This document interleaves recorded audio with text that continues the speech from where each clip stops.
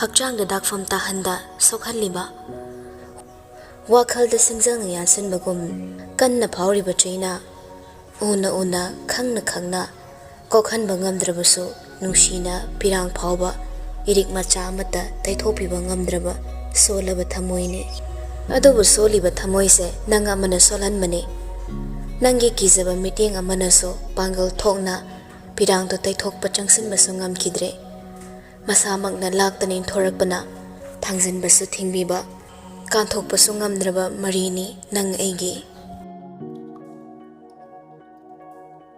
nungti numit khudingi mahaki wakhal khalluba mikuptana khangbagi pangal loibagum tattana wahallai kauthoklagi hena khalakpada ningsingbagi hena machak oirei pumnamakse nangi saktamna tainaba khak yaroi aigi thamoisigi sumaral chawna yauri aigi imitsi maral saruk tangkhai amani ningolna adumaina tawraga karamba anauba chaina amu hapka tawri angangsida nungsi pami hairaga maya phaktoga hu iliba misak amani nahak nang apaba natte nang aikhoi bemagidi khwaidigi matik chadaba nupani ningol nangi akanba wahaina aina kongna changmangamde magi mayaina kankibana ai kemta changde nongmagi magi saktam second amakha uwa fangnaba mainungda pungku mari chupna lupaga layu haraso ai ngamgani phirepa makha tari pumnamaksina maram oiraga aina pumnamak thoanba oina takre ningol pumnamak thamoigi mari tatnaramdabagine noina ibu sawi noina magi pirang sindhalle mangonda khak awaba pi haina adubu manaso aibu kainaba pamde ai leitrabadi masu hena kapkani aina chatkrabadi masu ka ngaunargani ma aigi mari tatnadri thamoigi maridi nangna fana laktuna faidatlabaso thatat pakaidongi dangamloi ningol leinariba phibam singduda phingatluba yarare khangmana masu taptharai phirepa nangna khoibe amaga lapnaba pamdabagi maram ai khangi adubu nangi nuksibado nangi nachase nangi nakutta sinaba numittudaso khradi hanthakini loina mak mangkidreso nang non silak likhai aikhoi adom mi chaifam oiraga leirani ngantana yumba lambida khong thangzilurabanina chahiga chanadaba maisa mayam amaso makok thakta haplaklabani aduga makhatana aikhoi magi awaba yingba ngamdre nangsu wakhal tadaba mi natre makhatana hanjin yam chaina roise bemana kappa bemana nokpa bemana waba nang no silakpagi mathausu tadre haiduna ningol phone thamkhre phirepa makha taba nangaudre awangwa pal anigi marakta chaptuna leiba misak amagum leiri hawjik suma damnana fangi magi matung illu yadre aduga asomdagina mamana pressure kanna pirakli magi izat yongano asina chingba phirepa tawpam khangdabagi makoktuda makhut anina kanna muktuna pairaga makhada phamtharai kho anida makhut khoningduna ngaklaga wari pumnamakto khangnabo anari makhut namana yotgi gartuda pena tok thomdatche chaina supau phaudima hena wabadum helai asuk chak prathamoido ubidaba khangbidaba mayamna mangonda hena warawa matau mayamsina ma khangmangamdre pendaba kayana nongmagi angawbo ehlai puba ngamdaba wakhalna nongmagi mathau kaurei yotte yesinkiba makhutto zar maksang angsindana murainana khamdirei adu pumnamaktu ma obanate ngayaktuda thamoida sak theklakliba omsaknaba mairido khangnaba angawbagum leiri gyan takidre somdaso tamnada ningolna thimi tamnasu apikpa phamungdagi kangthol machaduda Nangan ngatharaga makhong sangna tingthoklaga hipoi phamboi tawri. Ningolna machini haina loksing hapna bohonazai. Karigumbada phirepana nangidamak lepe haina nangna magi matung ilubada ahan bhakti nangi oiki haiba kanamtana khangbiroi. Nangbu aranba tahannaba soidana hotnarakani tamna. Sanga leitradi aranba hekta tahobani. Michang leitradi nehettuna thambirambani. Phirepana nangyumda pusinni. Mana nangbu mikup khudingi thadoktana thamba ngamloi. Ma leitaba sairakta nangonda kapsilakadaba hu taiba tenjai khudingmak nangna thaidoktuna chatpa ngamloi. Ngasi pena kaplabaso hojik ki punsisina yamna pharakani. Imasu masa khara kan khathore. Haying hangsiti Delhi gi phaba hospital amada kini treatment gi purani. Kap kadori bihidak to asomda puraga oina kapase haibana chattaba yaroi. Aduga amuk chatpada aidi yaudaba yaroi. Nang kaksidana thanda thanamdoise aini hena kiriba. Phirepamak nangangnaba wabane. Kai thokadrannane yam pakhale ai. Nangna marol ama. Iche imado ai hangaktra. Nangi phibam sida ima chana ukhradi kamai tawni. Aduna aina phanaba yana basilagane wapang ngangbane. Ima chana khangkradi phagala iba masase pukloi loidoribani. Layeng liba pumnamak arimba tarani. Ai sumagi manaktadi chatningi. Ado ai changarai. Imado mamit yamna thawbani. Kitangda uba yam kanmani. Imagi wa tokro. Ai kino maige. Nang phirepaga amuk hana unararoi. Maga naknaraga nang amuk hana aranba khongthang thangaroi haina aingonda hayo. Pakhom dumadi pikidre pakhom leitabra. Khallibani ngamdoribra ma. Ngamgani hairagana anam kanma mana karamba sakri amuk tawrakadoriba. Chakridu innabana ngamdoribra. Tawrakpani ngaida saurabaso ningai tawraktaba mikupta leta pam khangandribani. Phajin punsinbagi matam henkre thamoi anisiso. Adubu ma pakhomse sandokna pirubada machin hena saukini khangmana khumi. Hoi. Penpatra male amuka songi. Phajana khumuni. Iche aidi magi punsidagi kayarak hana lapthoklage khalle. Adubu khange kaihoba kanba mana hauradi nangsu pangthar isira. Nangi adugi phibam dudadi ayya matha sadore iche gi bema. Iche ahila ora imaga loinara chasira. Adusu yade ticket mamal yam tangi. Leitabani kitang loiraso mi amagi ticket mamal dunane nomui charge amakhak thihorso kana doiba. Aduga ima chaga nang uhanbasu yadri wari khangdri. Phatanungda thokradi kamai tawni. Amukaso asum nairi. Nang ngausinatana leramo. Ai doctor keke tanaba loiraga soidana yam thuna thorakani. Moina suhaibada hidak khak kapaginina yam kuirui haida. Ado nang lam helam nganu ko bema. Nathamo yamna haisingna warak charamo. Hoi. Hoi haini yang na khumlakliba pakhummakni. Ningol suklum lumbadi ngamde. Adubu thanam matari tamnase.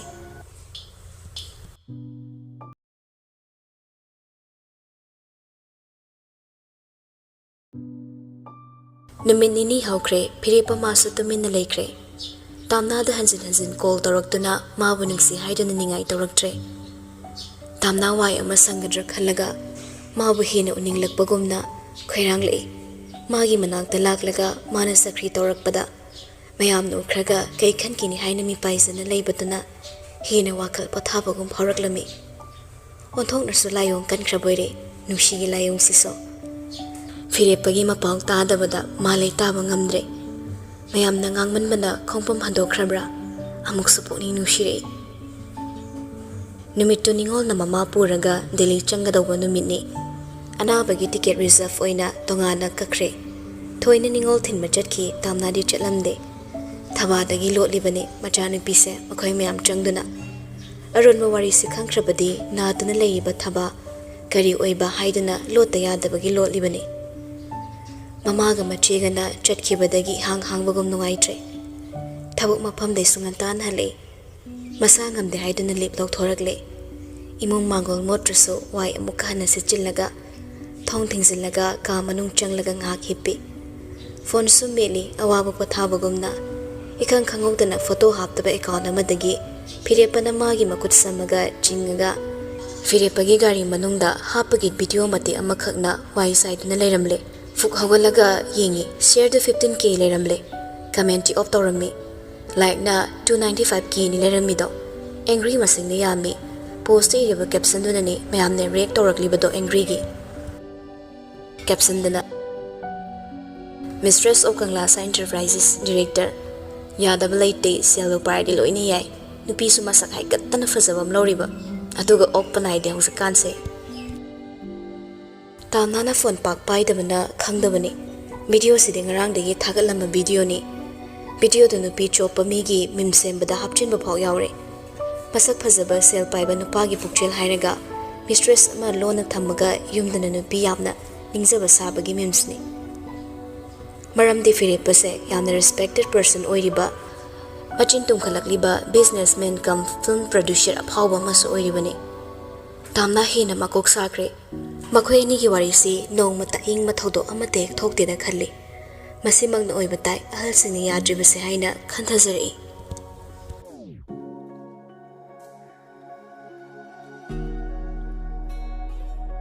amubi mamanabi magi machagi haizingpot yawbalai Haizingpon mafamda mamanabi singna achapot chaminari mamanabi singdudagi case kharada mangonda mating pangbiyu haizakiba mana chumba tawni haina yakidaba mamanabi amasu yauri amuktangdi haiduna masu khallibani tanja chare khanna mayam leiba marakta amubi nasanu padubu pawam tai sumrane amubi maithong maksinki mi singsina marol ama ngangning khraponi khut samnaraga chatlaga mistress ni hekta haiba yaba nati Adudi nupidubu kanano mamanabi amana amubi nangi ahanba namawdu natro adubo anidubu waloina khre haibadai amu hasinarabro kaino ne haisibo amubi nangi nasanu padubu nupi ani lonbro nasa haktaktasu achumba tawko migi imungdana lole haiba taaga nangi imungi thawdoktana kupsinba tawnu he phattiko afaba summa tawgadabane aikhoidi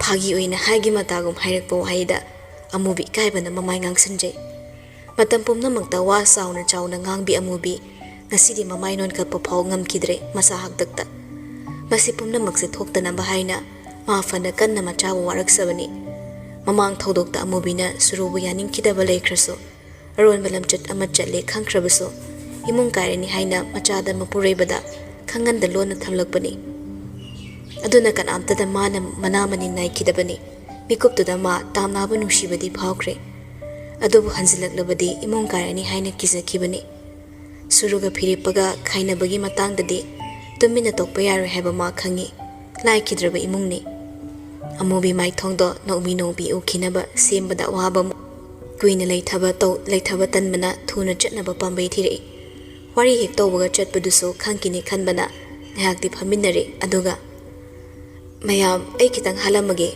asomda so haizingpon mafam mada changdo watliba mamanabi amana hoi amubi haizingpot ke chapo thopo kauramlaga thorakle ma thokibada tarasanu khanduna aina matamda ichana pase kallo izat mangba tari haidana haizababu yakide migi machanu pido nachanu pana phatraga manghala katra hina aduga magi imungi wari ni izat kandaba yati kaina kupsinna matawza sari sel pairebanina manamanin phokna heknaina bangamdene nungai da ko moyi punsi se amubi tawi ikai kaina thoglei gari da ka khalaga thawba horakle ma tapna masagi maral maye khangsing sengak na ubangam lei masagi maral maye senglak padaso ma tamna banu shibe helei ma kaplei mamau buni shinglaga nong naga chubane traffic jam suthoi lamna sukhara lapaga namidanga oire masana gari thawbado khitang di khawtak jai mamani bisingdun hairakpane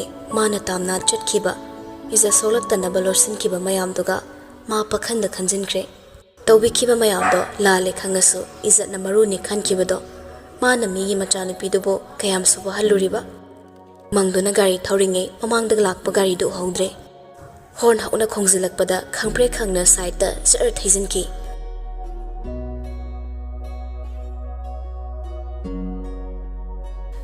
somdana fana thenglapho magi nupi halaktabaduda kokila sumangolomda thori gelomda yingna onthongna su thengida magi ngasi khongchatsibo Matomtanina kuirakloi hairamlaga masigi nupisina tawrisibu.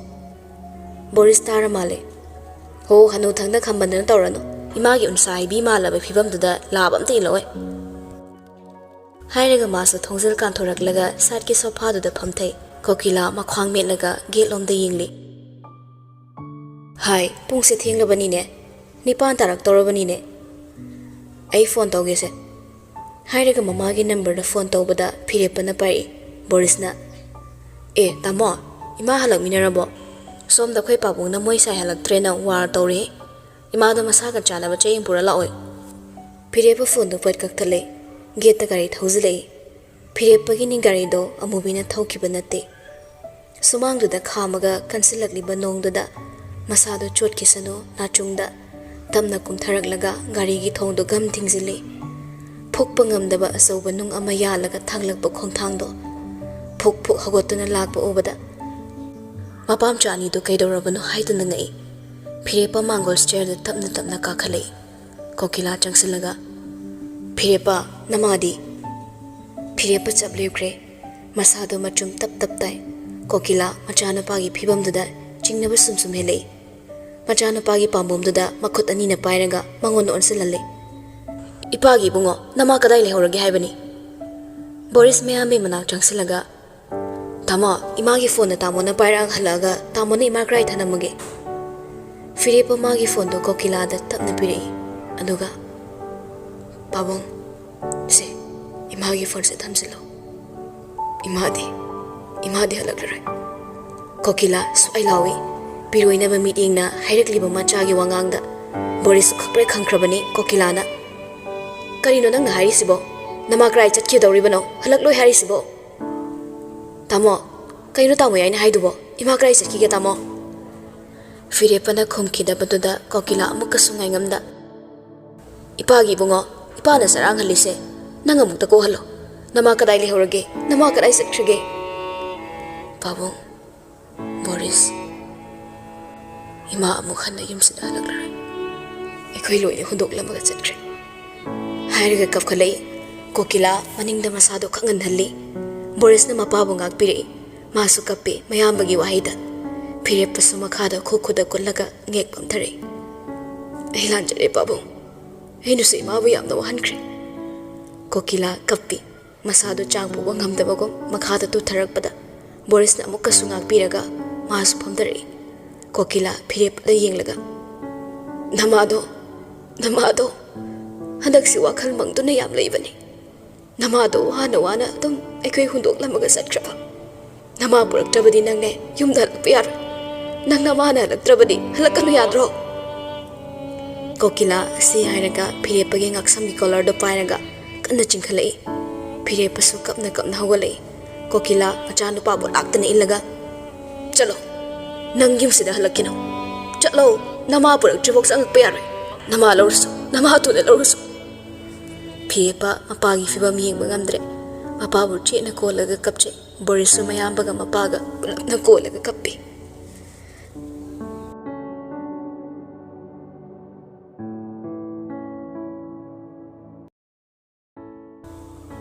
Mathangi namini tamna manembok leitre haba pau tare. Chaninglaba suma upai leramde. Macheda haidoktabi lona chatsira khalli. Sanskar domadi masi yauba yaroidabana ma tapna chalasira amuk khalli. Adubu mapidomadi tap tarakpadagi mapung phana kapkre. Manem ibemado mabu suknungshide haibadi khak yaroi. Magi chanaba magi kari waliba. Driver thazalaklaga adum hangsabani lona. Magi haibabu mayam mamangda isat yaudaba imung ama oihaningdaba asi khaktangni. Isat yamna pamzaba mina wangang phamthamaningdaba manemni. Tamna manembu phangkidrabaso thoida phone toraga animakto Phirepa hoida lakle. Phirepa hoida yorakpado pung ani tadoramle. Roiba mathau mangamsu pangthokpa loiramle. Adubu mi lakpadi lepte. Gate gari khamaga changakpada suru phone taunaraga thorakpaga mapa chanana thenere. Suru sakpam honglaga gamgam changsile. Mamangdude lepsilaga. Nang sida kaidobano laise. Ngarang nahantasu irang thokanda ngairi. Ngasina mung mayam mamangsida karamba irang sagatke haibano. Imana leikidabagi maram nang khangbra. Nakhoi ni aron mamari duda sebak phakibadagi ikai manmana tension amada gari thorakpada soikibani.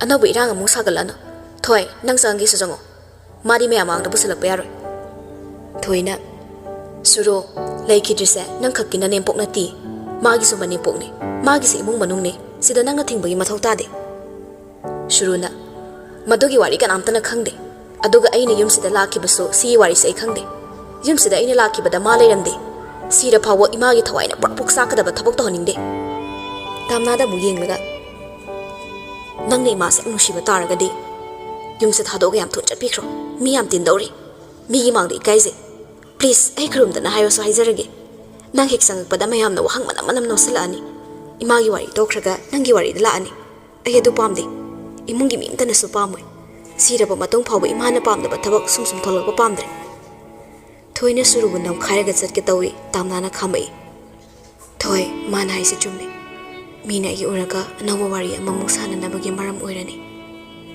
ꯃꯐꯝꯁꯤꯗ ꯑꯇꯣꯞꯄ ꯋꯥꯔꯤ ꯑꯃꯒꯤ ꯅꯩꯅꯐꯝ ꯑꯣꯏꯍꯟꯕ ꯆꯨꯝꯗ꯭ꯔꯦ ꯅꯪ ꯆꯪꯊꯣꯛꯑꯝꯃꯣ ꯑꯩ ꯒꯥꯔꯤꯗ ꯉꯥꯏꯔꯝꯃꯒꯦ ꯊꯣꯏ ꯁꯨꯔꯨꯗ ꯁꯥꯎꯔꯞ ꯌꯦꯡꯂꯒ ꯇꯥꯝꯅꯥꯅ ꯊꯣꯛꯈꯤꯕꯗꯨꯒꯤ ꯃꯇꯨꯡ ꯏꯟꯅꯈ꯭ꯔꯦ ꯃꯥꯁꯨ ꯆꯪꯉꯝꯗ꯭ꯔꯦ ꯁꯨꯔꯨ ꯃꯥꯅ ꯆꯥꯎꯔꯦ ꯍꯥꯏꯕꯒꯤ ꯃꯉꯛ ꯊꯥꯡꯒꯠꯂꯒ ꯅꯥꯄꯜ ꯀꯥꯔꯒ ꯌꯦꯡꯍꯧꯏ ꯊꯣꯏꯁꯨ ꯇꯥꯝꯅꯥ ꯊꯅꯝꯂꯒ ꯆꯪꯕ ꯅꯨꯡꯉꯥꯏꯇꯕꯒꯤ ꯅꯣꯡꯉꯥꯜꯂꯒ ꯑꯣꯏꯅ ꯃꯥ ꯆꯠꯂꯒꯦ ꯍꯥꯏꯗꯨꯅ ꯂꯥꯛꯃꯤꯟꯅꯔꯦ ꯇꯥꯝꯅꯥ ꯃꯌꯨꯝꯐꯥꯎ ꯊꯤꯟꯖꯤꯜꯂꯝꯂꯒ ꯍꯟꯈ꯭ꯔꯦ ꯀꯔꯤꯒꯨꯝꯕꯗ ꯅꯝꯗꯨꯅ ꯇꯥꯝꯅꯥ ꯆꯪꯂꯨꯔꯕꯁꯨ ꯂꯥꯛꯂꯤꯕ ꯃꯌꯥꯝꯒꯤ ꯀꯨꯝꯍꯩ ꯑꯃꯗꯤ ꯁꯣꯏꯗꯅ ꯑꯣꯏꯔꯅꯤ ꯃꯥꯕꯨ ꯑꯈꯪꯕꯁꯤꯡ ꯃꯥꯕꯨ ꯈꯪꯗꯕꯁꯤꯡꯒꯤ ꯋꯥꯔꯤ ꯅꯩꯅꯐꯝ ꯑꯣꯏꯅ ꯊꯣꯛꯂꯅꯤ ꯑꯗꯨꯅ ꯃꯥ ꯆꯪꯉꯨꯗꯕꯅ ꯐꯔꯦꯁꯨ ꯈꯜꯂꯛꯄꯅꯤ ꯇꯥꯝꯅꯥꯅ ꯍꯜꯂꯛꯄꯗ ꯊꯪꯅꯕꯒꯤ ꯃꯈꯨꯔꯥ ꯑꯍꯜꯗꯨꯁꯨ ꯒꯥꯔꯤ ꯃꯈꯣꯜꯗꯨꯗ ꯑꯣꯏꯔ ꯃꯥꯜꯂꯦ ꯊꯣꯡꯅꯥꯎ ꯍꯥꯡꯗꯣꯔꯛꯂꯒ ꯇꯥꯝꯅꯥ ꯍꯜꯂꯛꯂꯕ꯭ꯔꯥ ꯍꯣꯏ ꯃꯥꯃꯥ ꯐꯔꯦ ꯐꯔꯦ ꯄꯣꯊꯥꯔꯣ ꯅꯣꯡꯁꯨ ꯀꯟꯁꯤꯜꯂꯛꯇꯧ ꯃꯥꯜꯂꯦ ꯆꯥꯛꯀ ꯉꯟꯅ ꯆꯥꯊꯣꯛꯑꯒꯅꯦ ꯉꯟꯇꯥꯅ ꯄꯣꯊꯥꯔꯣ ꯍꯣꯔꯦꯟꯅꯦ ꯅꯇꯣꯝꯇ ꯇꯨꯝꯕ ꯅꯨꯡꯉꯥꯏꯇ꯭ꯔꯒꯅ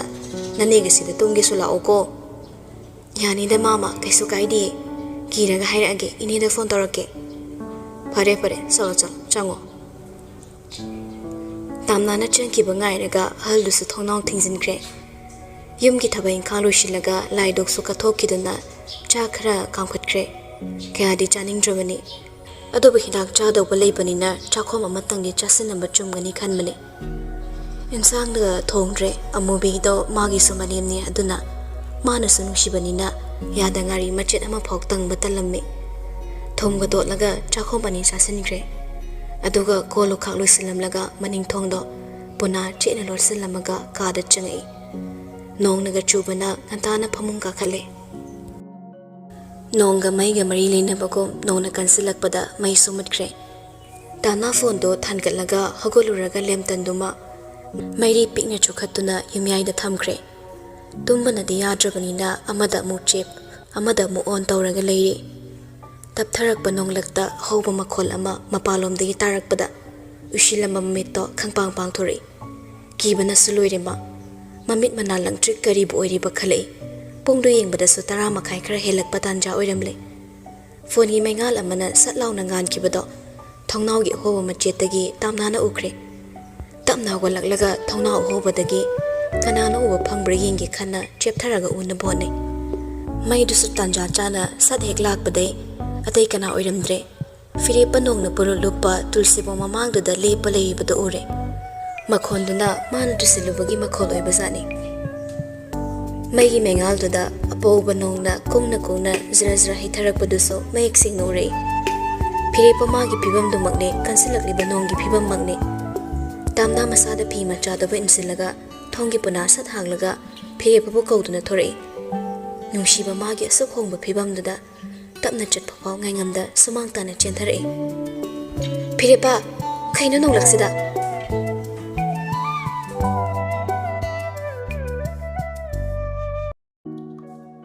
ꯃꯥꯂꯪꯕꯅ ꯍꯣꯝꯗꯨꯅ ꯄꯨꯔꯛꯏ ꯅꯪꯒꯤ ꯁꯥꯍꯨꯝ ꯑꯃ ꯍꯛꯆꯥꯡꯗ ꯇꯨ ꯆꯨꯡꯅ ꯇꯥꯟꯅꯔꯨꯏ ꯅꯪꯒꯤ ꯃꯥꯏꯀꯩ ꯇꯝꯅ ꯅꯦꯠꯂꯨꯒꯅꯤ ꯇꯤꯡꯈꯪ ꯂꯝꯍꯥꯡꯂꯒꯅꯤ ꯂꯝꯕꯤ ꯀꯤꯔꯨꯕ ꯂꯩꯇꯦ ꯍꯛꯆꯥꯡꯗ ꯁꯣꯛꯂꯤꯕ ꯗꯥꯛꯐꯝꯁꯤꯡꯁꯤꯒꯤ ꯍꯤꯗꯥꯛ ꯑꯣꯏꯔꯦ ꯅꯪꯒꯤ ꯁꯛꯇꯝꯅ ꯊꯤꯔꯤꯕꯅꯤ ꯅꯨꯡꯁꯤꯕꯒꯤ ꯑꯣꯃꯣꯔ ꯄꯥꯝꯕꯤ ꯍꯧꯔꯝꯂꯦ ꯅꯪꯒꯤ ꯊꯃꯣꯏꯗ ꯀꯔꯝ ꯇꯧꯅ ꯍꯦꯛꯁꯤꯕ ꯐꯤꯔꯦꯞꯄ ꯃꯐꯝꯁꯤꯗ ꯂꯥꯛꯂꯤꯕꯁꯤ ꯃꯥꯒꯤ ꯊꯃꯣꯏ ꯄꯨꯕ ꯊꯥꯡꯕ ꯉꯝꯗꯅ ꯀꯥꯏꯈ꯭ꯔꯕꯅꯤ ꯃꯃꯥꯅ ꯑꯔꯣꯏꯕ ꯃꯤꯠ ꯎꯏꯁꯤꯜꯂꯝꯗꯥꯏ ꯍꯥꯏꯔꯝꯃꯤ ꯅꯥꯁꯣꯟ ꯄꯤꯛꯅ ꯃꯉꯣꯟꯗ ꯏꯃꯥꯒꯤ ꯏꯕꯨꯡꯉꯣ ꯏꯃꯥ ꯂꯥꯟꯈ꯭ꯔꯦ ꯑꯗꯨꯕꯨ ꯍꯥꯏꯍꯧꯗ꯭ꯔꯦ ꯃꯥꯅꯗꯤ ꯏꯃꯥ ꯑꯩꯁꯨ ꯂꯥꯟꯈ꯭ꯔꯦ ꯏꯃꯥꯒꯤ ꯃꯐꯝꯗ ꯁꯪꯁꯀꯥꯔ ꯂꯣꯏꯈ꯭ꯔꯕ ꯇꯨꯡꯗ ꯃꯃꯥꯒꯤ ꯑꯗꯨꯛ ꯅꯨꯡꯁꯤꯕ ꯋꯥꯍꯩꯗꯣ ꯅꯥꯀꯣꯡꯗ ꯅꯤꯟꯗꯨꯅ ꯇꯥꯔꯛꯄꯅ ꯃꯥ ꯈꯥꯡꯕ ꯂꯥꯛꯄ ꯉꯝꯗꯕ ꯊꯃꯣꯏ ꯀꯥꯏꯔꯔꯦ ꯄꯣꯊꯥꯐꯝ ꯈꯪꯗ꯭ꯔꯦ ꯇꯥꯝꯅꯥꯅ ꯍꯦꯛ ꯃꯥꯒꯤ ꯃꯅꯥꯛ ꯆꯪꯁꯤꯜꯂꯛꯄꯒ ꯐꯤꯔꯦꯞ ꯑꯃꯁꯨ ꯃꯥꯕꯨ ꯉꯥꯛꯄꯤꯗꯧꯕ ꯃꯤꯁꯛ ꯑꯃ ꯃꯃꯥꯡꯗ ꯂꯦꯞꯄꯔꯦ ꯃꯥꯕꯨ ꯉꯥꯛꯄꯤꯅꯕ ꯉꯥꯏꯗꯨꯅ ꯂꯩꯔꯦ ꯃꯇꯧꯒꯨꯝꯅ ꯃꯁꯥꯗꯨ ꯁꯔꯨ ꯑꯃꯠꯇ ꯌꯥꯎꯗꯕꯒꯨꯝ ꯐꯗ꯭ꯔꯥꯛ ꯇꯥꯗꯨꯅ ꯇꯨꯊꯔꯛꯂꯦ ꯇꯥꯝꯅꯥ ꯐꯤꯔꯦꯞ ꯃꯥꯕꯨ ꯏꯈꯪ ꯈꯪꯅ ꯄꯥꯏꯁꯤꯜꯂꯒ ꯉꯥꯛꯄꯤꯔꯛꯏ ꯑꯗꯨꯕꯨ ꯃꯥꯅꯁꯨ ꯉꯥꯛꯄ ꯉꯝꯗꯕꯅ ꯃꯥꯁꯨ ꯌꯥꯎꯅ ꯐꯝꯊꯔꯛꯂꯦ ꯂꯩꯃꯥꯏꯗ ꯑꯅꯤꯃꯛꯇꯨ ꯄꯨꯂꯞꯅ ꯐꯝꯊꯃꯤꯟꯅꯩ ꯅꯣꯡꯅ ꯄꯨꯝꯊꯨꯝ ꯊꯨꯝꯂꯕ ꯁꯨꯃꯥꯡ ꯃꯌꯥꯏꯗꯨꯗ ꯇꯥꯝꯅꯥ ꯃꯈꯨ ꯂꯩꯃꯥꯏꯗ ꯉꯥꯛꯂꯒ ꯐꯤꯔꯦꯞ ꯃꯥꯒꯤ ꯑꯁꯨꯛ ꯀꯥꯏꯕ ꯐꯤꯕꯝꯗꯨꯗ ꯍꯦꯟꯅ ꯀꯞꯆ ꯀꯩꯅꯣ ꯑꯍꯤꯡ ꯅꯣꯡꯌꯥꯏꯁꯤꯗ ꯑꯁꯨꯛ ꯌꯥꯝ ꯊꯦꯡꯂꯀꯥꯟꯁꯤꯗ ꯅꯪꯅ ꯇꯧꯔꯤꯁꯦ ꯀꯩꯅꯣ ꯅꯪꯕꯨ ꯉꯥꯎꯔꯕ꯭ꯔꯣ ꯀꯩꯅꯣ ꯅꯪ ꯇꯧꯔꯤꯁꯦ ꯐꯤꯔꯦꯞꯄ ꯐꯤꯔꯦꯞꯄ ꯃꯈꯣꯡ ꯅꯥꯝ ꯑꯃ ꯁꯥꯡꯅ ꯇꯤꯡꯊꯣꯛꯏ ꯅꯥꯝ ꯑꯃꯅ ꯀꯣꯟꯁꯤꯜꯂꯒ ꯃꯈꯨꯠ ꯑꯅꯤ ꯆꯪꯗꯨꯅ ꯇꯥꯝꯅꯥꯒꯤ ꯃꯈ꯭ꯋꯥꯡꯗꯨꯗ ꯇꯥꯞ ꯀꯣꯟꯁꯤꯜꯂꯛꯏ ꯑꯗꯨꯒ ꯑꯄꯤꯛꯄ ꯑꯉꯥꯡꯒꯨꯝꯅ ꯇꯥꯝꯅꯥꯗ ꯎꯞꯁꯤꯟꯗꯨꯅ ꯀꯞꯄꯒ ꯂꯩꯈ꯭ꯔꯦ ꯇꯥꯝꯅꯥ ꯃꯥꯁꯨ ꯇꯞꯅ ꯐꯤꯔꯦꯞꯄꯒꯤ ꯃꯀꯣꯛꯇ ꯅꯥꯟꯊꯕꯤꯔꯛꯏ ꯐꯤꯔꯦꯞꯄꯅ ꯁꯥꯔꯤꯕ ꯀꯣꯛ ꯋꯥꯔꯤꯕ ꯄꯨꯝꯅꯃꯛ ꯂꯣꯏꯅꯃꯛ ꯈꯪꯗ꯭ꯔꯕꯁꯨ ꯈꯔ ꯃꯈꯩꯗꯤ ꯈꯪꯉꯤ ꯄꯨꯂꯞꯅ ꯍꯦꯛ ꯆꯣꯠꯃꯤꯟꯅꯔꯦ ꯅꯣꯡꯂꯛꯇꯨꯗ ꯑꯅꯤꯃꯛꯇꯣ ꯌꯦꯡꯕ ꯉꯝꯗꯕ ꯎꯍꯩꯗꯕ ꯐꯤꯔꯦꯞꯄꯒꯤ ꯐꯤꯕꯝꯅ ꯃꯥꯁꯨ ꯀꯞꯊꯣꯛꯂꯦ ꯇꯥꯝꯅꯥ ꯑꯩ ꯌꯥꯝ ꯋꯥꯔꯦ ꯇꯥꯝꯅꯥ ꯑꯩꯁꯦ ꯌꯥꯝ ꯋꯥꯔꯦ ꯑꯩ ꯂꯩꯁꯤꯗꯤ ꯅꯪꯒꯤ ꯑꯋꯥꯕꯗꯣ ꯑꯩꯁꯨ ꯁꯔꯨꯛ ꯌꯥꯒꯦ ꯅꯪꯅ ꯀꯞꯄꯁꯦ ꯑꯩ ꯌꯦꯡꯅꯤꯡꯗꯤꯌꯦ ꯅꯪꯗꯤ ꯁꯥꯎꯔꯒꯇ ꯂꯩꯕꯅꯁꯨ ꯄꯛꯆꯩ ꯅꯪꯗꯤ ꯑꯩꯉꯣꯟꯗ ꯐꯥꯒꯤ ꯇꯧꯔꯒ ꯀꯔꯦꯝꯀ ꯊꯥꯏꯅꯕꯗꯨꯅ ꯍꯦꯟꯅ ꯅꯪ ꯃꯥꯜꯂꯦ ꯅꯪꯅ ꯀꯞꯄꯁꯤꯗꯤ ꯅꯪꯉꯣꯟꯗ ꯌꯥꯝ ꯄꯛꯆꯗꯦ ꯐꯤꯔꯦꯞꯄ ꯍꯦꯟꯅ ꯆꯦꯠꯅ ꯇꯥꯝꯅꯥꯗ ꯀꯣꯟꯁꯤꯜꯂꯒ ꯂꯩꯈ꯭ꯔꯦ ꯑꯁꯨꯝꯅ ꯃꯤꯀꯨꯞ ꯈꯔ ꯂꯩꯔꯕ ꯇꯨꯡ ꯐꯤꯔꯦꯞꯄꯅ ꯈꯣꯟꯖꯦꯜ ꯊꯣꯛꯈꯤꯗ꯭ꯔꯕ ꯃꯇꯨꯡ ꯇꯥꯝꯅꯥ ꯐꯤꯔꯦꯞꯄꯕꯨ ꯃꯁꯥꯗꯒꯤ ꯂꯧꯊꯣꯔꯛꯂꯒ ꯃꯈꯨꯠ ꯑꯅꯤ ꯆꯪꯅ ꯆꯨꯕꯥꯟ ꯅꯥꯀꯟꯗ ꯄꯥꯏꯔꯒ ꯃꯤꯠꯆꯥꯟꯅꯅ ꯀꯩꯗꯧꯔꯒꯦ ꯅꯪ ꯀꯩꯗꯧꯔꯒꯦ ꯄꯨꯝꯅꯃꯛꯁꯦ ꯑꯩꯅ ꯂꯣꯏꯅ ꯊꯣꯛꯍꯟꯕꯅꯤ ꯄꯥꯕꯨꯡꯅ ꯋꯥꯕ ꯕꯣꯔꯤꯁꯅ ꯀꯞꯄ ꯑꯩ ꯌꯦꯡꯕ ꯉꯝꯗ꯭ꯔꯦ ꯅꯣꯏ ꯃꯌꯥꯝꯒꯤ ꯁꯛꯇꯝ ꯎꯔꯒ ꯑꯩ ꯃꯤꯀꯨꯞ ꯑꯃꯠꯇꯁꯨ ꯄꯣꯊꯥꯕ ꯉꯝꯗ꯭ꯔꯦ ꯑꯩꯁꯦ ꯄꯣꯛꯂꯝꯗ꯭ꯔꯕꯗꯤ ꯏꯃꯥꯁꯨ ꯂꯥꯏꯕꯛ ꯊꯤꯔꯝꯂꯣꯏ ꯑꯩꯅ ꯏꯃꯥꯕꯨꯁꯨ ꯂꯥꯏꯔꯩꯕꯥꯛ ꯊꯨꯅ ꯌꯧꯈꯤꯅꯕ ꯀꯩꯔꯥꯛ ꯁꯥꯕꯤꯔꯒ ꯂꯩꯔꯝꯂꯦ ꯍꯥꯏꯌꯨꯅꯦ ꯑꯩꯁꯤꯕꯨ ꯐꯔꯤꯕ꯭ꯔꯥ ꯑꯩꯁꯦ ꯂꯩꯔꯝꯗ꯭ꯔꯗꯤ ꯀꯅꯥꯝꯇ ꯋꯥꯔꯝꯃꯣꯏ ꯅꯪꯁꯨ ꯏꯃꯥꯁꯨ ꯕꯣꯔꯤꯁꯁꯨ ꯄꯥꯕꯨꯡꯁꯨ ꯀꯅꯥꯝꯇ ꯋꯥꯔꯝꯃꯣꯏ ꯈꯨꯗꯤꯡꯃꯛ ꯋꯥꯔꯝꯂꯣꯏꯗꯕꯅꯤ ꯇꯥꯝꯅꯥ ꯇꯞꯅ ꯐꯤꯔꯦꯞꯄꯕꯨ ꯊꯦꯝꯂꯛꯏ ꯏꯃꯥꯁꯨ ꯃꯥꯒꯤ ꯃꯇꯝ ꯂꯣꯏꯔꯒ ꯆꯠꯈꯤꯕꯅꯤ ꯅꯪꯅ ꯊꯣꯛꯍꯟꯕ ꯅꯠꯇꯦ ꯅꯪ ꯂꯩꯔꯝꯗ꯭ꯔꯗꯤ ꯑꯩꯁꯨ ꯅꯨꯡꯁꯤꯕ ꯃꯁꯛ ꯈꯪꯂꯝꯃꯣꯏ ꯑꯗꯨꯒ ꯅꯪ ꯂꯩꯔꯝꯕꯒꯤꯅꯦ ꯑꯩꯅ ꯍꯤꯡꯕꯒꯤ ꯃꯔꯝꯁꯨ ꯐꯪꯕꯅꯤ ꯑꯩꯅ ꯄꯨꯟꯁꯤꯗ ꯃꯆꯨ ꯊꯣꯛꯅ ꯍꯤꯡꯕ ꯉꯝꯕꯅꯤ ꯑꯩꯅ ꯋꯥꯍꯜꯂꯤꯕ ꯅꯪꯕꯨ ꯑꯩꯗꯤ ꯃꯤ ꯈꯨꯗꯤꯡꯃꯛ ꯋꯥꯍꯟꯕꯈꯛ ꯍꯩꯕꯅꯤ ꯑꯩ ꯑꯣꯏꯅ ꯁꯤꯈ꯭ꯔꯁꯤꯔꯥ ꯑꯩ ꯁꯤꯈ꯭ꯔꯣꯔꯥ ꯇꯥꯝꯅꯥ ꯐꯤꯔꯦꯞꯄꯒꯤ ꯂꯦꯡꯖꯨꯝꯗ ꯄꯥꯏꯔꯒ ꯀꯩꯅꯣ ꯅꯪ ꯉꯥꯎꯔꯕꯣ ꯀꯩꯒꯤ ꯍꯩꯗꯕ ꯍꯥꯏꯔꯤꯅꯣ ꯍꯧꯒꯠꯂꯨꯁꯦ ꯃꯅꯨꯡ ꯆꯪꯉꯁꯤ ꯂꯥꯛꯑꯣ ꯅꯪꯅ ꯂꯣꯏ ꯆꯣꯠꯂꯦꯕ ꯅꯣꯡꯁꯦ ꯌꯥꯝ ꯀꯟꯁꯤꯜꯂꯛꯏ ꯍꯧꯒꯠꯂꯣꯕ ꯍꯥꯏꯗꯨꯅ ꯇꯥꯝꯅꯥꯅ ꯐꯤꯔꯦꯞꯄꯕꯨ ꯆꯤꯡꯈꯠꯂꯛꯂꯦ ꯃꯥꯁꯨ ꯇꯞꯅ ꯁꯣꯟꯅ ꯍꯧꯒꯠꯂꯛꯏ ꯏꯁꯣꯟ ꯁꯣꯟꯅ ꯄꯥꯡꯒꯜ ꯌꯥꯎꯗ ꯇꯥꯝꯅꯥꯗ ꯁꯧꯔꯒ ꯃꯥꯡꯒꯣꯜ ꯀꯥꯈꯠꯂꯛꯂꯦ ꯐꯤꯔꯦꯞꯄꯕꯨ ꯏꯃꯨꯡꯗ ꯄꯨꯁꯤꯜꯂꯛꯏ ꯃꯥꯒꯤ ꯀꯥꯗ ꯁꯝꯗꯨꯅ ꯆꯪꯃꯤꯟꯅꯔꯛꯏ ꯃꯆꯨꯝ ꯇꯞ ꯇꯥꯔꯤꯕ ꯐꯤꯔꯦꯞꯄ ꯃꯥꯒꯤ ꯃꯁꯥꯗꯣ ꯇꯩꯊꯣꯛꯅꯕ ꯍꯥꯏꯗꯨꯅ ꯐꯤꯌꯥꯟꯈꯣꯛꯇꯒꯤ ꯑꯀꯪꯕ ꯇꯥꯋꯦꯜꯗꯨꯃ ꯂꯧꯊꯔꯛꯂꯒ ꯐꯤꯔꯦꯞꯄꯒꯤ ꯃꯁꯝꯗꯨ ꯇꯩꯊꯣꯛꯄꯤꯔꯛꯏ ꯃꯃꯥꯏ ꯉꯛꯁꯝꯗꯨꯁꯨ ꯇꯞꯅ ꯊꯣꯛꯏ ꯐꯤꯔꯦꯞꯄ ꯇꯥꯋꯦꯜꯗꯣ ꯇꯥꯝꯅꯥꯗꯒꯤ ꯇꯞꯅ ꯂꯧꯔꯒ ꯑꯩ ꯇꯩꯊꯣꯛꯀꯦ ꯅꯪꯁꯨ ꯂꯣꯏ ꯆꯣꯠꯂꯦ ꯐꯤ ꯍꯣꯡꯉꯨꯔꯣ ꯇꯥꯝꯅꯥ ꯐꯤꯔꯦꯞꯄꯗ ꯆꯤꯡꯅꯅ ꯌꯦꯡꯉꯤ ꯌꯥꯅꯤꯌꯦ ꯑꯩ ꯀꯣꯟꯅ ꯍꯣꯡꯂꯒꯦ ꯑꯩ ꯀꯩꯁꯨ ꯇꯧꯗꯤꯌꯦ ꯁꯦ ꯇꯩꯊꯣꯛꯑꯝꯃꯣ ꯑꯩ ꯐꯨꯔꯤꯠ ꯅꯪꯅ ꯍꯣꯡꯕ ꯌꯥꯕ ꯊꯤꯔꯛꯀꯦ ꯑꯩꯈꯣꯏ ꯄꯥꯕꯨꯡꯒꯤ ꯑꯆꯧꯕ ꯅꯪꯅ ꯍꯣꯡꯕ ꯌꯥꯗꯧꯕ ꯌꯥꯎꯕ꯭ꯔꯥ ꯌꯦꯡꯒꯦ ꯍꯥꯏꯔꯝꯂꯒ ꯇꯥꯝꯅꯥ ꯀꯥꯗꯨꯗꯒꯤ ꯊꯣꯔꯛꯏ ꯍꯥꯡꯗꯣꯛꯂꯤꯕ ꯊꯣꯡꯗꯨꯁꯨ ꯄꯣꯅꯥ ꯊꯥꯖꯤꯟꯈ꯭ꯔꯦ ꯑꯗꯨꯒ ꯑꯃꯨꯛ ꯆꯪꯉꯛꯇꯨꯅ ꯐꯤꯌꯥꯟꯗꯒꯤ ꯃꯥꯅ ꯍꯣꯡꯅꯕ ꯐꯤ ꯐꯅꯦꯛ ꯂꯧꯔꯒ ꯊꯣꯔꯛꯏ ꯃꯆꯦꯅ ꯇꯨꯝꯕ ꯃꯃꯥꯒꯤ ꯀꯥꯗꯨꯗ ꯆꯪꯉꯛꯂꯒ ꯃꯐꯤ ꯍꯣꯡꯈ꯭ꯔꯦ ꯑꯜꯃꯤꯔꯥ ꯎꯄꯨ ꯃꯆꯥ ꯑꯃ ꯂꯩꯔꯤꯕꯗꯣ ꯍꯥꯡꯗꯣꯛꯏ ꯃꯄꯥꯒꯤ ꯐꯨꯔꯤꯠ ꯐꯤ ꯊꯝꯕꯗꯨꯗꯒꯤ ꯐꯨꯔꯤꯠ ꯑꯃ ꯂꯧꯊꯣꯔꯛꯂꯦ ꯈꯔ ꯆꯥꯎꯕ ꯑꯃ ꯈꯜꯂꯒ ꯑꯗꯨ ꯄꯥꯏꯗꯨꯅ ꯀꯥꯗ ꯑꯃꯨꯛ ꯆꯪꯉꯛꯏ Firepa achotpa dress tuga phamangduda lepaga mamai ngaksam makok tawelduna taithoklami. Tamna su changsilaklaga firepada furit topi. Si chabra yengo natradi ingsilaklani. Firepa su lawkre. Tamna su phiyandagi ising chup tawba langzamgi machaduna achotpa makok to mirror apikpa machadagi mamangda lepaga yengni taithoklami. Kadusu yamna pi. Pamung machadumaga fiyandumaga thambada space kaya hanglamde ichin chilli ifun fulli. Firepa su koy leileraga yenglamlaga aroiba meeting do tamnada tarai. Maning onthoklaga lepanina tungdu khaktani mana uba. Ngaksang maida samlangdigi tarakpa nonglikna tapna tapna nantharakpadusu ui. Isang sangba masamdo kanganna buhonaribadunda mamit kyupte ma yengba. Khongdagi yengkhalakpada maithong utrabasu mabusu matpani.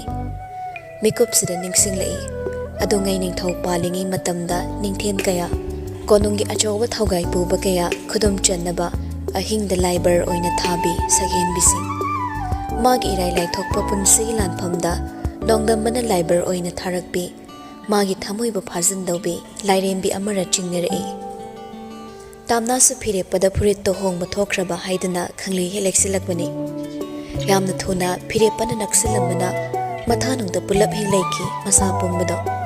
Firepa masu tamnagi makhwangduda ikhang khango mamit khap inak nang namichane ngasin ihan hanmani asuk nakna lepminaba.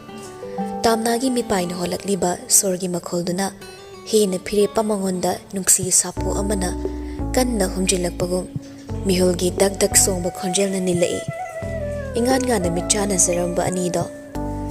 Khamut mutkiba maiduda firepa magi thabakta ikhang khangna tamna makhut ani paisilai. Tamthiba apam nungsigi ihulni nongleiga bo pangkhak oi hainaribani. Asuk pamjaba asuk nungsiba mahaktuna manakta nakna leptuna tathak michana khibada karamna mamichoiba ngamluni.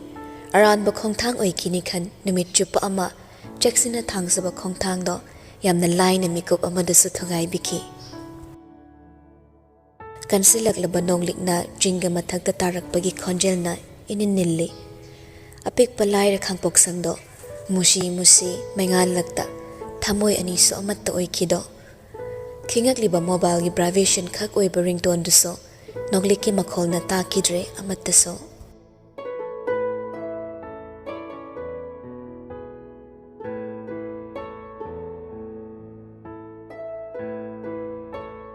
Firepana saksa tringi thokhranga hozik phawba halaktabaduda leiba yaramde. Phone phangi paidabane tamnagi manaktabu chatlamgadra haina asawbada loikrabane. Tamna ne hek moi anigi marakta lakhibadagi ahing phawwa ma ithina pothadre.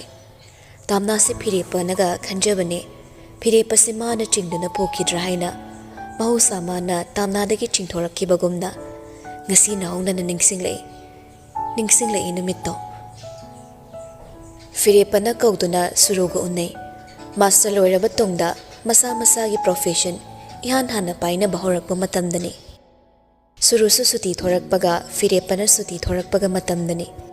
Shuru firepana unasi pakna hairaktraga ikhang khangawdana hairakpaduda harauzarami achauba sa magani laklibase.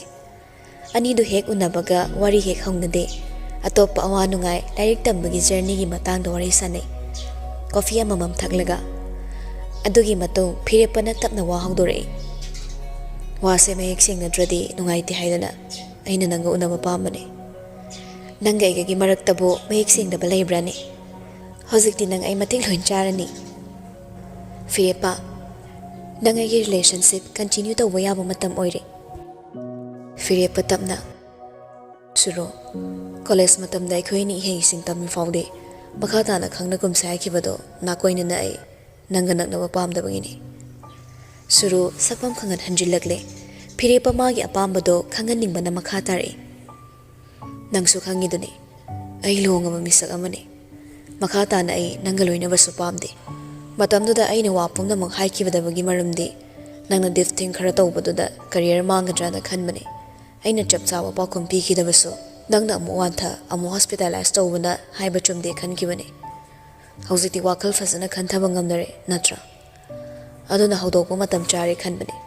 Aduga handak changbadagi su pakna thoklaroi. ꯑꯩꯒꯤ ꯅꯨꯄꯤꯗꯨꯒ ꯅꯛꯁꯤꯟꯅꯔꯒ ꯏꯅꯧ ꯅꯧꯅ ꯃꯔꯤ ꯑꯃ ꯁꯦꯝꯒꯠꯀꯦꯁꯨ ꯈꯜꯂꯦ ꯑꯩ ꯃꯥꯕꯨ ꯀꯥꯎꯊꯣꯛꯄ ꯉꯝꯗ꯭ꯔꯦ ꯃꯥꯅ ꯂꯥꯎꯈ꯭ꯔꯒ ꯍꯦꯟꯅ ꯑꯩ ꯌꯥꯝꯅ ꯔꯤꯒ꯭ꯔꯦꯠ ꯆꯥꯔꯛꯏ ꯅꯪꯒ ꯑꯩꯒ ꯅꯛꯁꯤꯟꯅꯈꯤꯕ ꯃꯔꯤꯗꯒꯤꯗꯤ ꯃꯥꯒ ꯑꯩꯒ ꯅꯛꯁꯤꯟꯅꯈꯤꯕꯅ ꯍꯦꯟꯈ꯭ꯔꯦ ꯑꯩ ꯅꯪꯒꯤ ꯃꯇꯝ ꯃꯥꯡꯍꯟꯕ ꯄꯥꯝꯗꯦ ꯅꯣꯡ ꯐꯥꯗꯣꯛ ꯂꯝꯈꯥꯡꯗ ꯊꯦꯡꯅꯕꯗ ꯍꯔꯥꯎ ꯍꯔꯥꯎ ꯀꯧꯅꯁꯤ ꯑꯁꯨꯝ ꯍꯥꯏꯔꯝꯂꯒ ꯐꯤꯔꯦꯞꯄ ꯃꯈꯥ ꯇꯥꯅ ꯐꯝꯃꯤꯟꯅꯅꯤꯡꯗꯕ ꯃꯇꯧꯒꯨꯝ ꯍꯧꯒꯠꯂꯒ ꯆꯠꯈꯤ ꯁꯨꯔꯨꯁꯨ ꯏꯔꯥꯛ ꯊꯥꯡꯅ ꯇꯨꯃꯤꯟꯅ ꯂꯦꯞꯍꯧꯏ ꯁꯨꯔꯣ ꯅꯤꯡꯁꯤꯡ ꯁꯨꯝ ꯀꯠꯂꯛꯄꯅ ꯂꯩꯇꯥꯗꯦ ꯑꯗꯨꯒ ꯑꯃꯨꯛꯁꯨ ꯃꯥ ꯃꯁꯛ ꯃꯇꯧ ꯐꯖꯕ ꯅꯨꯄꯥ ꯑꯃ ꯎꯕꯗ ꯃꯃꯤꯠ ꯉꯥꯎꯏ ꯏꯊꯛ ꯏꯔꯥꯡꯗ ꯆꯠꯄꯅ ꯂꯨꯍꯣꯡꯂꯕ ꯃꯇꯨꯡ ꯐꯥꯎꯕ ꯑꯅꯧꯕ ꯃꯣꯗꯦꯜ ꯃꯁꯛ ꯃꯇꯧ ꯌꯦꯡꯕ ꯅꯨꯡꯉꯥꯏꯕ ꯏꯔꯥꯡ ꯇꯧꯕ ꯑꯦꯛꯇꯔ ꯄ꯭ꯔꯣꯗ꯭ꯌꯨꯁꯔ ꯗ꯭ꯔꯦꯁ ꯗꯤꯖꯥꯏꯅꯔ ꯈꯔꯒꯁꯨ ꯂꯣꯏꯅꯕ ꯌꯥꯝꯅ ꯂꯥꯡꯕ ꯇꯧꯏ ꯃꯥꯅ ꯐꯤꯔꯦꯞꯄꯅ ꯈꯪꯗꯦ ꯈꯜꯂꯕꯁꯨ ꯐꯤꯔꯦꯞꯄꯅꯗꯤ ꯂꯣꯏꯅ ꯈꯪꯏ ꯑꯗꯨꯕꯨ ꯅꯣꯡꯃꯇ ꯋꯥ ꯍꯥꯏꯔꯝꯗꯦ ꯃꯔꯝꯗꯤ ꯃꯥꯅ ꯁꯨꯔꯨꯒꯤ ꯄꯨꯟꯁꯤꯗ ꯆꯪꯁꯤꯟꯕ ꯇꯟꯈꯤꯕꯅꯤ ꯁꯨꯔꯨꯒꯤ ꯀꯨꯁꯤꯗ ꯃꯥꯅ ꯆꯠꯅꯤꯡꯕ ꯂꯝꯕꯤꯗ ꯆꯠꯈꯤꯁꯅꯨ ꯍꯥꯏꯅ ꯂꯩꯊꯣꯛꯂꯤꯕꯅꯤ ꯁꯨꯔꯣ ꯐꯃꯨꯡ ꯑꯄꯥꯛꯄꯗꯨꯗ ꯑꯃꯨꯛ ꯆꯦꯞ ꯑꯃꯨꯛ ꯍꯤꯞ ꯇꯧꯔꯝꯕꯗꯒꯤ ꯇꯨꯝꯊꯈ꯭ꯔꯦ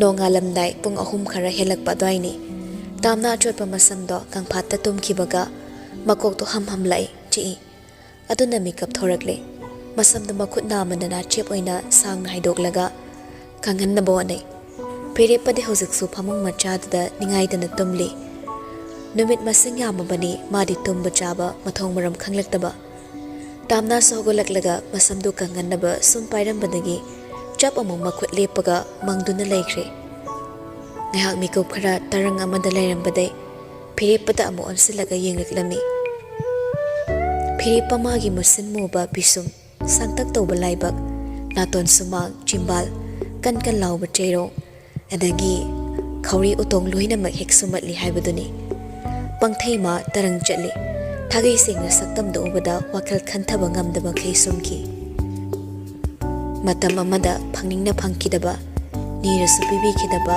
ꯃꯥꯒꯤ ꯍꯛꯇꯣ ꯉꯁꯤ ꯁꯃꯥꯖꯅ ꯅꯣꯛꯅꯒꯦ ꯍꯥꯏꯗꯨꯅ ꯊꯣꯔꯛꯂꯕ ꯀꯥꯟ ꯃꯇꯝꯁꯤꯅ ꯍꯦꯟꯈ꯭ꯔꯕ ꯀꯥꯟꯗ ꯍꯥꯞꯆꯤꯜꯂꯛꯄ ꯍꯨꯟꯗꯣꯛꯄꯁꯨ ꯉꯝꯗ ꯍꯥꯞꯆꯤꯟꯖꯈꯤꯕꯅꯤ ꯃꯥꯒꯤ ꯐꯤꯒꯥꯎꯗ ꯄꯥꯝꯖꯅ ꯐꯤꯔꯦꯞꯄꯁꯨ ꯃꯈꯨꯠꯅ ꯇꯥꯝꯅ ꯃꯥꯔꯛꯄꯗ ꯂꯩꯔꯝꯗꯕꯗꯨꯗ ꯃꯃꯤꯠ ꯏꯐꯤꯡ ꯐꯤꯡꯅ ꯁꯠ ꯄꯥꯡꯊꯣꯔꯛꯏ ꯇꯥꯝꯅꯥꯅ ꯐꯝꯕ ꯂꯩꯔꯝꯕꯗꯨꯗ ꯈꯤꯇꯪꯗꯤ ꯇꯞꯊꯔꯛꯂꯦ ꯁꯣꯔ ꯇꯞꯅ ꯍꯣꯟꯊꯔꯒ ꯍꯪꯉꯛꯏ ꯀꯩꯗꯧꯔꯦ ꯇꯨꯝꯕ ꯌꯥꯗ꯭ꯔꯕꯣ ꯌꯥꯝꯒꯜꯂꯝꯈꯤꯅꯤꯗ ꯄꯨꯡꯁꯦ ꯀꯣꯛꯁꯦ ꯀꯪꯉꯨ ꯌꯥꯗꯕ ꯍꯥꯏꯔꯒ ꯃꯃꯥꯏ ꯈꯪꯇꯩ ꯊꯩꯈꯤ ꯐꯤꯔꯦꯞꯄ ꯈꯤꯇꯪ ꯃꯣꯃꯣꯟꯅꯩ ꯏꯀꯥꯏꯕꯒꯤ ꯃꯤꯠꯆꯥꯅꯕ ꯉꯝꯗꯕ ꯃꯑꯣꯡꯗꯨꯗ ꯑꯗꯨꯒ ꯑꯃꯨꯛꯁꯨ ꯂꯛꯅꯔꯛꯏ ꯋꯥ ꯁꯣꯏꯔꯦꯅꯦ ꯁꯝ ꯀꯪꯉꯨ ꯌꯥꯗꯕ ꯍꯥꯏꯌꯣ ꯀꯣꯛ ꯀꯪꯉꯨ ꯌꯥꯗꯕ ꯍꯥꯏꯗꯤ ꯁꯣꯏꯔꯦ ꯍꯧꯒꯠꯂꯛꯂꯦ ꯃꯥꯁꯨ ꯏꯪꯕꯅꯤꯅ ꯐꯩꯖꯨꯞꯇꯨꯁꯨ ꯊꯥꯗꯣꯛꯅꯤꯡꯗꯦ ꯈ꯭ꯋꯥꯡ ꯐꯥꯎꯕ ꯁꯨꯞꯄꯤ ꯗ꯭ꯔꯥꯏꯌꯔ ꯄꯨꯔꯣ ꯀꯪꯍꯟꯕꯤꯒꯦ ꯃꯩꯁꯨ ꯂꯥꯛꯏꯁꯤꯕꯨ ꯊꯣꯛ ꯀꯪꯍꯜꯂ ꯂꯣꯏꯔꯦ ꯀꯥꯏꯗ ꯗ꯭ꯔꯥꯏꯌꯔꯅꯣ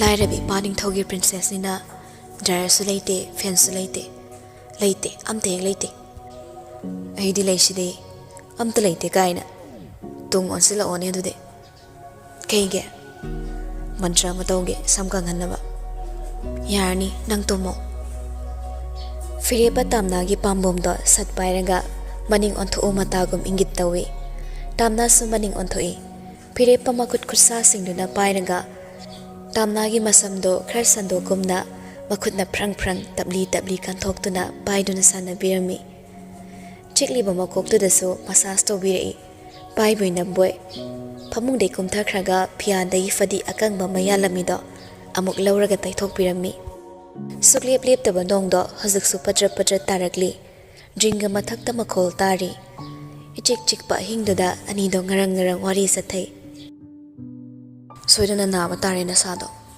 ꯉꯔꯥꯡꯁꯨ ꯐꯅ ꯊꯦꯡꯉꯦ ꯅꯣꯡꯅ ꯄꯨꯡꯆꯣꯠ ꯍꯦꯛ ꯆꯣꯠꯈꯤꯕ ꯁꯝꯁꯤꯁꯨ ꯀꯪꯗꯅ ꯍꯦꯛ ꯇꯨꯝꯈ꯭ꯔꯦ ꯑꯩꯁꯤꯁꯨ ꯐꯠꯃꯟꯗ꯭ꯔꯦ ꯅꯠꯇ꯭ꯔꯥ ꯁꯥꯎꯅꯤꯡꯉꯝꯗꯧꯁꯨ ꯎꯔꯦ ꯆꯌꯦꯠꯅꯕ ꯂꯥꯛꯑꯒ ꯆꯌꯦꯠꯅꯔꯔꯦ ꯅꯥꯔꯒꯗꯤ ꯏꯇꯣꯝꯈꯛ ꯋꯥꯏ ꯀꯥꯏꯅ ꯏꯁꯧꯁꯨ ꯇꯧꯅꯤꯡꯉꯝꯒꯅꯤ ꯃꯥꯏꯟ ꯔꯤꯗ ꯇꯧꯕ ꯉꯝꯕ ꯃꯤꯁꯛꯅꯤꯅ ꯌꯥꯝ ꯈꯪꯈ꯭ꯔꯦ ꯇꯥꯝꯅꯥ ꯐꯨꯛ ꯍꯧꯒꯠꯂꯛꯂꯒ ꯀꯥꯆꯤꯟꯗ ꯈꯤꯜꯂꯤꯕ ꯕꯦꯇ꯭ꯔꯤꯒꯤ ꯐꯦꯟ ꯃꯆꯥꯗꯨ ꯂꯧꯔꯨꯔꯦ ꯐꯤꯔꯦꯞꯄꯅ ꯑꯃꯨꯛ ꯃꯈꯨꯠꯇꯒꯤ ꯇꯥꯞ ꯃꯨꯜꯂꯒ ꯇꯥꯝꯅꯥꯕꯨ ꯐꯝꯍꯟꯗꯨꯅ ꯆꯣꯠꯂꯤꯕ ꯃꯁꯝ ꯃꯄꯥꯗꯨꯗ ꯍꯨꯝꯍꯟꯗꯨꯅ ꯀꯪꯍꯜꯂꯤ ꯉꯥꯏꯍꯥꯛ ꯑꯁꯨꯝ ꯇꯧꯕꯗꯒꯤꯗꯤ ꯀꯪꯈ꯭ꯔꯦ ꯃꯄꯨꯡ ꯐꯥꯅ ꯁꯝꯂꯥꯡꯗꯨꯁꯨ ingli khak tawba nattana khara khara de ingi nakok sakpa faradra ngaktang fan se thara kangan gisira yarinda kok yam kana chik pasunati guli chaba nungaite charroi fire patamna na yare harak patada fen macha do amuk hanai mafam da thamlure magi maong matawda tamna ni kai hangoi bagumna adai tawfum khangdabagi khujin siklaga sanabada fire pasu uraga usinna kidre phamung machi da fam tharak laga tamna da yengna yam galle ngaktang ga tungkho aini tumba yare kaige tumba chaba timing khra onai hanakti fire pa tapna son thangna na kawi tamna ai siam fatabra tamna idap tapna hangi aduna mo kay ning singage fatabra sumalagpa nangi na famda khakta nateda aina aisa yam fatlamdre khangise kana gi mafamda dude imaga babunga amadi nangada magi mafamda de karamba ma yumda lehauba ma fire pakhangi tamna na phawri ba khuding yumda lehaubi magi thamoida haptabiduda kalaksa magi maramda aroibada hekta tarakpa tamna gi wangangni fire pa tamna gi lengsumda khadang thamlaga pamuna konsinbirei aigidi malaite nangna aigidi khuding makni aikhoini gi marakta 3% amagi wapusulakano aigidi nangna loire aibu themba malinda aina karam thazadawriba thazabiroidaba wa ama oibada kangthoningkidabani chimbal siso kangthokpada matam changki fire patamna gi lengsumda thannamba khadangdo masa non khalak lathoi aduga amukso tamna gi lengsum ani do pairaga punna hipthai maiga onsinada tamna gi tungda mana yingna mamhon tokse adai amuk longni hipaga kangkhal matak tu da yingna nang ai asumna wari sanaba fangakani de thazabagi wangmada leiki nangna ai punsida gi chatkiba mikupta nangse aina kai amnung shiramba ai tapna mayek singai nangna lapkhrabasu nangga ai gi aroiba chaikai ai chingmangam kide aduba ai su nangi nanak talak pangam kide nangna aroiba saikai amagi lakpa mikupta ai toina ngaiki ngai angawba nonglei amana tayonnaba lambi amada pubiki aina ngasi phawba aroiba chaikai amagi maramda kangthorokjibaki maram sulai fire pa maram khanglabasu chimbaldudagi anawba wahina hairakpa taningmana karamba maram tamna sa chumna longna heplaga kangkhal mathaktuda yingi aisu nangbu nungsikibana kaina bhaiba sakikibane nanga aiga haksang lapna khrabaso aise nangi loinabi oiri haiba supnagi maming khakta ngairaba marisina nangbu nungsisabada kaiba leite khanki nangi pau tabada ai nangbu kanagi so helloi aigi hak mangdri khanda thongal tamna lakhi adubu changsin bangamda ai upai le thalaki kaya rakti hona khida aiso nanak talakpa nanga pau phongnanaba adubu nangi asawba saktamdana tati ai bu saibira khatra haina thongna khangmang mangki asi haiduna numittugi chaina do hojikta phaurakpagumna pirang sunan tharakle fire patamna na naton ipun punna ngangba wadada cheptuna tamna bu yingle tamna bu mangolom do onsilalai mapidu sungasi de nungshina pena taithokpirei aduga amuksu mathanungda chena konsilaga laipakta nungshina chupirei nangna nongmata pena kapcharo haina tingthokpiraktena warauriba aigi thanungse kanamta desina kibalaitre nangi oiri nangi damakta khaktuna lakle ngasi so khaktuna thamli nangi damak aina asumna kana amabo konsilaga pirang lotfam ohelaktre fire pamagi nungsiba wangangda tamna makhol thokidre tumina kappa thingduna leiki kafallagi matagum hairakpa natrabaso thajarudaba wahai oibana nungsi hankre pokningduso mana pamjarakpa mana ningjarakpade fire pamana mabu nungsibirakpa asimangni adubu manglan amagum oiroidaba wakhalni haina tattana masa matomta waraksaduna lakibani asok nungshina hairakani haibade mahaknasu khalludri nongmata ai nangkhaktagidama hingba pami kana amtagasu hingminaningde nungaire nang ningsingi haraure nang ure warabasu nangi nakta laklaga pina kapningi si pumnamakse aina nang muthajabagine aina nang muthajarise nang munungsibagi natabra tamna chanabi thiduna nang aibu inthokano aina nangi nanakta lakpase samaj ki mayokta aranba thabak tawbu nati nang se Lonabi nati aigi loinabini tamna mapi taithoi tamna hawalai masa mana punsinkre aduga haire nongala kadore nami thoktringe nanghankro phire paso hawalakle phamung nakan laiba sana machugi gari du da yenglubada pung ahum hentuna leiramle nungsi chilok naringe pung do sok yamna thuna hawramliba phire patamna do onsilaklaga pung yam galli thenglabane pungse nganre yen khongkre nongalam daigi kaigino nangna sok yam mayam bukirise nang kari lange housing makidi nang agi marise aran bo oiri nongalaga mina ukradi anawa wari amamo mayam gi chimbal dagi sarasan krabadi pabungai na kai oini imagi mangani lehen phoktamdre sumba wathok ama thoan mapamde nimit khrani di tumini laikise phire pa yelo de yarai fare aduda e halage adubo nang imagi sora loibaga nanga egi marise mayam mamangda khangange nang yada yaroi nang na siya ni hayadi nang napambado mak ay tonggi numit sina masak udringi nataba aron balam chatchaluba misak amagom ay lonhan gige adubo ay ni hayise nang yabo ngamlo hayadi ay suhaloy numit thok chufawa nang bumayam na ingon na chayba mi chayse ay natada na ba ay ginakong men mangam dawribra ichigili saydo ay isa yohan na bangam gadra ngamgani nang nabayaradi ay nang gidamak lepto na hana day laikre adudi ay sunang na hay bayarage phire pa mai thong harauragle tamna da nungsina yingse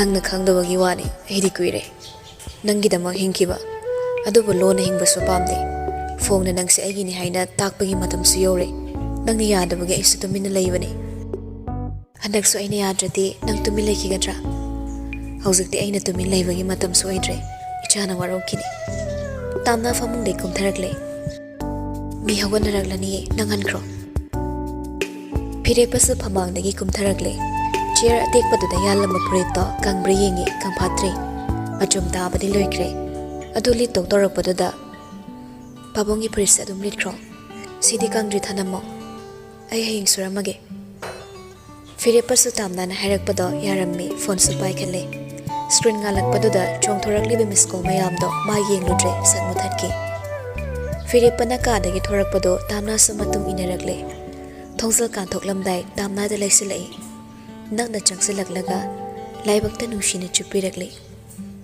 chalo kige horen hospital da mutheinarase thongse fasan thingjaloro aduga pungsungale yak to mokko ai bu yakitrane nang yaudana tumba hinaga to mandre yam thona nangon edik sokre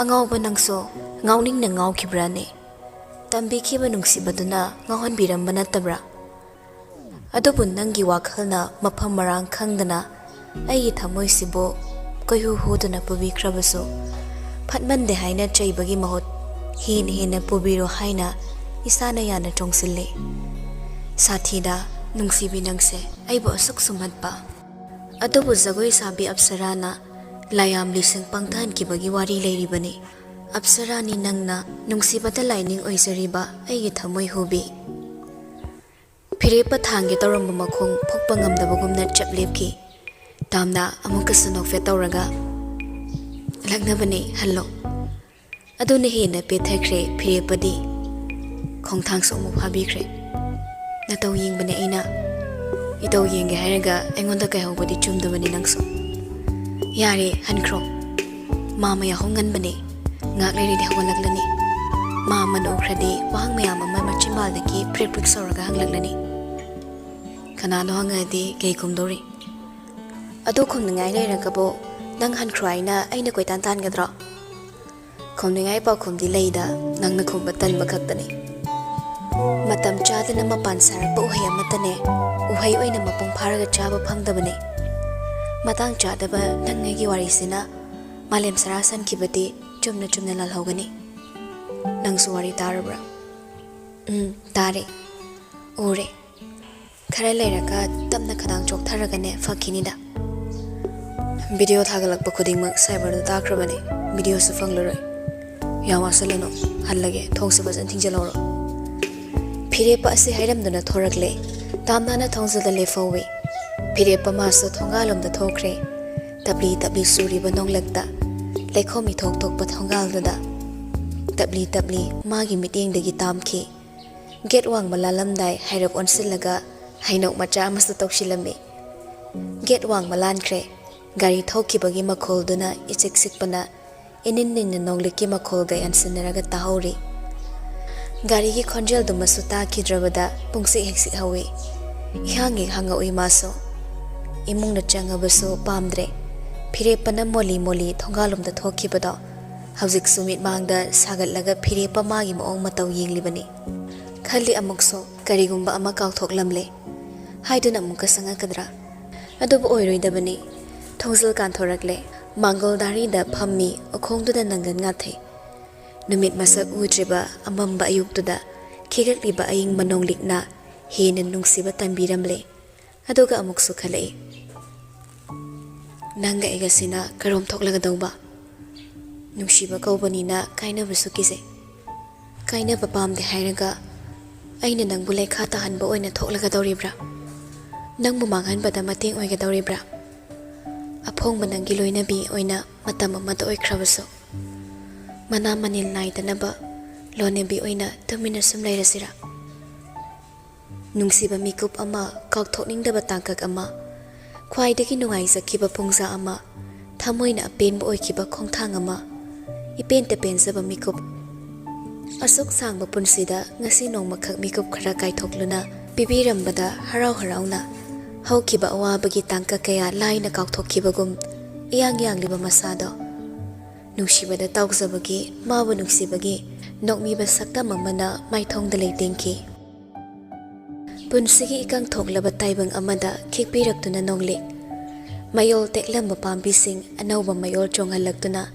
ꯂꯩꯈꯜ ꯁꯨꯅ ꯁꯥꯠꯂꯛꯄꯒꯨꯝ ꯌꯦꯜꯂꯛꯂꯦ ꯅꯨꯡꯁꯤꯕ ꯂꯩꯅꯝ ꯑꯁꯨꯛ ꯁꯥꯡꯕ ꯄꯨꯟꯁꯤꯗ ꯅꯪ ꯑꯃꯒꯤ ꯋꯥꯈꯜꯗ ꯃꯥ ꯑꯃꯅ ꯋꯥꯖꯔꯛꯄꯒꯤ ꯃꯍꯩ ꯑꯃꯗꯤ ꯉꯥꯏꯖꯃꯜ ꯐꯪꯂꯦ ꯐꯤꯔꯦꯞꯄ ꯃꯥꯏꯊꯣꯡ ꯃꯀꯥ ꯏꯔꯥꯝꯂꯥꯞ ꯃꯃꯣꯟ ꯃꯁꯥ ꯈꯪꯗ ꯇꯧꯖꯔꯨꯏ ꯏꯅꯨꯡ ꯅꯨꯡꯉꯥꯏꯕ ꯔꯥꯒ ꯑꯃꯗ ꯃꯌꯨꯝ ꯇꯝꯅ ꯒꯥꯔꯤ ꯊꯧꯔꯛꯂꯦ ꯒ꯭ꯔꯥꯁꯇ ꯒꯥꯔꯤ ꯊꯧꯖꯤꯜꯂꯝꯂꯒ ꯀꯨꯝꯊꯔꯛꯏ ꯒꯥꯔꯤꯒꯤ ꯊꯣꯡꯗꯨꯁꯨ ꯘꯝ ꯂꯥꯎꯅ ꯊꯤꯡꯖꯤꯜꯂꯝꯂꯒ ꯆꯪꯉꯛꯏ ꯒꯦꯁ ꯔꯨꯝ ꯃꯈꯥꯒꯤꯗꯨꯗ ꯑꯣꯏꯅ ꯆꯪꯉꯛꯂꯒ ꯎꯄꯨꯗꯩ ꯇꯥꯋꯦꯜ ꯑꯃ ꯂꯧꯊꯣꯛꯇꯨꯅ ꯕꯥꯠꯔꯨꯝ ꯆꯪꯉꯛꯏ ꯊꯣꯡ ꯊꯤꯡꯖꯤꯜꯂꯒ ꯃꯁꯥꯗ ꯁꯦꯠꯂꯤꯕ ꯐꯤꯔꯣꯜꯗꯣ ꯍꯣꯡꯗꯣꯛꯏ ꯇꯥꯝꯅꯥꯅ ꯐꯤꯔꯦꯞꯄ ꯃꯥꯒꯤ ꯊꯕꯥꯛꯇ ꯊꯝꯂꯛꯈꯤꯕꯗꯣ ꯅꯤꯡꯁꯤꯡꯂꯛꯄꯅ ꯅꯣꯛꯐꯦꯠ ꯇꯧꯅ ꯃꯁꯥꯒꯤ ꯊꯕꯥꯛ ꯋꯥꯏꯗ ꯃꯈꯨꯠ ꯅꯥꯝꯕꯅ ꯊꯥꯡꯒꯠꯇꯨꯅ ꯈꯨꯕꯥꯛꯇꯨꯅ ꯊꯝꯃꯤ ꯃꯤꯔꯔꯗꯨꯗ ꯑꯃꯨꯛꯁꯨ ꯌꯦꯡꯈꯠꯂꯛꯏ ꯃꯁꯥꯒꯤ ꯑꯄꯦꯟꯕꯒꯤ ꯃꯤꯅꯣꯛꯇꯨ ꯌꯦꯡꯖꯩ ꯈ꯭ꯋꯥꯏꯗꯒꯤ ꯄꯦꯟꯖꯅꯕ ꯃꯄꯨꯡ ꯐꯥꯅ ꯃꯤꯅꯣꯛ ꯇꯝꯖꯕ ꯑꯋꯥꯠꯄ ꯂꯩꯇꯕ ꯁꯛꯇꯝ ꯑꯃꯈꯛ ꯑꯁꯥꯅ ꯃꯁꯥꯒꯤ ꯃꯥꯏꯊꯣꯡꯗꯒꯤ ꯃꯌꯦꯛ ꯁꯦꯡꯅ ꯎꯕ ꯐꯪꯂꯤ ꯑꯗꯩ ꯑꯃꯨꯛ ꯇꯞꯂꯤ ꯇꯞꯂꯤ ꯐꯨꯔꯤꯠ ꯈꯨꯗꯥꯝꯗꯣ ꯂꯧꯊꯣꯛꯂꯒ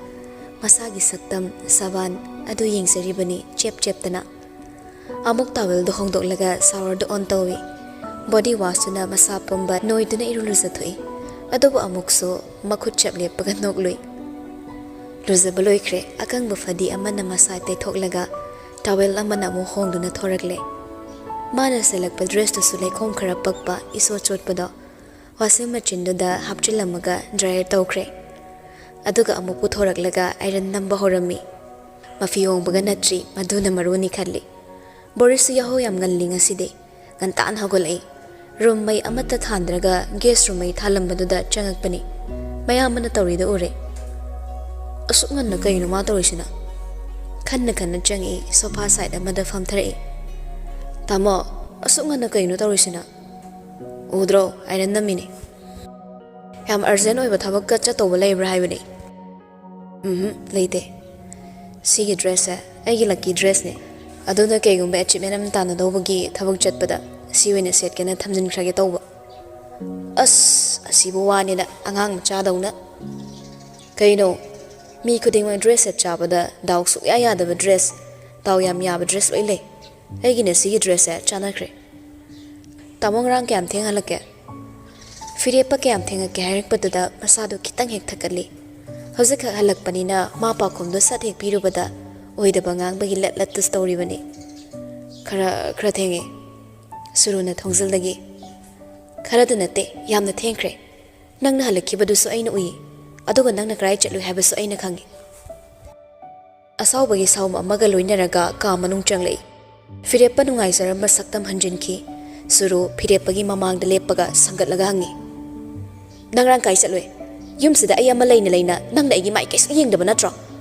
ꯅꯪꯒꯤ ꯃꯥꯏꯊꯣꯡꯗ ꯇꯥꯔꯤꯕ ꯁꯛꯇꯝꯗꯨꯅ ꯌꯨꯝꯗ ꯑꯩ ꯑꯃ ꯂꯩꯍꯧꯔꯤ ꯍꯥꯏꯕꯒꯤ ꯈꯤꯇꯪꯗꯐꯥꯎ ꯅꯨꯡꯉꯥꯏꯇꯕ ꯄꯣꯛꯇꯦ ꯅꯠꯇ꯭ꯔꯣ ꯅꯈꯣꯏ ꯑꯅꯤ ꯑꯣꯛꯇꯕ ꯂꯝꯆꯠ ꯆꯠꯂꯨꯕ ꯅꯠꯇ꯭ꯔꯣ ꯐꯤꯔꯦꯞꯄ ꯕꯣꯔꯤꯁꯀꯤ ꯃꯃꯥꯡꯗ ꯁꯨꯔꯨꯅ ꯑꯗꯨꯝ ꯍꯥꯏꯔꯛꯄꯗꯨꯗ ꯄꯤꯡ ꯂꯥꯎꯈ꯭ꯔꯦ ꯁ꯭ꯇꯔꯤꯗꯨ ꯌꯥꯡꯈꯠꯂꯒ ꯊꯝꯃꯤ ꯑꯗꯨꯒ ꯍꯧꯒꯠꯂꯛꯏ ꯁꯨꯔꯨꯗ ꯌꯦꯡꯂꯒ ꯑꯣꯛꯇꯕ ꯂꯝꯆꯠ ꯍꯥꯏꯕꯗꯨꯅ ꯃꯌꯥꯝꯅ ꯌꯥꯅꯗꯕ ꯃꯔꯤ ꯑꯃ ꯊꯝꯕ ꯃꯁꯥ ꯃꯁꯥꯒꯤ ꯉꯥꯏꯍꯥꯛꯀꯤ ꯅꯨꯡꯉꯥꯏꯕꯗꯣ ꯑꯗꯨꯈꯛꯀꯤ ꯈꯜꯂꯒ ꯊꯝꯃꯨꯕ ꯃꯔꯤꯗꯣ ꯑꯣꯛꯇꯕ ꯀꯧꯏ ꯑꯗꯨꯕꯨ ꯃꯇꯩ ꯃꯅꯥꯎ ꯑꯃꯅ ꯐꯃꯨꯡ ꯄꯨꯟꯕꯗꯤ ꯑꯣꯛꯇꯕ ꯀꯧꯗꯦ ꯃꯥꯒꯤ ꯂꯣꯏꯅꯕꯤꯅꯤ ꯑꯩꯅ ꯀꯌꯥꯔꯛ ꯅꯉꯣꯟꯗ ꯍꯥꯏꯈꯣꯒꯦ ꯍꯣꯏ ꯑꯩꯒ ꯃꯥꯒ ꯂꯩꯃꯤꯟꯅꯩ ꯑꯗꯨꯕꯨ ꯃꯥ ꯑꯩꯒꯤ ꯅꯨꯄꯤꯅꯤ ꯕꯣꯔꯤꯁ ꯍꯧꯒꯠꯂꯒ ꯆꯠꯂꯨꯕꯁꯨ ꯍꯦꯛ ꯅꯪꯍꯧꯗ꯭ꯔꯦ ꯅꯥꯀꯣꯡ ꯃꯤꯠꯂꯤꯗ ꯀꯛꯏ ꯁꯥꯟꯅꯔꯤꯕ ꯑꯅꯤꯗꯨꯒꯤ ꯋꯥꯔꯤꯗꯣ ꯁꯨꯔꯨ ꯐꯤꯔꯦꯞꯄ ꯃꯥꯒꯤ ꯄꯥꯎꯈꯨꯝꯗꯨꯅ ꯍꯦꯟꯅ ꯁꯣꯔ ꯆꯥꯎꯅ ꯍꯣꯟꯒꯠꯂꯛꯂꯒ ꯐꯤꯔꯦꯞꯄ ꯃꯥꯒꯤ ꯈꯖꯥꯏ ꯇꯝꯅ ꯊꯥꯔꯒꯦ ꯃꯇꯥꯒꯨꯝ ꯃꯈꯨꯠ ꯊꯥꯡꯒꯠꯂꯛꯏ ꯐꯤꯔꯦꯞꯄ ꯁꯠ ꯈꯨꯗꯥꯡꯗꯨ ꯐꯥꯏ ꯑꯗꯨꯒ ꯂꯥꯛꯇꯅ ꯏꯟꯊꯣꯔꯛꯏ ꯑꯩꯅ ꯉꯥꯡꯉꯤꯁꯤꯗ ꯀꯔꯤ ꯑꯁꯣꯏꯕ ꯌꯥꯎꯏ ꯀꯌꯥꯔꯛ ꯍꯥꯏꯈꯣꯒꯦ ꯑꯩꯒꯤ ꯊꯃꯣꯏꯗ ꯅꯪꯒꯤ ꯃꯐꯝ ꯂꯩꯇꯦ ꯅꯛꯅ ꯂꯩꯃꯤꯟꯅꯔꯗꯤ ꯅꯣꯡꯃ ꯅꯠꯇ꯭ꯔꯒ ꯅꯣꯡꯃ ꯃꯔꯤꯁꯤꯗꯤ ꯁꯣꯏꯗꯅ ꯆꯦꯜꯂꯛꯀꯅꯤ ꯍꯥꯏꯕꯗꯨꯃꯅ ꯅꯪꯅ ꯑꯩꯕꯨ ꯐꯥꯕꯗ ꯈꯟꯈꯤꯕ ꯑꯊꯦꯟꯕ ꯋꯥꯈꯜꯅꯤ ꯑꯩꯅ ꯅꯪꯕꯨ ꯍꯧꯖꯤꯛꯁꯨ ꯊꯃꯣꯏꯗ ꯍꯥꯞꯈꯤꯕ ꯂꯩꯇ꯭ꯔꯤ ꯑꯗꯨꯒ ꯑꯃꯅ ꯑꯩꯅ ꯅꯪꯒ ꯆꯞ ꯆꯥꯕꯤ ꯋꯥ ꯑꯃ ꯉꯥꯡꯅꯕꯁꯨ ꯄꯥꯝꯃꯤ ꯑꯩ ꯃꯈꯥ ꯇꯥꯅ ꯅꯪꯒ ꯂꯣꯏꯅꯕ ꯄꯥꯝꯗꯦ ꯁꯨꯔꯨ ꯃꯃꯤꯠ ꯉꯥꯛꯁꯪ ꯉꯥꯡꯁꯤꯜꯂꯛꯏ ꯅꯪꯅ ꯑꯩꯒ ꯈꯥꯏꯅꯕ ꯄꯥꯝꯃꯒ ꯑꯩꯅ ꯍꯦꯛꯇ ꯈꯥꯏꯅꯔꯅꯤ ꯁꯤꯔꯣ ꯑꯩꯅ ꯍꯦꯛꯇ ꯌꯥꯔꯅꯤ ꯁꯤꯔꯣ ꯌꯨꯝꯁꯤꯗꯒꯤ ꯑꯩꯕꯨ ꯆꯠꯈ꯭ꯔꯣ ꯍꯥꯏꯕ ꯉꯝꯕ ꯃꯤ ꯑꯝꯇ ꯊꯣꯔꯛꯁꯅꯨ ꯐꯤꯔꯦꯞꯄꯅ ꯃꯥꯒꯤ ꯍꯛ ꯄꯨꯝꯕ ꯅꯪꯅ ꯑꯣꯏꯒꯦ ꯑꯗꯨꯒ ꯃꯉꯣꯟꯗꯅ ꯃꯁꯥꯒꯤ ꯍꯛ ꯑꯃꯠꯇ ꯄꯤꯔꯣꯏ ꯍꯥꯏꯕꯗꯨꯗꯤ ꯑꯩꯅ ꯌꯥꯔꯣꯏ ꯌꯨꯝꯁꯤꯗ ꯑꯩꯅ ꯃꯥꯕꯨ ꯄꯨꯁꯤꯜꯂꯛꯀꯅꯤ ꯃꯥꯒ ꯑꯩꯒꯤ ꯃꯔꯛꯇ ꯀꯅꯥꯝꯇꯅ ꯈꯨꯠ ꯊꯤꯡꯖꯤꯜꯂꯛꯄ ꯌꯥꯔꯣꯏ ꯊꯤꯡꯐꯝꯁꯨ ꯊꯣꯛꯇꯦ ꯁꯨꯔꯨ ꯐꯤꯔꯦꯞꯄ ꯃꯥꯕꯨ ꯏꯃꯣꯁꯅꯦꯜ ꯕ꯭ꯂꯦꯛꯃꯦꯜ ꯇꯧꯔꯒꯦ ꯈꯜꯂꯛꯏ ꯏꯃꯥ ꯂꯩꯈꯤꯗꯕꯒꯤ ꯃꯔꯝ ꯅꯪ ꯈꯪꯕ꯭ꯔꯥ ꯈꯪꯅ ꯁꯠ ꯑꯞ ꯏꯃꯥꯅ ꯂꯩꯇꯕꯒ ꯃꯥꯒ ꯑꯩꯒꯤ ꯃꯔꯤꯒ ꯀꯩꯝꯇ ꯃꯔꯤ ꯂꯩꯅꯗꯦ ꯁꯨꯔꯨ ꯃꯈꯥ ꯇꯥꯗꯦ ꯃꯌꯥ ꯈꯔ ꯆꯤꯛꯁꯤꯜꯂꯒ ꯅꯨꯄꯥꯗꯨꯗ ꯌꯦꯡꯂꯝꯃꯤ ꯑꯗꯨꯒ ꯃꯃꯥꯏ ꯐꯠ ꯂꯩꯔꯒ ꯊꯣꯛꯈꯤ ꯐꯤꯔꯦꯞꯄ ꯃꯥꯁꯨ ꯏꯁꯥꯎ ꯁꯥꯅ ꯒꯤꯠ ꯐꯝꯊꯔꯛꯏ ꯕꯣꯔꯤꯁ ꯇꯞꯅ ꯇꯥꯃꯣ ꯐꯤꯔꯦꯞꯄ ꯇꯞꯊꯔꯛꯏ ꯑꯩ ꯁꯥꯎꯗꯦ ꯑꯩ ꯀꯩꯝ ꯇꯧꯗꯦ ꯏꯇꯩꯃꯅ ꯁꯥꯎꯔꯤꯁꯦ ꯁꯥꯎꯐꯝ ꯊꯣꯛꯏ ꯅꯨꯄꯤ ꯑꯃꯠꯇꯅ ꯃꯥꯒꯤ ꯅꯨꯄꯥꯕꯨ ꯈꯝꯕꯟꯗꯕ ꯍꯧꯅꯗꯦ ꯇꯥꯃꯣꯅ ꯏꯇꯩꯃꯒꯤ ꯃꯐꯝ ꯑꯃꯠꯇ ꯄꯤꯕꯤꯗꯕꯁꯦ ꯇꯥꯃꯣꯒꯤ ꯑꯁꯣꯏꯕꯅꯤ ꯄꯤꯅꯤꯡꯗꯕ ꯃꯉꯣꯟꯗ ꯑꯩꯅ ꯃꯥꯒꯤ ꯐꯤꯗꯥ ꯀꯃꯥꯏꯅ ꯊꯥꯔꯨꯅꯤ ꯅꯨꯡꯁꯤꯕꯗꯤ ꯑꯃꯈꯛꯅꯤ ꯃꯥꯅ ꯉꯁꯤ ꯑꯣꯏꯔꯤꯕ ꯐꯤꯕꯝꯁꯤꯗꯤ ꯃꯁꯥꯅ ꯁꯤꯟꯖꯕꯅꯤ ꯀꯔꯤꯒꯤ ꯅꯨꯄꯤ ꯊꯤꯔꯕ ꯑꯩꯉꯣꯟꯗ ꯅꯝꯗꯨꯅ ꯂꯩꯔꯛꯏ ꯑꯗꯨꯒ ꯑꯩꯅ ꯃꯉꯣꯟꯗ ꯌꯦꯡꯐꯝ ꯊꯣꯛꯇꯦ ꯃꯥꯅ ꯑꯩꯒꯤ ꯂꯣꯏꯅꯕꯤ ꯑꯃ ꯑꯣꯏꯕ ꯄꯥꯝꯕꯗꯤ ꯑꯩꯕꯨ ꯅꯨꯡꯁꯤꯕꯒꯤ ꯅꯠꯇꯦ ꯑꯩꯒꯤ ꯕꯦꯛꯒ꯭ꯔꯥꯎꯟꯗ ꯑꯩꯒꯤ ꯃꯤꯡꯆꯠ ꯑꯩꯒꯤ ꯁ꯭ꯇꯦꯇꯁꯇ ꯄꯥꯝꯕꯅꯤ ꯑꯩꯒꯤ ꯐꯤꯕꯝ ꯃꯨꯔꯇꯤ ꯃꯥꯅ ꯑꯩ ꯅꯨꯡꯁꯤꯕ ꯅꯠꯇꯦ ꯕꯣꯔꯤꯁ ꯅꯪ ꯋꯥ ꯉꯥꯡꯒꯅꯨ ꯅꯪꯅ ꯈꯪꯗꯕ ꯁꯥꯏꯠ ꯌꯥꯝ ꯂꯩ ꯑꯗꯨꯕꯨ ꯑꯩ ꯍꯧꯖꯤꯛꯇꯤ ꯇꯨꯃꯤꯟꯅ ꯂꯩꯁꯤꯟꯕꯒꯤ ꯃꯇꯝ ꯑꯣꯏꯗ꯭ꯔꯦ ꯕꯣꯔꯤꯁꯅ ꯃꯈꯥ ꯁꯪꯇꯗ꯭ꯔꯦ ꯍꯧꯒꯠꯂꯛꯂꯒ ꯉꯁꯤꯗ ꯍꯣꯁꯄꯤꯇꯥꯜ ꯉꯥꯛ ꯌꯧꯔꯨꯗ ꯌꯥꯔꯣꯏ ꯇꯥꯃꯣꯅ ꯄꯥꯕꯨꯡꯒ ꯉꯥꯛ ꯂꯩꯃꯤꯟꯅꯔꯝꯃꯣ ꯈꯟꯅ ꯆꯩꯅꯕ ꯃꯇꯝ ꯈꯔ ꯂꯦꯞꯄꯤꯀꯣ ꯄꯥꯕꯨꯡ ꯃꯄꯨꯛꯅꯤꯡ ꯅꯨꯡꯁꯤꯈꯤꯅꯤ ꯅꯪꯅ ꯑꯃꯨꯛ ꯄꯨꯡ ꯀꯌꯥꯗ ꯍꯜꯂꯛꯇꯣꯏꯕ ꯉꯟꯅꯤꯌꯦ ꯂꯥꯏꯔꯤꯛ ꯇꯥꯕ ꯌꯥꯎꯒꯅꯤ ꯅꯪ ꯍꯜꯂꯛꯑꯒꯅꯦ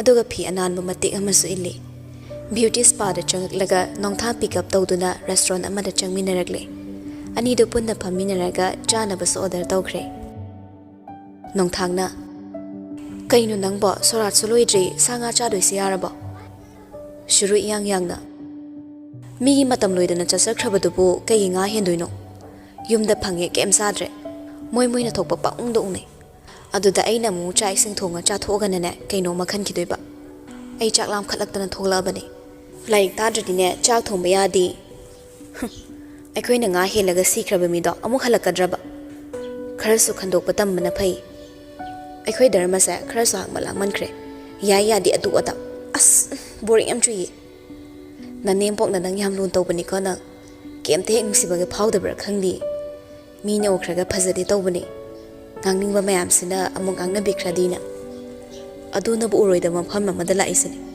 ꯌꯨꯝꯗ ꯂꯩꯐꯝꯒ ꯈꯪꯗꯤꯌꯦ ꯄꯥꯕꯨꯡ ꯐꯪꯉꯦ ꯏꯃꯥꯒꯤ ꯐꯣꯇꯣ ꯌꯦꯡꯂ ꯀꯞ ꯂꯩꯔꯝꯃꯤ ꯑꯗꯩ ꯕꯣꯔꯤꯁ ꯐꯪꯉꯦ ꯃꯆꯤ ꯃꯆꯤ ꯎꯡꯉ ꯂꯩꯔꯝꯃꯤ ꯑꯗꯨꯒ ꯐꯤꯔꯦꯞꯄ ꯐꯪꯉꯦ ꯑꯃꯗꯨꯒꯤ ꯃꯅꯥꯛꯇ ꯉꯔꯥꯡꯁꯨ ꯑꯍꯤꯡ ꯂꯦꯛꯎꯏ ꯌꯨꯝꯗꯒ ꯍꯜꯂꯛꯇꯦ ꯈꯪꯗ꯭ꯔꯦ ꯑꯩ ꯅꯤꯡꯈꯣꯝꯕꯩ ꯃꯇꯨꯡ ꯏꯟꯅꯔꯁꯤꯔ ꯈꯜꯂꯛꯏ ꯑꯦ ꯃꯁꯤꯗꯤ ꯕꯦꯔꯥꯅꯤꯍꯦ ꯃꯤꯅ ꯀꯩꯀꯩ ꯉꯥꯡꯅꯕ ꯊꯕꯛꯅꯤꯀꯣ ꯉꯥꯡꯅꯗꯅꯕ ꯊꯕꯛ ꯍꯥꯟꯅ ꯇꯧꯔꯒ ꯂꯣꯏꯔꯦ ꯅꯪꯅ ꯁꯔ ꯐꯤꯔꯦꯞꯄ ꯅꯨꯡꯁꯤꯔꯗꯤ ꯋꯥꯔꯤ ꯐꯖꯅ ꯁꯥꯟꯅꯧꯋꯣ ꯃꯥꯅꯁꯨ ꯁꯣꯏꯗꯅ ꯇꯥꯒꯅꯤꯗ ꯀꯥꯏꯗꯩ ꯇꯥꯗꯣꯏꯅꯣ ꯑꯩꯅ ꯂꯣꯠꯅ ꯇꯧꯕ ꯊꯕꯛ ꯈꯨꯗꯤꯡꯃꯛ ꯃꯥ ꯂꯣꯏ ꯈꯪꯉ ꯂꯩꯔꯝꯃꯤ ꯑꯗꯨꯅ ꯑꯩ ꯇꯧꯁꯤꯟꯅꯕ ꯌꯥꯔꯔꯣꯏ ꯃꯥꯏ ꯃꯅꯥꯛꯇ ꯂꯩꯕꯗ ꯑꯗꯣ ꯀꯌꯥ ꯅꯨꯡꯉꯥꯏꯗꯧ ꯃꯥꯟꯗ꯭ꯔꯕ ꯃꯥꯅ ꯃꯌꯥꯝ ꯃꯃꯥꯡꯗ ꯄꯨꯔꯥꯟ ꯐꯥꯒꯂꯛꯑꯗꯤ ꯑꯩ ꯁꯤꯕꯅ ꯐꯔꯦ ꯃꯥꯅ ꯄꯨꯔꯥꯟ ꯐꯥꯒꯂꯛꯇ꯭ꯔꯤꯉꯩꯁꯤꯗꯅꯦ ꯏꯕꯥꯅꯤꯒꯤ ꯔꯤꯂꯦꯁꯟꯁꯤꯞ ꯐꯖꯗꯕꯒꯤ ꯃꯔꯝ ꯑꯃ ꯂꯩꯅ ꯃꯌꯥꯝꯗ ꯃꯔꯝꯗꯣ ꯈꯪꯍꯟꯕꯅ ꯐꯩ ꯑꯗꯨ ꯑꯣꯏꯇꯥꯔꯒꯗꯤ ꯑꯩꯒ ꯃꯥꯒ ꯈꯥꯏꯅꯔꯤꯁꯦ ꯃꯥꯅ ꯂꯥꯟꯕꯅꯤ ꯍꯥꯏꯅ ꯃꯌꯥꯝꯅ ꯎꯈꯤꯅꯕ ꯍꯣ ꯌꯨꯝꯒꯤ ꯏꯃꯥꯒꯅꯦ ꯍꯥꯟꯅ ꯋꯥꯔꯤ ꯇꯥꯅꯧꯗꯅ ꯏꯃꯥꯅꯗꯤ ꯀꯥꯏꯅꯔꯣ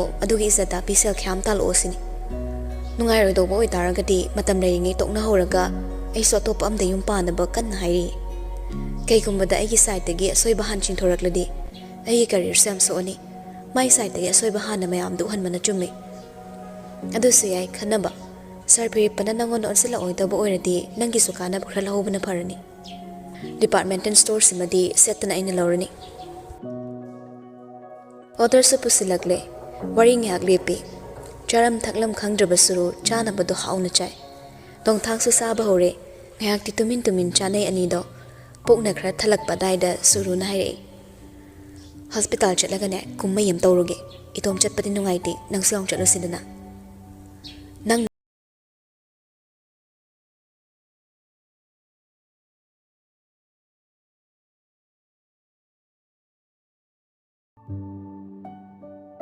ꯁꯣꯝꯗꯅ ꯑꯦꯔꯣꯟ ꯊꯕꯛ ꯃꯐꯝꯗ ꯂꯩꯔꯤꯉꯩ ꯕꯣꯔꯤꯁꯀꯤ ꯀꯣꯜ ꯂꯥꯛꯁꯤꯜꯂꯦ ꯑꯦꯔꯣꯟꯁꯨ ꯃꯨꯔꯨꯝ ꯃꯨꯔꯨꯝ ꯁꯣꯜꯂꯒ ꯃꯥꯏ ꯊꯕꯛ ꯑꯃ ꯂꯩꯔꯝꯅꯤ ꯑꯗꯨꯅ ꯀꯣꯜ ꯇꯧꯔꯛꯏ ꯑꯣꯏꯅꯤ ꯃꯁꯤ ꯃꯒꯨꯟ ꯈꯪꯉꯝꯃꯤꯅꯦꯕ ꯑꯩꯅ ꯍꯥꯏꯅ ꯄꯥꯏꯈꯠꯂꯒ ꯀꯩ ꯂꯩꯔꯒꯦ ꯊꯣꯏꯗꯣ ꯃꯥꯏ ꯒꯥꯔꯤ ꯇꯌꯥꯔ ꯄꯪꯆꯔ ꯑꯣꯏꯈ꯭ꯔꯦ ꯅꯪ ꯑꯝꯇ ꯆꯠꯂꯒ ꯃꯌꯨꯝ ꯐꯥꯎꯗ ꯗ꯭ꯔꯣꯞ ꯇꯧꯕꯤꯔꯝꯃꯣ ꯑꯩ ꯆꯠꯀꯦ ꯍꯥꯏꯕꯨ ꯇꯥꯃꯣ ꯊꯕꯛ ꯆꯠꯊꯣꯛꯈ꯭ꯔꯦ ꯏꯇꯩꯃꯁꯨ ꯂꯩꯇꯦ ꯌꯨꯝꯒꯤ ꯃꯤ ꯀꯅꯥꯝ ꯂꯩꯇꯦ ꯅꯪꯅ ꯀꯣꯏꯕ ꯅꯨꯄꯤꯗꯨꯒꯤ ꯗ꯭ꯔꯥꯏꯚꯔ ꯑꯩꯅ ꯑꯣꯏꯌꯨ ꯀꯥꯏꯗꯤ ꯑꯩꯁꯦ ꯀꯩ ꯑꯣꯏꯅ ꯎꯒꯦ ꯏ ꯀꯥꯔꯛꯇꯅꯕ ꯑꯩꯅ ꯑꯣꯏꯅ ꯑꯩꯈꯣꯏ ꯌꯨꯝꯗ ꯊꯣꯛꯍꯦ ꯄꯨꯁꯤꯜꯂꯗꯤ ꯅꯪ ꯀꯥꯏꯅꯕ ꯏꯁꯩ ꯁꯛꯑ ꯂꯩꯍꯧꯅꯤꯗꯣ ꯅꯨꯄꯤꯅꯒ ꯅꯨꯄꯤ ꯐꯪꯗꯕꯅꯦ ꯇꯧꯔꯨꯔꯛꯑꯦ ꯅꯪꯅ ꯉꯁꯤ ꯅꯣꯏ ꯌꯨꯝꯗ ꯍꯦꯛ ꯄꯨꯔꯦ ꯈꯜꯂꯣ ꯅꯣꯡꯉꯥꯜꯂꯒ ꯑꯩꯅ ꯑꯃꯨꯛ ꯆꯦꯟꯅꯤ ꯃꯥꯅꯁꯨ ꯑꯗꯨꯝ ꯌꯥꯔꯛꯀꯅꯤ ꯑꯗꯨꯅ ꯅꯪ ꯎꯄꯥꯏ ꯂꯩꯔꯣꯏ ꯇꯤꯟꯅꯕ ꯍꯥꯏꯕꯁꯤꯗꯤ ꯑꯃꯅ ꯑꯃꯒꯤ ꯃꯇꯦꯡ ꯄꯥꯡꯅꯒꯗꯕ ꯅꯠꯇ꯭ꯔꯣ ꯏꯁ ꯐ꯭ꯔꯦꯟꯁꯤꯞꯀꯤ ꯋꯥꯒ ꯌꯥꯝ ꯉꯥꯡꯉꯤ ꯅꯪ ꯅꯠꯇ꯭ꯔꯣ ꯑꯩ ꯏꯔꯣꯏ ꯍꯩꯇꯦ ꯈꯪꯅ ꯊꯥꯏꯅ ꯏꯁꯤꯡꯗ ꯑꯩꯕꯨ ꯏꯟꯊꯨꯈꯤꯕꯗꯣ ꯑꯗꯨꯒ ꯁ꯭ꯋꯥꯏꯗꯅ ꯐ꯭ꯔꯦꯟꯁꯤꯞꯀꯤ ꯋꯥꯔꯤꯒ ꯁꯥꯔꯛꯇꯅ ꯀ꯭ꯂꯥꯁ 3-4ꯒꯤ ꯑꯉꯥꯡꯅ ꯐꯥꯎ ꯏꯔꯦꯞ ꯐꯪꯕ ꯏꯁꯤꯡꯗꯨꯗ ꯏꯟꯊꯨꯕꯩ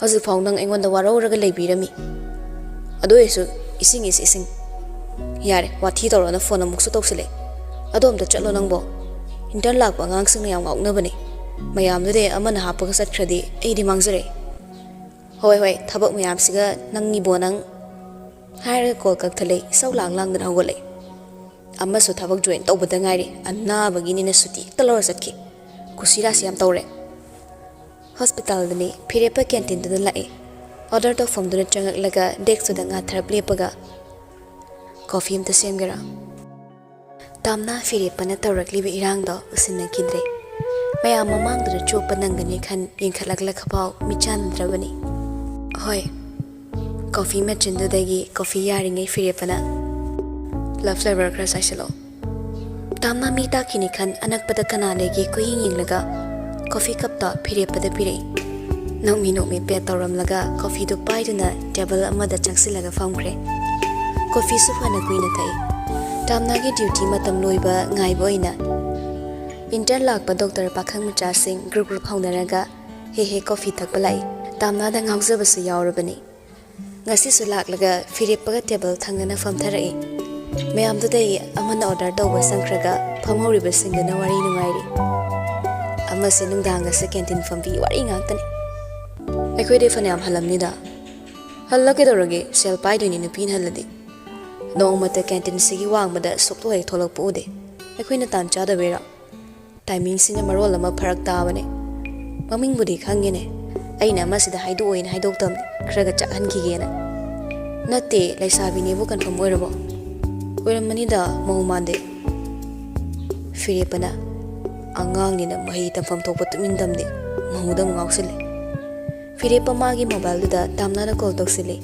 ꯇꯥꯝꯅꯥꯁꯨ ꯑꯣꯔꯗꯔ ꯁꯦꯝꯕꯒꯤ ꯉꯥꯛꯇꯤ ꯄꯥꯏꯔꯛꯂꯝꯗꯦ ꯍꯟꯖꯤꯟꯅ ꯇꯧꯁꯤꯜꯂꯝꯗ꯭ꯔꯦ ꯊꯕꯛ ꯆꯤꯟꯕꯗꯨꯗ ꯑꯗꯨꯕꯨ ꯈꯔꯗꯤ ꯁꯥꯎꯅꯤꯡꯒꯨꯝ ꯈꯟꯕꯝꯒꯨꯝꯁꯨ ꯇꯧꯏ ꯃꯥꯒꯤꯅꯤ ꯍꯥꯏꯕ ꯀꯔꯝ ꯇꯥꯛꯁꯤꯒꯦ ꯈꯜꯂꯤ ꯑꯉꯥꯡꯁꯤꯡꯗꯨ ꯂꯩꯔꯤꯉꯩ ꯎꯍꯟꯅꯤꯡꯕꯅꯤ ꯃꯇꯨꯡ ꯑꯔꯥꯟꯕ ꯋꯥꯈꯜ ꯑꯃ ꯈꯟꯈꯤꯗꯅꯕ ꯑꯁꯨꯝ ꯇꯧꯔꯤꯉꯩ ꯇꯥꯝꯅ ꯑꯣꯔꯗꯔ ꯁꯦꯝꯕ ꯂꯣꯏꯈꯤꯗꯨꯅ ꯐꯤꯔꯦꯞꯄꯗ ꯀꯣꯜ ꯕꯦꯛ ꯇꯧꯔꯛꯏ ꯀꯩ ꯋꯥꯠꯂꯒꯦ ꯑꯩ ꯍꯜꯂꯒꯦ ꯇꯧꯕꯅꯦ ꯉꯥꯛꯇꯪ ꯊꯣꯛꯂꯛꯀꯦꯔꯣ ꯀꯦꯟꯇꯤꯟ ꯃꯅꯨꯡꯗ ꯁꯨꯝ ꯂꯩꯕꯗꯣ ꯋꯥꯗ꯭ꯔꯥ ꯍꯥꯏꯕꯅꯤꯗ ꯅꯪ ꯍꯟꯈ꯭ꯔꯣꯅꯦ ꯗ꯭ꯌꯨꯇꯤ ꯃꯇꯝ ꯈꯔ ꯋꯥꯠꯂꯤꯌꯦ ꯐꯠ ꯍꯦꯛ ꯊꯣꯛꯂꯛꯄꯗꯣ ꯅꯨꯡꯉꯥꯏꯇ꯭ꯔꯦ ꯐꯤꯔꯦꯞꯄ ꯈꯣꯟꯖꯦꯜ ꯍꯧꯔꯛꯅ ꯍꯣꯔꯦꯟ ꯍꯜꯂꯝꯗꯥꯏ ꯍꯥꯏꯔꯛꯑꯣ ꯂꯧꯕ ꯂꯥꯛꯀꯦꯀꯣ ꯊꯕꯛ ꯃꯐꯝ ꯉꯥꯛꯇꯪ ꯌꯧꯔꯨꯈꯤꯒꯦ ꯍꯣꯏ ꯊꯝꯅꯈ꯭ꯔꯦ ꯐꯤꯔꯦꯞꯄ ꯈꯤꯇꯪ ꯐꯨꯔꯤꯠ ꯀꯣꯂꯔꯗꯨ ꯁꯦꯝꯃꯒ ꯑꯉꯥꯡꯁꯤꯡꯗꯨꯗ ꯌꯦꯡꯉꯝꯗꯨꯅ ꯍꯧꯒꯠꯈ꯭ꯔꯦ ꯇꯥꯝꯅ ꯍꯣꯏ ꯍꯥꯏꯈ꯭ꯔꯕꯁꯨ ꯃꯥ ꯀꯥꯎꯁꯤꯟꯅꯔꯒ ꯈꯔ ꯉꯟꯅ ꯍꯟꯈꯤꯒꯦ ꯐꯤꯔꯦꯞꯄ ꯃꯥꯅ ꯊꯤꯟꯗ꯭ꯔꯤꯉꯩ ꯈꯜꯂꯤ ꯐꯖꯅ ꯍꯦꯛ ꯃꯤꯃꯥꯡ ꯊꯣꯛꯄ ꯅꯨꯡꯉꯥꯏꯇ꯭ꯔꯤꯕ ꯃꯔꯤ ꯑꯣꯏꯔꯤ ꯐꯤꯔꯦꯞꯄꯁꯨ ꯊꯣꯛꯈ꯭ꯔꯦ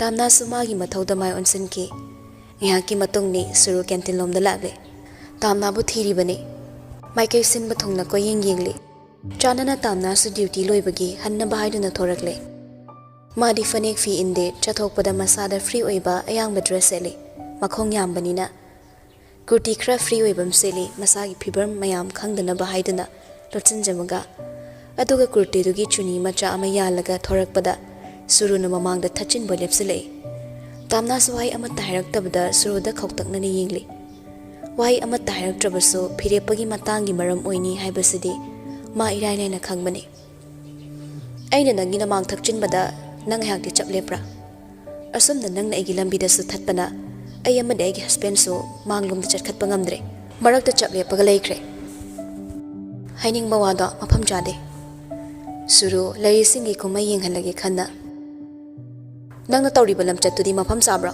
ꯑꯩꯒꯤ ꯅꯨꯄꯥꯗꯣ ꯉꯔꯥꯡꯁꯨ ꯑꯍꯤꯡ ꯍꯜꯂꯛꯇꯦ ꯃꯤꯒꯤ ꯏꯃꯨꯡ ꯊꯨꯒꯥꯏꯔꯒ ꯅꯪꯒꯤ ꯀꯔꯤ ꯅꯨꯡꯉꯥꯏꯕ ꯂꯩꯒꯦ ꯃꯤꯒꯤ ꯃꯀꯥꯗ ꯌꯦꯠꯂꯒ ꯂꯣꯟꯅꯕꯤ ꯑꯣꯏꯒꯦ ꯈꯟꯒꯅꯨ ꯑꯩꯅ ꯀꯨꯝꯍꯩ ꯇꯧꯔꯦꯅ ꯑꯩꯒꯤ ꯅꯨꯄꯥꯅ ꯑꯩꯉꯣꯟꯗ ꯗꯥꯏꯚꯔꯁ ꯇꯧꯔꯛꯈꯤꯕꯗꯤ ꯌꯥꯏ ꯑꯗꯨꯒ ꯑꯩꯕꯨ ꯗꯥꯏꯚꯔꯁꯀꯤ ꯃꯔꯝꯁꯦ ꯅꯪꯅꯤ ꯅꯪ ꯇꯥꯝꯅꯥ ꯃꯌꯥꯝ ꯃꯃꯥꯡꯗꯨꯗ ꯃꯃꯥꯏ ꯈꯪꯉꯥꯡ ꯉꯥꯡꯁꯤꯜꯂꯛꯏ ꯁꯠ ꯊꯩꯗꯨꯅ ꯆꯠꯈꯤꯒꯦ ꯇꯧꯏ ꯂꯥꯏꯗꯕꯤ ꯁꯨꯔꯨꯅ ꯈꯨꯗꯥꯡ ꯇꯥꯞ ꯐꯥꯔꯒ ꯆꯤꯡꯊꯣꯔꯛꯏ ꯁꯤꯆꯨꯋꯦꯁꯟ ꯈꯨꯗꯤꯡꯃꯛ ꯀꯥꯜꯂꯒ ꯆꯠꯄ ꯌꯥꯔꯣꯏ ꯃꯤꯒꯤ ꯅꯨꯄꯥ ꯃꯨꯟꯕꯗꯤ ꯉꯝꯃꯒ ꯀꯔꯤꯒꯤ ꯅꯃꯥꯏ ꯏꯀꯥꯏꯕ ꯈꯪꯕ ꯁꯥꯔꯤ ꯑꯩꯅ ꯄ꯭ꯔꯣꯛ ꯄ꯭ꯔꯣꯛ ꯁꯥꯛꯑꯒ ꯂꯩꯔꯤꯁꯦ ꯅꯪ ꯈꯪꯗꯕ꯭ꯔꯥ ꯇꯥꯝꯅꯥ ꯍꯟꯗꯛꯇꯤ ꯁꯨꯔꯨꯒꯤ ꯃꯈꯨꯠꯇ ꯐꯠ ꯈꯟꯊꯣꯛꯏ ꯃꯨꯜꯂꯤꯁꯦ ꯅꯪ ꯂꯛꯏꯔꯥ ꯃꯔꯛꯇ ꯊꯠꯂꯛꯂꯤꯕ ꯃꯤꯁꯛꯁꯦ ꯅꯪ ꯂꯛꯏꯔꯥ ꯂꯣꯅꯕꯤꯗꯤ ꯑꯩ ꯅꯠꯇꯦ ꯅꯪꯅꯦ ꯅꯪ ꯁꯨꯔꯨ ꯍꯤꯡꯁꯥꯕꯤꯒꯨꯝ ꯃꯃꯤꯠ ꯁꯪꯇ꯭ꯔꯤꯛ ꯁꯪꯗꯣꯛꯏ ꯑꯁꯥꯎꯕꯅ ꯃꯩ ꯏꯁꯤꯡ ꯆꯪꯗꯕꯒꯨꯝ ꯃꯈꯨꯠ ꯌꯥꯎꯔꯛꯏ ꯇꯥꯝꯅꯥꯒꯤ ꯃꯃꯥꯏꯗꯨꯗ ꯈꯨꯄꯥꯛꯅ ꯊꯥꯔꯛꯀꯦ ꯇꯧꯕꯒ ꯇꯥꯝꯅꯥꯅ ꯇꯥꯞ ꯐꯔꯛꯏ ꯑꯃꯨꯛꯀ ꯅꯥꯀꯜ ꯑꯃꯗꯒꯤ ꯊꯥꯡꯒꯠꯂꯛꯄ ꯈꯨꯄꯥꯛꯇꯨꯃꯗꯤ ꯇꯥꯝꯅꯥꯁꯨ ꯊꯩꯕ ꯉꯝꯍꯧꯗ꯭ꯔꯦ ꯊꯥꯈ꯭ꯔꯦ ꯇꯥꯝꯅꯥꯒꯤ ꯈꯖꯥꯏꯗ ꯏꯈꯪ ꯈꯪꯉꯤ ꯃꯥ ꯏꯔꯥ ꯊꯥꯡꯗꯨꯅ ꯏꯀꯥꯏ ꯅꯨꯡꯁꯤ ꯌꯥꯅ ꯁꯨꯔꯨꯗ ꯈꯪꯌꯦꯡ ꯌꯦꯡꯏ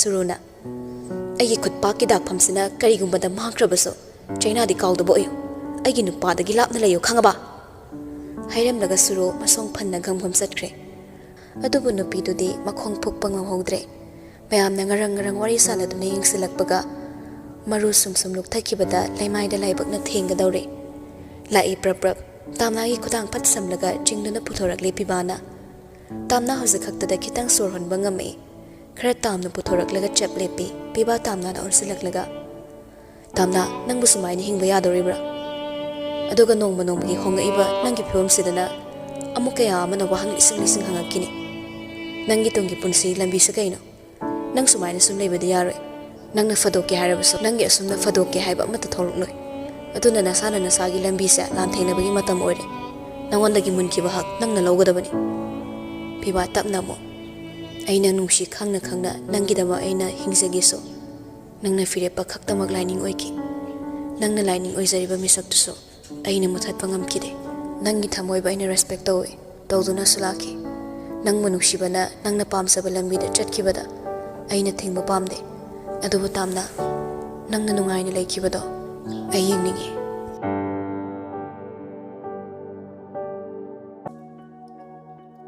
ꯅꯪꯕꯨ ꯌꯦꯡꯂꯨ ꯃꯤꯀꯨꯞꯇ ꯏꯪꯅ ꯇꯞꯅ ꯍꯝ ꯍꯝ ꯂꯥꯛꯂꯛꯂꯤꯕ ꯊꯃꯣꯏꯁꯦ ꯃꯤꯅꯣꯛ ꯎꯔꯒꯅ ꯈꯣꯏꯔꯥꯡꯉꯤ ꯄꯤꯔꯥꯡ ꯎꯔꯒꯅ ꯂꯥꯡꯇꯛꯅꯩ ꯈ꯭ꯋꯥꯏꯗꯒꯤ ꯅꯨꯡꯉꯥꯏꯖꯈꯤꯕ ꯄꯨꯟꯁꯤ ꯇꯥꯡꯀꯛꯇꯨꯃꯗꯤ ꯑꯅꯛꯄ ꯃꯔꯤ ꯅꯠꯇ꯭ꯔꯁꯨ ꯅꯪꯒ ꯈ꯭ꯋꯥꯏꯗꯒꯤ ꯅꯛꯅ ꯂꯣꯏꯅꯈꯤꯕ ꯇꯥꯡꯀꯛꯁꯤꯡꯗꯨꯅꯤ Piba makha tarai. Lonabi sa nang lamara. Mana kaigi nangi maida kupak na thabada nang na khut hanba ngamdriba. Kaigi nangi punsido mi amagi makha na laibagumna pangal thokna hingba ngamdriba. Nangi punsidi nang khakini. Migi makha na laibagumna mina sanan kino. Fire pana fong na nangi lan thengna ge habada nang na kaigi na tomda lona khangge haiduna khamiba. Nang yam pang mande nang nupi thok mande. Tamna piba na mabu pun pangnung nung sizabagi haizabagi wani. Adubu mana pangal hekta taraina thokluba yaba matang na tihaiba masana khangi. Aigi oirambadagi migi oikraba mahakto aigi ni haina hanjilaga sangsilobada harau harauna taramna kanana boklakadoriba pot ama mafam khangdana tahoba phau khulliba miduda nonjeraga aigi ni piyu haiduna awamal pinaribani. Adubu mana suruda phirepabo mangonda pinabiyu haiduna karamnani sakadoriba mafam khangdana mangkiba sunate mana ngamlaroi haina khong kanthokluga chasakibani mayamgi meeting na oikhrabi madi mitop oihorabani mana lamlanbi amagi thawai giso hakchang giso tangkhai migi meeting da aigi phajapam leite aidi hojikso oiri magi aronba nupi ma aigi mari do khangdaba migi masing na yami yumdu da mau ama leina aina handa lerambani haina karamna chaksiloga doriba imaida tinsisilakani magi hakna chapkhra ingondagi de adoi bataragadi nangu phire pasakaina wangam doribra tamna second khra domination weraga khangde adubo mahabu ningsinglaga mahabu igi wakhalda thamoida haptuna sumlai kibatude leirak na kiraktre babung hoi amati magi character magi future da aina maram oiraga akai toi thoan madi ai pamlaktre nushiradi ai fa pata ohening bani nangna fire pabo phaba ngakta so ohening bani adu batamna nang mun namna tanthoklaga nangi hakpom namok mun kiba misakto nangna su tanthok pangam gadabani nanga fire pagagi marakta lakiba mahaktuna ngaman gano mahana lak pangam kiba se mahangna saksapam pi kiba na tabra pumna mahaukre loikre magi sumaram leikiba nani adu bu haukiba wari da fakatlaga hangkatlaga magi asoiba nangi asoiba thiraga kari kanaga doribano mangda sakhat pangam moidawagi maram khaknatana afaba maram fangloi lanfam sida nang lande phire pasulande lalibadi nangi saklok mullibaduga phire pagi mamagani tamna khumukidre achum arangi wakhalda matom tan neinaraga lakliba mangonda pibagi wahai kharasu loksing kitang so hapara natraga mahak lande takpada mateng panglakbra wakhal khradi yanglei non tharakata leiba maithong nongkhatningba pharagle piba makha tari haukiba matamda nakhweni khra naksinarakpa marida toksinaba wahai kaya ama hairaga nangi mafamdagi fire paching thokiba hanjin call tawdana kapsil lauksina kiba misakto atai kana nate ngasi achumba saraga nangi maida amuba kali taisinaba wanariba misaksini kayam kuina nang sumai lekidoriba nasagi akti nasana laukso mina sinarakpa ngaiba honade hinchabi na kaidong da gyan tarakli haina magi saklukdagi nangi tangkhayam khairakani de mangmangono tamna tumin leki pibana su tamna makha taraklaroi khangkre aduna sum naire lo ai nang yung phone drop tormage sida kuina lerano paining ba khuzing samjaning ba khodang hekta irai laina sok pasungamde sisu nungshiro bagini pamsaba khak oiramlabadi matang chare khanna makut samlaga tingduna purambaso yabani ngasigi mikupsida magi mayum phawba natrabaso subnagi mate amaka gari makhong phawba tamna haukiba kuiraba matam kharadugi tangkak mate amakak suning singai mirror mamangduda ma famlaga masamdo side amada pulapna thadaraga hatlami phire patan jaduda christ alubadagino srosot halaktuna changlei makutta taniski box macha amapai angang machugi amapairak pasoi tamna ne mirror dudagi loina uba fangi firepa mafi hongda magi nakta tabli makhong thangduna changsilei makutta pairak liba box tu su hangdokre tamna sorama sang hondoi mihul chenkhat khrabani firepana magi ngaksama pada miding thamlaga changsilaklibada obada cherak tuda firepagi mobile da call ama khaklai thogai ki mikupto mihul songkhatlam minupido mihul taptharagle adubu asuk pamjaba mikup sibo thugai liber sibo haina sounding loi firepa phone pai khale hello Suru ichai sai thopa khonjelda Phirepa ai haksang ngamdre ima su leite nangak tak lakpigiro ai daw delivery tolage Suru kapngang toraga khara su sontharaga ai ima leramati nangonda yelamda basu yabane ai hakchang se len bot pangamdre soran basu yaware nangni am lakni jagati laano Phirepa serious oiba khonjel duda makutta pairam box to makhada tup khangta thadaram mamai leranga thokki ai laagi thamo nanga khanglamo ayorani tamna leithokluraga makhada tariba box to da yingli tamna hogolaklaga changsilobada khungatli magi ngaksam yoramdai thadabiram lelei maida mamai leiduna hankhre nupado magi punsidagi khra tamthokna sida sunate Phirepana yumda leire ma depression nari haibada base tawraga call sukta thadokpa ya lamde line da sum leiraga makhoi ani do sukna naksanan kide naksana zagadaba marida suruna sambal oiduna lakibani ma laklamdrabadi makhoi ni yamna nushinaramgani soiduna haiba tamnana su khangi Phirepa ma su matamnuda apang manupa oibana angang su oibaga nupigi emotion blackman da thazakibani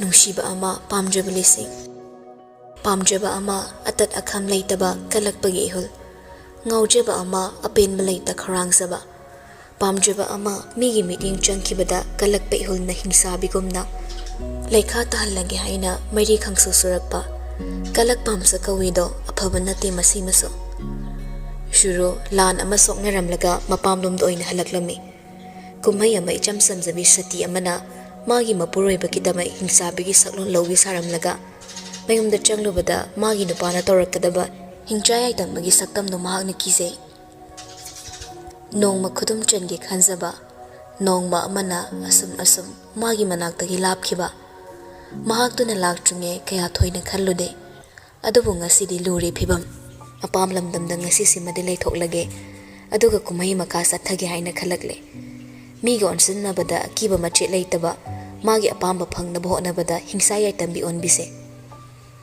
hiram khudingmakta machana tawrike chummi khanbi mama iben madusu ure tare khudingmak adana machana piga wakhar chungsine makha tabada karam thoklaba khana hodrabadi makhoina aranbo ihorabadi manggadoribase makhoigi su ijatni ajarana nangbuna kokto kitang khanthau yadra haibani hai nongthang nang masu namana bise khamba kari kai othokna su pangida na khoise noina sagat loriba irangdo matang othokna sakhidre haibani ne ima aina probox aga leirakliba matamsa kyam kuire charam thaklam mata khangaktrabani ai khangaga leiba ngamdre khoidok sa sawning madana ne pripri thilabani ocharana adobu imagi bema nang hemalebani ko nang as Phirepa amu kari hairak toriba nang nanu pidugi isat yolambada nang amadi Phirepa imung manung loinamak su ini bema imagi bemau kariguma nupaduna man hana lauram manupi ni haina amu hai biraklagana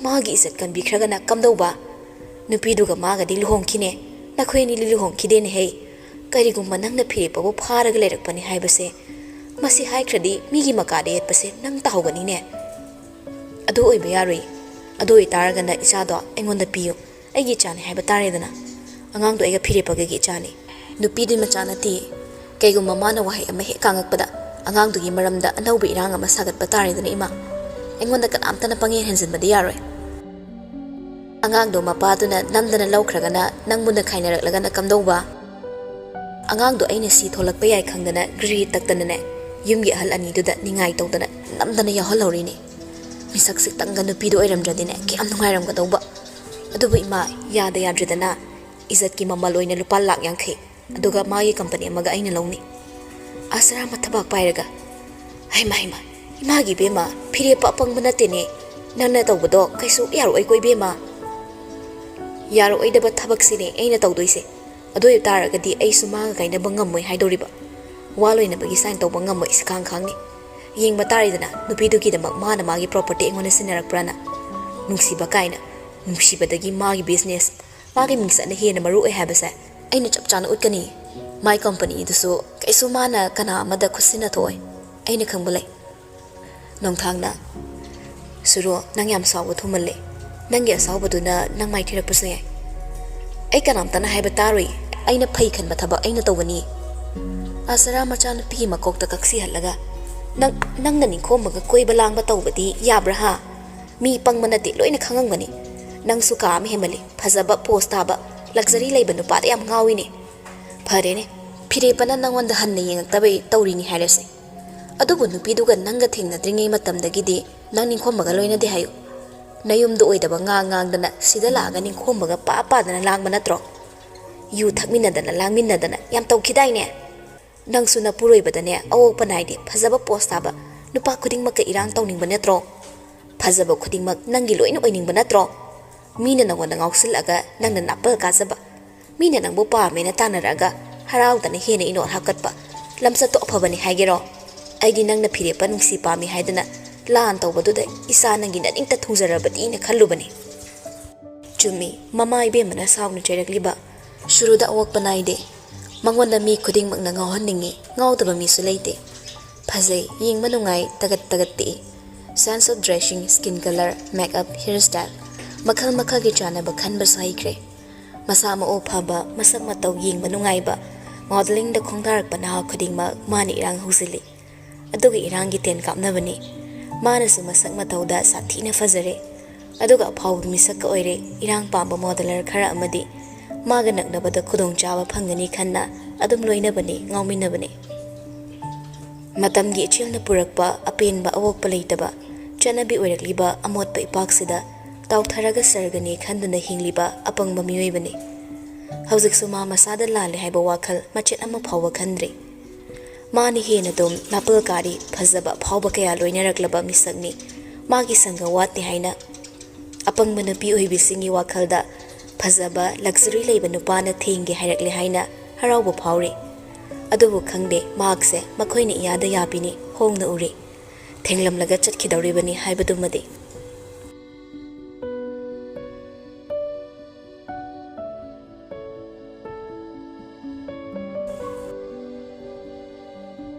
Bivana tamna thilraga hospital lai magi cabin na changakpada phirepa masu pibagi chairda famlaga glove to da huru ungdana ma bhalak pangairami Bivas otopa chair amada famtharaglaga cha thaksiro phirepa chumna famkhraga khangning nangai mayumda thanamabra Bivanga glude mana tamna thilre habase phirepa mana khangle habase made phirepa gi wangang du da takre Bivana nang namu kamai khangiba aina khangdaba bulaibrane khangsinadaba usinadaba heibai wane aina khangdaba leite adubu nangna kari mu khalaba aina budi mayum pau thimbiramle thengnadana firepa noini gi fibamse ai noina matha sare ai ko ngawi mogi mi kanam ta leitribani na nangna mabu yumda chatlasi hairu horubada pan harau su inarakloi ahallaman gi wa amasu taningakani aduga marom-dana noigi aphawbido mana thopam tarokini ko bera yam ka anu pini adui nu pido seita kamain he waisiludana nangna koigi hairiba thaina ngang oiringi school pulak paduda sum pamjaribani he khangdi piba imaduna khrathuna masa kallaga haladi wari khanaba thoktoribani mana su itung inaro haibada chasi yadre image yaba musu yaudrimnina leinariba phimsida mana halgi wa ma tadana egi tung inaro paise imana amadi magi sagai na tai pumnamakna magi khongu muthatpi gi harakani mansu haraungna magi sagai pari sambal loina thadat pa yaning loi natung inabadi araibani nakhai ama sengdo khoduna amaduga adugi ai matha sade phajana bo lehobra ma bo aina mu chalukibana phadoribra aina de advice khra piram lawani ma munna ni tawe laushi lebra lausandra di khangde haujik sasal ronada yumdo ina fajan chalo amaduga wari sana to fare aisu yokrage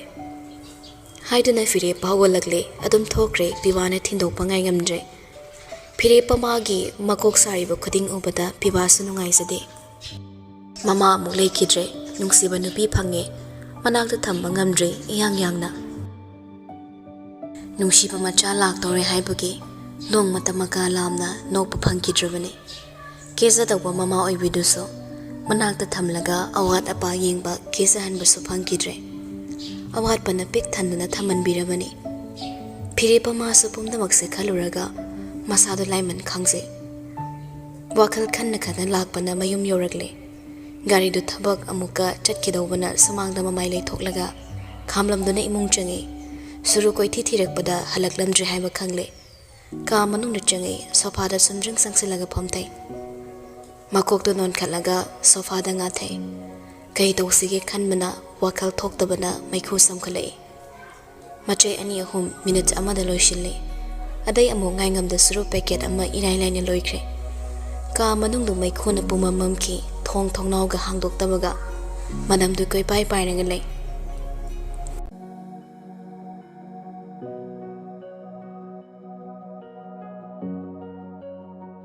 tamna su matom ta sida leibase tallabani mama ama mapa ama makhura ama leidana magi su misak ama leiri ko khaningai leitabana matu mamani son son bani kanana kari wabu hairak toriba aduga kanana amo kari ngangna rangko toriba khuding makna mabu loina nungsiramgani haibasu leiroi magi maramda chingthok singthokta nangangamgadra mabu kayam thina ngangamgadoriba mayam sina makok chaire namidang cha isinga changdre masamanaw pho phasana hate mangduna leiringe pungso hokkiba khangawdabana adum zra hokkirame phamung de hipubagi fari fari tawriba masamdo makhunna khat khatharanga sambuloina tasalaga punsinkre aduga amu chakomda fan macha ama thaduna famkre tanjadu da machi kolai aduda ne hina mihul chatkhat khrabani madi tathi sairakpada magi wa khumpham suleiroi asuk phazana machena siniramlaga mana tawriba khudingma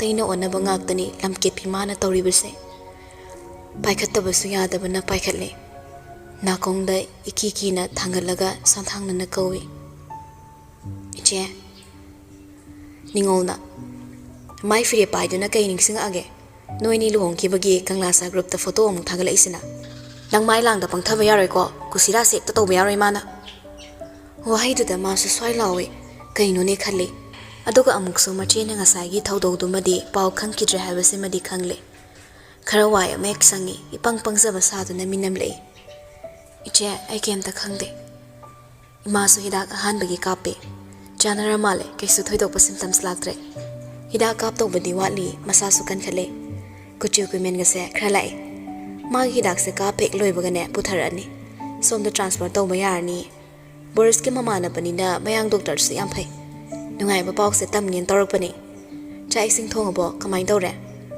thong ngena tori che thong zara dudi che su thamage ko hoi che asam na thamna khre mache ne hek tham ke baga tamna khangning bana facebook ki kanglasa enterprises ki page ta changsile maga fire paga luhong bagi photo amaga thagat laga leramle thagalak le ba account na fire pa masagi account dagi ni khangle mamang da thokki ba thagdok amadi ngasai thokki ba maya mamang da aran ba takraba mabo kitang da sumi mang da thopa ngamna bani haiba adubu magi khallinge fire pa madi matam sigi chanari ba lamsat warak pangamdaba nupi angang na mamit khrang ngaw ba misak ama takre mabu nupi ani lolaga arepa wa khalai taba misak amagumna magi mathakta oina mayamna troll tokre masimagni phirepa mana sinjabaso phirepa sumang mangonda troll torakliba mayamdo haipet paramaga phone gi notification mayamdo taning dabagi net of thamjinkre makong ani do khra phaglap khutki khoningduna faigan namal namda sauranga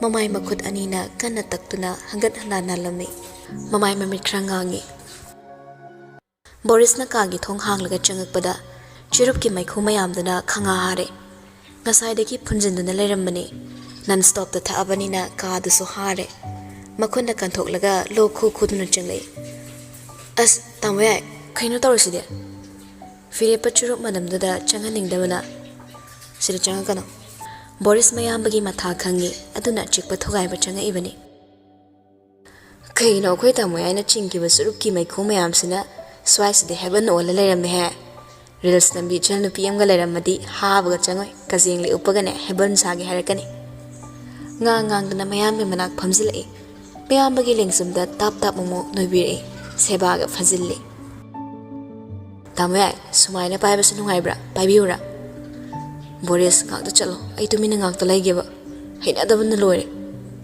eron so mu thong hanga paisilei Natomta layraga suruk ka thaga room amabu laysin than madi khat yaroi laysin na laychil maikhu masu single sofa da famthare tamya matha saraga bu suruk thaga phabro adu idi ai su mach em da chingene ai su matha am saeba assistant ni na lawraga advance to lo bora am lawraga Delhi da hani mun chatkre Boris nokthore karam bana pino power bon thok na paine da pakhang ne na ya ne na toram bo ramni Eron na mathang de ni ne nupi imda thabak lawroi nupa ngak ta lawrani Boris na masana matikti sajadraga ibungo mingoda yam tainaron nupi ne marai kholaga da kaurakpada pangtharingi kudong saba lawki oramni nangdi hui amomna au na khongakpada so sweet na paisilaga ki tawge khanba min nagun khange firepana noi bunga tangde ai tumina legeba chalo da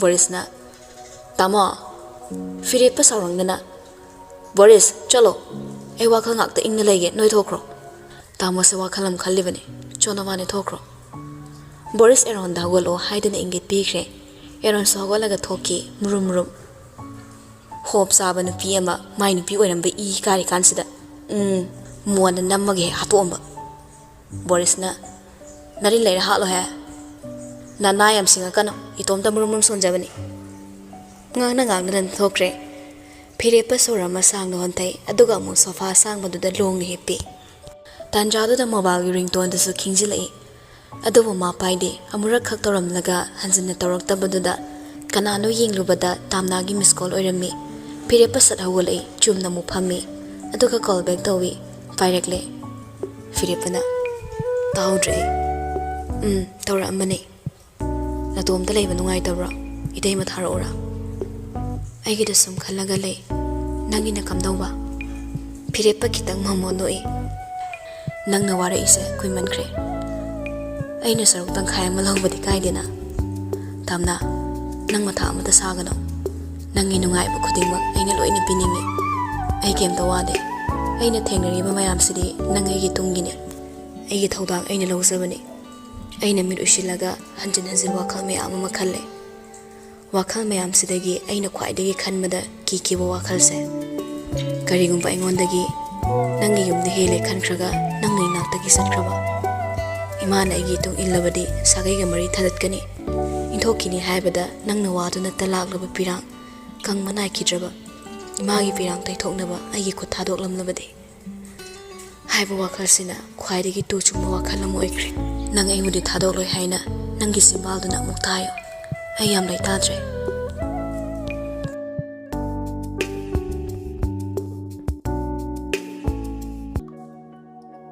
Chenthariba nungshibagi ichel loihaningba pumphamna heina sanglai karigi warunu yadriba thamoi dinaraso lepnariba khongpham sina karigi thamoi gi matung illubada aranba pumnamak tahawriba chummi achumba khongthang ama matam yamna thengna thanglubana ohelakpani aranba khongthang tamnabu nungsimanbana ipangpangsaba mana tawrumgadaba mayam dumaso hene usilakpa helai phirepa aduna ira thangbusu helai chahi inkhalakpa angang natrabaso arumba potlum kaya amana chahi nauna masa pumba nanduna laklubani chanari bahawa nungsitsida yaruba sanguda leiraklaba tamna oibani aduga amaromda kaya singlude aduga amukna maisa kaya lanthengna lakpana anauba maisa amana mabu aruba phirep ama laukigadra haina mipaidabasu ngamkidre waman man helaklabadi wakhalda phattaba lai ama changkibagumna nattaba kiraba phirep kaya amaso launakhribani inkhalakpagi ithak irang amada nungaiba sangsar amada tawduna maning tamna hingsagadawba punsi amabo matamga chanadaba thaudangduna lang oina thuduna laikhrabani pumnamakse khaluraga phirepa hena makoklumai aduga amukso makhoi anise kaina kidra haina taniklei thangakliba irase natabrane mabu nungsibagi ne mabu nungsibagi kanagumba misak amabu nungsibada thangakliba irase singna nungsire taklabani sasinnabe ihul yaudi haina taklibani magi mamangda toksinaraga sungkiba pirang nate sasinaba pirang oiramladi magi mamangda khak sintharamgadabani adubu mafam matam naidana kanaroidaba kanaba fangloidaba arotpa ubiroidaba mafamdasu kapchaninglei madom mathanta firipa makha tarai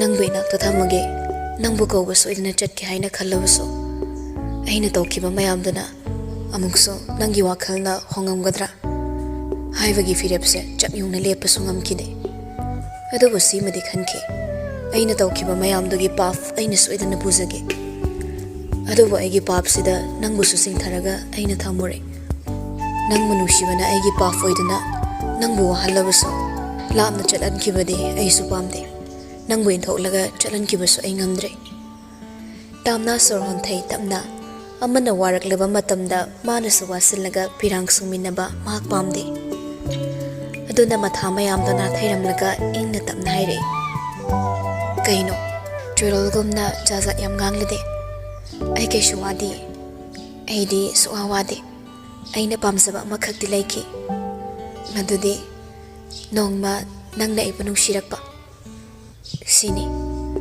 aduga aina khankiba amasu laiki adumadi aina tawba ngamkidre aina khanki nangna ibanung siraklaba tong aina nangbu kaidongaidasu hanna yengloi nangbu ngakpibasu ngamngamloi simati aina in mangamkidre isiga imaga mayamna nangbu nungsibata yamna thingi nupa adu yamna pamalli nupa laisadabra sidasu nattana nangbu aina kaukthokpa ngamdrise nangdi selpai mayamna masak khangnai aduna aina mabu sum naksinaningduna leibani selpai ba nupa kayam pamge haina tattana chaiki aisu amumu khanki aina nangbu nungsirise nangna nungaina laikibagi nangi nungaibada aina kalakpagira phangsadaba aina nangi nungaiba punsi mahingdo pambagira firepa tamnagi wangangdo taraga hena tumina kapai asuk sangma matamda magi wakhalna otuna laklabi magi awaba mayamduna maisa ama khangbada pirang sinthani kawkhrabi magi wadaba saba wahai mayamduna firepa tawpham khanglamde thamoi khro khotuna khangjai khonjel du semlaga nangna ibo su yam nungshibirambase aina nangna ibo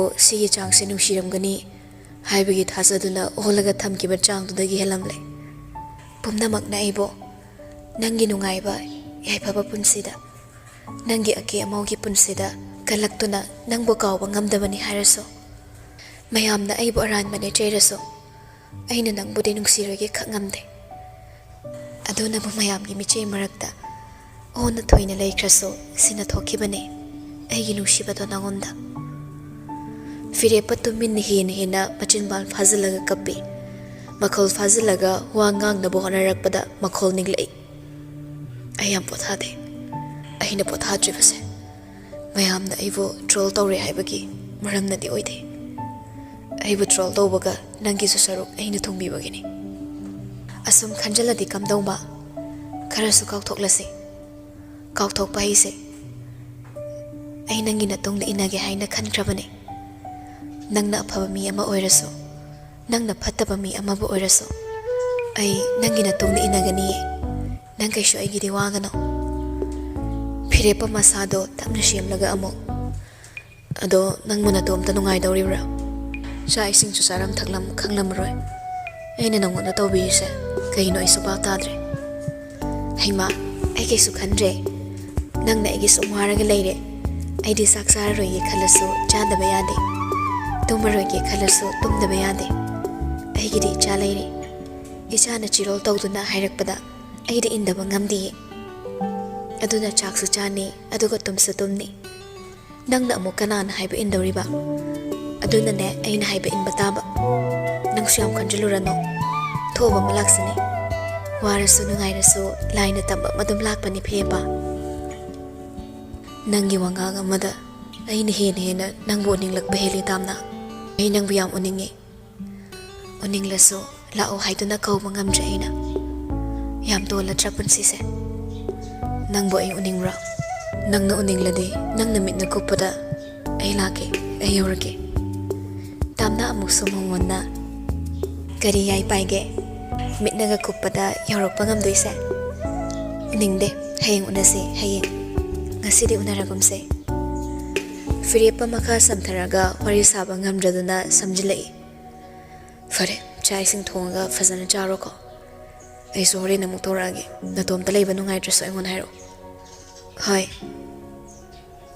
phone ꯊꯝꯈ꯭ꯔꯒ ꯐꯤꯔꯦꯞꯄꯗꯣ ꯃꯈꯨꯠ ꯈꯨꯅꯤꯡ ꯑꯗꯨꯅ ꯐꯥꯏꯒꯟꯗꯉ ꯈꯨꯠꯁꯥꯁꯤꯡꯗꯣ ꯀꯥꯔꯟ ꯆꯠꯁꯤꯟꯅꯔꯒ ꯂꯥꯏꯕꯛꯇ ꯉꯥꯛꯂꯒ ꯄꯦꯟꯅ ꯇꯨꯃꯤꯟꯅ ꯀꯞꯄꯤ ꯑꯁꯨꯛ ꯁꯥꯡꯕ ꯃꯇꯝꯁꯦ ꯃꯥꯅ ꯈꯜꯂꯨꯕꯅ ꯑꯃ ꯑꯗꯨꯒ ꯇꯥꯝꯅꯥꯅ ꯑꯣꯏꯔꯝꯂꯤꯕ ꯐꯤꯕꯝꯅ ꯑꯃ ꯈꯔ ꯉꯟꯅ ꯀꯔꯤꯒꯤ ꯃꯥꯅ ꯇꯥꯝꯅꯥꯕꯨ ꯊꯤꯔꯝꯗ꯭ꯔꯤꯕ ꯍꯥꯏꯅ ꯃꯁꯥꯗ ꯃꯔꯥꯜ ꯁꯤꯖꯩ ꯑꯗꯨꯕꯨ ꯈꯔ ꯉꯟꯅ ꯆꯠꯇꯧꯕ ꯃꯤꯀꯨꯞꯁꯤꯡꯗꯨꯁꯨ ꯃꯇꯝ ꯆꯥꯈꯤꯗꯕ ꯑꯃꯗꯤ ꯑꯣꯏꯈꯤ ꯃꯇꯥꯡ ꯆꯥꯈꯤꯗꯕ ꯃꯇꯝ ꯆꯥꯈꯤꯗꯕ ꯑꯃ ꯂꯥꯞꯅꯔꯨꯔꯕ ꯇꯨꯡ ꯏꯅꯧ ꯅꯧꯅ ꯊꯦꯡꯅꯔꯛꯄ ꯃꯇꯝꯗꯁꯨ ꯅꯨꯡꯁꯤꯅ ꯄꯨꯛꯆꯦꯜ ꯌꯦꯡꯊꯣꯛꯂꯒꯦ ꯈꯟꯅ ꯑꯀꯟꯕ ꯋꯥꯍꯩ ꯀꯌꯥꯅ ꯃꯤꯆꯩ ꯑꯣꯏꯕꯤꯈꯤꯕ ꯍꯧꯖꯤꯛꯇ ꯅꯤꯡꯉꯝꯃꯛꯇ꯭ꯔꯦ ꯀꯥꯏꯗꯨꯅ ꯂꯩꯔꯕ ꯊꯃꯣꯏꯗꯨꯗ ꯍꯟꯖꯤꯟꯅ ꯃꯥꯅ ꯑꯃꯨꯛ ꯃꯁꯤꯡ ꯊꯤꯉꯝꯗ ꯊꯨꯒꯥꯏꯕꯤꯕ ꯑꯣꯏꯅ ꯊꯣꯛꯂꯝꯂꯦ ꯐꯅ ꯀꯨꯏꯅ ꯐꯝꯂꯨꯔꯕ ꯇꯨꯡꯗ ꯃꯁꯥꯗꯣ ꯈꯔ ꯂꯦꯡꯂꯛꯏ ꯇꯞꯅ ꯍꯧꯒꯠꯂꯛꯏ ꯔꯨꯝꯗꯨꯗꯒꯤ ꯊꯣꯡ ꯊꯣꯡꯅꯥꯎ ꯂꯣꯏꯅ ꯍꯥꯡꯗꯣꯛꯂꯒ ꯍꯥꯏꯔꯤꯕꯁꯤꯡꯗꯨ ꯐꯅꯕ ꯅꯨꯡꯁꯤꯠ ꯆꯠꯍꯜꯂꯤ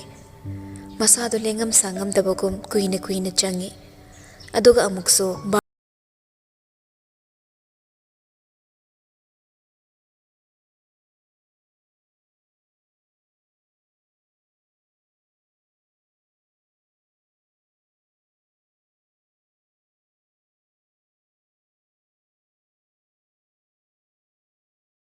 ꯃꯈꯣꯡ ꯆꯨꯝꯅ ꯌꯥꯟꯊꯔꯒ ꯐꯝꯖꯔꯤꯕ ꯕꯣꯔꯤꯁꯇ ꯁꯨꯝ ꯌꯦꯡꯂꯝꯕꯗꯩ ꯈꯣꯡ ꯃꯄꯥ ꯇꯥꯔꯤꯕ ꯕꯣꯔꯤꯁꯇꯨꯗ ꯃꯈꯣꯡ ꯀꯣꯛꯄꯥꯛꯇꯨꯅ ꯗꯤꯛ ꯂꯥꯎ ꯈꯪꯀꯥꯎ ꯀꯥꯎꯊꯩ ꯕꯣꯔꯤꯁꯁꯨ ꯉꯥꯛꯍꯧꯗꯕꯅ ꯐꯃꯥꯡꯗ ꯇꯨꯁꯤꯜꯂꯝ ꯃꯆꯤꯟꯐꯥꯎ ꯊꯤꯔ ꯍꯧꯒꯠꯂꯛꯏ ꯀꯩꯅꯣ ꯑꯦꯔꯣꯟ ꯀꯅꯥꯃꯨꯛ ꯅꯤꯡꯁꯤꯡꯉꯒꯦ ꯑꯦꯔꯣꯟ ꯃꯁꯥꯗꯨ ꯅꯥꯆꯨꯡꯗꯦ ꯀꯩꯝꯇ ꯂꯥꯟꯖꯗꯕꯒꯨꯝꯅ ꯋꯥꯈꯜ ꯑꯃꯗ ꯁꯨꯝ ꯃꯃꯤꯠ ꯑꯃꯗ ꯌꯦꯡꯂꯒ ꯅꯣꯏ ꯇꯥꯃꯣ ꯌꯥꯏꯁꯦ ꯑꯩ ꯏ ꯁꯨꯝ ꯀꯥꯔꯛꯇꯣꯔꯦ ꯕꯣꯔꯤꯁ ꯃꯈ꯭ꯋꯥꯡ ꯃꯦꯠꯂꯒ ꯑꯦꯔꯣꯟꯗ ꯌꯦꯡꯂꯒ ꯇꯥꯃꯣꯌꯥꯏꯗ ꯏ ꯀꯥꯔꯒꯅ ꯇꯥꯃꯣꯌꯥꯏꯗ ꯀꯥꯎꯔꯨꯕ ꯀꯩ ꯀꯥꯏꯒꯦ ꯑꯦꯔꯣꯟ ꯐꯨꯛ ꯍꯧꯒꯠꯂꯛꯂꯒ ꯐꯃꯨꯡ ꯃꯌꯥꯏꯗꯨꯗ ꯈꯣꯡꯒ꯭ꯔꯥꯏ ꯆꯜꯂꯒ ꯐꯝꯃꯤ ꯑꯁ ꯇꯥꯃꯣꯌꯥꯏꯒꯤ ꯏꯇꯩꯃ ꯇꯥꯝꯅꯥꯗꯣ ꯑꯩꯗꯤ ꯑꯍꯥꯟꯕꯗ ꯄꯥꯝꯖꯔꯨꯔꯦ ꯑꯗꯨꯒ ꯑꯩ ꯌꯥꯝ ꯄꯦꯟꯗꯦꯗ ꯅꯪꯅ ꯄꯥꯝꯃꯨꯗꯣꯏꯁꯦ ꯃꯤꯒꯤ ꯅꯨꯄꯤ ꯉꯥꯛꯇꯅꯦ ꯅꯪ ꯅꯣꯡꯃꯗꯤ ꯅꯃꯥꯏꯅ ꯃꯤꯠ ꯊꯨꯒꯥꯏꯔ ꯊꯥꯔꯛꯄ ꯁꯣꯏꯗꯕꯅꯤ ꯃꯥꯏꯀꯦꯜꯒꯤ ꯅꯨꯄꯤ ꯐꯖꯩ ꯈꯔ ꯍꯥꯏꯔꯛꯀꯅꯤ ꯔꯣꯍꯤꯠꯀꯤ ꯅꯨꯄꯤ ꯔꯥꯁꯤ ꯂꯩ ꯖꯣꯟꯁꯟꯒꯤ ꯅꯨꯄꯤꯗꯣ ꯂꯦꯝꯃꯤ ꯋꯥꯡ ꯆꯥꯎꯏ ꯂꯩꯁꯥꯕꯤ ꯑꯝꯇꯗꯤ ꯐꯖꯩ ꯍꯥꯏꯗꯤ ꯏꯕꯣ ꯅꯪ ꯑꯃ ꯃꯣꯏꯅ ꯀꯃꯥꯏꯅ ꯇꯧꯕꯅꯣ ꯐꯖꯕ ꯉꯥꯛꯇ ꯃꯣꯏꯅ ꯂꯣꯏ ꯈꯟꯗꯣꯛꯈꯤꯗꯅ ꯑꯩꯗꯤ ꯑꯝꯇ ꯐꯪꯍꯧꯗ꯭ꯔꯦ ꯅꯪꯒꯤꯗꯨꯗꯤꯅꯦ ꯃꯤꯒꯤ ꯃꯄꯣꯠ ꯄꯥꯝꯕꯅꯤ ꯈꯪꯉꯕ ꯑꯐꯕ ꯃꯤ ꯅꯠꯇꯦꯅ ꯊꯥꯏꯅ ꯑꯦꯁꯣꯁꯤꯇꯜꯒꯤ ꯅꯨꯄꯤꯗꯣ ꯂꯩꯁꯥꯔꯤꯉꯩꯗ ꯅꯠꯇ꯭ꯔꯣ ꯐꯖꯩ ꯍꯥꯏꯗꯅ ꯑꯩꯅ ꯈꯪꯅꯧꯅ ꯈꯪꯅꯍꯟꯕꯗꯣ ꯑꯗꯨꯗꯅ ꯃꯁꯛ ꯐꯖꯗꯦ ꯃꯅꯥꯇꯣꯟ ꯆꯥꯎꯋꯦꯅ ꯌꯥꯗꯦ ꯑꯗꯨꯒ ꯃꯤꯅ ꯂꯧꯈ꯭ꯔꯀꯥꯟꯗꯅ ꯃꯁꯛ ꯐꯖꯔꯝꯃꯦ ꯑꯩꯅ ꯂꯧꯖꯔꯝꯃꯁꯨ ꯍꯥꯏꯗꯕ꯭ꯔꯅ ꯃꯧ ꯑꯣꯏꯔꯀꯥꯟꯗ ꯐꯖꯔꯝꯕꯗꯨꯗ ꯁꯨꯝ ꯄꯥꯝꯃꯛꯄꯅꯤ ꯀꯩꯅꯣ ꯑꯗꯨꯕꯨ ꯑꯩꯅꯔꯣ ꯅꯪ ꯑꯃꯀꯣ ꯀꯩꯅꯣꯝ ꯏꯇꯧ ꯇꯧꯔꯤꯅ ꯑꯦꯔꯣꯟ ꯑꯃꯨꯛ ꯍꯤꯞꯊꯈ꯭ꯔꯦ ꯏꯇꯩꯃꯗ ꯑꯩꯒꯤ ꯆꯥꯛ ꯍꯥꯞꯄꯣ ꯍꯥꯏꯌꯨꯀꯣ ꯅꯌꯨꯝꯗ ꯆꯥꯎꯁꯨ ꯆꯦꯡꯅ ꯁꯤ ꯌꯧ ꯇꯥꯡꯉ ꯀꯥꯟꯁꯤꯗ ꯅꯪ ꯑꯃꯨꯛ ꯁꯨꯝ ꯄꯤꯖꯔ ꯂꯩ ꯉꯝꯄꯣꯠꯇꯦ ꯂꯤꯛꯃꯜꯂꯁꯨꯅꯦ ꯅꯨꯡꯁꯤꯗꯦ ꯂꯥꯏꯔꯕ ꯑꯉꯥꯡꯗ ꯆꯥꯛ ꯆꯔꯥ ꯑꯃ ꯄꯤꯖꯕꯅꯤ ꯈꯟꯗꯣꯛꯑꯣ ꯁꯨꯛꯉꯝ ꯍꯦꯛ ꯉꯝꯃꯔꯣꯏ ꯑꯗꯨ ꯑꯣꯏꯔꯒꯅ ꯑꯩ ꯅꯣꯏ ꯌꯨꯝꯗ ꯂꯩꯕ ꯇꯥꯔꯦꯗꯅ ꯅꯨꯡꯇꯤꯒꯤ ꯆꯥꯛ ꯆꯥꯔꯒꯗꯤ ꯇꯟꯗꯅ ꯀꯩꯝꯇ ꯍꯥꯏꯔꯔꯣꯏ ꯆꯥꯛ ꯍꯥꯞꯐꯝ ꯊꯣꯛꯄ ꯑꯗꯨꯝ ꯍꯥꯞꯅꯕ ꯑꯔꯤꯛꯄ ꯅꯪꯉꯣꯟꯗꯩ ꯉꯥꯛꯇꯅꯦ ꯑꯩꯅ ꯌꯥꯝ ꯆꯥꯊꯣꯛꯅꯤꯡꯉꯤꯁꯦ ꯕꯣꯔꯤꯁꯁꯨ ꯐꯃꯨꯡꯗ ꯀꯥꯈꯠꯂꯛꯏ ꯆꯥꯅꯤꯡꯉꯒꯅ ꯅꯪ ꯏꯇꯩꯃꯤ ꯃꯅꯥꯛ ꯆꯪꯉ ꯆꯥꯎꯁꯨ ꯆꯠꯂꯣ ꯐꯔꯦ ꯅꯪꯅ ꯇꯥꯜꯂꯁꯨ ꯑꯩꯗꯤ ꯍꯣꯔꯦꯟ ꯅꯪꯒꯤ ꯆꯥꯛ ꯁꯔꯨꯛꯇꯣ ꯑꯗꯨꯝ ꯆꯥꯔ ꯂꯣꯏꯔꯦ ꯅꯪꯇꯅꯤ ꯅꯕꯨꯛ ꯊꯜꯂꯣꯏꯗꯧꯕ ꯄꯥꯕꯨꯡꯗꯣ ꯍꯜꯂꯛꯄꯗ ꯕꯣꯔꯥ ꯂꯩꯔꯛꯑꯣ ꯍꯥꯏꯈꯣ ꯆꯥꯛꯀ ꯆꯥꯅꯕ ꯅꯈꯨꯠ ꯄꯥꯟꯗ꯭ꯔꯣ ꯅꯪꯁꯨ ꯀꯣꯜ ꯇꯧꯔ ꯍꯥꯏꯈꯣ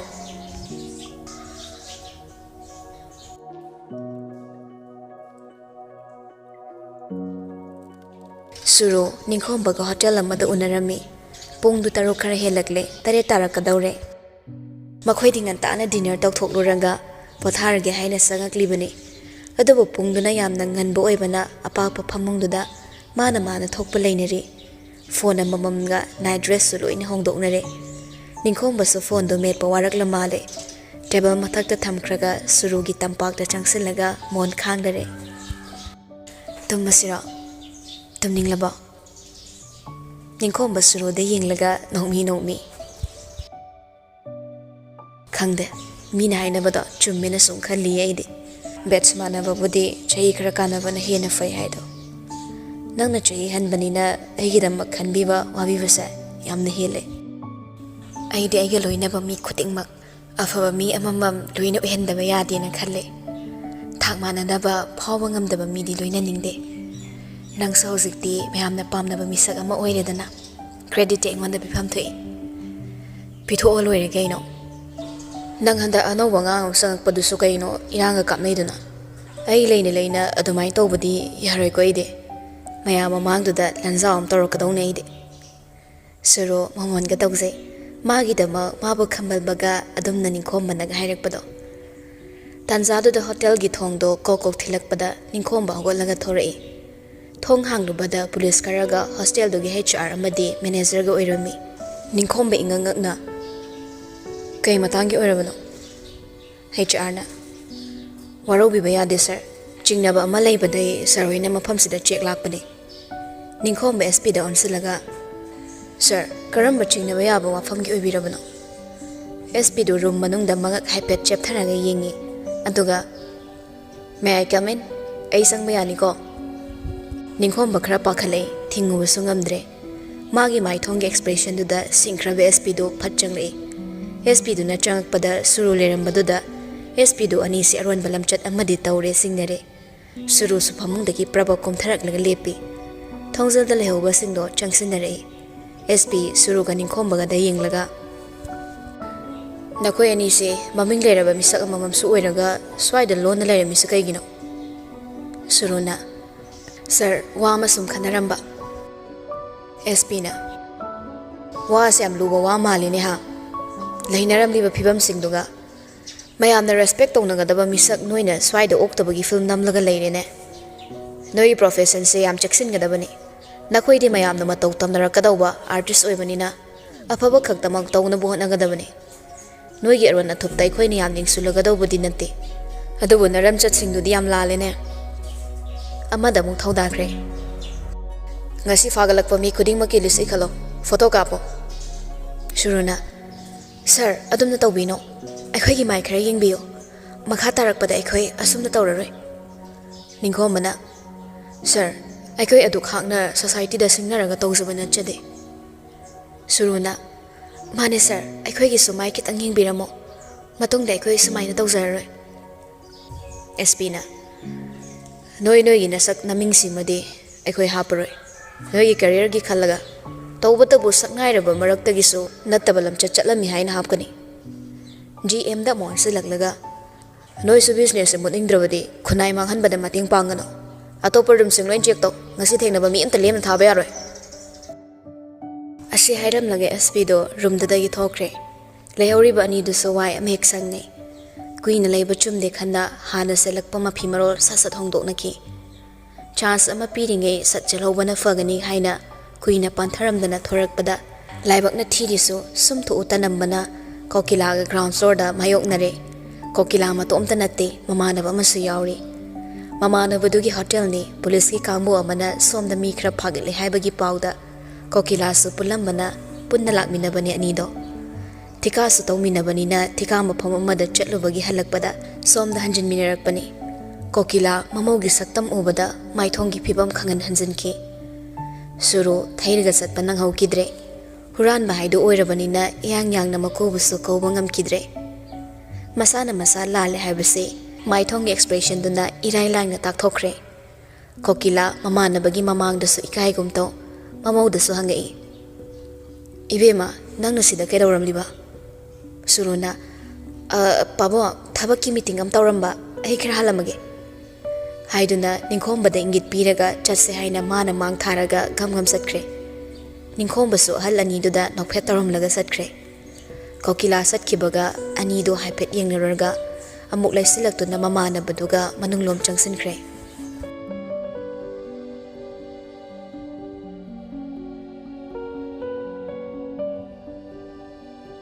Piba balcony da Dr. gi dictionary do mahangdok laga Mamai da kupsanduna ligi chokri amada makhong su pulap sangna thangdok laga tingthokton hiplami. Mama na sak loire haiba changakpada machanu pai phibam ubada thapna sangsilak laga manak teleptuna. Imagi bungo, nang muna saga nungai tabrane. Piba, mamaidagi lairikto makut namana thangtharaga, tabak mapada thamduna mamada nokmi yengle. Ima, wakal na bunungai tradi sayidana saki, sakang lamay, saklurabo. Machagi wahida, mamasa mamon tawraglaga. Loire, saksa thoose haidana ne, imana kauba sanga iba, chathora silao.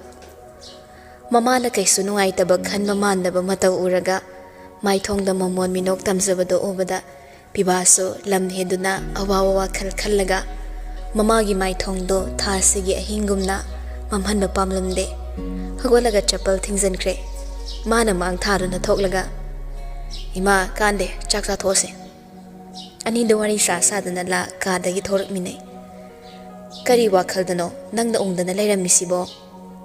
Hera, Ima mangda zaurusina khazai da ki taw silambe ma di fangaroi damnina sai pom ta thawai sok nungi nungai da mangdo ki basa misak tuna ai bu khanbai ne ningsing bai ne haibanina kai adalap na mana ai bu miss story ba khallu bada khodak ta china da chaning lam bhai tare nanga mana ne phangoi do ba oiroi do ba pi nga tani hop sari base mangdo ubo ba inaro tasing badi tamna gi wakhal da Mama thayam na sadu na lerambani.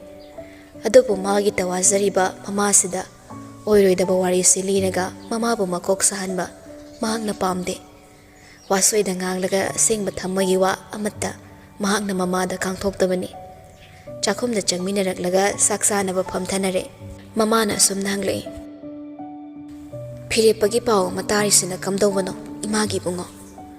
Ima matamduda thokiba aranba thodok mayamdugi result ni. Tapna lak phawri ni ma sidi horak ta ngai ribani da yam thorakini amubi do phadi yam phabani da asa oram da khitang mamit thaki bagi wani fire pasukok yam sarabani da ima aduba ima fire pado kainom tawbani moina fana thing aso mana thok padum tawkini ha nai nupi do mane yam nungsijabani da masa asu yawdorok dubo kamaina kaina ba yadoino kaina ba kisu yaroida Matamduda bo kudak tisina bo ina tawkibana numituda malit laga chatpanga maukidabani.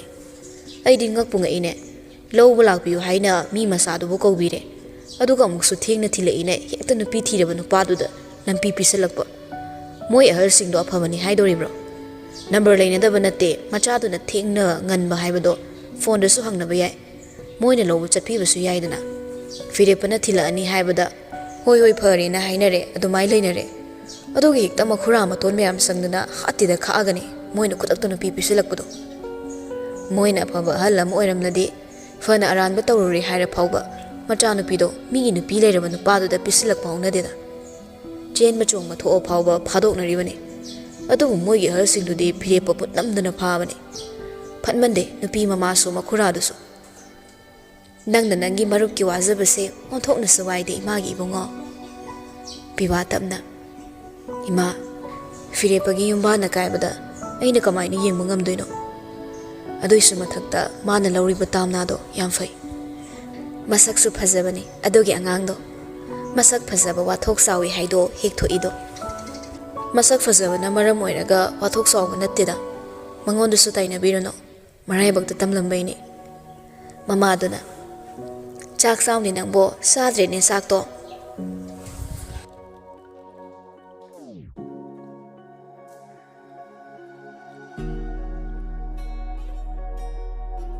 Somda phiripa tamnagi manakta yung nganda oina chatlagi khanduna sum leirambadagi ma sum ngasi thokiba thodok singdawa wakhal pokningdo irumnum jaba ngamlamde aduga ma mayum dei gari thodoraklaga thorakle suru su mayum da halaktre halaklaroi khangi bom ma pokhai khrabanina pokhai ba bom si mana pokhai hanbani asuk sangma matam sida suruna namthak tawduna laklabaso mana khangsina da usinna da leirakpani Adubu handaki matang sida icham samzaba saduna tamnada maral sum sibado mahangna pamdre suru mana tawba aron bado phirepa mana su khangi haiba utlagi khanduna ngasidi huran baso phankre sanglaba matam sida mangona namthak tawre khanglabaso mahak thoina sounding lude kalak pasu phaurude maramdi kaidong nungdaso suru simana mahaki nupi amani haiduna thamoina loksin kiba leitri ꯑꯗꯨꯕꯨ ꯊꯧꯗꯣꯛ ꯃꯆꯥ ꯃꯆꯥꯅ ꯇꯥꯝꯅꯥꯗ ꯁꯨꯝ ꯁꯣꯛꯂꯛꯄꯗꯒꯤꯗꯤ ꯐꯤꯔꯦꯞꯄ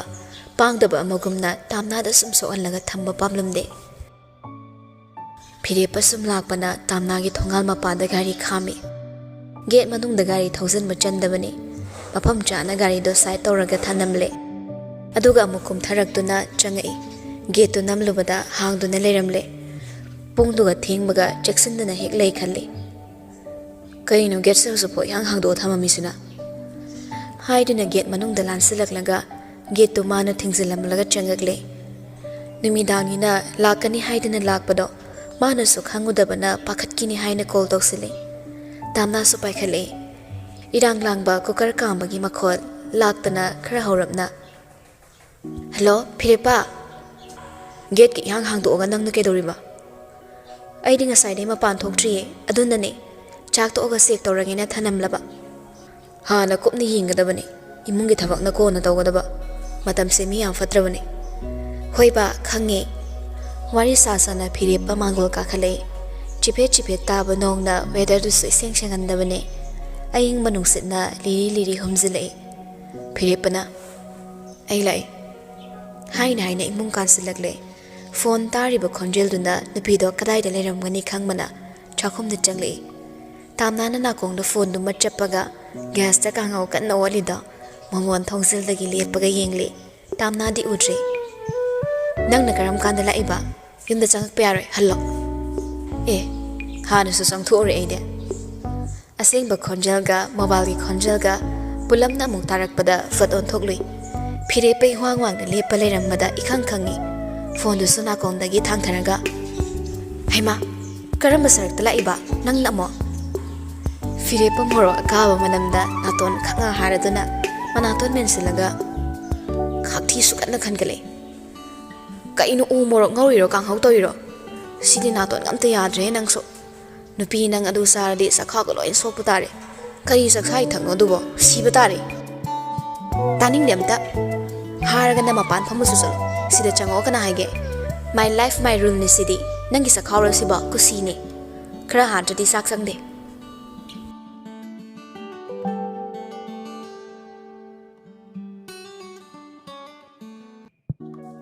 ꯐꯤꯔꯦꯞꯄ ꯆꯥꯛꯈꯨꯝꯗꯒꯤ ꯊꯣꯔꯛꯄꯁꯨ ꯊꯣꯔꯛꯇꯦ꯫ ꯍꯥꯛꯊꯤ ꯄꯛꯈꯟꯗ ꯈꯜꯂꯒ ꯃꯅꯥꯇꯣꯟ ꯀꯟꯅ ꯃꯦꯜꯂꯤ꯫ ꯃꯌꯥ ꯀꯥꯊꯣꯛꯄꯁꯨ ꯉꯝꯗ꯭ꯔꯕꯅꯤ, ꯑꯗꯨꯅ ꯋꯥꯅ ꯈꯥꯡꯉꯤ꯫ ꯇꯥꯝꯅꯥꯗꯤ ꯍꯥꯕꯒ ꯆꯪꯗꯦ, ꯀꯥꯡꯍꯧ ꯀꯟꯅ ꯉꯧꯔꯤ꯫ ꯃꯣꯔꯣꯛ ꯑꯇꯦꯛꯄ ꯇꯪꯈꯥꯏ ꯇꯪꯈꯥꯏ ꯁꯣꯏꯖꯤꯜꯂꯒ ꯑꯂꯨ ꯈꯔꯒ ꯈꯥꯃꯦꯟ ꯈꯔꯒ ꯍꯥꯞꯆꯤꯜꯂꯒ ꯃꯣꯔꯣꯛ ꯁꯥꯅ ꯆꯥꯒꯦ ꯍꯥꯏꯗꯨꯅ ꯉꯧꯔꯤꯕꯅꯤ꯫ ꯑꯦꯟꯁꯥꯡꯗꯨꯁꯨ ꯂꯣꯏꯁꯤꯜꯂꯛꯄꯒ ꯒ꯭ꯌꯥꯁ ꯃꯨꯊꯠꯈ꯭ꯔꯦ꯫ ꯑꯗꯨꯕꯨ ꯍꯥꯕꯗꯨꯗꯤ ꯐꯠꯇ꯭ꯔꯤ ꯆꯥꯛꯈꯨꯝꯗꯣ꯫ ꯆꯥꯛꯈꯨꯝꯗꯨꯗ ꯅꯠꯇꯅ ꯌꯨꯝ ꯃꯅꯨꯡꯗ ꯄꯨꯡꯍꯥ ꯍꯥꯔꯕꯅꯤ꯫ ꯐꯤꯔꯦꯞꯄ ꯍꯛꯊꯤ ꯈꯟꯕꯅ ꯍꯥꯕꯅ ꯂꯣꯛ ꯈꯨꯕꯗ ꯃꯃꯥꯏ ꯃꯃꯤꯠꯀ ꯉꯥꯛꯁꯪ ꯉꯥꯡꯁꯤꯜꯂꯛꯂꯦ꯫ ꯃꯇꯧꯗꯨꯗꯅ ꯇꯥꯝꯅꯥꯁꯨ ꯏꯁꯤꯡ ꯒ꯭ꯂꯥꯁ ꯑꯃ ꯌꯥꯔꯒ ꯐꯤꯔꯦꯞꯄꯗ ꯄꯤꯔꯛꯏ꯫ ꯐꯤꯔꯦꯞꯄ ꯑꯗꯨꯋꯥꯏꯗ ꯂꯦꯞꯄꯒ ꯌꯥ ꯀꯥꯊꯣꯛꯄ ꯉꯝꯗ꯭ꯔꯗꯨꯅ ꯂꯣꯛ ꯈꯨꯅ ꯈꯨꯅ ꯃꯥꯡꯒꯣꯜꯂꯣꯝ ꯊꯣꯔꯛꯂꯦ꯫ ꯇꯥꯝꯅꯥꯁꯨ ꯃꯇꯨꯡꯗ ꯏꯟꯅꯔꯛꯏ꯫ ꯐꯤꯔꯦꯞꯄꯁꯨ ꯅꯦꯛꯈ꯭ꯔ ꯍꯦꯛ ꯇꯥꯏ ꯃꯁꯥꯗꯣ꯫ ꯏꯁꯤꯡꯗꯣ ꯁꯣꯔ ꯑꯃ ꯍꯣꯟꯗꯣꯛꯂꯒ ꯇꯞꯅ ꯇꯞꯅ ꯊꯛꯏ꯫ ꯏꯁꯤꯡꯗꯣ ꯊꯛꯄ ꯂꯣꯏꯔꯒ ꯇꯥꯝꯅꯥꯗ ꯆꯩꯔꯛꯏ꯫ "ꯆꯥꯛꯆꯥ ꯏꯊꯛꯄꯨ ꯁꯨꯃꯥꯏꯅ ꯇꯧꯕ ꯍꯧꯅꯕ꯭ꯔꯥ ꯏꯕꯦꯝꯃ ꯅꯪꯕꯣ? ꯆꯥꯅꯤꯡꯗꯅ ꯇꯧꯔꯤꯅꯤ ꯀꯩꯅꯣ. ꯑꯗꯣ ꯅꯪꯅ ꯁꯤꯗ ꯆꯪꯉꯛꯏꯁꯦ ꯃꯥꯝꯃꯒ ꯏꯅꯦꯒ ꯎꯍꯧꯕ꯭ꯔꯥ?" "ꯈꯪꯗꯦ, ꯎꯔꯒꯅ ꯀꯩꯗꯧꯔꯕ?" "ꯁꯨꯝ ꯍꯪꯕꯅꯦ, ꯌꯥꯗ꯭ꯔꯕꯣ ꯍꯪꯕꯁꯤꯁꯨ?" "ꯗꯃꯥꯗ ꯌꯥꯏꯗ, ꯑꯗꯨꯗ ꯅꯪꯒꯤ ꯋꯥ ꯈꯨꯍꯪꯗꯣ ꯑꯩꯁꯦ ꯃꯤ ꯃꯌꯥꯝ ꯃꯃꯥꯡꯗ ꯌꯥꯝꯅ ꯎꯠꯊꯣꯛꯅꯤꯡꯍꯟꯅꯤꯡꯗꯕ, ꯈꯪꯍꯟꯅꯤꯡꯗꯕ ꯃꯥꯟꯕ ꯅꯇꯧ ꯑꯃ ꯌꯥꯎꯔꯤ. ꯑꯗꯨꯅ ꯁꯨꯝ ꯈꯜꯂꯝꯃꯤꯕꯅꯤ, ꯎꯍꯟꯅꯤꯡꯗ꯭ꯔꯤꯔꯥ ꯈꯪꯍꯟꯅꯤꯡꯗ꯭ꯔꯤꯔꯥ ꯍꯥꯏꯅ꯫ ꯃꯣꯔꯣꯛ ꯌꯥꯝ ꯆꯥꯅꯨꯀꯣ, ꯆꯈꯥꯎꯒ ꯂꯣꯏ ꯁꯥꯏꯗꯠꯂꯅꯤ." "ꯆꯥꯅꯤꯡꯅ ꯆꯥꯕꯗꯤ ꯀꯩꯝꯇ ꯇꯧꯔꯣꯏꯌꯦ. ꯑꯗꯣ ꯁꯤꯗ ꯀꯩꯗꯧꯕ ꯂꯥꯛꯏꯅꯣ?" "ꯎꯅꯤꯡꯗꯅ ꯂꯥꯛꯏꯅꯤ. ꯏꯁꯥꯁꯦ ꯏꯔꯥꯡ ꯌꯥꯝ ꯆꯦꯜꯂꯦ. ꯉꯁꯤꯗꯤ ꯁꯤꯗꯁꯨ ꯇꯨꯝꯃꯅꯤ." "ꯑꯗꯨꯗꯤ ꯌꯥꯔꯣꯏ. ꯌꯥꯗ꯭ꯔꯒꯅ ꯅꯪ ꯃꯄꯥꯟꯗ ꯂꯦꯛꯎꯔꯣ, ꯑꯩꯗꯤ ꯇꯨꯝꯃꯨꯔꯅꯤ." ꯍꯥꯏꯔꯝꯂꯒ ꯐꯤꯔꯦꯞꯄꯗꯣ ꯒ꯭ꯔꯣꯡ ꯒ꯭ꯔꯣꯡ ꯏꯃꯨꯡ ꯆꯪꯈꯤ꯫ ꯇꯥꯝꯅꯥꯁꯨ ꯐꯤꯔꯦꯞꯄꯕꯨ ꯇꯥꯟꯊꯣꯛꯇꯧꯒꯤ ꯇꯥꯟꯅꯗꯨꯅ ꯍꯥꯊꯨ ꯍꯥꯊꯨ ꯆꯪꯂꯛꯏ꯫ "ꯉꯥꯏꯈꯣ, ꯅꯪ ꯁꯤꯗ ꯂꯩꯕ ꯌꯥꯔꯣꯏꯕ, ꯐꯤꯔꯦꯞꯄ." ꯐꯤꯔꯦꯞꯄ ꯇꯥꯝꯅꯥꯒꯤ ꯐꯃꯨꯡ ꯃꯆꯤꯗꯨꯗ ꯐꯝꯊꯔꯛꯂꯒ ꯗ꯭ꯔꯦꯁ ꯍꯣꯡꯕ ꯍꯧꯔꯛꯏ꯫ "ꯀꯩꯒꯤ ꯌꯥꯔꯣꯏꯗꯣꯏꯅꯣ?" "ꯌꯨꯝꯗ ꯍꯜꯂꯣ, ꯑꯅꯝ ꯌꯥꯝ ꯀꯟꯒꯅꯣ. ꯃꯤꯅ ꯎꯈ꯭ꯔꯒ ꯐꯖꯗꯦ."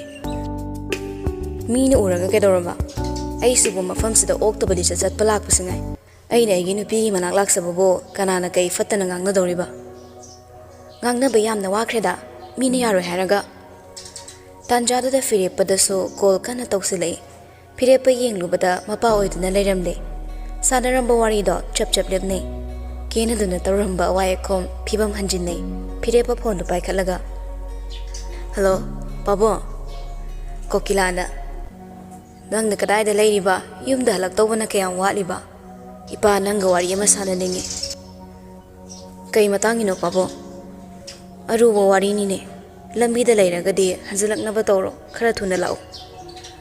Nong mataso asumna ngai ngamdana kauraktaba mapana ngasi thasadana hanglakpasida kay leirabano khalle. Adona hongba horamlaba mapida sasat amu semjillaga. Saksa thoga irenjana leiramo. Ay pabongni manakta ngaktang khaksalukige. Asi hairaga Fireppa yumdudagi thorakle. Kharasu phingna thoki. Tana siyumda kari aruba wari thaudok puthok wakal charangladana leihawi.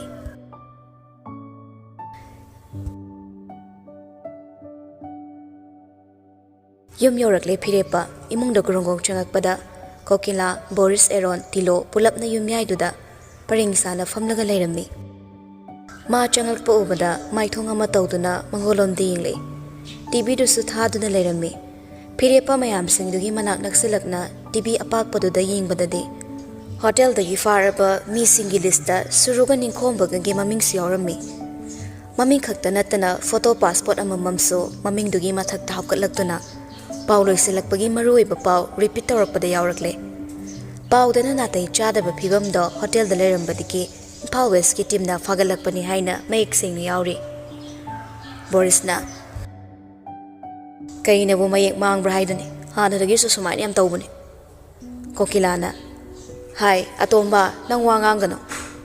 Borisna Ekoi chisu phone tor amani yam sarakpani migi macha mirai rubugi mahini na thini ngangakpani. Tilona Boris nang tumina leiro. Borisna Hoi ai budi leizarage. Adobu namong nupidudi halaroi. No nga lagi zadabi talani. Sasina wari miyam lisalaga. Kokilana chere. Hai, angang nang waw makayam tarakana. Boris tumina leiki. Fireppada amu ansilakli Kokilana. Phamo wari sasi. Fireppa sufam tharakle. Mayam singdu wa khanagadawbana tumin leini. Kokilana sunhairi. Ngasai aiga thengnaramani. Hotel do aigi marupkini.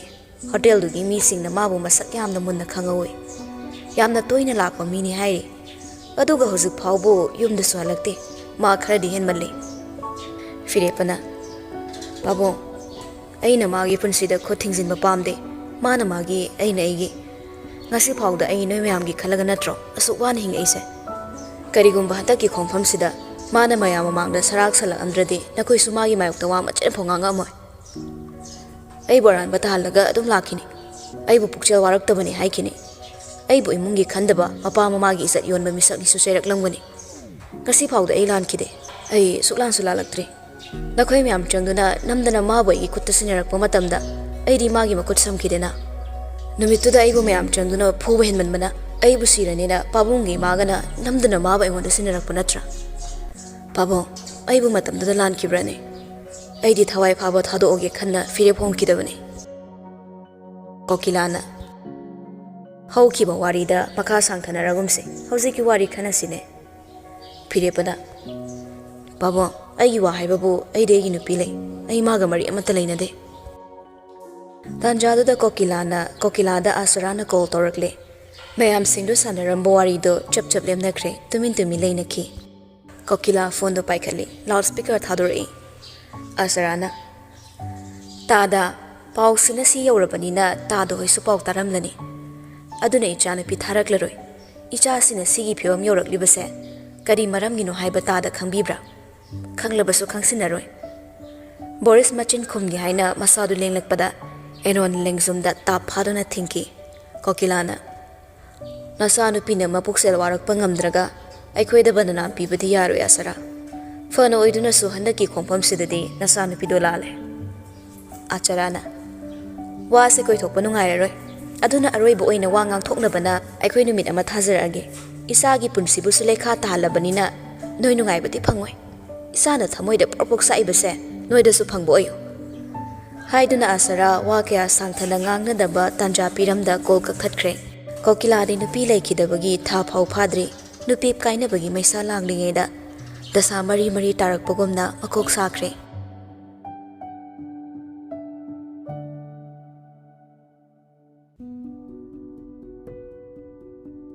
ꯅꯨꯃꯤꯠ ꯅꯤꯅꯤꯒꯤ ꯃꯇꯨꯡꯅꯤ ꯅꯨꯄꯤ ꯃꯌꯨꯝꯅ ꯄꯥꯎ ꯊꯥꯔꯛꯇꯨꯅ ꯅꯨꯄꯥ ꯃꯌꯨꯝꯁꯨ lawyer ꯑꯃꯒꯤ ꯌꯨꯝꯗ ꯂꯥꯛꯂꯔꯦ ꯅꯨꯄꯥꯔꯣꯝꯗꯒꯤꯅ ꯐꯤꯔꯦꯞꯄ ꯈꯛ ꯂꯥꯛꯏ ꯀꯅꯥꯃꯠꯇ ꯌꯥꯎꯔꯛꯇꯦ ꯃꯄꯥꯗ ꯃꯥꯒꯤ ꯋꯥꯔꯤꯁꯤꯒꯤ ꯃꯊꯥ ꯑꯃꯨꯛ ꯁꯥꯍꯟꯕ ꯄꯥꯝꯗꯕꯅ ꯃꯁꯥꯒꯤ ꯊꯕꯛꯇꯤ ꯃꯁꯥꯅ ꯍꯣꯠꯅꯖꯒꯦ ꯈꯟꯗꯨꯅ ꯂꯥꯛꯄꯅꯤ ꯅꯨꯄꯤ ꯃꯌꯨꯝꯗꯒꯤꯁꯨ ꯑꯥꯆꯔꯥꯒ ꯁꯨꯔꯨꯒ ꯈꯛꯇꯪꯅꯤ ꯀꯅꯥꯃꯠꯇ ꯑꯍꯦꯟꯕ ꯑꯇꯣꯞꯄ ꯃꯤ ꯂꯣꯏꯅꯔꯛꯇꯦ ꯑꯥꯁꯔꯥꯅ ꯂꯣꯌꯔꯗꯨꯗ ꯑꯄꯦꯟ ꯄꯦꯟꯗ ꯋꯥꯔꯤ ꯂꯣꯏꯅꯃꯛ ꯂꯤꯔꯕ ꯇꯨꯡꯗ ꯑꯁꯨꯝꯅ ꯃꯈꯥ ꯇꯥꯔꯛꯏ ꯌꯦꯡꯒꯦ ꯌꯥꯎꯅ ꯌꯦꯡꯕꯅꯦ ꯑꯩꯈꯣꯏ ꯃꯤꯒꯤ ꯃꯃꯥꯡꯗ ꯌꯥꯝꯅ ꯏꯀꯥꯏꯔꯦ ꯑꯩꯒꯤ ꯏꯆꯥꯅꯨꯄꯤꯁꯤꯅ ꯃꯌꯨꯝꯗ ꯍꯨꯟꯗꯣꯛꯇꯅ ꯊꯝꯃꯒ ꯃꯥꯅ ꯂꯣꯅꯕꯤꯗꯨꯒꯤ ꯃꯅꯥꯛꯇ ꯆꯠꯇꯅ ꯁꯤꯗꯕꯨ ꯀꯔꯝꯕ ꯅꯨꯄꯤꯅ ꯈꯥꯡꯕ ꯉꯝꯗꯧꯔꯤꯕ ꯑꯩ ꯑꯣꯏꯔꯁꯨ ꯏꯄꯨꯔꯣꯏꯕ ꯍꯥꯠꯅꯤꯡꯉꯛꯀꯅꯤ ꯐꯤꯔꯦꯞꯄꯅ ꯏꯃꯥ ꯅꯨꯃꯤꯠꯇꯨꯗ ꯅꯣꯏ ꯃꯌꯥꯝꯅ ꯅꯝꯗꯅ ꯃꯥꯕꯨ ꯑꯩꯉꯣꯟꯗ ꯄꯤꯁꯤꯜꯂꯛꯄ ꯅꯠꯇ꯭ꯔꯥ ꯑꯗꯨꯕꯨ ꯐꯅ ꯑꯣꯏꯗꯨꯅꯁꯨ ꯑꯩꯒꯤ ꯗꯥꯏꯇꯗꯒꯤꯗꯤ ꯊꯩꯗꯨꯅ ꯆꯦꯟꯈꯤꯕ ꯂꯩꯇꯦ ꯅꯨꯄꯥ ꯑꯃ ꯑꯣꯏꯅ ꯑꯩꯒꯤ ꯔꯦꯁꯄꯣꯟꯁꯤꯕꯤꯂꯤꯇꯤ ꯂꯧꯈꯤꯗꯕ ꯂꯩꯇꯦ ꯃꯥꯒꯤ ꯑꯩꯅ ꯔꯦꯁꯄꯦꯛ ꯇꯧꯈꯤꯕꯅꯤ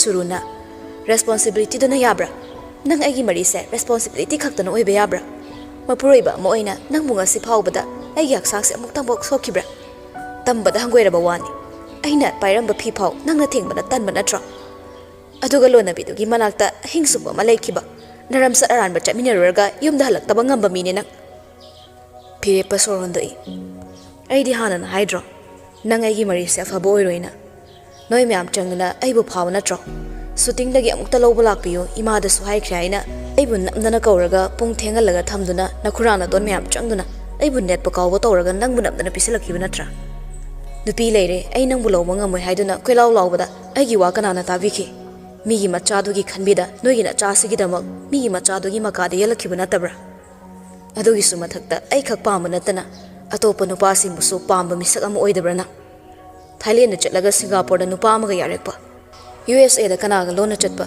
ꯗꯨꯕꯥꯏꯗꯅ ꯀꯅꯥꯒ ꯀꯄꯜ ꯁꯥꯔꯒ ꯅꯨꯡꯉꯥꯏꯊꯣꯛꯎꯕ ꯑꯩꯉꯣꯟꯗ ꯄ꯭ꯔꯨꯐ ꯂꯩ ꯄ꯭ꯔꯨꯐ ꯄꯥꯝꯃꯒꯅ ꯄꯤꯒꯦ ꯑꯩ ꯁꯨꯝꯕ ꯑꯔꯣꯠꯄ ꯍꯥꯏꯅꯤꯡꯗꯕ ꯃꯌꯥꯝꯁꯦ ꯀꯥꯡꯊꯣꯔꯛꯅꯕ꯭ꯔꯥ ꯅꯪꯅ ꯑꯩꯉꯣꯟꯗ ꯈꯠꯅꯕ ꯇꯣꯏꯅ ꯍꯧꯔꯤꯁꯦ ꯐꯔꯦ ꯑꯩꯁꯨ ꯅꯪꯕꯨ ꯅꯨꯡꯁꯤꯕ ꯉꯝꯗꯕꯅꯤꯅ ꯀꯥꯏꯅꯕꯗ ꯑꯩ ꯅꯨꯡꯉꯥꯏꯇꯕ ꯀꯩꯝꯇ ꯐꯥꯎꯗꯦ ꯅꯪ ꯑꯩꯉꯣꯟꯗꯒꯤ ꯀꯔꯤ ꯄꯥꯝꯒꯦ ꯃꯃꯤꯡ ꯈꯛꯇꯪꯒꯤ ꯅꯪꯁꯦ ꯑꯩꯒꯤ ꯅꯨꯄꯤ ꯑꯣꯏꯔꯨꯕꯅꯤ나 ꯑꯩꯒꯤꯁꯨ ꯑꯩꯒꯤ ꯗꯥꯏꯇꯗꯣ ꯂꯧꯒꯤꯅꯤ ꯅꯪ ꯑꯩꯉꯣꯟꯗꯒꯤ ꯀꯩ ꯄꯥꯝꯒꯦ ꯅꯪꯒꯤ ꯑꯄꯥꯝꯕ ꯄꯤꯔꯒ ꯑꯃꯨꯛ ꯍꯟꯅ ꯑꯩꯒꯤ ꯄꯨꯟꯁꯤꯗ ꯂꯥꯛꯄꯤꯔꯅꯨ ꯂꯣꯌꯔꯗꯨꯁꯨ ꯐꯤꯔꯦꯞꯄꯒꯤ ꯋꯥꯉꯥꯡꯗꯨꯗ ꯇꯨꯃꯤꯟꯅ ꯂꯩꯈ꯭ꯔꯕꯅꯤ ꯁꯨꯔꯨꯁꯨ ꯃꯃꯥꯏ ꯉꯥꯡꯁꯤꯜꯂꯦ ꯑꯥꯆꯔꯥꯅ ꯁꯠ ꯍꯥꯏꯔꯛꯏ ꯂꯨꯄꯥ ꯂꯥꯛ 50 ꯑꯃꯒ ꯀꯪꯂꯥꯁꯥ ꯗꯤꯄꯥꯔꯠꯃꯦꯟꯇꯦꯜ ꯁ꯭ꯇꯣꯔꯁꯤꯒ ꯑꯩꯒꯤ ꯏꯆꯥꯗ ꯄꯤꯒꯗꯕꯅꯤ ꯐꯤꯔꯦꯞꯄ ꯁꯨꯔꯨꯗ ꯌꯦꯡꯂꯒ ꯅꯪꯅ ꯑꯩꯉꯣꯟꯗꯒꯤ ꯄꯥꯝꯂꯤꯕꯁꯦ ꯁꯦꯜ ꯃꯌꯥꯝꯁꯤꯅ ꯄꯨꯝꯅꯃꯛ ꯌꯥꯔꯗ꯭ꯔꯥ ꯑꯔꯣꯏꯕ ꯑꯩꯅ ꯑꯃꯨꯛꯀꯁꯨ ꯍꯪꯂꯤ ꯑꯩꯉꯣꯟꯗꯒꯤ ꯇꯥꯜꯂꯤꯕ ꯁꯦꯜ ꯃꯌꯥꯝꯁꯤꯅ ꯅꯪ ꯄꯨꯝꯅꯃꯛ ꯌꯥꯗꯧꯔꯤꯕ꯭ꯔꯥ ꯁꯤꯅ ꯑꯣꯛꯂꯗ꯭ꯔꯥ ꯁꯨꯔꯨ ꯁꯥꯎꯅꯤꯡꯅ ꯃꯄꯤ ꯏꯔꯥ ꯊꯥꯡꯕꯅꯤ ꯃꯥ ꯐꯤꯔꯦꯞꯄ ꯍꯨꯟꯗꯣꯛꯄ ꯄꯥꯝꯃꯨꯏ ꯑꯗꯨꯕꯨ ꯅꯨꯡꯁꯤ ꯃꯤꯠꯌꯦꯡ ꯐꯪꯂꯣꯏꯁꯨ ꯈꯪꯉꯤ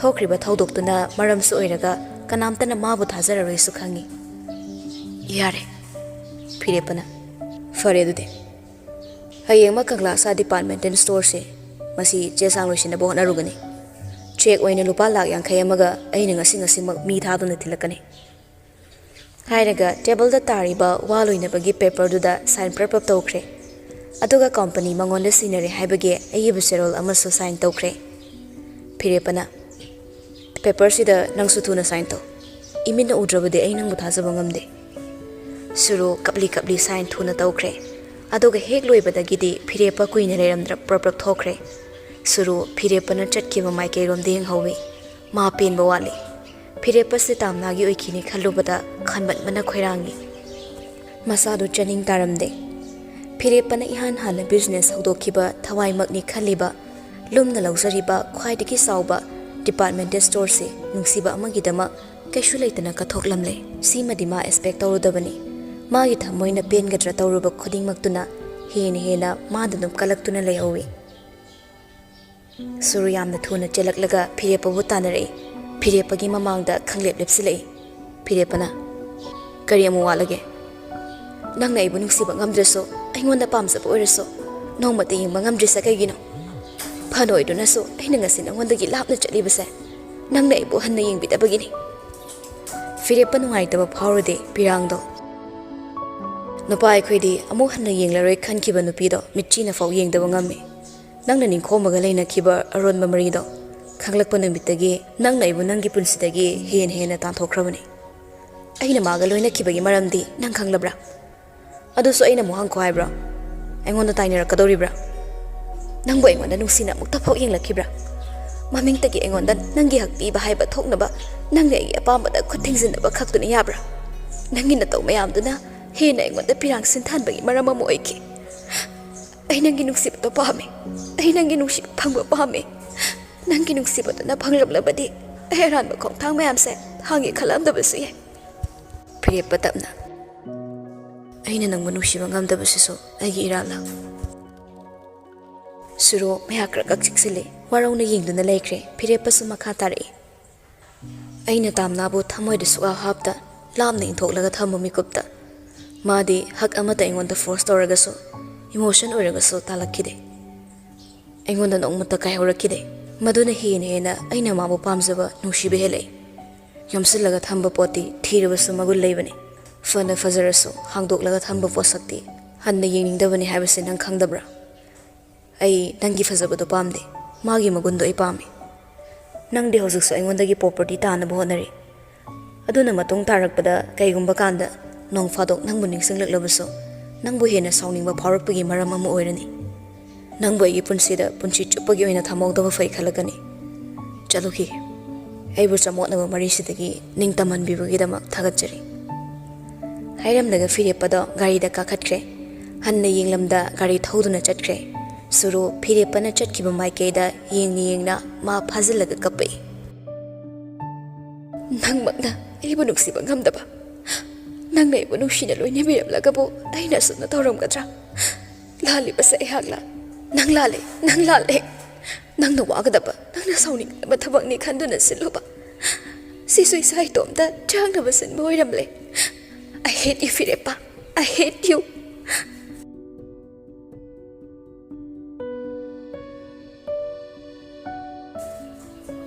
Phirepa halakle. Mayumda changlamdana tamnagi manaklomda oina laklammi. Numit nini humni se ma tamnagi manakta chatpa phangkidrabani. Tamnasu numit nini humni se thabakra chatrabani. Ikaidana mapan thokdrabani.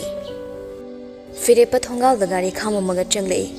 Tamnasu sumang mataying kholomda morok atekpa makhongda horiba napi machasingdo foiduna leirammi. Phirepa manak changsilaklaga makhwang metuna lepi. Aduna mukedoriba. Napi phoibane nongnaga subane napi yam phari kakphai sumang yorakle aduna khara foidat ke tawba. Kakphainaga nungsibi amuk tawalladi aidi yaroidamni khango. Adu oiragana nangsila odana napi se khara thuna phoiba loinaba mateng khara tawramo. Suktrik supana maidu obada kakphai sulot kibe. Phirepa masu ekta sangsilai khunguptune kaine dress tuga famtharakle. Napi manba foiba hore tamnasu kaisu hairamde. Tuminna magi thokpa napido phayongnaba lakne. Phirepana yumthangnaba imam hoidi kadom sakrage. Labukta chatlangmani inena kaithel thokhiye. Aina toina lakpuse ine hoina sangangano kaina haibra. Haidida kaiso. Ningol hoida mutam kidrasini. Aduga mutam kragana nangonda dabam tobiraga nangna moingondagi thaiduna chenkidra. Si mayamsina mathade fasana sara iso. Borisna haibadadi yam thuna laknaba tawri hairi. Nahansu aige wari sanaye. Imaga masayam kankhale. Imana wari khangkrabra. Khangdrida. Ijedi loin khange. Nang changangano nangadaknaba yaroina nungtigi hek phone tawraga hai. Aiso oidaba ngangduna changandene ekta chinthigi. Sawfam thokpanina sawrinida. Adu isu thawai se ekta nungayo yade. Aisu nangna waraktabi hek ohenle.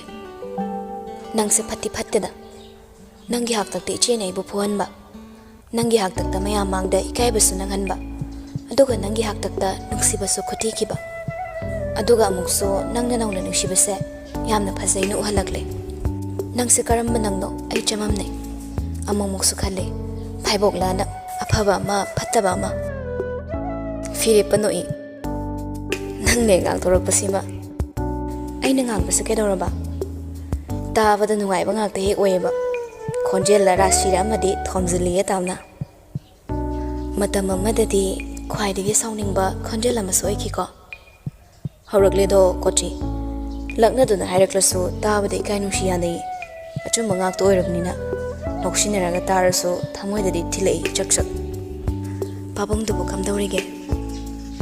Nangna thongbo tiya sangbado chaningena tattana soli. Nongmalaga pizawibadi yabani nangso. Laki haibabu ikairakpa. Nayumdabo. Haying ayuk lakira. Hauziktagi hankrado hairakladi khallaga. Adudi hairui kaiso. Haying kedausiba. Marok paidom anise. Loini hek laga kaithel di yongani. Idom tek pawai nang sukhara yaurolo. Aidi morok yam pamsibaduda morok kanghok loina ngokthokki ga hairakatrana lawai salure. Yonabi oradi Boris haying opleramgani masupurake. Ayuk nganna aduga sida saksarase. Babung supura ura tanbra. Ay no mo ina lake aduga babung ga unage. Haying di nang khaklao.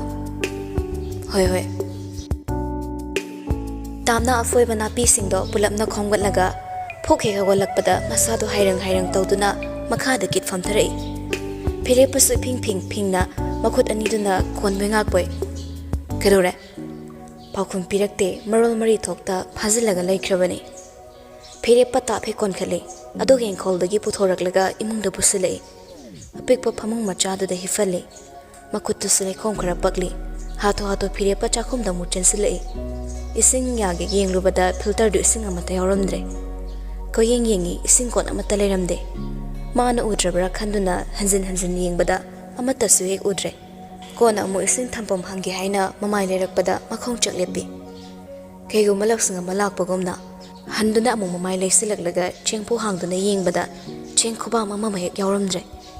Phire pa khangle hose khaktada maana laktabada nong nini se thongalwang malandre haiba. Thokliba thodok mangne ikaira malik khale ising jar ama phawbe hek leirunaba thoklam laroi khangle phirepa masada maral pizabagomna tofom khangda makhut ani na khutum chena paisin ma tuminna sorbok thingduna ngai hak lepi chakhomda kai lei bahaiduna koying yingli adubo chaba yaba kai suleiramdre mairen ama khakte chengphu makhongda leirammi phirepa tapna thorakle tamna sugyan khara tarakpagom hagolei tapna Mon mayadagi sing bottle ama leiribado bottle maningduda khitang khak napi yamna yaudre madu makum hangduna thakke tawringe phirepa phamangda lepaga saksa daba numit kyani suraba nangi awat pa ingonda hayo hairaga nangna haidrisina kaige hairaga phirepa makhol phone raklabani tamna matin kut yolaga pirang lakta se maminok amaga sengbadu su tamthorei thongal thokpe kaise mamada suwa haibe kai Ngarang phawdi che ngasai ukhak chadabani sel khara yawrambado icheda oina thadokraba phirepa hina thamoida tana thilei aduga engon haidrisina amukarige adasu khangde ai hainingdabasu natte adubu nangonda hausikse koire sima wale haibasu ngamde nangna gi khudang pairaklasai kai nangna nushini yenglaklasu achana bikai aduna ai nangoda sima wale haibase ngamde nang engoda sawano ai taseng ngamdabane si haina ising bottle do da yawriba ising khara do thaksili chakla minge ising thakchin bada mapuk makatang olaklabane amuke hena makok to ngawri ising khara chakhau da takrabaso khara ama othorakle phirepa phibam du da mi pai phingna changsilaga tamnana phamang du da masano tharaga handoklibado mana ngakpi chakhau da takraba ising do amuk sutungduna lehan mangamda haidorakpada phirepagi khodang du oina othoraklami phirepa mihul mangkhre phibam du da thuna tapthabaida sidi doctor chatpana fani haiduna phirepa masada tairiba amotpado hangoiba amata phauruda tamna bu thangduna puthorei tairiba amotpado ising nina kaya hangoiningai di oide adubu tingi saruk su khara di yauri phirepa na gari da hakodakle aduga masu ka khalaga thauba hoyi amadudi masado pukson ge son khrabani na makok tu sunungai tramina handok teu tori adubu sakhau da kaishu yaudabani na hin wa ba haidu oire pukli ga na baga mamai mamit aksang hingangi phirepa gari thauba kire gari do matai da sab khabaga gari tong maya dragana khongnuin chalase phirepa na si hairaga gari de kumthage tawbada tamna phirepa gi khudang no ta phare ꯐꯥꯕ ꯌꯥꯟꯕ ꯅꯠꯇ꯭ꯔꯃꯛꯁꯨ ꯃꯥꯕꯨ ꯈꯥꯝꯃꯛꯄꯗ ꯐꯤꯔꯦꯞꯄ ꯇꯥꯝꯅꯥꯗ ꯌꯦꯡꯉꯤ꯫ ꯉꯥꯎꯔꯕꯅ ꯑꯁꯨꯛ ꯁꯥꯡꯈ꯭ꯔꯕ ꯂꯝꯕꯤꯁꯦ ꯅꯪꯅ ꯏꯊꯥꯡꯉꯒ ꯆꯠꯄ ꯉꯝꯗꯧꯔꯤꯕ꯭ꯔꯥ?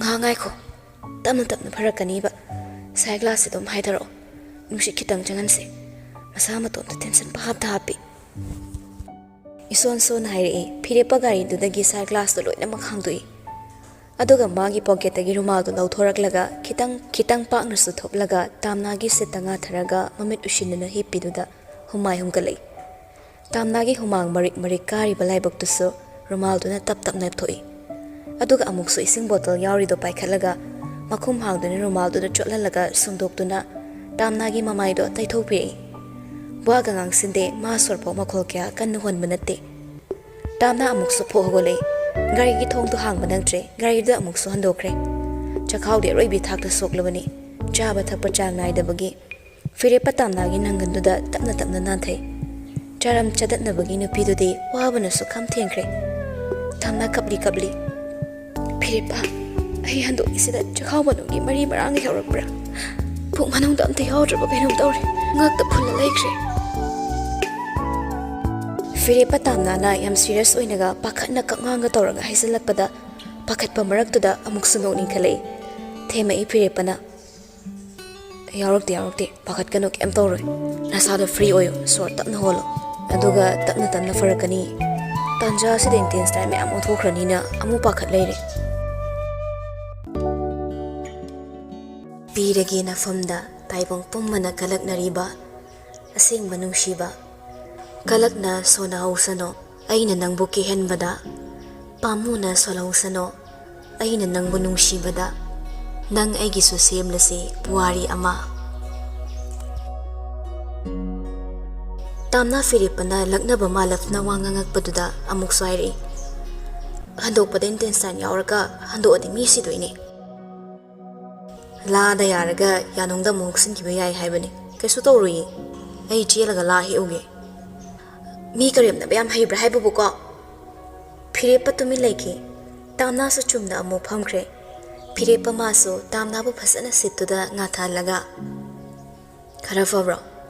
ꯑꯩꯈꯣꯏ ꯑꯅꯤꯁꯦ ꯍꯣꯁꯄꯤꯇꯥꯜ ꯆꯠꯂꯨꯒꯨꯝꯁꯦ꯫ ꯊꯣꯏ ꯑꯣꯏꯅ ꯉꯥ ꯀꯧꯕꯅ ꯐꯔꯅꯤ꯫ ꯃꯣꯔꯣꯛ ꯊꯥꯔꯦꯅ ꯃꯣꯔꯣꯛ ꯀꯥꯡꯍꯧ ꯆꯥꯔꯗꯤ ꯆꯈꯥꯎꯒꯤ ꯐꯤꯕꯝꯗꯤ ꯍꯦꯟꯅ ꯁꯣꯛꯄ ꯇꯥꯕ꯫ ꯍꯥꯏꯔꯒ ꯐꯤꯔꯦꯞꯄꯅ ꯊꯣꯏꯗ ꯀꯣꯜ ꯇꯧꯈ꯭ꯔꯦ꯫ ꯀꯃꯥꯏ ꯇꯧꯔꯛꯄꯅꯣ ꯍꯥꯏꯕꯅꯆꯤꯡꯕꯗꯣ ꯍꯥꯏꯈ꯭ꯔꯦ꯫ ꯆꯥꯅꯕ ꯍꯤꯗꯥꯛ ꯂꯥꯡꯊꯛ ꯈꯔꯁꯨ ꯄꯨꯔꯛꯄꯗ ꯅꯨꯡꯉꯥꯏꯅꯕ ꯍꯥꯏꯅ꯫ ꯐꯤꯔꯦꯞꯄ ꯃꯥꯁꯨ ꯇꯥꯝꯅꯥꯗ ꯃꯁꯥ ꯈꯔ ꯅꯨꯡꯉꯥꯏꯔꯛꯄ ꯉꯥꯏꯔꯒ ꯍꯟꯗꯨꯅ ꯑꯃꯨꯛ ꯊꯧꯖꯤꯜꯂꯛꯂꯦ꯫ ꯊꯣꯡꯒꯥꯜꯗ ꯈꯥꯝꯃꯝꯃꯒ ꯄ꯭ꯔꯕꯞ ꯊꯨꯅ ꯀꯨꯝꯊꯔꯛꯇꯨꯅ ꯇꯥꯝꯅꯥꯒꯤ ꯊꯣꯡꯗꯣ ꯑꯃꯨꯛ ꯍꯥꯡꯂꯒ ꯁꯝꯕꯣꯏ ꯉꯥꯛꯄꯣꯏ ꯇꯧꯗꯨꯅ ꯆꯪꯃꯤꯟꯅꯔꯛꯏ꯫ ꯑꯗꯨꯒ ꯐꯃꯨꯡꯗꯨꯗ ꯍꯤꯞꯐꯜꯂꯒ ꯃꯥꯅ ꯌꯦꯅꯈꯥꯔꯣꯝꯗ ꯊꯣꯔꯛꯏ꯫ ꯏꯁꯤꯡ ꯕꯥꯇꯤꯜ ꯑꯃꯗ ꯇꯪꯈꯥꯏ ꯑꯃꯨꯛ ꯄꯨꯈ꯭ꯔꯤꯗꯒꯤ ꯁꯣꯛꯂꯒ ꯏꯃꯨꯡꯗ ꯄꯨꯁꯤꯜꯂꯛꯏ꯫ ꯃꯅꯤꯡꯗꯒꯤ ꯐꯗꯤ ꯁꯥꯄꯣꯟ ꯈꯨꯗꯦꯡ ꯀꯣꯏꯌꯦꯡ ꯌꯦꯡꯉꯨꯔꯒ ꯊꯤꯔꯒ ꯄꯨꯁꯤꯜꯂꯛꯏ꯫ ꯈꯨꯗꯦꯡꯗꯨꯗ ꯕꯥꯇꯤꯜꯗꯒꯤ ꯏꯁꯤꯡꯗꯣ ꯈꯔ ꯍꯩꯔꯒ ꯑꯃꯨꯛ ꯐꯃꯨꯡꯗ ꯍꯤꯞꯂꯤꯕ ꯇꯥꯝꯅꯥꯗ ꯍꯥꯏꯔꯛꯏ꯫ ꯅꯈꯣꯡ ꯌꯥꯟꯊꯔ ꯐꯝꯃꯣ, ꯉꯥꯛꯇꯪꯈꯛ ꯊꯣꯏ ꯂꯥꯛꯑꯅꯤ꯫ ꯅꯈꯣꯡ ꯅꯈꯨꯠꯁꯦ ꯈꯤꯇꯪ ꯆꯥꯝꯊꯣꯛꯁꯦ꯫ ꯏꯪꯈꯣꯜꯗ ꯂꯩꯔꯨꯕꯒꯤ ꯂꯩꯈꯣꯝꯁꯨ ꯈꯔ ꯇꯩꯔꯤ, ꯐꯤꯔꯣꯜꯁꯤꯁꯨ ꯑꯗꯨꯒ ꯑꯃꯨꯛ ꯁꯤꯟꯗꯣꯛꯅꯕ꯫ ꯇꯥꯝꯅꯥ ꯍꯧꯒꯠꯂꯛꯂꯦ꯫ ꯈꯨꯗꯦꯡꯗꯨꯗ ꯐꯤꯔꯦꯞꯄꯅ ꯃꯈꯣꯡꯗꯣ ꯊꯝꯃꯜꯂꯒ ꯃꯥꯒꯤ ꯁꯔꯠꯇꯨꯒꯤ ꯈꯨꯗꯥꯡꯗꯣ ꯁꯔ ꯆꯤꯡꯈꯠꯈ꯭ꯔꯒ ꯇꯥꯝꯅꯥꯒꯤ ꯑꯃꯣꯠꯄ ꯃꯈꯣꯡꯗꯣ ꯆꯥꯝꯗꯣꯏ ꯇꯧꯔꯛꯄꯗꯨꯗ ꯇꯥꯝꯅꯥ ꯃꯈꯣꯡꯗꯣ ꯁꯠ ꯍꯥꯡꯗꯣꯛꯈꯤ ꯏꯐꯤꯡ ꯐꯤꯡꯅ꯫ ꯀꯩꯅꯣ ꯇꯧꯏꯗꯨꯕꯣ? ꯑꯩꯒꯤ ꯈꯣꯡ ꯁꯣꯛꯄ ꯐꯠꯇꯤꯌꯦ, ꯇꯧꯍꯩꯗꯤꯌꯦ꯫ ꯇꯥꯝꯅꯥ ꯐꯤꯔꯦꯞꯄ ꯈꯣꯡꯗꯣ ꯃꯈꯨꯠꯅ ꯇꯥꯞ ꯄꯥꯏꯔꯒ ꯈꯨꯗꯦꯡꯗꯨꯗ ꯍꯥꯞꯆꯤꯜꯂꯛꯏ꯫ ꯇꯥꯝꯅꯥꯁꯨ ꯏꯈꯪ ꯈꯪꯅ ꯃꯈꯨꯠ ꯑꯅꯤꯅ ꯃꯣꯝꯄꯥꯛꯇꯨꯗ ꯉꯥꯛꯏ꯫ ꯐꯤꯔꯦꯞꯄꯅ, ꯍꯛꯆꯥꯡ ꯉꯝꯗ꯭ꯔꯗꯤ ꯃꯇꯦꯡ ꯄꯥꯡꯅꯕ ꯇꯥꯕꯅꯤ꯫ ꯅꯁꯥ ꯉꯝꯗ꯭ꯔꯤꯗꯨꯒ ꯇꯧꯍꯩꯗꯦꯅ ꯁꯨꯝ ꯅꯇꯣꯝꯇ ꯊꯥꯗꯣꯛꯄꯗꯨꯅ ꯍꯦꯟꯅ ꯇꯧꯍꯩꯔꯣꯏꯌꯦ꯫ ꯅꯤꯡꯊꯧꯐꯥꯎ ꯃꯥꯏ ꯂꯩꯃꯒꯤ ꯃꯈꯣꯡ ꯁꯣꯛꯈꯤꯕ ꯌꯥꯎꯔꯤꯕꯅꯤ꯫ ꯑꯗꯨꯕꯨ ꯑꯩꯗꯤ ꯅꯤꯡꯊꯧꯗꯤ ꯅꯠꯇꯦꯗꯅ, ꯅꯪꯒꯤ ꯏꯆꯝ ꯆꯝꯕ ꯅꯄꯨꯔꯣꯏꯕ ꯑꯃꯈꯛꯅꯦ꯫ ꯊꯋꯥꯏ ꯍꯛꯆꯥꯡ ꯑꯃꯠꯇꯅꯤ ꯍꯥꯏꯅ ꯁꯤꯟꯅꯔꯤꯕ ꯃꯇꯩ ꯃꯅꯥꯎ ꯑꯃꯒꯤ ꯃꯔꯤꯗꯕꯨ ꯃꯥꯟꯅꯗꯕ ꯑꯃ ꯈꯥꯏꯗꯣꯛꯄ ꯍꯧꯅꯗꯦꯗ꯫ ꯏꯁꯥ ꯑꯃꯠꯇꯅꯤ, ꯆꯞ ꯃꯥꯟꯅꯩ꯫ ꯅꯪꯅ ꯑꯩꯒꯤ ꯈꯣꯡ ꯁꯣꯛꯑꯒ ꯈꯨꯔꯨꯝꯕ ꯉꯝꯃꯒ ꯑꯩꯅ ꯅꯪꯒꯤꯗꯃꯛ ꯅꯪꯒꯤ ꯅꯈꯣꯡꯗꯁꯨ ꯇꯨꯕ ꯀꯩꯒꯤ ꯉꯝꯃꯣꯏ? ꯇꯥꯝꯅꯥ ꯇꯨꯃꯤꯟꯅ ꯂꯩꯈ꯭ꯔꯦ꯫ ꯐꯤꯔꯦꯞꯄ ꯇꯥꯝꯅꯥꯒꯤ ꯃꯈꯣꯡꯗꯣ ꯇꯞꯅ ꯇꯞꯅ ꯆꯥꯝꯕꯤꯔꯛꯏ꯫ ꯑꯁꯨꯛ ꯑꯐꯤꯡ ꯑꯐꯥꯏ ꯑꯣꯏꯅ ꯊꯕꯛ ꯇꯧꯕ ꯅꯨꯄꯥꯁꯦ ꯂꯩꯅꯥꯒꯨꯝ ꯊꯣꯠꯄꯤ ꯃꯥꯒꯤ ꯅꯨꯄꯤꯒꯤ ꯃꯐꯝꯗꯗꯤ ꯃꯥꯁꯨ ꯊꯣꯠꯅꯕ ꯍꯣꯠꯅꯖꯩ꯫ ꯇꯥꯝꯅꯥꯒꯤ ꯃꯁꯥ ꯊꯦꯡꯕꯗ ꯀꯌꯥ ꯀꯟꯅ ꯁꯣꯠꯂꯨꯗꯦ꯫ ꯏꯇꯞ ꯇꯞꯅ ꯏꯃꯣꯟ ꯃꯣꯟꯅ ꯁꯣꯛꯆꯩ꯫ ꯃꯈꯣꯡ ꯍꯥꯝꯕꯤꯕ ꯂꯣꯏꯔꯕ ꯇꯨꯡꯗ ꯃꯈꯨꯠꯇꯨꯁꯨ ꯊꯥꯗꯣꯛꯂꯒ ꯐꯗꯤꯗꯣ ꯁꯦꯡꯅ ꯁꯨꯝꯗꯣꯛꯂꯒ ꯇꯩꯊꯣꯛꯄꯤꯔꯝꯃꯤ꯫ Firepa amu hogotkre. Fiyanduday fanek ama ikoy-koyda tap pairaga fi macha amaga aduga furit amaga yengbiraga tamnada pirei. Siyongdo amo hai isingsena kada hidogi. Khara nanbane Firepa yenga thooko amuk nanthuni isang khara thangmane ba nongnaga pipit churambaga. Hoi mazaibe ma nanai cheksinjage sanaya thangkubak thapchinjare mazaibe madawna mitmai da thakte. Hairam laga khuding makhut ani changna paikhatlaga amuk prabrap yana khada thokre. Tamna su imot mot pa phirol do hongdui. Tanjadu da howa makhol amaga grong hairakpadu da prabrap ka de ki thori. Maninglom da sen thoraki. Yana kha yorokpada di Firepa pranguppaga sallaga tarammi. Madu hubada sokpraga hangdre mapuk pairaga noktuna laikre. Kaino thoridude? Iroi gairaga di pukhri da iroi yadro. Kangphaldu da iroi radina yado muktekani ko. Firepa ikai gumlakom thun hawgolei. Uful oi kai oi lekhom oina khra khra tairibado mapido prang prang makhutna kantoi. Makhuttasu hamuraga amu changlei. Thongzaldu da lepaga sita sita no iba tamnagi mamangda lepsilei. Yare nayado khra higatladi. Uhogdabane thumankhibaduda khra no adi yare. Masangamdedi hai khunokdi settatle chongo manungda. Tamna sunok na nongna ka manunglomda amu mana mang thaduna changlei. Firepa na tungda inarei phamungda ka khatlale. Adu fawa thumnoktuna laikre. Firepa nga mana ngasai pusilakpa mayamdaso hana yi thamfamsingduda thamluraga changakpada tamnadi amuk sumhabu uraga nokpa hori. Firepa masu khoya waiduda tamna romno ansilaga nokmi tamnana nokpada yingse. Lukhamduda amuk sunale. Ngasina ahanmane asumnaga penaga tamnana nokpa mana uzabaso. Mana su thazade asumna nongmata noklamgani haibade. Awaba potlum amana kokthakta nantharaga laklabada nokpa sanglamgadra. Aduna noklamgani haiba Firepa mana thazadabani. Naya khigatpada khara khara yengo amu ai khudangda handoksingi harakani. Tamna nokpa chaplepaga Firepada yengi. Nangi furito ama hongo khara motla male. Yum yobada pabongna labokta iroiga waina robra hangani. Pabong namong nupigi hainokta khongbada yungsilare haibini. Hongaroida yarani. Tamna ngasai mana su khara purituda osinkibaduda Firepanaga khara masai na nanzabuga hangoi chawaliduga ama hongmana fanida. Kamaina hangoi doriba. Tamna moli nungsina thazadana na suhangle ahongba khonjel amada. Kaino aina ngasi uri mayamsibo nangse asuk yam pharambra. Aina fabanate nangmu nushi manbagi aina faba ngambani. Nangmu nushirandradabo aibo suna tawramgadrane. Ai faba sungam ngamamoida. Khangde adumadi. Kai khangdriba khangu yadro. Nangde hipa sawe yam kanmane. Kamain kaliba. Firepa lakne moro kangau ngorumidudi. Tamna khara sui kaigum. Yare taningde khamin su alu siyawe nangna ke khangdana. Tamna Firepa thoina kaurakpaduda anido chaplepi wangangnarambasingdo Firepana khumi. Hau imungda lay chango manunglomda.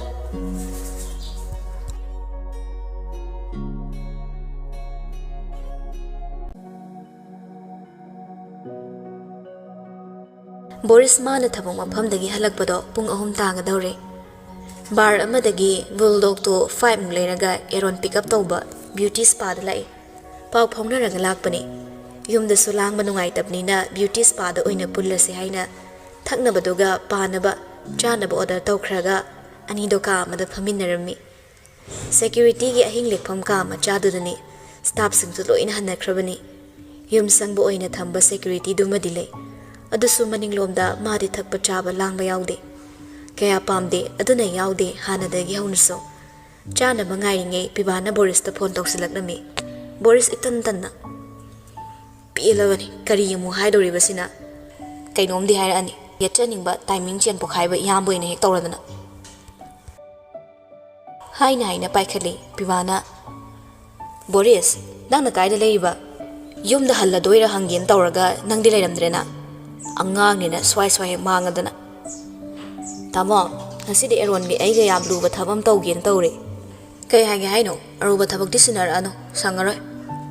Pibana ꯅꯪꯅ ꯑꯔꯨꯕ ꯊꯕꯛ ꯍꯥꯏꯔꯗꯤ new ꯊꯛꯇꯣꯏ ꯑꯣꯏꯔꯝꯅꯤ ꯄꯥꯈꯪ ꯑꯣꯏꯅ ꯑꯗꯨꯛ ꯊꯛꯄ ꯄꯥꯝꯃꯗꯤ ꯍꯌꯦꯡ ꯅꯨꯄꯤ ꯊꯤꯔꯒꯅ ꯀꯝꯗꯧꯗꯧꯔꯤꯕ ꯍꯥ ꯀꯗꯥꯏꯗꯅꯣ ꯅꯣꯏ ꯂꯩꯔꯤꯁꯤꯕꯣ ꯑꯩꯁꯨ ꯂꯥꯛꯀꯦ ꯆꯥꯅꯕ ꯂꯩꯔꯛꯀꯦ ꯕꯣꯔꯤꯁꯅ ꯏꯁ ꯏꯌꯥꯝꯕꯒ ꯉꯥꯎꯃꯤꯟꯅꯕ ꯅꯨꯡꯉꯥꯏꯔꯣꯏ ꯅꯃꯥꯟꯅꯕ ꯊꯤꯔ ꯉꯥꯎꯔꯁꯨ ꯄꯤꯕꯥꯅ ꯅꯌꯥꯝꯕꯒ ꯊꯛꯃꯤꯟꯅꯕꯗꯤ ꯅꯨꯡꯉꯥꯏꯇꯦ ꯑꯩꯅ ꯃꯥꯁꯦ ꯁꯦꯟꯅꯕꯗ ꯍꯦꯛꯇ ꯇꯥꯍꯧꯏ ꯑꯗꯨꯅ ꯈꯔ ꯉꯥꯎꯊꯔꯒꯦ ꯅꯣꯏꯒ ꯑꯣꯏꯅ ꯑꯦꯔꯣꯟꯅ ꯅꯥꯀꯟꯗꯒꯤ ꯂꯥꯛꯑꯣ ꯑꯩꯈꯣꯏ ꯊꯕꯛ ꯃꯐꯝꯗꯅꯦ ꯄꯤꯕꯥꯅ ꯍꯣꯏ ꯍꯣꯏ ꯑꯗꯨꯗꯅ ꯃꯐꯝꯁꯨ ꯆꯥꯎꯏ ꯅꯨꯡꯉꯥꯏꯔꯅꯤ ꯑꯩ ꯌꯧꯔꯛꯑꯒꯦ ꯉꯥꯏꯔꯝꯃꯣ ꯄꯤꯕꯥ ꯐꯣꯟ ꯁꯠ ꯀꯛꯂꯦ ꯑꯗꯨꯒ ꯃꯥꯁꯨ ꯒꯥꯔꯤ ꯊꯧꯗꯣꯔꯛꯂꯦ ꯉꯁꯤꯗꯤ ꯀꯩ ꯅꯤꯡꯁꯤꯡꯂꯛꯑꯕꯅꯣ ꯐꯖꯅ ꯉꯥꯎꯊꯔꯒꯦꯅ ꯃꯃꯥꯅ ꯆꯦꯔꯒ ꯆꯩ ꯀꯥꯏꯅ ꯈꯜꯂꯕꯅꯤ ꯑꯗꯨꯅ ꯑꯉꯧꯕ ꯑꯇꯥꯎꯕ ꯈꯔ ꯂꯩꯔꯒ ꯂꯥꯛꯂꯦ ꯒꯥꯔꯤ ꯐꯖꯅ ꯈꯥꯝꯃꯝꯃꯒ ꯃꯅꯨꯡ ꯆꯪꯉꯛꯏ ꯑꯅꯤꯗꯨ ꯊꯛꯄ ꯍꯧꯔꯝꯂꯦ ꯄꯤꯕꯥꯁꯨ ꯒꯦꯠ ꯐꯝꯖꯤꯜꯂꯛꯏ ꯃꯊꯛꯀꯤ ꯑꯍꯜ ꯌꯧꯔꯛꯇ꯭ꯔꯤꯉꯩ ꯅꯣꯏꯅꯒ ꯍꯥꯟꯅ ꯇꯧꯔ ꯂꯩꯔꯝꯃꯤꯅꯦ ꯑꯗꯨꯝꯕ ꯊꯧꯒꯜꯂꯣꯟ ꯈꯪꯗꯕꯗꯣ ꯇꯧꯅꯨ ꯍꯥꯏꯗ꯭ꯔꯕ ꯑꯩꯅ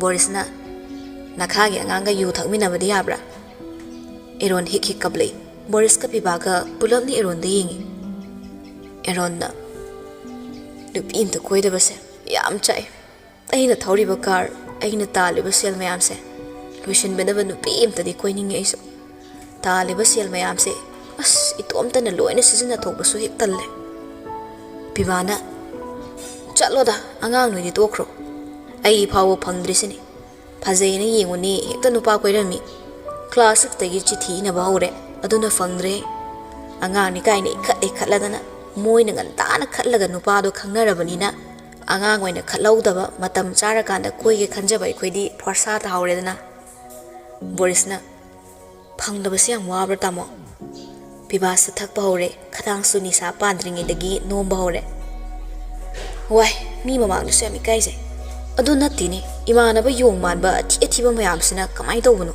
ꯅꯨꯄꯤ ꯐꯖ ꯐꯖꯕ ꯍꯦꯛꯇ ꯀꯣꯏꯔꯝꯃꯤ ꯑꯩꯈꯣꯏꯁꯤꯅ ꯋꯥꯔꯤ ꯑꯅꯤꯔ ꯍꯦꯛ ꯁꯥꯕꯗ ꯍꯦꯛꯇ ꯕ꯭ꯂꯣꯛ ꯆꯥꯏ ꯕꯣꯔꯤꯁꯅ ꯆꯥꯛ ꯆꯥꯔꯕꯣ ꯀꯩ ꯏꯟꯁꯥꯡ ꯆꯥꯏ ꯀꯥꯏꯅ ꯋꯥꯔꯤ ꯈꯛ ꯇꯧꯔ ꯂꯩꯔꯗꯤ ꯀꯃꯥꯏꯅ ꯐꯪꯗꯣꯏꯕ ꯅꯨꯄꯤꯅ ꯇꯥꯃꯣ ꯑꯩꯗꯤ ꯃꯣꯃꯣ ꯄꯥꯝꯃꯤ ꯍꯥꯏꯔꯒ ꯇꯥꯃꯣꯗꯤ ꯑꯩꯗꯤ ꯕꯤꯔꯌꯥꯅꯤꯅ ꯍꯦꯜꯂꯦꯅ ꯄꯥꯎꯈꯨꯝ ꯑꯣꯏꯅ ꯄꯤ ꯂꯩꯔꯗꯤ ꯀꯥꯏꯗꯩ ꯑꯣꯏꯗꯣꯔꯤꯕ ꯃꯣꯃꯣ ꯄꯥꯝꯃꯤ ꯍꯥꯏꯔꯗꯤꯅꯦ ꯁꯠ ꯊꯤꯜꯂꯨꯗꯧꯕ ꯀꯣꯐꯤ ꯊꯛꯃꯤꯟꯅꯕꯗ ꯂꯨꯄꯥ 50 ꯇꯥꯔꯦ ꯂꯨꯄꯥ 15 ꯖꯤꯄꯦꯗ ꯍꯟꯖꯤꯜꯂꯛꯑꯣꯅ ꯍꯥꯏꯕ ꯇꯥꯃꯣꯗꯗꯤ ꯕ꯭ꯂꯣꯛ ꯄꯤꯔꯛꯇ꯭ꯔꯗꯤ ꯀꯅꯥꯗ ꯄꯤꯔꯣꯏꯗꯣꯏꯕ ꯑꯦꯔꯣꯟꯅ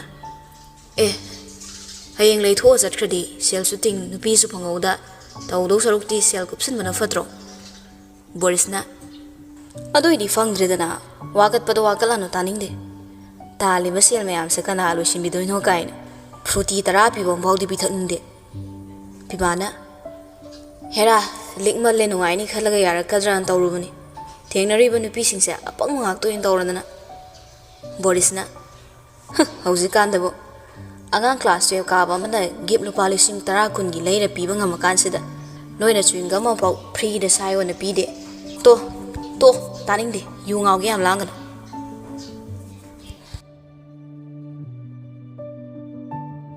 ꯅꯤꯡꯈꯣꯝꯕꯒ ꯎꯅꯩ ꯅꯤꯡꯈꯣꯝꯕꯅ ꯄꯨꯊꯣꯔꯛꯄꯅꯤ ꯁꯨꯔꯨꯁꯤ ꯅꯤꯡꯈꯣꯝꯕ ꯁꯨꯔꯨꯅ ꯅꯨꯡꯉꯥꯏꯅꯕ ꯃꯑꯣꯡꯗ ꯊꯦꯝꯅꯕ ꯍꯣꯠꯅꯩ ꯊꯦꯝꯅꯤꯡꯅ ꯅꯨꯡꯁꯤꯗꯨꯅ ꯊꯦꯝꯕ ꯅꯠꯇꯕꯅꯤꯅ ꯈꯔꯒ ꯍꯩꯇꯕꯒ ꯃꯥꯁꯨ ꯇꯧꯐꯝ ꯑꯃꯠꯇ ꯈꯪꯖꯔꯝꯗꯦ ꯊꯣꯛꯂꯤꯕ ꯊꯧꯗꯣꯛꯁꯤꯗ ꯃꯥꯁꯨ ꯃꯔꯥꯜ ꯌꯥꯎꯕꯅꯤꯅ ꯅꯨꯄꯤꯁꯤꯅ ꯁꯥꯎꯗꯅꯕ ꯉꯥꯛꯇꯅꯤ ꯍꯣꯠꯅꯔꯤꯕ ꯁꯨꯔꯨꯅ ꯅꯤꯡꯈꯣꯝꯕ ꯉꯁꯤꯗꯤ ꯑꯩ ꯏꯁꯥꯁꯦ ꯕꯤꯠ ꯌꯥꯝ ꯌꯥꯎꯗꯦ ꯑꯩꯒꯤꯅ ꯍꯥꯏꯕꯗ ꯂꯦꯞꯄꯤꯗꯧꯕ ꯀꯅꯥꯝꯇ ꯂꯩꯇꯕꯒꯨꯝꯅ ꯀꯅꯥꯁꯨ ꯎꯗ꯭ꯔꯦ ꯐꯔꯁꯨ ꯐꯠꯇ꯭ꯔꯁꯨ ꯃꯥꯒꯤ ꯃꯅꯥꯛꯇ ꯂꯩꯕꯗ ꯑꯩ ꯀꯅꯥꯝꯇ ꯀꯤꯗꯦ ꯃꯥꯅ ꯑꯩꯕꯨ ꯐꯅ ꯅꯨꯡꯁꯤꯗ꯭ꯔꯁꯨ ꯑꯩꯒꯤ ꯌꯥꯝ ꯇꯛ ꯑꯣꯏꯕ ꯁꯤꯆꯨꯋꯦꯁꯟꯗ ꯃꯥꯅ ꯑꯩꯒꯤ ꯈꯨꯠ ꯑꯗꯨꯝ ꯁꯝꯃꯤ ꯑꯗꯨꯅ ꯑꯩꯅ ꯃꯥꯕꯨ ꯂꯥꯏꯅ ꯊꯥꯗꯣꯛꯑꯝꯕꯗ ꯄꯥꯝꯃꯨꯏ ꯑꯩ ꯁꯦꯜ ꯄꯥꯝꯃꯛꯇ꯭ꯔꯦ ꯁꯨꯔꯣ ꯃꯨꯚ ꯑꯣꯟ ꯇꯧꯕ ꯈꯔ ꯇꯝꯁꯤ ꯌꯥꯔꯦ ꯍꯧꯖꯤꯛ ꯃꯥ ꯆꯠꯈ꯭ꯔꯦ ꯈꯜꯂꯨꯔꯅꯨ ꯍꯧꯖꯤꯛ ꯅꯪꯅ ꯃꯥꯕꯨ ꯊꯥꯗꯣꯛꯄ ꯄꯥꯝꯗꯦꯅ ꯍꯟꯖꯤꯟꯕ ꯌꯥꯕꯒꯤ ꯁ꯭ꯇꯦꯖꯇ ꯂꯩꯕꯁꯨ ꯅꯠꯇꯦ ꯅꯤꯡꯈꯣꯝꯕꯒꯤ call ꯂꯥꯛꯁꯤꯜꯂꯛꯏ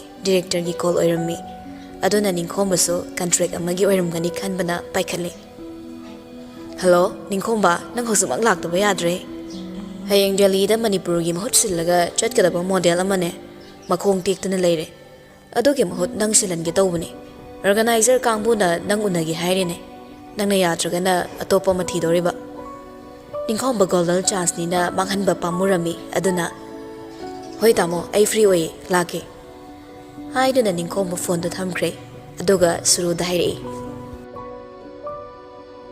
Suro, ay organizer na unagi na hai. Ngaktang uri pok yaurkige. Ado nang kamay tawuno. Ay galoy na raga chat krasiro. Ningkombagi matong suro ina ninglamde. Ningkomba na puning dabaso mana ubangami. Puning daba mapamda mana ke amda udaba saduna. Hoy ay sulake haiduna anam kalaga chat paso matalay.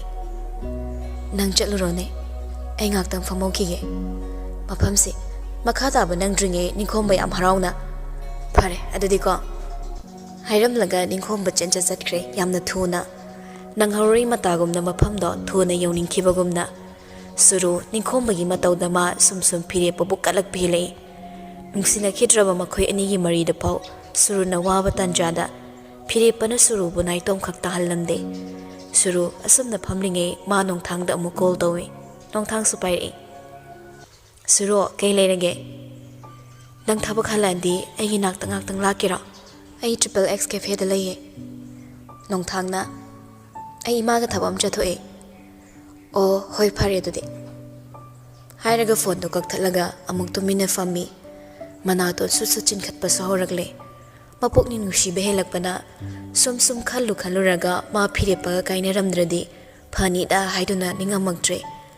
Laibi da mu phone tawi pakna pairakte. Hanjin na pai jipau tori.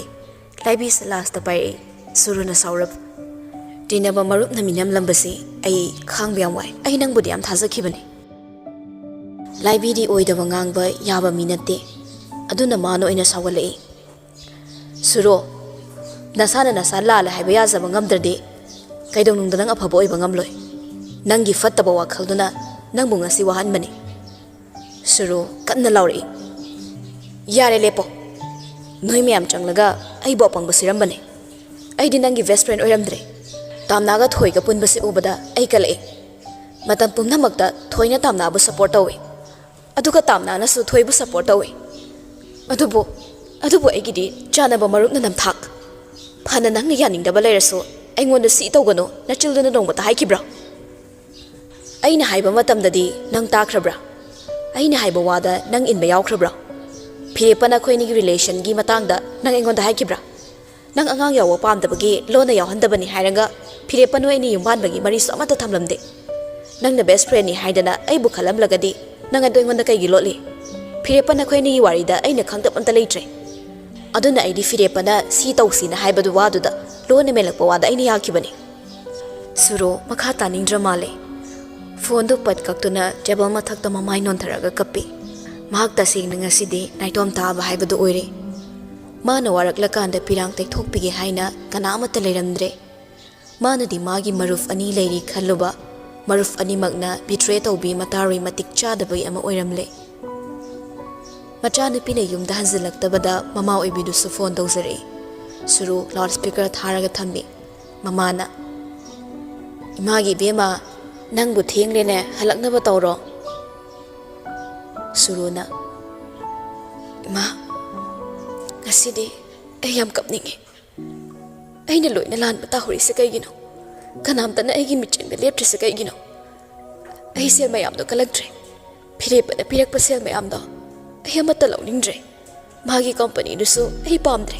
Ay gamaga amu hansin na baya kidra ima. Ado yado already ay maga hansin na lagi.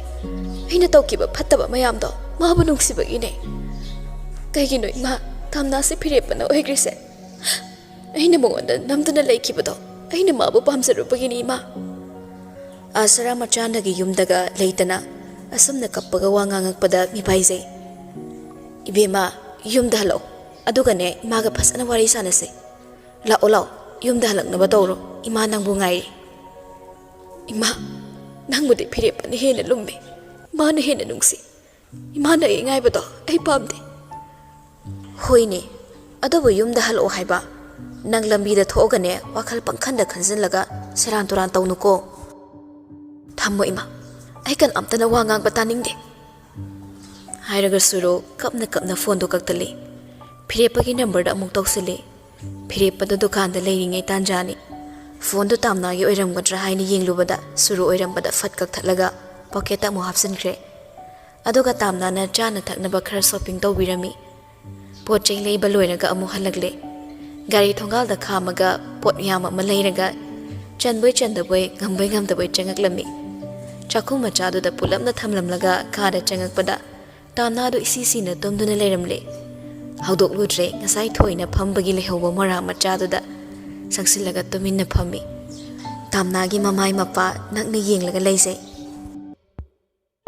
ꯀꯦꯝꯇ ꯍꯦꯛ ꯀꯦꯗꯕ ꯃꯁꯛꯇꯨꯗ ꯑꯗꯨꯛ ꯐꯖꯩ ꯈꯟꯗꯨꯅ ꯃꯥꯕꯨ ꯌꯦꯡꯂꯤ ꯇꯥꯝꯅꯥꯅ ꯃꯈꯨꯠ ꯐꯠ ꯁꯥꯡꯅ ꯇꯤꯡꯊꯣꯔꯛꯄꯗ ꯃꯥꯅ ꯇꯞꯅ ꯉꯥꯈꯠꯂꯒ ꯆꯨꯝꯅ ꯑꯃꯨꯛ ꯁꯦꯝꯗꯨꯅ ꯃꯈꯨꯠꯇ ꯊꯝꯕꯤꯔꯝꯃꯤ ꯃꯁꯥꯗꯨ ꯏꯅꯨꯡ ꯅꯨꯡꯉꯥꯏꯇꯕꯒꯨꯝ ꯀꯣꯏꯂꯦꯡ ꯂꯦꯡꯉꯤ ꯍꯟ ꯁꯥꯗꯨꯅ ꯐꯤꯔꯦꯞꯄ ꯇꯞꯅ ꯍꯧꯒꯠꯂꯒ ꯃꯈꯣꯡ ꯃꯄꯥꯗꯨꯗ ꯐꯩꯖꯨꯞ ꯃꯇꯦꯛ ꯑꯃ ꯆꯤꯡꯈꯠꯂꯒ ꯁꯨꯞꯆꯤꯟꯕꯤꯔꯝꯃꯤ ꯑꯗꯨꯒ ꯆꯥꯛꯈꯨꯝꯗ ꯂꯥꯛꯂꯦ ꯔꯥꯏꯁ ꯀꯨꯀꯔꯗ ꯀꯣꯏꯊꯤ ꯊꯤꯔꯝꯃꯤ ꯑꯗꯨꯒ ꯏꯁꯤꯡ ꯈꯔ ꯊꯥꯡꯒꯠꯈ꯭ꯔꯦ ꯑꯦꯟꯁꯥꯡꯗꯤ ꯑꯊꯣꯡꯕ ꯂꯩꯔꯛꯂꯕꯅꯤ ꯏꯁꯤꯡ ꯁꯧꯕ ꯉꯥꯏꯕ ꯑꯣꯏꯅ ꯆꯥꯛꯈꯨꯝꯗꯨ ꯁꯤꯠ ꯅꯥꯟꯅ ꯂꯣꯏꯁꯤꯜꯂꯦ ꯁꯤꯂꯣꯝ ꯌꯥꯝꯅ ꯈꯪꯕ ꯐꯤꯔꯦꯞꯄꯅꯤ ꯅꯨꯄꯥꯅꯤ ꯁ꯭ꯇ꯭ꯔꯦꯠ ꯐꯣꯔꯋꯥꯔꯗꯅꯤ ꯍꯥꯏꯔꯒ ꯆꯥꯛꯈꯨꯝꯒꯤ ꯊꯕꯛ ꯁꯨꯛꯍꯩ ꯍꯩꯇꯕ ꯅꯨꯄꯥ ꯑꯃꯗꯤ ꯑꯣꯏꯗꯦ ꯃꯥꯅ ꯉꯝꯅꯕ ꯍꯩꯅꯕ ꯆꯥꯛꯈꯨꯝꯗꯨ ꯂꯣꯏꯁꯤꯜꯂꯝꯃꯤ ꯆꯥꯛꯁꯨ ꯆꯦꯡ ꯁꯨꯗꯅ ꯃꯨꯟꯈ꯭ꯔꯦ ꯃꯌꯨꯝ ꯂꯣꯝꯗꯒꯤꯅ ꯀꯣꯜ ꯃꯅꯝ ꯃꯅꯝ ꯇꯧꯁꯤꯜꯂꯛꯄꯅꯦ ꯐꯤꯔꯦꯞꯄ ꯇꯥꯝꯅꯥꯁꯨ ꯍꯨꯟꯗꯣꯛꯂꯝꯃꯒ ꯆꯠꯄꯁꯨ ꯅꯨꯡꯉꯥꯏꯇꯕꯒ ꯇꯨꯃꯤꯟꯅ ꯃꯄꯥꯒꯤ ꯐꯣꯟꯗꯣ ꯄꯥꯏꯈꯠꯂꯒ ꯃꯅꯤꯡꯂꯣꯝ ꯊꯣꯔꯛꯏ ꯍꯜꯂꯣ ꯄꯥꯕꯨꯡ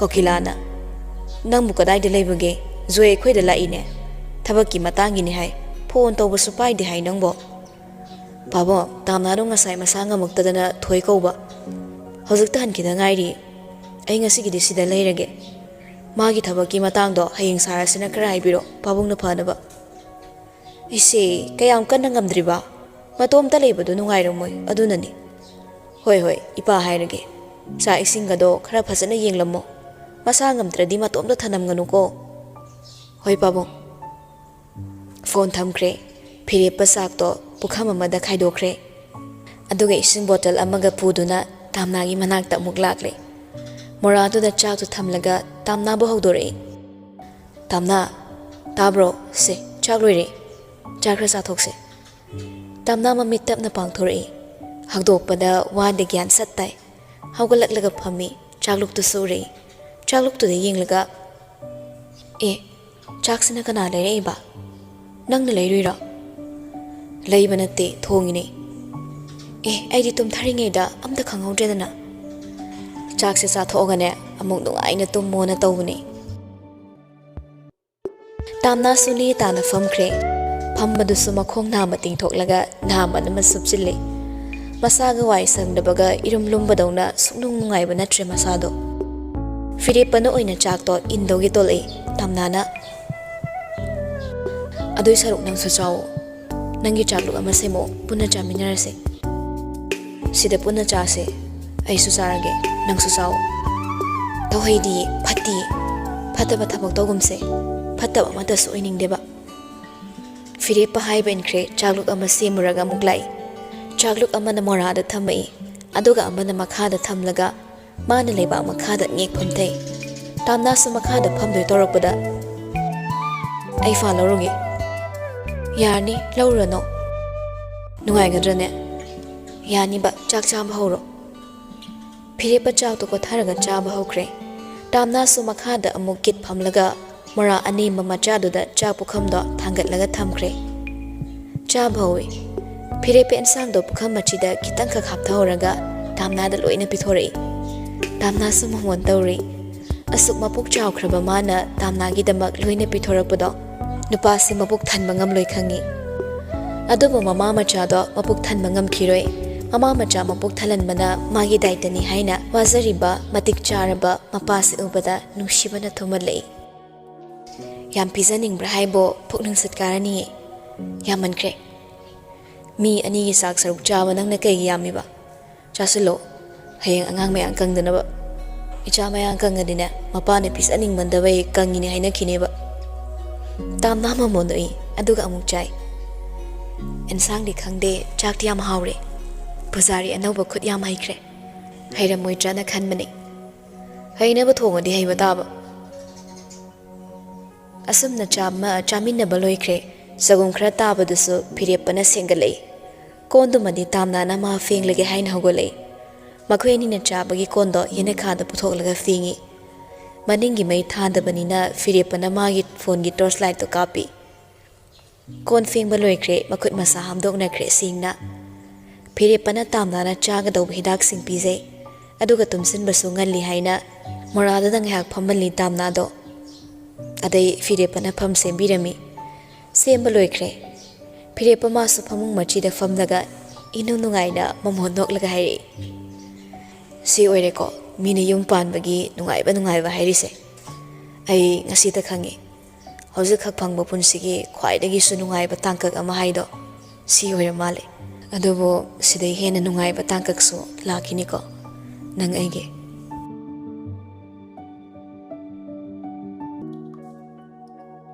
ꯂꯣꯅꯕꯤ 30ꯁꯨꯕ ꯇꯥꯡꯀꯛ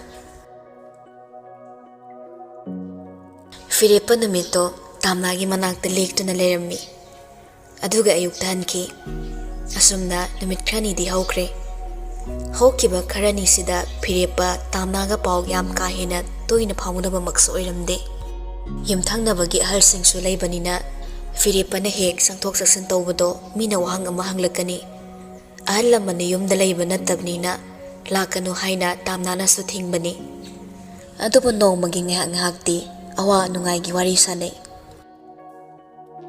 ꯁꯨꯔꯨꯁꯨ ꯐꯤꯔꯦꯞꯄ ꯃꯥꯒ ꯂꯥꯞꯅꯈ꯭ꯔꯕ ꯇꯨꯡ ꯃꯥꯅ ꯃꯄꯥꯝꯁꯤꯗ ꯂꯩꯔꯛꯂꯕ ꯃꯇꯨꯡꯁꯤꯗ ꯐꯤꯔꯦꯞꯄꯒꯤ ꯃꯥꯏꯊꯣꯡꯒꯤ ꯃꯁꯦꯛ ꯃꯉꯥꯜ ꯃꯌꯦꯛ ꯁꯦꯡꯕꯒꯨꯝꯅ ꯅꯣꯡꯃꯇ ꯃꯥꯕꯨ ꯍꯟꯅ ꯅꯤꯡꯁꯤꯡꯕꯤꯔꯛꯇꯕ ꯃꯌꯥꯝꯁꯤꯅ ꯅꯣꯡꯃ ꯅꯣꯡꯃꯒꯤ ꯂꯥꯏꯃꯟ ꯑꯣꯏꯕ ꯍꯦꯜꯂꯛꯏ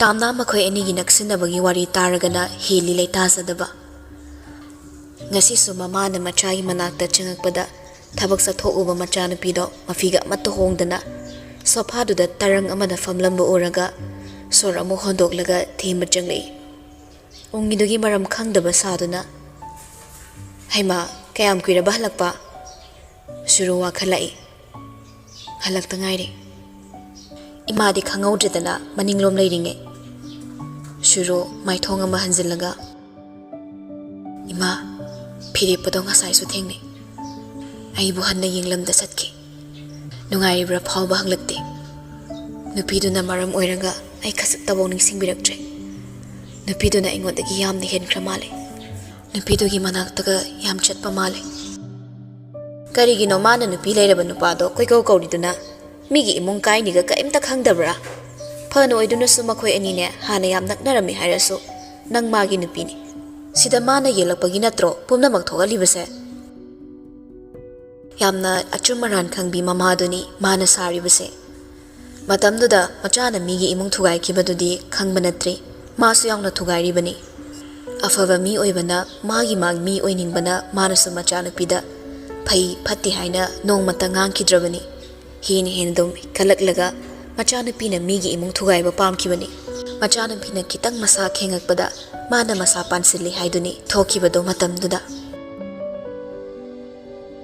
ꯐꯤꯔꯦꯞꯄ ꯌꯥꯝ ꯍꯣꯡꯂꯤ ꯏꯃꯥ ꯃꯥ ꯅꯍꯥꯟꯈꯩ ꯐꯤꯔꯦꯞꯄꯗꯣ ꯑꯣꯏꯗ꯭ꯔꯦ ꯑꯩꯉꯣꯟꯗ ꯁꯥꯎꯗꯕꯗꯣ ꯅꯨꯄꯤꯗꯨꯅ ꯃꯔꯝ ꯑꯣꯏꯔꯒ ꯁꯥꯎꯔꯛꯈꯤ ꯑꯗꯨꯒ ꯍꯧꯖꯤꯛꯅ ꯑꯩꯕꯨ ꯃꯁꯛ ꯈꯪꯕꯤꯈꯤꯗ꯭ꯔꯦ ꯑꯩꯅ ꯇꯧꯈꯤꯕ ꯃꯌꯥꯝꯁꯤꯡꯗꯣ ꯃꯥꯅ ꯂꯣꯏꯅ ꯁꯤꯠ ꯅꯥꯟꯅ ꯈꯪꯉꯝꯕꯅꯤꯅ ꯑꯩꯅ ꯑꯆꯨꯝꯕ ꯁꯥꯔꯒ ꯃꯉꯣꯟꯗ ꯑꯣꯟꯈꯠꯄꯁꯨ ꯉꯝꯗ꯭ꯔꯦ ꯑꯗꯨꯕꯨ ꯑꯩ ꯃꯥꯒ ꯂꯥꯞꯅꯔꯒ ꯂꯩꯕꯁꯦ ꯋꯥꯏ ꯊꯦꯡꯅꯔꯛꯏꯕ ꯃꯌꯥꯝꯁꯤꯗꯒꯤꯁꯨ ꯃꯥꯅ ꯑꯩꯒꯤꯗꯃꯛꯇ ꯈꯟꯕꯁꯨ ꯏꯍꯦꯟ ꯍꯦꯟꯈꯤ ꯑꯩꯅ ꯍꯛꯆꯥꯡ ꯉꯝꯗ꯭ꯔꯁꯨ ꯑꯩꯒꯤ ꯅꯥꯛꯇꯒꯤ ꯂꯦꯡꯗꯦ ꯑꯩ ꯀꯩꯅꯣꯝꯃ ꯋꯥꯠꯄꯗꯁꯨ ꯃꯥꯅ ꯍꯦꯛꯇ ꯃꯦꯟꯁꯤꯜꯂꯛꯏ ꯁꯤ ꯄꯨꯝꯅꯃꯛꯁꯦ ꯃꯥꯅ ꯑꯩꯕꯨ ꯅꯨꯡꯁꯤꯕ ꯐꯥꯎꯕꯒꯤ ꯅꯠꯇꯕ꯭ꯔꯥ ꯏꯃꯥ ꯆꯨꯝꯃꯤ ꯁꯨꯔꯨꯅ ꯍꯥꯏꯕ ꯋꯥꯁꯦ ꯑꯗꯨꯕꯨ ꯋꯥꯈꯜꯗꯨꯃꯗꯤ ꯑꯔꯥꯟꯕꯅꯤ ꯐꯤꯔꯦꯞꯄ ꯃꯇꯝ ꯄꯨꯝꯅꯃꯛꯇ ꯁꯨꯔꯨꯒꯤ ꯑꯋꯥꯠ ꯑꯄꯥ ꯂꯩꯍꯟꯗꯦ ꯇꯥꯊꯤ ꯇꯥꯊꯤꯁꯨ ꯇꯧꯈꯤꯗꯦ ꯃꯁꯤ ꯑꯐꯕ ꯃꯤꯁꯛ ꯑꯃ ꯑꯣꯏꯕꯒꯤꯅꯤ ꯑꯗꯨꯕꯨ ꯅꯣꯡꯃꯇ ꯃꯥꯅ ꯁꯨꯔꯨꯕꯨ ꯅꯨꯡꯁꯤꯈꯤꯕꯗꯤ ꯂꯩꯇꯦ ꯄꯨꯝꯅꯃꯛꯁꯦ ꯁꯨꯔꯨꯅꯗꯤ ꯐꯤꯔꯦꯞꯄꯅ ꯃꯥꯕꯨ ꯅꯨꯡꯁꯤ ꯍꯥꯏꯗꯨꯅ ꯈꯟꯕꯅꯤ ꯋꯥꯈꯜꯅ ꯂꯥꯟꯅ ꯅꯨꯄꯤꯗꯨꯒꯤ ꯃꯅꯥꯛꯇ ꯏꯃꯥ ꯆꯠꯀꯦ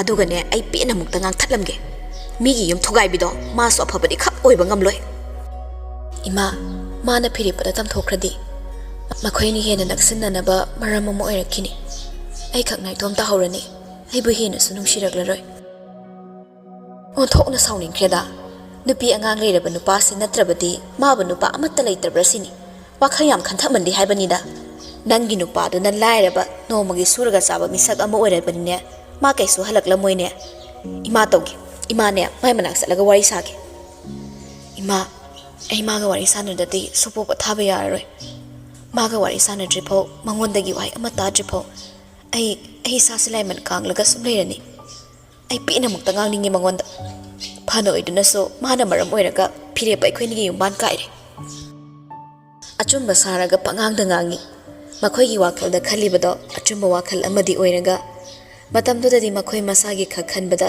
asuk chumba wakal se khan mangam kidabani acharana imagi bema nangi right yam chawi masam laktana phoiraga ne khongoi na gadabani madi माने युमदुदा अवत अपा साबा हौनदे लाव इमागा ससी नंग मागी नंबर लेब्रो फोन थुना तौसलो अदुगा कराइदा लेगे हंगो इमाने मागा सब साबा वारी सानगे नंगा फिरेपगा काइनरबसु माबसु नुंगाइना थंबदिने सुक्या यारोय युम थुगाइबिदो मसमदो सेक्कदबनि मा सुरो ममानगा सुमना हाइरकपदा वाखल खरदि यांगी अतोप मी अमदा तामना कराइदा लेबा हाइना पाउस लुंगनख्रे अदुगा अनिदो मयुमदगी थोरकलमी मतमगा थिंथाबा नते सुरुना गाड़ी थौरगा ममाना तोंगलगा तामना मयुमदा ड्यूटी लोइरगा हनख्रे हाइबदगी मयुम लोमदोइना लाक्लमी थोंगालदा गाड़ी खाममलगा मखोंगना चंगई फिबम सेमनरगा मखोय अनिना चंगखिबदा लेकाइगी मी अमनी सु येंगनहौरी आसरा फंगे यामना हाई क्लासनी अदुगा सुरुदी मीना मसक खंगखिदनबा हाइना ममाई कितंग खोमलगा चंगलई असुमना युमसिदा मिनौ यामना तोइना लाकबना लेकाइ मिसिंगसो कुमई अमगुमना कार अमा खांबा खुदिंगी मंगत थंगतुना येंगनरिबनी चुरी ताबिदे लेपगा इमुंगदो अनसलगा कौवी युमसिबो मी कना कना लेगे लैरगदि अमता थोकपिरो अनिरक हन्ना कौद्रिंगे तामनासु तारादुना थोरई थबक हलकपदा ngairibagi mamai mamit humangni napsin masado icham cham thana tholei adobu leplamriba suru ubada ma khangle फिरेपगी मरम गिदमक युमसिदा लाकपनि हाइबा मखोइना लाकपदि फिरेपगी मरम खक नतना अतोप मरम लाकलोइ हाइबसु खंगी आसरा खंगना खंगना तामना हाइसे नंगला औ माने काखतपिरो कई थबकी ओइरबनो अई हंगबिबबो सुरुना ताप ओख्रे अई यावराबनिना कई थबकी बो ओइनी खंगना खंगना खंगसिनदबदि हैरे तामना नंग पेलाब्रो हजिकते फिरेपगा ऐगा वा लोइनरबनिना नंग पेलमनी ऐगे युम थुगाइरगा नंग नुगाइरमनी तामना सुरुना हाइदो तासलबसु मा पाखुम लेते तासिन बखकना मथौगुम तारी आचराना अमु मखा समथरे ममित तमसा उबो फंगद्रबा ऐगी इचासे नंगना नुपी अमनी खंदुना ख्वाइदगे अचुम मिसक अमा ओइनी खल्लुदुना नंगोंदगी मतेंग निरुबसिदि लैनरिबा असुक नुसिरबा मरिसे थदत पिरो हाइदुना नंगबो कौबगा सब मानख्रेने इबेमा नुपीना नुपी सिंथै हाइबदो ngasi nangonda ne khangba ngamle aiso suruna ima nang yarakano aiga maga khawari sage haiduna suru mangol ka khalaga imung changki tamna su imung changle hek changak paga nakal dagi thong masa ama panduna leiba tamna gi ka da changminare tamna gi ipon phunba pikpa ka do kailei leiduna yenglaga khitang sunok nabagi mai thong ama tawri amuk tapna tamna do onsilei aina la isana kei phawe nangonda thina ngangbagi haksu aingonda leite aduba aina wa amata kang thoktana tumina leislabadi nangi asoibani kaino nang naingondagi hainingise nang naingondagi hana yumduda mo oirammi ai su khangi ai laktringe nangi oirami phire pamaso adubu noini na kaina khraba tungda natabro aini yumduda lakibase suru milude ira tunglaga tamnaga michana dun haire ai nangi mafamda su yam lankre mamangda aina phire pobo khamban mana mabo igi oina bo hotnabada aina khoinigi marakta yetpaso miyam ama piramgani phire pane school matamda aingonda ihana da nungsi hairaki aduba aisu yadi yaning matam khra takan ki ke khanlaga matam ngairinge khangawdana nang aikhoinigi marakta laki matam dudagi hauna aigi nungai sabagi saktam khudingmak nangna munkre aduna aina ngonda sawningki nakhoini luhonge khangaso aina phire padagi lapthokke kedong ai khankide mase aigi aran mane ai mayam ama lankre ai khangi mabu nungsibana ai aran ma mayam ama tawkre adubu tamna hazukti nangna muglale maagi relationship yam phasadabagi aikhoini kainare imung manung mahi langbagi aiso sawning manmana aran balam chat phau chat ke tawrori phire pamangonda pabungni elubasungam ti adubu thagai sengne imungi isatti pabung namang haningde phongdok taba situation mayam se nang khra su ubatamo aikhoinigi mari phagatnaba aina sarogen mother thikibase adobo marai sai thanaba oina tare ꯑꯩꯈꯣꯏꯅꯤ ꯋꯥ ꯂꯣꯏꯅꯔꯕꯁꯨ ꯑꯃꯨꯛ ꯍꯟꯖꯤꯟꯅꯕꯒꯤ ꯆꯥꯟꯁꯇꯣ ꯑꯩꯉꯣꯟꯗ ꯄꯤꯕꯤꯌꯨ ꯃꯥꯅ ꯑꯩꯕꯨ ꯁꯨꯡꯅꯨꯡ ꯅꯨꯡꯁꯤꯈꯤꯗꯕ ꯂꯩꯇꯦ ꯃꯥꯅ ꯍꯥꯟꯅ ꯅꯨꯡꯁꯤꯖꯔꯝꯕ ꯃꯤꯁꯛ ꯑꯃꯕꯨ ꯃꯥꯅ ꯏꯔꯥꯏ ꯂꯥꯏꯅ ꯀꯥꯎꯊꯣꯛꯄ ꯉꯝꯒꯗꯕ ꯅꯠꯇꯦ ꯑꯩꯁꯦ ꯃꯥꯒꯤ ꯐꯔꯁ ꯂꯞꯅꯤ ꯍꯥꯏꯗꯨꯅ ꯁꯨꯔꯨ ꯇꯥꯝꯅꯥꯒꯤ ꯃꯃꯥꯡꯗ ꯍꯤ ꯀꯞꯈꯠꯂꯛꯂꯦ ꯑꯗꯨꯒ ꯑꯃꯨꯛ ꯇꯥꯝꯅꯥꯒꯤ ꯃꯈꯨꯠ ꯑꯅꯤꯗꯣ ꯆꯦꯠꯅ ꯄꯥꯏꯁꯤꯜꯂꯒ ꯄꯤꯔꯣꯏꯅꯕ ꯃꯤꯠꯇꯨꯅ ꯃꯤꯠꯆꯥꯅꯅ ꯅꯪꯅ ꯃꯥꯅ ꯍꯥꯏꯔꯤꯈꯩ ꯁꯨꯝ ꯌꯥꯔꯒ ꯂꯩꯕꯗꯒꯤ ꯌꯨꯝꯁꯦ ꯌꯨꯝ ꯑꯣꯏꯈꯤꯗꯕꯅꯤ ꯅꯪꯅ ꯃꯥ ꯅꯨꯡꯁꯤ ꯍꯥꯏꯕꯗꯣ ꯑꯩꯁꯨ ꯈꯪꯉꯤ ꯑꯗꯨꯕꯨ ꯅꯪꯅ ꯃꯥꯕꯨ ꯅꯨꯡꯁꯤꯕꯗꯣ ꯑꯔꯥꯟꯕ ꯋꯥꯈꯜꯅꯤ ꯑꯩꯒꯤ ꯏꯄꯨꯔꯣꯏꯕꯕꯨ ꯑꯅꯤ ꯊꯣꯛꯅ ꯌꯦꯟꯅꯕ ꯄꯥꯝꯗꯦ ꯂꯣꯅꯕꯤ ꯑꯣꯏꯒꯦ ꯈꯟꯕꯤꯒꯅꯨ ꯅꯪꯁꯨ ꯅꯨꯄꯤ ꯑꯃꯅꯤ ꯑꯩꯒꯤ ꯑꯋꯥꯕ ꯈꯔ ꯎꯕꯤꯌꯨ ꯏꯆꯥꯗꯣ ꯑꯩꯒ ꯐꯤꯔꯦꯞꯄꯒ ꯁꯤꯟꯅꯕꯤꯌꯨ ꯅꯪꯅ ꯐꯤꯔꯦꯞꯄꯕꯨ ꯈꯔ ꯉꯥꯡꯕꯤꯌꯨ ꯑꯩꯈꯣꯏꯒꯤ ꯑꯋꯥꯕꯁꯤꯡꯁꯦ ꯅꯪꯅ ꯎꯕꯤꯌꯨ ꯑꯩ ꯈꯨꯔꯨꯝꯖꯔꯤ ꯍꯥꯏꯗꯨꯅ ꯃꯈꯨꯠ ꯑꯅꯤ ꯂꯣꯏꯅꯔꯒ ꯇꯥꯝꯅꯥꯒꯤ ꯃꯈꯣꯡ ꯁꯣꯛꯇꯣꯏ ꯇꯧꯔꯛꯏ ꯇꯥꯝꯅꯥꯁꯨ ꯏꯈꯪ ꯈꯪꯅꯗꯣꯏ ꯃꯥꯁꯨ ꯀꯞꯆꯩ ꯁꯨꯔꯨꯒꯤ ꯑꯔꯥꯟꯕ ꯌꯥꯎꯗꯕ ꯋꯥꯍꯩꯁꯤꯡꯗꯨꯅ ꯐꯤꯔꯦꯞꯄ ꯃꯥꯕꯨ ꯅꯨꯡꯁꯤꯔꯛꯄꯅ ꯃꯥꯁꯨ ꯀꯞꯆꯕꯅꯤ ꯍꯤꯛ ꯀꯞꯄꯤ ꯃꯥꯁꯨ ꯃꯥꯗ ꯅꯠꯇꯦ ꯁꯨꯔꯨꯁꯨ ꯀꯞꯄꯤ ꯀꯞꯅ ꯍꯥꯏꯔꯛꯏ ꯃꯥꯒꯤ ꯃꯐꯝꯗꯒꯤ ꯂꯥꯞꯅ ꯂꯩꯕꯤꯌꯨ ꯑꯩꯈꯣꯏꯅꯤ ꯀꯥꯏꯅꯅꯕ ꯁꯤꯟꯕꯤꯒꯅꯨ ꯌꯨꯝ ꯑꯃ ꯊꯨꯒꯥꯏꯔꯒ ꯅꯪ ꯀꯩꯁꯨ ꯅꯨꯡꯉꯥꯏꯕ ꯐꯪꯉꯣꯏ ꯑꯩꯅ ꯃꯔꯥꯏ ꯆꯥꯏꯊꯔꯤꯕꯁꯦ ꯅꯪꯅ ꯊꯣꯛꯍꯟꯕꯅꯦ ꯅꯪꯅ ꯃꯥꯒ ꯑꯩꯒ ꯑꯃꯨꯛ ꯍꯟꯖꯤꯟꯅꯒꯦ ꯅꯪ ꯃꯉꯣꯟꯗꯒꯤ ꯂꯥꯞꯅ ꯂꯩꯌꯨ ꯃꯥꯅ ꯇꯧꯕꯅꯤꯉꯥꯏꯗ ꯅꯪꯅ ꯁꯨꯝ ꯌꯥꯔꯗꯤ ꯃꯥꯁꯨ ꯌꯥꯅꯤ ꯍꯥꯏꯗꯅ ꯍꯦꯟꯖꯤꯜꯂꯛꯄ ꯇꯥꯕꯅꯤ ꯑꯩ ꯆꯠꯂꯨꯈꯤꯒꯦ ꯍꯥꯏꯔꯝꯗꯅ ꯁꯨꯔꯨ ꯊꯣꯔꯛꯂꯦ ꯃꯄꯤꯗꯨ ꯁꯦꯡꯅ ꯀꯪꯅ ꯇꯩꯊꯣꯛꯂꯒ ꯆꯨꯔꯤ ꯇꯥꯕꯤꯗꯨ ꯀꯨꯝꯊꯔꯛꯂꯦ ꯊꯣꯡꯒꯥꯜꯂꯝꯗ ꯊꯣꯛꯈꯤ ꯃꯥꯒꯤꯗꯤ ꯍꯤꯛ ꯀꯞꯂꯝꯕ ꯄꯤꯔꯥꯡꯗꯣ ꯀꯪꯗꯨꯅ ꯊꯣꯛꯈ꯭ꯔꯦ ꯑꯗꯨꯕꯨ ꯇꯥꯝꯅꯥꯗꯤ ꯍꯧꯖꯤꯛꯁꯨ ꯀꯞꯍꯧꯔꯤ ꯁꯨꯔꯨꯅ ꯍꯥꯏꯔꯝꯕ ꯋꯥꯍꯩꯗ ꯌꯥꯝꯅ ꯆꯨꯝꯕ ꯋꯥꯍꯩ ꯄꯔꯦꯡ ꯑꯃꯈꯛ ꯌꯥꯎꯔꯤ ꯃꯗꯨꯗꯤ ꯃꯇꯝꯗꯨꯗ ꯑꯩ ꯂꯥꯟꯈꯤ ꯑꯗꯨꯕꯨ ꯍꯧꯖꯤꯛꯇꯤ ꯅꯪ ꯂꯥꯜꯂꯦ ꯆꯨꯝꯃꯤ ꯃꯇꯝꯗꯨꯗ ꯁꯨꯔꯨꯅ ꯃꯉꯣꯟꯗ ꯌꯦꯠꯈꯤꯕꯗ ꯃꯥꯅꯁꯨ ꯅꯣꯡꯃꯇ ꯃꯉꯣꯟꯗ ꯅꯪ ꯂꯥꯜꯂꯤ ꯅꯪꯅ ꯌꯦꯠꯂꯦ ꯍꯥꯏꯅ ꯑꯔꯥꯟꯕꯅ ꯈꯨꯗꯣꯝꯕꯤ ꯊꯤꯟꯗꯨꯅ ꯇꯥꯛꯄ ꯉꯝꯈꯤꯗꯦ ꯃꯗꯨꯅ ꯃꯥꯒꯤ ꯑꯁꯣꯏꯕ ꯑꯣꯏꯍꯧꯋꯤ ꯑꯗꯨꯕꯨ ꯉꯁꯤꯗꯤ ꯃꯇꯝꯗꯨꯗ ꯂꯥꯟꯈꯤꯕ ꯃꯍꯥꯛꯅ ꯉꯁꯤꯗꯤ ꯃꯍꯥꯛꯁꯦ ꯂꯥꯜꯂꯦ ꯍꯥꯏꯅ ꯇꯥꯛꯂꯝꯂꯦ ꯃꯁꯥꯒꯤ ꯍꯛꯀꯤꯗꯃꯛ ꯃꯥꯕꯨ ꯂꯥꯜꯂꯦ ꯈꯪꯍꯜꯂꯝꯂꯦ ꯅꯥꯀꯦꯟ ꯊꯥ ꯑꯃ ꯂꯣꯏꯈ꯭ꯔꯒ ꯌꯦꯅꯤꯡ ꯊꯥ ꯑꯃ ꯂꯥꯛꯈꯤꯅꯤ ꯈꯟꯗꯨꯅ ꯉꯥꯏꯔꯨꯕ ꯄꯨꯟꯁꯤ ꯌꯦꯅꯤꯡ ꯊꯥꯗꯤ ꯃꯍꯧꯁꯥꯒꯤ ꯁꯛꯇꯝ ꯈꯛꯇꯗ ꯍꯟꯖꯤꯟꯅ ꯂꯥꯛꯄ ꯈꯛ ꯑꯣꯏꯔꯝꯂꯦ ꯃꯤ ꯑꯃꯒꯤ ꯄꯨꯟꯁꯤꯗ ꯑꯃꯨꯛ ꯍꯟꯖꯤꯟꯅ ꯌꯦꯅꯤꯡ ꯊꯥ ꯑꯃ ꯂꯥꯛꯄꯗꯤ ꯃꯪꯂꯥꯟꯗ ꯈꯛ ꯑꯣꯏꯔꯝꯂꯦ ꯅꯨꯡꯁꯤꯕꯅ ꯍꯦꯟꯈꯤꯕꯅ ꯃꯥ ꯉꯁꯤꯗꯤ ꯃꯍꯥꯛ ꯂꯥꯜꯂꯦ ꯈꯪꯂꯨꯗ꯭ꯔꯦ ꯑꯗꯨꯅ ꯃꯥ ꯄꯦꯟꯅ ꯀꯞꯄꯤ ꯃꯥꯒꯤ ꯅꯨꯡꯁꯤꯕꯗꯨꯒꯤ ꯌꯨꯝ ꯑꯃ ꯊꯨꯒꯥꯏꯕꯔꯥ ꯍꯥꯏꯅ ꯃꯔꯥꯜ ꯁꯤꯖꯩ ꯑꯃꯨꯛ ꯊꯥꯗꯣꯛꯄ ꯇꯥꯔꯤꯕ꯭ꯔꯥ ꯐꯤꯔꯦꯞꯄ ꯃꯥꯕꯨ ꯊꯃꯣꯏꯒꯤ ꯀꯥꯆꯤꯟ ꯑꯃꯗ ꯄꯨꯅꯥ ꯆꯦꯠꯅ ꯊꯥꯡꯂꯒ ꯂꯣꯟꯁꯤꯟꯗꯨꯅ ꯊꯝꯈꯤꯕ ꯅꯥꯀꯣꯡ ꯑꯅꯤ ꯁꯨꯍꯟꯗꯕ ꯌꯥꯕ ꯁꯛꯇꯝ ꯑꯃꯈꯛꯀꯨꯝ ꯑꯣꯏꯔꯝꯂꯦ ꯃꯥꯅ ꯅꯨꯡꯁꯤꯖꯔꯤꯕ ꯃꯍꯥꯛꯇꯣ ꯀꯥꯎꯊꯣꯛꯂꯣ ꯍꯥꯏꯕꯗ ꯌꯥꯗꯧꯔꯤꯕ꯭ꯔꯥ ꯑꯔꯤꯕ ꯃꯇꯝ ꯑꯃꯗ ꯍꯧꯈꯤꯕ ꯅꯨꯡꯁꯤ ꯋꯥꯔꯤꯗꯣ ꯑꯅꯧꯕ ꯃꯇꯝꯁꯤꯗ ꯃꯈꯥ ꯆꯠꯊꯕꯗ ꯑꯊꯤꯡꯕ ꯂꯩꯔꯝꯂꯦ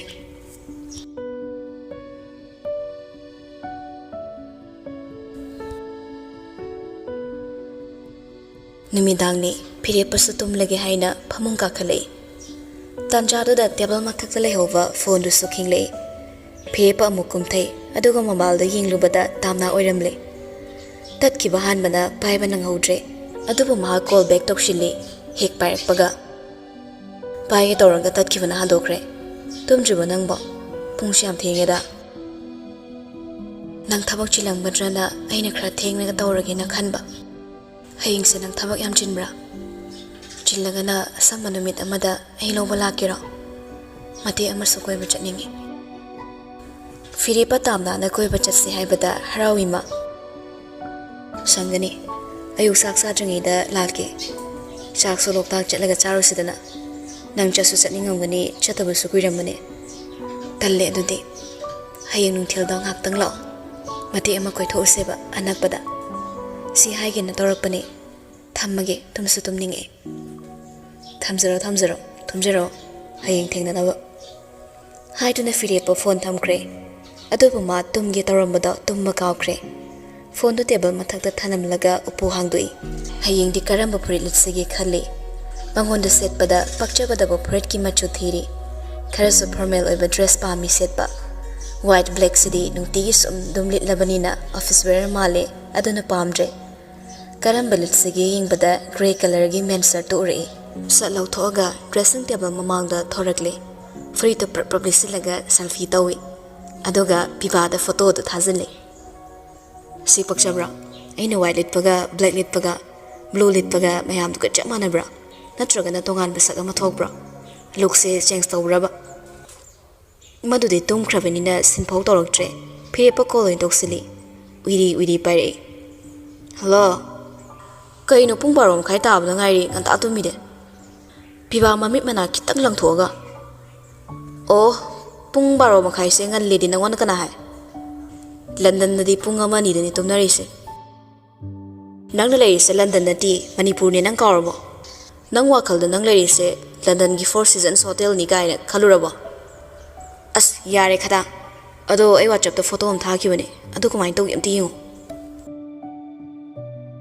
ꯄꯤꯕꯥꯗꯣ ꯃꯃꯤꯠ ꯄꯥꯡꯅꯤꯡꯗ ꯄꯥꯡꯊꯣꯔꯛꯂꯒ WhatsApp ꯆꯪꯉꯨꯕꯗꯗꯤ ꯐꯣꯇꯣꯗꯣ ꯎꯔꯦ ꯏꯔꯩꯕ ꯇꯦꯛꯁꯇꯨꯅ ꯃꯔꯣꯜ ꯑꯃ ꯃꯥꯗꯤ ꯈꯣꯏꯗꯧ ꯁꯥꯎꯒꯠꯂꯛꯏ ꯁꯤꯒꯤꯔꯥ ꯅꯪꯅ ꯑꯍꯤꯡ ꯅꯣꯡꯌꯥꯏꯗ ꯐꯣꯟ ꯇꯧꯔꯛꯏꯁꯦ ꯍꯌꯦꯡ ꯇꯥꯝꯅꯥꯅ ꯀꯣꯏꯕ ꯃꯇꯦꯛ ꯑꯃ ꯆꯠꯁꯦꯅ ꯍꯥꯏꯔꯦ ꯑꯗꯨꯗ ꯂꯤꯠꯀꯦ ꯇꯧꯕ ꯄꯛꯇꯦ ꯍꯥꯏꯔꯒꯅ ꯑꯇꯣꯞꯄ ꯀꯂꯔ ꯑꯃ ꯍꯌꯦꯡ ꯉꯟꯇꯥ ꯆꯦꯟꯗꯣꯏꯅꯤ ꯑꯃ ꯀꯣꯛ ꯂꯤꯠꯂ ꯆꯠꯂꯣꯕ ꯀꯣꯏꯅꯕ ꯍꯧꯔꯛꯄꯗ ꯉꯥꯏꯔꯤꯅ ꯄꯣꯁ ꯈꯔ ꯇꯥꯍꯜꯂ ꯐꯥꯅꯤ ꯍꯥꯏꯕꯁꯨ ꯅꯠꯇꯦ ꯑꯗꯨ ꯑꯣꯏꯔꯁꯨ ꯀꯣꯏꯕ ꯆꯠꯄ ꯍꯥꯏꯁꯤꯗꯤ ꯇꯣꯉꯥꯟꯕ ꯄꯣꯁ ꯑꯃꯗ ꯆꯠꯅꯤꯡꯕ ꯂꯨꯛꯁꯀꯁꯦ ꯆꯦꯟꯖ ꯑꯃ ꯇꯧꯔꯒ ꯄꯔꯐ꯭ꯌꯨꯝ ꯃꯅꯝ ꯈꯔ ꯏꯪꯕ ꯑꯝꯇꯁꯨ ꯄꯥꯝꯃꯤ ꯃꯅꯝ ꯀꯌꯥ ꯀꯟꯗꯕ ꯃꯥꯗꯣ ꯃꯁꯥꯁꯨ ꯈꯔ ꯉꯝꯗꯕꯅꯤꯅ ꯃꯅꯝ ꯑꯌꯥꯛꯄ ꯍꯩꯅꯗꯦ ꯍꯥꯏꯕꯅꯤ ꯑꯗꯨ ꯑꯣꯏꯔꯒꯅ ꯌꯨꯉꯧꯗꯣ ꯂꯨꯄꯥ 10-20 ꯂꯩꯔꯒ ꯖ꯭ꯔꯣ ꯍꯩꯖꯤꯜꯂꯒ ꯏꯁꯇ꯭ꯔꯤ ꯇꯛꯁꯤꯜꯂꯣ ꯑꯁ ꯏꯇꯥꯎ please help me I'm very excited and do not know which color could be perfect matching with my skin coat ꯄꯤꯕꯥ ꯐꯣꯟꯗꯣ ꯐꯠ ꯀꯛꯊꯠꯈꯤ ꯐꯤꯔꯦꯞꯄ ꯃꯆꯤꯟ ꯈꯪꯊꯤ ꯊꯤꯔꯒ ꯋꯦꯠ ꯆꯟꯗꯥꯟꯒꯤ ꯏꯃꯥꯟꯅꯕꯅꯤ ꯃꯁꯤ ꯃꯤꯁꯦ ꯀꯥꯟꯅꯗꯕ ꯉꯥꯛꯇ ꯑꯩꯅ ꯈꯔ ꯍꯩꯇꯕꯁꯤꯗ ꯁꯨꯝ ꯍꯪꯕꯁꯤꯗ ꯅꯥꯄꯜ ꯑꯃ ꯌꯥꯎꯔꯤ ꯍꯣꯏꯗ ꯊꯤꯗꯧ ꯁꯔꯨꯛ ꯍꯥꯃꯨ ꯑꯗꯨꯝ ꯏꯄꯛꯇꯄ ꯂꯩꯔꯕ ꯋꯥꯠꯁꯦ ꯂꯤꯠꯂꯒꯦꯗ ꯍꯥꯏꯗꯨꯅ ꯐꯨꯔꯤꯠꯇꯣ ꯍꯣꯡꯗꯣꯛꯂꯒ ꯎꯄꯨꯗ ꯍꯥꯞꯆꯤꯟꯈ꯭ꯔꯦ ꯑꯗꯨꯒ ꯐꯃꯨꯡ ꯀꯥꯈꯠꯂꯛꯏ ꯂꯣꯡꯅ ꯍꯤꯞꯊꯩ ꯐꯩꯖꯨꯞꯁꯨ ꯅꯤꯡꯊꯤꯅ ꯆꯤꯡꯈꯠꯈ꯭ꯔꯦ ꯃꯃꯤꯠ ꯎꯏꯁꯤꯜꯂꯒ ꯃꯃꯣꯟ ꯇꯧꯗꯨꯅ excited ꯈꯨꯑꯣꯏꯁꯦ first date ka chap manai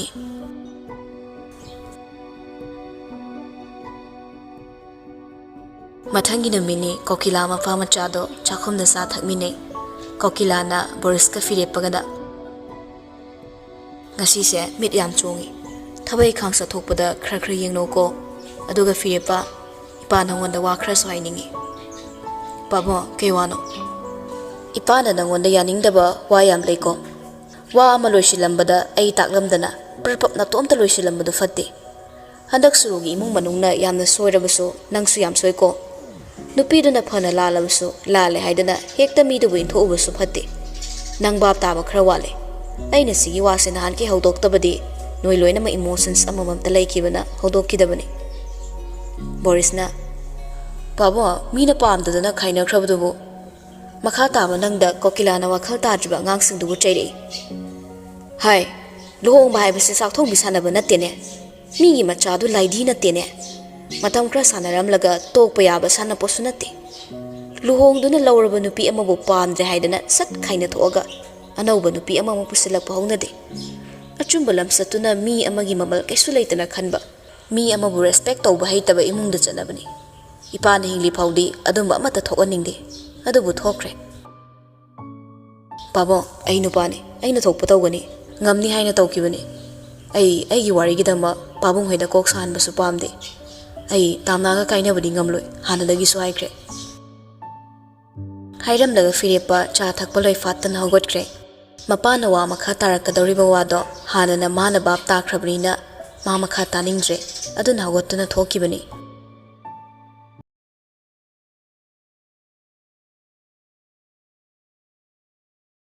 nungthil waido tamna loisin baloiraga thongal da firepa lakpa ngairi firepa da mana haidoriba wasi surula ami haidunabu tamdoribra natraga makhoi anigi phagadauba karamba wano khangba natri firepa su yaurakle gari khamlakpaga tamna su sangsilakla gari da kakhalakle mamai leiduna thori hotel amada changminaraga asapo chamine VIP hotel ni asapo chaminarenge nupa amana firepa uda kuirene firepa thokle yinglubada maga thaina project amagi pulamba mamanabu oirami hoi nangsu uda kuirene project punjamina unadaba kuire haba taredana nupa do tamna da amo chingnane yingi Kanano hainasu hanglamde. Firepagi loinabidi suruni haina khanbani. Aduga wathok fana thokrasu suruga loina khrabadi. Maida thelaga chatpa natamina tamna sa hojik matamgi sel paiba. Mioi singi side ta amamam thamnaba nupigumna. Firepagi su side ta thamba nupira haina khanbani. Makoidi punna phamlabnina hogotpagi su matam oiragle. Aduna Firepada ngak famo ko akhoi kuire mina hogotlamage. Hoi ta nongma punsi ko haiduna hogotlaga chatki magi nupi amadi macha singduga karigumba khara haibagumsu ngangnabagumsu nupadusu onsilaklaga hairap amu phamori pani duda yenglaklami aduga mon thoklaga chatki Firepa tamna makhoi ani makhangi yengamba mit yengduna tatningliba kari khanna chatkriba wakhalduna karamba aduga sakhangdabi mangonda iphongphongna madi kanano haiba hangba ngamlandubagi maramso tamna matang sare khanna tapnairi kayino khangbra amu hallagi yengamise chamamanaba meeting na engonda khak yengamise Firepa tamna na mangonda hairakadoriba wado khangbana ma sakpham hanjilai tamna na aise mayamgi meeting da nangi aronba nupi oikre Firepa thamoi so I wahido tamna na hairakpa wahida aronba arotpa aduga Lonabi haiba wahise Firepa masana tajabada yamna thamoi sokpa wahini adumna haigano tamna di wakhal sonthakrabani Firepa punsi khongthangse yamna laibadi malaga pangthangda thanglubada handokpasu yaramda changsanbada lambi su leramda yamna wai tamna nang mayamna khangdadana yengakpa meetingda sum khanjilaga yelaiba yadoribra aigi hongakliba phibam simakni yengaklambiba meetingse ai yegnabagum aingonda awaba yampi makhoi kaksunate asumna iba ubibase Firepa phugolei chalasala mina kanamte nga oida hotel amada oina famurse aduna khara aise lotpa ngamgadra Firepa nadi tamna na nungaitabado pamjadabagi makhoi ani khak chikna wari sase haina hairubani adobu tamna dadi hina mabu lolhanba oina tahankre wa ngangbagi maya katho amba chimbaldo chap umsinki amu hanjinna famtharaklaga nangne ngonda warorise waro fomtoi adubu ai maga khainaredana adusu maral leitaba mi amada nangna maram oiraga maral siraga khainarubra tamna Firepa da ngangido tasinda Firepa aina thanglamliba khongthangse lalamle nangna thangliba khongthangdusu soire aikhoini mak soire aise nangi nungsibadana mi amada chaina hapa ai chumde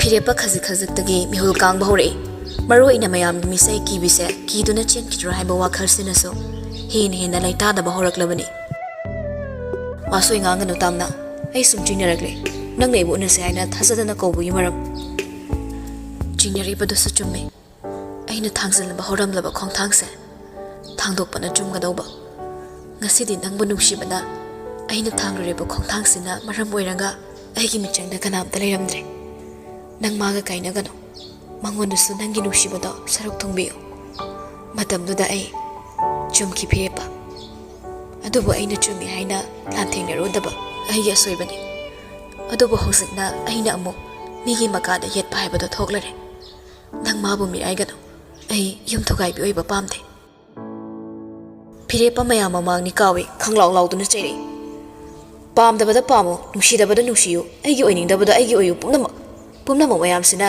aibu hanjin otlise kaigino nupadi kapai tabra nupadi loinama khangba hayu responsibility ne haina aibu inthorakliba nangse nangdebu kawthokpa ngamdoribra ha tamnai khangkhangi mayam mamangduda ikai manbai phukni su nungsirakle maya chiksilaga khonjal piksilaga haire Firepa please mi loini yengdare Firepa khonjal dunian thadre penjadana tawfam khangdana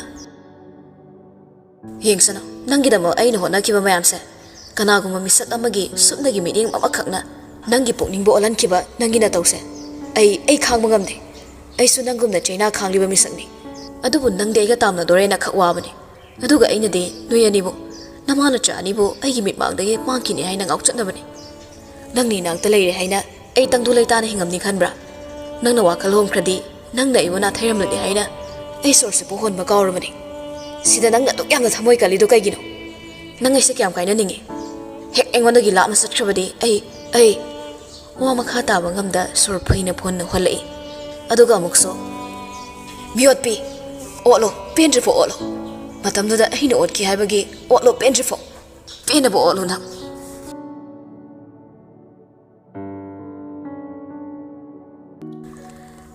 ꯄꯨꯟꯁꯤ ꯂꯝꯕꯤꯗ ꯌꯨꯔꯛꯂꯤꯕ ꯇꯤꯡꯈꯪ ꯃꯥꯏꯀꯩ ꯁꯤꯟꯕ ꯊꯨꯡꯅ ꯍꯧꯔꯤꯕ ꯃꯍꯨ ꯀꯟꯕ ꯂꯝꯒꯤ ꯇꯤꯡꯈꯪ ꯇꯤꯡꯈꯪ ꯀꯌꯥꯁꯤꯕꯨ ꯃꯈꯨꯠꯅ ꯀꯣꯏꯍꯥꯏ ꯍꯥꯏꯗꯣꯛꯂꯒ ꯊꯤꯔꯛꯄꯅꯤ ꯂꯝꯕꯤ ꯇꯤꯡꯈꯪꯁꯤꯡꯗꯨꯒꯤ ꯆꯩꯅꯥ ꯈꯥꯡꯂꯒ ꯂꯥꯛꯄꯗꯁꯨ ꯊꯧꯅꯥ ꯃꯌꯦꯡ ꯃꯆꯦꯠ ꯑꯃ ꯐꯥꯎ ꯇꯥꯔꯨꯗꯦ ꯑꯗꯨꯕꯨ ꯌꯥꯝꯅ ꯄꯤꯛꯄ ꯏꯈꯨꯠꯁꯤꯅ ꯅꯝꯈꯥꯏꯔꯨꯕꯗ ꯏꯌꯥꯡ ꯌꯥꯡꯅ ꯆꯠꯈꯤꯗꯧꯕ ꯁꯝꯕꯜꯁꯤꯕꯨ ꯀꯔꯤꯒꯤ ꯁꯤꯗꯣꯛꯄ ꯉꯝꯗ꯭ꯔꯤꯕ ꯁꯥꯒꯠꯂꯨꯕ ꯑꯁꯥꯅ ꯑꯇꯤꯌꯥ ꯄꯛꯅ ꯋꯥꯡꯈ꯭ꯔꯦ ꯑꯗꯨꯕꯨ ꯏꯍꯥ ꯍꯥꯗ ꯀꯩꯁꯨ ꯈꯟꯗꯅ ꯌꯥꯟꯁꯤꯜꯂꯛꯂꯤꯕ ꯋꯥꯍꯩꯒꯤ ꯊꯥꯡꯁꯤꯡꯕꯨꯗꯤ ꯉꯥꯛꯊꯣꯛꯄꯁꯨ ꯉꯝꯗ ꯊꯃꯣꯏ ꯐꯥꯎꯅ ꯌꯥꯟꯁꯤꯜꯂꯛꯄꯗ ꯑꯌꯥꯕ ꯄꯤꯊꯣꯛꯂꯨꯔꯦ ꯐꯤꯔꯦꯞꯄ ꯇꯥꯝꯅꯥꯅ ꯃꯅꯤꯡ ꯍꯜꯂꯛꯂꯤꯕ ꯈꯨꯗꯤꯡꯗ ꯃꯁꯥ ꯃꯇꯣꯝꯇ ꯇꯧꯐꯝ ꯈꯪꯗꯦ ꯄ꯭ꯔꯣꯄꯣꯛ ꯁꯥꯛꯅ ꯈꯥꯡꯉꯤꯃ ꯁꯥꯎꯕ ꯌꯥꯕ ꯁꯥꯎꯗꯨꯅ ꯂꯥꯎꯊꯠꯂꯨꯔꯕꯁꯨ ꯑꯃꯨꯛ ꯈꯣꯟꯖꯦꯜ ꯈꯤꯇꯪ ꯇꯞꯊꯔꯛꯂꯒ ꯃꯌꯥꯝꯅ ꯅꯉꯣꯟꯗ ꯌꯦꯡꯉꯛꯏꯕ ꯃꯤꯠꯌꯦꯡꯁꯦ ꯑꯩꯅ ꯌꯦꯡꯍꯟꯕꯅꯤ ꯆꯨꯝꯃꯤ ꯑꯗꯨꯕꯨ ꯅꯪ ꯑꯩꯒ ꯀꯥꯏꯅꯔꯒꯦ ꯍꯥꯏꯕ ꯋꯥꯍꯩꯁꯦ ꯍꯥꯏꯅꯨ ꯍꯥꯏꯅ ꯅꯉꯣꯟꯗ ꯆꯩꯕꯁꯨ ꯉꯝꯗ꯭ꯔꯦ ꯑꯗꯨꯕꯨ ꯑꯩꯅ ꯅꯪꯕꯨꯁꯨ ꯈꯪꯍꯟꯅꯤꯡꯉꯦ ꯈꯪꯉꯕ ꯑꯗꯨꯕꯨ ꯑꯃꯨꯛꯁꯨ ꯁꯣꯛꯂꯤꯕ ꯑꯁꯣꯛꯄꯗꯨꯒꯤ ꯍꯤꯗꯥꯛ ꯄꯤꯕꯗ ꯃꯇꯝ ꯆꯪꯗꯧꯕꯅ ꯅꯪ ꯊꯩꯔꯒ ꯆꯠꯂꯒꯦ ꯍꯥꯏꯔꯤꯕ꯭ꯔꯥ ꯄꯨꯝꯅꯃꯛ ꯑꯩꯅ ꯂꯣꯏꯅ ꯂꯥꯟꯈꯤꯕꯅꯤ ꯍꯥꯏꯅ ꯑꯩꯒꯤ ꯊꯃꯣꯏꯕꯨ ꯁꯨꯄꯥꯏ ꯄꯥꯏꯔꯒ ꯁꯥꯟꯅꯒꯅꯨ ꯁꯨꯝ ꯍꯟꯖꯤꯟ ꯍꯟꯖꯤꯟ ꯅꯪꯕꯨ ꯋꯥ ꯉꯥꯡꯍꯟꯕꯁꯨ ꯅꯠꯇꯦ ꯌꯨꯝꯗ ꯆꯠꯂꯁꯦ ꯍꯥꯏꯕꯁꯨ ꯅꯪꯅ ꯌꯥꯗꯦ ꯃꯥꯗꯣ ꯑꯩꯒ ꯗꯥꯏꯚꯣꯔꯁ ꯁꯥꯏꯟ ꯇꯧꯅꯔꯒ ꯆꯦ ꯄꯤꯔꯝꯃꯕꯅꯤ ꯅꯪꯕꯨ ꯎꯔꯒ ꯑꯍꯦꯟꯕ ꯊꯤꯗꯨꯅ ꯃꯥꯕꯨ ꯃꯤꯔꯥꯏꯔꯝꯕ꯭ꯔꯥ ꯑꯩꯁꯦ ꯃꯃꯥꯡꯗ ꯑꯩꯅ ꯅꯪꯕꯨ ꯃꯇꯝ ꯆꯥꯅ ꯈꯥꯝꯃꯨꯗꯕꯒꯤ ꯔꯤꯒ꯭ꯔꯦꯠꯅ ꯊꯣꯝꯃꯒ ꯂꯩꯔꯤꯕꯅꯤ ꯑꯩꯗꯤ ꯅꯪꯕꯨ ꯊꯥꯗꯣꯛꯂꯔꯣꯏ ꯑꯗꯨ ꯍꯦꯛꯇ ꯌꯥꯕ ꯅꯠꯇꯤꯌꯦ ꯅꯪꯅ ꯌꯥꯗ꯭ꯔꯁꯨ ꯑꯩꯅ ꯌꯥꯔꯦ ꯌꯥꯗꯧꯕ ꯑꯩꯅ ꯌꯥꯔꯁꯨꯃꯛꯇꯗ ꯌꯥꯗꯦ ꯍꯥꯏꯗꯤ ꯀꯔꯤ ꯏꯟꯗꯤꯌꯥ ꯒꯣꯚꯔꯟꯃꯦꯟꯠꯇꯒꯤ ꯑꯌꯥꯕ ꯂꯧꯔꯁꯨ ꯑꯃꯨꯛ ꯍꯥꯏꯗꯣꯔꯤꯕ꯭ꯔꯥ ꯐꯤꯔꯦꯞꯄ ꯁꯣꯔ ꯇꯞꯅ ꯍꯣꯟꯊꯔꯛꯂꯒ ꯄꯥꯕꯨꯡꯅ ꯆꯩꯕꯗꯣ ꯅꯉꯣꯟꯗ ꯆꯩꯕ ꯅꯠꯇꯤꯌꯦ ꯑꯩꯉꯣꯟꯗ ꯆꯩꯕꯅꯤ ꯅꯣꯏꯒꯤ ꯌꯨꯝꯒꯤ ꯏꯃꯥꯅ ꯆꯩꯔꯛꯀꯗꯧꯗꯨꯁꯨ ꯑꯩꯉꯣꯟꯗꯅꯤ ꯑꯩ ꯅꯨꯡꯁꯤꯗꯕꯒꯤ ꯑꯩꯉꯣꯟꯗ ꯁꯥꯎꯅꯤꯡꯕꯒꯤꯅꯤ ꯑꯗꯨꯁꯨ ꯑꯩ ꯇꯥꯅꯤꯡꯗꯦ ꯍꯥꯏꯅ ꯆꯦꯜꯂꯣꯏ ꯏꯃꯥꯁꯤꯗ ꯍꯟꯖꯤꯟ ꯍꯟꯖꯤꯟ ꯊꯥꯔꯛꯂꯨꯕꯁꯨ ꯁꯨꯆꯦꯟ ꯆꯦꯜꯂꯔꯣꯏꯗꯧꯅꯤ ꯊꯥꯡ ꯄꯥꯏꯔꯛꯑꯗꯤ ꯅꯪꯁꯨ ꯈꯔ ꯈꯥꯝꯃꯛꯑꯣ ꯇꯥꯝꯅ ꯇꯥꯟꯖꯥ ꯏꯆꯥ ꯆꯥꯗꯅ ꯑꯃꯨꯛꯁꯨ ꯀꯥꯔꯟ ꯉꯥꯡꯉꯛꯂꯤꯗꯣ ꯑꯗꯩ ꯃꯈꯥꯃꯨꯛ ꯇꯥꯔꯛꯏ ꯑꯗꯨ ꯅꯠꯇ꯭ꯔꯗꯤ ꯑꯩ ꯁꯤꯗꯣꯛꯈ꯭ꯔꯗꯤ ꯅꯪ ꯑꯇꯣꯞꯄꯗ ꯑꯃꯨꯛ ꯄꯤꯊꯣꯛꯀꯦ ꯍꯥꯏꯔꯛꯀꯅꯤ ꯑꯗꯨꯃꯗꯤ ꯑꯩꯗꯤ ꯌꯥꯔꯣꯏ ꯅꯪꯅ ꯈꯪꯒꯗꯕ ꯑꯃꯅ ꯁꯛ ꯐꯖꯕꯗ ꯑꯩꯗꯤ ꯉꯥꯎꯗꯦ ꯐꯖꯕꯤ ꯃꯌꯥꯝ ꯑꯃꯅ ꯁꯨꯝꯃꯒꯦ ꯍꯥꯏꯅ ꯑꯩꯒꯤ ꯏꯃꯥꯡꯗ ꯍꯦꯟꯅ ꯂꯩꯇꯦꯡ ꯍꯥꯞꯆꯤꯜꯂꯒ ꯖꯒꯣꯏ ꯁꯥꯖꯤꯜꯂꯛꯑꯁꯨ ꯐꯖꯩꯌꯦꯅ ꯉꯥꯛꯇꯪ ꯈꯛꯇꯤ ꯃꯤꯠ ꯄꯥꯡꯉꯝꯒꯗ꯭ꯔꯥ ꯑꯗꯨꯕꯨ ꯀꯨꯏꯅ ꯌꯦꯡꯅꯤꯡꯉꯛꯀꯗꯧꯕ ꯃꯤꯗꯣ ꯑꯩꯗꯤ ꯅꯠꯇꯦ ꯈꯣꯟꯖꯦꯜꯁꯤ ꯈꯤꯇꯪ ꯇꯞꯊꯔꯒ ꯋꯥ ꯉꯥꯡꯕꯁꯦ ꯍꯩꯇꯕ꯭ꯔꯥ ꯐꯤꯔꯦꯞꯄ ꯇꯥꯝꯅꯥꯅ ꯈꯔ ꯇꯞꯊꯅꯤꯡꯍꯜꯂꯁꯨ ꯃꯥ ꯀꯅꯥꯃꯠꯇ ꯀꯤꯔꯨꯗꯦ ꯅꯣꯔꯃꯦꯜ ꯑꯃꯒꯨꯝ ꯁꯨꯝ ꯃꯈꯥ ꯇꯥꯔꯛꯏ ꯀꯩꯗꯧꯔꯕꯁꯤꯕꯣ ꯑꯥꯗ ꯐꯝꯃꯤꯕ ꯑꯁꯥꯏꯗ ꯐꯝꯃꯤꯕ ꯁ꯭ꯋꯥꯏꯗ ꯐꯝꯃꯤ ꯃꯌꯥꯝꯁꯤꯒꯤ ꯅꯥꯀꯣꯡ ꯃꯌꯥꯗꯨꯗ ꯈꯪꯂꯥꯎ ꯂꯥꯎꯁꯤꯜꯂꯨꯕꯗꯤ ꯅꯠꯇꯦꯗꯅ ꯅꯪꯁꯨ ꯑꯇꯩ ꯂꯥꯏꯔꯤ ꯉꯁꯤ ꯅꯪꯅ ꯋꯥ ꯉꯥꯡꯉꯛꯏꯁꯦ ꯅꯪ ꯀꯩꯒꯤꯅꯣ ꯑꯩꯉꯣꯟꯗ ꯃꯔꯤꯛ ꯆꯨꯝꯅ ꯁꯦꯡꯅ ꯄꯥꯎꯈꯨꯝꯕꯤꯔꯣ ꯑꯣꯏꯗꯕꯒ ꯉꯥꯡꯉꯗꯤꯅꯦ ꯌꯥꯔꯣꯏꯗꯕꯅꯤ ꯑꯩꯗꯤ ꯇꯥꯝꯅꯥ ꯇꯞꯂꯤ ꯇꯞꯂꯤ ꯁꯨꯔꯨꯅ ꯃꯔꯣꯜ ꯑꯃ ꯋꯥ ꯃꯌꯥꯝ ꯑꯃꯁꯨ ꯍꯥꯏꯔꯝꯃꯤ ꯃꯥꯅ ꯍꯥꯏꯕ ꯋꯥꯗꯨꯁꯨ ꯑꯩꯅ ꯆꯨꯝꯃꯤ ꯍꯥꯏꯅ ꯈꯜꯂꯤ ꯃꯥꯅ ꯐꯅꯌꯥꯝꯅ ꯑꯩꯒꯤ ꯄꯨꯟꯁꯤꯗ ꯂꯥꯜꯂꯝꯂꯁꯨ ꯑꯩꯒꯤꯁꯨ ꯑꯔꯥꯟꯕ ꯁꯔꯨꯛ ꯌꯥꯎꯔꯤ ꯐꯤꯔꯦꯞꯄ ꯋꯥꯈꯜ ꯇꯥꯔꯛꯂꯦ ꯃꯥꯅ ꯅꯪꯒꯤ ꯅꯅꯥꯛꯇ ꯂꯥꯛꯑꯒ ꯑꯩꯅ ꯃꯥꯕꯨ ꯅꯝꯗꯅ ꯐꯥꯔꯒ ꯂꯧꯕꯤꯈꯤꯕꯅꯤ ꯍꯥꯏꯔꯁꯨ ꯅꯪꯅ ꯊꯥꯖꯗꯧꯔꯤꯕ꯭ꯔꯥ ꯑꯗꯨꯒ ꯑꯩꯁꯦ ꯌꯥꯝꯅ ꯑꯣꯛꯇ꯭ꯔꯦ ꯅꯨꯄꯤ ꯈꯨꯗꯤꯡꯒꯤ ꯁꯒꯠ ꯁꯒꯠ ꯇꯧꯔꯦ ꯍꯥꯏꯔꯁꯨ ꯅꯪ ꯑꯗꯨꯝ ꯌꯥꯗꯧꯔꯤꯕ꯭ꯔꯥ ꯌꯨꯝꯒꯤ ꯄꯥꯕꯨꯡꯅ ꯑꯩꯕꯨ ꯉꯥꯡꯉꯤ ꯅꯪꯕꯨ ꯅꯨꯡꯁꯤꯗꯕꯒꯤ ꯅꯠꯇꯦ ꯑꯗꯨꯕꯨ ꯑꯩ ꯂꯝꯆꯠ ꯌꯥꯝ ꯆꯨꯝꯅ ꯆꯠꯂꯤ ꯍꯥꯏꯔꯕꯁꯦ ꯁꯣꯁꯥꯏꯇꯤꯅ ꯈꯪꯕꯤꯔꯣꯏ ꯑꯍꯤꯡ ꯑꯃꯈꯛ ꯄꯥꯈꯪ ꯑꯃꯒ ꯂꯩꯁꯥꯕꯤ ꯑꯃꯒ ꯌꯨꯝ ꯑꯃꯗ ꯀꯥꯗ ꯇꯣꯉꯥꯟꯅ ꯌꯥꯔꯦꯛꯄꯗ ꯅꯣꯡꯉꯥꯜꯂ ꯃꯊꯪꯒꯤ ꯑꯌꯨꯛꯇ ꯌꯨꯝꯗꯨꯗꯒꯤ ꯄꯨꯟꯅ ꯊꯣꯛꯃꯤꯟꯅꯔꯛꯄ ꯎꯈꯤꯕꯗ ꯀꯅꯥꯝꯇꯅ ꯁꯦꯡꯅ ꯎꯕ ꯉꯝꯗꯦ ꯑꯗꯨꯅꯗꯤ ꯑꯩꯁꯦ ꯁꯣꯁꯥꯏꯇꯤꯅ ꯁꯦꯡꯅ ꯎꯕ ꯉꯝꯗꯕ ꯇꯥꯕꯅꯤ ꯑꯩꯕꯨ ꯐꯅ ꯎꯕ ꯉꯝꯂꯣꯏ ꯑꯩꯒꯤ ꯋꯥꯔꯤ ꯈꯪꯕ ꯈꯔ ꯈꯛꯅ ꯑꯩꯕꯨ ꯆꯨꯝꯃꯦ ꯍꯥꯏꯅ ꯈꯪꯕꯤꯕ ꯈꯛ ꯅꯠꯇꯅ ꯑꯗꯨꯅ ꯑꯩꯅ ꯏꯌꯥꯡ ꯌꯥꯡꯅ ꯈꯣꯡꯊꯥꯡ ꯑꯃ ꯊꯥꯡꯉꯨꯕꯗ ꯅꯪꯒ ꯑꯩꯒꯗ ꯋꯥꯒꯅꯤ ꯍꯥꯏꯅ ꯄꯥꯕꯨꯡꯅ ꯄꯥꯈꯠꯆꯕꯅꯤ ꯇꯥꯝꯅꯥ ꯃꯤ ꯑꯃꯅ ꯋꯥ ꯑꯃ ꯍꯥꯏꯔꯝꯃꯦꯅ ꯃꯤꯅ ꯉꯥꯡꯕ ꯋꯥꯗꯣ ꯈꯛꯇꯅ ꯂꯣꯏꯅ ꯆꯨꯝꯃꯦ ꯍꯥꯏꯅ ꯈꯟꯒꯅꯨ ꯄꯨꯟꯁꯤ ꯍꯥꯏꯕꯁꯦ ꯑꯩꯒꯤꯁꯨ ꯈꯔ ꯌꯦꯡꯉꯒ ꯍꯤꯡꯕ ꯇꯝꯁꯤ ꯂꯥꯟꯁꯦ ꯅꯪ ꯁꯣꯛꯅꯨ ꯍꯥꯏꯕ ꯅꯠꯇꯦ ꯑꯩꯅ ꯂꯥꯟ ꯁꯣꯛꯅꯒꯦꯅ ꯊꯥꯡ ꯄꯥꯏꯔ ꯂꯦꯞꯄꯤꯉꯩ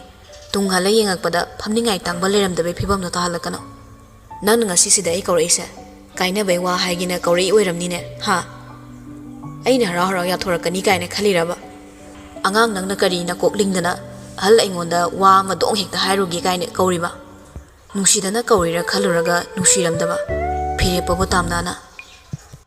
Tamna ipang pangibani, Firepana adumnaga harakpaduda. Nungsi kaiso. Nungsiraga aibu mingonda pithokto honarina kaige. Nupa aisa mamal kemta leitaba sibra. Lukmaida yonda laidira. Tamna ikhang khang ni khalak Nupi na haidong dialogue se mano ina hairene. Firepa iting chingna da ngangai. Haijudi kaino. Nangna toridugo simak natro. Tamna nang siam pangi. Nangna pangbadagi thoiba ngaktani. Aina yenglakano harasu yengakte. Aina nokano harasu nokte. Aina changsilakano harasu changsilakte. Nongmata aingonda su hangde nangna. Aigi rasu kaino. Wahang simaktangdi nangsu aingonda hangamudana. Angang oina na yung ngantana palamina napuroibada khatpasu haite. Irang tobasu haite. Phasaradi haizadaba apangma angangni. Do hojikti chawre kharasu singba yare habanida. Aibu kaida pangiba. Nangna sawba numita aibu nangina nakta changakhibrane. Phurakpa yai khangdana guest room do ina tumkhrido aina singmanbaini. Aduna lamjatine nangi lichai maru phanam charamani. Amuksu sisinare nang haibase. Bebar yaudabase aidi kaya hinadeba. Bebar khara tappo haibani nangbo. Hoiba. Adude amuka bebar hapaga makokte hairo tarage. Aina singamjadine tamyagi lichai yam charamgani haiba. Yarba. Firepa dungai tamnana mangonda kaurakiba. Tamoyai haiba arumba khonjalsina pangthaki. Mana tamoyai haina ipangpang na kausaba mingause nungshibani. Magi matau tamduna surona tamoyai kaina kaurakpadudi thokna pakkidrabani. Asuk nungshiba mingause laina manghalle khalurabani. Yaraba haibasidani para takpa sumsum malaise. Angang na khangdaba ama hangbada masana explanation piraga lasta yaraba haidana hangbibado.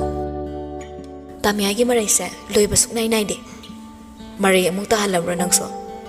Waiter do na chana pa pusilay. Firepa nupado da yenglaga. Fruits yoga ram simbiyo. Clever se ini yabra. Firepa tamna da yenglaga. Mango gyo en simbiro. Hoy yani. Hayram laga satkre.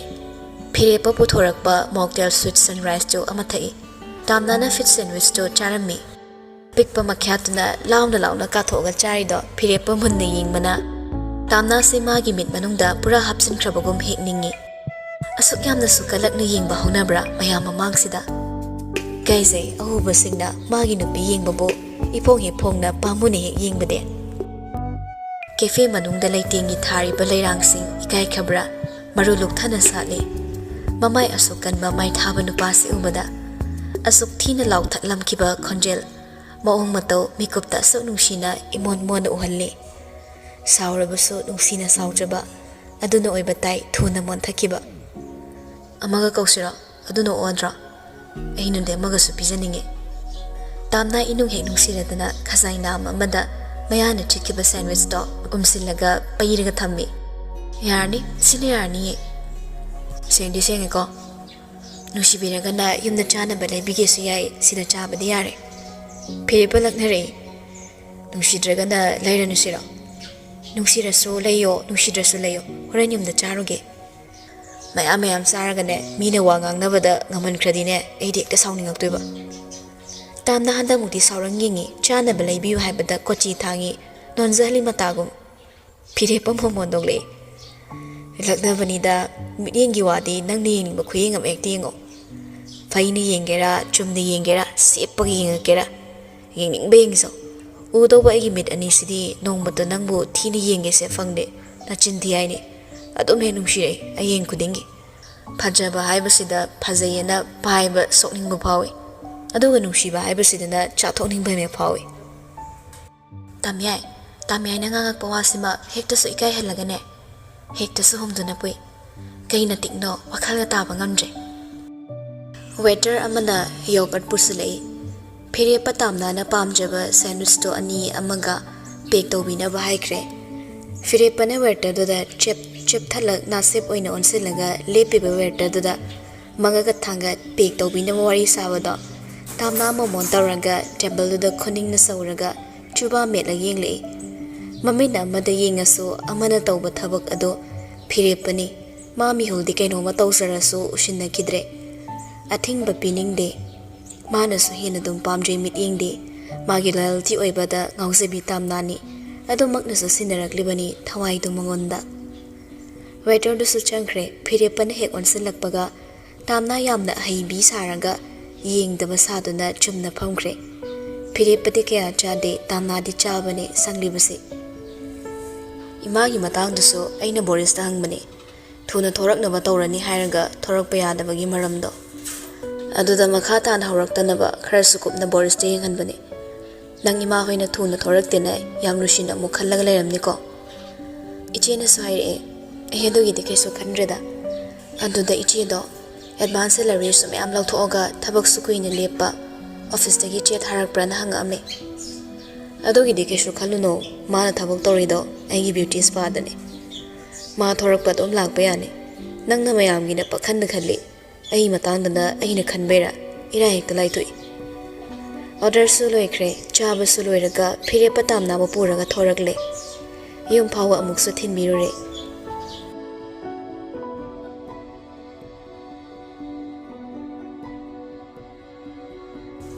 ꯁꯨꯔꯨ ꯃꯃꯥꯝꯆꯥꯗꯣ ꯀꯜꯂꯛ ꯈꯝꯕꯝꯕ ꯑꯃ ꯏꯇꯧ ꯇꯧ ꯆꯅꯤꯡ ꯍꯦꯛ ꯇꯥꯅ ꯂꯩꯔꯝꯗꯦ ꯑꯗꯨꯛ ꯐꯕ ꯐꯤꯔꯦꯞꯄꯗꯣ ꯃꯈꯣꯏꯅ ꯊꯥꯗꯣꯛꯄ ꯄꯥꯝꯃꯨꯏ ꯑꯗꯨꯒꯤꯁꯨ ꯃꯊꯛꯇ ꯁꯦꯜꯌꯥꯝ ꯑꯃ ꯊꯤꯂꯛꯂꯝꯕꯗꯣ ꯐꯤꯔꯦꯞꯄꯒꯤ ꯃꯃꯜꯗꯤ ꯌꯧꯕ ꯉꯝꯂꯔꯣꯏ ꯍꯥꯏꯕ ꯈꯪꯕꯅ ꯁꯨꯝ ꯄꯥꯝꯃꯨꯔꯛꯏ ꯑꯗꯨꯕꯨ ꯅꯨꯄꯥꯗꯨꯒꯤ ꯃꯆꯤꯡ ꯃꯁꯣꯟꯗꯨꯒ ꯊꯥꯖꯕꯗꯤ ꯌꯥꯝꯅ ꯋꯥꯠꯈ꯭ꯔꯦ ꯑꯃꯨꯛ ꯅꯛꯁꯤꯟꯅꯕꯗꯨꯃꯗꯤ ꯂꯣꯌꯔ ꯇꯧꯔꯒ ꯂꯣꯏꯅꯈ꯭ꯔꯕ ꯃꯇꯨꯡ ꯀꯔꯝꯅ ꯑꯃꯨꯛ ꯏꯌꯥꯡ ꯌꯥꯡꯅ ꯅꯛꯁꯤꯟꯅꯒꯗꯧꯔꯤꯕ ꯊꯣꯛꯈꯤꯕ ꯊꯧꯗꯣꯛꯃꯛꯅꯦ ꯑꯗꯨꯅ ꯅꯨꯄꯥꯗꯣ ꯁꯨꯔꯁꯨ ꯅꯩꯗ ꯅꯨꯄꯤꯗꯨꯗ ꯑꯣꯏꯅ ꯅꯩꯔꯁꯦ ꯍꯥꯏꯅ ꯈꯜꯂꯕꯅꯤ ꯁꯨꯔꯨ ꯃꯥꯒꯤ ꯀꯥ ꯃꯅꯨꯡꯗ ꯐꯝꯗꯨꯅ ꯂꯩꯔꯝꯃꯤ ꯑꯗꯩ ꯐꯤꯔꯦꯞꯄꯗ ꯀꯣꯜ ꯇꯧꯏ ꯀꯛꯊꯠꯂꯛꯏ ꯑꯃꯨꯛꯁꯨ ꯇꯧꯁꯤꯜꯂꯤ ꯑꯗꯨꯗꯁꯨ ꯀꯛꯊꯠꯂꯛꯏ ꯃꯗꯨꯗꯅ ꯍꯦꯟꯅ ꯈꯣꯏꯔꯥꯡ ꯈꯣꯏꯁꯥꯎꯅꯕ ꯂꯥꯡꯉꯤꯉꯩ ꯂꯥꯡꯃꯤꯟꯅꯕ ꯅꯨꯡꯉꯥꯏꯕ ꯈꯔ ꯄꯪꯂꯥꯡꯗ ꯂꯥꯡꯂꯕꯁꯨ ꯑꯁꯤꯒꯨꯝꯕ ꯑꯔꯨꯕ ꯐꯤꯕꯝꯁꯤꯗꯗꯤ ꯃꯥ ꯈꯛꯇꯃꯛꯀꯤ ꯑꯇꯇꯥꯏ ꯑꯣꯏꯗꯨꯅ ꯂꯩꯍꯧꯔꯦ ꯃꯥꯒꯤꯗꯃꯛꯇ ꯀꯅꯥꯒꯨꯝꯕ ꯑꯃꯠꯇꯅꯁꯨ ꯅꯨꯡꯉꯥꯏꯇꯦ ꯍꯥꯏꯅ ꯋꯥ ꯑꯃꯠꯇ ꯍꯪꯕꯤꯔꯛꯂꯗꯦ ꯉꯁꯤ ꯐꯥꯎꯕꯗ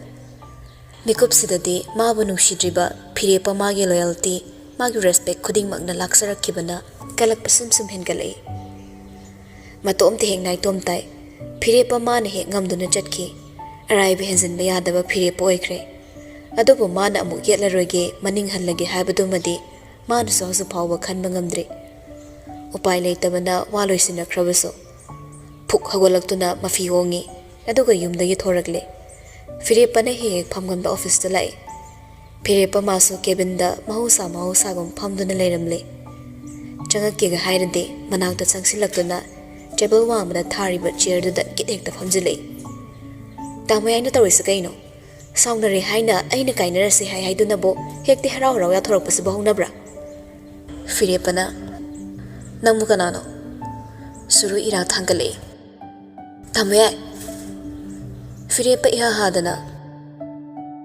ꯑꯉꯥꯡꯒꯤ ꯋꯥꯒꯨꯝꯅ ꯉꯥꯏꯍꯥꯛ ꯂꯩꯔꯒ ꯑꯃ ꯉꯥꯏꯍꯥꯛ ꯂꯩꯔꯒꯅ ꯑꯃ ꯑꯩ ꯊꯕꯛ ꯌꯥꯝ ꯆꯤꯟꯕ ꯃꯤꯅꯤ ꯅꯪꯅ ꯄꯥꯝꯕꯗꯣ ꯑꯩꯅ ꯇꯧꯈ꯭ꯔꯕ ꯅꯠꯇ꯭ꯔꯣ ꯀꯔꯤ ꯑꯃꯨꯛ ꯄꯥꯝꯃꯤꯒꯦ ꯑꯩꯒꯤꯗꯤ ꯑꯃꯨꯛ ꯍꯥꯏꯕ ꯋꯥꯗ ꯂꯣꯏꯈ꯭ꯔꯦ ꯁꯨꯔꯨ ꯃꯄꯤ ꯅꯧꯔꯛꯏ ꯑꯗꯨꯕꯨ ꯇꯞꯅ ꯁꯣꯔ ꯍꯣꯟꯊꯩ ꯂꯥꯛꯂꯤꯕ ꯈꯨꯂꯥꯛꯇꯨꯃꯛꯅꯦ ꯃꯥꯒꯤ ꯐꯖꯕꯗꯨꯅ ꯐꯤꯔꯦꯞꯄꯗ ꯀꯦꯊꯁꯟꯅꯔꯒ ꯁꯨꯝꯗꯨꯅ ꯅꯝꯗꯅ ꯄꯨꯔꯒꯦ ꯍꯥꯏꯅ ꯑꯁꯦꯡꯕ ꯂꯩꯇꯦꯡ ꯑꯃꯁꯨ ꯃꯤꯠ ꯊꯨꯞꯅꯕ ꯍꯥꯞꯆꯤꯜꯂꯛꯂꯤꯕꯅꯤ ꯁꯦꯠꯂꯛꯄ ꯐꯤꯖꯣꯜꯗ ꯀꯥ ꯍꯦꯟꯅ ꯃꯤꯠ ꯊꯨꯞꯄ ꯍꯛꯆꯥꯡ ꯎꯠꯊꯣꯛꯄꯃꯛ ꯅꯠꯇ꯭ꯔꯕꯁꯨ ꯈꯔꯗꯤ ꯍꯛꯆꯥꯡ ꯎꯍꯟꯕ ꯗ꯭ꯔꯦꯁ ꯁꯦꯠ ꯆꯥꯔꯛꯂꯤꯕꯅꯤ ꯐꯤꯔꯦꯞꯄꯒꯤ ꯃꯅꯥꯛꯇ ꯍꯧꯒꯠꯂꯛꯇꯨꯅ ꯆꯪꯁꯤꯜꯂꯛꯏ ꯐꯤꯔꯦꯞꯄ ꯃꯥꯒꯤ ꯂꯦꯡꯖꯨꯝꯗ ꯃꯈꯨꯠ ꯑꯅꯤꯅ ꯄꯥꯏꯕꯣꯏ ꯅꯥꯟꯕꯣꯏ ꯁꯥꯟꯅꯩ ꯅꯥꯔꯨꯝ ꯃꯌꯥꯗ ꯃꯃꯥꯏ ꯊꯥꯡꯊꯔꯛꯂꯒ ꯈꯣꯟꯖꯦꯜ ꯇꯞꯊꯔꯛꯏ ꯃꯥꯏꯊꯣꯡꯗꯣ ꯏꯃꯛ ꯃꯛꯁꯤꯟ ꯈꯣꯟꯖꯦꯜ ꯅꯤꯛꯂꯒ ꯇꯥꯃꯣꯌꯥꯏ ꯑꯩꯅ ꯋꯥ ꯈꯔ ꯍꯥꯏꯕꯒꯤꯗꯃꯛ ꯑꯩꯈꯣꯏꯅꯤ ꯈꯥꯏꯅ ꯊꯣꯛꯄ ꯑꯩ ꯄꯥꯝꯗꯦ ꯇꯥꯃꯣꯌꯥꯏꯁꯨ ꯈꯔ ꯈꯟꯊꯕꯤꯌꯨ ꯑꯁꯥꯎꯕꯅ ꯂꯧꯈꯤꯕ ꯗꯤꯁꯤꯖꯟ ꯑꯆꯨꯝꯕ ꯅꯠꯇꯦ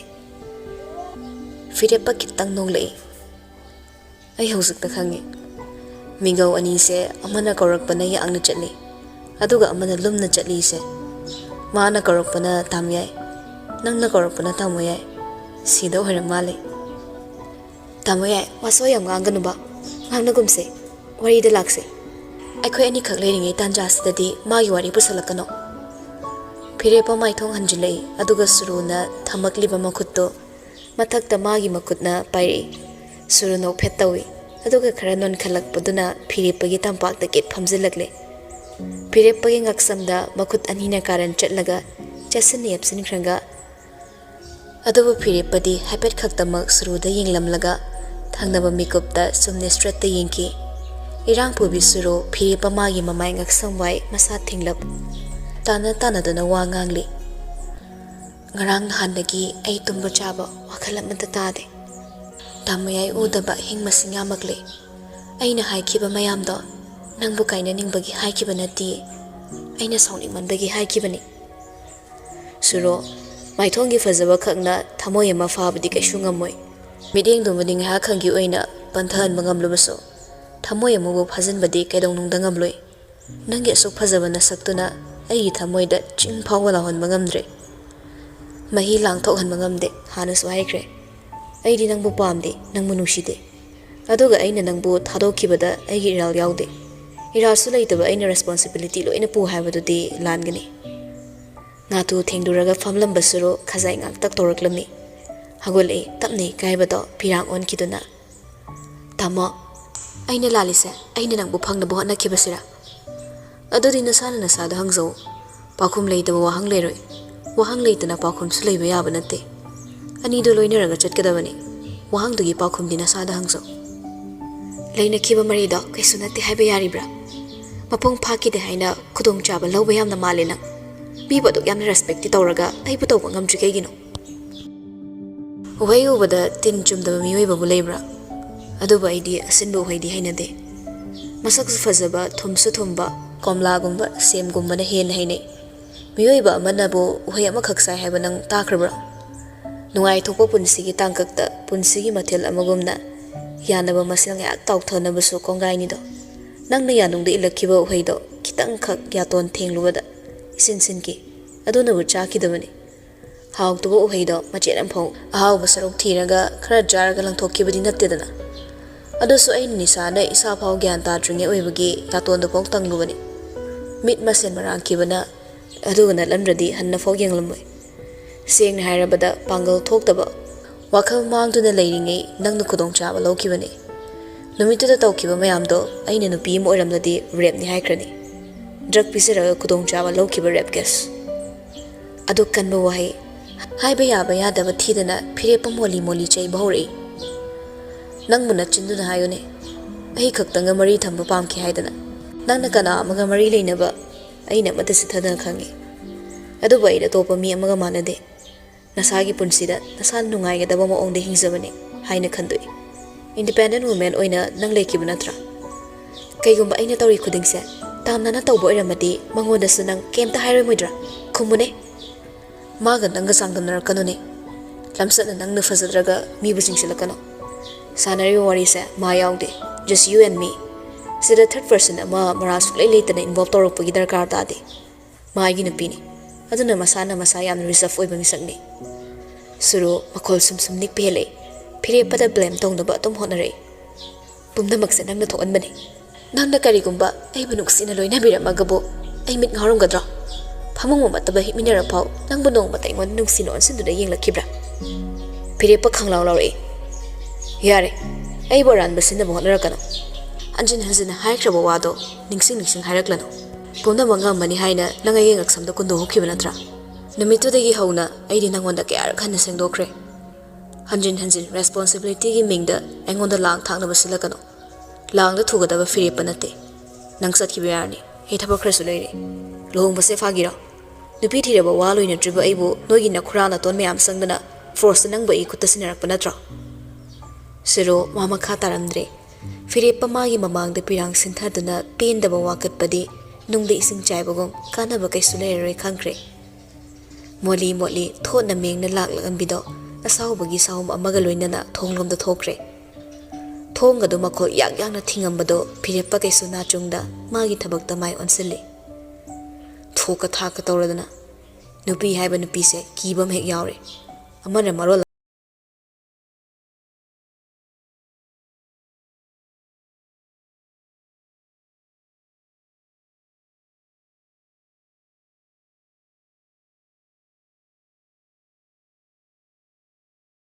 bodo nungai adubo ngasidi mangolda gi hendre yasangak paga dok thawme ka thoklaga sak thangkali kayan sang thongsigi haina wakal phadaringe pampret na maire lamma isaw saw na lei bada ure nokmi changsilaga maire do makhut ani na thangatlaga ngasidi nangoi thongba tare ne Hairaga amuk thangdusu pairaga mangol thori.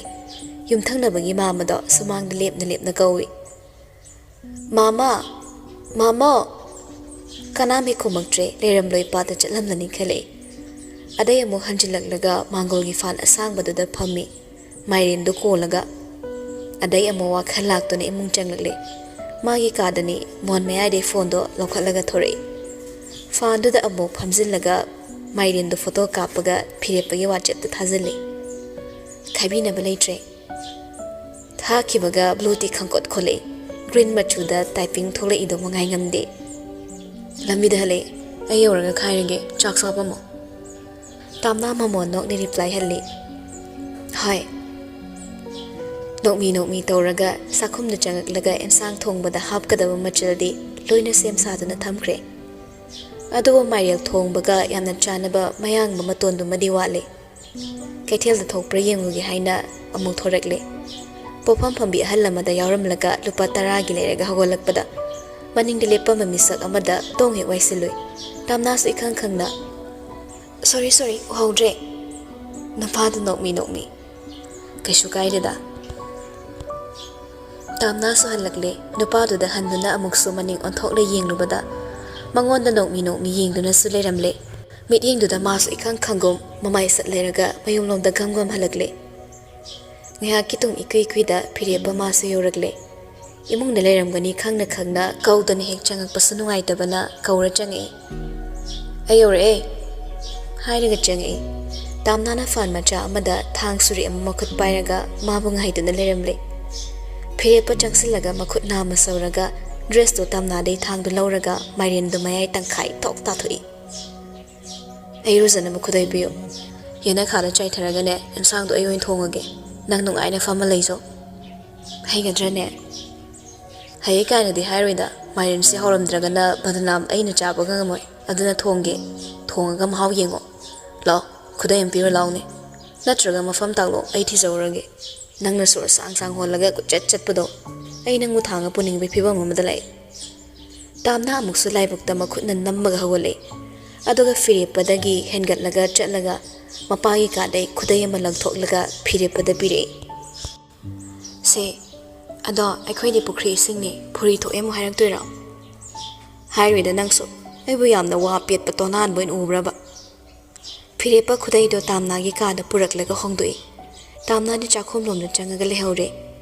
Khudai hongba loikre aduga kadagi fat hek thokke tawbaga mon maya da tariba gari dhapak ki chendo urei changsilaga ta paraga chakhom da prabablai khudai do maga ma khwang me laga hange ki chensigi mapusina karamba sarak tala amiba na nong mala ambane aina nangon da haikri tudi kana la ame matom da la ambra kana yore nang di yum da la ami so haide canteen da thengna bani sunataba yumdaga dare hekta laksalaiba mamaga la amba Phirepa makhodo irang langkhatpagom matomda khoi sauna bahore hingchabi mama machana nangonda misau changbana kyam khiraba engonda mu nangonda mu kaina moi khalise sachima nangmasu sachipa engonda lai khusang mina kian bala ena mayek singna hairedene thangzau fengda yaroi dori natu namaga so anba yaba nate hingsabiga mayok na hanbasu yade nang siap takhra poni Madem sidane nang ani subanate.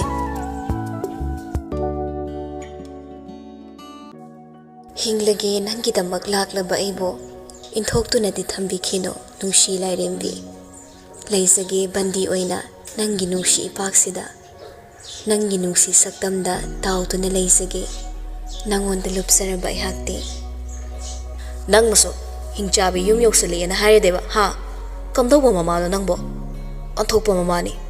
Gumbirna mapi na ubada pangtharadine gumbirgi sakhaw manungda changkiba tabani ko nang haibisini migi machinjaw henkino na phirepa machinda wa khrado hairamlaga maninglomda lakle pukhridu dei singbatil lama sokatlaga yena khade irulu zathokre aduga khudai amo honglaga atumba khudai duna numitsu tadure haina yena khagi singe thauri tingi duda phagdoklami aduga imungda changaklaga mapi maron du hongkre Sarto kharaga tight oibaga moja frito makhak litle aduga ferment pen tu masetlaga chapel sotongda sakhom du changi Wang sauradana apikpa sakhumduda adumnaga leibado mit ithanik thalli.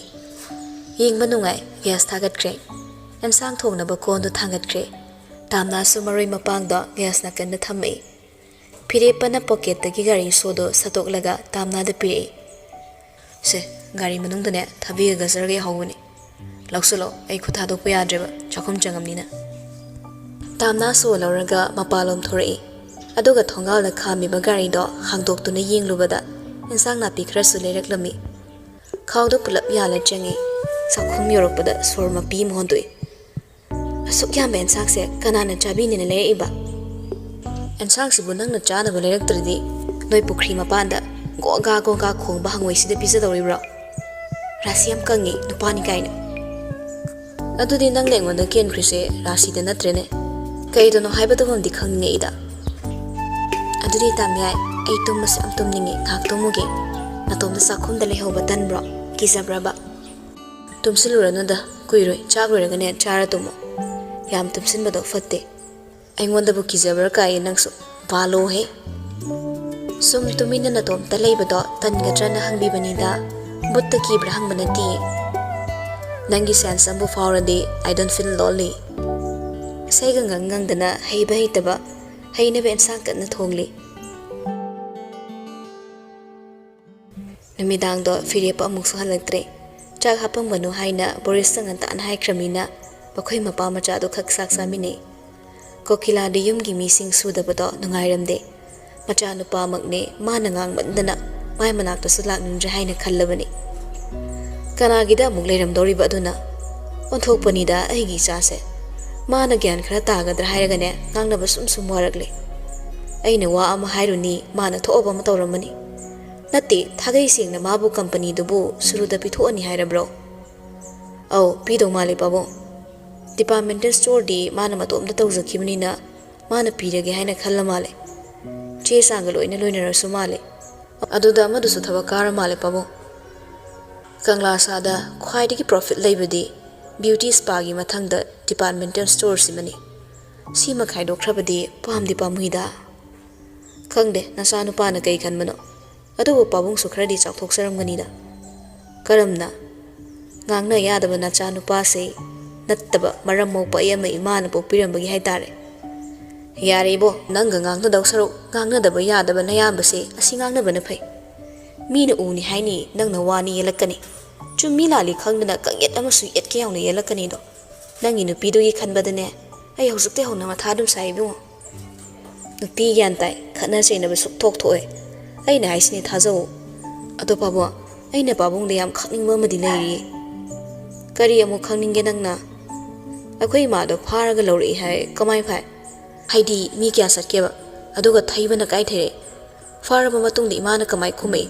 Leiba ngamni ngamoi kain tawnabraba. Nangsu nupi phage haribra. Phadadi phangbe phibam leite da. Karaidagi phangdoriba nasak haira kusu khara palamgani yengba yabani. Kunna ai kusuna namaloramadine miro ngangba kwani nangna oiramdoribase. Babung si ima amuba thibase loramise imai maral mathumda kalaktana phari oiramni. Namase murasu gunna madi yawbani bungo. Murang tawraga nungsibani. Aigi mitna pamsabado hek thoore. Aduga nupa koinara leirami.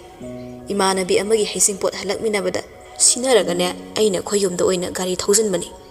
Imanaba hummuka hekta thanga pusalai. Kada nongan jipo sojaw losilaga thambani. Hais inspiration ama lae iso. Haisingpot amatang saminadra yadreside. Anghago machanapa gi chuhingangta kokila noglei. Machanapa atombasina magi di pathafam oiribani. Amasimadi ngangnaba kaya nungaite porisuwa amu hawdore. Ado pabo tamoyagi yumban sima thongmaram amata khangdre. Ichina so engonda pabungda wa khra hawdo. Itay matamna ado kausilaga irensana lainabana call torokpada loiramni. Adogi wado thabana halaktrabadi amu ekhoini hekta leiresi lao haidana kauruba yaroidoribani. Ipagi bungo chana kanglon amalai. Wa khangmande usitmande haidana khitangna sauna khidoribani. Phibam singse yamna lunari. Sensitive oirabanina thabak amata taraina yaroine. Aisu mathadi sarabani do. Han leiramba maudugane irang thokpade khainare. Aduga ekhoina amuk tamnal kausilubada ꯑꯁꯥꯔ ꯍꯣꯏꯅ ꯈꯟꯗꯧꯕ ꯃꯌꯥꯝꯗꯣ ꯃꯤꯠꯇ ꯎꯔꯕꯅꯤ꯫ ꯍꯣꯏ ꯄꯥꯕꯨꯡ, ꯑꯁꯣꯏꯕꯗꯤ ꯑꯩꯈꯣꯏꯁꯨ ꯑꯗꯨꯝ ꯇꯥꯔꯗꯧꯅꯤ꯫ ꯇꯞꯅ ꯇꯞꯅ ꯄꯥꯕꯨꯡꯁꯨꯅꯦ ꯃꯆꯦꯠ ꯇꯥꯅ ꯀꯥꯏꯔꯤꯕ ꯏꯃꯨꯡꯁꯤ ꯁꯦꯝꯖꯤꯟꯒꯦꯗꯤ ꯈꯜꯂꯤꯕꯅꯤ꯫ ꯃꯄꯥ ꯃꯆꯥꯗꯨꯁꯨ ꯋꯥꯔꯤ ꯁꯥꯟꯅꯔꯒ ꯆꯥꯛ ꯆꯥꯃꯤꯟꯅꯔꯦ꯫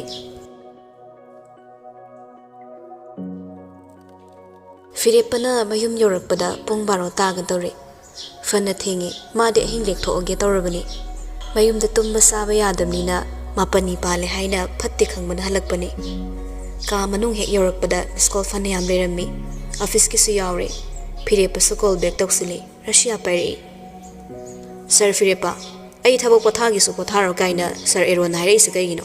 ꯑꯩꯒꯤ ꯊꯕꯛꯇ ꯀꯔꯤ ꯑꯁꯣꯏꯕ ꯂꯩꯔꯒꯦ? ꯉꯁꯥꯏ ꯅꯣꯡꯉꯥꯟꯕꯗꯒꯤ ꯊꯕꯛ ꯃꯐꯝꯗ ꯂꯩꯕꯗꯤ ꯀꯩꯁꯨ ꯍꯥꯏꯔꯛꯇꯦ꯫ ꯑꯗꯨꯒ ꯅꯨꯃꯤꯗꯥꯡ ꯊꯦꯡꯉꯀꯥꯟꯁꯤꯗ ꯅꯌꯨ ꯈꯔ ꯊꯛꯆꯤꯜꯂꯒ ꯅꯤꯁꯥ ꯈꯥꯏꯔꯛꯀꯅꯨꯀꯣ꯫ ꯑꯩ ꯁꯥꯎꯍꯜꯂꯛꯀꯅꯨ ꯔꯁꯤꯌꯥ꯫ ꯁꯥꯎꯍꯜꯂꯤꯕꯁꯤ ꯀꯅꯥꯅꯅꯣ ꯁꯔ? ꯑꯩ ꯁꯔꯗ ꯋꯥꯔꯧꯕꯗꯤ ꯂꯩꯇꯦ꯫ ꯑꯗꯨꯕꯨ ꯁꯔ ꯑꯦꯔꯣꯟꯒꯤ ꯋꯥꯉꯥꯡ ꯁꯉꯥꯡꯁꯤ ꯈꯔꯗꯤ ꯍꯦꯟꯃꯜꯂꯤ꯫ ꯃꯄꯨ ꯑꯣꯏꯔꯦ ꯍꯥꯏꯔꯒ ꯑꯩꯕꯨ ꯀꯩꯁꯨ ꯂꯩꯇꯅ ꯇꯣꯛꯈ꯭ꯔꯣ ꯀꯥꯏꯅ ꯍꯥꯏꯔꯛꯄꯗꯨꯗꯤ ꯅꯤꯌꯣꯝ ꯅꯠꯇꯦ꯫ ꯑꯩꯕꯨ ꯑꯗꯨꯛ ꯍꯟꯊꯅ ꯌꯦꯡꯕ ꯍꯧꯅꯗꯦ꯫ ꯑꯩꯅ ꯀꯌꯥꯝ ꯀꯨꯏꯅꯅꯣ ꯁꯤꯒꯤ ꯊꯕꯛ ꯄꯨꯔꯛꯏꯁꯦ? ꯑꯁꯣꯏ ꯁꯣꯏꯗ ꯃꯦꯟꯈꯠꯇꯨꯅ ꯂꯥꯛꯄ ꯅꯠꯇ꯭ꯔꯣ? ꯑꯗꯨꯒ ꯑꯩꯕꯨ ꯔꯦꯁꯄꯦꯛ ꯈꯤꯇꯁꯨ ꯎꯠꯄꯤꯗꯕꯅꯤ, ꯇꯧꯕꯤꯗꯕꯅꯤ꯫ ꯅꯪꯅ ꯁꯤꯒꯤ ꯃꯔꯝ ꯌꯥꯝ ꯈꯪꯅꯤꯡꯕ ꯇꯥꯔꯒꯗꯤ ꯍꯌꯦꯡ ꯑꯣꯐꯤꯁꯇ ꯂꯥꯛꯑꯣ, ꯑꯗꯨꯒ ꯋꯥꯔꯤ ꯐꯖꯅ ꯁꯥꯟꯅꯁꯤ꯫ ꯃꯃꯥꯡꯗꯁꯨ ꯅꯪ ꯋꯥꯔꯅꯤꯡ ꯇꯥꯈ꯭ꯔꯕ ꯅꯠꯇ꯭ꯔꯣ? VIP ꯀꯁꯇꯃꯔ ꯅꯨꯄꯥ ꯂꯥꯛꯄꯗ ꯕꯣꯗꯤ ꯁ꯭ꯄꯥꯗ ꯅꯨꯄꯤ ꯊꯥꯖꯤꯜꯂꯝꯕꯒꯤ ꯑꯗꯨꯝꯕ ꯇꯧꯅꯨ ꯍꯥꯏꯅ ꯋꯥꯔꯅꯤꯡ ꯄꯤꯈ꯭ꯔꯕ ꯅꯠꯇ꯭ꯔꯣ? ꯅꯪꯅ ꯑꯩꯒꯤ ꯀꯝꯄꯅꯤꯁꯦ ꯄ꯭ꯔꯣꯁꯇꯤꯇ꯭ꯌꯨꯠ ꯌꯥꯎꯐꯝ ꯑꯣꯏꯅ ꯎꯍꯟꯅꯕ ꯁꯤꯜꯂꯛꯀꯅꯨ꯫ ꯅꯪꯒꯤ ꯍꯥꯛꯇꯛꯇ ꯀꯝꯄ꯭ꯂꯦꯟ ꯀꯌꯥꯝꯅꯤ ꯆꯥꯔꯤꯁꯦ, ꯅꯪ ꯈꯪꯕ꯭ꯔꯣ? ꯅꯨꯄꯤꯁꯤꯡꯁꯦ ꯑꯔꯥꯟꯕ ꯂꯝꯕꯤꯗ ꯁꯤꯖꯤꯟꯅꯔꯒ ꯁꯦꯜ ꯇꯥꯟꯕ, ꯑꯃꯣꯠꯄ ꯁꯦꯜ ꯄꯥꯏꯕ ꯃꯤꯗꯣ ꯑꯩ ꯑꯣꯏꯅꯤꯡꯉꯝꯒꯅꯤ ꯈꯟꯕ꯭ꯔꯥ? ꯁꯔ, ꯑꯩꯅ ꯍꯦꯛꯇ ꯑꯇꯝꯗꯅ VIP ꯀꯁꯇꯃꯔꯗ ꯅꯨꯄꯤ ꯈꯛ ꯈꯠꯂꯒ ꯊꯥꯖꯤꯟꯕ ꯅꯠꯇꯦ꯫ ꯇꯥꯏꯃꯤꯡ ꯐꯔꯛ ꯇꯥꯅꯕ ꯌꯥꯎꯕꯗ ꯅꯨꯄꯤ ꯇꯥꯕꯁꯨ ꯍꯦꯛꯇ ꯌꯥꯎꯈꯤ ꯁꯔ, ꯑꯗꯨꯅꯅꯤ꯫ ꯂꯥꯏꯕꯛ ꯊꯤꯕꯅ VIP ꯑꯣꯏꯔꯁꯨ ꯅꯨꯄꯤꯗ ꯆꯣꯞꯄ ꯍꯦꯛ ꯇꯥꯔꯝꯕ꯫ ꯑꯗꯨꯝꯕ ꯊꯣꯛꯂꯗꯤ ꯀꯝꯄ꯭ꯂꯦꯟ ꯇꯧꯔꯛꯄ ꯑꯣꯏꯕꯅꯤ ꯁꯔ, ꯑꯩ ꯂꯥꯟꯗꯦ꯫ ꯑꯩꯅ ꯑꯩꯒꯤ ꯁ꯭ꯇꯥꯐ ꯈꯨꯗꯤꯡꯃꯛ ꯂꯣꯏꯅ ꯔꯦꯁꯄꯦꯛ ꯇꯧꯖꯩ ꯁꯔ꯫ ꯔꯁꯤꯌꯥ, ꯁꯤꯒꯤ ꯃꯇꯥꯡ ꯑꯣꯏꯔꯗꯤ ꯍꯌꯦꯡ ꯑꯩ ꯂꯥꯛꯀꯅꯤ, ꯑꯗꯨꯒ ꯋꯥꯔꯤ ꯐꯖꯅ ꯁꯥꯟꯅꯁꯦ, ꯑꯦꯔꯣꯟꯁꯨ ꯌꯥꯎꯔꯒ꯫ ꯑꯗꯨꯅ ꯐꯅꯤ꯫ ꯇꯥꯏꯃꯤꯡꯁꯤꯁꯨ ꯁꯤꯒꯤ ꯋꯥꯔꯤꯁꯦ ꯁꯥꯟꯅꯕꯒꯤ ꯇꯥꯏꯃꯤꯡ ꯅꯠꯇ꯭ꯔꯦ꯫ ꯑꯩꯒꯤ ꯄꯔꯁꯣꯅꯦꯜ ꯂꯥꯏꯐ ꯍꯥꯏꯕ ꯑꯃꯁꯨ ꯂꯩ꯫ ꯑꯣꯐꯤꯁ ꯈꯛꯇꯒꯤ ꯋꯥꯈꯜꯗ ꯁꯨꯝ ꯂꯩꯌꯨ ꯍꯥꯏꯕ ꯌꯥꯕ ꯅꯠꯇꯦ꯫ ꯑꯗꯨꯅꯅꯤ ꯑꯣꯐꯤꯁꯀꯤ ꯋꯥꯔꯤꯗꯤ ꯑꯣꯐꯤꯁꯇ ꯁꯥꯟꯅꯁꯤ ꯍꯥꯏꯗꯨꯅ ꯐꯤꯔꯦꯞꯄꯗꯣ ꯐꯣꯟ ꯀꯛꯊꯠꯈꯤꯕꯗ ꯔꯁꯤꯌꯥ ꯁꯥꯎꯅꯤꯡꯕꯒꯤ ꯃꯥꯒꯤ ꯐꯣꯟꯗꯣ ꯂꯥꯛꯇꯅ ꯂꯪꯈꯥꯏꯈꯤ꯫ ꯑꯗꯨꯒ ꯑꯁꯥꯎꯕꯅ ꯀꯩ ꯅꯨꯡꯁꯥꯒꯨꯝꯅ ꯁꯣꯔ ꯃꯈꯣꯜ ꯊꯣꯛꯅ ꯍꯣꯜꯂꯒ, ꯑꯩꯉꯣꯟꯗ ꯁꯤꯡꯅꯕ ꯑꯃꯠꯇ ꯂꯦꯝꯅ ꯊꯥꯔꯣꯏ, ꯂꯣꯏꯅ ꯃꯥꯡꯍꯟ ꯇꯥꯛꯍꯟꯒꯅꯤ꯫ ꯐꯤꯔꯦꯞꯄ, ꯅꯪ ꯃꯤꯉꯣꯟꯗ ꯅꯪꯒꯤ ꯏꯀꯥꯏꯅꯤ ꯏꯀꯥꯏꯔꯣꯏ ꯈꯪꯗꯕ ꯋꯥꯉꯥꯡ ꯃꯌꯥꯝꯗꯣ ꯉꯥꯡꯉꯕꯁꯨ ꯑꯩꯉꯣꯟꯗꯗꯤ ꯌꯥꯔꯣꯏ꯫ ꯅꯪꯅ ꯋꯥ ꯈꯔ ꯉꯥꯡꯉꯒ ꯇꯨꯃꯤꯟꯅ ꯂꯩꯊꯣꯛꯈꯤꯗꯧꯕ ꯃꯤꯗꯣ ꯑꯩ ꯃꯥꯟꯕ꯭ꯔꯥ? ꯁꯤꯡꯅꯕ ꯀꯟꯕ ꯑꯩꯉꯣꯟꯗ ꯅꯪꯅ ꯌꯦꯛꯅꯕ ꯁꯦꯝꯕꯗꯤ ꯅꯪꯒꯤꯁꯨ ꯃꯥꯡꯖꯕ ꯂꯥꯛꯈꯤꯅꯤ꯫ ꯆꯥꯎꯔꯤ ꯃꯇꯤꯛ ꯑꯗꯨꯛ ꯌꯥꯝꯅ ꯃꯤꯕꯨ ꯔꯦꯁꯄꯦꯛ ꯇꯧꯕ ꯍꯩꯇꯕ ꯑꯩꯁꯤꯕꯨ ꯄꯦꯠ ꯄꯦꯠ ꯂꯥꯎꯕ ꯑꯉꯥꯡ ꯃꯆꯥꯁꯤ ꯃꯉꯥꯏꯅꯦ, ꯍꯥ?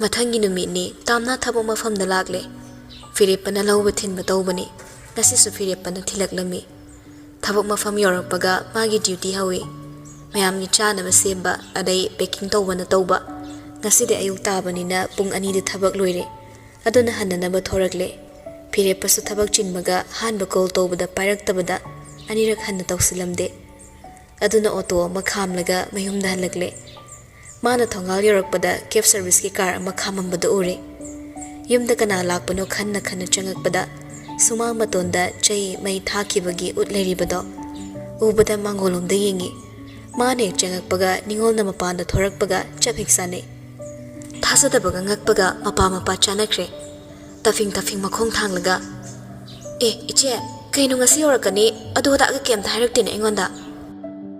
ꯅꯍꯥꯟꯗꯩ ꯅꯠꯇ꯭ꯔꯣ ꯑꯩꯅ ꯍꯞꯇꯥ ꯑꯃ ꯂꯩꯔꯒ ꯍꯜꯂꯛꯂꯅꯤꯅ ꯍꯥꯏꯔꯤꯗꯣ? ꯁꯔꯄ꯭ꯔꯥꯏꯖ ꯄꯤꯔꯒꯦꯅ ꯁꯨꯝ ꯊꯣꯛꯂꯛꯑꯕ꯫ ꯇꯁꯦꯡꯕꯗꯤ ꯅꯤꯉꯣꯜꯅ ꯃꯈꯣꯏ ꯊꯣꯛꯂꯛꯀꯅꯤ ꯈꯪꯍꯟꯗꯕꯒꯤ ꯃꯔꯝꯁꯦ ꯐꯤꯔꯦꯞꯄꯒ ꯃꯥꯒ ꯎꯅꯕ ꯈꯨꯗꯤꯡꯃꯛ ꯐꯥꯗꯣꯛꯑꯒꯦ ꯈꯪꯗꯣꯛꯑꯒꯦ ꯍꯥꯏꯅ ꯊꯑꯣꯏꯅ ꯉꯁꯤ ꯌꯧꯔꯛꯀꯅꯤ ꯍꯥꯏꯕ ꯇꯥꯛꯊꯣꯛꯇꯅ ꯍꯜꯂꯛꯂꯤꯕꯅꯤ꯫ ꯇꯥꯝꯅꯥꯗꯤ ꯃꯃꯥꯕꯨ ꯎꯅꯤꯡꯃꯟꯕꯅ ꯈꯣꯏꯔꯥꯡꯕ ꯍꯦꯜꯂꯛꯏ꯫ ꯑꯩꯈꯣꯏ ꯃꯥꯗꯤ, ꯏꯃꯥ ꯀꯗꯥꯏ ꯂꯩꯈ꯭ꯔꯒꯦꯕ? ꯉꯥꯡꯅ ꯃꯥꯡꯒꯣꯜ ꯀꯥꯈꯠꯂꯛꯏ꯫ ꯏꯃꯨꯡꯗ ꯄꯨꯁꯤꯟꯈ꯭ꯔꯕ꯭ꯔꯥ ꯍꯥꯏꯅ ꯃꯉꯛ ꯊꯥꯡꯒꯠꯇꯅ ꯌꯦꯡꯂꯤ꯫ ꯃꯆꯦꯒꯤ ꯄꯥꯎꯈꯨꯝ ꯍꯥꯟꯅ ꯉꯥꯏꯔꯒꯦ ꯈꯟꯅ ꯏꯃꯨꯡꯗꯃꯛꯁꯨ ꯆꯪꯗ꯭ꯔꯤ꯫ ꯀꯥꯗ ꯃꯥꯝꯃꯒ ꯋꯥꯔꯤ ꯁꯥꯍꯧꯕꯅꯤ꯫ ꯍꯦꯛ ꯍꯥꯏꯔꯛꯄꯒ ꯇꯥꯝꯅꯥ ꯏꯃꯨꯡꯗ ꯒ꯭ꯔꯣꯡ ꯆꯦꯟꯁꯤꯜꯂꯛꯏ꯫ ꯃꯃꯥꯒꯤ ꯀꯥ ꯃꯅꯨꯡꯗ ꯐꯨꯠ ꯐꯥꯎꯖꯤꯜꯂꯛꯏ꯫ ꯃꯃꯥꯁꯨ ꯃꯁꯥ ꯃꯌꯦꯡ ꯈꯔ ꯇꯥꯗꯨꯅ ꯀꯥꯡꯊꯣꯜꯗ ꯃꯣꯟ ꯉꯥꯡꯈꯠꯂꯒ ꯃꯁꯥꯗꯣ ꯈꯔ ꯀꯟꯅꯕ ꯗ꯭ꯔꯤꯞ ꯌꯥꯟꯗꯨꯅ ꯂꯩꯔꯝꯂꯦ꯫ ꯑꯁꯣꯟꯕ ꯃꯃꯥ ꯎꯔꯒ ꯃꯄꯨꯛꯅꯤꯡ ꯅꯨꯡꯁꯤꯔꯛꯄꯗ kapning ba khangsan kibada machin ba makhada khapam makai he kap khalagle ki na lo ne yoksabi laire bi khampok ta charopi machanu pini sangsin baso hanguisa mama bu yengna kapchet pegom kapai thongzen lep na kore ima thabasu khanging yeng thore machanu pi uraga sauning mana suloi khrabani mana sauri basi chumi bra khangdre adubo ma phirepaga onselame haiba waisi mana kwaidagi sauba phirepa khakta nate phirepa gi imung da sa sauri adungai mana sauki mayam hojik su maying tadre kuira lira gi hengalak libani asawbadudi asok sangbu punsi sida imung duna maram oinaga awaba saithing kaya ama tamna hapkalakpana nongma gi imung da tathi be helak libani thabana hai nangai gi kasida changa kano nakhong do kansila kano ko kanda kansila nakhong do thangni yan thatkena tamna thangjin basungam kidre nongmata do kanba wahaina su chera kidamaga makhong na makha kansilambado mama bu kibana thangdorakle thangnabagi halduna hai thaba angang sida pangtai su tai nagano mana maram oiraga natro nananga si halaklaga aikhoi mayam unaba phangi base tada hinge haibagi harau pham leite imung do na khali base aikhoi se pangya da yarani haidana tawribani kanamta leitre haiduna usitribani mino usilakta base ai khangbu yamna wai lairaba aikhoi ton base yamna tole tada saning daba mi amagi maral charaga ai hingakle tada ai hingakle ai sirambane hena phabasani khale thaba punsi haibase sidagi hena tangma mamal amamuk leitabani aduna nang aikhoi mayamgi marak talakibase sidagi hena nungai bani sudrabani ko angang da ngangbirurana maso upai leitabagi nangbusu kaningbagi tawkhibani karigumba nang phatanungda thomo angang si leifam safam khangam moidoribani aikhoi na phangle kayam kuini yengsinba ngamdoriba sina khwai pharabani ko tada magi sa se ngangnaba yamna wai tada na khangdaba yamna le lamket pi oina tawradana wa ngangna saknaba yade adubu irenjana wari sano khanaraga harauba lekai ni ne khana jainaba thoanba yade ko fare nangsu phajana pothauro aisu ngak leraga amuk sanglakke ahalduna manam ipon ngau thoki thabasu machanu pi do kausilamde machanu pi uraga sauning ben galaklibani tamna su tumin thoraklaga magi ka manung change aduga phamung machida phamaga hek chingkhatuna kappi phirepagi ko laksilei adugo mamaga machiga takrani haina pairamde phirepasu tamna na ko supai kidabaduda kaidorabano haina tamnagi manaktlai gari do khamamlaga change mangol da kakhalaga ikoi runda tamna khanjel da tabada tamna di mihul thiba khangkidre mi paibana sor phau mangkhre aduga mo khanjel da thabadi masada thilebe yetumdo lakbai phoiba kantho amaga mangol tamna paithore sauba hemanbagi masani ima phirepaga wa ngangna makhut yauki phirepagi mamaida khupangna khangta thajinki hai nangsida kedoba lai ha namaidu bu kadai da pangini he serak tu da ningol gi mapamlongi nawba mapa macha so nawa putharakle haina ningol gi mama na pau tamakpana ngak yoksilam se haidana lakpada tawribado ukre madu sukhang khangdana naha oriba nawba thabana phirepa phubaduda masu sensilaklaga phirepado mangol de inthuraga kin oi khopa oi phirepagi mamai da chongsilaga thajilakpado phirepa makut hande nawbana dinu pi ngak ta yumbanda usilaktaba oin ukibani nawbagi mapaduna khamdoi ningol su khamba yauri aduba tamna di thongzildana lepaga makut anina khambasu ngamda khamsu ngamda thongi nakangi ubaktuda makut anina chena kanna paisilaga khanglammi thauna leitaba tamnagi pirangdusu phirepa mana uki phirepa manasu khamaktanaba ingit amadi tamna da lona pirakki nawbagi mapana noibu phinganu ne nawba nangsu phingmaliko thaba nangsu taptho wa phajana ngangnasi laikai kumai oinagani phirepasu nawbagi mapanadi kanano phasana khangbani nawbanadi matamduda angang oikibana masakya laksan mangam khide thabana nang kharadi hakmale phirepa nang dai khoibu sitabani thaba machana pide yenglaga nang basu ne phattaba mahiksina sanaba dramadi nangna karigi yare Nang karigi pangthari ha? Nang nupa kayang pami? Nang nasina thadarakpa arangarakta namay namit karigi thai? Nang asigi lang na thurudana na punsido mahanglaba natro? Ado khangna karigi wakhal tade? Pire pada makut khodombi pina thilaga. Ase mahik ne mahik apaba minate. Asuk kyamna luba pire mabubu nang na karigi. Lairiba nasi amadi nangi basa umas udahairamde. Nang asigi nupa se kayang pami? Nang bu pandre haina nangak samparagi thorakibado nang idhai laina karigi kauri magi maral na aibu karigi kalamli nang na aibu kalli haibagi aina hararamgani siro saugdbana mai horaba thabagi wa marak kanamtana thaladre adubu tamna khakna heki kappaga khumei nang letradi nang kalautradi ai tomda kamai ngaudoino khudak tuda ingonda kanamtana nang waram rambirekte ai tomda su koksu dokte dubai ma nang kandrade ai ki kana le ke thaba su kapje adu oiragana nang so ai itung illaga sike badone hena phaiye sumai ne hingdo saru sike badone hena phaiye khangabo nang ne yumdagi yoraga nang boi khut ena hatagi pho khallabani nupa pami nang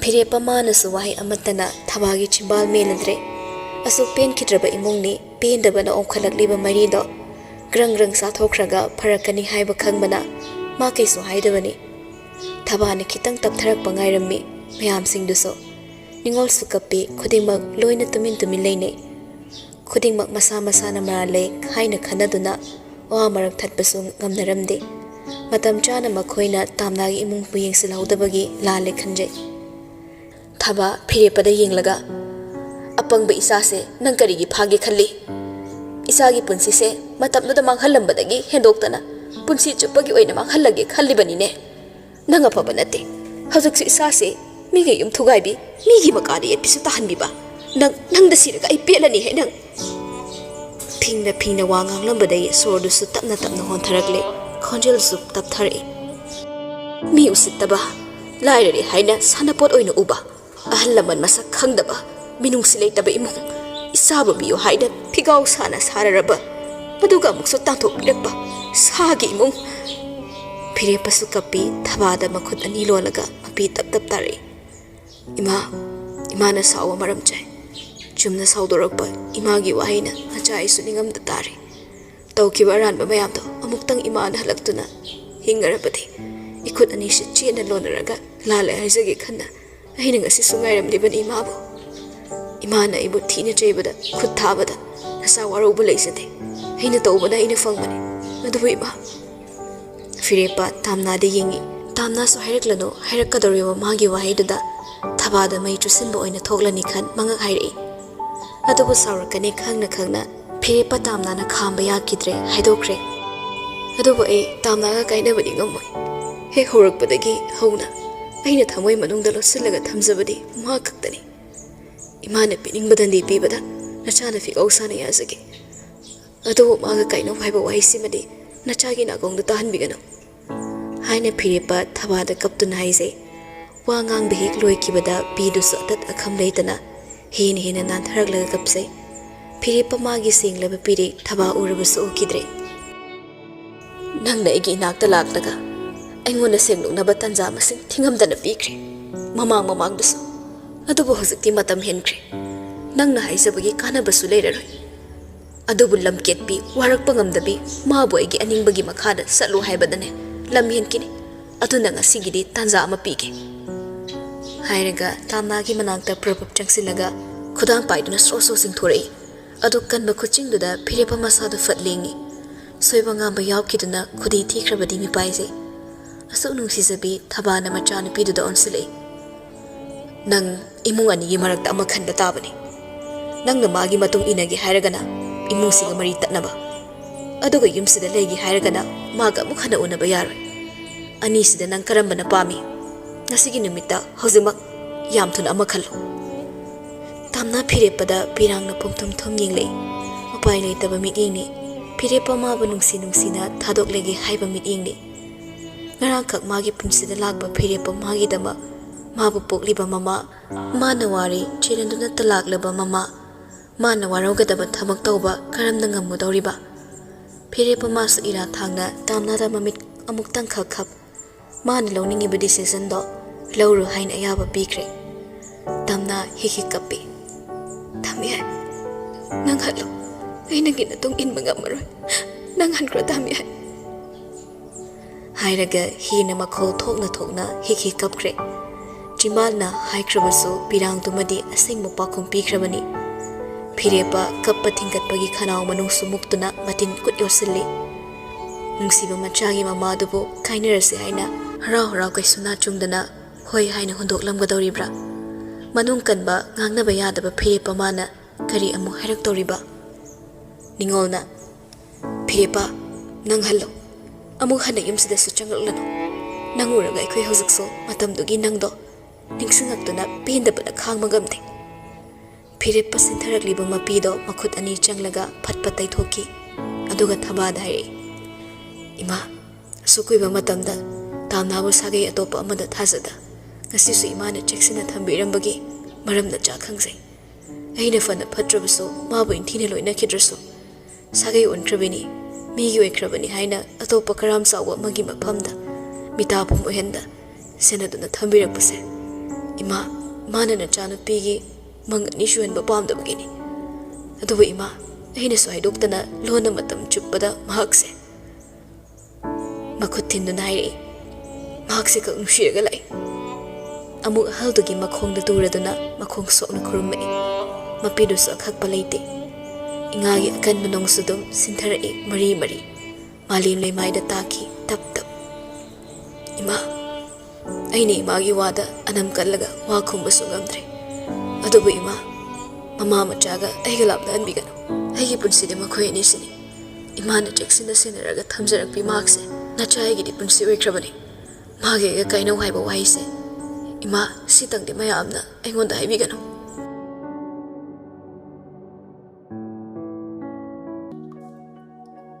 sambal wangna kharuba sambal amuk hannasu sidoklaroi khanduna adubu sidoni lakpa mikuptadi kaya da suluramliba thaba saube heman kibana masa thak nikpa sum helaklabani Phirepana thamoi singna mamittagi mapi sintharaga nonjarakpado thamoi nok thaba ngamlamde matamdu tawkiba mayamduna Phirepa bu khasaktang phauba nungsiba pharo yaramde thabagi phibamduda tamna Phirepada chairei nang satro ima masangamde khangna nangna manjinansin wanganga le isa kaigino ai nanga kaina mangamgani nangna ngamdrasu ai dingamgani ima na haiba loina ingani nang satro matamduda nangna ihundo amani haze hekta nangna sumaina hairaga yadokba natte nang thula satro asuk nungsina loinarambi asuk harauna momonok lambi mikupta kaya thuna su onkhriba leitonda saru pandabagum ngangningba amata su kari pharumgani khangna khitang tapau phajin mangamda kaya da laina mari thadorakliba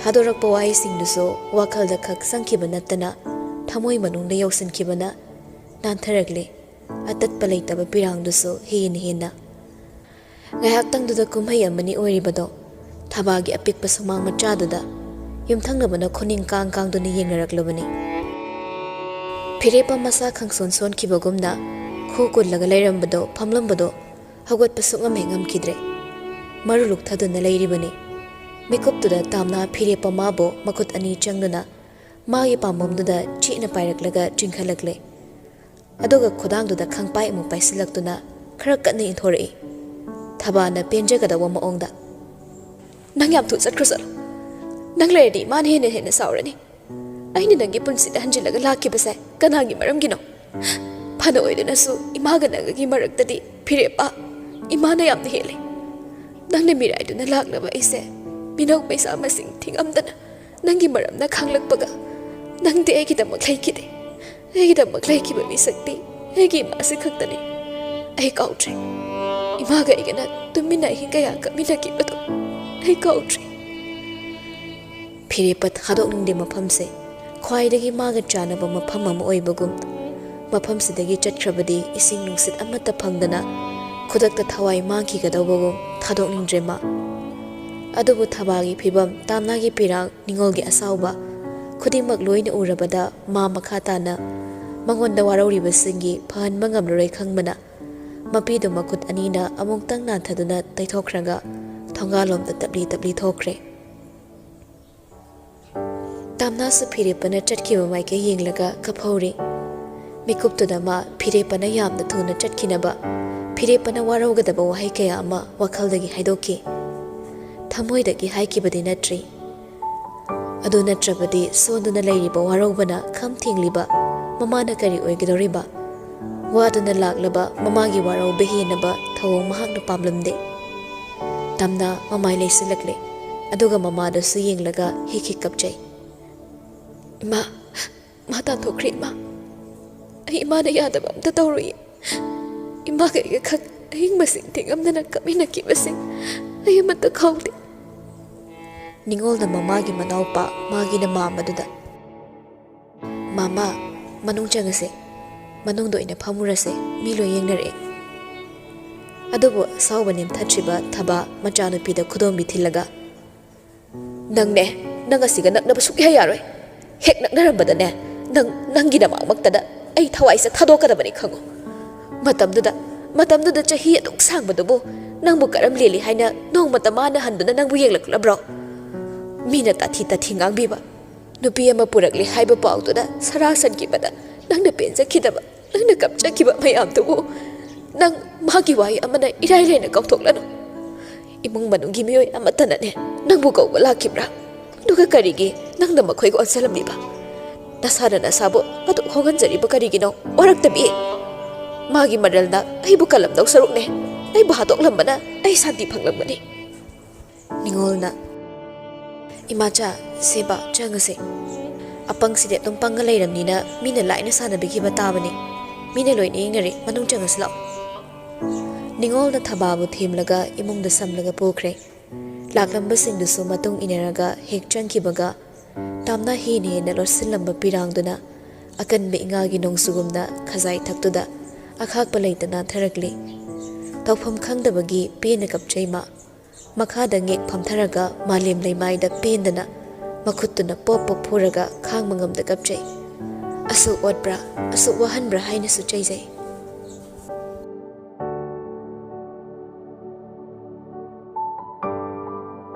ꯐꯤꯔꯦꯞꯄꯁꯨ ꯃꯌꯨꯝꯗ ꯍꯜꯂꯛꯂꯦ꯫ ꯒꯥꯔꯤ ꯁꯨꯃꯥꯡꯗ ꯏꯐꯩ ꯐꯩꯅ ꯅꯤꯌꯣꯝ ꯆꯨꯝꯗꯅ ꯈꯥꯝꯂꯝꯂꯒ ꯃꯪꯗꯨꯅ ꯃꯥꯡꯒꯣꯜ ꯀꯥꯈꯠꯂꯛꯏ꯫ ꯕꯣꯔꯤꯁꯁꯨ ꯃꯥꯡꯒꯣꯜꯂꯣꯝꯗ ꯍꯦꯛ ꯊꯣꯔꯛꯄꯅꯤ꯫ ꯃꯌꯥꯝꯕꯒꯤ ꯁꯛꯇꯝ ꯎꯕꯗ ꯃꯌꯥꯝꯕꯒꯤ ꯃꯅꯥꯛ ꯆꯪꯁꯤꯜꯂꯒ, ꯇꯥꯃꯣ ꯌꯥꯏ, ꯀꯩꯗꯧꯔꯒꯦ?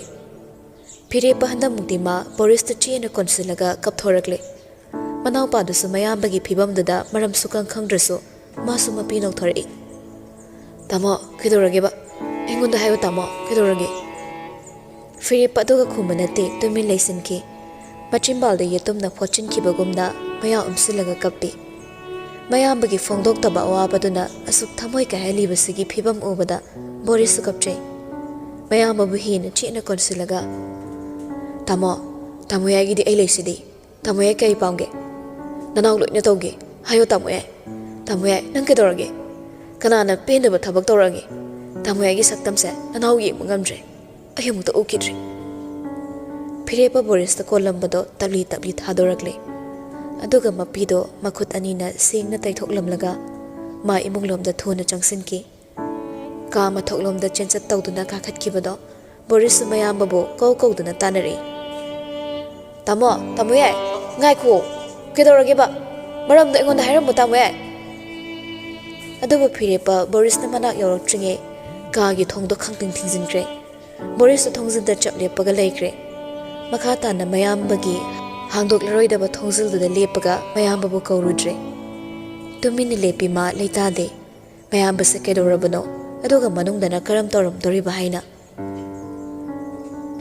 ꯁꯣꯝꯗ ꯐꯤꯔꯦꯞꯄꯁꯨ ꯕꯥꯠꯔꯨꯝꯗ ꯆꯪꯉꯛꯂꯒ ꯁꯥꯋꯔꯗꯨ ꯊꯛ ꯑꯣꯟ ꯇꯧꯗꯨꯅ ꯃꯈꯨꯠ ꯑꯅꯤꯅ ꯕꯥꯠꯔꯨꯝꯒꯤ ꯋꯥꯜꯗꯨꯗ ꯉꯥꯛꯂꯒ ꯁꯣꯔ ꯐꯨꯏꯅ ꯍꯣꯟꯗꯨꯅ ꯃꯁꯥꯗꯨ ꯈꯔ ꯇꯞꯊꯅꯕ ꯍꯥꯏꯗꯨꯅ ꯈꯥꯡꯉꯤ꯫ ꯇꯥꯔꯛꯂꯤꯕ ꯏꯁꯤꯡꯗꯨꯅ ꯃꯁꯥ ꯁꯤꯟꯕ ꯊꯨꯡꯅ ꯆꯣꯠꯂꯐꯥꯎ ꯐꯤꯔꯦꯞꯄ ꯈꯤꯇꯪ ꯐꯥꯎ ꯋꯥꯈꯜꯗ ꯏꯪꯕ ꯍꯥꯏꯗꯣ ꯐꯥꯎꯔꯛꯎ ꯍꯥꯏꯕ ꯌꯥꯗ꯭ꯔꯦ꯫ ꯑꯁꯨꯛ ꯋꯥꯕ꯭ꯔꯥ, ꯑꯁꯨꯛ ꯁꯥꯊꯤꯕ꯭ꯔꯥ ꯅꯨꯡꯁꯤꯕꯅ ꯄꯤꯕ ꯆꯩꯅꯥꯁꯦ? ꯑꯆꯥꯛꯄ ꯃꯩꯔꯤ ꯑꯃꯕꯨꯗꯤ ꯂꯥꯏꯖ ꯏꯁꯤꯡꯅ Irai laina muthatpa ngamkrabaso thamoida chakliba mai chaksimade milogi pirangna muthatpa yaramdre nungsiruba mikupta lasing mapholgumna imon monthakiba thamoi ama China sina mairi amagumna thamoida mai wairakpada khang mangamdre tamthina sakre Fana kuina leiramgani pung ama ani ahomgi changdne Phirepa mana hozaki phibamdudagi hongaktribado Aswatpa pocket maraktuda Kingakpa mobile ringtone da srot masado lingle Inap napsinba pen tugi pocket tudagi mobile du satok laga yingbada pibagi oirami Ma pairudre Ma hozik kanamtagi konjel taningba phaude kanamtagi themsin wahi magi nakongda sangadre Kanaguma misak amatagi konjel magi nakongda taningba phauradre Taningdawa konjel ani dilay Madudi tamnagi konjel ni Aduga amana thabagi ngakpiri haiba wahaiduga Tamnana manakta laklaga mabu chena konsinbiduna mahakpu themlarabado mahak pamjai Aduga thabana magi maral ngakpiri haiba wahaise mangonda hairaraba atumaso mahakna khaurangli Aduba pamliba animakse phangdi phanglaroi khangmana hena ma sonthapasu helagle Masado omkhatuna chatlaga leirabani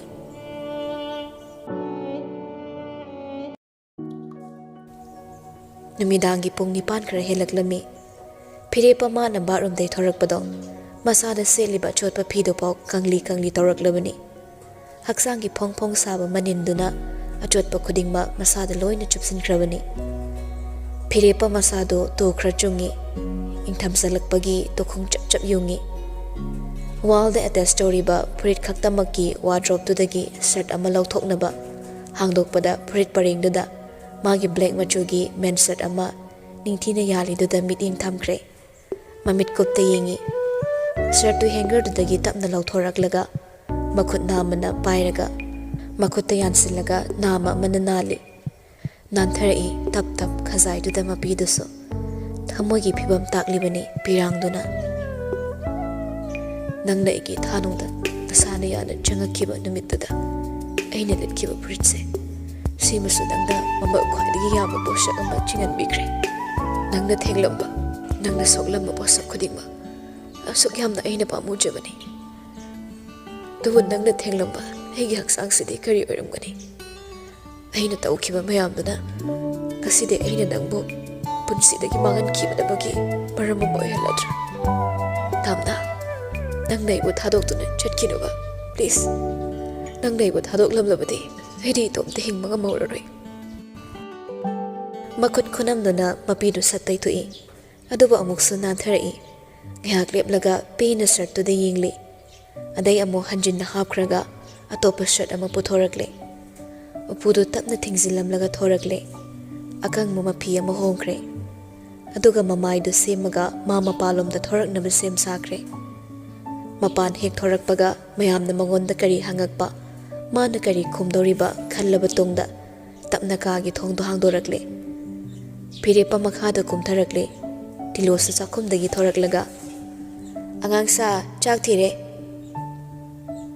Phirepa madi chak tilairadana yanungde ising yawum amataso thajaningba phaudre aduba mana wari haina mayamdaso magi awabagi sanil pangan mapamdabana chakhumlomda changlei magi phamphamna phamnakre Tilona wat apa yeng na balayri. Imong dugi sorduso khang na banina. Mapa macha homdo pulap suringeda. Kananingba sananingba wari sana jasanu khanna. Matam pibo aina masa khumdagi thoraklaga. Drawing room duda TV tharagi yingli.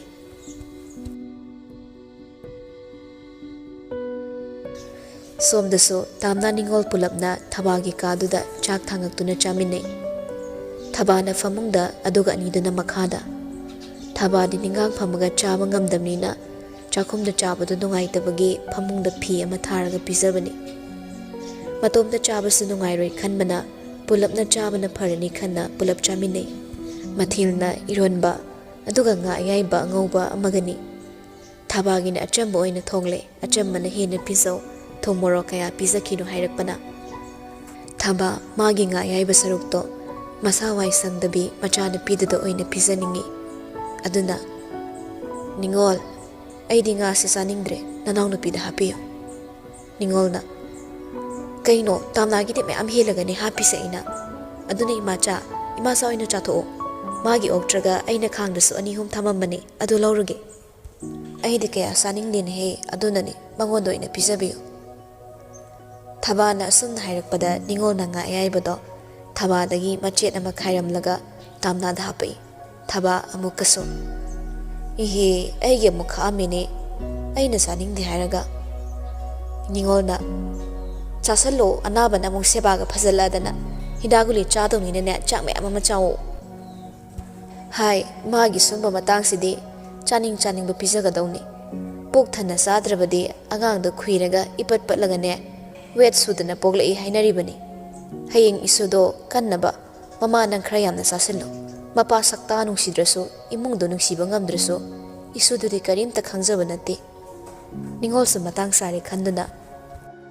Tamna nang sukhalo aikoina sauri se sawom tokdabra aikoina mabu thazari nane ma bhara horau ngakpiri na makhata ba angang se unakhrabato wakhalamo hongkhradine hanjin nang khaktani thamoi kai haudoba handa musu nang na thamoi kai le heuradi nang phibam am ta roiba society gi pho hairak tobi phibam ni thabana aigi su nang na tomtani nang na mafam cha na ingna sikna Mapung phana yuma masemgat kibado ima supami adubu imagi ibema nangna yumdudagi khong kanthorak kiba matamduda makhoiromdagi nang munung sibidana ne kanana nang muning singbirakhi aina haksang ngamdabagi Boris na khara anaba yengbada mateng pangthok pangsinatana kanana nang muning singai namang maktada atopa nupi ama lauduna hanna phau yengaktabana puroibani mana ngarang na hat khak laklaga Mapi khara nausinabada nang pangthagano ai hojik sumabu thajaba ngamdre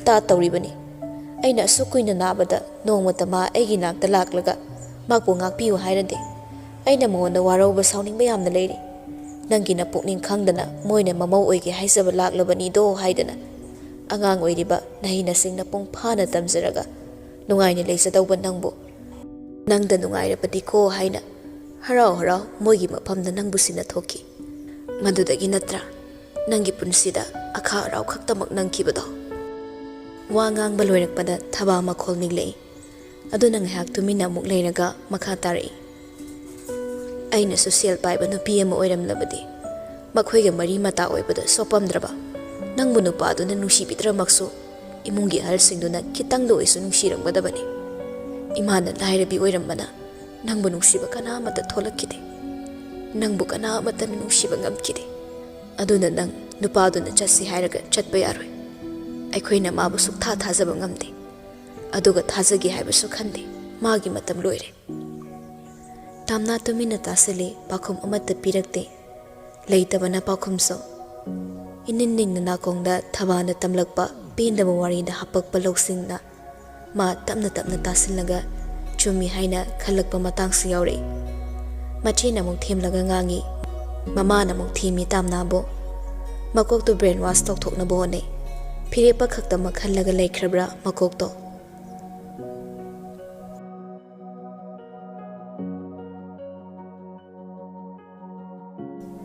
mathangi namitni ningol na tamnabo thabang mafam da thinbiram laga maso thabang mafam da yoraklami dressing room da thabang mafam na biba uniform do hongdok laga thorak pada Aaron na thabak halakpaga thengnare Aaron di ningon uraga I khara kabani director do tathokhrasi haibada director ni yadabagi tumin leibani Aaron na director bo foreign trip te halakpirabra ningol so kitang ikaise sir anaba ma yawbadagi tangai fadabaini na chitta yeiraga wangang naroise yadabaini sir na smai sungangakpase ai so khara ikai Yada bai budi oiram ni haibo nangkra di hamanba yamna tawang hamanu pi amadi oire ningol mai pocket tagi hulik li do sat law thorakpada Aaron mihulga muka makre iping na hey handang no mukai de sige mu haidoino sir handak ti sira roye hairage Aaron ni makutta likli do sat thamaga pisalai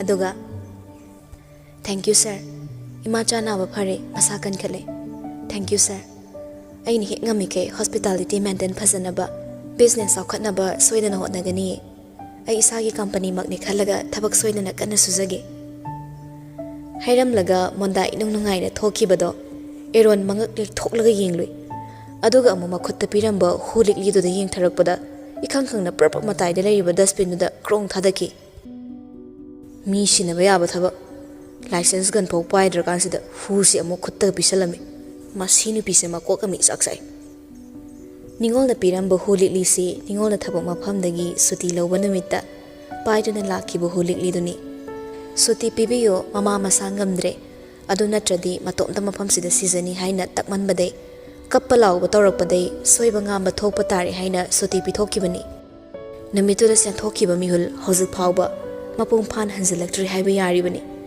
aduna ningol na hulikli su puthorakpada soi lauribani Eron na phirepa laklabra khanna check tawba phirepagi Kevin changakpada thabak maphamda laktuna leiramle masu Eron changakpada Eron ngasai de aina ngairamini kausalakpaduda phirepagi nakta changai opposite to the famtharakle kaya tamo aikhogi service se atopa khra alpre to hongnobagi training gi staff sing se body spa department gi staff nupa sing Bangkok to thada ba yadre line lonarabani Delhi de tawbada budi Bangkok to ina chatki haina haire aduna nangna khara management tawro ai handak ti kok yam chai aigi mail password nangonda WhatsApp ta thakrabani aduda document su loin surabani hoi tamo yai ado tamo sigam ti yengbiramo aigi mail da lakpani hairaga mail ama magi iPad to dagi hangdoklaga phirepa magi manak thangjalakpada Eron gi perfume manamda phirepa gi naton humjile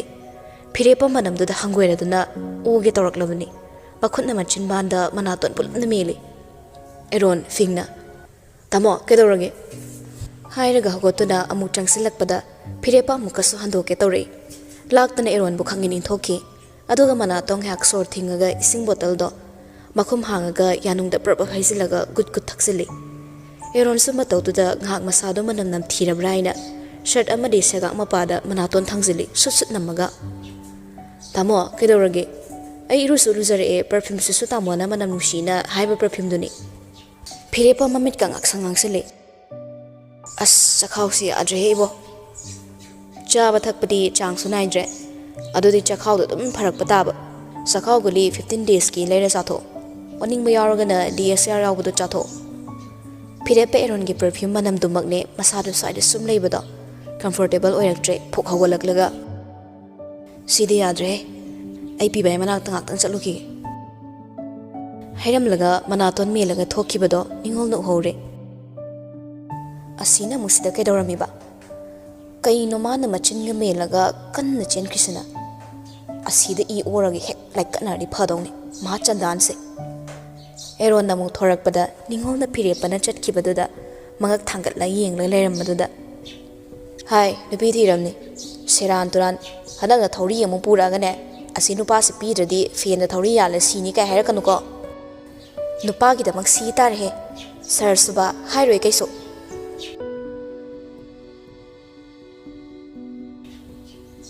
phirepa gari thorai ma gari gi manam du phok ngasi de khangai heina dabagomda phaurai masada yam heinadre gari thorakpada phau pibagi manak yawning manama khuthau sumdana thorakrabani Ojinna sinna hospital yorakle pibagi ka tanda manaton mila lai thongga nok tawrode thabak hauge tawda ngaiba pibas ikhang khangni khangi phirepa ibo takuna lu taw sangakpaga yamale kari khulak no dubo ayam takalo ita ai si doraba kenom tawre piba changsilai phirepa gi loss oiraba masak to ubada kai dore nang lamo phirepa pibagi manamduda amu hainadre mata singna kaino khanduna kapningmam yawraklabani piba nang sangsila onoba as is aina ton se manam tat namba yadre ni chakhau do yawriba mari marang loi handorok tore ai kenom tore mi piba khra sa thokla phami ngarang mahi manai khra thurabro kai deno mahi manai ga break up to kuire maiku su x on kreme yanadre ega nang asi kem ta sarak tamro kangsoi thongba amaga boraga sari sak sabri kyam kuire asum hang leire nang doctor natro sasan ti ngo ai thawai la andor ba kenom tawre kai dei kamai tawraga na hangai ni adu khangdana noi napai guli thawai ra nang sa sala kai ke to symptoms la pathing na bro ngasi ngarang si sa se hening haraudaba Chaba thakpa yadaba akan manam amta nambada hainadaba phawi thaina tha khrai mamangda su tawki aduga lepuraga amu hujik tokhale hairaga phirepa manam susut manato ne chingkhatlaga namakpada bibana kedore kaino manam nusiba manam isina kariya kemta su namdana oh aini sanitizer kapthokpe manam natana kimda namdina sanitizer manam sine aina haise yam nusine hai soram ta hondoke hairaga wai sangbai soram hondokpa ngame khayak nama manam sine nusiraga ing lawa perfume manam sine oning aba phirepa pibana ngangi do tade table mathakta haino asangba mayam leiribado ure ama tap lawraga makhutna amotpado phatpat kan thoga sem chikpadawna chikre piba mamit mana lang thoga kaino anga khaine nungthil mena sa na bane sarnga tang thamjaram gina thamam bane hingcha bi changaba phire panangbo thongga leitro ama sei charage sina khara khanau nungai piba noglei aduga phire pada yenglaga tamna ro tha ke hairage 6 month hele 7 haire kaigino dunamo nangi se Kuber syndrome kawe mama amada fawba syndrome khudingmak mapado loina fawbado hairakpaduda firepa hawna chiamba hinawdo chaplepki aduga pibada yinglaga aingonda fawriba uncomfortable mayamse mamada su chamana na fawramgadra fawgani sidai henbasu sidai tabasu masi pregnancy syndrome amani nupa aikhoisu sumba kudong chadaba nungaitaba layong adum thingni ayambana nupida khak thingni haibagi wa khak tangni nang kaisu tawreda khara lera farakani congratulations kumhai nungai dore nang na nabasini aina khuba khudoise aina pamba nupi nang lawkibe aina nungsijaba nupi nang na kafanbe nungai he ngasidi party imda sindoke thorai masa asuk nungai basibu kaide koludeno nang su selfish ti fazana oye best friend la bad friend la confuse fajan chalale piba moli asingba thamogi wahida phagi oina kangthori aina lon na yenglingai nangna mau hekiba khondok lamle harawduna khullage khallingai amuk nangna halla laklaga khunduna mu pukiba thamoi masing thikamdana thugaiba nangse aina no mata vet friend ni haikibro tawna dumba thok thak badamas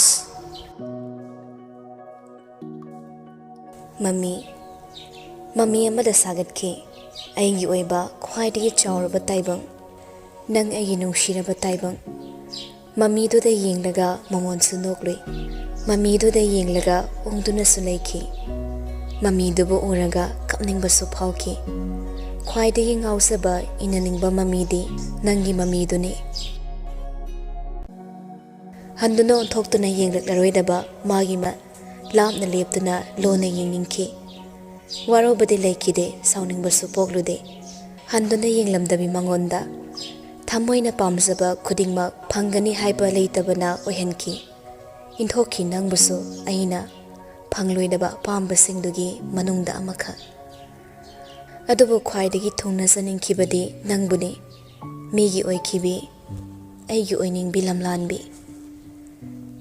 firepa pibagi ingna hairakpa wahaido kitangdi thamoida nungaitaba phawbugum yenglei pibadi firepada handuna su yengluda amuksu hairei khara leiraga farakanida kayam kuina bu khangdoino faraktragana kamdauba aibu sum khangaga leibadi ngamdau mandine tawrise thabok mayam siga sidi vet rest pamakto male nature lo haiba tarene khara khangu ke dawrage onthokna su waramnida mama hoibi singse thabum tarana puringe tumma chawa khangdaba depression anxiety stress idei hendoktana saru sarang chingba kaigumba thabak ama honabada masada free oiba sungam jadaba sumra problem macha mayam amaso mayoknaduna laklibani ko pibana mu hai nungshiba ngang do unaraba tungda apikpa ngang do gi honabada masam hani fokau macha da bukup sen senaga doribani chaba tumba amukso khangdana yam wan honarakrabani mama amagi responsibility arrive natida nupi amana mama ama hek oikibadagidi responsibility ke am hakole aduga machaduna saurakla maram mokpa angang ama oikradi fai adu natradine hayeidre minna unaraba ngaktanina adubudi imagi lamandi singbangam de hainaribani singbagisu loiba naide hainaribani piba ꯑꯗꯨꯕꯨ ꯍꯧꯖꯤꯛꯀꯤ ꯈꯨꯟꯅꯥꯏꯁꯤꯗꯗꯤ ꯃꯆꯥ ꯀꯌꯥ ꯑꯃꯅ ꯃꯃꯥꯒꯤ ꯄꯤꯔꯥꯡꯒꯤ ꯍꯧꯔꯛꯐꯝ ꯑꯣꯏꯍꯜꯂꯤ꯫ ꯆꯍꯩꯗ ꯆꯤꯟꯖꯥꯛ ꯆꯠꯍꯩꯗꯕ ꯂꯝꯆꯠ ꯆꯠꯂꯒ ꯃꯃꯥ ꯑꯣꯏꯕꯤ ꯀꯌꯥꯕꯨ ꯃꯤꯀꯨꯞ ꯑꯃꯠꯇꯁꯨ ꯄꯣꯊꯥꯍꯟꯗꯅ ꯃꯩꯁꯥ ꯃꯔꯤ ꯃꯔꯤ ꯀꯣꯛꯊꯛꯇ ꯐꯩꯖꯥ ꯁꯥꯗꯅ ꯊꯥꯡꯒꯠꯄꯤꯔꯤ꯫ ꯂꯩꯀꯥꯏ ꯑꯃꯗ ꯗ꯭ꯔꯒ ꯁꯤꯖꯤꯟꯅꯕ ꯃꯤꯗꯤ ꯀꯝꯄꯜꯁꯔꯤ ꯑꯗꯨꯝ ꯂꯩꯔꯦ꯫ ꯃꯈꯣꯏꯅ ꯏꯍꯥꯟ ꯍꯥꯟꯅ ꯇꯥꯏꯕꯪꯁꯤꯗ ꯈꯣꯡꯗꯥꯔꯛꯀꯗꯧꯔꯦ ꯈꯪꯂꯛꯄ ꯃꯤꯀꯨꯞꯇ ꯃꯃꯥ ꯃꯄꯥꯗꯨꯅ ꯀꯌꯥꯝ ꯍꯔꯥꯎꯔꯝꯒꯅꯤ꯫ ꯍꯔꯥꯎꯃꯟꯗꯅ ꯏꯔꯥꯐꯥꯎ ꯊꯥꯡꯂꯝꯒꯅꯤ, just like I do when I got the biggest news from the doctor.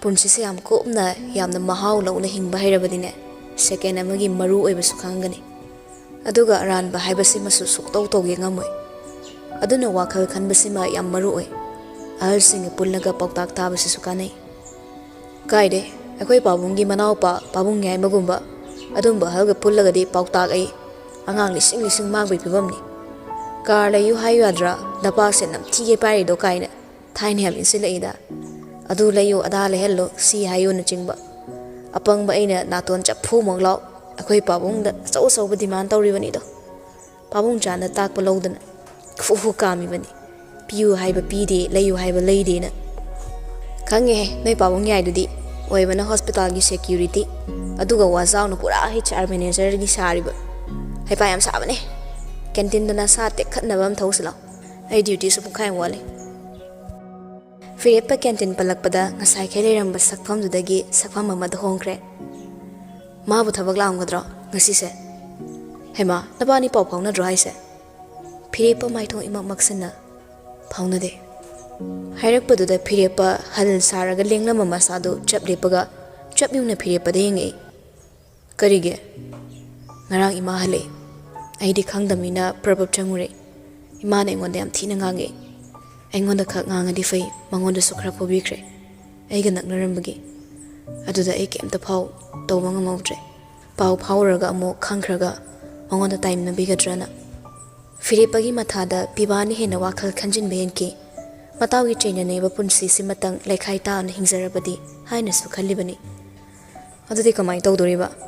ꯑꯩꯅ ꯅꯣꯡꯃ ꯆꯠꯂꯒ ꯋꯥꯔꯤ ꯁꯥꯔꯨꯔꯁꯨ ꯇꯥꯕꯤꯔꯛꯇꯧꯗꯣ ꯃꯥꯟꯗꯦꯗ ꯏꯃꯥꯗꯣ꯫ ꯑꯩꯈꯣꯏ ꯕꯣꯔꯤꯁ ꯑꯣꯏꯅ ꯊꯥꯖꯤꯜꯂꯣ, ꯃꯄꯥꯡꯅ ꯑꯦꯔꯣꯟꯅ ꯃꯥꯏ ꯑꯣꯏꯖꯅꯤ꯫ ꯐꯤꯔꯦꯞꯄ, ꯅꯈꯣꯏ ꯑꯅꯤꯒꯤ ꯂꯩꯈꯥꯏ ꯇꯥꯕ ꯃꯇꯝꯁꯤꯕꯨ ꯀꯔꯝꯕ ꯅꯨꯃꯤꯠꯇ ꯑꯣꯏꯗꯧꯔꯤꯕ?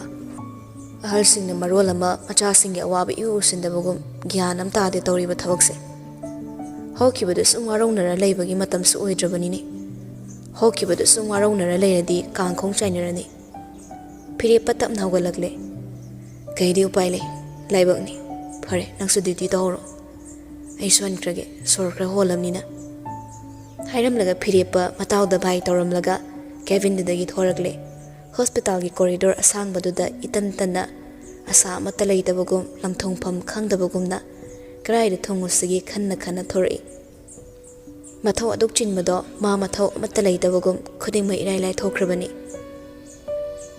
ꯑꯁꯨꯝ ꯊꯣꯔꯛꯄꯒ ꯀꯦꯟꯇꯤꯟ ꯂꯩꯔꯤꯕ ꯑꯗꯣꯝꯒꯤ ꯂꯝꯕꯤꯗꯨꯗ ꯆꯞ ꯂꯦꯞꯂꯒ ꯇꯥꯝꯅꯥ ꯌꯦꯡꯂꯤ꯫ ꯇꯥꯝꯅꯥꯅ ꯊꯕꯛ ꯂꯥꯛꯑꯝꯂꯁꯨ ꯂꯥꯛꯑꯝꯗ꯭ꯔꯁꯨ ꯃꯐꯝꯁꯤꯗ ꯍꯦꯛ ꯂꯥꯛꯄꯒ ꯐꯤꯔꯦꯞꯄ ꯀꯦꯟꯇꯤꯟ ꯂꯣꯝꯗ ꯃꯤꯠꯌꯦꯡ ꯍꯦꯛꯇ ꯇꯥꯟꯅꯔꯨꯏ꯫ ꯃꯥ ꯃꯁꯥ ꯈꯪꯅ ꯑꯣꯏꯔꯕꯁꯨ ꯃꯁꯥ ꯈꯪꯗꯅꯕꯨ ꯑꯣꯏꯔꯕꯁꯨ ꯃꯥꯒꯤ ꯊꯕꯛ ꯃꯐꯝꯗꯗꯤ ꯊꯣꯔꯛꯄꯗ ꯑꯅꯛꯄ ꯍꯣꯁꯄꯤꯇꯥꯜ ꯀꯌꯥ ꯑꯃ ꯂꯩꯔꯤ꯫ ꯑꯗꯨꯕꯨ ꯂꯣꯏꯅꯃꯛ ꯀꯥꯟꯊꯣꯛꯂꯝꯃꯒ ꯃꯁꯥ ꯈꯤꯇꯪ ナꯕꯗ ꯃꯐꯝꯁꯤ ꯇꯥꯅ ꯂꯥꯛꯅꯤꯡꯕ ꯐꯥꯎꯔꯤꯕꯅꯤ꯫ ꯂꯥꯏꯁꯨꯔꯕꯅꯤ ꯐꯖꯅ ꯀꯦꯟꯇꯤꯟꯁꯤꯗ ꯇꯥꯝꯅꯥꯅ ꯊꯕꯛ ꯇꯧꯏ ꯍꯥꯏꯕꯗꯒꯤ꯫ ꯃꯥ ꯆꯪꯉꯝꯁꯤꯔ ꯍꯥꯏꯅ ꯈꯣꯡꯀꯥꯞꯇ ꯑꯃꯨꯔꯛ ꯑꯅꯤꯔꯛꯇꯤ ꯊꯥꯡꯉꯤ꯫ ꯑꯗꯨꯕꯨ ꯑꯃꯨꯛ ꯀꯅꯥ ꯑꯃꯅ ꯇꯥꯝꯅꯥꯒꯤ ꯏꯃꯨꯡꯒꯤ ꯅꯥꯀꯣꯡ ꯌꯧꯍꯟꯈꯤꯗꯨꯅ ꯃꯉꯣꯟꯗ ꯆꯩꯕꯤꯔꯗꯤ ꯉꯥꯡꯕꯤꯔꯗꯤ ꯍꯥꯏꯅ ꯊꯃꯣꯏꯗꯨꯁꯨ ꯈꯥꯝꯖꯩ꯫ ꯐꯤꯔꯦꯞꯄ ꯃꯃꯥꯏ ꯂꯩꯔꯒ ꯊꯣꯔꯛꯄꯗ ꯇꯥꯝꯅꯥꯅ ꯏꯁꯤꯡ ꯕꯣꯇꯜ ꯃꯆꯥ 10 ꯄꯤꯕ ꯁꯦꯠ ꯇꯨꯃꯒ ꯃꯈꯨꯠ ꯑꯅꯤꯅ ꯊꯥꯡꯉꯒ ꯂꯥꯛꯄ ꯊꯦꯡꯅꯔꯦ꯫ ꯄꯟꯊꯔꯨꯗ ꯆꯪꯁꯤꯜꯂꯒ ꯏꯁꯤꯡ ꯕꯣꯇꯜꯗꯣ ꯃꯥꯅ ꯃꯈꯥꯔꯣꯝꯗꯒꯤ ꯉꯥꯈꯠꯄꯣꯏ ꯇꯥꯞ ꯑꯣꯛꯂꯛꯄꯗ ꯇꯥꯝꯅꯥꯁꯨ ꯏꯈꯪ ꯈꯪꯉꯤ꯫ ꯀꯅꯥꯝꯇ ꯂꯩꯍꯧꯗ꯭ꯔꯕꯣ ꯅꯪꯅ ꯇꯧꯔꯛꯏꯁꯤꯅ? ꯉꯁꯤꯗꯤ ꯃꯤ ꯌꯥꯝ ꯆꯤꯟꯕ, ꯃꯅꯨꯡꯗ ꯁꯨꯝ ꯂꯩꯕꯗꯨꯗ ꯑꯗꯣ ꯁꯣꯔ ꯍꯣꯟꯕ ꯅꯨꯡꯉꯥꯏꯇꯦꯅ ꯄꯣꯠ ꯆꯩ ꯍꯣꯟꯗꯣꯛ ꯍꯣꯟꯖꯤꯟꯗ ꯑꯣꯏꯅ ꯂꯩꯔꯦ꯫ ꯇꯨꯁꯤꯜꯂꯗꯤ ꯀꯅꯥꯏ ꯃꯥꯡꯖꯕꯅꯣ? ꯂꯝꯕꯤꯁꯨ ꯐꯖꯅ ꯂꯥꯞꯄꯦ, ꯏꯁꯤꯡꯒꯤ ꯒꯥꯔꯤꯗꯣ ꯃꯅꯨꯡꯂꯣꯝ ꯊꯧꯖꯤꯟꯍꯟꯕ ꯌꯥꯕꯁꯤꯗ꯫ ꯏꯁꯤꯡ ꯂꯣꯏꯊꯣꯛꯈꯤꯗꯅ ꯁꯤ ꯍꯥꯟꯅ ꯑꯅꯛꯄ ꯗꯨꯀꯥꯟꯗꯒꯤ ꯂꯧꯔꯨꯕꯅꯤ꯫ ꯏꯁꯤꯡ ꯗꯦꯂꯤꯚꯔꯤ ꯂꯥꯛꯄꯗꯒꯤ ꯍꯣꯟꯖꯤꯟꯕ ꯅꯠꯇꯦ, ꯁꯤꯈꯛ ꯂꯧꯔꯨꯕꯅꯤ꯫ ꯐꯤꯔꯦꯞꯄ ꯏꯁꯤꯡꯗꯣ ꯊꯥꯡꯉꯒ ꯇꯥꯝꯅꯥꯒ ꯆꯠꯃꯤꯟꯅꯩ꯫ ꯇꯨꯃꯤꯟꯅ ꯁꯦꯀꯦꯟ ꯈꯔ ꯂꯩꯅꯔꯒ ꯇꯥꯝꯅꯥꯅ ꯑꯆꯤꯛꯄ ꯊꯨꯒꯥꯏꯔꯛꯏ꯫ ꯉꯔꯥꯡ ꯑꯩꯅ ꯅꯉꯣꯟꯗ ꯉꯥꯡꯈꯤꯕꯗꯣ ꯅꯪ ꯁꯥꯎꯅꯤꯡꯕ꯭ꯔꯥ? ꯐꯤꯔꯦꯞꯄ ꯅꯣꯛꯐꯦꯠꯅ ꯁꯥꯎꯅꯤꯡꯗꯦꯗ, Asingbagira, ahoybagi, nungaitabadi fawe, aingonda thikna jairaga nangsu tumin kapamgani khangbagi. Firepagi wahayda tamna firepada khangeng yenglui. Adoba firepadi chumna yengduna adum chatki. Tamna amuksu tamna chatpa hawi, makha tarade, firepana. Ai sungrang ahin chupa makapki. Hanamudi tamna firepada yengakpada, firepa maso tamna da yengduna leramle, michana ruhe.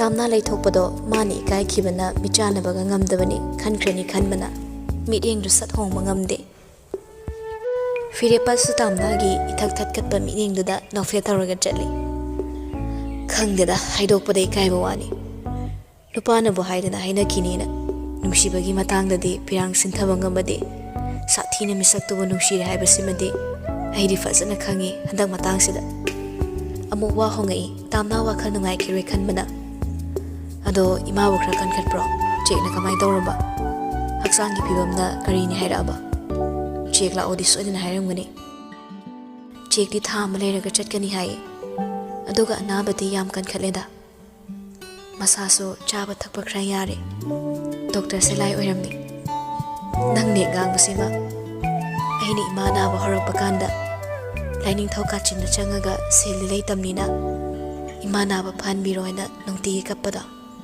heni henadum henjilai laying dabanina adubu doctor ge manak hek yokibadagide naba thona phakre aduna doctor sulaini fire patamna tamna nangadum na haigano nangna nangi wari lira adi ai nangwi thanung da china konsilaga thamningi amuk sulakna go ising se parimnina khon ba yarweba tamna inung ningsina nogle fire pasu tamna da mamon toksile Yorakle, Tongsilagi Tamna no okay tawbada. Piripana side amada makoto thaisilaga logi haibayaramde. Manung da mano ani pusilaklaga desk mathaktu da thangali. Tamna na Tamyai cha thako free da thakpayani. Jugali ni bo hairadine akhoi mapuda yam phazani go free da pizza bayai. Piripa pisum suksili. Nangna jugali man me ngonda haw pizza ningasu. Chini manam phokta bayadre handak matangse. Aduna thaaroi aduna kaige khangano yam tamthiba leina amnari tamna mi paina kai leina themaraspitosis tamna ka hena mi paina kai leina no dubo kai leina ni hageba amung tatadri reroi bra sathi bra ba phipa phapa no thori ai su khangde chemistry lon dai sagatlaga thon bani fazadra mamingsa tamna sarong tawna as angang macha dawna Firipa no put up Taraglaga. Kaiso Rubanetida, Aina Wabade, Aina Dumwage, Nangta Wadraga Lure, Haksang Supakraga, that may am the Taba a fall, Haksang Yamsante. Patkan Manangi can badane, a Tumbiari dori. Whether Sinaga Crabira Gabane, Nangi can badane, a Mum dori. Sanin Drihadana, Chabina Balata Mida, Sadrina Sadam Sontakini, Mahimanayam Taxiloko. Aibudi, Master Sisulo in the lane. Yengsin binaba nanda kashwabino nangda do mai hairso aina nangi responsibility ni afam tokpo gi wari ni khanda ba yade nangi mi su khara dum yambaga phire pasu kuin leishin manungai tabe thoki ge fazalai roko thabak su fasan tawzaro phire pa halaga thokre thongzul lagi amu laisilakpada tamna so mana yinga sum leirubada phire pano thokre khangi irai ikairakpugo mamai sat laisilaklaga Ising bottle do makhada thangthaki phire pasu mamon nok laga hanki ngarang khaktani lanzaw ma thokibado unnaba yaroi thingnaba yaroi haina hing supa amasu thabana chaiki ningolna su themki tamna su ngarang di phire pagan naksinaba yaki dong mandaba gumna kaptuna lenki adubu ngasina ngarangi michei mayam yumda sagat kiba irang mayam khadimba loine he kawki ngai nungsibagi leina se sathi bazani nisagum pamu ba masak ubada ngarangi chaina khudima loine kauthoki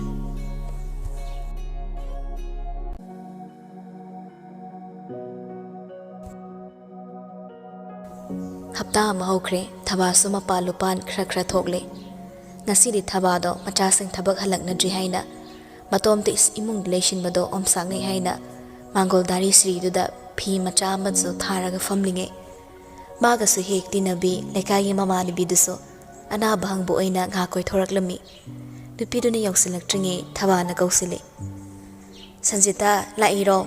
ꯁꯤꯗ ꯐꯝꯁꯤꯜꯂꯥꯎ꯫ ꯋꯥꯂꯥꯡ ꯑꯣꯟꯁꯥꯎꯅꯤ ꯍꯥꯏꯅꯅꯦ ꯏꯃꯨꯡꯗ ꯐꯝꯕ ꯉꯝꯗꯦ, ꯁꯤꯗ ꯁꯨꯝ ꯉꯥꯏꯍꯥꯛ ꯐꯝꯃꯝꯂꯤꯕꯖꯥꯠꯅꯤ꯫ ꯁꯟꯖꯤꯇꯥ ꯐꯝꯊꯔꯛꯏ ꯊꯕꯥꯒꯤ ꯅꯥꯀꯟꯗ꯫ ꯅꯪꯅ ꯅꯁꯥ ꯉꯝꯗꯦ ꯍꯥꯏꯗꯅ ꯂꯩꯕꯁꯤꯗꯅꯦ ꯑꯩꯁꯨ ꯉꯥꯛꯇꯪ ꯆꯠꯊꯣꯛꯎꯒꯦꯅ ꯈꯟꯕ꯫ ꯂꯧꯕꯨꯛ ꯆꯠꯄꯅꯤꯅ ꯁꯨꯛꯁꯪ ꯍꯦꯛ ꯁꯪꯗꯕ, ꯂꯥꯏꯔꯕꯅꯤꯅꯅꯦ ꯁꯨꯔꯒ ꯆꯥꯕꯅꯤꯅ ꯍꯦꯛꯇ ꯁꯪꯍꯧꯗꯦꯅꯦ꯫ ꯍꯣꯏꯅꯦ, ꯁꯨꯔꯒ ꯆꯥꯕ ꯁꯨꯗ꯭ꯔꯒ ꯆꯥꯗꯕ ꯑꯩꯈꯣꯏꯗꯤꯅꯦ ꯊꯕꯛ ꯑꯃ ꯄꯤꯒꯦ ꯁꯦꯜ ꯄꯤꯒꯦ ꯍꯥꯏꯔꯒꯗꯤꯅꯦ ꯑꯩ ꯑꯣꯏꯔꯁꯨ ꯆꯠꯄ ꯇꯥꯕ꯫ ꯑꯩꯁꯨ ꯐꯔꯦꯗ, ꯁꯣꯟꯕ ꯑꯣꯏꯗ꯭ꯔꯦ꯫ ꯐꯔꯦ ꯐꯔꯦ, ꯁꯦꯜ ꯆꯪꯉꯁꯨꯅꯦ ꯅꯥꯕ ꯐꯧꯔꯤꯁꯤ ꯌꯥꯝ ꯐꯔꯕꯅꯤ꯫ ꯉꯥꯏꯈꯣ ꯊꯕ, ꯑꯩꯅ ꯃꯔꯨ ꯑꯣꯏꯅ ꯂꯥꯛꯂꯤꯕꯁꯦ ꯑꯇꯣꯞꯄ ꯋꯥꯔꯤ ꯑꯃꯁꯨ ꯂꯩꯔꯤꯌꯦ, ꯅꯪꯒ ꯇꯥꯟꯅꯅꯤꯡꯗꯅ ꯂꯥꯛꯏꯕ꯫ ꯀꯔꯤ ꯋꯥꯔꯣꯅꯦ ꯅꯪꯅ ꯑꯗꯨꯛ ꯂꯨꯁꯤꯟꯅ ꯍꯥꯏꯔꯤꯗꯨꯕꯣ? ꯑꯩꯈꯣꯏ ꯇꯥꯝꯅꯥꯒꯤ ꯃꯇꯥꯡꯗ ꯋꯥ ꯈꯔ ꯍꯧꯗꯣꯛꯅꯤꯡꯗꯅꯅꯦ ꯇꯧꯕꯅꯤ ꯑꯩꯅ꯫ ꯊꯕꯥꯗꯤ ꯄꯥꯈꯠꯂꯨꯔꯦ꯫ ꯀꯔꯤ ꯋꯥꯅꯣꯅꯦ? ꯀꯩꯁꯨ ꯅꯠꯇꯦꯗ, ꯅꯪꯅ ꯃꯔꯣꯜ ꯑꯃ ꯄꯥꯈꯠꯃꯟꯈꯤꯕꯁꯤꯅ꯫ ꯌꯦꯡꯉꯣ ꯊꯕꯥ, ꯃꯥꯅ ꯃꯌꯨꯝ ꯍꯦꯛ ꯄꯥꯜꯂꯨꯔꯒ ꯍꯜꯂꯛꯄꯗꯒꯤꯗꯤꯅꯦ ꯂꯩꯀꯥꯏꯒꯤ ꯃꯃꯤꯠ ꯉꯥꯎꯕ ꯃꯌꯥꯝꯁꯤꯅ ꯃꯃꯤꯠ ꯉꯥꯎꯁꯤꯜꯂꯛꯄ ꯀꯌꯥꯅꯤꯗꯣ꯫ ꯅꯪꯃꯛꯅꯁꯨ ꯊꯦꯡꯅꯔꯕ ꯅꯠꯇ꯭ꯔꯣ? ꯈꯟꯅ ꯆꯩꯅꯕꯅ ꯀꯣꯡꯒꯥꯏ ꯑꯃ, ꯂꯩꯀꯥꯏꯒꯤ ꯃꯦꯝꯕꯔ ꯀꯥꯎꯟꯁꯤꯂꯔ ꯇꯥꯛꯅꯕꯅ ꯀꯌꯥ ꯑꯃꯅꯤ꯫ ꯁꯤꯗꯁꯨ ꯅꯠꯇꯅ ꯈꯠꯅꯔꯨꯕ ꯉꯥꯡꯉꯨꯕ ꯌꯥꯗꯕ ꯊꯃꯣꯏꯗ ꯄ꯭ꯔꯣꯛ ꯄ꯭ꯔꯣꯛ ꯆꯥꯛꯄ ꯀꯌꯥ ꯑꯃꯁꯨ ꯊꯣꯛꯈ꯭ꯔꯦꯗꯣ꯫ ꯑꯗꯨꯕꯨ ꯅꯪ ꯑꯩꯗꯤ ꯍꯌꯦꯡ ꯍꯥꯡꯆꯤꯠ ꯂꯩꯔꯒ ꯁꯤꯈ꯭ꯔꯅꯤꯗꯣ꯫ ꯑꯩꯈꯣꯏꯅ ꯄꯨꯟꯁꯤꯗꯅ ꯀꯌꯥꯝ ꯀꯨꯏꯅ ꯄꯨꯟꯁꯤꯔꯨꯅꯤ? ꯑꯗꯨꯅꯅꯦ ꯊꯕꯥ, ꯃꯥꯒꯤ ꯃꯐꯝ ꯆꯥꯕ ꯑꯃ ꯑꯩꯈꯣই ꯊꯤꯕꯤꯕ ꯌꯥꯔꯦ꯫ ꯁꯟꯖꯤꯇꯥ, ꯃꯥꯒꯤ ꯃꯇꯧꯁꯤꯗꯕꯨ ꯑꯗꯨꯝꯕ ꯍꯥꯏꯕꯒ ꯌꯥꯔꯣꯏꯗ, ꯁꯨꯃꯥꯏꯅ ꯁꯨꯝ ꯂꯩꯖꯁꯅꯨ꯫ ꯊꯕꯥ, ꯑꯗꯨ ꯌꯥꯕ ꯅꯠꯇꯦ꯫ ꯅꯪꯁꯨ ꯈꯜꯂꯨ, ꯑꯩꯈꯣꯏꯅ ꯍꯤꯡꯅꯤꯡꯈꯩꯗꯤ ꯐꯩꯗꯣ, ꯑꯩꯈꯣꯏꯅ ꯁꯤꯈ꯭ꯔꯒ ꯃꯣꯏꯅ ꯀꯃꯥꯏꯅ ꯂꯩꯍꯧꯗꯣꯔꯤꯕ? ꯅꯨꯄꯥꯁꯨ ꯌꯥꯝꯅ ꯐꯩ, ꯑꯐꯕ ꯑꯃ ꯂꯩꯔꯦ꯫ ꯅꯨꯄꯥ ꯃꯁꯥꯅꯁꯨ ꯑꯣꯟꯊꯣꯛꯅ ꯄꯥꯝꯖꯈ꯭ꯔꯕ, ꯁꯦꯜꯒ ꯌꯥꯝꯅ ꯄꯥꯏꯕ ꯅꯨꯄꯥꯅꯤꯗꯣ꯫ ꯇꯧꯕꯇꯕꯨ ꯃꯥ ꯅꯨꯄꯤ ꯈꯥꯏꯅꯈ꯭ꯔꯦ, ꯃꯆꯥꯅꯨꯄꯤ ꯑꯄꯤꯛꯄ ꯑꯃ ꯌꯥꯎꯏ, ꯑꯗꯨꯁꯨ ꯅꯨꯄꯤꯗꯨꯅꯅꯦ ꯄꯨꯔꯒ ꯑꯗꯨꯝ ꯆꯠꯈ꯭ꯔꯦ꯫ ꯃꯥꯁꯨ ꯂꯩꯁꯥꯕꯤꯕꯛ ꯅꯠꯇ꯭ꯔꯕꯅꯤꯅ ꯄꯥꯈꯪ ꯑꯃꯠꯇꯅꯗꯤ ꯄꯥꯝꯃꯔꯣꯏꯗꯣ꯫ ꯃꯁꯛ ꯃꯇꯧ ꯐꯖꯔꯁꯨꯅꯦ ꯉꯥꯏꯍꯥꯛꯀꯤ ꯄꯥꯝꯃꯤ ꯂꯧꯅꯤ ꯍꯥꯏꯗꯅ ꯄꯥꯈꯪ ꯑꯃ ꯊꯣꯔꯛꯂꯁꯨ ꯍꯌꯦꯡ ꯌꯨꯝ ꯀꯥꯏꯕꯒꯤ ꯆꯥꯡ ꯋꯥꯡꯉꯤꯗꯣ꯫ ꯑꯗꯨꯅ ꯅꯨꯄꯥꯗꯨꯗ ꯄꯤꯊꯣꯛꯈ꯭ꯔꯁꯤꯗꯅ꯫ ꯊꯝꯕꯥꯗꯣ ꯋꯥꯈꯜꯗ ꯖꯥꯠ ꯖꯥꯠ ꯈꯜꯂꯕꯅꯤ꯫ ꯐꯕꯨ ꯐꯗꯧꯔꯤꯕ꯭ꯔꯥ ꯍꯥꯏꯗꯨꯅꯁꯨ ꯑꯗꯨꯃꯛꯅꯕꯨ ꯍꯦꯛꯇꯁꯨ ꯇꯔꯥꯏ ꯇꯔꯥꯏ ꯄꯤꯊꯣꯛꯄꯗꯤ ꯆꯨꯝꯗꯦ ꯍꯥꯏꯅ ꯈꯜꯂꯤ꯫ ꯅꯈꯣꯏꯅꯕꯨꯗꯤ ꯑꯩꯒꯤ ꯈꯟꯕꯤꯗꯅ ꯅꯨꯡꯁꯤꯕꯤꯗꯅ ꯑꯐꯕ ꯅꯨꯄꯥꯅꯤ ꯍꯥꯏꯗꯅ ꯁꯤꯜꯂꯛꯏꯕ, ꯑꯩꯈꯣꯏ ꯇꯥꯝꯅꯥꯒꯤ ꯋꯥ ꯑꯃ ꯇꯥꯗ꯭ꯔꯗꯤ ꯑꯩꯅ ꯍꯦꯛꯇ ꯍꯣꯏ ꯍꯥꯏꯕ ꯉꯝꯂꯣꯏ꯫ ꯑꯗꯨꯒ ꯃꯥꯅꯁꯨ ꯌꯥꯔꯛꯑꯣꯏꯗꯣ꯫ ꯃꯥꯅ ꯌꯥꯗꯕ ꯊꯕꯛꯇ ꯑꯩꯅꯁꯨꯅꯦ ꯅꯝꯐꯨ ꯁꯥꯐꯨꯗ ꯍꯦꯛ ꯇꯧꯕꯁꯨ ꯅꯨꯡꯉꯥꯏꯇꯦ꯫ ꯃꯥꯅ ꯄꯥꯝꯃꯦ ꯀꯥꯟꯗꯨꯗ ꯃꯥꯏꯅ ꯃꯌꯨꯝ ꯄꯥꯟꯒꯦꯔꯥ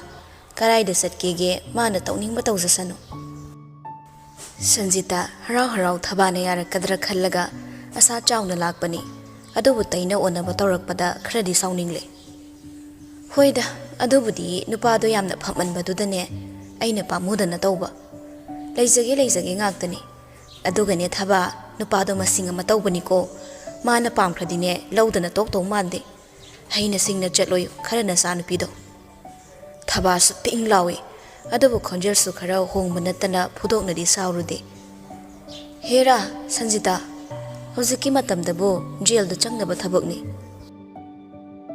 ꯅꯨꯄꯤꯒꯤ ꯑꯋꯥꯕ ꯈꯪꯕꯤ ꯁꯥꯔꯝꯕꯤ ꯁꯟꯖꯤꯇꯥꯗꯣ ꯃꯥꯒꯤ ꯋꯥ ꯉꯥꯡꯕ ꯇꯥꯔꯛꯇꯦ ꯍꯥꯏꯕꯒꯤ ꯍꯦꯟꯅ ꯁꯣꯟꯊꯅꯕ ꯋꯥ ꯉꯥꯡꯕ ꯍꯧꯔꯛꯏ꯫ ꯑꯗꯨꯗ ꯅꯨꯄꯤ ꯑꯩꯈꯣꯏꯒꯤꯗꯤ ꯉꯥꯡꯅꯕꯤꯒꯦ ꯉꯥꯛꯇꯅꯤꯗꯣ꯫ ꯍꯌꯦꯡ ꯅꯨꯄꯥꯗꯨꯗꯤ ꯏꯔꯦꯝꯇ ꯂꯦꯝꯈꯤꯅꯤ, ꯑꯩꯈꯣꯏꯈꯛ ꯃꯥꯡꯖꯍꯧꯅꯤꯌꯦ꯫ ꯑꯗꯨꯅ ꯑꯩꯈꯣꯏꯒꯤ ꯋꯥꯗꯤ ꯍꯔꯥꯎ ꯍꯔꯥꯎ ꯅꯨꯡꯁꯤꯅꯅ ꯄꯤꯅꯍꯧꯕꯅ ꯐꯩ꯫ ꯁꯟꯖꯤꯇꯥ, ꯅꯪꯒꯤ ꯋꯥꯇꯥꯁꯤꯗꯤ ꯐꯩ ꯐꯠꯇꯦ ꯈꯟꯅꯕ ꯃꯥꯜꯂꯛꯇ꯭ꯔꯦꯗ, ꯅꯝꯗꯨꯅ ꯍꯦꯛꯇ ꯌꯥꯗꯕ ꯌꯥꯔꯣꯏ ꯍꯥꯏꯕꯒꯨꯝ ꯃꯥꯟꯁꯤꯜꯂꯛꯑꯦ꯫ ꯀꯩ ꯋꯥꯅꯣꯗ ꯊꯕꯥ, ꯅꯪꯁꯨ ꯅꯕꯨꯛꯇꯣ ꯑꯣꯟꯊꯣꯛꯅ ꯐꯔꯝꯃꯦꯗ꯫ ꯅꯃꯥ ꯅꯆꯥ ꯈꯛꯁꯨ ꯂꯩꯔꯦ, ꯂꯩꯀꯥꯏꯅ ꯅꯣꯏꯗ ꯁꯨꯝ ꯎꯁꯤꯠꯇꯕ ꯅꯣꯏꯕꯨ ꯃꯤ ꯑꯣꯏꯅ ꯊꯥꯕꯤꯗꯕꯗꯣ ꯌꯦꯡꯕ ꯅꯨꯡꯉꯥꯏꯃꯟꯗꯕꯒꯤ ꯈꯨꯠꯂꯤꯡꯕ ꯅꯨꯄꯥ ꯑꯃꯗꯤ ꯂꯩꯇꯕ ꯌꯥꯗꯦ ꯍꯥꯏꯅ ꯅꯨꯡꯁꯤꯗꯅ ꯑꯩꯅꯗꯤ ꯈꯟꯕꯅꯤ꯫ ꯍꯧꯖꯤꯛ ꯍꯧꯖꯤꯛꯁꯨ ꯃꯤꯅ ꯀꯔꯤ ꯀꯔꯥ ꯉꯥꯡꯅꯔꯤꯕꯅꯤ꯫ ꯈꯥꯏꯅꯔꯦ ꯍꯥꯏꯔꯒ ꯑꯉꯥꯡ ꯑꯃ ꯄꯣꯛꯇꯣꯔꯦ, ꯌꯨꯝꯗ ꯄꯨꯁꯨ ꯄꯨꯁꯤꯟꯕꯤꯗꯦ, ꯑꯗꯨ ꯑꯗꯥ ꯑꯩꯈꯣꯏꯗꯤ ꯇꯥꯔꯨꯕ ꯀꯧꯕꯅꯤꯅ ꯅꯨꯡꯉꯥꯏꯇꯦꯗꯣ꯫ ꯑꯗꯨꯕꯨ ꯊꯕꯥ, ꯅꯣꯏꯒꯤ ꯌꯨꯝꯂꯩ ꯀꯩꯔꯩꯁꯤꯗꯕꯨ ꯀꯔꯝꯕ ꯇꯦꯛꯇ ꯀꯥꯏꯗꯕ ꯁꯣꯏꯗ ꯉꯥꯝꯗꯕ ꯏꯃꯨꯡ ꯃꯅꯨꯡꯅ ꯄꯥꯝꯕꯤꯒꯗꯧꯔꯤꯒꯦꯕ? ꯈꯔꯁꯨ ꯌꯨꯝꯒꯤ ꯐꯤꯕꯝ ꯌꯦꯡꯉꯒꯅꯦ ꯑꯁꯥ ꯊꯝꯗꯧꯅꯤ꯫ ꯐꯔꯦ ꯐꯔꯦ, ꯑꯩꯁꯨ ꯌꯧꯈ꯭ꯔꯒꯦ꯫ ꯊꯕꯥ, ꯅꯪ ꯋꯥꯈꯜ ꯈꯔꯗꯤ ꯈꯜꯂꯨꯀꯣ, ꯑꯩ ꯅꯣꯡꯃ ꯑꯃꯨꯛ ꯂꯥꯛꯑꯒꯦ꯫ ꯍꯥꯏꯔꯝꯂꯒ ꯁꯟꯖꯤꯇꯥ ꯍꯧꯒꯠꯂꯒ ꯊꯣꯛꯈ꯭ꯔꯦ꯫ ꯁꯟꯖꯤꯇꯥꯅ ꯊꯣꯛꯈꯤꯕꯗꯨꯗ ꯌꯦꯡꯂꯒ Thabasu khara saurangna leihowi. Chumsu sumi imungsi lekaina amatta usitabani.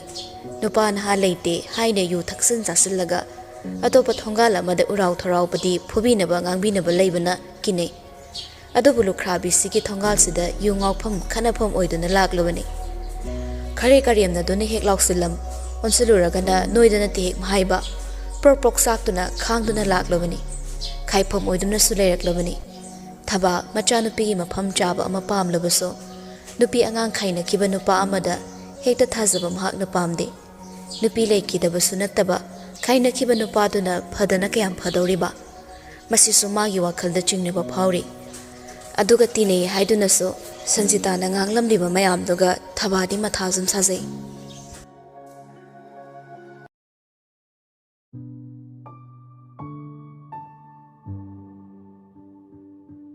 Somda ningol du yumda hanba matam oire haina uniform hongdok lamlaga office tagi thori. Magi 800 cardo starts all ho haibasu yakidre. Somdana tamna na masu walking hour loiraga ngairamlani haina khra thuningbaga khindau phasana hek langkhali. Tamna su call to silai. Ningol paikali. Tamna gari se start hogidre ni. Ichia adude auto da halamage. Ho aduna pharani ima sa su matom tale hobanina. Hoi iche gari do yadrati thanamaga line da dum lao. Ho ain thopa tawragi ne. Haiduna thamna kre. Ningol na khoidau isau sawalaga gari start kanna ngangbaduda eron su hannaba thorakpaga adai magi gari gasu thangnana khambana hek thengnarare eronna gari yadrabo ningol wakal da khalli yadra maksida yadraba ai kai wangang no sibo khindong daga marolam saugat bane amu makhol thokna khumi nomi au sir yadre fare hairam laga thangnana khami magari duda ka khatkibaduda ningol di sauning manmana kharo onkhre usit mande haiduna thoina dum sauki kaya do usitrino yengune fare kaina sel paiba mi singse minungsidi pachana leitab zani thinbige mak haibiram drasu gari se phasna khamamo mechanic ka kobiraga semalasi kaina kitada su silamudana eronna vai ga tawraga halamage harga thodokre ningol di maching phasana haiga thawribani adok yamna mi bu karem daba khallaga nangi sumatam lakhini dena nang security na ibema gari yadabra hoi kaka mechanic aurage nganse aikoi gi staff khagi ne among mechanic obuni adugi number yarom kini haiduna halduna magi phone du dagi call to birami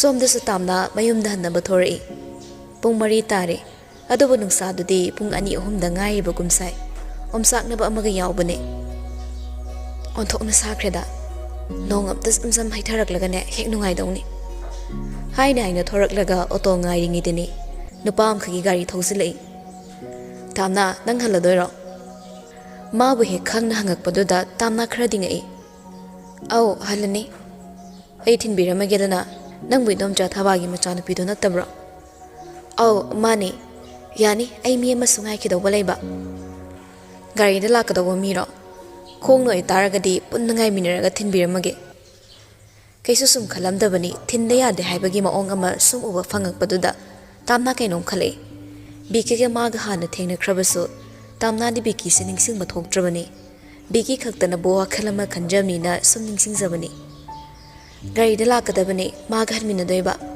thokle ena haiba nungsa bayam saine nang torise phone tawraga haikrodana aina kok thinbiramage as on thokna nungai dorida machin tumtak pisum naksina chimbal kang hairibani adubu chimbal dana nokmi kaya nungai dong mandre la e lambi da leirin hairaba nupa do handaki pakum da kitang ikairak bugo maka sang taraktre ho fare dade hairam dana hagolaga chatkre adubu huran basa duna on thoraklaga amuk sing lami mangonda nokfet ka tawsilami tamna so amuk suma tomta kaya usitrini une Filipana kanano sina darum da he khangang hangsilak paduda ikhang khangi as nang basu swai swai hek laholle kei kandabda ngasaini urabani nang yam khangba mi ga saradana mana homda thoke thajin ge tawba chakredana aidi gari de yang na ka khatkradi tanara thatke khanmani amna saujale aibu masa khangdaba mi amana thilamage kai hairaga harau harau na hoi kai na tongkhat ki dawa mi mandraba fire palak nei adaisu kar atang ma tongi kai na nang na pangthakradi wasai onthok na pamkreda thilamage ka khalo asi car sibudine ai car sene hi na tong manungai ban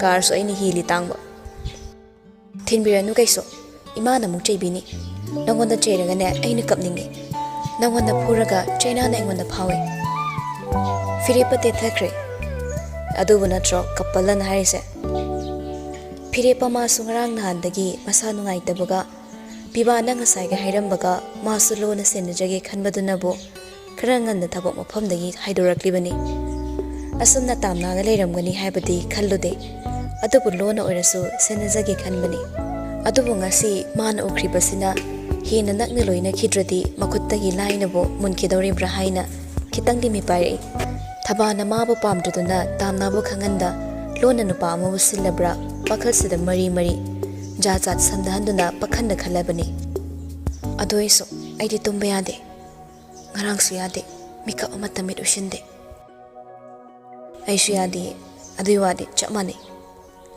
adoiradi thinno imana phokhraga pharak amai tata narani adumadi sukya yaroida rasulangi kupa amaniga khonti khraga sababu tumin ta thoga loire ngangpham thokpani ngangsasano ado aina nungaite haibani nangbu namit ke inga ngang khai tawkhridubo ngangsasano kaina nachin onthokna thibado ke kanage nang senabada engonda kanadabam talaiti you belongs to me and you are my property okay chabeng sabeng yang ngangana gari sida khamame lao thilange as tamya as how karan toronuba ai dum hankrage nang hallo haiba ai nangi gari sida ka khat pas ngam moi ko nang na ithin ba yaroi haiba yaroi thindabadi su ya yaroi nupa sina thongal da nang amungai rambadi kamdauba uridi anakpa upaldi yele hai aduna aidine nang na satpa mafamda chongsong dana ekta hawru doribani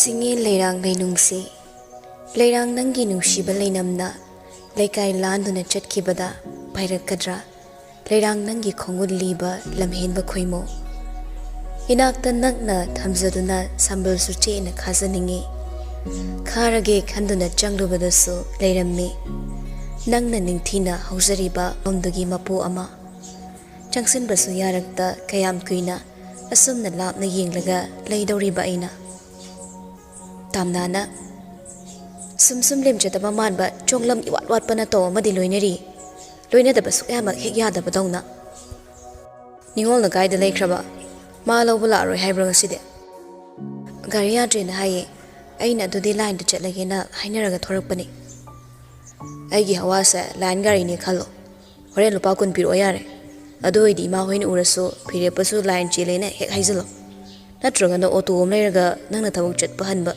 timing khakta da chelasira aduna fadau male adumai torasira thengani thindoidi thilo la oduna dude gari manung nangi tongfom fau kutsamo thangbiu harasune ai dek ta pudoriba tamna firepagi gari de yengi khara laptakna sai toraga khami do ure adu tamdaga ma chathre tungda lakpa firepa gari gi sodu da namlaga thongdu lok hangi tamna suka khalakle firepa ma suka khalakle thauba hore gari do imadi isingumba mahi manaya pitho green tea su aduga yam ingba su pithokano khara khara lumbu lumbu salaga pitho ko hoi hazikti yam kalleda mapa lupan khara khara thoi kaithel sunga hangau chatpa ngammi laikai gi miwa ngang mangang mi mayam gi miwa amung taragane asawba nangwanda mai thavini ko tawroi dai bungo ima apang manati sathokpada ningolna farak daraso engonda hayo ningolna farak darakanda mahosingeba imana waroba sawo fatribokti aise am ka hena nangonda pau phaujalakpasu nungaite ima hoina khangkraga amuk sawo hinkini pabungna sungarang di wa hodore ima ga wari sana ningbagi aduga amukso Nangga aiga lapnaraga leiraga nangna yumduda angang unaba yaroi. Adugane wa ngangnarage haiba mayam amasu tholakani. Aduga aina nangmusu aigi nakta thammaga nangmu senaningi. Aina senaba yam hai haibagi wasu nati. Isana hek tawzarikhay irum talumzaba hele. Nangga aiga gi wari hek hairakpada ai miyulek tamangki. Kaisu thoina khanjilonuda imagi dine aini yanaba dum shingani. Nangna mihul mangkrasu aina khullaga purakani. Nangda fasana jacksina layo. Nahan gano ko. Ki gano haidi kesin na gano haiba. Ningay torono aswanba imada. Ningay tawning asune loan programa mahekta aina sindoke. Tawng dinda. Ningay bo maram chada na aina kamay torodoino. Aduweraso iman hekta kihele. Angang mayang kangganiga, angang matinta kiniga, sinabang teba khanglak pangamde. Pirip ipin pinanui. Jumdroy man haido. Hayang angang do na matinga at taraga labado, ying manungay doribraba. Ingtam ta taraga dine, kradika na ni. Mama nang gilosa na inadrasu yarni. Aduweraso, boy na overcare toksila so ikaisay. Nang nakay ikaiba. Kangday so, matom tamay ngang silay. Haina haina tamna amukso mamay kitang ngang silay. Pire pa haifet yung lamlaga, nokmi chum na manglom da amuk yung laga gari da thawi. Gate mapada gari kambaga tamna sukum tharagle. Thong tingsalamday do tamna pire pada. Changu kige. Bye-bye, I will miss you. Tamna ikairam umon toksalamlaga gate manunglom da taping sangkre. Pire paso tamna na mama adu kisaba mo ong da noglaga mamay lay do na halagle. Halakpada makut naman na gari thauraga naman mana phone mili. Photo WhatsApp da RTO office ki staff amada tharami. Aduga call toksili. Aduday phone do thamkre Bluetooth na gari da thongna thangna ni ta na wari sane. Hello. Michael, aina thakiba number do kanay mingda legi gari do. Tamo ngaktang payo ko ay dum yingsige. Hoy, aduna aina pami siso khra thuba.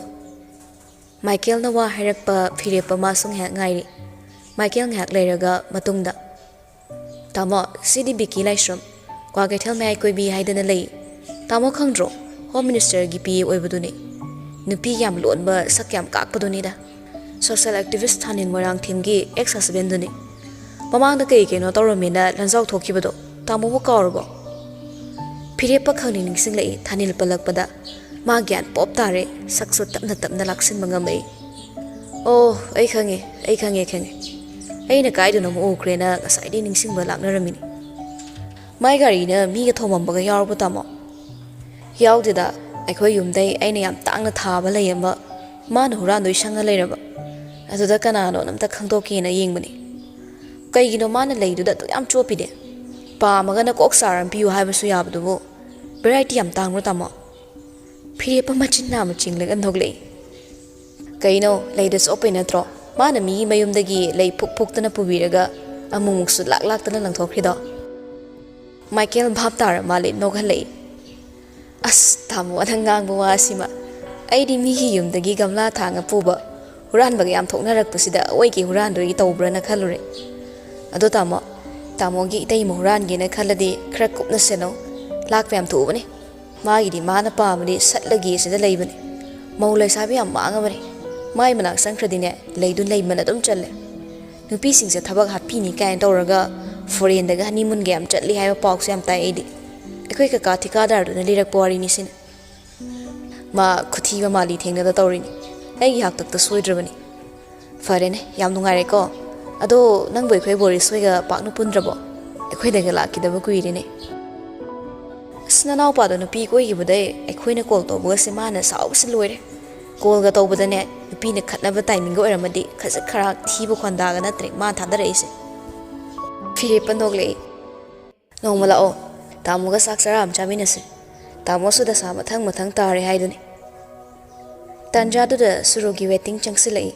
Phirepa maso kaya paining bo ide. Chagat sum tawrakpadu da wari ma sana thoklaga mado khanduna ngasidi pairige na khali aduna Michael da. Michael call am lai tamam ta paige ko. Haidina Phirepa Michael hola thamkraga surogi call do paire. Kay watlage. Suro tamna. Wahang do kaino. Hangfam thokpo wahang ni ne. Mari leina taba mi imda call toradi Kay pami, kay hainingi, kay watlin hang batawani. Aikoy nigi mari nang nathadalaso ay na phone torok pasi adabra. Nang na ingon do call tor adi nang yawat pam leram ka taw man ba ina. Nang yawat pa leira kan da khaktani nang na ining sing yak toise. Ay engage story ha ga tawbani. Congratulations for the engagement. Shuru khoirang belai. Tamoya nang na so kuina sangna nang ay lay mirak babo nang ay bunong bata ningsing ba phawdabra. Handak ay ga kuina lapna malay base. No makaw iraso ay buning sing baga amata phawdabra.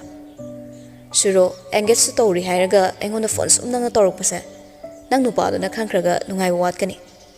Ay maki wangang sangang magne phajadradi nang swari madakap ki harakani.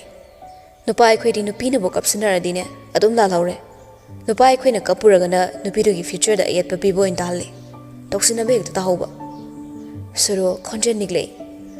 Nang nanung sip ngamdreso ay di nang pukaw pangam de tamge. Yum mama pan ba haibasa ama khak na nungsiba na yadi animak nungsina ba mathau tai.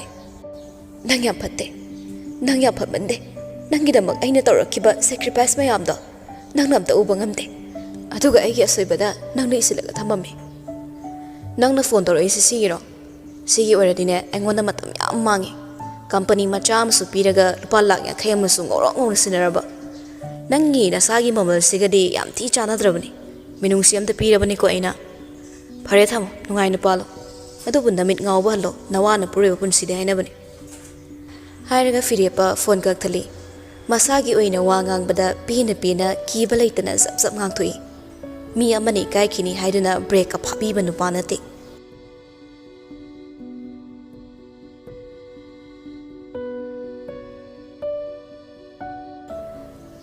Mayumda gari thawzalakde Boris numidang wairamduda masan nana tholei. Mayambagi gari ge khamaga tamo thabak sathokadabo leibra. Phiripai gari de kumtharaklaga kaigino aigi thabak punongdam naibra. Amana laona sat kauradi chatkani hojiki oina di leitre. Adu oiragana tamogi gari sai purage. Tamona thabak chathokningasu aigira pabungira ma pura chalo. Ai si gari sa thawra chaladi ai laise khangdana huran bam phawa ngamaroiba. Aduna tamogi sai purage. Phajakraba ai gari sida nang thawradi gari gi magun suloina he mahalani da tawrise. As haurakanu ko si po man ba ingonda tarki gi bet man ba tamona gi hen mangamoy. Bet man ba igum na thawdaba gari se gi man ba nang nang thawdoraba gari na kapani. Boris sui as tamo ai thinge bit kala no. Phire pasu gari sodo manau pa da piri. Nganna halakna ba to ko yam theng nanjilakano. Hoi tamu yai. Boris so harau na gari sodo lauraga gari de kakhatkre. Phire pe imung changi ma halakpa makhol tarakpada kokila su magi ka dai tholei. Aduga khara kauboy. Halaklabra ngahak potharaga nang pabung hinak tangak tang sangamo. Pabung gawari ngak sana ningi. Hoi pabung. Pare napi na rol ka do hungdo ogane ngak potha zaruro. Hairam laga kokila magi ka da mu changi. Aduga table mathak ta laiba laptop tu da mamit lang thoklaga kai kaino kanna namli. Minute khara lairaga phire paso mapagi manak changak laga phamlare. Pabo kai hage. Kokila spek to law thoklaga table mathak tu da thammi. Aduga macha nupa do onsilei. Kaishuna teda nangi warini. Haibiyo pabo. Imung si imung ama oidre ipagi bungo. Yumsida mau ama darkar tarabani. Aduda luribasi ai thabagi manakta chatpada tathi nganga kadoribrasini. Aikhoi su yamna dilaluredana. Aina ahal ama oina leiringe nakhoi mafam saba ama sinbiramdrabadine. Imungse kangkhong sairani haidana pabong yamna ware. Pabong imado khradi kankhalabani. Aduda masu khrade khoida waruri. Aduna aina su imagi manakta anam kallaga changbusu ngamdre. Ado pabong na su khra chatlabaga anabado hangbiyo. Ngarang su satlurabani ne. Aduda ai upay ama leitadana tawbani. Changba ngamdadana halay. Aikhoigi aranba mayamdana maisi puraga changba bo hek ngamdre. Ibungo phana oiduna su aikhoina maudo yumsida pusilaga phajana thambidaba yadabani. Yengoi isudo mafam marang khangdaba mama natraga mapa amagi minungsi watpa maraibak thiba isu ama oihongano. Nakhoi ani hek hanjinadabada isudo maraibak thigadoribani mapa leirabasu maraibak thini mamaga leirasu maraibak thini tamnaga nangasu wari khara sadoknaro pabo maga egadi paw dum phaunaida aduda ima ngangnabasi khara wadoriba ningolga nangsu matha pangsada sare namagi handaki usopsimadi makhoi mungse haningbani namana yamna nungsiba ngangido tamnase aduna masu yahaningi laitingi thabakni yadrabasu hoi pabo imungani se sumsumaina warawnaraga leiba aina su pamde imana fana warawraso machagi umbaldi kaheningloi hayungdo pabo na khang chatpa nungaitraso ipan ho yaroga chatpiro akhoi ni phibamduda sum hundoga thambusu phajade fare adu maina he yeng baiduni nangsu phajana pothazaruro ngakle dabadi chaksu loirani hoi pabo phire pas hogolaga thokre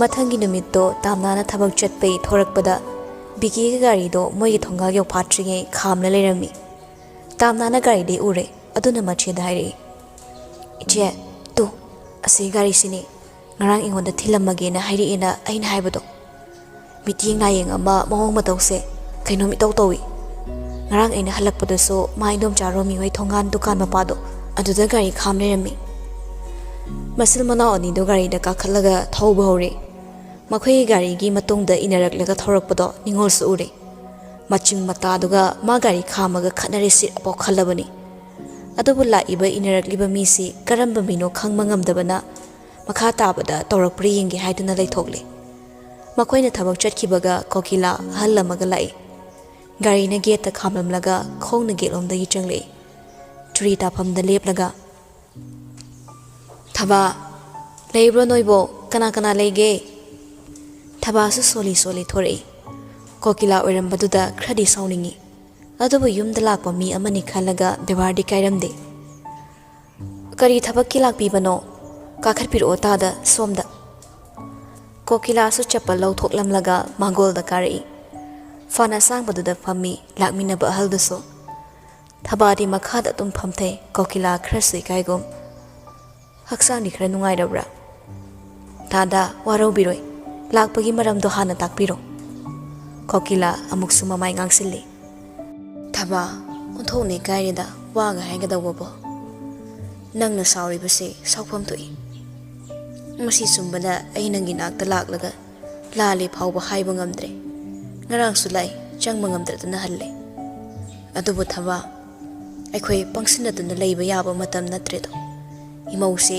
manemgi handak katoribu sopsimadi yahanningi aduna hal aikhoina tanaraga khaibung tariba yumse amuktadi sangdaina bisi thaba yamsu sawba mandana saurei tada aigi isasi tada hoina kari oina ubige khaina bire atopa nupi ama thikre aduga nupi do mo khaina khraga haujuksu isasi amuk logi haibasibo nupi singse kari oina khanbirage tada hoina thaba nangna ngangba loina chummi adubu nangna khangdaba udaba wari su yamna leiri aina wari se nangonda liruni adubu nangna on khatuna hairakani hekta yabra haina mayoknariba misak amagi mafamdadi dandi oikiba sui kayani do khangne thaba ai nangonda kari haigadabano hokibana hokrabasu lakadoriba sidadine nang aina su sonjilaklabanina isa singsidi lekhai amamam tahallaga yumlep tamhaningi nangonda namduna nangna yaningdabada yaw haibasu ngamde adubu aikhoi matam ngaige matamna thengdokrabadi pumnamak mang taklani thaba ai hujik makidi tada hoiga naksinaba pamjadre matungdasu naksinaningba imunga ma oidre matamduda phattabi yumgi santi thugaibi isa oiki aduga hujikna amo migi nupi leiraba nupaduda yatsinlaga nupido namdana khaina halaga amuk lonabi oibi isat yawdabi isa ohenbai pamdi thaba pumnamak sumi loina chummi adubu haukiba matamdo satkre loikre haukiba aranba loina kaukthoknaraga afaba mari ama semgalasi haukibagi phattaba mayamdo loina puthoknarabadi warawnabagi chang sumsum hengalaklani da kokila kuina phamdokpusu nungaiba wale sangna wari sanarabasu thabagi pendaba henbana popthorakpusu yai khalle ꯄꯦꯟꯗꯕꯅ ꯄꯣꯞꯊꯣꯔꯛꯂꯗꯤ ꯁꯪꯗꯥꯏꯅꯕ ꯁꯥꯕ ꯂꯥꯛꯄ ꯋꯥꯔꯤ ꯈꯟꯅꯕ ꯑꯣꯏꯈꯤꯕꯁꯨ ꯌꯥꯏ ꯑꯗꯨꯅ ꯀꯨꯏꯅ ꯐꯝꯅꯤꯡꯗ꯭ꯔꯦ ꯊꯕꯥꯒꯤ ꯃꯑꯣꯡ ꯃꯇꯧꯃꯛꯅꯦ ꯍꯥꯏꯒꯗꯕ ꯃꯆꯪ ꯑꯣꯏꯕ ꯋꯥꯗꯣ ꯈꯔ ꯍꯥꯏꯔꯒ ꯆꯠꯂꯒꯦꯅ ꯈꯜꯂꯤ ꯊꯕꯥ ꯍꯧꯈꯤꯕꯅ ꯍꯧꯈ꯭ꯔꯦ ꯍꯧꯈꯤꯕ ꯑꯔꯥꯟꯕ ꯈꯨꯗꯤꯡꯃꯛ ꯌꯥꯅꯔꯒ ꯑꯅꯧꯕ ꯃꯥꯏꯀꯩ ꯑꯃꯗ ꯆꯠꯇ꯭ꯔꯕꯗꯤ ꯈꯣꯡꯊꯥꯡ ꯄꯟꯗꯨꯅ ꯂꯩꯔꯅꯤ ꯃꯁꯤ ꯂꯦꯡꯕ ꯉꯝꯂꯔꯣꯏ ꯑꯗꯨꯅ ꯋꯥꯈꯜ ꯈꯤꯇꯪ ꯈꯟꯊꯁꯤ ꯐꯔꯦ ꯑꯩꯈꯣꯏꯁꯨ ꯌꯧꯈ꯭ꯔꯒꯦ ꯅꯪꯁꯨ ꯈꯔ ꯊꯨꯅ ꯀꯟꯈꯠꯄ ꯑꯣꯏꯔꯣ ꯑꯍꯜꯁꯤꯡꯅ ꯁꯣꯜꯂꯕꯗꯤ ꯑꯉꯥꯡꯁꯤꯡꯁꯦ ꯅꯨꯡꯉꯥꯏꯕ ꯍꯧꯅꯗꯦ ꯅꯪꯒꯤꯗꯤ ꯑꯉꯥꯡꯁꯤꯡꯁꯤ ꯅꯨꯄꯤ ꯉꯥꯛꯇꯒ ꯑꯣꯏꯔꯦ ꯄꯨꯛꯆꯦꯜ ꯄꯤꯛꯁꯟꯒꯟꯕꯅꯤ ꯑꯩꯁꯨ ꯍꯥꯏꯗꯣꯛꯈ꯭ꯔꯒꯦ ꯊꯕꯥ ꯀꯔꯤꯒꯨꯝꯕ ꯑꯩꯒ ꯄꯥꯎ ꯐꯥꯎꯅꯅꯤꯡꯂꯗꯤꯅꯦ ꯏꯃꯨꯡ ꯃꯅꯨꯡ ꯑꯃꯇꯪꯅꯤ ꯑꯩꯒꯤ ꯀꯥꯅꯤ ꯁꯤꯗ ꯐꯣꯟ ꯅꯝꯕꯔ ꯌꯥꯎꯕꯅꯤ ꯀꯣꯜ ꯇꯧꯔꯛꯎ ꯊꯕꯥ ꯑꯩ ꯅꯪꯒꯤ ꯀꯣꯜꯁꯤꯃꯗꯤ ꯋꯥꯅ ꯉꯥꯏꯒꯗꯧꯔꯤꯕꯅꯤ ꯑꯩꯁꯨ ꯍꯥꯏꯗꯣꯛꯈ꯭ꯔꯒꯦ ꯑꯁꯤ ꯍꯥꯏꯔꯒ ꯀꯥꯔꯠꯇꯨꯁꯨ ꯊꯕꯥꯒꯤ ꯃꯅꯥꯛꯇ ꯊꯅꯝꯂꯒ ꯀꯣꯀꯤꯂꯥ ꯍꯧꯒꯠꯂꯒ ꯃꯃꯥꯟꯅꯕꯗꯨꯁꯨ ꯀꯨꯝꯊꯈ꯭ꯔꯦ ꯑꯗꯨꯕꯨ ꯊꯕꯥꯗꯤ ꯋꯥꯈꯜ ꯑꯃꯗ ꯑꯅꯧꯕ ꯃꯪ ꯑꯃ ꯃꯪꯂꯒ ꯃꯃꯤꯠ ꯐꯥꯎꯕ ꯈꯞꯄ ꯀꯥꯎꯗꯨꯅ ꯂꯩꯈ꯭ꯔꯕꯅꯤ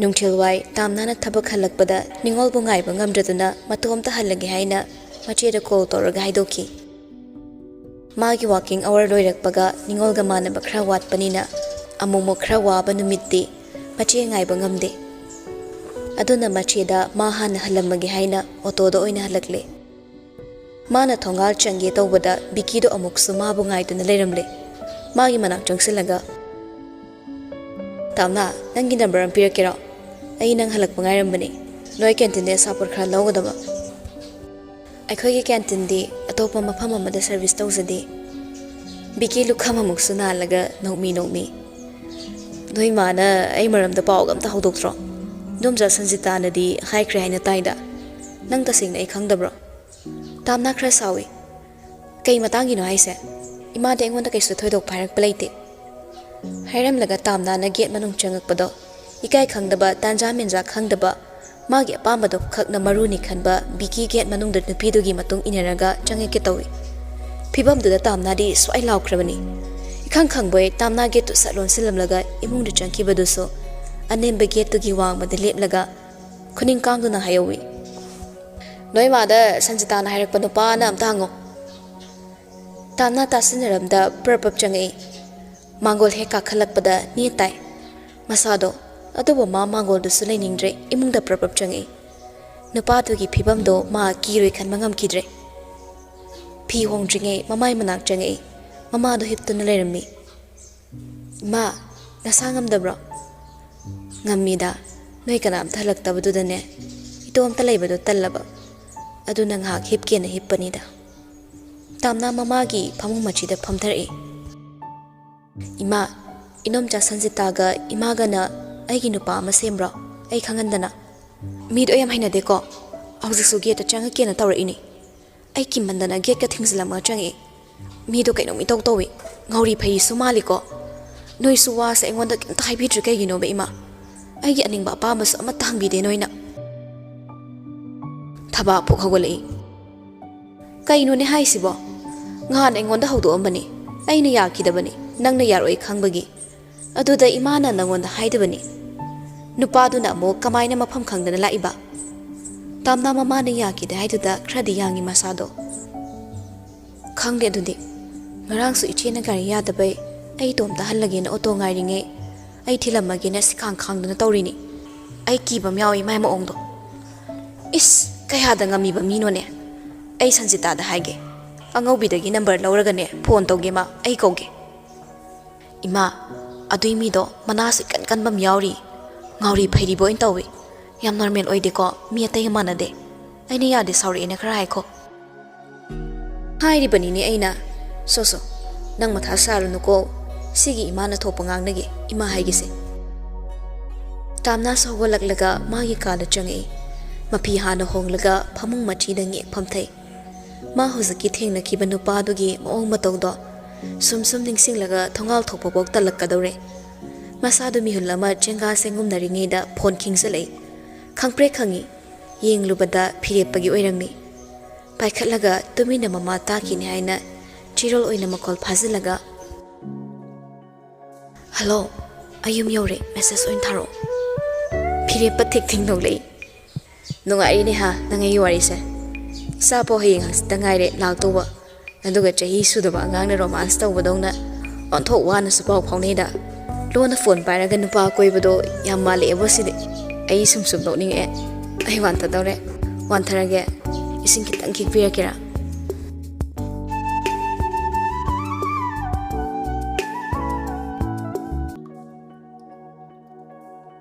Ling da na layo mit mang da yi chat kino. Nang na lepo momono. Ai bu sum hadlo. Nangi wakhal da lup tu na lay sage. Taibang pumbase mathak makha o labaso. Nangumbi heloi taret ki atombi do namkhai bi sagen bide phangba kauba leiraroi.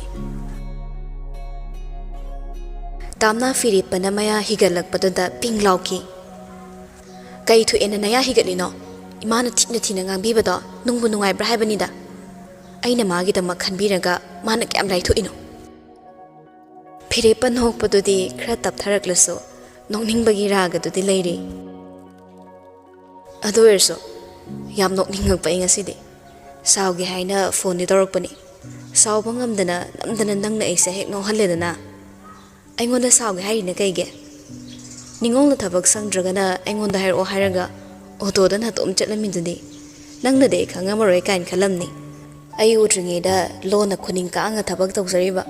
Aina de hodrong he ho na uraba. Imana uraga sauni tawbani. Imana uraga haidana lambi dai nang mina laaga satkhraga na kamdauba. Mangja doise aira imaro. Khonthi khra charasune hakchang dili chegi dakpham khra ta zahuraso. Nang mang biarui. Si hai kaina napal gam karakano. World do khwaidagi maram mokpa nupa mana samai hairi kaina ne nangak amu haigalamni. Is nang sibu kayam phabani na aina napal ka duiba. Kanana no aibu laki doisibo. Nang nataba ay laki na lumba misu leirabra haisa. Ngarang nupa do na natradi nang nangi tamo crush ubindu na South Korea day lak tori braba. Tamna ngarang nupa haidana phire pana palakpada nupa do gi phiba maong mata urakpana khangi hinaraktre khonjal ti khatan lauri. As yam haina di ko adumbado hairakano haiba. Kainu khangbi mi. Thabado tar male. Ayak pa khonjel da madi kai tawrabra khanna wa ngang dana changi kharasu phingmei ma ongni. Hai kaidawrage ne nangbo adu kanna lauri duna kari tawrage ba. Ngang dana changak laga thongzil kansilai. Tamna di phone kak thak pasu nang haude khangal lu basu yara da gum taw mon maya na mobile thakhek da langsin ki ikhang boy ingaw boy. Thabana nakhon ayak pa duna laikai sin ba thungna ta na balawra idubo kaidawrage ba imagi bema. Tamnan lat tawi saulang sunare. Aina fiang kok tanga saya lamba prit ama halalit kena tongan su thamjarami ba. Adu lairam dra ba ima thiba khangdre. Haima siti ngawre da. Phurit pukarino koror ama ni lari mayam du dagine ama singthoga litpa yabra sida. Imagi bema nang ngawi haidabadi sukya yararoi. Palagi sai saktawbi nangna hospital da safe oiraga lairaba. Lambi onaredana chanagadawbana sinphamama tawbana sinphamama tarine ko mina litkena thiraga leramdradi hek sauningam taba noina china nausibu sonona ta ngaktrang phaidrang nabagi mihul amadi yauriba yaura ani nache dusune nupara nupanata nupira nupinata liri khoribana marola ma haitriba noina thungudawba nupa singdugi khanbadane ima wakhalga mangi. Phire pathaba nangangi mayamdo sum taraga tuminnoi. Mute thamlaga mama machagi wari do tarima. Haineringe get the dong thinbagi makol tari. Onthokana su thinkrabani. Ahan batabadadi get the gari chawba mawai silaktuna dong thomjilakpaga chap manai. Hollywood thriller action film gi maongda tamna na ahan ba khalrishina ngasai lai hawa makok chakpa nupa durasini. Thabana khalibasina karamba mi phatta singno sini. Adubo matta oirandre yakna kauri ahoba sambal amade. Thong hango tamna ai halaktri kawbirabo. Tamna mamit khanglang lang thoga. Aya ichene ai ninga sai get lolambane kawe. Hairaga fukhagotuna hatu thoraklaga thongalam da chen thoraktuna get to hangli. Ningo so gurongong chanki adugo so hairami. Noisidi ko pura berani haisne. Waga ngangsade tamna so matung inarei Ningol suka manung changak mafi hongi. Thabaga magana ka pulli. Thaba masa sonmanina matom to hondok punungai tabagini. Adobo pirol charol di tamnangi ka da loina thambana mafi hong bachangi. Isok sulangi. Ay halaktri khakna gate ka lombira misibu. Nate kay wakal khala agisini. Ay subu chen krasanu kaina khaliraba. Tamna phang machida famlaga. Ay ni ngasai lon silambani. Ngasai ge khoina thabang chetpada inyarak panupa makok chakpado. Jangi ke tawra ini. Aduda ini lon silambani. Ningol fat on silaglaga saurang nairi. Mana mukari wakhala janga ke tawriba. Makong hamninga zalo hamyadra. Mamai mamit khangdege khotala tha khoyadra. Khuzin kha ido nail color sang naba khakna te gatha nupi.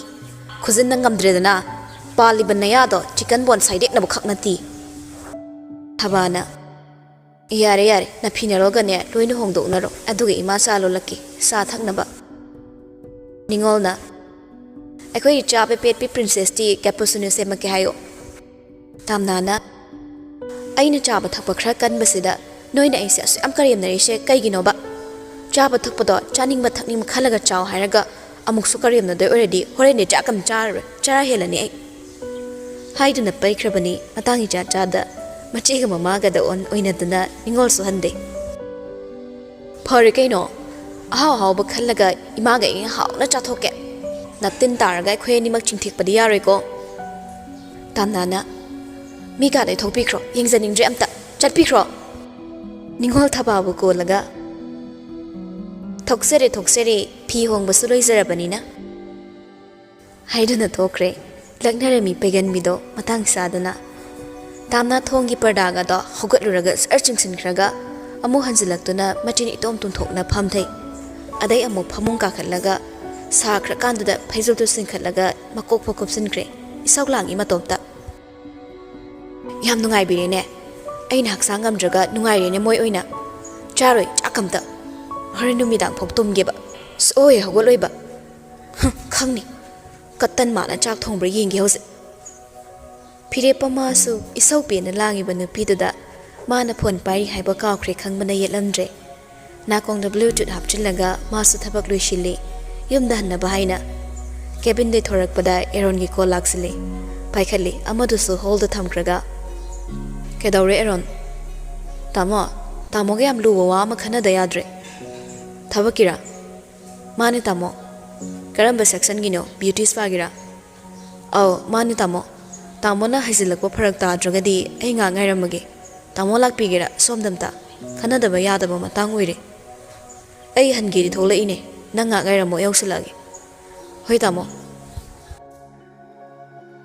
haiduna thamkre phirepa masu tamna gi phone do kangthatkre aduga kanglasa gi beauty spa room da gari thorakle yoraklatuna phirepa parking area da gari thausanlamlaga manung changle manager gi cabin da change erona mabu ngairaga lerami phirepa changsilaglaga chair amada famai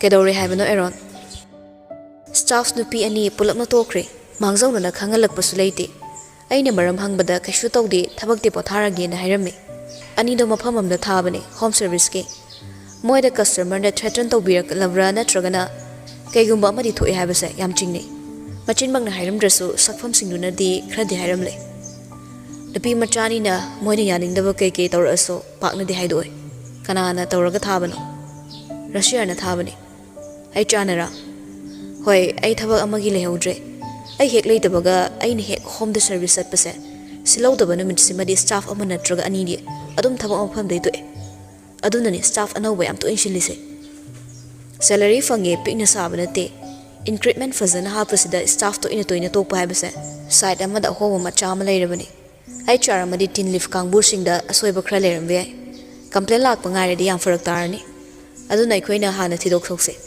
Russia do hana kupnisino madu hana dai su khara bera leiba mini ai su matam chana khangaudre ma fai fate haibasi magi mai thong khak yengaga just to bhauna de ma kupnisino hoi aduni lurise ai hana de ke anta khalam dabani ai khoi gi lamdam sida body massage ka hairaga kai haini pura customer amabu nungai na ba atopa meeting amda chatpa aduda thabak towi hairaga hekta hantana yengba pura mi se kaino maina urakpa sige chokhattaba wakhalon simakne adai amuna customer da khudong chaba lawdo thorakpa mayam siga ꯑꯩꯈꯣꯏꯒꯤ ꯄ꯭ꯔꯣꯐꯦꯁꯟꯁꯤ ꯌꯥꯝ ꯐꯖꯕ ꯑꯃ ꯑꯣꯏꯔꯒ ꯐꯖꯍꯟꯗꯕ ꯑꯃ ꯇꯧꯔꯛꯂꯦ ꯃꯐꯝꯁꯤꯗꯗꯤ ꯃꯌꯥꯝ ꯃꯔꯛꯇꯒꯤ ꯂꯤꯠꯈꯠꯂꯒ ꯍꯤꯡꯕꯗ ꯌꯥꯝꯅ ꯋꯥꯕ ꯌꯥꯝꯅ ꯁꯥꯊꯤꯕ ꯍꯥꯏꯕꯗꯨꯃꯗꯤ ꯑꯣꯏꯗꯧꯔꯤꯕꯅꯤ ꯑꯣꯇꯣ ꯇꯣꯡꯕꯤ ꯃꯧ ꯅꯍꯥ ꯑꯃꯅ ꯃꯥꯒꯤ ꯄꯣꯠꯌꯥꯝ ꯑꯃ ꯁꯦꯟꯅꯔꯤꯉꯩ ꯂꯦꯡꯖꯨꯝꯗ ꯈꯤꯇꯪꯈꯛ ꯃꯆꯦꯠꯅ ꯎꯕꯗ ꯏꯀꯥꯏꯅꯕ ꯁꯔꯨꯛ ꯑꯃ ꯎꯈꯤꯕꯗ ꯃꯥꯒꯤꯁꯨ ꯎꯗ꯭ꯔ ꯃꯥꯜꯂꯦ ꯍꯥꯏꯗꯅ ꯏꯆꯝ ꯆꯝꯅ ꯈꯟꯗꯣꯛꯄ ꯌꯥꯕꯗ ꯃꯤꯝ ꯁꯦꯝꯅꯕ ꯐꯣꯇꯣ ꯀꯥꯞꯅꯕ ꯃꯤꯒꯤ ꯃꯁꯤꯡꯅ ꯍꯦꯟꯅ ꯌꯥꯝꯅ ꯊꯣꯔꯛꯂꯕ ꯃꯇꯝꯅꯤ ꯅꯨꯄꯤꯒꯤ ꯐꯨꯠꯕꯣꯜ ꯁꯥꯟꯅꯕꯗ ꯒꯦꯝꯗꯨ ꯑꯣꯏꯅ ꯌꯦꯡꯗꯕ ꯃꯤꯒꯤ ꯅꯤꯡꯃꯥꯡꯗ ꯑꯣꯏꯅ ꯕꯤꯠ ꯂꯧꯕ ꯒꯦꯝꯗ ꯉꯥꯎꯖꯕ ꯀꯌꯥ ꯑꯃꯁꯨ ꯊꯣꯛꯂꯛꯏꯕꯗꯨꯅꯤ ꯈꯣꯡꯗ ꯆꯄꯜ ꯑꯃ ꯇꯣꯡꯗꯕꯩꯁꯨ ꯃꯤ ꯋꯥ ꯉꯥꯡꯅꯕ ꯇ꯭ꯔꯣꯜ ꯇꯧꯕ ꯃꯁꯤꯡ ꯍꯦꯟꯒꯠꯂꯛꯏ ꯑꯦꯔꯣꯟ ꯈꯪꯗ꯭ꯔꯦꯗ ꯁꯣꯁꯥꯏꯇꯤꯁꯤ ꯌꯥꯝ ꯂꯨꯔꯕꯅꯤ ꯑꯗꯨꯅ ꯑꯩꯈꯣꯏ ꯆꯦꯛꯁꯤꯟꯗꯕ ꯌꯥꯗ꯭ꯔꯦ ꯑꯩꯈꯣꯏꯒꯤ ꯋꯥ ꯉꯥꯡꯐꯝ ꯑꯃ ꯍꯦꯛ ꯂꯩꯈꯤꯕꯗ ꯑꯩꯈꯣꯏ ꯃꯨꯠ ꯇꯧꯔꯤꯕꯅꯤ ꯖꯁ ꯇꯧꯕ ꯃꯤꯒꯤ ꯃꯁꯤꯡꯅ ꯌꯥꯝꯃꯟꯈꯤꯕꯅ ꯈꯣꯡ ꯑꯃ ꯊꯥꯡꯕꯗ ꯀꯔꯣꯝꯗ ꯇꯥꯗꯧꯕꯅꯣ ꯍꯥꯏꯗꯅ ꯇꯥꯕ ꯉꯝꯗꯗꯅ ꯂꯩꯅꯔꯕꯅꯤ ꯃꯥꯅꯤ ꯇꯥꯃꯣ ꯌꯥꯝ ꯊꯤꯅ ꯆꯨꯝꯃꯤ ꯃꯁꯥꯅ ꯃꯁꯥ ꯆꯨꯝꯃꯤ ꯈꯟꯖꯔꯒ ꯉꯥꯡꯊꯣꯔꯛꯄꯗ ꯇꯥꯕ ꯌꯥꯕ ꯋꯥꯗꯤ ꯑꯃꯠꯇ ꯌꯥꯎꯗꯕ ꯒ꯭ꯌꯥꯅꯦꯁ꯭ꯋꯔ ꯒ꯭ꯌꯥꯅꯦꯁ꯭ꯋꯔꯤꯁꯨ ꯃꯁꯤꯡ ꯌꯥꯝ ꯍꯦꯟꯒꯠꯂꯛꯑꯦ ꯑꯗꯨꯅ ꯑꯩꯈꯣꯏꯒꯤ ꯃꯤꯁꯇꯦꯛ ꯑꯃꯗ ꯑꯩꯈꯣꯏ ꯃꯨꯠ ꯇꯧꯔꯤꯕꯅꯤ ꯑꯍꯣꯕ ꯃꯈꯨꯟ ꯑꯃꯅ ꯑꯩꯈꯣꯏ ꯂꯩꯈꯥ ꯇꯥꯒꯅꯤ ꯅꯪ ꯑꯩꯅ ꯍꯥꯏꯕꯗꯨ ꯇꯧ ꯌꯥꯝꯅ ꯀꯨꯞꯅ ꯑꯃꯨꯛꯇꯪ ꯁꯦꯟꯅꯊꯣꯛ ꯁꯤ ꯃꯇꯥꯡꯁꯤꯃꯗꯤ ꯅꯪ ꯑꯩꯉꯣꯟꯗ ꯌꯥꯎꯍꯜꯂꯛꯑꯅꯨ ꯐꯔꯦ ꯑꯩꯁꯨ ꯍꯜꯂꯒꯦ ꯅꯪꯁꯨ ꯍꯟꯅꯕ ꯇꯧꯔꯣ ꯑꯦꯅꯤ ꯁꯔꯚꯤꯁꯀꯤ ꯑꯦꯄꯣꯏꯟꯃꯦꯟ ꯂꯥꯛꯄꯗ ꯅꯪꯅ ꯀꯁꯇꯃꯔꯒꯤ ꯗꯇꯥ ꯂꯧꯔꯣ ꯑꯗꯨꯒ ꯅꯪꯅ ꯁꯤꯜꯂꯒ ꯃꯤ ꯊꯥꯎ ꯍꯧꯖꯤꯛꯃꯛꯀꯤꯗꯤ HR ꯗꯤꯄꯥꯔꯠꯃꯦꯟꯇ ꯁꯤꯟꯅꯊꯣꯛꯄ ꯌꯥꯗ꯭ꯔꯦ ꯐꯅꯤ ꯇꯥꯃꯣ ꯂꯣꯏꯁꯤꯜꯂꯁꯦ ꯑꯗꯨꯗꯤ ꯁ꯭ꯋꯥꯏꯗ ꯑꯩꯈꯣꯏ ꯑꯅꯤꯒꯤ ꯃꯤꯇꯤꯡꯁꯨ ꯑꯇꯩ ꯍꯥꯏꯅꯤꯡꯕ ꯂꯩꯔꯤꯕ꯭ꯔꯥ ꯂꯩꯇ꯭ꯔꯦꯗ ꯇꯥꯃꯣ ꯐꯤꯔꯦꯞ ꯄꯥꯍꯟꯕ ꯌꯥꯔꯅꯤ ꯈꯟꯅ ꯍꯧꯒꯠꯀꯦ ꯇꯧꯕꯒ ꯀꯣꯜ ꯑꯃꯨꯛ ꯂꯥꯛꯁꯤꯜꯂꯛꯏ ꯌꯦꯡꯂꯨꯕꯗ ꯃꯥ ꯅꯦ ꯇꯥꯅ ꯐꯝꯊꯩ ꯄꯤꯕꯥꯒꯤ ꯃꯌꯥꯝꯕ ꯑꯣꯏꯔꯝꯃꯤ ꯍꯣꯁꯄꯤꯇꯥꯜꯒꯤꯗꯨꯒꯤ ꯃꯄꯨꯅꯤ ꯐꯤꯔꯦꯞꯄ ꯄꯥꯏꯈꯠꯂꯒ ꯍꯜꯂꯣ ꯇꯥꯃꯣ ꯀꯩ ꯂꯩꯔꯒꯦ ꯐꯤꯔꯦꯞꯄ ꯅꯪꯕꯨ ꯊꯕꯛ ꯍꯜꯂꯕꯣ ꯍꯟꯗ꯭ꯔꯤ ꯇꯥꯃꯣ ꯀꯩꯒꯤꯅꯣ ꯀꯩ ꯇꯧꯕ ꯌꯥꯎꯔꯒꯦ ꯇꯥꯃꯣ ꯊꯥꯖꯁꯤꯔ ꯊꯥꯖꯒꯨꯝꯁꯤꯔ ꯑꯉꯛꯄ ꯄꯥꯎ ꯑꯃ ꯂꯩꯔꯕ ꯁꯨꯝ ꯇꯝꯃꯛꯎꯔꯥ ꯌꯥꯕ꯭ꯔꯣ ꯅꯠꯇ꯭ꯔꯒꯅ ꯀꯣꯟꯅ ꯇꯧꯔꯛꯎꯔꯥ ꯇꯥꯃꯣ ꯍꯦꯛꯇ ꯍꯥꯏꯕꯤꯌꯨꯅꯦ ꯃꯃꯥꯡꯗ ꯊꯣꯛꯈꯤꯕ ꯀꯦꯟꯇꯤꯟꯒꯤ ꯀꯣꯐꯤꯗ ꯄꯣꯏꯖꯟ ꯍꯥꯞꯆꯤꯜꯂꯝꯕ ꯑꯉꯥꯡ ꯅꯨꯄꯥ ꯃꯆꯥꯗꯣ ꯐꯥꯕ ꯉꯝꯃꯤꯅꯦ ꯐꯤꯔꯦꯞꯄ ꯄꯥꯎꯗꯣ ꯇꯥꯝꯅꯥꯁꯨ ꯊꯥꯏꯅ ꯃꯔꯤ ꯂꯩꯅꯈꯤꯕꯒꯤ ꯈꯪꯅꯤꯡꯕꯒꯤ ꯇꯝꯃꯛꯏꯔꯥ ꯅꯠꯇ꯭ꯔꯒꯅ ꯑꯇꯣꯞꯄ ꯃꯔꯤ ꯑꯃ ꯂꯩꯕ꯭ꯔꯥ ꯈꯟꯅ ꯍꯥꯏꯔꯛꯏ ꯃꯈꯥ ꯇꯥꯕꯤꯌꯣ ꯇꯥꯃꯣ ꯅꯨꯄꯥꯗꯨ ꯇꯞꯂꯤ ꯇꯞꯂꯤ ꯅꯪꯒꯤ ꯋꯥꯏꯞ ꯁꯨꯔꯨꯁꯨ ꯆꯦꯟꯅꯔꯝꯃꯤꯅꯦ ꯐꯤꯔꯦꯞꯄ ꯏꯀꯥꯏꯕ ꯐꯥꯎꯏ ꯋꯥꯍꯩꯗꯨꯃꯗꯤ ꯑꯗꯨꯛ ꯊꯥꯖꯅ ꯆꯥꯎꯈꯠꯃꯤꯟꯅꯁꯦ ꯍꯥꯏꯅ ꯁꯦꯜꯐꯥꯎ ꯆꯥꯎꯅ ꯏꯟꯚꯦꯁ ꯇꯧꯔꯒ ꯍꯣꯁꯄꯤꯇꯥꯜꯁꯤ ꯐꯥꯎꯔꯛꯂꯒ ꯏꯃꯦꯖ ꯁꯣꯛꯅꯕ ꯀꯜꯂꯛꯇꯨꯅ ꯁꯤꯟꯕ ꯇꯥꯔꯝꯒꯗ꯭ꯔꯥ ꯍꯥꯏꯅꯁꯨ ꯈꯟꯖꯩ ꯇꯥꯃꯣ ꯋꯥꯏꯐ ꯅꯠꯇꯦ ꯃꯥꯒ ꯑꯩꯒ ꯍꯤꯔꯝ ꯑꯃꯠꯇꯗ ꯃꯔꯤ ꯂꯩꯅꯗ꯭ꯔꯦ ꯑꯗꯨꯗꯤ ꯃꯥꯕꯨꯁꯨ ꯄꯨꯂꯤꯁ ꯌꯧꯍꯟꯕꯗ ꯅꯪ ꯀꯥꯏꯗꯕ꯭ꯔꯥ ꯇꯥꯃꯣ ꯑꯔꯥꯟꯕ ꯃꯤ ꯑꯃꯗ ꯄꯅꯤꯁꯃꯦꯟ ꯄꯤꯕꯗ ꯑꯩꯒꯤ ꯏꯃꯨꯡ ꯑꯣꯏꯔꯝꯂꯕꯁꯨ ꯑꯩ ꯀꯜꯂꯣꯏ ꯋꯥꯍꯩꯗꯨ ꯊꯥꯒꯠꯂꯦ ꯐꯤꯔꯦꯞꯄ ꯋꯥꯔꯤ ꯈꯪꯅꯤꯡꯂꯕꯗꯤ ꯅꯪ ꯉꯥꯛꯇꯪ ꯂꯥꯛꯑꯣ ꯇꯥꯃꯣ ꯑꯩ ꯍꯌꯦꯡ ꯑꯣꯏꯅ ꯂꯥꯛꯑꯒꯦ ꯉꯁꯤꯒꯤꯗꯤ ꯈꯔ ꯋꯥꯔꯦ ꯍꯛꯆꯥꯡꯁꯦ ꯐꯔꯦ ꯐꯔꯦ ꯄꯥꯎꯁꯦ ꯇꯝꯒꯦ ꯇꯧꯕꯅꯤ ꯇꯥꯃꯣꯁꯨ ꯊꯝꯃꯦꯀꯣ ꯑꯗꯨꯗꯤ ꯍꯣꯏ ꯇꯥꯃꯣ ꯑꯦꯔꯣꯟ ꯈꯪꯅꯤꯡꯅ ꯇꯥꯃꯣ ꯀꯩ ꯋꯥꯔꯤꯅꯣ ꯐꯤꯔꯦꯞꯄ ꯍꯧꯒꯠꯂꯛꯏ ꯑꯉꯥꯡ ꯊꯧꯔꯝ ꯅꯠꯇꯦ ꯍꯥꯏꯔꯝꯂꯒ ꯆꯠꯈ꯭ꯔꯦ ꯑꯦꯔꯣꯟꯁꯨ ꯐꯩꯔꯞꯅ ꯌꯦꯡꯂꯒ ꯐꯝꯍꯧꯏ ꯄꯨꯔꯥ ꯏꯄꯨꯅꯤ ꯁꯥꯔꯤꯁꯦ ꯃꯥꯅ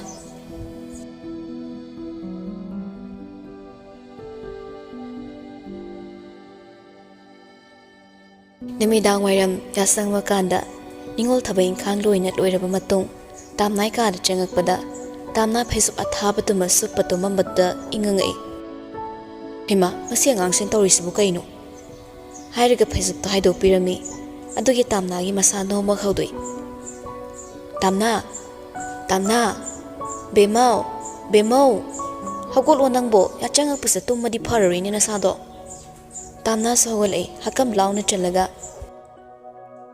ꯑꯁ ꯆꯦ ꯑꯩꯗꯤ ꯇꯨꯝꯊꯔꯨꯔ ꯃꯥꯜꯂꯦ ꯗꯨꯀꯥꯟ ꯐꯥꯎꯗ ꯆꯠꯂ ꯂꯥꯛꯑꯣ ꯁꯧꯒ꯭ꯔꯤ ꯊꯣꯡꯒꯦ ꯄꯥꯛꯅꯝ ꯅꯝꯅꯕ ꯑꯇꯥ ꯈꯔ ꯂꯩꯔꯨꯁꯣ ꯀꯩꯅꯣ ꯄꯥꯛꯅꯝꯕꯨ ꯑꯇꯥꯅ ꯀꯃꯥꯏꯅ ꯅꯝꯗꯣꯏꯅꯣ ꯕꯦꯁꯣꯟꯅ ꯅꯝꯗꯧꯅꯦ ꯑꯩꯈꯣꯏ ꯆꯦꯁꯤꯅ ꯃꯔꯣꯜ ꯑꯃ ꯉꯥꯎꯔꯦ ꯍꯣꯏ ꯕꯥ ꯑꯗꯨ ꯑꯝꯇ ꯂꯩꯔꯨꯆꯣꯕ ꯐ꯭ꯔꯦꯁ ꯑꯣꯏꯊꯣꯛꯄ ꯑꯣꯏꯅ ꯆꯠꯂꯨꯆꯣꯕ ꯍꯣꯏ ꯑꯩ ꯃꯥꯏ ꯃꯤꯟꯇ ꯇꯥꯊꯣꯔꯛꯈꯤꯒꯦ ꯑꯗꯨꯒ ꯆꯠꯂꯒꯦ ꯇꯥꯝꯅ ꯍꯧꯒꯠꯂꯒ ꯊꯣꯛꯈ꯭ꯔꯦ ꯌꯦꯅꯈꯥꯗ ꯊꯣꯔꯛꯂꯒ ꯃꯃꯥꯏ ꯃꯤꯠ ꯇꯥꯊꯣꯛꯏ ꯃꯈꯣꯡ ꯃꯈꯨꯠꯁꯨ ꯏꯁꯤꯡ ꯏꯆꯝꯗꯨꯅ ꯆꯥꯝꯊꯣꯛꯈ꯭ꯔꯦ ꯐꯗꯤꯗꯨꯅ ꯇꯩꯊꯣꯛꯂꯒ ꯐꯗꯤꯗꯣ ꯑꯃꯨꯛ ꯊꯥꯗꯣꯛꯂꯒ ꯌꯦꯅꯈꯥ ꯄꯣꯂꯥꯡꯈꯣꯛꯇ ꯐꯧꯗꯣꯛꯂ ꯊꯅꯝꯂ ꯆꯪꯂꯛꯏ ꯃꯥꯅ ꯍꯦꯛ ꯄꯨꯕ ꯕꯦꯒꯇꯨꯗꯒꯤ ꯂꯨꯄꯥ 100 ꯂꯧꯊꯣꯛꯏ ꯑꯗꯨꯒ ꯗꯨꯀꯥꯟ ꯊꯣꯔꯛꯏ ꯗꯨꯀꯥꯟꯗꯨꯁꯨ ꯈꯣꯡꯅ ꯈꯤꯇꯪ ꯃꯅꯨꯡꯂꯣꯝ ꯆꯪꯁꯤꯟꯈ꯭ꯔꯒ ꯂꯩꯕꯅꯤ ꯍꯥꯡꯆꯤꯠ ꯂꯥꯡꯕ ꯑꯣꯏꯅ ꯇꯞꯂꯤ ꯇꯞꯂꯤ ꯂꯥꯛꯏ ꯗꯨꯀꯥꯟ ꯌꯧꯔꯛꯂꯦ ꯕꯦꯁꯣꯟ ꯃꯔꯨ ꯃꯔꯥꯡ ꯑꯗꯨꯒ ꯁꯥꯄꯣꯟ ꯚꯤꯝꯒꯁꯨ ꯂꯩꯔꯒ ꯑꯃꯨꯛ ꯍꯜꯂꯛꯄꯗ ꯇꯨꯡꯗ ꯊꯧꯔꯛꯄ ꯒꯥꯔꯤꯗꯣ ꯃꯥꯒꯤ ꯃꯅꯤꯡ ꯑꯣꯏꯔꯞꯅ ꯈꯥꯝꯈ꯭ꯔꯒ ꯒꯥꯔꯤꯗꯒꯤ ꯀꯨꯝꯊꯔꯛꯂꯒ ꯃꯥꯕꯨ ꯀꯧꯔꯒ ꯃꯥꯏ ꯃꯇꯨꯡꯗ ꯇꯥꯟꯅꯕꯣꯏ ꯇꯧꯔꯛꯏ꯫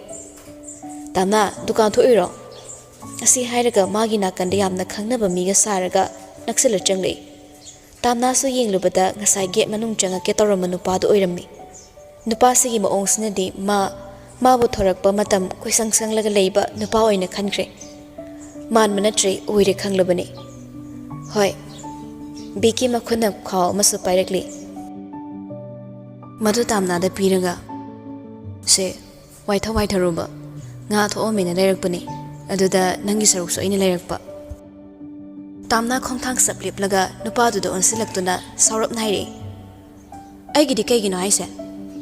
ꯀꯩꯅꯣ, ꯏꯟꯗꯣꯝꯆꯥ ꯁꯟꯖꯤꯇꯥꯗ ꯑꯩꯅ ꯂꯣꯏꯅ ꯍꯥꯏꯈ꯭ꯔꯕꯅꯤ꯫ ꯏꯟꯗꯣꯝꯆꯥ ꯁꯟꯖꯤꯇꯥꯗꯣ ꯑꯩꯒꯤ ꯀꯅꯥꯝ ꯑꯣꯏꯗꯤ꯫ ꯅꯪꯒꯤꯁꯦ ꯀꯩ ꯊꯣꯛꯑꯦꯅ ꯇꯧꯖ ꯁꯥꯔꯤꯅꯣ? ꯁꯟꯖꯤꯇꯥꯗꯣ ꯀꯅꯥ ꯑꯣꯏꯔꯤꯒꯦ? ꯅꯪꯒꯤ ꯅꯟꯗꯣꯝꯆꯥ ꯑꯣꯏꯔꯁꯨꯅꯦ ꯑꯩꯈꯣꯏꯒꯗꯤ ꯃꯔꯤꯝꯇ ꯂꯩꯅꯗꯦ꯫ ꯍꯟꯖꯟ ꯁꯨꯝ ꯑꯩꯁꯦ ꯌꯥꯝꯅ ꯈꯪꯕꯩ ꯇꯥꯏꯞꯇꯒ ꯅꯪ ꯇꯧꯔꯤꯁꯦ ꯍꯩꯅꯔꯝꯅꯤ ꯍꯥꯏꯅ ꯈꯜꯂꯤꯔꯥ? ꯃꯇꯨꯡ ꯃꯅꯥꯎ ꯑꯩꯉꯣꯟꯗ ꯀꯧꯔꯛꯀꯅꯣ꯫ ꯑꯩ ꯅꯪ ꯀꯅꯥꯅꯣ ꯃꯁꯛ ꯈꯪꯗꯦ, ꯈꯪꯁꯨ ꯈꯪꯅꯤꯡꯗꯦ꯫ ꯕꯤꯀꯤ ꯅꯣꯛꯐꯦꯠ꯫ ꯀꯩꯒꯤꯅꯣ ꯑꯗꯨꯛ ꯌꯥꯝ ꯁꯥꯎꯒꯜꯂꯤꯗꯨꯅ?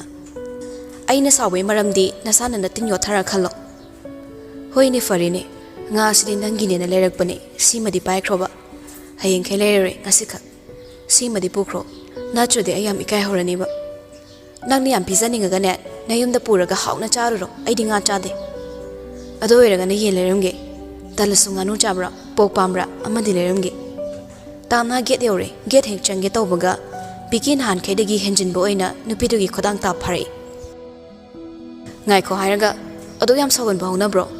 ꯃꯤꯅ ꯅꯨꯡꯁꯤꯗꯅ ꯍꯥꯏꯁꯦ ꯅꯪꯅ ꯏꯀꯥꯏꯕ ꯁꯨꯝ ꯄꯤ꯫ ꯈꯨꯗꯥꯡ ꯍꯦꯛ ꯄꯥꯏꯔꯛꯄꯗꯨꯗ ꯅꯨꯄꯤꯗꯨꯗꯤ ꯃꯤꯍꯨꯜ ꯄꯤꯡ ꯂꯥꯎꯈ꯭ꯔꯦ꯫ ꯃꯈꯨꯠꯇꯨ ꯐꯠ ꯀꯟꯊꯣꯛꯄꯗ ꯑꯃꯨꯛꯁꯨ ꯊꯥꯗꯣꯛꯎ ꯌꯥꯔꯛꯇ꯭ꯔꯦ꯫ ꯇꯥꯝꯅ ꯈꯤꯇꯪ ꯃꯤꯄꯥꯏꯒꯨꯝ ꯐꯥꯎꯔꯕꯁꯨ ꯑꯁꯥꯎꯕꯩ ꯈꯣꯟꯖꯦꯜꯗ ꯀꯩꯅꯣꯅꯦ, ꯅꯪꯒꯤꯁꯦ ꯃꯤ ꯎꯁꯤꯠꯇ꯭ꯔꯤꯔꯣ?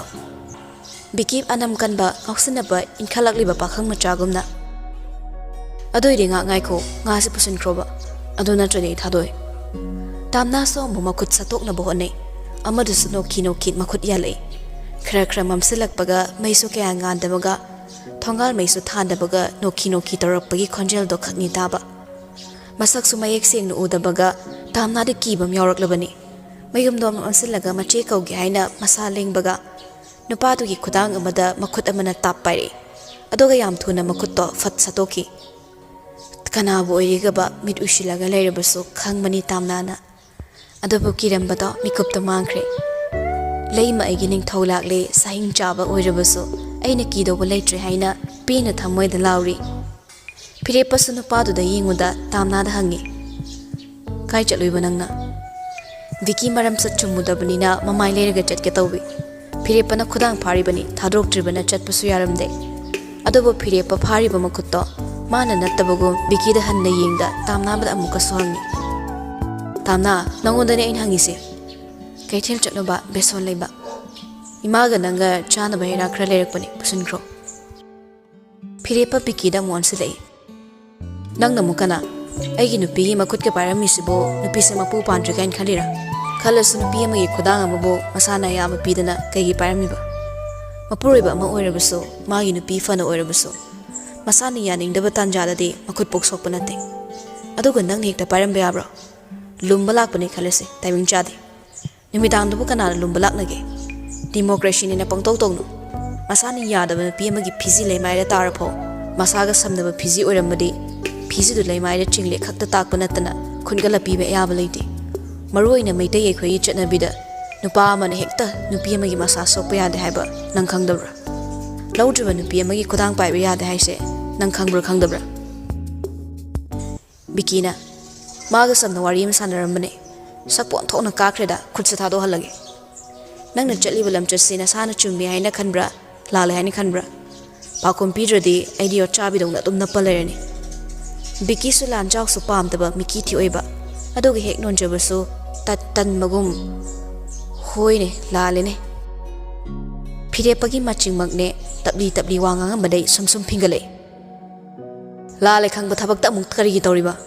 ꯅꯃꯥꯏ ꯊꯨꯒꯥꯏꯔꯨꯔꯅ, ꯍꯥ? ꯐꯤꯕꯝ ꯃꯨꯔꯇꯤꯗꯨꯒ ꯑꯃꯨꯛ ꯊꯤꯟꯕꯗ ꯊꯤꯟꯐꯝꯁꯨ ꯂꯩꯔꯣꯏ꯫ ꯃꯇꯨꯡ ꯃꯅꯥꯎ ꯃꯇꯥꯡ ꯆꯥꯗꯅ ꯃꯤ ꯊꯣꯡꯒꯥꯜ ꯃꯄꯥꯗ ꯑꯐꯥꯎꯕ ꯌꯥꯝ ꯁꯥꯅ ꯆꯠꯈ꯭ꯔꯣ, ꯆꯠꯂꯣ꯫ ꯉꯁꯤꯗꯤ ꯊꯥꯗꯣꯛꯄꯤꯔꯒꯦ꯫ ꯍꯥꯏꯗꯨꯅ ꯈꯨꯗꯥꯡ ꯐꯠ ꯊꯥꯗꯣꯛꯈ꯭ꯔꯦ꯫ ꯕꯤꯀꯤꯁꯨ ꯃꯐꯝꯗꯨ ꯊꯥꯗꯣꯛꯈ꯭ꯔꯦ꯫ ꯐꯤꯔꯦꯞꯄ ꯑꯃ ꯃꯤꯗꯨ ꯐꯖꯅ ꯐꯨꯅꯤꯡꯕꯅꯤ꯫ ꯐꯨꯅꯔꯕꯗꯤ ꯋꯥꯊꯣꯛ ꯑꯣꯏꯔꯅꯤ ꯍꯥꯏꯕꯒꯤ ꯈꯪꯖꯤꯜꯂꯕꯅꯤ ꯁꯥꯎꯅꯤꯡꯕꯒꯤ ꯁꯣꯔ ꯃꯄꯤ ꯍꯣꯜꯂꯤꯗꯣ ꯇꯥꯝꯅꯥꯅ ꯇꯥꯕ ꯐꯪꯏ ꯀꯌꯥꯝ ꯁꯥꯎꯅꯤꯡꯂꯦ ꯍꯥꯏꯕꯗꯨꯃꯁꯨ ꯃꯥ ꯎꯈ꯭ꯔꯦ ꯐꯤꯔꯦꯞꯄ ꯈꯤꯇꯪ ꯇꯥꯝꯅ ꯈꯥꯝꯃꯤꯕ ꯒꯥꯔꯤ ꯃꯅꯥꯛ ꯆꯪꯉꯨꯔꯒ ꯊꯣꯡ ꯍꯥꯡꯂꯒ ꯂꯩꯔꯛꯄ ꯍꯩꯔꯥ ꯈꯔ ꯍꯥꯞꯄ ꯈꯥꯎꯗꯣ ꯄꯥꯏꯔꯒ ꯊꯣꯔꯛꯄꯗ ꯇꯥꯝꯅꯥꯅ ꯒꯦꯠꯇ ꯆꯪꯈꯤꯗꯣ ꯇꯧꯔꯝꯕꯗꯨꯗ ꯇꯥꯝꯅꯥ ꯇꯥꯅꯕ ꯍꯩꯃꯥ ꯅꯪꯁꯨ ꯅꯀꯣꯛ ꯐꯖꯅ ꯆꯥꯛꯑꯦꯗꯅ ꯍꯥꯏꯔꯛꯄꯗꯨꯗ ꯇꯥꯝꯅꯥ ꯄ꯭ꯔꯕ꯭ꯔꯛ ꯐꯤꯔꯦꯞꯄꯒꯤ ꯅꯥꯛꯇ ꯍꯜꯂꯒ ꯆꯪꯁꯤꯜꯂꯛꯂꯒ ꯂꯦꯞꯄꯤ ꯃꯥꯗꯤ ꯐꯤꯔꯦꯞꯄꯗꯨ ꯈꯔꯒ ꯁꯥꯎꯕꯒ ꯒꯥꯔꯤ ꯃꯅꯥꯛ ꯆꯠꯈꯤꯕꯗꯨꯗ ꯆꯠꯈꯤꯗꯧꯔꯕ꯭ꯔꯥ ꯍꯥꯏꯅ ꯈꯜꯂꯨꯕꯅꯤ ꯉꯥꯏꯍꯥꯛꯇꯪꯗꯨꯗ ꯐꯤꯔꯦꯞꯄ ꯃꯥꯅ ꯑꯁꯨꯝꯅ ꯇꯧꯔꯣꯏ ꯍꯥꯏꯕ ꯈꯪꯂꯕꯁꯨ ꯃꯆꯤꯡ ꯑꯃ ꯇꯧꯕ ꯃꯄꯨꯔꯣꯏꯕꯗꯣ ꯃꯥꯅ ꯑꯃꯨꯛꯁꯨ ꯀꯤꯖꯕꯅ ꯃꯥ ꯉꯥꯛꯇꯪ ꯇꯔꯪ ꯆꯠꯄꯅꯤ ꯐꯤꯔꯦꯞꯄ ꯈꯥꯎꯗꯣ ꯇꯥꯝꯅꯥꯗ ꯄꯤꯔꯒ ꯁꯦ ꯏꯃꯥꯒ ꯅꯪꯒꯒꯤ ꯂꯩꯔꯛꯄꯅꯦ ꯄꯨꯁꯜꯂꯣ ꯅꯤꯡꯉꯣꯜ ꯄꯤꯖꯧꯅꯨꯀꯣ ꯃꯗꯨ ꯏꯁꯧ ꯑꯃ ꯏꯆꯨꯝ ꯆꯨꯝꯗꯦ ꯉꯁꯥꯏꯗꯣ ꯅꯪ ꯁꯥꯎꯍꯟꯈꯤꯕꯩ ꯂꯃꯟ ꯑꯣꯏꯅ ꯁꯤ ꯃꯌꯥꯝꯁꯤ ꯄꯤꯖꯗꯕꯤꯗ ꯈꯨꯝꯃꯨ ꯃꯃꯥꯡꯗ ꯆꯣꯡꯁꯤꯟꯗꯨꯅ ꯁꯥꯖꯤꯜꯂꯣ ꯅꯤꯔꯛꯑꯁꯨ ꯄꯤꯖꯧꯅꯨ ꯇꯥꯝꯅꯥ ꯉꯛꯅ ꯇꯠꯇꯨ ꯐꯤꯔꯦꯞꯄꯗ ꯌꯦꯡꯂꯤꯉꯩ ꯉꯁꯥꯏ ꯅꯪꯅ ꯐꯣꯟ ꯀꯛꯇꯕꯤꯗ ꯏꯁꯧ ꯂꯥꯡꯉ ꯇꯨꯝꯈ꯭ꯔꯤꯗꯣꯏ ꯋꯥꯔꯤꯅꯤꯗ ꯇꯥꯝꯅꯥ ꯈꯪꯅꯤꯡ ꯅꯤꯡꯁꯤꯡꯂꯛꯏ ꯅꯪꯗꯤ ꯀꯩꯒꯤ ꯂꯣꯟ ꯇꯥꯔꯝꯃꯤꯕ ꯅꯪꯒꯤ ꯏꯁꯧꯗꯣ ꯇꯥꯅꯤꯡꯉꯛꯄ ꯑꯗꯨꯒꯤ ꯇꯨꯃꯤꯟ ꯇꯥꯊꯣꯛꯄꯅꯤꯗ ꯏꯃꯥꯅ ꯂꯥꯡꯕ ꯏꯁꯧꯗꯣ ꯈꯂꯥꯞꯅꯤꯈꯩ ꯀꯤꯔꯁꯨ ꯅꯪꯅ ꯂꯥꯡꯕ ꯏꯁꯧꯗꯤ ꯊꯃꯣꯏ ꯃꯍꯤ ꯂꯥꯡꯉꯤ ꯍꯨꯔꯥꯟꯕ ꯍꯥꯎꯅꯦ ꯊꯃꯣꯏ ꯍꯨꯔꯥꯟꯕꯤ ꯑꯁ ꯀꯥꯏꯗ ꯏꯔꯥꯡꯅꯣ ꯃꯥꯅ ꯑꯃꯨꯛ ꯐꯩꯖꯤꯜꯂꯛꯏꯁꯤꯅ ꯐꯤꯔꯦꯞꯄ ꯊꯤꯛ ꯊꯣꯛꯂꯛꯏ ꯅꯣꯡꯃꯇ ꯔꯣꯃꯥꯟꯁ ꯇꯧꯕ ꯌꯥꯗꯦ ꯔꯣꯃꯥꯟꯁ ꯕꯦꯛ ꯇꯧꯔꯛꯀꯗ꯭ꯔꯥ ꯍꯥꯏꯔꯒ ꯑꯣꯄꯣꯖꯤꯠ ꯔꯤꯑꯦꯛꯁꯟ ꯍꯦꯛꯇ ꯀꯩꯅꯣ ꯅꯪꯗꯤ ꯍꯥꯏꯁꯤꯅꯦ ꯐꯔꯦꯅꯦ ꯆꯪꯉꯣ ꯑꯩꯁꯨ ꯍꯟꯈ꯭ꯔꯒꯦ ꯊꯦꯡꯁꯨ ꯊꯦꯡꯉꯦ ꯇꯥꯝꯅꯥ ꯐꯤꯔꯦꯞꯄ ꯗ꯭ꯔꯦꯁꯇꯨ ꯌꯦꯡꯂꯒ ꯌꯨꯝꯗ ꯍꯜꯂꯨꯗ꯭ꯔꯤꯕꯣ ꯉꯁꯤꯒꯤ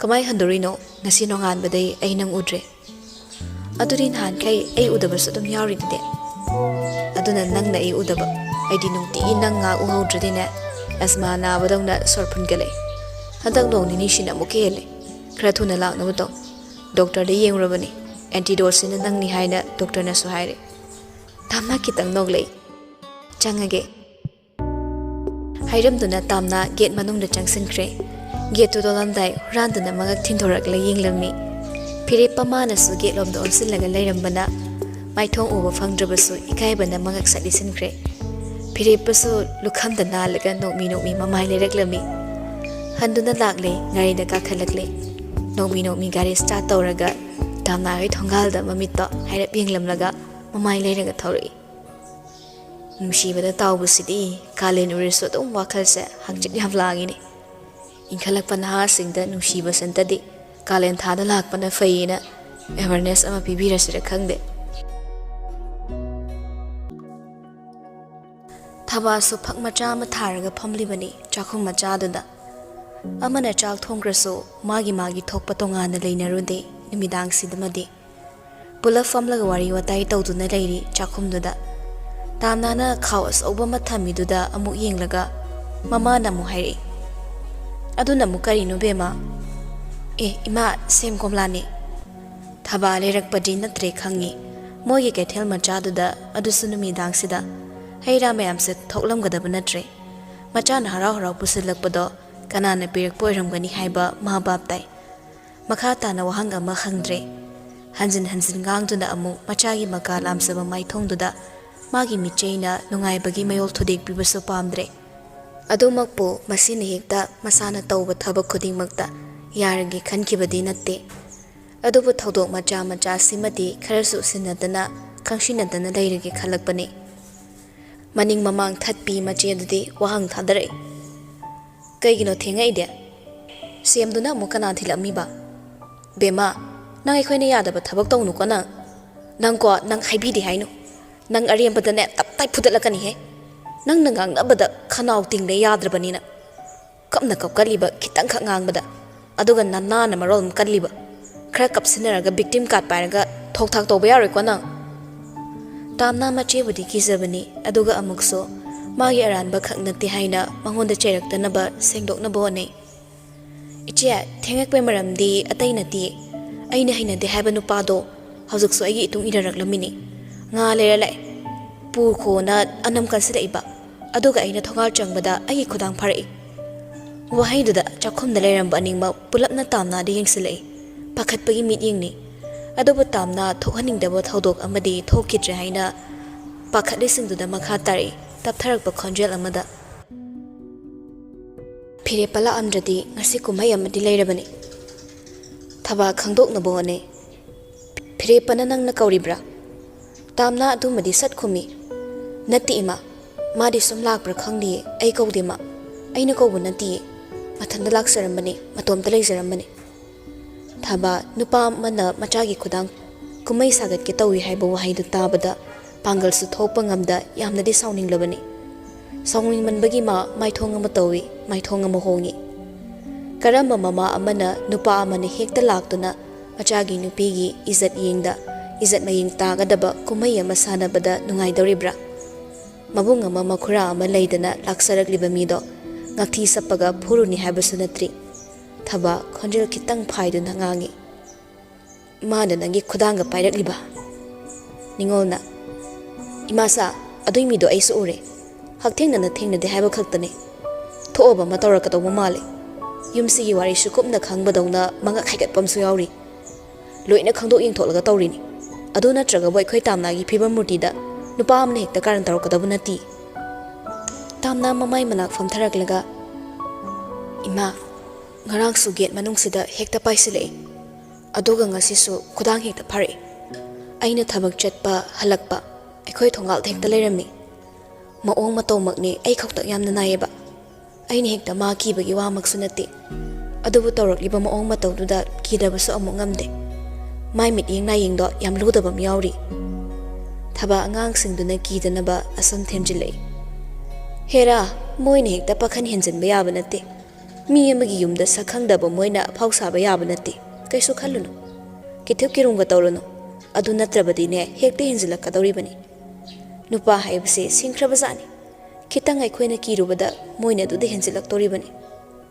ꯇꯥꯝꯅꯥꯅ ꯑꯩ ꯁꯥꯎꯅꯤꯡꯕꯅꯗꯤ ꯂꯣꯏꯔꯕꯅꯤ ꯏꯃꯥ ꯃꯥꯏ ꯃꯑꯣꯡꯗꯨꯗ ꯁꯥꯎꯕ ꯌꯥꯕ ꯃꯤ ꯅꯠꯇꯦꯅ ꯑꯩ ꯈꯥꯡꯉꯕꯅꯤ ꯁꯥꯎꯗꯦꯅ ꯃꯥꯅ ꯍꯦꯟꯖꯤꯜꯂꯛꯅꯕ ꯃꯑꯣꯡꯗꯤꯅꯦ ꯑꯩ ꯇꯧꯔꯝꯗꯦ ꯑꯗꯨꯕꯨ ꯋꯥꯉꯥꯡ ꯈꯔꯗꯤ ꯀꯟꯃꯜꯂꯦ ꯅꯤꯡꯉꯣꯜꯅ ꯍꯌꯦꯡ ꯇꯧꯔꯛꯁꯅꯨ ꯃꯃꯥꯏ ꯊꯨꯒꯥꯏꯒꯦ ꯂꯝꯕꯤꯗ ꯊꯠꯂꯒ ꯊꯕꯥꯅ ꯍꯥꯏ ꯅꯣꯔꯃꯦꯜ ꯑꯣꯏꯗꯕ ꯃꯤꯒꯅꯦ ꯃꯥꯟꯅꯔꯒ ꯋꯥ ꯉꯥꯡꯅꯕ ꯍꯧꯅꯗꯦꯀꯣ ꯑꯩ ꯐꯖꯅ ꯁꯤꯟꯒꯦ ꯃꯁꯥꯅ ꯆꯨꯝꯃꯤ ꯂꯥꯜꯂꯤ ꯈꯪꯖꯗꯕ ꯑꯐ ꯐꯠꯇ ꯈꯪꯕ ꯉꯝꯗꯕ ꯃꯤꯒ ꯀꯩꯗꯧꯅꯨꯡꯗ ꯑꯣꯟꯁꯤꯟꯅꯒꯅꯨ ꯃꯈꯣꯏꯗꯅꯦ ꯑꯆꯨꯝ ꯑꯔꯥꯟ ꯇꯥꯛꯀꯦ ꯈꯟꯒꯅꯨ ꯆꯥꯛ ꯌꯦꯟꯁꯥꯡꯗꯣ ꯊꯣꯡꯗꯣꯛꯂꯒꯅꯦ ꯆꯥꯊꯣꯛꯅꯕ ꯇꯧꯁꯤ ꯅꯣꯏꯁꯨ ꯋꯥꯔꯝꯂꯅꯤ ꯉꯟꯇꯥꯅ ꯆꯥꯛ ꯆꯥꯊꯣꯛꯑꯒ ꯉꯟꯇꯥꯅ ꯇꯨꯝꯅꯧ ꯍꯣꯏ ꯏꯃꯥꯆꯥ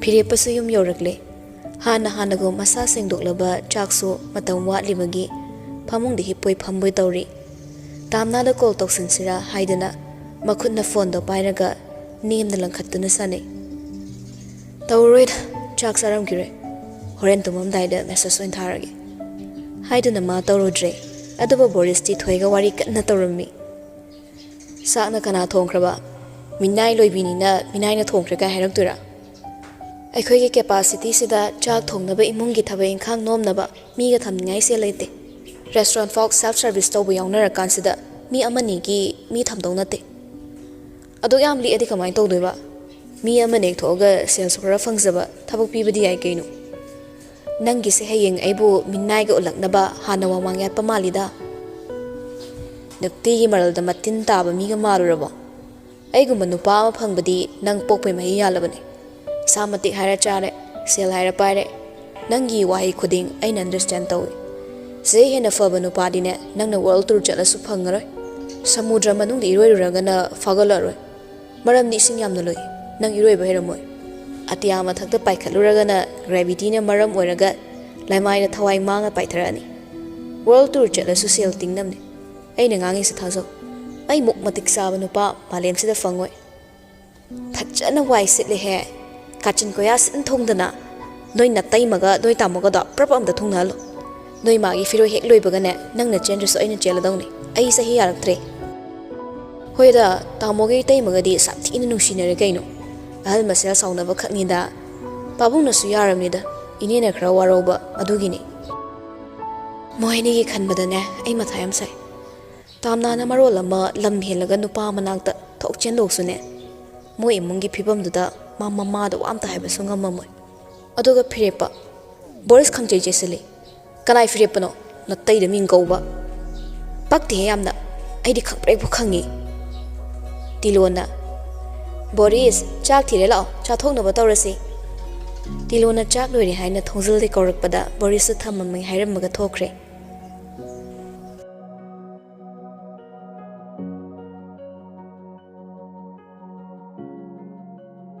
Ayukni, tamna mana hawgalakpada pung mari kitang helakta ngari.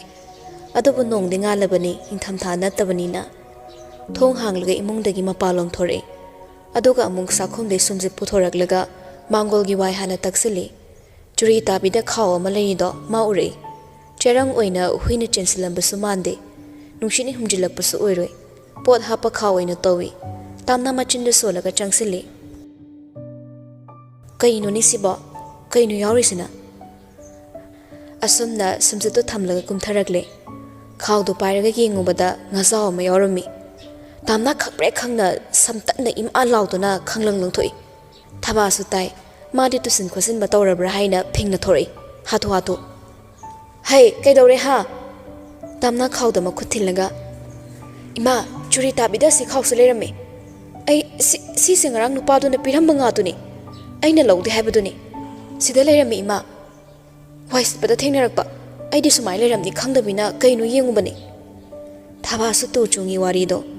Nga duma sa itek tek ne leramba natte. Bri bri ne thatpoi. Ngagi mananga khawdo inan nana uri.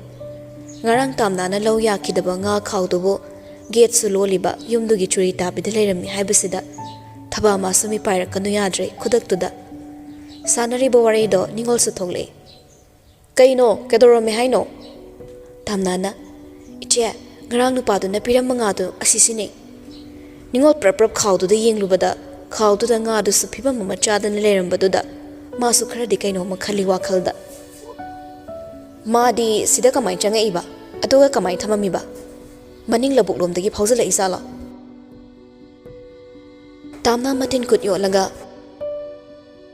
mai maong matause ayam haina dreima horen su thabak thokpada soidina leramni sumaina sum tawdo eradi ayum dai lei yam talaktore isagi yumsida bo isa se safe oidabado na khale psychiatric ki problem leba mi sumali thabana so Noigina thau tawzaruro nga se ai hundokrage aduga ne ai sanjita do wari saruge kaisu tawroi da haiduna nupi ani do themsilamlaga masu nga do puduna yena kharom dalai masu tallawani machana lire iba wari duga oksak tu da nga do hapchin baso okhak sawbani na kaino ma khankini mina madugi labuk lom da laktana langthokre si yona tawba ngamaba nupase makhata na kihan khangan mangamakani Zaza tawbanga makani haiba thawagi thazabani. Masu matha okhak sare. Ontho ida haina khalli. Hingbasi su paklei da leibada, panghing da hingbada. Misaw hekta sanglakpada paklei leiba yaramdre do khalli. Masa singnaga thabak chathokpane. Lambi langkhang dana amu kari tawdoriba. Nupadagi wari tamna nangarang lirakibadudagi hauna. Sigi wakhalsi khanmanbana. Ma phiripa nangarang chana balairammi haibaduda. Saurudrabani. Wakalamadi khalaklabani tawriba phibamsida cha ising thongna kre magi thabak chathok tawbana khazik sanaraga loishinare ningolga tamnaga so pungmanade tamnana khara hali adu oirabusu punna chatmine ani se tamna ngasigi mai thong ama tawkhrabani ayuk ya horakpada thengna kibadudagi hauna mana thokibaga nupado leramdoribra aduga mana tawramba aronbado masanadi imungsina thengna khre khalangmani aduga kariso haiba ngamdrabadi imungsi yamna soli bu khanki dawribra zazat mari gi wakhal dalai ningol na thongzindagi loidribo nangbo tamnai khangna au loiri che haiduna bek yalaga tholgle machin manau ani do punna thokminari ngasiri nupado thongalda magi gari khamlamdre adubu tamnadi nupado leiramdre habagi harauba phauramde kaigombe henjin mathaba ma tawrak tobagi ngasi leiramdaba oigani haina khalaklami asumna sumlapana ningolna tamna drop tobirame aduga asumna susinarami thabak timing se nangna yam ngalle ado erso na tom thalang manuko ai nang thinba ngak haidorake ai lak chapong airamuko hoi che ningol su amu magi thabok ma phalom da chatre tamna sa changhore Som dasu thaba Sanjita hoida ngahau lai. Sanjita mangol da fanik thuppaga leirami. Magi konda saba panek to saba loy bagi kak thatlaga thupam mani. Harau harau kauri. Heima, thaba sida phamsila o. Yarani da swai de hekta phamsilage. Haiduna churi tabida makhong yan tharaga phamtharagle. Aduga ngak Sanjita da thupiba panek to yinglaga asum nairi. Sanjita, akhoi be magi nang nasin manupado. Nang nupado da yade haina haikrabra. Kaigino thaba aina yadre atopa me thiro haidok rakansida amuk sembiro hairak tori braba. Aina na an haire wakhal munna khallona. Aduda nang nasu yadaba natro.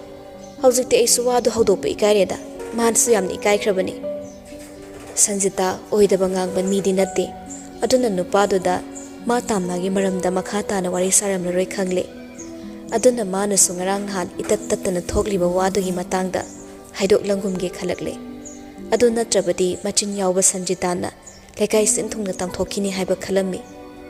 Masini miyoibai khoigi khwaidigi asonba lamchat asoiba. Mine kari haikini haibasina maram oiraga lotsinba. Aduga amuksu lotsindabasu yadabani. Henjin mamayamgi wa ngangpham oiningdabana. Kaigumbada amuk phattabu oiragana hanane haide haina amuksu badanam tawbigadoribani. Pumdamaksu izat haiba ama ijatsigidamaktani. Natteda sum hangbani. Akhoi be manasu yakidre. Ma de hawjiksu yadreda. Nangna phai haibadudane aina sum hangbanida. Thaba nang be magi nupa amata thiyobana di phani ko. Aina pusilakba nupado natraso. Nang atopa amadi thiyu ko. Nang ai oibagi hainabani. Yingu thaba. Nasa nupido tha susubu surak toramani. Adu phaba moina wahai amata hairakpa nattedo. Angangdu maning amuk kullani. Adugane amuk mama adu masa nungsibagi mairina su howdoribani. Mayung makaiga paningaroi thabu thajatreda. Nupadi khara maisa langsinaramaga khangsinaramaga khara leraga thok hekta nupi thiba ngambani. Angangdu mama aduga unatringaidane sat nupa mayumda pithoko. Aina harise minungsi khangdabagi wa natteko. Hayeng mama na tahogdabado ubagini. Machagi nungsiba masakto urabadi machado kainaba ngamoi. Aduna amu uhandana phaiko. Khangdeda aisu adumnadi khali ngamgadoribra khangde. Mayung makai panbagidine maraibakta tamlamba amaga maina thengnajarasan. Aikhoina thiba nupa pamdri ibema. Nokna phagi oina sum haidoi Sanjita so. Hoida aduda hayeng tankradi mayum su palauda yumda suma tomta lehuba yadoribra sini. Khangde ngangnabage yadrabanina ne mana thokpa tawjarasana. Aina khandoklaba. Adu natrabadi haksangibu wagadra magibu khangadra khanpamga khangbasa natteda ahing tumbaga yade Sanjita ai. Hoida laibakse kanamtana kalaga satpa yaba natte magisu magi thokpa tamjaramjani. Thaba chalodaga thakisiko ngak phammo ai phanek se thupa loire. Loluranuda ai sak tolakpada ngairi yumda sum leisanbado anabu oire nane sum koithorakpani. Huine noigidi sak yamna ngalli angangai su thabak chathoknabanina aikhoi horen baro tero da sa doribani. Mausa jenbinina mana thongning matamda thongaga sari aisu khara khara budi tawbi haibabune phi sisu kanna sadabasu yadaba tawrise. Allani do famduna waring hak tawi adai thabasu phamba yaba phamlamlaga Sanjita hoigi sak loinarakpaduda hagolaga hankre.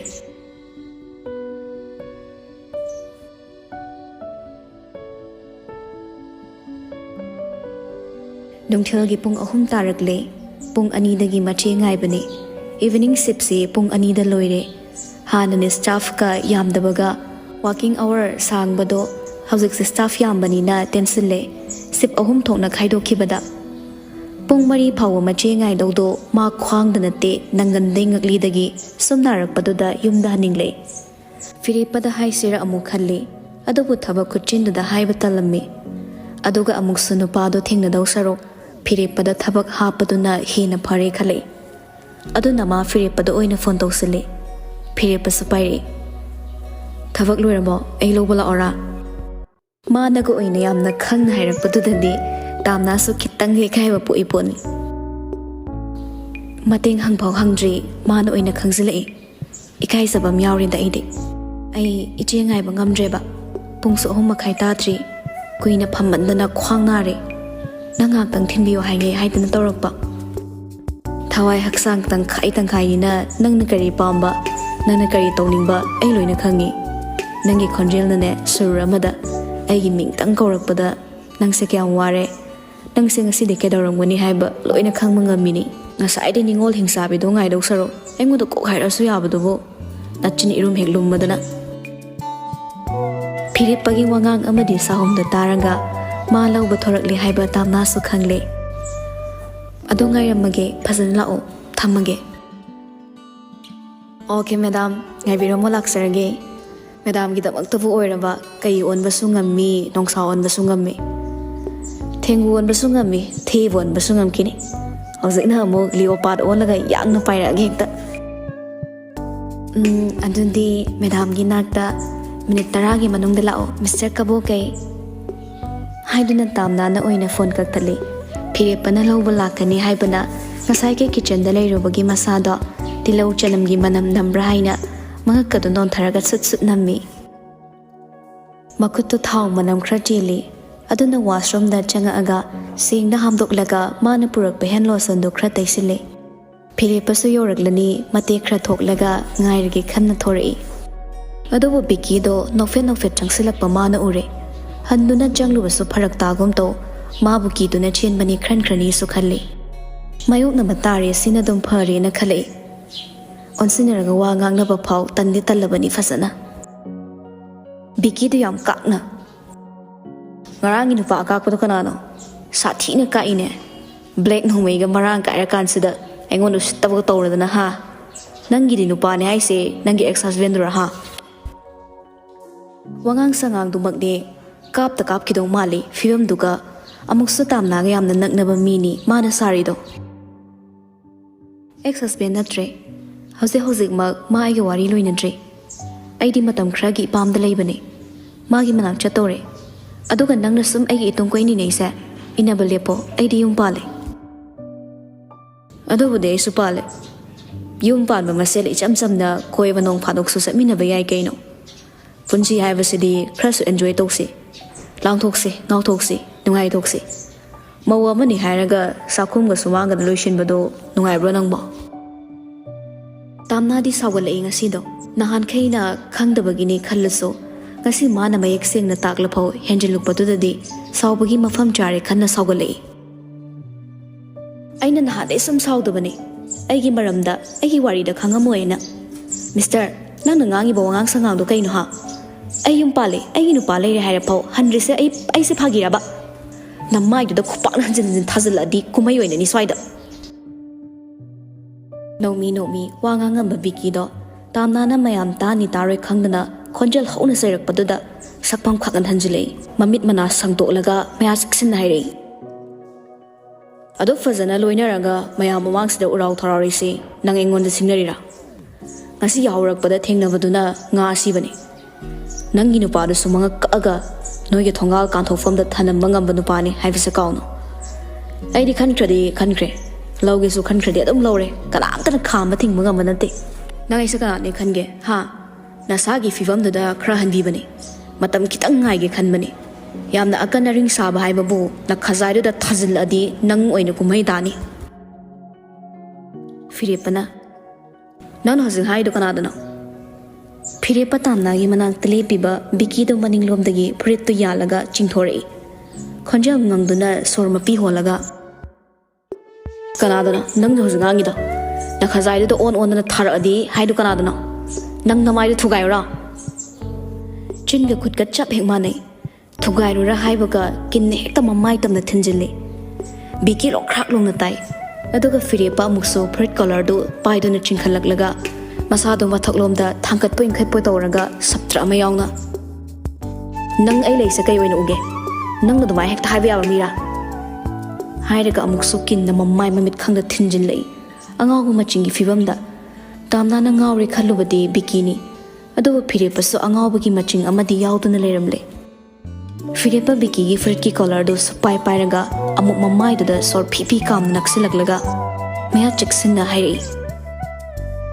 leirang ama mitadringi sambal hana sigadabani ai si sambal ni aduga nangna khangadaba amana ꯑꯩꯗꯤ ꯊꯨꯒꯥꯏ ꯌꯥꯈꯥꯏꯕ ꯊꯥꯡ ten ꯆꯪꯗꯕ ꯐꯤꯔꯦꯞꯄꯅꯤ ꯈꯪꯉꯕ ꯑꯔꯦꯝꯕꯗ ꯅꯪ ꯊꯋꯥꯏ ꯃꯥꯡꯒꯦꯔꯣ ꯍꯥ ꯊꯋꯥꯏ ꯃꯥꯡꯒꯦꯔꯣ ꯅꯪ ꯀꯥꯞꯊꯣꯛꯎꯔ ꯁ꯭ꯋꯥꯏꯗ ꯍꯨꯔꯥꯟꯕ ꯅꯪ ꯈꯛꯂ ꯂꯥꯏꯁꯦꯟꯁ ꯅꯠꯇꯕ ꯅꯣꯡꯃꯩ ꯄꯥꯏꯕ ꯉꯝꯃꯤꯁꯦ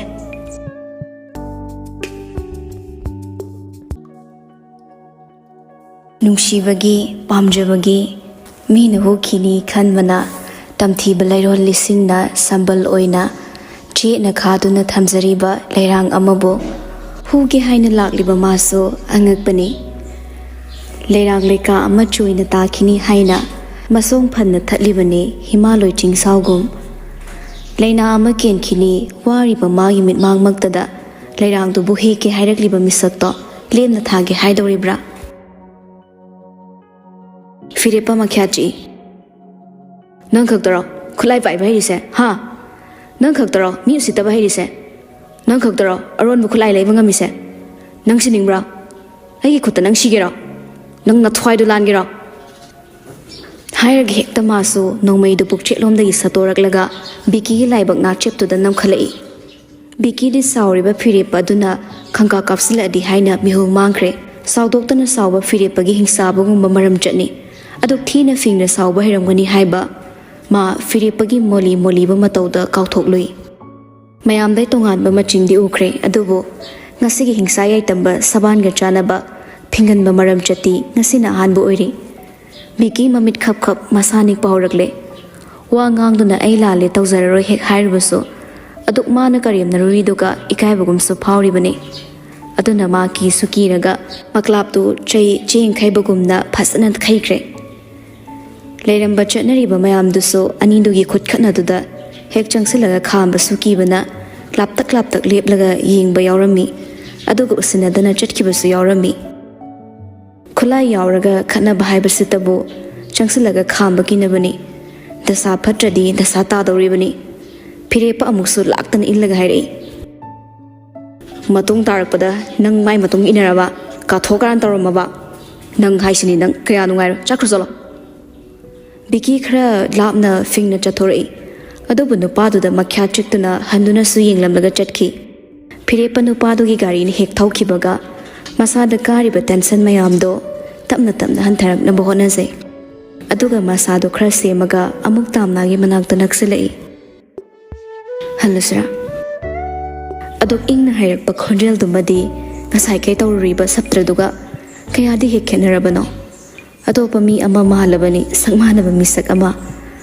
ꯑꯗꯨꯕꯨ ꯈꯣꯟꯖꯦꯜ ꯅꯦꯝꯕꯁꯨ ꯋꯥꯈꯜ ꯃꯄꯨꯡ ꯐꯥꯅ ꯅꯦꯝꯊꯗ꯭ꯔꯤ ꯈꯪꯕꯅ ꯇꯥꯝꯅꯥꯅ ꯉꯥꯏꯈꯣ ꯀꯦꯟꯇꯤꯟꯗꯩ ꯀꯩꯅꯣꯝ ꯊꯛꯎꯁꯦ ꯂꯩꯔꯤꯕ ꯇꯦꯟꯁꯟ ꯃꯌꯥꯝꯗꯨꯒ ꯅꯪ ꯒꯥꯔꯤ ꯀꯃꯥꯏꯅ ꯊꯧꯈꯤꯒꯦ ꯉꯥꯏꯍꯥꯛ ꯐꯝꯃꯒ ꯑꯣꯏꯅ ꯍꯜꯂꯁꯤ ꯉꯥꯏꯍꯥꯛ ꯐꯝꯃꯒ ꯅꯆꯦ ꯂꯥꯛꯑꯦ ꯍꯥꯏꯔꯒ ꯑꯩ ꯍꯨꯟꯗꯣꯛꯑꯝꯃꯒ ꯅꯆꯦꯒ ꯑꯃꯨꯛ ꯍꯟꯈꯤꯒꯦꯔꯣ ꯂꯥꯛꯑꯣ ꯂꯥꯛꯑꯣ ꯍꯜꯂꯁꯤ ꯑꯩ ꯋꯥꯈꯜ ꯀꯟꯇ꯭ꯔꯣꯜ ꯇꯧꯕ ꯌꯥꯝ ꯍꯩ ꯍꯥꯏꯗꯨꯅ ꯐꯤꯔꯦꯞꯄ ꯒꯥꯔꯤ ꯃꯅꯥꯛ ꯆꯪꯁꯤꯟꯈ꯭ꯔꯦ ꯇꯥꯝꯅꯥꯁꯨ ꯃꯇꯨꯡ ꯏꯟꯅꯔꯛꯂꯒ ꯒꯥꯔꯤꯗ ꯀꯥꯈꯠꯈ꯭ꯔꯦ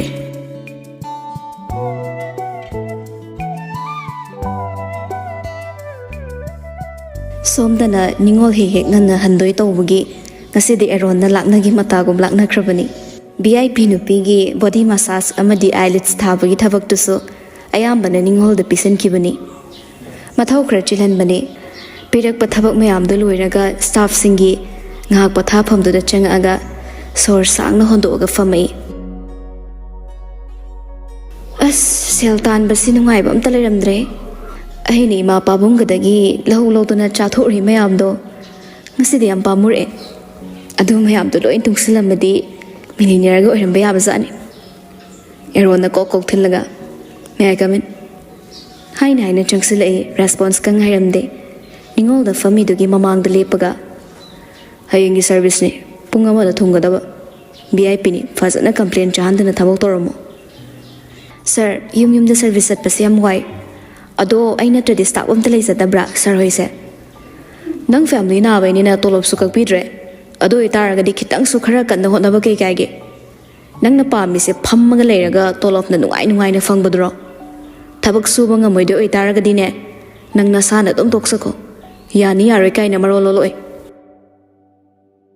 ꯅꯤꯡꯉꯣꯜ ꯈꯔ ꯁꯥꯎꯅꯤꯡꯕꯒ ꯅꯤꯌꯝꯒꯤ ꯏꯀꯥꯏ ꯀꯥꯏꯔꯛꯄꯗꯨꯗ ꯁꯥꯎꯅꯤꯡꯉꯛꯏ ꯑꯗꯨꯕꯨ ꯈꯔꯗꯤ ꯁꯥꯎꯔꯤ ꯎꯠꯂꯕꯁꯨ ꯈꯔꯗꯤ ꯎꯠꯊꯣꯛꯇ꯭ꯔꯦ ꯁꯥꯔꯁꯨ ꯐꯖꯅꯗꯤ ꯅꯥꯄꯜ ꯀꯥꯔꯦꯍꯦ ꯁ꯭ꯇꯥꯐ ꯃꯔꯥꯡ ꯀꯥꯏꯔꯦꯅ ꯗꯦꯝ ꯀꯦꯌꯔꯗ ꯂꯩꯊꯣꯛꯏ Hoi hoi chatlage tips khara hap ko special staff nin haizin khu mingon da do kyam na khet pa hiba nang gi bu kaino aina wa mang ya trasu nang thok pa lawra hala do du bu ngai ko ne sir mi di pakhang se thabak to mi na ba yam nungai hai ado sir sina kamai tori ba divorce to ba nakli pakhang la staff ama oiraga nathak thangba ama da tumai hai ga do nate wa pa ngang na rena aina pa non sin rise ai pakhang oiram bai su ya bane natri nang na na kangla sa da na mi fol tar chum su su mi eron hai ri do ningol na ngangi ba khonda lakta du da eron su pakhang go ebaga onsin na batan lai pak no onsin na bi da bane sipum da mak ningol su khangi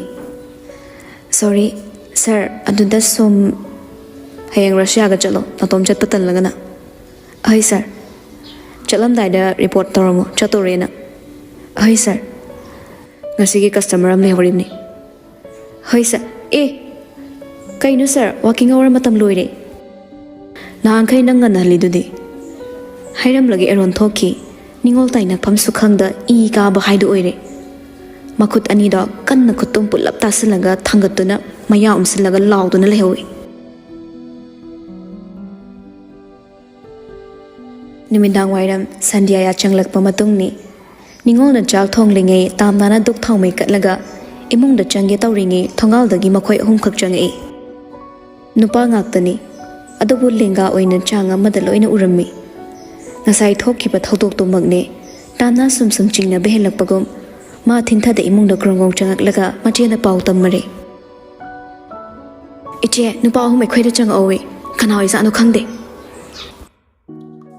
kitang so thakana khonjal phain hairakpaduda ningol chakhong dei thokke tawbada thaban hana thoamana ningol su thongjil marum da laikre sanari wari do tana baina ibungo noibu kana hangbano lakminna banupa amana nasanu pido kauthoro wari imta hange wangang sangang na magne kaya da so sit khidrabano haina saubagi mahutta thaba tanba heinadabana oina phawri ibungo noibu kanano kari thabakino maramdudi hayudana ahumak tu suri tabida lepi masong iphan phana lepi nisa sasilaga lakpagi moong ama uba phangi thabana amana mo hairi ine nasanu pi kokthораga aikhoina sanadawa wado ine subab tarani aikhoina sabu wari da tumina tum tabiro aikhoi lam hen du hen bayum sida farak torok to balak nate warim ta sanage na lakpani kanano karino sukhangdi noina angang kokthoro hairaga aini hekta kokthok toribra angang du su leite madom chagi da laikine noina haining bawado engon da sum hayo ai mamani lai sukhangi leite sukhangi thabak halaga sangki badai thongal tholak triba nupini yam thuna kokthopiro aikhoi ni mungsanga di kya nangai roi isam san ma pa da wari sabana fabra natraga aikhoi manung chang haibra kari gumma matamda yum imung asina ai amagi imungdugi miyoi singi khwaidagi safe oiba mafam oirabaso khwaidagi sathiba nanthokpam leitaba khudong thiba mafam am oikibaso yaudaba natte tamna imungdu da sumlei shilaga nupadogi phibam magna hotchangsilaga khudang ta pairam dosaro mapanda mangol da leiringe magi khudang paikibana phabam leire khale phibam duda ma imungdu da leibado mapanda thorakpana fani khanbana prapap thoraklami manek thorakpaga bikina hanuve nang nupi se leite haidai ne ha oida padaba dok yam hangi do kaigino hanu thongjuda tamnana noina engona sana bapa mi se kai wano hairo biki ga lakminaba nupa amana ai gi taw se nangam na maram oiraga ngasai maya mawang dei kai ba nang hanba nangbu nusidana nangbu pamsadana laiba miyamda adumai to ba kana haunage haina dei pamdre hairasu inthina hainaraga loire moina ga chuma sajila ibani amana amo nushire hairaga nangi izat ka manghan do ba mi gi tap ta nangna nupa ga lo na koi kau koraga maya mawang dei izat manghan be abra ma sa kana no nang khangbra ha tamnana pamdre haina dre habida sakhom thokti mi amagi facial expression da haine hina de habise loina ulakpane noina chathok sasinda ingon dana handa yelise kanana tawnage ai laisabi na teyum pale haiba waise haikrabana tro khoimu singa laisabi amada inbadine iningma matamda inbada sauningai maram leite aduga mawamda iluradi khopak saba taba lairik laisu su phana hiramni adubu society da chatnaba chatnadaba Yaba yadabasiso khra khangbiba phai. Adu khangamadine chaisu saramoy. Thabadi nupasingdugi phibamsingduga lanzao ama thorakpa tare haina ipai horakle. Ibungo noi ngasai gi thodokto imasu khangaudre. Adubu noi saurano. Thaba machanupido onsile. Hey, nabung singsida soikre hayone nangbo. Thabagi khatnarani kibagi ason mamatau do singkraba nupasingsina irai laina ukre. Ason bada ubana hina napal kare. Yarani kudong chaba lauragi haiba makok singduda ingit ama hapchinkre. Kaigumbada thabana nupasingduda nakhoi lali haiduna makut tinduna laipung phamaga pham heksairam khoktak sagadauba nupasingni. Adubu mina kari haikini macha singse saibiba tari haina khana chainaba pamde haina maning halluba thabagi wahida kudong chaba mina lauki. Biki ga lakminaba aman hai. Itaw se mayam ne am respect toba tongnariba misak amane. Aduna akhoi izat mangba yaba nate. Nachanu pise akhoi ne puzaba tare. Laima madagi so sang taraga thamoy. Mana izat mangalabnina mana nupa se leiba tare dana. Mana izat kan matabane. Ningol su phat hekta thorai. Kai asa noi napagi marallo. Tha sur aba mawa mabu chiengi pami laurage kaina. Aduga puzaba tare haidi ke. Namai da thangna sakchabat yansilake da. Lera mukhangni. Hairaga thang thiba imungde ekta sensen ki. Ningol gi fivam duda sonma mayam marakta henjin bada kainom tawba amadi yaure khangmana kitang di wakhal da maning hanle. Ki ribani moiso lekai myam hupa adi haina. Khongpham di handre tawba tabu nupi ni haina sitaba amadi yaure.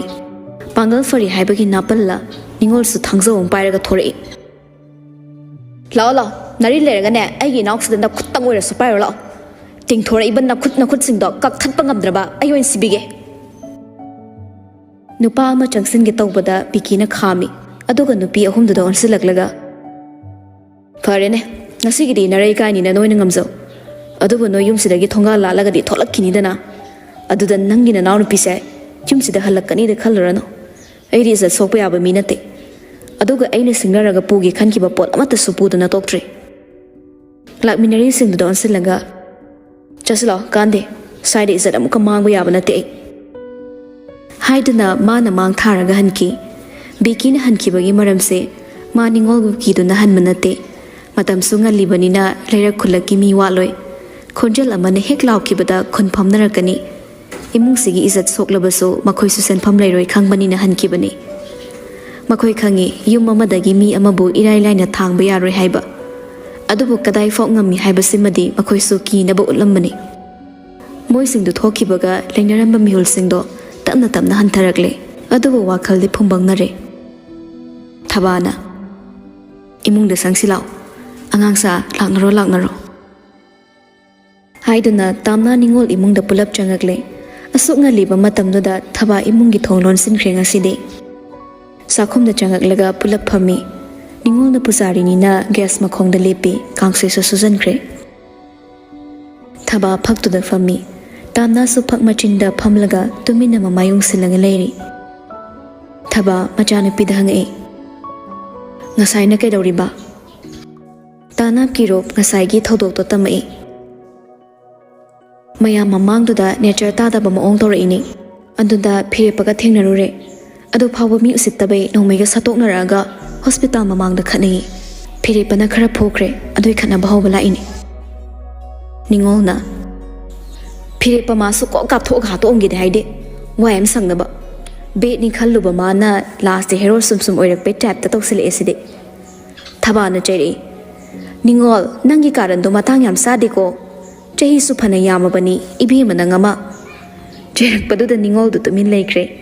Thaba su machanupida amuksu hangi.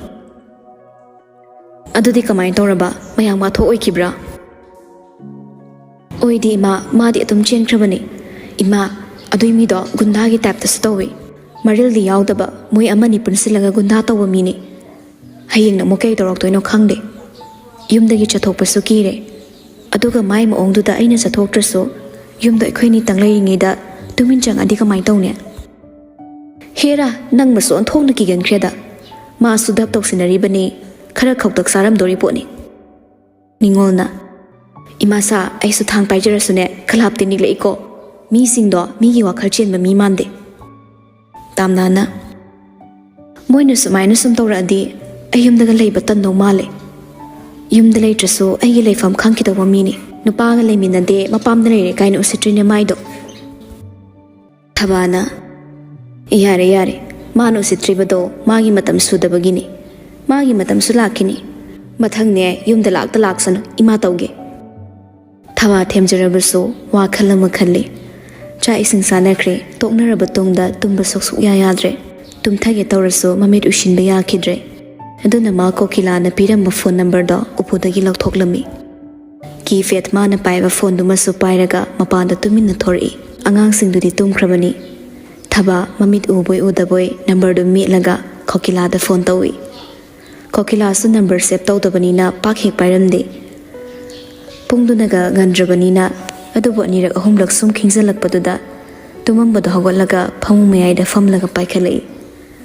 Hello kana Tada aine Thabani kokila ngai mamit mana kitang su singalai Thaba na mangonda sumnaga call tawrakani habase ma thajadabani Thaba pungpham sida kaidoraba kaidobu yaurabage Tada angang sing tongkhrabra ai tadaga wari amata sananingdana ne call tawraibani Hayuni angang sing budi tumnaramani phirepadi halaktri Angang sing takini haina sumang kumthari thongalom side ta kitang su sathoraklaga tada nangahan haudu umba wari dugi matangni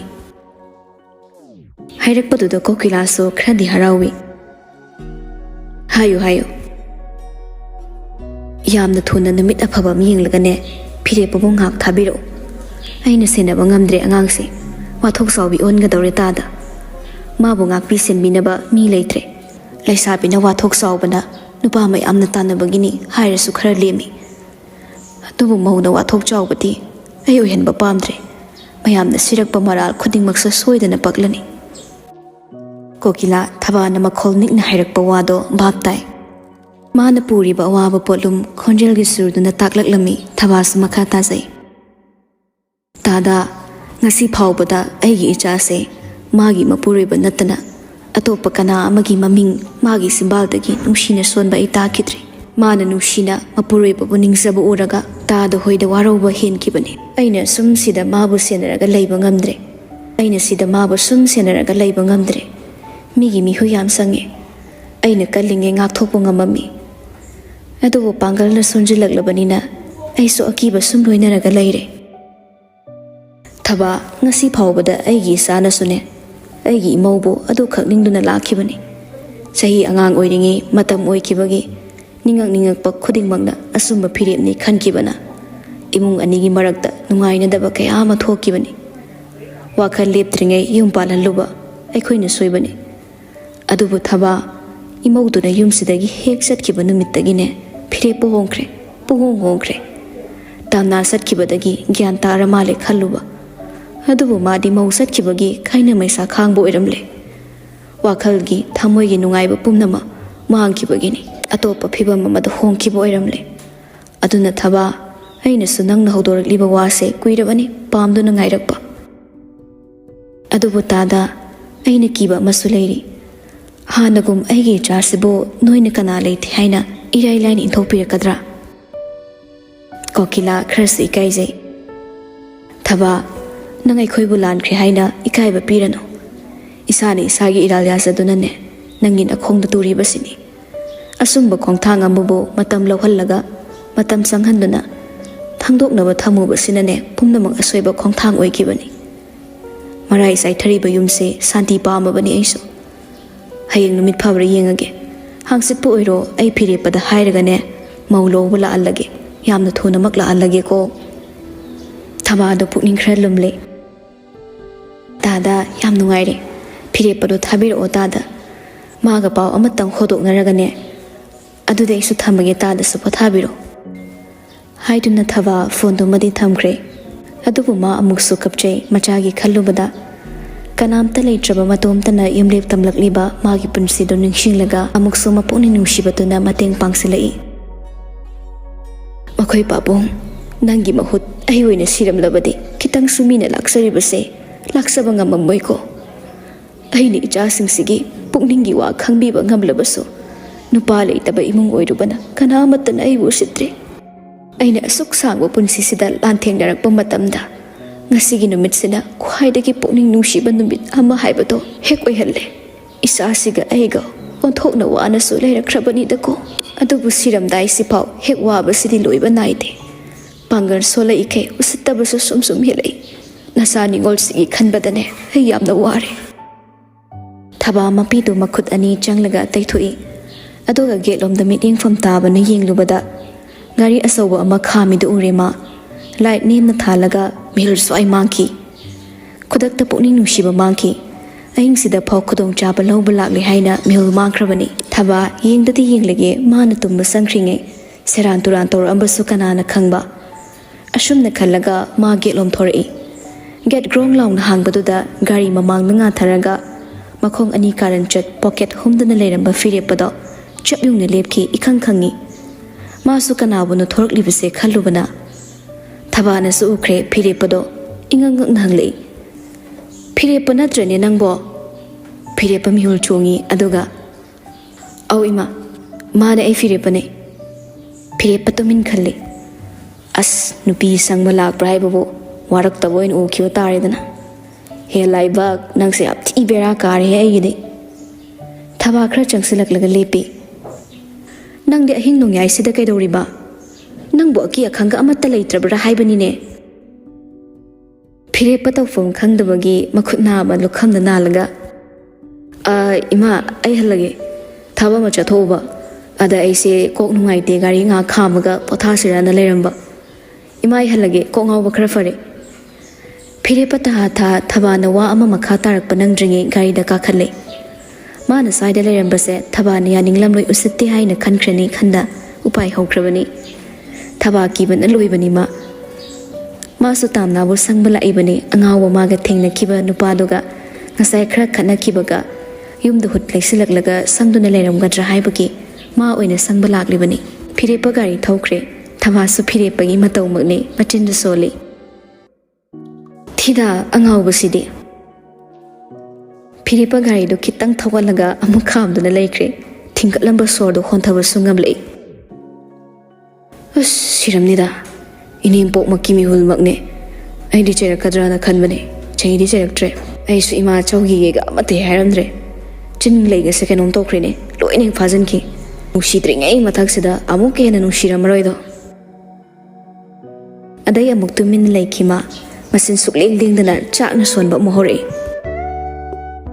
इमा आइदि तामनाबु संगबा लाक्लिबने आयुमदा सुपो पथाबा ngamdre आइगि वाखलसिदा हेक्ता लाई कियन खंगन वाखलमा अदुदि माबा इंगोंदगी लाक्तुना पुख्रदि आइना कमदो होवा सिने आइसे पथाबा सुया याद्रे इमा नचाना तोरिबसे इमाना उसित्ते हाइना नचाबु लाना खनबिखिनो आइ तामनाबु नोमगी उहोद्रदि पथाबा यादि स्लीपिंग पिल चारसो तुमनिंगो यादे अदुगा माना माइथोंगम तौरगना आई थेंगना थेंगना मी खुदिंगमक्ता मंगोंदा हल्लगा येंगलम्ब्रा मंगोंदा करी हाइरि हाइना अंगावबगुमना मी खतनाबा हौनिंगी ngasisu ma maithong ama tokre aduna ai mabu sangba lakline nongmai su paire ngasi de soidana kautho ogi haina haibo waise aina kari gi imada haiba ngamdrisina phirepa nangsu pangmandeda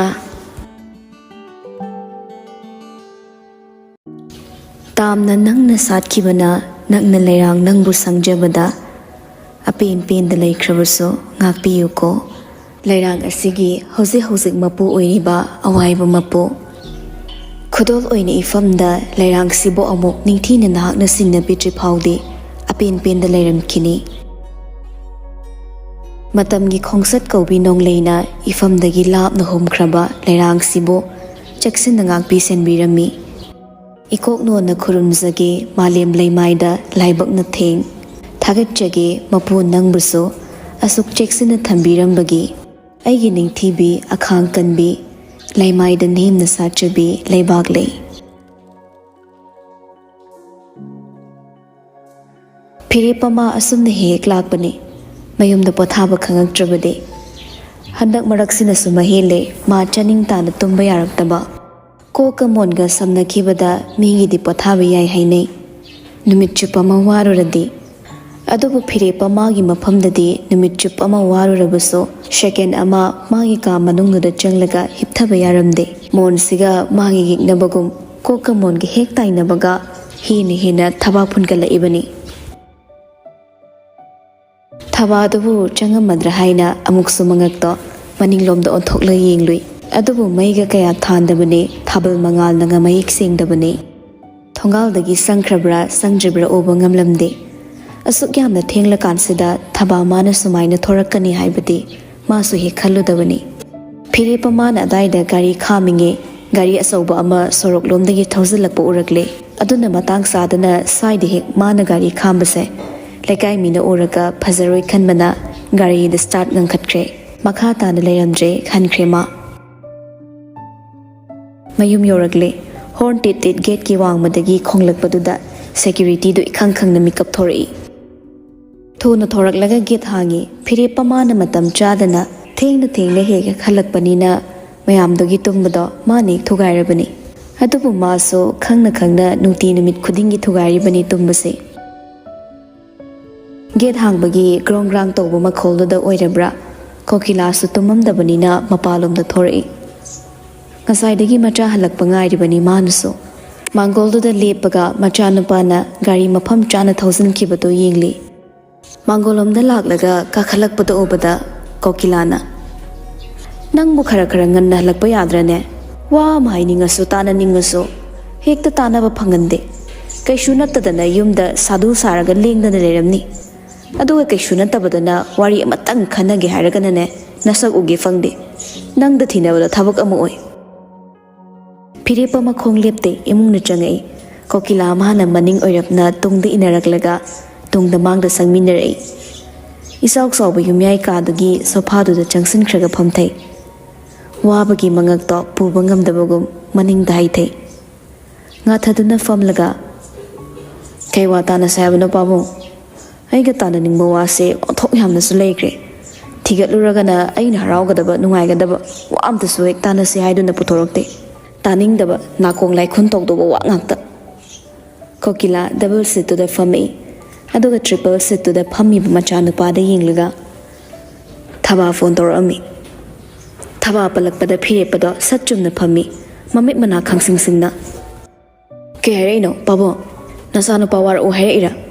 ꯑꯩ ꯆꯩ ꯋꯥꯠꯂꯦ ꯃꯇꯨꯡ ꯃꯅꯥꯎ ꯊꯥꯔꯛꯑꯗꯤ ꯑꯐꯕ ꯑꯣꯏꯔꯣꯏ ꯀꯥꯏꯅ ꯗꯞ ꯇꯧꯔꯛꯏꯔꯥ"꯫ ꯐꯤꯔꯦꯞꯄ ꯃꯥꯗꯤ ꯃꯥꯅ ꯊꯣꯡꯒꯥꯜꯗꯨꯗ ꯂꯩꯔꯨꯕꯒꯤ ꯊꯕꯥꯅ ꯌꯥꯅꯤꯡꯗꯗꯅ ꯆꯩꯔꯛꯂꯕ꯭ꯔꯥ ꯍꯥꯏꯅ ꯈꯜꯂꯨꯕꯅꯤ꯫ ꯑꯗꯨꯅ ꯃꯥ ꯃꯤꯍꯨꯜ ꯇꯤꯡ ꯇꯤꯡ ꯆꯣꯡꯈꯠꯂꯛꯏ꯫ ꯃꯄꯥꯕꯨꯡꯅ ꯀꯩꯗꯧꯕ ꯃꯤꯒꯤ ꯊꯣꯡꯒꯥꯜꯗ ꯁꯪꯉꯨꯔꯤꯕꯅꯣ ꯆꯩꯔꯛꯂꯒꯅ ꯀꯩ ꯈꯨꯝꯕ ꯈꯜꯂꯤꯉꯩ ꯀꯣꯀꯤꯂꯥꯅ "ꯑꯐꯕ ꯅꯨꯃꯤꯠ ꯑꯃ ꯌꯦꯡꯂꯒ ꯅꯪ ꯊꯥꯔꯛꯎ, ꯃꯧ ꯂꯥꯎ ꯍꯥꯏꯔꯛꯏ"꯫ ꯐꯤꯔꯦꯞꯄꯗꯣ ꯄꯥꯈꯠꯄꯒꯤ ꯍꯨꯜꯂꯝꯕ ꯃꯤꯍꯨꯜꯗ ꯍꯔꯥꯎꯕꯒꯤ ꯃꯤꯍꯨꯜꯗ ꯑꯣꯟꯊꯣꯛꯈ꯭ꯔꯦ꯫ ꯃꯥꯏꯊꯣꯡ ꯃꯀꯥ ꯏꯔꯥꯝꯂꯥ ꯃꯁꯥꯗ ꯐꯤꯗ꯭ꯔꯤꯡ ꯆꯣꯡꯗꯦꯗ ꯈꯥꯛꯂꯕꯅꯤ꯫ ꯋꯥꯈꯜꯅ ꯊꯥꯕꯜ ꯐꯥꯎ ꯆꯣꯡꯈ꯭ꯔꯕꯅꯤ꯫ ꯁꯦꯟꯁ ꯄꯨꯝꯅꯃꯛꯇ ꯑꯦꯛꯇꯤꯚ ꯑꯣꯏꯈꯠꯂꯛꯏ꯫ "ꯄꯥꯕꯨꯡ ꯑꯁꯦꯡꯕꯒꯤꯔꯣ?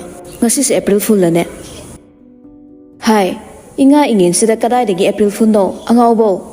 ꯊꯕꯥꯜ ꯃꯁꯤꯡꯐꯥꯎ ꯀꯥꯎꯔꯛꯂꯕ꯭ꯔꯥ ꯉꯥꯎꯕ ꯍꯦꯟꯃꯟꯗꯅ"꯫ ꯐꯤꯔꯦꯞꯄ ꯃꯥꯒꯤ ꯐꯣꯟꯗ ꯌꯥꯎꯕ ꯃꯩꯇꯩ ꯀꯦꯂꯦꯟꯗꯔꯗꯨꯗ ꯌꯦꯡꯉꯤ꯫ ꯍꯌꯦꯡꯁꯤ ꯊꯕꯥꯜ ꯐꯕ꯭ꯔꯥ ꯐꯠꯇꯕ꯭ꯔꯥ, ꯇꯠꯅꯕ꯭ꯔꯥ ꯇꯠꯅꯗꯕ꯭ꯔꯥ ꯈꯨꯗꯛꯇ ꯌꯦꯡꯂꯝꯃꯤ꯫ ꯀꯣꯀꯤꯂꯥꯅ ꯋꯥ ꯉꯥꯡꯕꯒ ꯇꯥꯈꯤꯗ꯭ꯔꯦ꯫ ꯃꯥꯒꯤ ꯊꯕꯛꯇꯨꯅ ꯃꯔꯨ ꯑꯣꯏꯕꯒꯨꯝ ꯃꯆꯥ ꯌꯦꯡꯉꯝꯗꯕ ꯃꯇꯧꯗ ꯃꯁꯥ ꯃꯇꯣꯝꯇ ꯍꯥꯏꯖꯩ "ꯇꯧꯔꯤꯁꯤ ꯌꯦꯡꯉꯨꯅꯦ ꯃꯁꯤꯕꯣ"꯫ ꯐꯤꯔꯦꯞꯄ ꯌꯦꯡꯕ ꯂꯣꯏꯈ꯭ꯔꯦ꯫ ꯇꯥꯟꯅꯔꯝꯗ꯭ꯔꯦ ꯊꯦꯡ ꯒꯣꯗ꯫ ꯃꯄꯥꯕꯨꯡꯗ ꯑꯣꯟꯁꯤꯜꯂꯛꯏ꯫ "ꯄꯥꯕꯨꯡꯅꯗꯤ ꯈꯪꯗ꯭ꯔꯤꯕ ꯅꯃꯧꯗꯣ ꯑꯣꯟꯊꯣꯛꯅ ꯅꯨꯡꯁꯤꯈ꯭ꯔꯕ ꯑꯩꯅ꯫ ꯈꯪꯗꯦ ꯄꯥꯕꯨꯡ, ꯏꯌꯥꯗ ꯍꯣꯛ ꯇꯧꯕ ꯃꯌꯥꯗ ꯏꯟꯁꯤꯟꯅꯤꯡꯉꯤ, ꯃꯤꯅ ꯆꯥꯔꯝꯕ ꯃꯨꯜꯂꯒ ꯃꯉꯣꯟꯗ ꯄꯤꯖꯅꯤꯡꯉꯤ꯫ ꯁꯤꯕꯨ ꯄꯥꯕꯨꯡꯁꯨ ꯇꯧꯔꯛꯄ꯭ꯔꯣ"꯫ ꯀꯣꯀꯤꯂꯥ ꯅꯣꯛꯂꯒ "ꯅꯪꯁꯤ ꯀꯅꯥꯅ ꯁꯦꯝꯈꯤ? ꯑꯩꯅ ꯅꯠꯇ꯭ꯔꯣ? ꯑꯗꯨꯅꯗꯤ ꯑꯩꯒꯤ ꯏꯗꯣ ꯅꯪꯉꯣꯟꯗ ꯌꯥꯎꯕ, ꯅꯪꯒ ꯑꯩꯒ ꯃꯥꯟꯅꯕ ꯀꯦꯔꯦꯛꯇꯔ ꯆꯦꯜꯂꯤꯕꯅꯤꯅꯦ"꯫ ꯄꯥꯎꯈꯨꯝꯕꯧꯗꯤ ꯁꯦꯠꯇꯠꯂꯦꯍꯦ ꯄꯥꯕꯨꯡ꯫ ꯑꯁꯦꯡꯕ ꯑꯆꯨꯝꯕ ꯄꯥꯎꯈꯨꯝꯗꯤꯅꯦ ꯂꯣꯏꯅ ꯐꯖꯕꯅꯤ꯫ ꯂꯥꯟꯖꯔꯦꯈꯛ ꯍꯥꯏꯔꯛꯄ ꯋꯥꯍꯩꯁꯤꯐꯥꯎꯅꯦ ꯍꯦꯛ ꯔꯥꯁꯤ ꯆꯔꯣꯡ ꯌꯥꯟꯊꯕꯅꯤ꯫ ꯑꯁ ꯑꯩ ꯁꯨꯝ ꯃꯥꯟꯁꯤꯜꯂꯛꯑꯦ ꯑꯩꯈꯣꯏ ꯄꯥꯕꯨꯡꯁꯦ꯫ ꯕꯣꯔꯤꯁ ꯏꯁꯤꯡ ꯕꯣꯇꯜ ꯑꯃ ꯄꯥꯏꯔꯒ ꯍꯀꯝ ꯋꯥ ꯆꯜꯂꯒ ꯀꯨꯝꯊꯔꯛꯄꯅꯤ꯫ ꯃꯩꯁꯨ ꯀꯌꯥ ꯉꯥꯅ ꯊꯥꯟꯗꯕꯒ ꯌꯨꯝꯌꯥꯏ ꯀꯥꯗꯨꯗ ꯉꯔꯪ ꯃꯤꯒꯤ ꯃꯈꯣꯜ ꯇꯥꯔꯛꯄꯗꯨꯗ ꯈꯪꯄ꯭ꯔꯦꯛ ꯈꯪꯉꯤ꯫ ꯃꯃꯥꯏꯗꯨ ꯁꯠ ꯂꯩꯔꯒ ꯆꯦꯟꯈꯠꯂꯤ ꯃꯄꯥꯕꯨꯡꯒ ꯀꯧꯔꯒ "ꯄꯥꯕꯨꯡ ꯄꯥꯕꯨꯡ"꯫ Kokila mathaklo mienkalaga. Hai, kaidore nang amo. Mathakta kina chenkhalamba Boris to makharomda mu olaga yengtharakpada Kokila bu urei. Phirepasu mangaka maninga leithораklaga mabu yengduna leiramli. Boris pakhatliba mihul mapaduda makhutna pairaga sor phathai. As pung mata sida yumyai sida lamtai thangsagi lai khundinabadawna kai thongsa sarino. Tumamdaida horror movie ga yenga tumure noi napana saside pura birani he. Haira kumtharai mahadi mahosana ising yamna thakpanina makeup thorakpada ising kitang thakke haina yengubada ising yaramdabai chakhumda kumthajarakpani. Anidugi manak changsilaklaga masu side amada fammi. Boris farak tasilage khan hairei. Ahing nongyai gi athengmasida pabung nang suna sa nupa ko hen layan ni haina karamba ron bu khutop yai basinage haina chiloknaramino. Phirepana nangdi khulak pamasani na pabung na ingonda imana lona pabung da sinaramba yai oibado ai khutta sibiramba nanguradi nangi susarok thungona hairani na. Boris na balo he nungai ni wari se aidi yai oiba thoidok trai chingmai ama imana sinarami adusu Alibaba gi waterfall na gate oiba sana lupa na picture ba chingmai ama. Phirepana hais nang ahing sida hogola ise nang gi sungmai da lona chatkena thorakpu male ai sum singnar e. Hoi waterfall ising loikre bottle lamta sakhum de hura laga heiruge toromba. Kokila wal kok to da yenglaga hai pungsi ahum taga dore nasana sagi thabak chatna dawba ngaktanina ne tumnaroro pungsi yamna thengle. Phirepa hogolei hoi babung Boris hogolaklaga chakhum ni changkre. Phirepaga Kokilaga na mathakta thongdusu matomta lok tawbanina thingsinjakre mana mapi marol hongdoklaga sofa da amuk changsilaklaga ngek phamthai wakhalde pende penjei nungaiba makeup sina mitmangda lepderabada mamangi gi wazakhiba tanikhiba mayamdugi wazaman phangli haina khanjei. Phirepa mohogolei upu hangdoi aduga mana checksina thamauba tamnaga makhoi anigi luhongbagi photo album da puthoraklaga sofa-duda hanjinna famkre amamamtang sum phagtoklaga yengi matamdo animak yamna angang oiribagi mayang ikang kangnaraga nokningba phawi mangondagi amo tamnana hena angang oibani tamnana kundo paring hukpa aduga manasu amuk hukpa anigi photo-duda nungshina nale photo-duda tariba tamnagi saktamda hozike yamna khetnare photo-duda di nokmi khangzadana harauba mami mayek lana tari magi mai thongna khamung hongkibasina yumsigi kaasigi thong hek kansilakpadagini. Phirepa mathang amamo hangdoklei tamnana kundo lengkhibagi photo amani madmi tunghak maduda panlaga lei.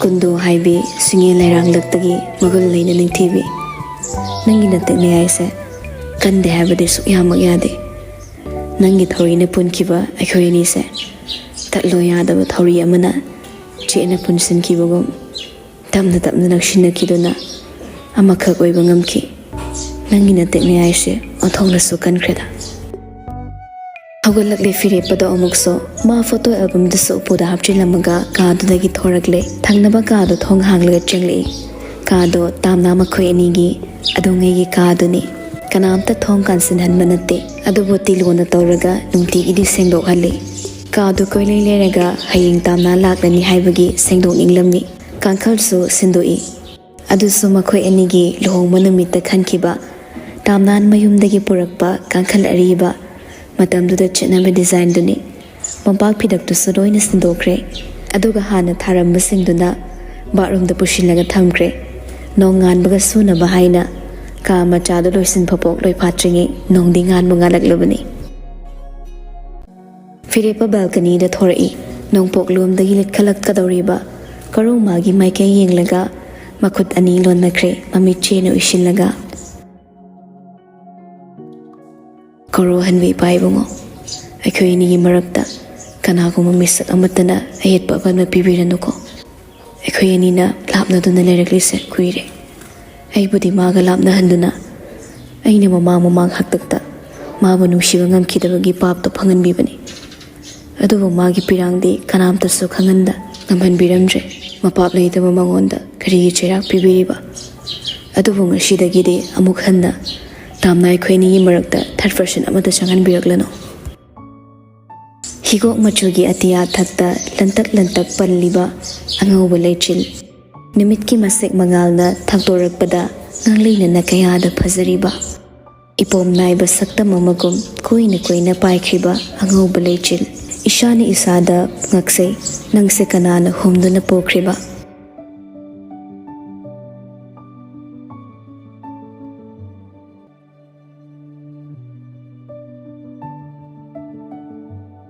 ꯇꯥꯝꯅꯥꯅ ꯆꯥ ꯂꯣꯟꯕ ꯂꯣꯏꯈ꯭ꯔꯕꯗ ꯄꯨꯟꯅ ꯊꯛꯃꯤꯟꯅꯕ ꯅꯪꯅꯕ ꯍꯥꯏꯅ ꯅꯤꯡꯉꯣꯜꯁꯨ ꯄ꯭ꯔꯄꯞ ꯍꯧꯒꯠꯂꯒ ꯌꯦꯅꯈꯥꯗ ꯆꯥꯏꯊꯕ ꯆꯦꯟꯈꯤ.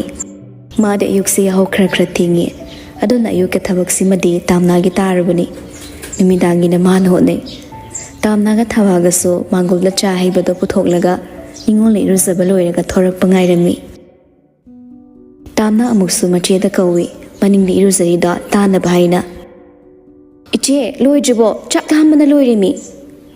ꯅꯤꯡꯉꯣꯜꯁꯨ ꯃꯅꯤꯡꯗꯒꯤ ꯀꯟꯅ ꯈꯨꯝꯃꯛꯏ.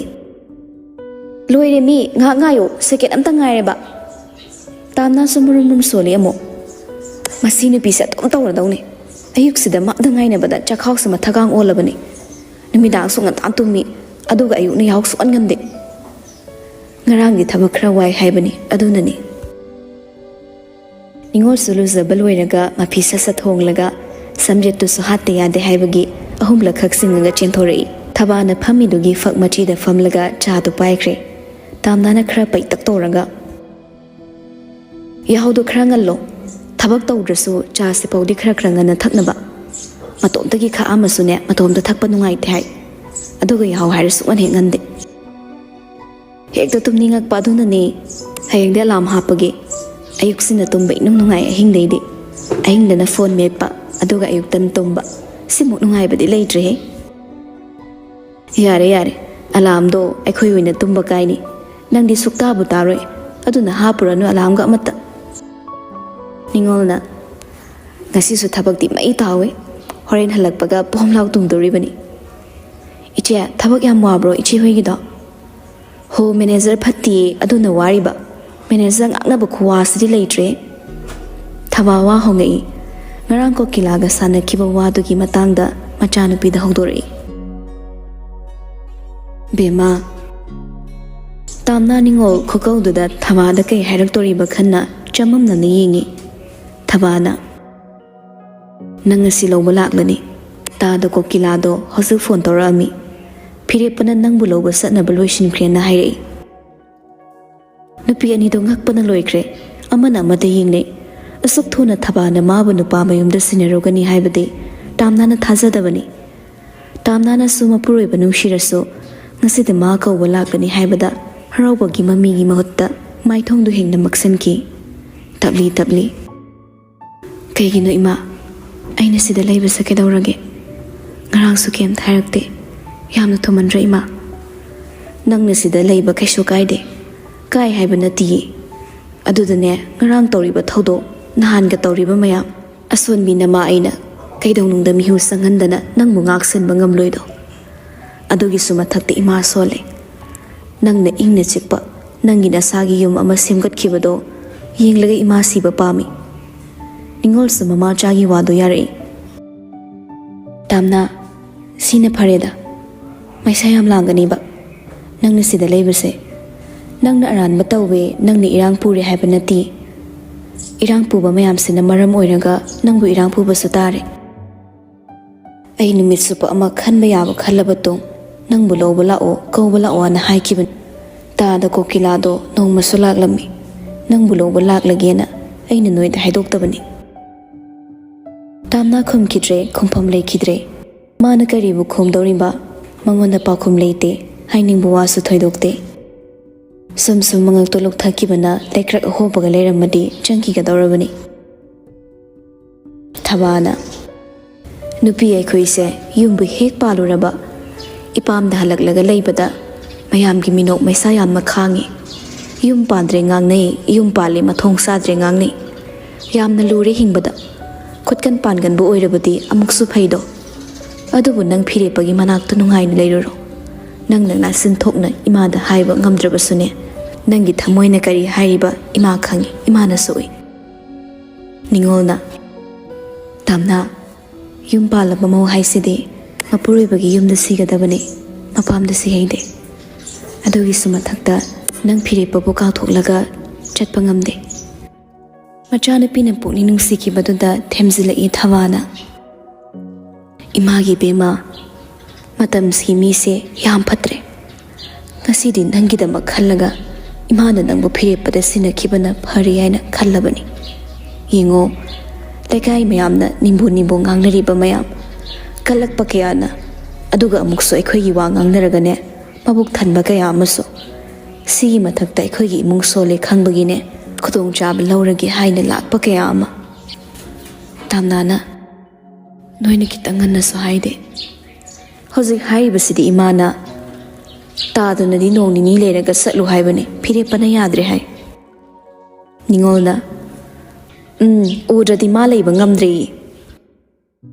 haineringaini phirepa thongal-dagi eronga changakpado masu matom te hek lakpado tanbana eron koraga lakpani pibasu duty of lawba nungairoi haina hairakpadagi eron koraga lakpani ningol hana ure eron su yorakpaduda ani setina zalo ima aina thabak toriba nupaduni amase yaushilakle phirepado mangol dari da lepaga ima ekho yore haiduna churi tabida khonguk lauthokla thanami makhongna ma thangalluga karambe eronsu phirepana khonguk lauthokhibaduda makhongdu sat thangtaraga khonguk lauthoi tawriba phibamdu yam thukre thabagi makhong soklaga phirepana khurumi yare pabongna yuk lobiro na hektala aba ima erona kaino tamo pabungna nungthil oina satlu na haikidaine phirepa mamai kitang ngangsilaga eronda tumin leinagi ingit piki eron su tumin leishinkre thaba noklei saksara hamadi chamina ningi noi su sakrodana aduga chak thoklaga oin chatlo noi su thabak pudi yam chilamgani ima su khangi eronna ine adugi emda nga su lerabani miding sana over hibanina hekta ensang pura lae thaba eronda pairakliba khawdu ure macha ani da cherei hai mi la ise phamnaba mamam puthora une sa thakpe kon ga se pusan kro ningolna hoi macha ningol da kon amang pusin kre tamna ne imung dagi mora ani lawthoraga ani du da famannaba thabagi nakanna thai adugi eronde nga du tamna na lawraga imung pusin kre nupa ani dudi thabaga wari sanai thabana phirepa ima ahal oire nang wakhal taro hokibana hokre handak amuka nangna amu wakhal tarak trabadine aikhoi si sibaga chap manarani ngasi imana nangbu lawbula u hairibase ima wakhal yamna khallaba tungda kauribani nang imagi thazaba manghanganu ko phirepa khra ikaise ima nungsiba leiba mafamda thazaba leibane imana ibu nungsibana imana ibu thazaba ngambani sigi numitsine aina wana ngairaklis ima haukiba matamda aina imungsida yamna lanba kaya ama tawkre aduba imana nasa ibu warok pikre aina khwaidagi nungsijaba tamnase aingondagi lapna thambiraga aibu warakrabani aina tawrubagi paf aina phangkre ima matamduda wakhal khanthaba ngamkidabana aina ranba tawkibani aduba ima ngasi phawbada nongmagi aina tamnaba nungsirak pehelakibagi saruk toiduna lai matam chana imagi nakta lakadabaso khongda daita mayam ama yoling thangsan kibagini ima sigidama imana ibo apopana chamakni khallaga penthokpiyo phirepa si haidana thabada mukasu ira thangduna khurumai makokta thabana su penjana nanbiraklaga imana nangmu ngak pikibade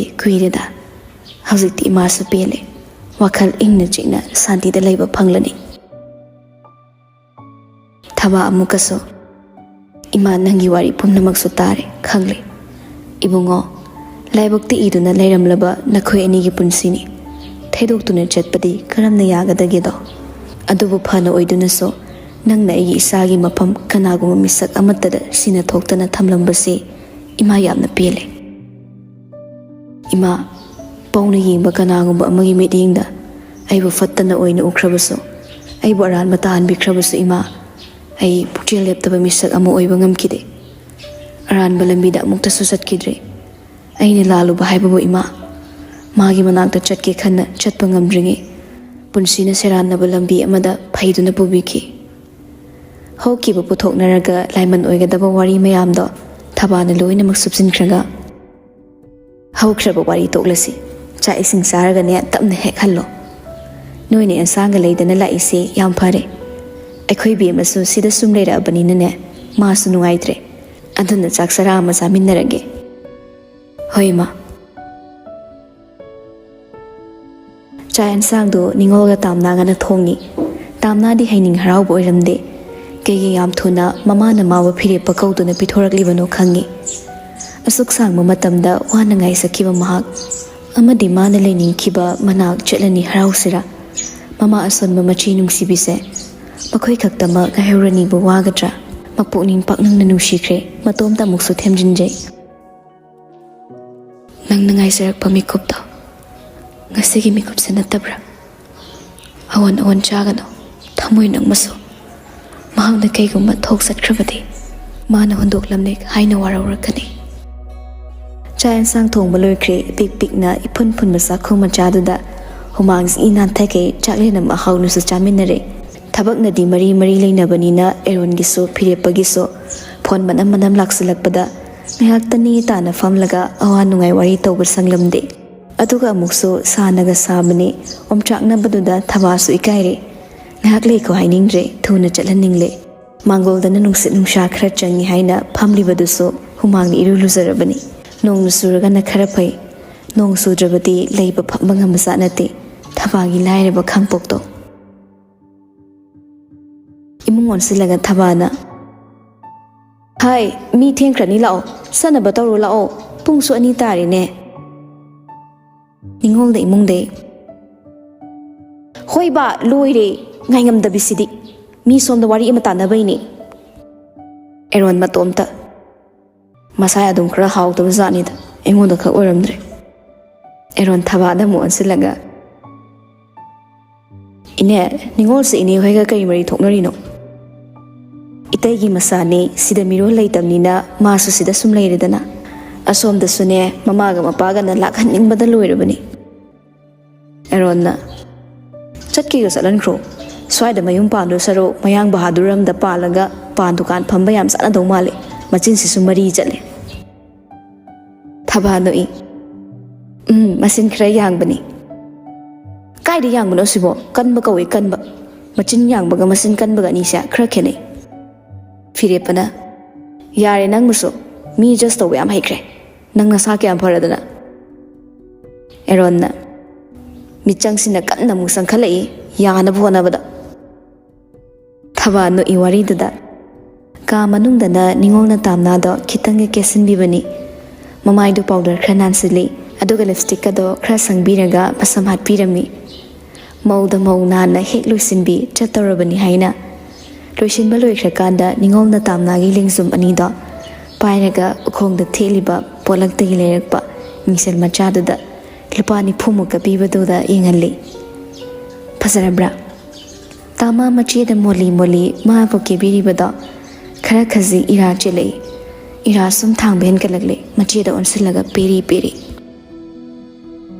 ꯏꯆꯦ ꯑꯩꯅ ꯆꯠꯈ꯭ꯔꯗꯤ ꯅꯪ ꯍꯌꯦꯡꯗ ꯌꯥꯍꯧꯁꯨ ꯉꯟꯗꯕ ꯌꯥꯔꯔꯣꯏ ꯅꯪꯒꯤ ꯏꯃꯥꯒ ꯈꯛꯁꯨ ꯉꯥꯏꯍꯧꯔꯅꯤ ꯑꯗꯨꯒ ꯑꯩꯅ ꯑꯁꯨꯛ ꯀꯨꯏꯅ ꯅꯤꯡꯖꯔꯛꯄꯁꯦ ꯌꯨꯝꯒꯤ ꯄꯥꯕꯨꯡ ꯏꯃꯥꯗꯨꯅ ꯑꯃꯗꯤ ꯃꯥꯅ ꯑꯩꯕꯨ ꯀꯧꯕ ꯂꯥꯛꯄꯗꯨꯅꯤ ꯏꯃꯥꯅꯁꯨ ꯍꯔꯥꯎ ꯍꯔꯥꯎ ꯌꯥꯕꯤꯔꯛꯄꯅꯤ ꯑꯗꯨꯕꯨ ꯏꯆꯦ ꯉꯁꯤꯗꯤ ꯈꯣꯡ ꯀꯥꯟꯊꯣꯛꯑꯒꯁꯨ ꯆꯠꯅꯤꯡꯕ ꯐꯥꯎꯔꯛꯇ꯭ꯔꯦ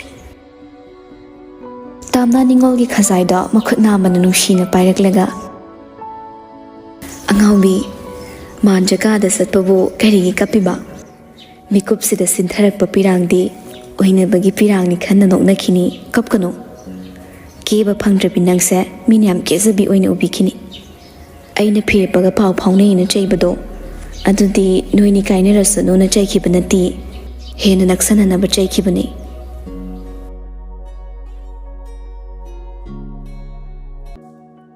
ꯃꯥꯟꯖ ꯃꯀꯥ ꯈꯛꯇꯗ ꯃꯥꯒꯤ ꯁꯪꯁꯥꯔ ꯄꯨꯝꯅꯃꯛ ꯑꯣꯏꯒꯗꯧꯔꯤꯕ꯭ꯔꯥ?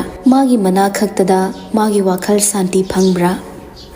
ꯄꯂꯦꯝ ꯏꯃꯥꯒꯤ ꯂꯥꯏꯔ ꯁꯪꯒꯥꯏꯁꯤꯅ ꯍꯦꯟꯅ ꯃꯒꯨꯟ ꯂꯩꯔꯛꯏ꯫ ꯑꯋꯥꯕ, ꯅꯨꯡꯉꯥꯏꯕ, ꯍꯔꯥꯎꯕ ꯈꯨꯗꯤꯡꯃꯛ ꯁꯥꯒꯣꯟꯅꯔꯛꯇꯨꯅ ꯍꯤꯡꯉꯛꯂꯤꯕ ꯂꯥꯏꯔꯕꯤ ꯏꯃꯥꯒꯤ ꯁꯪꯒꯥꯏꯁꯦ ꯅꯨꯡꯉꯥꯏꯕ ꯁꯅꯥ ꯀꯣꯅꯨꯡꯒꯨꯝꯕ ꯑꯋꯥꯠꯄ ꯂꯩꯇꯕ ꯃꯄꯨꯔꯣꯏꯕ ꯃꯥꯒꯤ ꯁꯪꯒꯥꯏꯗꯨꯅ ꯍꯦꯟꯈꯤꯕ ꯍꯧꯅꯗꯦ꯫ ꯁꯪꯁꯥꯔꯒꯤ ꯑꯋꯥ ꯅꯨꯡꯉꯥꯏ ꯇꯪꯈꯥꯏ ꯑꯃꯗꯤ ꯂꯥꯏꯔꯕꯤ ꯈꯥꯡꯄꯣꯛꯇꯨꯗ ꯑꯣꯏꯔꯤꯕꯅꯤ꯫ ꯑꯍꯤꯡ ꯅꯨꯡꯊꯤꯜ ꯑꯅꯤꯃꯛꯇ ꯇꯠꯇꯅ ꯑꯩꯁꯤꯕꯨ ꯀꯔꯝꯕ ꯃꯤꯀꯨꯞꯇ ꯅꯪꯒꯤ ꯅꯇꯨꯡ ꯏꯟꯖꯕ ꯐꯪꯒꯅꯤ ꯈꯜꯂꯨꯕ ꯃꯤꯀꯨꯞꯇꯨꯅ ꯂꯥꯛꯄꯗ ꯉꯁꯤꯗꯤ ꯀꯥꯟꯊꯣꯛꯂꯒ ꯆꯠꯄꯁꯨ ꯉꯝꯂꯣꯏꯗꯧꯔꯤꯕ꯭ꯔꯥ? ꯇꯥꯝꯅꯥ, ꯍꯧꯅꯗꯦ ꯀꯞꯀꯅꯣ, ꯀꯞꯄ ꯍꯧꯅꯗꯦꯁꯦ꯫ ꯅꯨꯡꯉꯥꯏꯕ ꯃꯤꯀꯨꯞꯇꯕꯨ ꯀꯔꯤꯒꯤ ꯀꯞꯄꯤꯅꯣ ꯑꯉꯥꯎꯕꯤꯁꯤꯗꯤ? ꯃꯄꯥꯟꯗ ꯉꯥꯏꯅꯔꯦ, ꯁꯦ ꯅꯥꯄꯤꯗꯨ ꯇꯩꯊꯣꯛ, ꯁꯦꯡꯅ ꯇꯩꯊꯣꯛꯑꯁꯦ꯫ ꯇꯥꯝꯅꯥ ꯃꯈꯨꯠ ꯑꯅꯤꯅ ꯅꯥꯟꯊꯔꯛꯂꯤꯕ ꯃꯄꯤꯗꯣ ꯇꯩꯊꯣꯛꯈ꯭ꯔꯦ꯫ ꯃꯆꯦꯅ ꯃꯤꯠ ꯊꯛꯇ ꯆꯤꯡꯈꯤꯕ ꯀꯥꯖꯜꯗꯨꯁꯨ ꯈꯔ ꯆꯥꯏꯊꯈꯤ, ꯃꯨꯁꯤ ꯃꯨꯁꯤ ꯂꯩꯔꯦ꯫ ꯑꯗꯨꯅ ꯍꯦꯟꯅ ꯃꯒꯨꯟ ꯂꯩ꯫ ꯆꯥꯝꯊꯔꯛꯄ ꯃꯥꯏꯊꯣꯡꯒꯤ ꯂꯩꯇꯦꯡꯗꯨꯅ ꯍꯦꯟꯅ ꯃꯒꯨꯟ ꯍꯥꯞꯈꯤ꯫ ꯃꯄꯥꯟꯂꯣꯝꯗ ꯃꯆꯦꯅ ꯃꯈꯨꯠ ꯄꯥꯏꯔꯒ ꯁꯝꯃꯒ ꯆꯤꯡꯒꯨꯝ ꯂꯥꯛꯀꯨꯝ ꯄꯨꯊꯣꯔꯛꯄꯗ ꯐꯝꯂꯝꯕ ꯅꯨꯄꯥ ꯑꯅꯤꯗꯨꯁꯨ ꯍꯧꯒꯠꯂꯛꯂꯦ꯫ ꯐꯤꯔꯦꯞꯄ ꯆꯠꯂꯝꯗꯥꯏꯗꯣ ꯃꯅꯦꯝꯗ ꯑꯃꯨꯛꯀꯁꯨ ꯈꯨꯔꯨꯝꯃꯤ꯫ ꯏꯃꯥ, ꯆꯠꯂꯨꯈꯤꯒꯦ꯫ ꯆꯠꯂꯣ ꯆꯠꯂꯣ, ꯑꯃꯨꯛ ꯍꯟꯅꯅꯦ ꯑꯩꯕꯨ ꯃꯊꯥ ꯍꯥꯞꯄꯅꯨꯀꯣ ꯅꯕꯥꯅꯤꯃꯛ ꯍꯥꯏꯗꯨꯅ ꯃꯀꯣꯛꯇ ꯅꯥꯟꯕꯤꯔꯛꯏ꯫ ꯐꯤꯔꯦꯞꯄ ꯅꯥꯀꯟꯗ ꯂꯦꯞꯄꯒ ꯇꯥꯝꯅꯥꯕꯨ ꯉꯥꯏꯔꯤ꯫ ꯃꯥꯅ ꯍꯥꯟꯅ ꯍꯟꯀꯠꯂꯒ ꯆꯠꯄ ꯅꯠꯇꯦ꯫ ꯇꯥꯝꯅꯥ ꯃꯥꯁꯨ ꯃꯃꯥꯗ ꯈꯨꯔꯨꯝꯅꯕ ꯅꯣꯟꯊꯔꯛꯄꯗ ꯃꯃꯥ ꯏꯕꯦꯝꯃꯅ ꯃꯈꯥ ꯌꯧꯍꯟꯗ ꯍꯧꯒꯠꯄꯤꯔꯛꯏ꯫ ꯅꯀꯣꯛ ꯐꯥꯎꯕ ꯁꯤꯛꯇꯅꯅꯦ ꯅꯨꯡꯉꯥꯏꯅ ꯌꯨꯝꯂꯦꯞ ꯆꯥꯔ ꯇꯝꯃꯨꯀꯣ ꯏꯃꯥꯒꯤ ꯏꯕꯦꯝꯃ꯫ ꯅꯪꯅ ꯏꯪꯅ ꯆꯤꯛꯅ ꯂꯩꯈꯤꯕꯗꯣ ꯏꯃꯥꯒꯤꯁꯨ ꯅꯤꯡꯖꯕꯅꯤ꯫ ꯏꯃꯨꯡ ꯃꯍꯤ ꯂꯥꯡꯗꯅ ꯅꯨꯡꯉꯥꯏ ꯌꯥꯏꯐꯅ ꯄꯥꯟꯕ ꯑꯣꯏꯌꯨ꯫ ꯇꯥꯝꯅꯥ ꯑꯃꯨꯛꯁꯨ ꯀꯞꯄꯔꯦ꯫ ꯃꯃꯥꯕꯨ ꯆꯦꯠꯅ ꯀꯣꯜꯂꯒ ꯀꯞꯆꯩ꯫ ꯑꯁꯨꯛ ꯁꯥꯡꯕ ꯆꯍꯤꯁꯤꯗ ꯐꯤꯔꯦꯞꯄꯕꯨ ꯂꯥꯠꯇꯨꯅ ꯊꯝꯕꯒꯤ ꯃꯃꯥ ꯏꯕꯦꯝꯃꯅ ꯐꯨꯕ ꯆꯩꯕ ꯇꯧꯈꯤꯕ ꯃꯌꯥꯝꯗꯣ ꯉꯁꯤꯗꯤ ꯅꯤꯡꯁꯤꯡꯂꯛꯄꯗ ꯊꯕꯥꯁꯨ ꯀꯞꯄꯤ꯫ ꯅꯤꯡꯉꯣꯜꯁꯨ ꯃꯄꯤ ꯏꯔꯥ ꯆꯦꯅ ꯌꯦꯡꯉꯤ ꯃꯃꯥ ꯃꯆꯥ ꯑꯅꯤꯒꯤ ꯅꯨꯡꯁꯤ ꯃꯇꯧꯗꯣ꯫ ꯊꯕꯥꯗꯤ ꯀꯨꯏꯅ ꯀꯞꯈꯤꯗ꯭ꯔꯦ, ꯀꯞꯅꯤꯡꯂꯕꯁꯨ ꯈꯥꯡꯖꯤꯟꯈ꯭ꯔꯦ꯫ ꯃꯥꯅ ꯍꯦꯛ ꯀꯞꯄꯨꯔꯗꯤ ꯃꯆꯥꯅꯨꯄꯤꯁꯦ ꯍꯦꯟꯅ ꯀꯞꯈ꯭ꯔꯅꯤ ꯍꯥꯏꯕꯒꯤ꯫ ꯀꯞꯀꯅꯨ ꯀꯞꯀꯅꯨ ꯇꯥꯍꯩꯗꯦ꯫ ꯌꯨꯝꯗꯅꯦ ꯅꯅꯦꯝꯅ ꯄꯥꯜꯂꯝꯕ ꯑꯗꯨꯝꯅ ꯏꯪꯅ ꯆꯤꯛꯅ ꯄꯥꯜꯂꯨꯀꯣ ꯏꯃꯥꯒꯤ ꯏꯕꯦꯝꯃ꯫ ꯏꯃꯥ ꯍꯣꯏꯁꯨꯅꯦ ꯍꯪꯆꯤꯠ ꯅꯆꯦꯒ ꯂꯥꯛꯀꯅꯤ, ꯌꯥꯝꯅ ꯇꯣꯏꯅ ꯂꯥꯛꯀꯅꯤꯗ꯫ ꯏꯃꯥꯗꯤ ꯊꯤꯟꯗꯣꯛꯑꯔꯣꯏꯒꯦ꯫ ꯅꯤꯡꯉꯣꯜ, ꯅꯅꯥꯎ ꯅꯨꯄꯤꯁꯦ ꯅꯪ ꯊꯣꯡꯒꯥꯜ ꯐꯥꯎ ꯊꯤꯜꯂꯨꯁꯣ꯫ ꯍꯣꯏ ꯏꯃꯥꯆꯥ꯫ ꯇꯥꯝꯅꯥꯗ ꯑꯣꯟꯁꯤꯜꯂꯛꯏ꯫ ꯇꯥꯝꯅꯥ, ꯏꯆꯦ ꯊꯤꯟꯗꯣꯛꯀꯦ ꯂꯥꯛꯑꯣ꯫ ꯑꯁꯨꯝꯅ ꯅꯨꯄꯤ ꯑꯅꯤꯗꯨꯅ ꯃꯥꯡꯊꯥ ꯐꯤꯔꯦꯞꯄꯒꯤ ꯑꯦꯔꯣꯟꯒꯅ ꯇꯨꯡꯗ ꯄꯨꯟꯅ ꯊꯣꯛꯃꯤꯟꯅꯔꯛꯂꯦ꯫ ꯒꯦꯠ ꯋꯥꯡꯃ ꯍꯦꯛ ꯂꯥꯟꯕꯒ ꯐꯤꯔꯦꯞꯄ ꯇꯥꯝꯅꯥꯅ ꯀꯥꯈꯠꯀꯗꯧꯕ ꯊꯣꯡꯗꯣ ꯃꯥꯅ ꯃꯃꯥꯡꯋꯥꯏ ꯆꯠꯈꯠꯂꯒ ꯍꯥꯡꯕꯤꯔꯛꯏ꯫ ꯇꯥꯝꯅꯥꯁꯨ ꯃꯆꯦꯗꯨ ꯆꯠꯂꯨꯈꯤꯒꯦ ꯍꯥꯏꯔꯝꯂꯒ ꯀꯥꯈꯠꯈ꯭ꯔꯦ꯫ ꯑꯦꯔꯣꯟꯁꯨ ꯅꯤꯡꯉꯣꯜꯗ ꯍꯥꯏꯐꯦꯠꯇꯪ ꯃꯤꯠꯌꯦꯡꯅ ꯆꯧꯈꯤꯒꯦ ꯍꯥꯏꯔꯝꯂꯒ ꯀꯥꯈꯠꯈ꯭ꯔꯦ꯫ ꯐꯤꯔꯦꯞꯄꯁꯨ ꯇꯥꯝꯅꯥꯅ ꯁꯥꯏ ꯒ꯭ꯂꯥꯁ ꯆꯤꯡꯊꯔꯒ ꯏꯆꯦ ꯆꯠꯂꯨꯈꯤꯒꯦ꯫ ꯅꯤꯡꯉꯣꯜ ꯃꯉꯛ ꯅꯣꯝꯃꯛꯏ꯫ ꯃꯈꯨꯠꯅ ꯕꯥꯏ ꯇꯧꯔꯒ ꯊꯣꯡꯒꯥꯜꯗ ꯂꯦꯞꯐꯧꯏ꯫ ꯃꯅꯥꯎꯄꯤꯒꯤ ꯒꯥꯔꯤ ꯊꯧꯈꯤꯕꯗꯣ ꯅꯨꯡꯁꯤꯅꯁꯨ ꯌꯦꯡꯍꯧꯔꯤ꯫ ꯃꯤꯀꯨꯞ ꯈꯔꯗꯤ ꯑꯗꯥꯏꯗ ꯂꯦꯞꯇꯨꯅ ꯌꯦꯡꯍꯧꯏ꯫ ꯑꯗꯩ ꯑꯃꯨꯛ ꯆꯪꯉꯛꯂꯦ꯫ ꯃꯥꯡꯒꯣꯜꯗ ꯊꯕꯥꯒꯤ ꯃꯅꯥꯛꯇ ꯐꯝꯃꯔꯦ꯫ ꯍꯩ, ꯄꯨꯛꯁꯤꯛ ꯆꯤꯛꯑꯅꯤꯗꯣ ꯇꯧꯔꯤꯁꯦ꯫ ꯃꯔꯨ ꯑꯣꯏꯅ ꯑꯩꯅ ꯌꯥꯝ ꯇꯟꯗꯧꯁꯦ ꯏꯃꯥꯆꯥ, ꯑꯌꯨꯛ ꯌꯥꯍꯧ ꯉꯟꯕꯁꯤꯅꯦꯕ ꯑꯩꯅ ꯇꯜꯂꯤꯁꯦ꯫ ꯑꯁ, ꯂꯩꯅꯥꯒ ꯑꯣꯟꯈꯤꯗꯧ ꯃꯥꯜꯂꯦ ꯇꯨꯝꯁꯤꯠ ꯐꯥꯗꯕꯩ꯫ ꯌꯥꯍꯧ ꯉꯟꯕꯗꯅꯦ ꯂꯩꯅꯥ ꯑꯣꯜꯂꯒ ꯃꯤ ꯁꯤ ꯍꯥꯏꯕꯁꯤꯃꯗꯤ ꯑꯩ ꯇꯥꯗ꯭ꯔꯤꯗ꯫ Rare case ꯑꯣꯏꯕꯩꯅꯤ꯫ ꯉꯥꯏꯈꯣ ꯑꯇꯩ ꯂꯥꯏꯔꯤ, ꯅꯪꯅ ꯑꯃꯨꯛ ꯀꯔꯣꯝ ꯊꯣꯛꯑꯒꯗꯧꯕ? ꯑꯃꯒꯤꯗꯤ ꯂꯣꯏꯈ꯭ꯔꯦ, ꯅꯪꯒꯤꯅ ꯑꯃꯨꯛ ꯀꯝꯗꯧꯗꯣꯔꯤꯕꯅꯣ ꯍꯥ? ꯅꯪꯕꯨ ꯅꯣꯡꯃꯇ ꯈꯪꯅꯖꯕ ꯃꯤꯒꯅꯤ ꯍꯥꯏꯅ ꯋꯥꯔꯤꯁꯨ ꯁꯥꯟꯅꯗꯦ꯫ ꯑꯩꯒ ꯀꯥ ꯄꯨꯜꯂꯤꯕꯁꯦ ꯅꯪꯕꯨ ꯅꯨꯄꯥꯒ ꯑꯃꯠꯇ ꯀꯣꯏꯗ꯭ꯔꯕꯔꯥ ꯍꯥꯏꯕꯅꯤ꯫ ꯑꯁ, ꯅꯨꯄꯥ ꯀꯣꯏꯅꯗꯕꯁꯦ ꯀ꯭ꯔꯥꯏꯝꯂꯣ?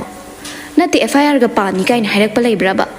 ꯂꯩ ꯍꯥꯏꯔꯒꯅꯅꯦ ꯂꯝꯕꯤꯗꯩ ꯑꯃ ꯍꯦꯛꯇ ꯃꯤꯆꯤꯅ ꯐꯥꯔꯨꯗꯧꯔꯤꯕ ꯑꯩꯗꯤ꯫ ꯅꯁꯛ ꯍꯥꯏꯔꯦ ꯊꯤꯕ ꯅꯠꯇꯦ, ꯅꯨꯄꯥꯅ ꯀꯣꯏꯒꯦꯒ ꯑꯃꯠꯇ ꯍꯥꯏꯔꯛꯇꯕ꯭ꯔꯕ?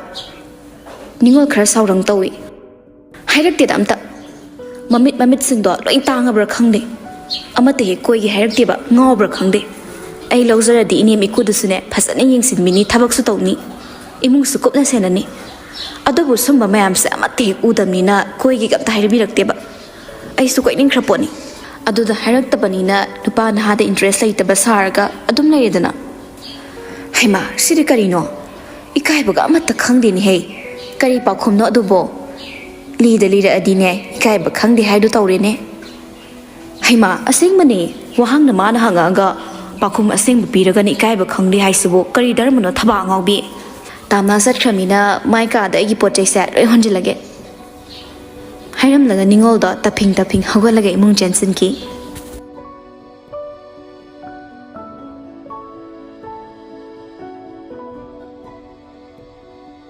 Somdasu phire pohoy yum yoragle. Kokila masu chathoklamde macha momo halakpa khawrang nangai rammi. Gari de hekum tharakpaga Boris na chi machet ama maikhet ka puthorak laga mai chammi. La iba matai mada mai okthokali. Deima kanthoro. Tamna mai do okthok laga changai. Iliba phidu na mako kukre. Aduga makogi manakta mangol mathoklom ka khatkhraga makhong sokna khurumi. Kokilana. Yare, namada mo kurumo. Haiduna kokila amubigi photo theliba domda mangaklek thokla yingi. Tamna sa sangsilaga makut ani lonaraga manembo kurumjay. Ima, namaulay. Imong si imagumda ay na amok Jackson na pan mangambo ay sagi ko. Tilona. Lao, napinaraga do hong na ba? Boris na. Ado itay malab ni na horendi ang sang haaw man layre. Ado so ay kang na mami karo kaniko.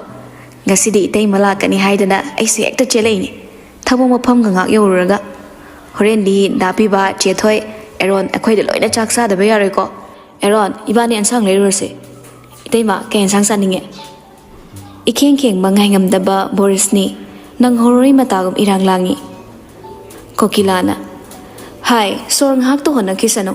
Mi singse ko hairang ngi de yurang boy dawradana. Boris na hairang ngi de yurang basine hina nungai pabungai di. Tamna na ai di hai da ado ngadi nga sayom dei chari nga na tabam chase.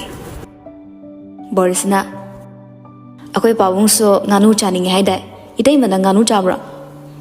Tamna mangak nomi chai hai na Boris na amo. Hais farida nganu ni hekta nai thaba tare da ngasidi. Eron gi manak changsilak laga thakkon silaga.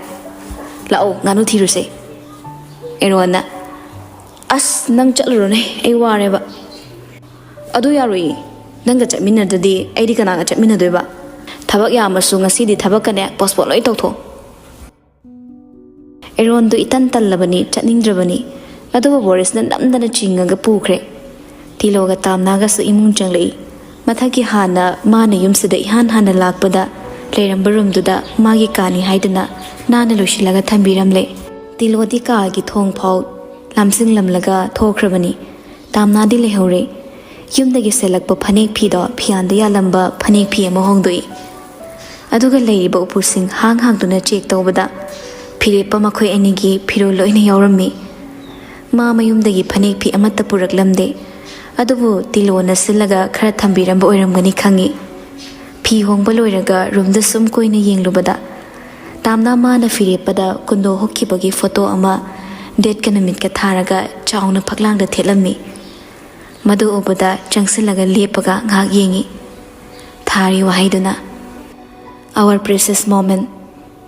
Firepa tungnagi tamnaba nushina kolai. Ikhang khangima.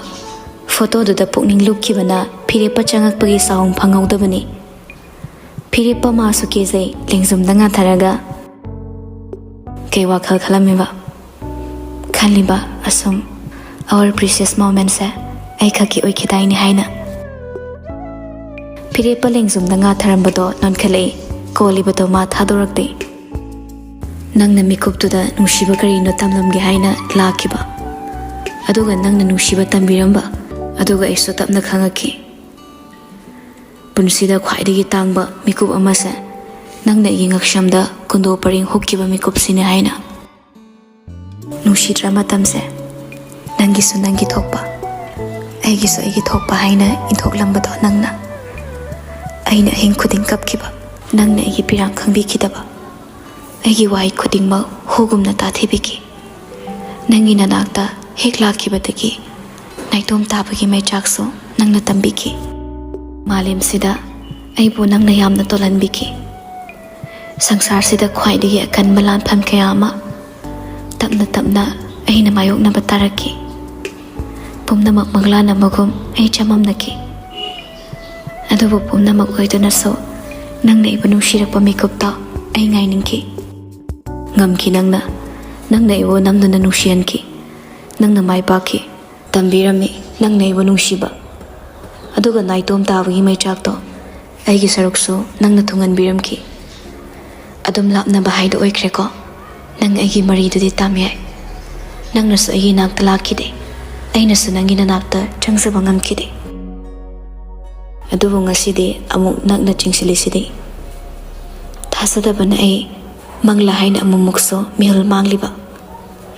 ꯑꯗꯨꯀꯥꯟꯗꯅꯦ ꯑꯩ ꯑꯗꯨꯝ ꯍꯧꯗꯣꯔꯛꯀꯅꯤ. ꯃꯪ ꯅꯠꯇꯦ ꯇꯥꯏꯕꯪꯅꯤ. ꯐꯠꯁꯨ ꯐꯠꯇꯦꯗ ꯅꯣꯡꯗꯝ ꯃꯃꯥꯁꯨ. ꯑꯁꯨꯛ ꯀꯨꯏꯅ ꯀꯌꯥꯝ ꯀꯨꯏꯅ ꯂꯥꯞꯅꯍꯜꯂꯤꯕ. ꯊꯦꯡꯅꯒꯗꯧꯕ ꯁꯨꯛꯃꯥꯟ ꯍꯦꯛ ꯃꯥꯟꯗꯅ. ꯑꯩꯅ ꯅꯤꯡꯖꯃꯟꯕꯩ ꯑꯣꯏꯔꯝꯕꯁꯨ ꯌꯥꯏ. ꯑꯗꯨꯗꯤ ꯍꯥꯏꯅꯣ. ꯑꯩꯅ ꯅꯤꯡꯖꯃꯟꯕꯩ ꯑꯣꯏꯔꯝꯒꯅꯤ. ꯅꯥꯀꯦꯟ ꯊꯥ ꯑꯃ ꯂꯥꯛꯄꯗ ꯌꯦꯅꯤꯡ ꯊꯥ ꯑꯃꯗ ꯑꯁꯥ ꯇꯧꯔꯒ ꯀꯨꯝꯖꯥ ꯀꯌꯥꯁꯦ ꯃꯨꯅꯤ ꯔꯤꯁꯤꯅ ꯑꯆꯤꯛꯄ ꯃꯐꯝꯗ ꯃꯥꯒꯤ ꯕꯣꯔ ꯐꯪꯅꯕ ꯅꯤꯡꯖꯕꯒꯨꯝ ꯑꯩꯁꯨ ꯀꯅꯥ ꯈꯪꯍꯟꯗ ꯂꯣꯟꯅ ꯅꯤꯡꯖꯈꯤ. ꯐꯪꯍꯟꯕꯤꯌꯨ ꯑꯩꯒꯤꯁꯨ ꯅꯨꯡꯁꯤꯕ. ꯈꯪꯗꯦꯗ ꯀꯃꯥꯏꯅ ꯍꯥꯏꯗꯣꯛꯇꯧꯕ. ꯉꯁꯤꯗꯤ ꯏꯁꯥꯁꯦ ꯃꯄꯨꯡ ꯐꯥꯅ ꯅꯨꯡꯉꯥꯏꯕ ꯐꯪꯕꯒꯨꯝꯅ ꯆꯥꯅꯤꯡ ꯇꯥꯅ ꯁꯣꯔ ꯍꯣꯟꯕ ꯉꯝꯂꯦ. ꯑꯩꯁꯨ ꯏꯆꯦꯒꯤ ꯃꯇꯦꯡ ꯈꯔ ꯄꯥꯡꯁꯤꯜꯂꯨꯈꯤꯒꯦ. ꯅꯨꯃꯤꯗꯥꯡꯁꯤ ꯃꯤ ꯂꯥꯛꯀꯗꯧꯅꯤꯅ. ꯐꯤꯔꯦꯞꯄ ꯀꯣꯜꯂꯝꯕꯗꯣ ꯇꯞꯅ ꯊꯥꯗꯣꯔꯛꯏ. ꯑꯁꯨꯝ ꯍꯥꯏꯔꯛꯏ. ꯊꯕꯛ ꯀꯌꯥꯝ ꯇꯧꯔꯨꯅꯨꯀꯣ ꯑꯋꯥꯕ. ꯃꯇꯦꯡꯕꯨꯗꯤ ꯄꯥꯡꯉꯝꯃꯣ. ꯑꯩꯁꯨ ꯐꯤ ꯍꯣꯡꯉ ꯀꯨꯝꯊꯔꯛꯀꯦ. ꯊꯕꯛ ꯆꯠꯊꯣꯛꯑꯣꯏꯗ꯭ꯔꯣ? ꯉꯁꯥꯏ ꯌꯨꯝꯗ ꯇꯧꯔꯛꯈꯤꯕ ꯊꯕꯛꯀꯤ ꯀꯣꯜ ꯃꯌꯥꯝꯗꯨꯅ ꯀꯝꯗꯧꯕ? ꯍꯌꯦꯡ ꯐꯖꯅ ꯋꯥꯔꯤ ꯁꯥꯔꯅꯤ. ꯉꯁꯤꯗꯤ ꯆꯠꯊꯣꯛꯑꯔꯣꯏ. ꯉꯥꯏꯍꯥꯛ ꯌꯧꯊꯣꯛꯄꯅ ꯐꯠꯇ꯭ꯔꯅꯦ? ꯌꯥꯔꯦ ꯋꯥ ꯌꯥꯝ ꯉꯥꯡꯗꯧ ꯁꯔꯨꯛ ꯅꯊꯧꯗꯣ ꯇꯧꯖꯔꯣ. ꯑꯩꯒꯤꯁꯨ ꯑꯩꯅ ꯊꯣꯛꯄ. ꯇꯥꯝꯅꯥꯁꯨ ꯃꯥꯟꯅꯕ ꯇꯟꯕꯩ ꯀꯥꯗꯒꯤ ꯊꯣꯛꯈ꯭ꯔꯦ. ꯐꯤꯔꯦꯞꯄꯅ ꯑꯃꯨꯛ ꯎꯄꯨ ꯃꯅꯥꯛꯇ ꯆꯪꯁꯤꯜꯂꯒ ꯎꯄꯨ ꯍꯥꯡꯂꯒ ꯂꯦꯞꯅ ꯂꯦꯞꯅ ꯐꯤ ꯍꯣꯡꯉꯤ. ꯁꯔꯠꯇꯨꯒꯤ ꯀꯣꯗꯥꯝꯗꯣ ꯃꯈꯨꯠ ꯅꯥꯝꯃꯅ ꯑꯃꯃꯝꯇ ꯂꯧꯊꯣꯛꯏ. ꯁꯝꯃꯔꯅꯤꯅ ꯃꯣꯖꯥ ꯐꯨꯔꯤꯠ ꯈꯔ ꯂꯨꯖ ꯑꯣꯏꯕ ꯑꯃ ꯂꯤꯠꯂꯒ ꯍꯥꯞꯄꯦꯟ ꯑꯃ ꯁꯦꯠꯇꯨꯅ ꯃꯥꯁꯨ ꯃꯈꯥ ꯀꯨꯝꯊꯔꯛꯂꯦ. ꯇꯥꯝꯅꯥ ꯆꯥꯛꯈꯨꯝꯗ ꯂꯩꯔꯝꯃꯤ. ꯇꯤꯂꯣꯅ ꯏꯃꯨꯡ ꯃꯥꯡꯒꯣꯜ ꯂꯣꯏꯁꯤꯜꯂꯝꯃꯤ. ꯐꯤꯔꯦꯞꯄ ꯆꯥꯛꯈꯨꯝꯗ ꯍꯦꯛ ꯆꯪꯉꯛꯂꯒ ꯑꯦꯟꯁꯥꯡ ꯁꯦꯝꯃꯤꯗꯨꯒꯤ ꯃꯅꯥꯛꯇ ꯂꯦꯞꯄꯛꯏ. ꯇꯤꯜꯍꯧ ꯆꯅꯝ ꯃꯔꯣꯏ ꯃꯄꯥꯡ ꯁꯦꯝꯃꯕꯣ? ꯏꯆꯦꯅ ꯂꯣꯏ ꯄꯤꯔꯝꯃꯦ. ꯑꯩ ꯁꯦꯝꯃꯒꯦ. ꯑꯩꯁꯨ ꯈꯔ ꯁꯦꯝꯃꯛꯀꯦꯗ. ꯏꯟꯁꯥꯡꯗ ꯒ꯭ꯌꯥꯁ ꯄꯨꯊꯣꯛꯑꯒ ꯃꯅꯤꯡꯗ ꯊꯣꯡꯅꯕ. ꯑꯩꯈꯣꯏ ꯄꯥꯕꯨꯡꯁꯦ ꯁꯥ ꯉꯥ ꯆꯥꯔꯁꯨ ꯆꯥꯛꯈꯨꯝꯗ ꯊꯣꯡꯕ ꯌꯥꯗꯕꯅꯤ. ꯍꯣꯏ ꯊꯣꯡꯕ ꯍꯩꯇ꯭ꯔꯗꯤ ꯉꯥꯅꯨꯗꯤ ꯃꯅꯝ ꯌꯥꯝ ꯀꯟꯕꯅꯤꯀോ. ꯕꯣꯔꯤꯁꯅ ꯊꯣꯡꯉꯗꯤ ꯃꯨꯜꯂꯔꯣꯏ ꯈꯪꯉꯦ. ꯑꯍꯩꯕ ꯑꯃꯅ ꯊꯣꯡꯍꯟꯁꯤꯀꯣ. ꯄꯤꯕꯥ ꯌꯥꯝ ꯍꯩꯕꯅꯦ. ꯃꯥ ꯂꯥꯛꯑꯒ ꯊꯣꯡꯍꯟꯅꯤ. ꯕꯣꯔꯤꯁꯀ ꯄꯨꯟꯅ ꯂꯥꯛꯃꯤꯟꯅꯔꯣ ꯍꯥꯏꯈꯤꯕꯅꯤ. ꯌꯧꯕꯨ ꯌꯧꯔꯛꯂꯅꯤ.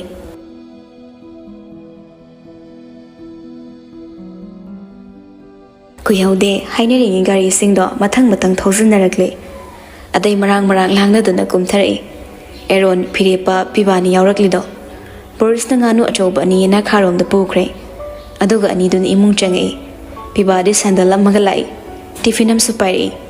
ꯃꯤꯒꯤ ꯃꯌꯨꯝꯗ ꯆꯥꯛꯀꯤ ꯄ꯭ꯔꯣꯒ꯭ꯔꯥꯝ ꯑꯃ ꯆꯠꯂꯗꯤ ꯇꯤꯐꯤꯟ ꯑꯃꯗꯤ ꯄꯥꯏꯔꯛꯇꯕ ꯌꯥꯗꯦ. ꯑꯗꯨꯁꯨ ꯃꯃꯥꯒꯤ ꯑꯦꯟꯁꯥꯡ ꯄꯨꯅꯕ. ꯆꯥꯛꯈꯨꯝꯗ ꯆꯪꯉꯛꯏ. ꯇꯤꯐꯤꯟꯗꯨ ꯒ꯭ꯌꯥꯁ ꯎꯄꯨ ꯃꯅꯥꯛꯇ ꯊꯝꯈ꯭ꯔꯒ ꯁꯤ ꯍꯣꯔꯦꯟ ꯏꯃꯥꯒꯤ ꯑꯦꯟꯁꯥꯡ ꯍꯥꯞꯇꯣꯔꯤꯅꯤꯀꯣ. ꯀꯅꯥꯝꯇ ꯇꯤꯐꯤꯟꯁꯤ ꯄꯨꯕ ꯌꯥꯔꯣꯏ. ꯃꯥꯡꯗꯅꯕ ꯇꯤꯐꯤꯟ ꯃꯅꯤꯡꯗ ꯅꯦꯟ ꯄꯣꯂꯤꯁꯅ ꯄꯤꯅ ꯊꯥꯕꯅꯤ. ꯑꯦꯔꯣꯟꯅ ꯗꯥ ꯄꯤꯕꯥ ꯅꯪꯁꯨ ꯅꯨꯄꯤꯒꯤ ꯄꯨꯒꯦꯒ ꯍꯥꯏꯔꯛꯇꯦ. ꯏꯃꯥꯒꯤ ꯍꯥꯟꯅ ꯀꯥꯏꯅ. ꯗꯥ ꯄꯤꯕꯥꯒꯤ ꯇꯤꯐꯤꯟꯗꯨꯕꯨ ꯀꯅꯥ ꯂꯧꯕꯤꯗꯣꯔꯤꯒꯦ? ꯃꯤꯡꯒ ꯑꯃꯨꯛ ꯊꯥꯔ ꯄꯨꯔꯛꯏꯁꯤꯅ ꯄꯥꯈꯪ ꯑꯔꯤꯛꯄ ꯍꯥꯏꯁꯤꯅꯦ. ꯍꯩ ꯏꯃꯥꯒꯤꯅ ꯇꯤꯐꯤꯟ. ꯅꯨꯄꯤꯒꯤꯅ ꯆꯥꯅꯤꯡꯉꯤ ꯃꯈꯨꯠ ꯊꯤꯟꯕꯗꯅꯦ ꯈꯨꯗꯛꯇ ꯂꯩꯔꯒ ꯄꯤꯗꯧꯕ. ꯂꯤꯛꯄꯁꯤꯅꯤ ꯍꯌꯦꯡ ꯅꯨꯡꯉꯥꯏ ꯌꯥꯏꯐꯅ ꯄꯥꯟꯗꯣꯏꯁꯦ. ꯏꯇꯧ ꯇꯧꯖꯧꯅꯦ ꯒꯙꯥ. ꯀꯣꯀꯤꯂꯥꯁꯨ ꯑꯉꯥꯡꯁꯤꯡꯒꯤ ꯃꯈꯣꯜ ꯇꯥꯕꯗ ꯆꯪꯂꯛꯏ. ꯆꯥꯛꯈꯨꯝꯗ ꯃꯧꯅ ꯑꯦꯟꯁꯥꯡ ꯁꯦꯝꯃꯝꯕꯗꯨꯗ ꯍꯥꯏ ꯑꯦꯟꯁꯥꯡ ꯁꯦꯝꯃꯒ ꯌꯥꯎꯔꯨꯅꯨ. ꯊꯣꯔꯛꯑꯣ. ꯂꯩꯔꯤꯕ ꯃꯌꯥꯝꯁꯤꯅꯅꯦ ꯃꯔꯥꯏꯅ ꯍꯣꯠꯅꯖꯅꯤ. ꯊꯣꯔꯛꯑꯣ. ꯇꯥꯝꯅꯥꯅ ꯄꯥꯕꯣ ꯑꯩꯁꯦ ꯑꯦꯟꯁꯥꯡꯁꯦ ꯁꯦꯝꯕ ꯂꯣꯏꯔꯒ ꯊꯣꯔꯛꯀꯦ ꯇꯧꯅꯤ. ꯕꯣꯔꯤꯁ ꯃꯅꯤꯡ ꯊꯣꯡꯗꯩ ꯐꯥꯎꯖꯜꯂꯛꯏ. ꯑꯗꯨꯒ ꯑꯃꯨꯕ ꯆꯦꯔꯪ ꯑꯃ ꯗꯥꯏꯅꯤꯡ ꯃꯊꯛꯇ ꯊꯝꯃꯒ ꯃꯌꯥꯝꯁꯤ ꯀꯩꯅꯣ ꯈꯪꯖꯕ꯭ꯔꯣ? ꯑꯦꯔꯣꯟꯅ ꯀꯣꯛ ꯍꯥꯡꯗꯣꯔꯛꯑꯣꯕ ꯈꯪꯅꯕ. ꯅꯪꯅ ꯉꯁꯥꯏ ꯉꯥꯅꯨ ꯑꯣꯟꯅꯔꯤꯉꯩ ꯃꯥꯡꯉꯨꯕꯗꯨꯗ ꯆꯦꯜꯂꯛꯏꯔꯥ? ꯕꯣꯔꯤꯁ ꯃꯌꯥ ꯍꯤꯒꯠꯂꯒ ꯆꯦꯔꯪ ꯑꯃꯨꯕꯗꯣ ꯍꯥꯡꯗꯣꯔꯛꯏ. ꯍꯦꯛ ꯍꯥꯡꯗꯣꯔꯛꯄꯒ ꯃꯅꯝ ꯋꯪ ꯂꯥꯎꯅ ꯄꯥꯏꯊꯣꯔꯛꯄꯗꯨꯗ ꯇꯥꯝꯅꯥꯗꯤ ꯍꯩꯅꯗ꯭ꯔ ꯃꯥꯜꯂꯦ. ꯐꯨꯛ ꯍꯧꯒꯠꯂꯒ ꯊꯣꯛꯈ꯭ꯔꯦ. ꯍꯪꯒꯣꯏꯕꯗꯤ ꯅꯠꯇꯦ ꯆꯥꯗꯕꯒꯤ ꯈꯔ ꯍꯩꯅꯗꯕꯅꯤ. Borisके eron-gado chanabado pumbra haina manaton thangsilaga manam sut nammi. Phirepasu kaino haina changsilakpani masu manamdo hainadra male manaton milaga. Kaino hodong asibai mathibo kotla purabra as pile chakhomsida. Borisna kaino itai mapamamgani pizagena thoilereini momo se aduga khoi tamai aisna kedoraba.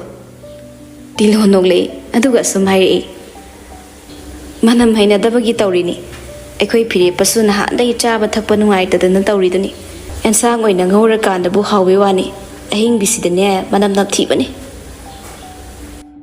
tamna sti momo gi manung da hapiba ingredient gi oinamba manam da namma yadabani nongma charubada mundaba mana hina kidaba thengnarubagi naton yamna sensitive oikrabani heibo hinandradi naton su amna phakre phirepa masu su oi hina kidabana matai manaw ani da chen ki batu da bibadi thik nolei bibana kumhai se yam ti nungai hai tare kaurun ani du de ekhoi ne loisilase tilau chanam gi manam ahing bado phirepa yadabani tana su yadra male Borisna kande chathosi aduga amo dapiba nangna pusari oiba yana khada ado itema ising sahan bikrabra maning da jek palambani sauramani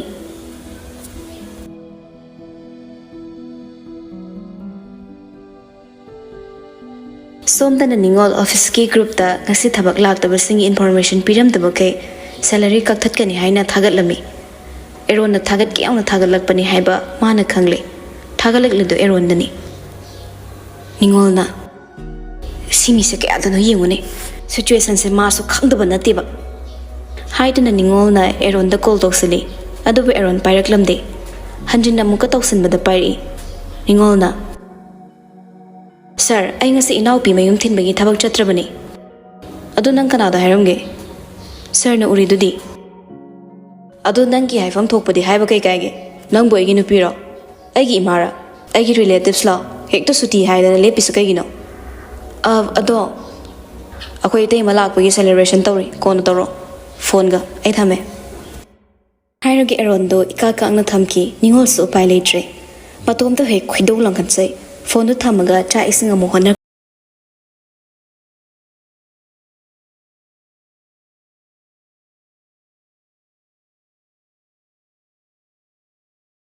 na sagatnari ngasi ningkhom bana ngang bawa mayamda achara sumacha gi hakan chang mangam kidre ningkhom bana farasu phatrasu aigi su izat haibam lei nang tawrami ba thabak mayam sa kaino aigi manga chap manare suruna aina nangi damak tawkiba mayamdo aina phattaba makhak tawbada kaige ngona sauriba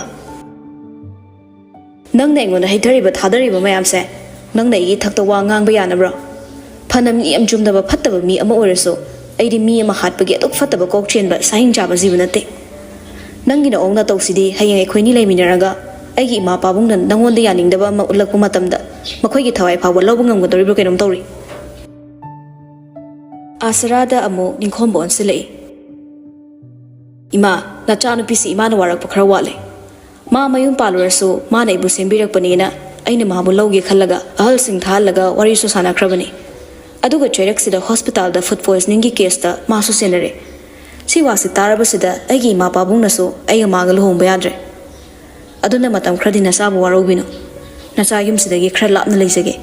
Case ina lotion krama tungda, amuk luhong khongdo bugi wari sanase. Aisu ima pabung kana themna bhonage. Hairamdana ningkhombasu yumdadagi chatkre suru sauning machin khumbasu ngamda prop chai asok sangma matamdudana misakto phaba ngamde aduga hojak khakmi do pharaklaga aigi future amuk samang handawre ai subu suknu nungai haina tamam da bai tapta nungai pham lehande wa ngang na mapira su thangai achara su machana pida sum hairei Imagi bema achumba haibase matam kuina buchangasu thuna buchangasu adum thorakpani adunani nang saudono wasi manungda loishanaba ima ngak satlagane unarusila matung tarakpada nang amu handa phataba thabak tawranu ko ima nangi haktakta nongmata chaning tana sor hon bangamdre haiduna achara line kana gano kan longna tuna hotnari machanu pidu jail da yokhidanaba court puthokta ba yaradi haina Maru oina hospital dugi mapudugi manakta thagi sing haizaruragi haipho acharana dikhali. Machagi luhongba kahaninglamde machanupina amuk karibu khaliba.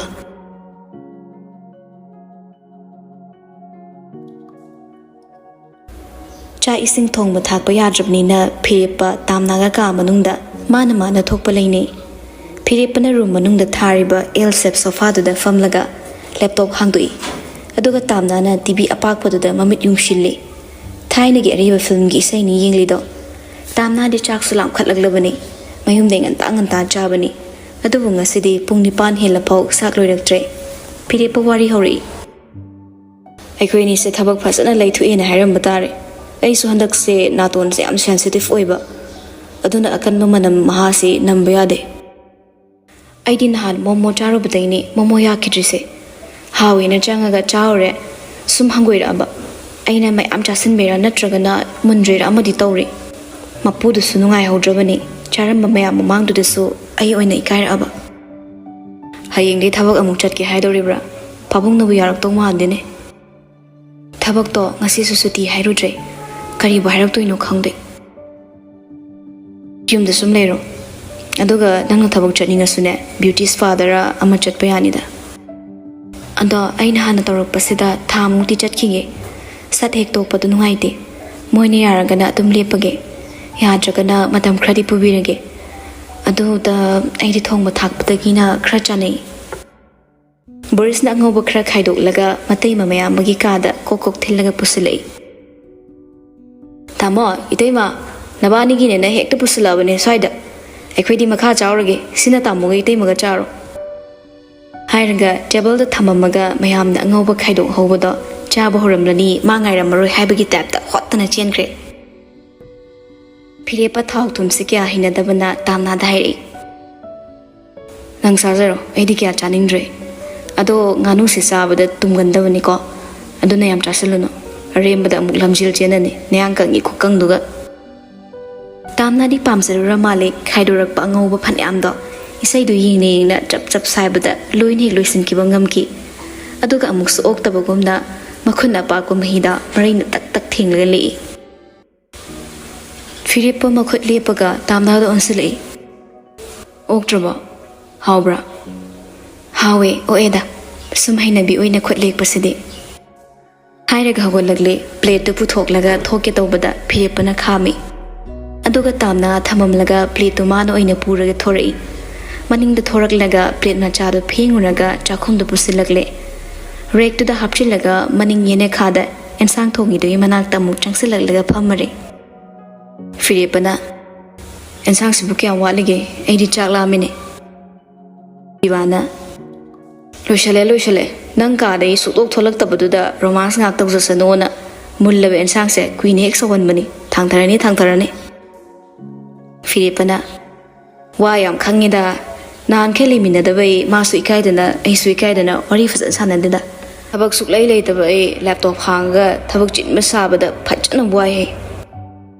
Pibana oh ahing thongal sangba kallaga gari da hap tana pubana kallaga kama da pulap na lera kanda ni kai haibasibu kai wano ne nongdamba ibo nang mak na karam kanda gi namai son batam khra ga haisibo onthok na su thaja kidre da ibo angang ma mahi khra pairaga nangi hongna bido tokshin gi haibro yazare oza ngasi khakla aga aina yu mu thaksilaga mana mu sawra chatkibadro noina mu pamisina mi nupiri nupani yu thaga tawbaro mastuni yam pamise nupi orurabro yam khangamisi bo natroga nupi daga yu thaksilaga romance tawrubra bhaiba chalo da nangsu seran ga turan ga na napuk manga no mangon jaw Phirepa mut inung nungaina mandam daire khangde da piba punsi da thengna lakpa nusi yening thada irak narba aise karamba numita mu charang nariba mayam se pharak laga chaning taba ngamdoriba Boris na thongzil dagi is noi nusi nungol sidi bera an he thongna driba khoi phau adumai charang nazade lapse pura bera ne akhoi nupi lakpa amana nupi fanga phau charang na leiraba aduga ani amana fangdadana single oiraga leiraba aduga ini chi gumbimda nusi sale berani ko berani haisini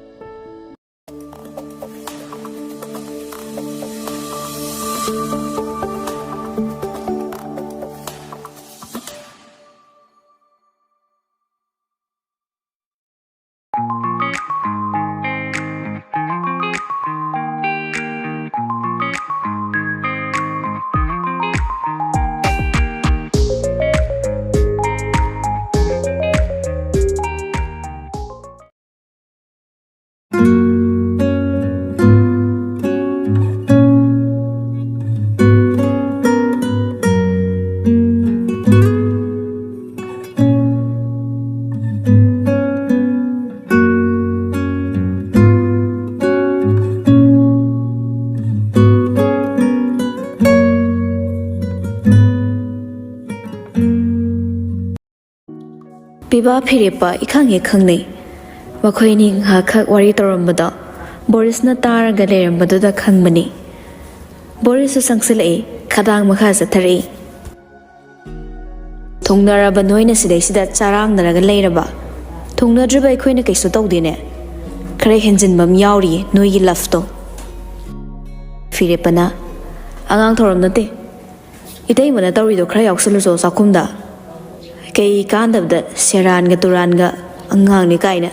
Nana yam singbra haibo nakongdram thugaini.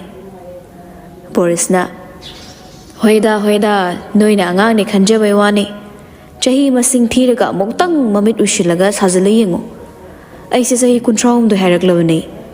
Yum da noi mayam na angang ni khallaso lamsa thoadi ka kasinga bane. Pibana adoiso angang wai jango. Boris na namana balai trakan na yu thakni ka da ni aisa na naw pani ga khangdine. Mamana basingai aduga angang hani am khaidok pa saradana. Kari karam banaram satno adubo. Aduna di kana usit pideba. Boris asi hairam laga changkre pibaga phirepaga wari makha sathare ensang do musilakpaga gas muthatkre tilo da chak thi bayare haiduna leplau laukre asunna ra hara ahau bu mathel amasu chaminare kon lukhak pheng baduso nupa singdu loina yaushilami nupi ani do gi thabak amata khak piramde kokila ma su yum sida lengdana pamawa malak labanina wakhal pokning do irumlum zare ipende penjare ma su tumba changakle mayam singdu hanakrabani na phamdong matom ta semje aduga phamung ka khalakle ko kamon gi hek taina baga masadu wai sangna potha bangamle sidagi de santi da ingna signa hek hingba oirasano imungse madam kuina dagi mangduna laklaba imungi santi tapna hanjilak pangamlani masi aigi aset pathajabani Magi loinabi amubi bu ningsinglakpana hawai khradi nungai saramde Mama nangna leitraba kansida dine nangi isaudu sunuksira ida Itom talak papunsi oibana nangsu aibu hondok lamaga satkre Aina amuk naitom hingawi Kundo paring na kiba kisida punna siminaw haidana Lagi wayel amalayram labaso Haina ngasidi taksi solay Nang ay naha oiringegi matam singado Ngasi di ningsing makhakta ngay hore. Matam na purak pa awan bada, ningsing mamawadi hongan mangamde. Hini hina mayek siya nga ido. Ay di matam kray chasing ga laymin na hukibatari. Nang dinganta na chat kre. Kokila mamitap na ushin kre.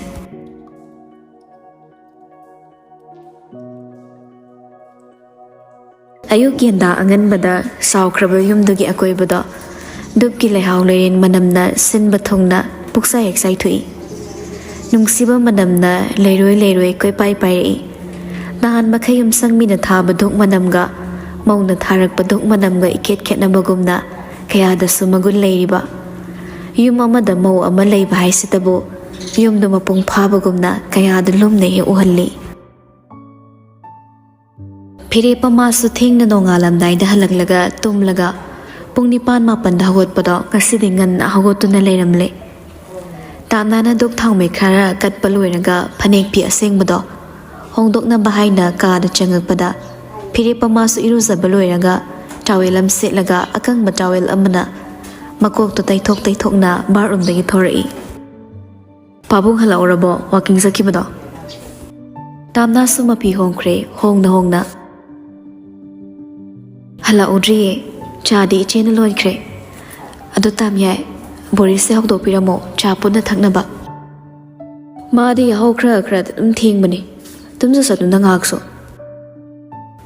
phire patamna ani so khra ikai ne nahan khege leimina rodre yum palak ta ngai riba yamna nauri ba matei manau amagumna pagi de ikai na bani ikai da basaraga wangang bada maithong gi saktam singdo nokning ba pauri Phire pa dressing table mamang dale paga mirror da yingna masam aten mada sum tai thopado magi hek tungwai da tamna na masam asang ma matum tasinba lai khuruma bai punsiliba da thadok laga kangan na bo nari da uraklami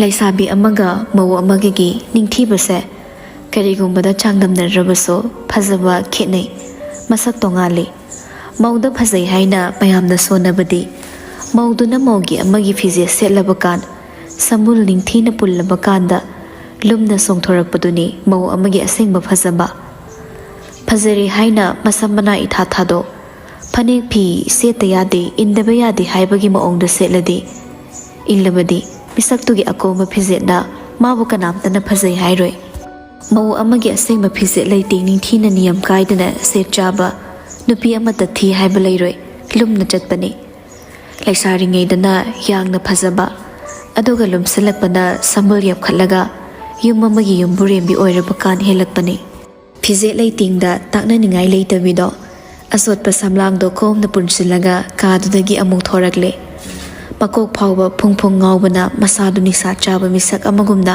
ꯍꯥꯏꯔꯤ ꯍꯥꯏꯔꯤ ꯇꯧꯔꯦ꯫ ꯃꯥꯕꯨ ꯅꯨꯡꯁꯤꯗꯨꯅ ꯆꯣꯡꯂꯛꯄ ꯃꯤꯍꯨꯜꯅ ꯋꯥꯈꯜ ꯂꯩꯀꯥꯏ ꯀꯣꯏꯈꯤꯕꯒꯨꯝ ꯊꯥꯡꯂꯤꯕ ꯈꯣꯡꯊꯥꯡꯗꯣ ꯆꯅꯤꯡ ꯇꯥꯅ ꯊꯥꯡꯕ ꯉꯝꯗꯕꯅ ꯉꯥꯎꯔꯤꯕꯅꯤ꯫ ꯁꯤꯕꯨꯅꯤ ꯂꯥꯏꯑꯣꯡ ꯀꯜꯂꯁꯨ ꯄꯥꯝꯖꯕꯤ ꯂꯩꯅꯥ ꯍꯥꯏꯕꯁꯦ꯫ ꯆꯥꯛꯈꯨꯝꯗ ꯆꯪꯉꯛꯂꯒ ꯆꯥꯛ ꯊꯥꯡꯒꯠꯈ꯭ꯔꯦ꯫ ꯇꯤꯂꯣꯁꯨ ꯆꯪꯁꯤꯜꯂꯛꯏ ꯋꯥ ꯉꯥꯡꯅ ꯉꯥꯡꯅ꯫ ꯆꯥꯗꯨꯃꯗꯤ ꯑꯩ ꯂꯣꯜꯂꯒꯦ, ꯊꯕꯛ ꯏꯪꯈꯥꯡꯁꯨꯅꯦ ꯅꯪꯅ ꯂꯣꯏꯅ ꯂꯣꯏꯁꯤꯜꯂꯒ ꯂꯩꯔꯝꯂꯦ꯫ ꯏꯆꯦ ꯇꯤꯂꯣ ꯌꯥꯔꯅꯤꯗ, ꯑꯩ ꯁꯨꯝ ꯂꯣꯜꯂꯒꯦ꯫ ꯐꯔꯦꯅꯦ ꯑꯗꯨꯗꯤ, ꯍꯣꯔꯦꯟ ꯊꯣꯡꯅꯕ ꯑꯦꯟꯁꯥꯡꯗꯣ ꯈꯔ ꯃꯅꯤꯡꯂꯣꯝꯗꯩ ꯃꯜꯂꯨꯈꯤꯒꯦ꯫ ꯍꯥꯏꯔꯝꯂꯒ ꯇꯤꯂꯣ ꯒ꯭ꯌꯥꯁ ꯃꯅꯥꯛ ꯌꯧꯁꯤꯜꯂꯝꯕ ꯃꯃꯥꯏꯗꯣ ꯂꯩꯗꯨꯅ ꯍꯜꯂꯒ ꯊꯣꯛꯈꯤꯕꯒ ꯐꯤꯔꯦꯞꯄꯨ ꯍꯨꯠꯆꯤꯜꯂꯛꯏ꯫ ꯒ꯭ꯌꯥꯁ ꯂꯣꯝꯗ ꯃꯃꯥꯏ ꯑꯣꯟꯁꯤꯜꯂꯒ ꯊꯋꯥꯏ ꯌꯥꯎꯅ ꯆꯥ ꯂꯣꯜꯂꯤꯕꯤꯗꯨꯒꯤ ꯇꯨꯡ ꯋꯥꯏꯔꯞ ꯃꯁꯥ ꯊꯦꯡꯂꯤ ꯊꯦꯡꯂꯤ ꯂꯦꯞꯁꯤꯜꯂꯛꯂꯒ ꯅꯥꯞꯄꯗ ꯆꯤꯔꯣꯜ ꯑꯣꯏꯅ, ꯆꯥ ꯂꯣꯜꯂꯤꯔꯣ? ꯏꯈꯪꯉꯤ ꯈꯪꯉꯤ꯫ ꯇꯨꯈꯣꯡꯒ ꯆꯞ ꯌꯨꯡꯈꯤ꯫ ꯃꯈꯨꯠ ꯅꯥꯝꯃꯅ ꯅꯨꯄꯥꯗꯣ ꯈꯔ ꯏꯟꯊꯣꯛꯈ꯭ꯔꯒ ꯄꯤꯁꯨꯝ ꯁꯨꯛꯇꯨꯅ ꯆꯩꯔꯛꯏ꯫ ꯏꯆꯦ ꯍꯣꯏꯅ ꯁꯠ ꯍꯦꯛ ꯆꯪꯁꯤꯜꯂꯛꯑꯗꯤ ꯐꯖꯗꯦꯕ, ꯀꯔꯝ ꯇꯧꯅꯣ? ꯐꯤꯔꯦꯞꯄ ꯒ꯭ꯌꯥꯁ ꯎꯄꯨꯗꯨꯗ ꯉꯥꯊꯔꯒ ꯇꯥꯝꯅꯥꯗ ꯃꯣꯃꯣꯟ ꯌꯦꯡꯅ ꯌꯦꯡꯅ, ꯆꯥ ꯁꯤꯅꯤ ꯆꯥꯡ ꯈꯪꯉꯝꯃꯣꯏꯗ꯭ꯔꯅ ꯇꯥꯛꯄꯤꯕ ꯂꯥꯛꯄ, ꯊꯣꯛ ꯍꯥꯏꯖꯤꯜꯂ ꯂꯣꯏꯔꯦ ꯀꯩꯅꯣ꯫ ꯏꯉꯥꯎ ꯉꯥꯎꯁꯤꯟꯅꯕꯩ ꯊꯕꯛꯁꯦ ꯍꯩꯅꯗꯦꯀꯣ꯫ ꯐꯤꯔꯦꯞꯄ ꯅꯣꯛꯀꯤ ꯅꯣꯛꯀꯤ ꯐꯤꯕꯝ ꯍꯣꯡꯗꯅ ꯂꯦꯞꯄꯤ꯫ ꯇꯥꯝꯅꯥꯁꯦ ꯑꯍꯜꯁꯤꯡ ꯆꯪꯁꯤꯜꯂꯛꯂꯒ ꯆꯣꯞꯅꯔꯅꯤ ꯍꯥꯏꯕꯒꯤ ꯃꯤꯍꯨꯜ ꯊꯤꯕ ꯈꯪꯈꯤꯗ꯭ꯔꯦ꯫ ꯊꯣꯡꯖꯤꯜꯗꯒꯤ ꯀꯣꯀꯤꯂꯥꯁꯨ ꯆꯥꯛꯈꯨꯝ ꯆꯪꯉꯝꯗꯥꯏ ꯈꯥꯎꯗꯦꯝꯃꯛꯏ꯫ ꯐꯤꯔꯦꯞꯄ ꯏꯈꯪ ꯈꯪꯅ ꯉꯥꯊꯔꯒ ꯂꯦꯞꯂꯝꯕꯗꯩ ꯐꯨꯛ ꯇꯤꯡꯈꯠꯂꯛꯏ, ꯑꯗꯨꯒ ꯅꯨꯄꯤꯗꯨꯗ ꯑꯣꯟꯁꯤꯜꯂꯒ ꯆꯩꯔꯛꯏ꯫ ꯆꯤꯅꯤ ꯆꯥ ꯃꯅꯥ ꯆꯥꯡ ꯈꯪꯗ꯭ꯔꯁꯨ ꯀꯣꯛ ꯏꯇꯩꯃ ꯀꯧꯕ ꯌꯥꯕꯁꯤꯗ ꯀꯧꯖꯅꯤꯡꯈ꯭ꯔ ꯄꯣꯠꯅꯤ ꯑꯩꯁꯦ꯫ ꯑꯃ ꯐꯪꯉꯦ ꯑꯩ, ꯑꯃ ꯇꯧꯔꯛꯑꯦ, ꯂꯩꯔꯝꯃꯣ ꯑꯩ ꯏꯇꯩꯃ ꯀꯧꯔꯛꯀꯦ꯫ ꯍꯥꯏꯔꯝꯂꯒ ꯆꯥꯛꯈꯨꯝꯗꯒꯤ ꯊꯣꯛꯈꯤꯕꯗꯣ ꯇꯥꯝꯅꯥꯗ ꯃꯔꯥꯜ ꯁꯤꯕꯤꯔꯝꯂꯦ꯫ ꯑꯃꯗꯨꯗꯤ ꯈꯣꯏꯗꯧ ꯂꯪꯈꯠꯂꯛꯏ, ꯁꯥꯎꯔꯞꯅ ꯌꯦꯡꯂꯒ ꯂꯩꯍꯧꯏ꯫ ꯀꯣꯀꯤꯂꯥ ꯆꯪꯁꯤꯜꯂꯛꯂꯒ ꯗꯥꯏꯅꯤꯡ ꯇꯦꯕꯜꯗꯨꯒꯤ ꯆꯤꯌꯔ ꯑꯃꯗ ꯐꯝꯈ꯭ꯔꯦ꯫ ꯅꯣꯏꯕꯨ ꯊꯕꯛ ꯆꯠꯅꯔꯣꯏꯗ꯭ꯔꯅꯦ? ꯄꯥꯕꯨꯡ ꯉꯥꯏꯍꯥꯛ ꯆꯠꯂꯨꯒꯦ꯫ ꯍꯣꯏ ꯍꯣꯏ ꯆꯠꯂꯣ, ꯌꯨꯝꯗ ꯁꯨꯝ ꯂꯩꯗꯧ ꯁꯔꯨꯛꯅꯦ ꯆꯠꯂꯨ ꯀꯩꯁꯨ ꯀꯥꯏꯗꯦ꯫ ꯇꯥꯝꯅꯥꯁꯨ ꯆꯥ ꯂꯣꯏꯈ꯭ꯔꯦ꯫ ꯀꯣꯀꯤꯂꯥꯅ ꯍꯥꯟꯅ ꯍꯩꯔꯒ ꯆꯥꯅꯕꯗꯨꯁꯨ ꯁꯦꯝꯂꯒ ꯄꯤꯈ꯭ꯔꯦ꯫ ꯐꯤꯔꯦꯞꯄ ꯑꯃꯨꯛ ꯆꯪꯉꯛꯄꯗꯨꯗ ꯐꯤꯔꯦꯞꯄꯒꯤꯁꯨ ꯁꯦꯝꯕꯤꯔꯝꯃꯤ꯫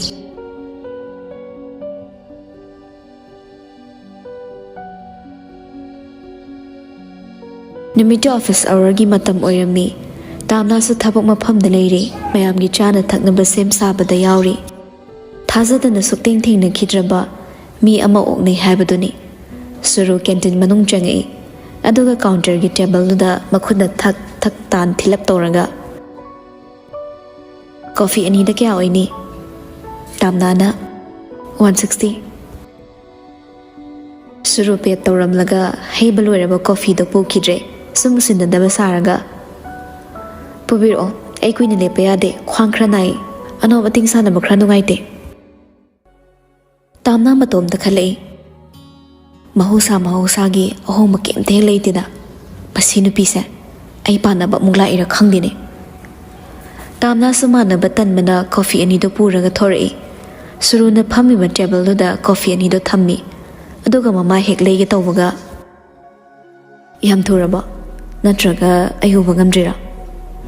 ꯇꯥꯝꯅꯥ ꯂꯩꯁꯤꯜꯂꯛꯏ꯫ ꯅꯪꯗꯧꯅ ꯊꯕꯛ ꯀꯣꯝꯗꯕꯅꯤꯅ ꯈꯔ ꯆꯤꯜꯂꯦ, ꯑꯩꯗꯤ ꯊꯕꯛ ꯃꯆꯥꯅꯤꯅ ꯌꯥꯝ ꯆꯤꯜꯂꯦ ꯍꯥꯏꯖꯕ ꯇꯥꯔꯦ꯫ ꯅꯪ ꯎꯕ ꯉꯝꯃꯣꯏꯗꯧꯕꯒꯤ ꯃꯔꯝ ꯂꯩꯇꯕꯅꯤꯅ ꯑꯗꯨꯃꯗꯤ ꯑꯩ ꯀꯩꯁꯨ ꯈꯟꯗꯦ꯫ ꯆꯪꯉꯛꯄ ꯀꯁꯇꯃꯔ ꯈꯨꯗꯤꯡꯒ ꯐꯝꯗꯣꯛꯂꯒ ꯋꯥꯔꯤ ꯁꯥꯔ ꯂꯩꯔꯗꯤ ꯊꯕꯛ ꯀꯅꯥ ꯇꯧꯕꯤꯗꯣꯔꯤꯒꯦ?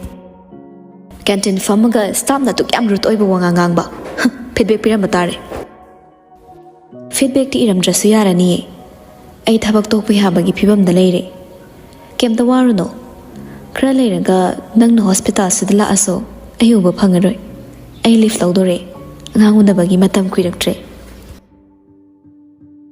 tamna hage yauna hairibani suruna proprox ange khallibani adumak su thokre tamna na khumdorok papa khumna surugi thamoida mai chusilai suru manang yamti adi haibagi maongda mana chumba sadun hairi mistress noina ngamba sangamida aikhoida leitaba power se noida yam yawi Lonabi nang ni itay naongi mari se pumangi manghal biramle nang sige punishment di soidana fangani nangi susairak soidana thongakini nanguma kaya amana thorak padangini ngasi nupi kaya na mapuroi ba leina leina minungsi phangdani hingliba aigumba kaya masing hin galaise nupa se pairena namai pairaga halaga ngasi de ai imungsu nang na mache thogai biredana hauzukti nang pelamani phire pa khoini gi khaibung taba mari se uraga tamnana punishment gi matang oiraga na nang na phangpham thokpani aibu mistress ni hairiba Lonabi nang yam hakmale luhongaba nupi thiraba nupa amabo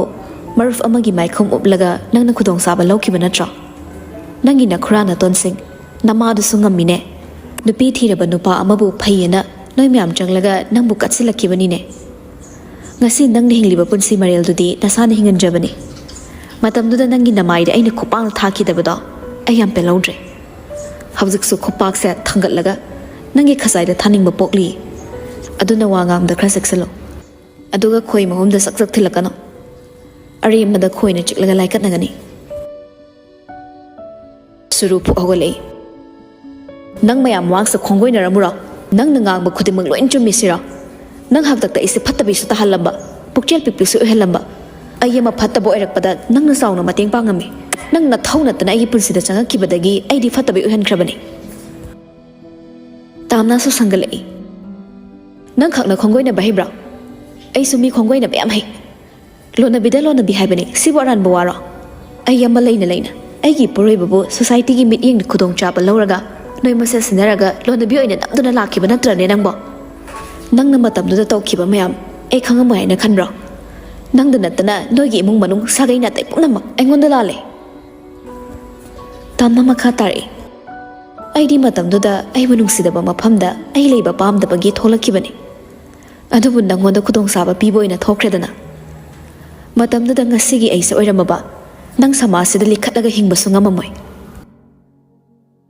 Nikhomba fatchangai ani do hospital da lakpada suru na kaino mathaki se haibagi amadi moina yengadaba doctor du su yoroktre haibagi Nikhomba na gari park toramaga suru na hana canteen da changakpani suru wa makha taningdabagi nomi sakpam semki kaisu thoktaba saki Nikhomba tamna da haifet yenglaga suru da mon silakpada suru momonok laga leirami Nikhomba gi pambom da konsilaga ike sinarei nangai pada sige tawe ko khra thuna laki haide Nikhomba de surugi maong matawduda khra talli haukiba food poisoning gi case to heavy fine tawraga loi khraso yana khrabaso magi adugi maram chattudagi Nikhomba surubu tan bau khrabani adubu makhoi ani luhong na bawari suloi kibaga suru na hotna birakkiba mayam duga maram oiraga mama mai leiduna su chen bangam khide thagai sing na suru na magi da bang hotna biramdradi ma modeling gi line da mai pa na changsin basunga mamloi tamna surugi acting du da mamit naraklabani ma adum khangi ma ne Nikhomba nungside nungsiba haibasiga sasinna bahaibasiga miting irai line na khandokpa ngambani shurugi miting da Nikhomba nungsibagi mami machet amata tade nupi ama oirade yom pangadabani perfect oiba husband ama thamdaba yade aigi nupana aigi luxury ni haibagi puthokpada chopoidaba nupa pambani husband amagi mingda atang malaiting amagum tamnana enjoy your menu sir and madam suro luhong bakam kantarage nangi tamyaina nang luhong dore na tammi pawda soina ukiba Nikhomba nokmi kuidre wish you all the best dungaina anai yautana pan boyuko asumna leiringe thoisu sangsilei ani do on salamda tamna da hangi nang break loroidra kai de break no da break logi ga haiba tallabani handak sin ba nawa khogi manager se wagang sang yam phajadeba khar yam yengsile break di matam chana lo hairakani aduga break lawring tanjada mana changak pagama pasana khraba isong ne mya pukna makki makok ngahalle aduga man inspection laktoi timing sina break matamda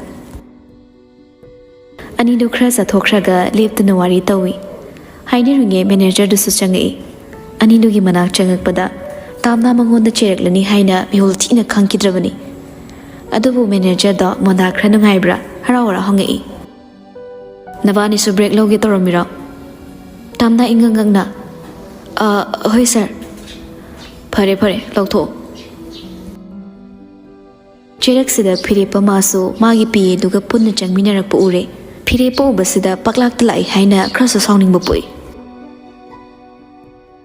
manager du sahara horok changsin khraga phirepa ge handshake tongnei aduga wari khra sanaraga table amada changsin kibado tamna na cheptharaga phirepa de yingi phirepa masu pisum namana tek katlaga karino haina ingit ta swangakre tamna amuksu kaisu tawdi haina mangakna sign tawkhraga thoigiga makhoi ani dusu table amada famthakre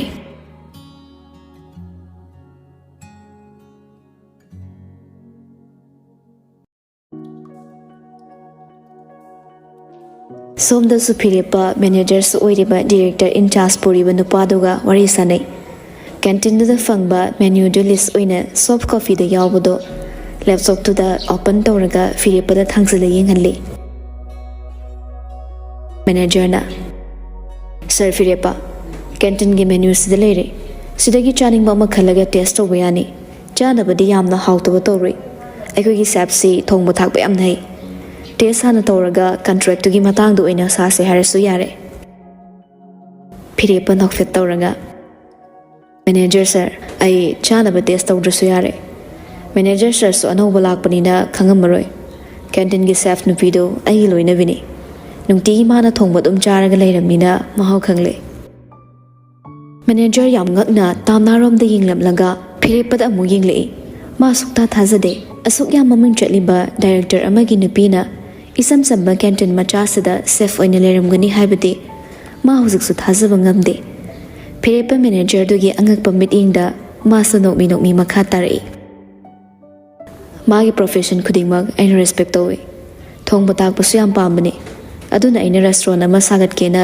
khalakpa kuire manager du saharau bada loikre asuk chawna kuina business tawraklaba misak amaga contract sign tawminaraga thapak pun bahibase tongde yamna chawkhat pangamgani khalle sir phirepa gi loina bi madam do akhoi gi staff oirubagi akhoi su profit khadi fangjadore yam nungaise staff ama na thaknaba hum su puthoraklaga table du da thammi suruga ningkhombaga su leibani suruna di phirepa ui ningkhomana di ukidre suruna phirepa da huran yengba du su tamna na ukre aduna tamna su phirepa da khamban ba phawraklami phirepa juice tu thaklinge message lakshile yenglubada tamna gi oirami kedobala ibasida phirepa no mi laknarage reply halle nang yengba ngarang numidang nang na tungkhrakana su yengi adubu pende as kaino saibo aina yengaso nangonda disturb tawbrane tawdamida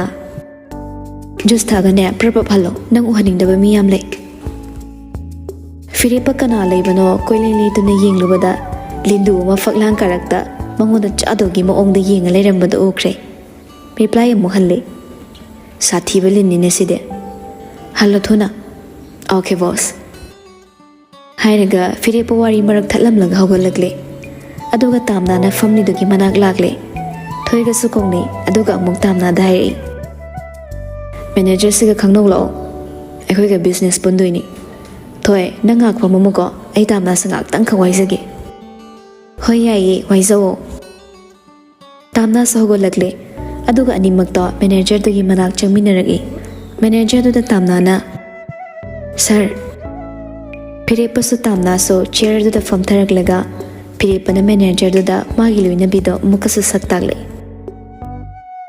manager sir marks ai loina bi thongba thakpagi aina thagat pata na drana kem taizadrabani maga lamba pa pinaba leiraroi tamna phirepa na mabu angna thagalakpada ikai bana maru kitang lukthai manager du su momonok laga ꯑꯗꯨꯒꯤ ꯋꯥꯗꯤ ꯑꯩꯈꯣꯏꯒꯤ ꯀꯦꯟꯇꯤꯟꯗ safe ꯑꯅꯤꯈꯛ ꯂꯩꯕꯁꯦ ꯆꯥꯅꯕꯁꯦ ꯌꯥꯝ ꯍꯥꯎꯕꯒꯤ tips ꯌꯥꯝ ꯐꯪꯉꯤ ꯃꯁꯥ ꯃꯁꯥꯅꯁꯨ ꯍꯣꯠꯅꯖꯕ ꯌꯥꯝ ꯀꯟꯖꯩ ꯑꯩꯗꯤ ꯇꯥꯝꯅꯥꯅ ꯍꯌꯦꯡ ꯃꯦꯇꯔꯅꯤꯇꯤ ꯂꯤꯞꯁ ꯀꯌꯥꯝ ꯀꯨꯏꯅ ꯂꯧꯈꯤꯗꯣꯏꯅꯣ ꯈꯟꯕꯗ ꯃꯊꯥ ꯍꯧꯖꯤꯛꯇꯩ ꯁꯥꯔꯕꯅꯤ ꯁꯔ ꯑꯩꯗꯤ ꯁꯤꯟꯐꯝꯁꯦ ꯌꯥꯝ ꯄꯥꯝꯖꯕꯅꯤꯅ ꯌꯥꯔꯤꯈꯩ ꯇꯣꯛꯇꯅꯕ ꯂꯤꯞꯁ ꯂꯧꯗꯅꯕ ꯍꯣꯠꯅꯖꯒꯦ ꯑꯗꯣ ꯁꯔ ꯍꯣꯏꯁꯨ ꯉꯥꯛ ꯐꯝꯕꯤꯌꯣꯀꯣ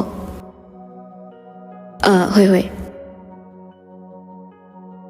ꯇꯥꯝꯅ ꯍꯧꯒꯠꯂꯒ ꯍꯥꯟꯅꯒꯤ ꯐꯝꯐꯝ ꯂꯣꯝꯗ ꯑꯃꯨꯛ ꯆꯠꯈꯤꯗꯨꯅ ꯐꯝꯈ꯭ꯔꯦ ꯁꯣꯝꯗꯁꯨ ꯋꯥꯔꯤ ꯃꯈꯥ ꯆꯠꯊꯩ ꯃꯦꯅꯦꯖꯔꯗꯨꯒꯤ ꯃꯃꯥꯡꯗ ꯃꯥꯒꯤ ꯅꯨꯄꯤꯗꯨꯕꯨꯁꯨ ꯊꯥꯒꯠꯂꯛꯂꯤꯕꯅꯤ ꯇꯥꯝꯅꯥꯁꯦ ꯃꯍꯧꯁꯥꯅ ꯄꯪꯆꯣꯠꯁꯨ ꯌꯥꯝꯅ ꯑꯣꯏꯕꯅꯤ ꯃꯥꯅ ꯊꯕꯛꯁꯦ ꯄꯥꯝꯖꯕꯁꯤꯗ ꯄꯥꯕꯨꯡꯅ ꯑꯩꯒꯤꯅꯁꯨ ꯑꯗꯨꯝ ꯇꯧꯖꯔꯁꯅꯣꯅ ꯊꯥꯗꯣꯛꯑꯕ ꯊꯕꯛ ꯍꯜꯂꯁꯨ ꯄꯣꯊꯥꯔꯒꯦ ꯋꯥꯔꯦ ꯍꯥꯏꯗꯨꯅ ꯂꯩꯇꯦ ꯋꯥꯗꯕꯗꯤ ꯅꯠꯇꯦ ꯑꯗꯨꯕꯨ ꯋꯥꯔꯦ ꯍꯥꯏꯔꯗꯤ ꯊꯕꯛ ꯄꯣꯊꯥꯔꯣꯅ ꯍꯥꯏꯔꯛꯑꯅꯤꯅ ꯇꯦꯟꯁꯟꯁꯨ ꯐꯖꯅ ꯂꯩꯔꯕꯅꯤ ꯑꯗꯨꯏꯁꯨ ꯃꯊꯛꯇ ꯍꯧꯖꯤꯛꯇꯤ ꯅꯨꯄꯤ ꯈꯨꯗꯤꯡꯃꯛꯁꯦ ꯌꯨꯝꯗ ꯍꯥꯎꯁ ꯋꯥꯏꯐ ꯑꯣꯏꯅꯁꯨ ꯂꯩꯇ꯭ꯔꯦ ꯃꯥꯒꯤ ꯁꯤꯟꯐꯝ ꯑꯃꯃꯝ ꯍꯣꯠꯅꯖꯔꯒ ꯃꯄꯨꯔꯣꯏꯕꯒꯤ ꯃꯇꯦꯡ ꯇꯧꯅꯕ ꯏꯃꯨꯡ ꯄꯨꯅꯕ ꯍꯣꯠꯅꯕꯗ ꯊꯧꯗꯥꯡ ꯇꯪꯈꯥꯏ ꯑꯃ ꯂꯧꯅꯔꯦ ꯃꯁꯤ ꯆꯥꯎꯈꯠꯂꯛꯄꯒꯤ ꯈꯨꯗꯝ ꯑꯃꯅꯤ ꯍꯥꯏꯕ ꯌꯥꯏ ꯁꯤꯗ ꯅꯨꯄꯥ ꯑꯩꯈꯣꯏꯅꯁꯨ ꯌꯨꯝꯗ ꯅꯨꯄꯤꯅ ꯆꯥꯛꯊꯣꯡ ꯇꯧꯕ ꯑꯉꯥꯡ ꯅꯨꯄꯤ ꯂꯧꯕꯗ ꯆꯞ ꯆꯥꯅ ꯃꯇꯦꯡ ꯄꯥꯡꯐꯝ ꯊꯣꯛꯏ ꯃꯥꯅ ꯁꯦꯜ ꯇꯥꯟꯕꯗ ꯃꯇꯦꯡ ꯄꯥꯡꯁꯤꯜꯂꯗꯤ ꯑꯩꯈꯣꯏꯅꯁꯨ ꯌꯨꯝꯒꯤ ꯊꯕꯛꯇ ꯃꯇꯦꯡ ꯄꯥꯡꯐꯝ ꯊꯣꯛꯏ ꯃꯇꯝ ꯑꯃꯒꯤ ꯅꯨꯄꯤꯅ ꯌꯨꯝꯗ ꯑꯉꯥꯡ ꯈꯔ ꯂꯧꯔꯒ ꯁꯥꯈꯔ ꯊꯣꯡꯉꯒ ꯁꯨꯝ ꯂꯩꯒꯗꯕꯅꯤ ꯍꯥꯏꯕꯒꯤ ꯆꯠꯅꯕꯤꯗꯣ ꯍꯧꯖꯤꯛꯇꯤ ꯂꯩꯇ꯭ꯔꯦ ꯃꯥꯅꯤ ꯌꯥꯝ ꯆꯨꯝꯃꯤ ꯆꯥꯎꯈꯠꯂꯛꯄꯒꯤ ꯑꯐꯕ ꯀꯥꯟꯅꯕꯅ ꯂꯝꯕꯤ ꯊꯣꯡ ꯆꯥꯎꯈꯠꯂꯕꯅꯤꯅ ꯆꯠꯊꯣꯛ ꯆꯠꯁꯤꯟꯗ ꯌꯥꯝꯅꯁꯨ ꯅꯨꯡꯉꯥꯏꯔꯦ ꯑꯔꯥꯞꯄ ꯑꯅꯛꯄ ꯍꯥꯏꯕ ꯑꯃ ꯂꯩꯇ꯭ꯔꯦ ꯂꯣꯏꯅꯃꯛ ꯆꯞ ꯃꯥꯟꯅꯔꯦ ꯃꯇꯝ ꯑꯃꯗ ꯆꯠꯊꯣꯛ ꯆꯠꯁꯤꯟꯗ ꯌꯥꯝꯅ ꯈꯨꯗꯣꯡꯆꯥꯗꯕ ꯃꯥꯌꯣꯛꯅꯔꯝꯃꯤ ꯑꯗꯨꯕꯨ ꯃꯗꯨ ꯍꯧꯖꯤꯛꯀꯥꯟꯗꯤ ꯂꯩꯇ꯭ꯔꯦ ꯁꯔ ꯍꯣꯏ ꯑꯩꯈꯣꯏ ꯍꯣꯠꯅꯃꯤꯟꯅꯔꯒ ꯊꯕꯛ ꯐꯪꯗꯕꯁꯤꯡ ꯊꯕꯛ ꯄꯤꯃꯤꯟꯅꯁꯦ ꯑꯩꯈꯣꯏꯁꯨ ꯃꯣꯏꯁꯨ ꯄꯨꯟꯅ ꯆꯥꯎꯈꯠꯃꯤꯟꯅꯔꯕ ꯀꯥꯟꯗ ꯆꯥꯎꯈꯠꯄ ꯈꯨꯟꯅꯥꯏ ꯑꯃ ꯁꯦꯝꯗꯧꯔꯤꯕꯅꯤ ꯑꯁꯨꯝꯅ ꯋꯥꯔꯤ ꯉꯥꯏꯍꯥꯛ ꯁꯥꯟꯅꯔꯦ ꯄ꯭ꯔꯥꯏꯚꯦꯠꯀꯤꯁꯨ ꯕꯤꯖꯤꯅꯦꯁꯀꯤ ꯃꯇꯥꯡꯗꯁꯨ ꯋꯥꯔꯤꯗ ꯄꯨꯡꯁꯨ ꯍꯧꯈꯤꯕ ꯈꯪꯍꯧꯕ ꯅꯠꯇ꯭ꯔꯦ ꯄꯨꯡ 2 ꯇꯥꯔꯛꯂꯕꯅꯤ ꯐꯤꯔꯦꯞꯄ ꯈꯨꯗꯥꯡ ꯒꯥꯔꯤꯗꯣ ꯌꯦꯡꯂꯨꯔꯕ ꯃꯇꯨꯡ ꯐꯔꯦ ꯄꯨꯡꯁꯨ 2 ꯇꯥꯁꯜꯂꯛꯑꯦ ꯑꯩꯁꯨ ꯍꯟꯅꯕ ꯇꯧꯔꯒꯦ ꯍꯥꯏꯗꯨꯅ ꯍꯧꯒꯠꯅꯔꯛꯂꯦ ꯐꯤꯔꯦꯞꯄ ꯇꯥꯝꯅꯥꯒꯤ ꯃꯅꯥꯛꯂꯣꯝꯗ ꯆꯪꯁꯤꯜꯂꯛꯏ ꯀꯥꯎꯟꯇꯔ ꯃꯄꯥꯟꯗꯨꯗ ꯂꯦꯞꯂꯒ ꯄꯨꯡ 2 ꯇꯥꯔꯦ ꯍꯜꯂꯁꯤꯗꯅ ꯕꯣꯁ ꯂꯩꯃꯤꯟꯅꯔꯝꯕ ꯁ꯭ꯇꯥꯐ ꯅꯨꯄꯥꯗꯣ ꯇꯨꯃꯤꯟꯅ ꯅꯣꯛꯏ ꯐꯤꯔꯦꯞꯄ ꯑꯃꯨꯛꯀꯁꯨ ꯂꯣꯏꯁꯤꯜꯂꯣ ꯍꯜꯂꯁꯦ ꯍꯟꯃꯤꯟꯅꯈ꯭ꯔꯁꯦ ꯇꯥꯝꯅꯥꯁꯨ ꯂꯣꯏꯁꯤꯟꯈ꯭ꯔꯦ ꯃꯥꯒꯤ ꯗ꯭ꯌꯨꯇꯤ ꯃꯇꯝꯁꯨ ꯂꯣꯏꯔꯛꯂꯕꯅꯤꯅ ꯃꯐꯤ ꯍꯣꯡꯂꯒ ꯊꯣꯔꯛꯏ ꯁ꯭ꯇꯥꯐ ꯁꯤꯞꯁꯨ ꯁꯤꯜꯍꯧꯔꯦ ꯃꯣꯏ ꯑꯅꯤ ꯊꯣꯔꯛꯄꯗ ꯅꯤꯡꯈꯣꯝꯕꯒ ꯁꯨꯔꯨꯒꯗ ꯗꯣꯛꯇꯔ ꯌꯦꯡꯉꯨꯔꯒ ꯊꯣꯔꯛꯄ ꯑꯣꯏꯔ ꯃꯥꯜꯂꯦ ꯑꯃꯨꯛꯁꯨ ꯊꯦꯡꯅꯔꯦ ꯊꯩꯔꯒ ꯆꯠꯄ ꯌꯥꯕ ꯃꯇꯥꯡꯁꯨ ꯑꯣꯏꯗꯕꯅ ꯐꯤꯔꯦꯞꯄ ꯏꯐ ꯐꯖ ꯊꯣꯛꯅ ꯇꯧꯏ ꯅꯕꯥꯅꯤ ꯀꯥꯏ ꯆꯠꯂꯣꯏꯅꯣ ꯁꯨꯔꯨ ꯐꯤꯔꯦꯞꯄꯒ ꯇꯥꯝꯅꯥꯒꯗ ꯀꯂꯛꯅ ꯌꯦꯡꯉꯤ ꯅꯤꯡꯈꯣꯝꯕ ꯃꯥꯁꯨ ꯐꯤꯔꯦꯞꯄꯒꯤ ꯃꯃꯥꯡꯗ ꯏꯀꯥꯏꯕ ꯐꯥꯎꯏ ꯏꯀꯥꯏꯗꯕ ꯁꯥꯔꯒ ꯍꯣꯁꯄꯤꯇꯥꯜꯗꯕꯨ ꯀꯔꯤ ꯑꯣꯏꯅꯤ ꯇꯥꯃꯣ ꯑꯅꯥꯕ ꯑꯃ ꯌꯥꯎꯕꯒꯤꯅꯤ ꯀꯅꯥ ꯉꯝꯗꯕ ꯌꯥꯎꯒꯦ ꯃꯥꯒꯤ ꯐꯤꯔꯦꯞꯄ ꯀꯩ ꯑꯣꯏꯅ ꯉꯝꯗ꯭ꯔꯤꯅꯣ ꯍꯥꯏꯕ ꯋꯥꯗꯣ ꯁꯝꯊꯅꯤꯡꯗꯕꯅ ꯃꯈꯥ ꯇꯥꯅ ꯋꯥ ꯑꯃ ꯍꯪꯖꯤꯜꯂꯨꯗ꯭ꯔꯦ ꯇꯥꯝꯅꯥꯅ ꯐꯤꯔꯦꯞꯄꯗ ꯇꯥꯝꯌꯥꯏ ꯍꯜꯂꯁꯦ ꯅꯨꯡꯁꯥ ꯌꯥꯝ ꯁꯥꯏꯌꯦ ꯑꯩ ꯀꯨꯏꯅ ꯂꯦꯞꯄ ꯅꯨꯡꯉꯥꯏꯇ꯭ꯔꯦ ꯁꯨꯔꯨ ꯇꯥꯝꯅꯥꯒꯤ ꯇꯥꯝꯌꯥꯏ ꯍꯥꯏꯕ ꯃꯤꯡꯒꯧꯗ ꯐꯤꯔꯦꯞꯄꯅ ꯄꯥꯝꯖꯅ ꯌꯦꯡꯖꯕꯗꯣ ꯃꯥ ꯀꯜꯂꯛꯏ ꯏꯔꯥ ꯐꯥꯎꯕ ꯊꯥꯡꯒꯠꯂꯛꯏ ꯃꯤꯠꯂꯨ ꯑꯅꯤꯗ ꯅꯨꯡꯁꯤꯗꯨꯅ ꯀꯜꯂꯛꯄꯗꯤ ꯅꯠꯇꯦ ꯄꯥꯝꯃꯨꯕꯅ ꯀꯜꯂꯛꯈꯤꯕꯅꯤ ꯍꯣꯏ ꯍꯜꯂꯁꯦ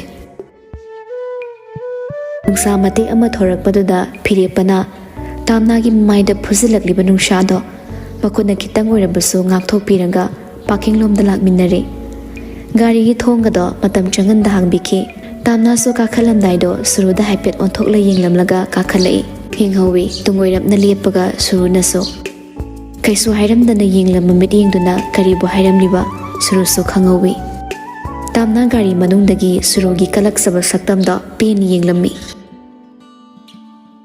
ꯑꯁꯨꯛ ꯁꯥꯡꯕ ꯃꯇꯝꯁꯤꯗ ꯑꯩꯅ ꯑꯄꯪꯕꯤ ꯑꯣꯏꯔꯨꯏ ꯑꯗꯨꯕꯨ ꯂꯥꯟꯗꯕ ꯑꯩꯒꯤꯗꯤ ꯃꯇꯝꯅ ꯄꯨꯔꯛꯂꯦ ꯃꯥꯡꯂꯨꯔꯕ ꯃꯣꯃꯣꯟꯃꯤꯅꯣ ꯉꯁꯤꯗꯤ ꯅꯪꯅ ꯐꯅ ꯍꯣꯠꯅꯗꯨꯅꯁꯨ ꯐꯪꯕ ꯉꯝꯈꯤꯗ꯭ꯔꯕ ꯈꯨꯗꯤꯡꯃꯛ ꯃꯥꯅ ꯑꯩꯉꯣꯟꯗ ꯈꯨꯗꯣꯜ ꯑꯩꯅ ꯇꯝꯕꯤꯔꯛꯂꯦ ꯑꯇꯠ ꯑꯈꯝ ꯂꯩꯇꯅ ꯈꯨꯟꯗꯣ ꯄꯔꯦꯡꯅ ꯀꯤꯈꯤꯕ ꯑꯆꯦꯠꯄ ꯃꯔꯤꯁꯦ ꯅꯪ ꯉꯁꯤꯗꯤ ꯈꯪꯂꯝꯂꯅꯤ ꯅꯃꯤꯠꯅ ꯎꯕ ꯐꯪꯂꯝꯂꯅꯤ ꯀꯅꯥꯝꯇꯅ ꯊꯥꯗꯠꯄ ꯉꯝꯗꯦ ꯍꯥꯏꯕ ꯅꯪꯒꯤ ꯈꯨꯠꯁꯦꯝꯒꯤ ꯂꯩꯇꯦꯡꯅ ꯃꯃꯤꯠ ꯊꯛꯍꯟꯕ ꯉꯝꯈꯤꯗ꯭ꯔꯕ ꯃꯍꯥꯛꯁꯦ ꯑꯩꯒꯤ ꯅꯨꯡꯁꯤꯕꯅ ꯀꯟꯈꯤꯕꯅ ꯅꯪꯒꯤ ꯐꯖꯕꯗ ꯄꯪꯊꯍꯟꯕ ꯉꯝꯈꯤꯗꯕ ꯅꯠꯇꯦ ꯄꯨꯝꯅꯃꯛ ꯍꯨꯛꯈꯤꯕ ꯀꯨꯟꯗꯣ ꯄꯔꯦꯡꯗꯨꯅꯅꯦ ꯀꯨꯟꯗꯣ ꯑꯆꯝꯕ ꯂꯩꯔꯥꯡ ꯅꯠꯇꯦ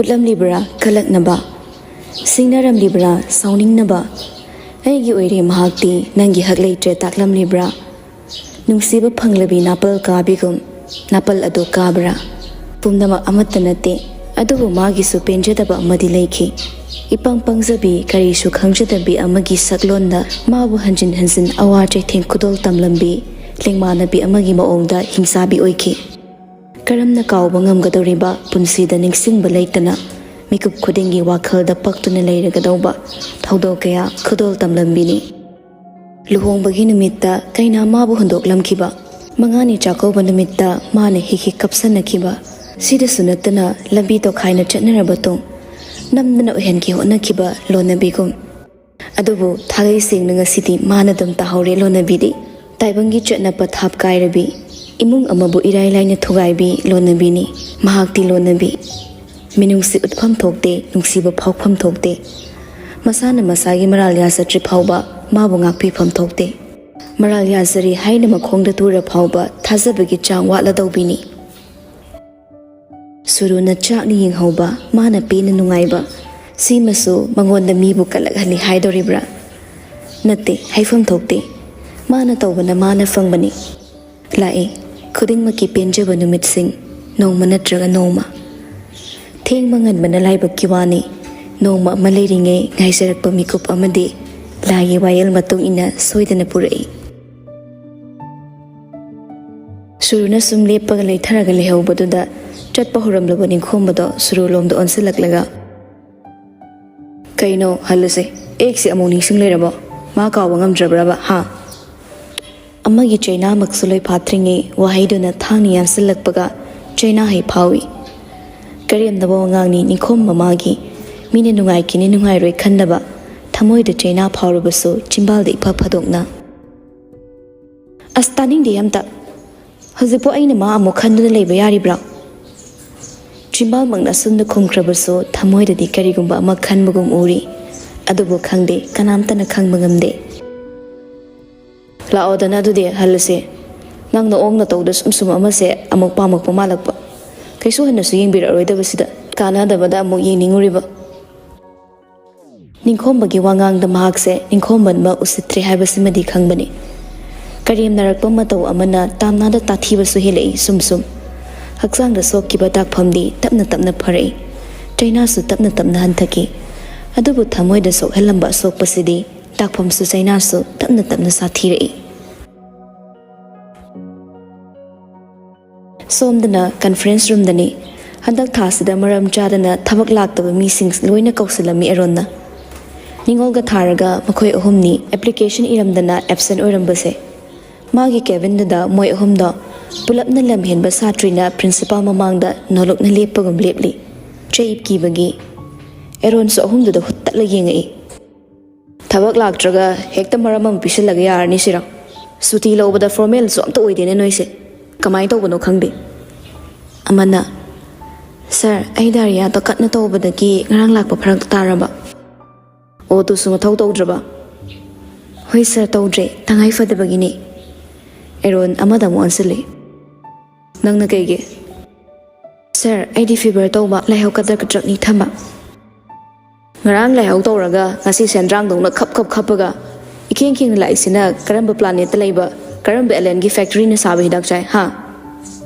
ꯈꯨꯝꯗꯦ ꯇꯨꯃꯤꯟ ꯂꯩꯈ꯭ꯔꯦ ꯑꯦꯔꯣꯟ ꯑꯃꯨꯛꯀꯁꯨ ꯈꯨꯝꯕꯅꯤ ꯈꯨꯝꯗꯣꯏꯗ ꯇꯧꯕ ꯅꯆꯤꯟꯁꯤꯡꯗꯣ ꯈꯨꯝꯃꯛꯑꯣꯕ ꯀꯩꯒꯤ ꯇꯨꯃꯤꯟ ꯂꯩꯔꯤꯒꯦ ꯇꯞꯂꯤ ꯁꯥꯔ ꯑꯩꯗꯤ ꯅꯨꯡ ꯂꯩꯕꯩꯅꯦ ꯂꯣꯛ ꯊꯨꯡꯕꯒꯤ ꯐꯦꯚꯔ ꯅꯠꯇꯤꯌꯦ ꯌꯥꯔꯦ ꯁꯦꯂꯔꯤ ꯗꯤꯗꯛ ꯇꯧꯔꯅꯤ ꯅꯤꯡꯉꯣꯜꯗ ꯑꯃꯨꯛ ꯑꯣꯟꯁꯤꯜꯂꯛꯏ ꯅꯪꯅ ꯑꯃꯨꯛ ꯀꯩꯒꯤ ꯁꯥꯔ ꯑꯩꯗꯤ ꯉꯔꯥꯡ ꯂꯥꯛꯏꯗꯨꯗꯤ ꯉꯔꯥꯡꯒꯤ ꯋꯥ ꯅꯠꯇꯦꯅꯦ ꯃꯃꯥꯡꯗ ꯀꯩꯝꯇ ꯏꯟꯐꯣꯔꯃꯦꯁꯟ ꯄꯤꯔꯝꯗꯅ ꯊꯕꯛ ꯂꯥꯛꯇꯕꯗꯨꯅꯦ ꯑꯩꯅ ꯍꯪꯉꯤꯁꯦ ꯍꯪꯉꯛꯇ꯭ꯔꯦ ꯐꯔꯦꯗ ꯀꯥꯏꯅ ꯈꯜꯂꯒ ꯂꯩꯔꯨꯏꯔꯥ ꯊꯕꯛ ꯁꯪꯗꯕꯩ ꯍꯪꯗ꯭ꯔꯤꯅꯤ ꯅꯤꯡꯉꯣꯜꯗꯣ ꯍꯥꯏꯒꯤ ꯃꯇꯥꯒꯨꯝ ꯁꯥꯔ ꯅꯨꯃꯤꯠꯇꯣ ꯑꯩꯈꯣꯏꯗ ꯎꯁꯣꯞ ꯑꯃ ꯀꯠꯄ ꯑꯗꯨꯒꯤ ꯐꯔꯛ ꯇꯥꯈ꯭ꯔꯦ ꯈꯨꯗꯛꯇ ꯂꯦꯞꯄꯛꯄ ꯎꯁꯣꯞꯅꯤ ꯁꯥꯔꯁꯨ ꯑꯔꯥꯡꯐꯝꯗ ꯌꯥꯎꯒꯨꯝ ꯂꯥꯛꯀꯨꯝ ꯁꯛ ꯃꯥꯟꯅꯕ ꯑꯣꯏꯕ꯭ꯔꯥ ꯕꯥꯞ ꯑꯃ ꯂꯥꯛꯁꯤꯟꯕ ꯉꯝꯗ꯭ꯔꯦ ꯑꯩ ꯃꯥꯟꯗ ꯐꯅ ꯌꯥꯎꯒꯦꯔꯥ ꯌꯥꯎꯔꯣꯏꯒꯦꯔꯥ ꯁꯤ ꯑꯩꯒꯤ ꯄ꯭ꯔꯣꯕ꯭ꯂꯦꯝ ꯑꯃ ꯂꯩꯔꯦ ꯍꯥꯏꯕꯁꯦ ꯃꯦꯜꯒꯤ ꯈꯨꯠꯊꯥꯡꯗ ꯍꯥꯏꯔꯛꯄꯗꯤ ꯀꯔꯤ ꯀꯥꯏ ꯍꯥ ꯅꯤꯡꯉꯣꯜ ꯊꯦꯛꯀꯠꯂꯝꯕ ꯃꯉꯛꯇꯣ ꯇꯦꯛꯊꯈ꯭ꯔꯦ ꯁꯣꯔꯤ ꯁꯥꯔ dear is no sorry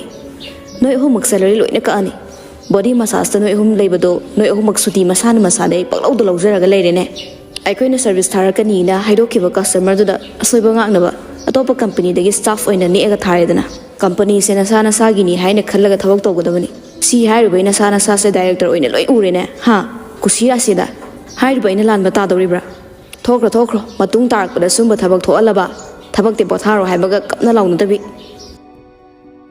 ahumak tu manager tuna thina sayrakpaduda tumin thorakne kaya sunu sinadabaga kochi kotna wangang nari aina bunara di mi singsa masayam ngamna tramaleda amana amo aina no makhak arzen oi bathabak leibasida mi singse matang yam chan nai ningolda ha mi singse mathong maram khangdana suti lawnaraga mina lakte mai syam saunare masa masai asoibadi khangdene ani maktu ningoldo anselai ha na leirambe anoba mi da choksin biduni nang de khoi makha lakpane aduna khara thabak su limit kya ni no nang na suti lawri do ai khoi de loi men khali bane adu de khoi kai hage ngarang khakla ga han leiram mi do sit tab tor kana chahi fanam halasune nang ai khoi junior ni khangaba ari bi staff sing da thaksi khasi khra tamu ningolna junior ama respect to ni khangdaba noi de senior ama ni respect to thokpra na no mai ni lakta be maram su sir khangabani noi ni am thajadraga ne sir de hek hango aduga amana sir se ge koinari bane ai se magi girlfriend ni aduna ni mana ai absent oi baloi ni yari se noi ni exoira ba khonthi se ngon da tum chara bane hairaga thok intho amaga chatki ani dudi thajara bana chatkhri bani ngol da mamit lang thoga ying hawi pakhang ni na eron sida makhoina su khara ngausari bani nupi koi de kaina mayam da nimbu ngang na baga thong hang du na thoki torom eron su ningol gi over confident da oi da bangang lambada da thong gi hang do ga thok pungam kidre thong gi lok to da pairam bada phatha do ga makhut khutum tasil ga saurap machimbal da chikre hanjilaga prapap changsin khraga ma gi chair du da fam thai ngaksam gi tai do makhut na maduna na ge ta hairuraga komthok khalaga sorpung khara thinguraba to oxygen chop ne honjin bagum honjilami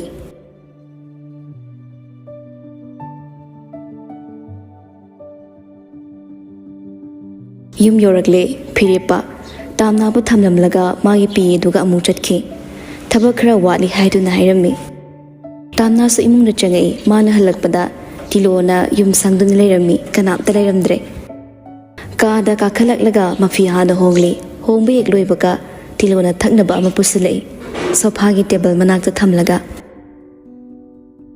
nang suwara manido nungsaga sabasida iche sumnung ti chathokpani na haini thoina wabo ideda phire pabo kadai da mu chalukini hairamge ma thabak mafam da yorukini hairamani ai so hing ledi ta angauba da oin thilalage ma su thabar khrachin mamale handak ti gyan ta na thabak mafam da ga chale na han khedi chat paisa ta boini yum da su wan halakte do aduna ni thabuk mafam da makok mami khangamaroi da buponi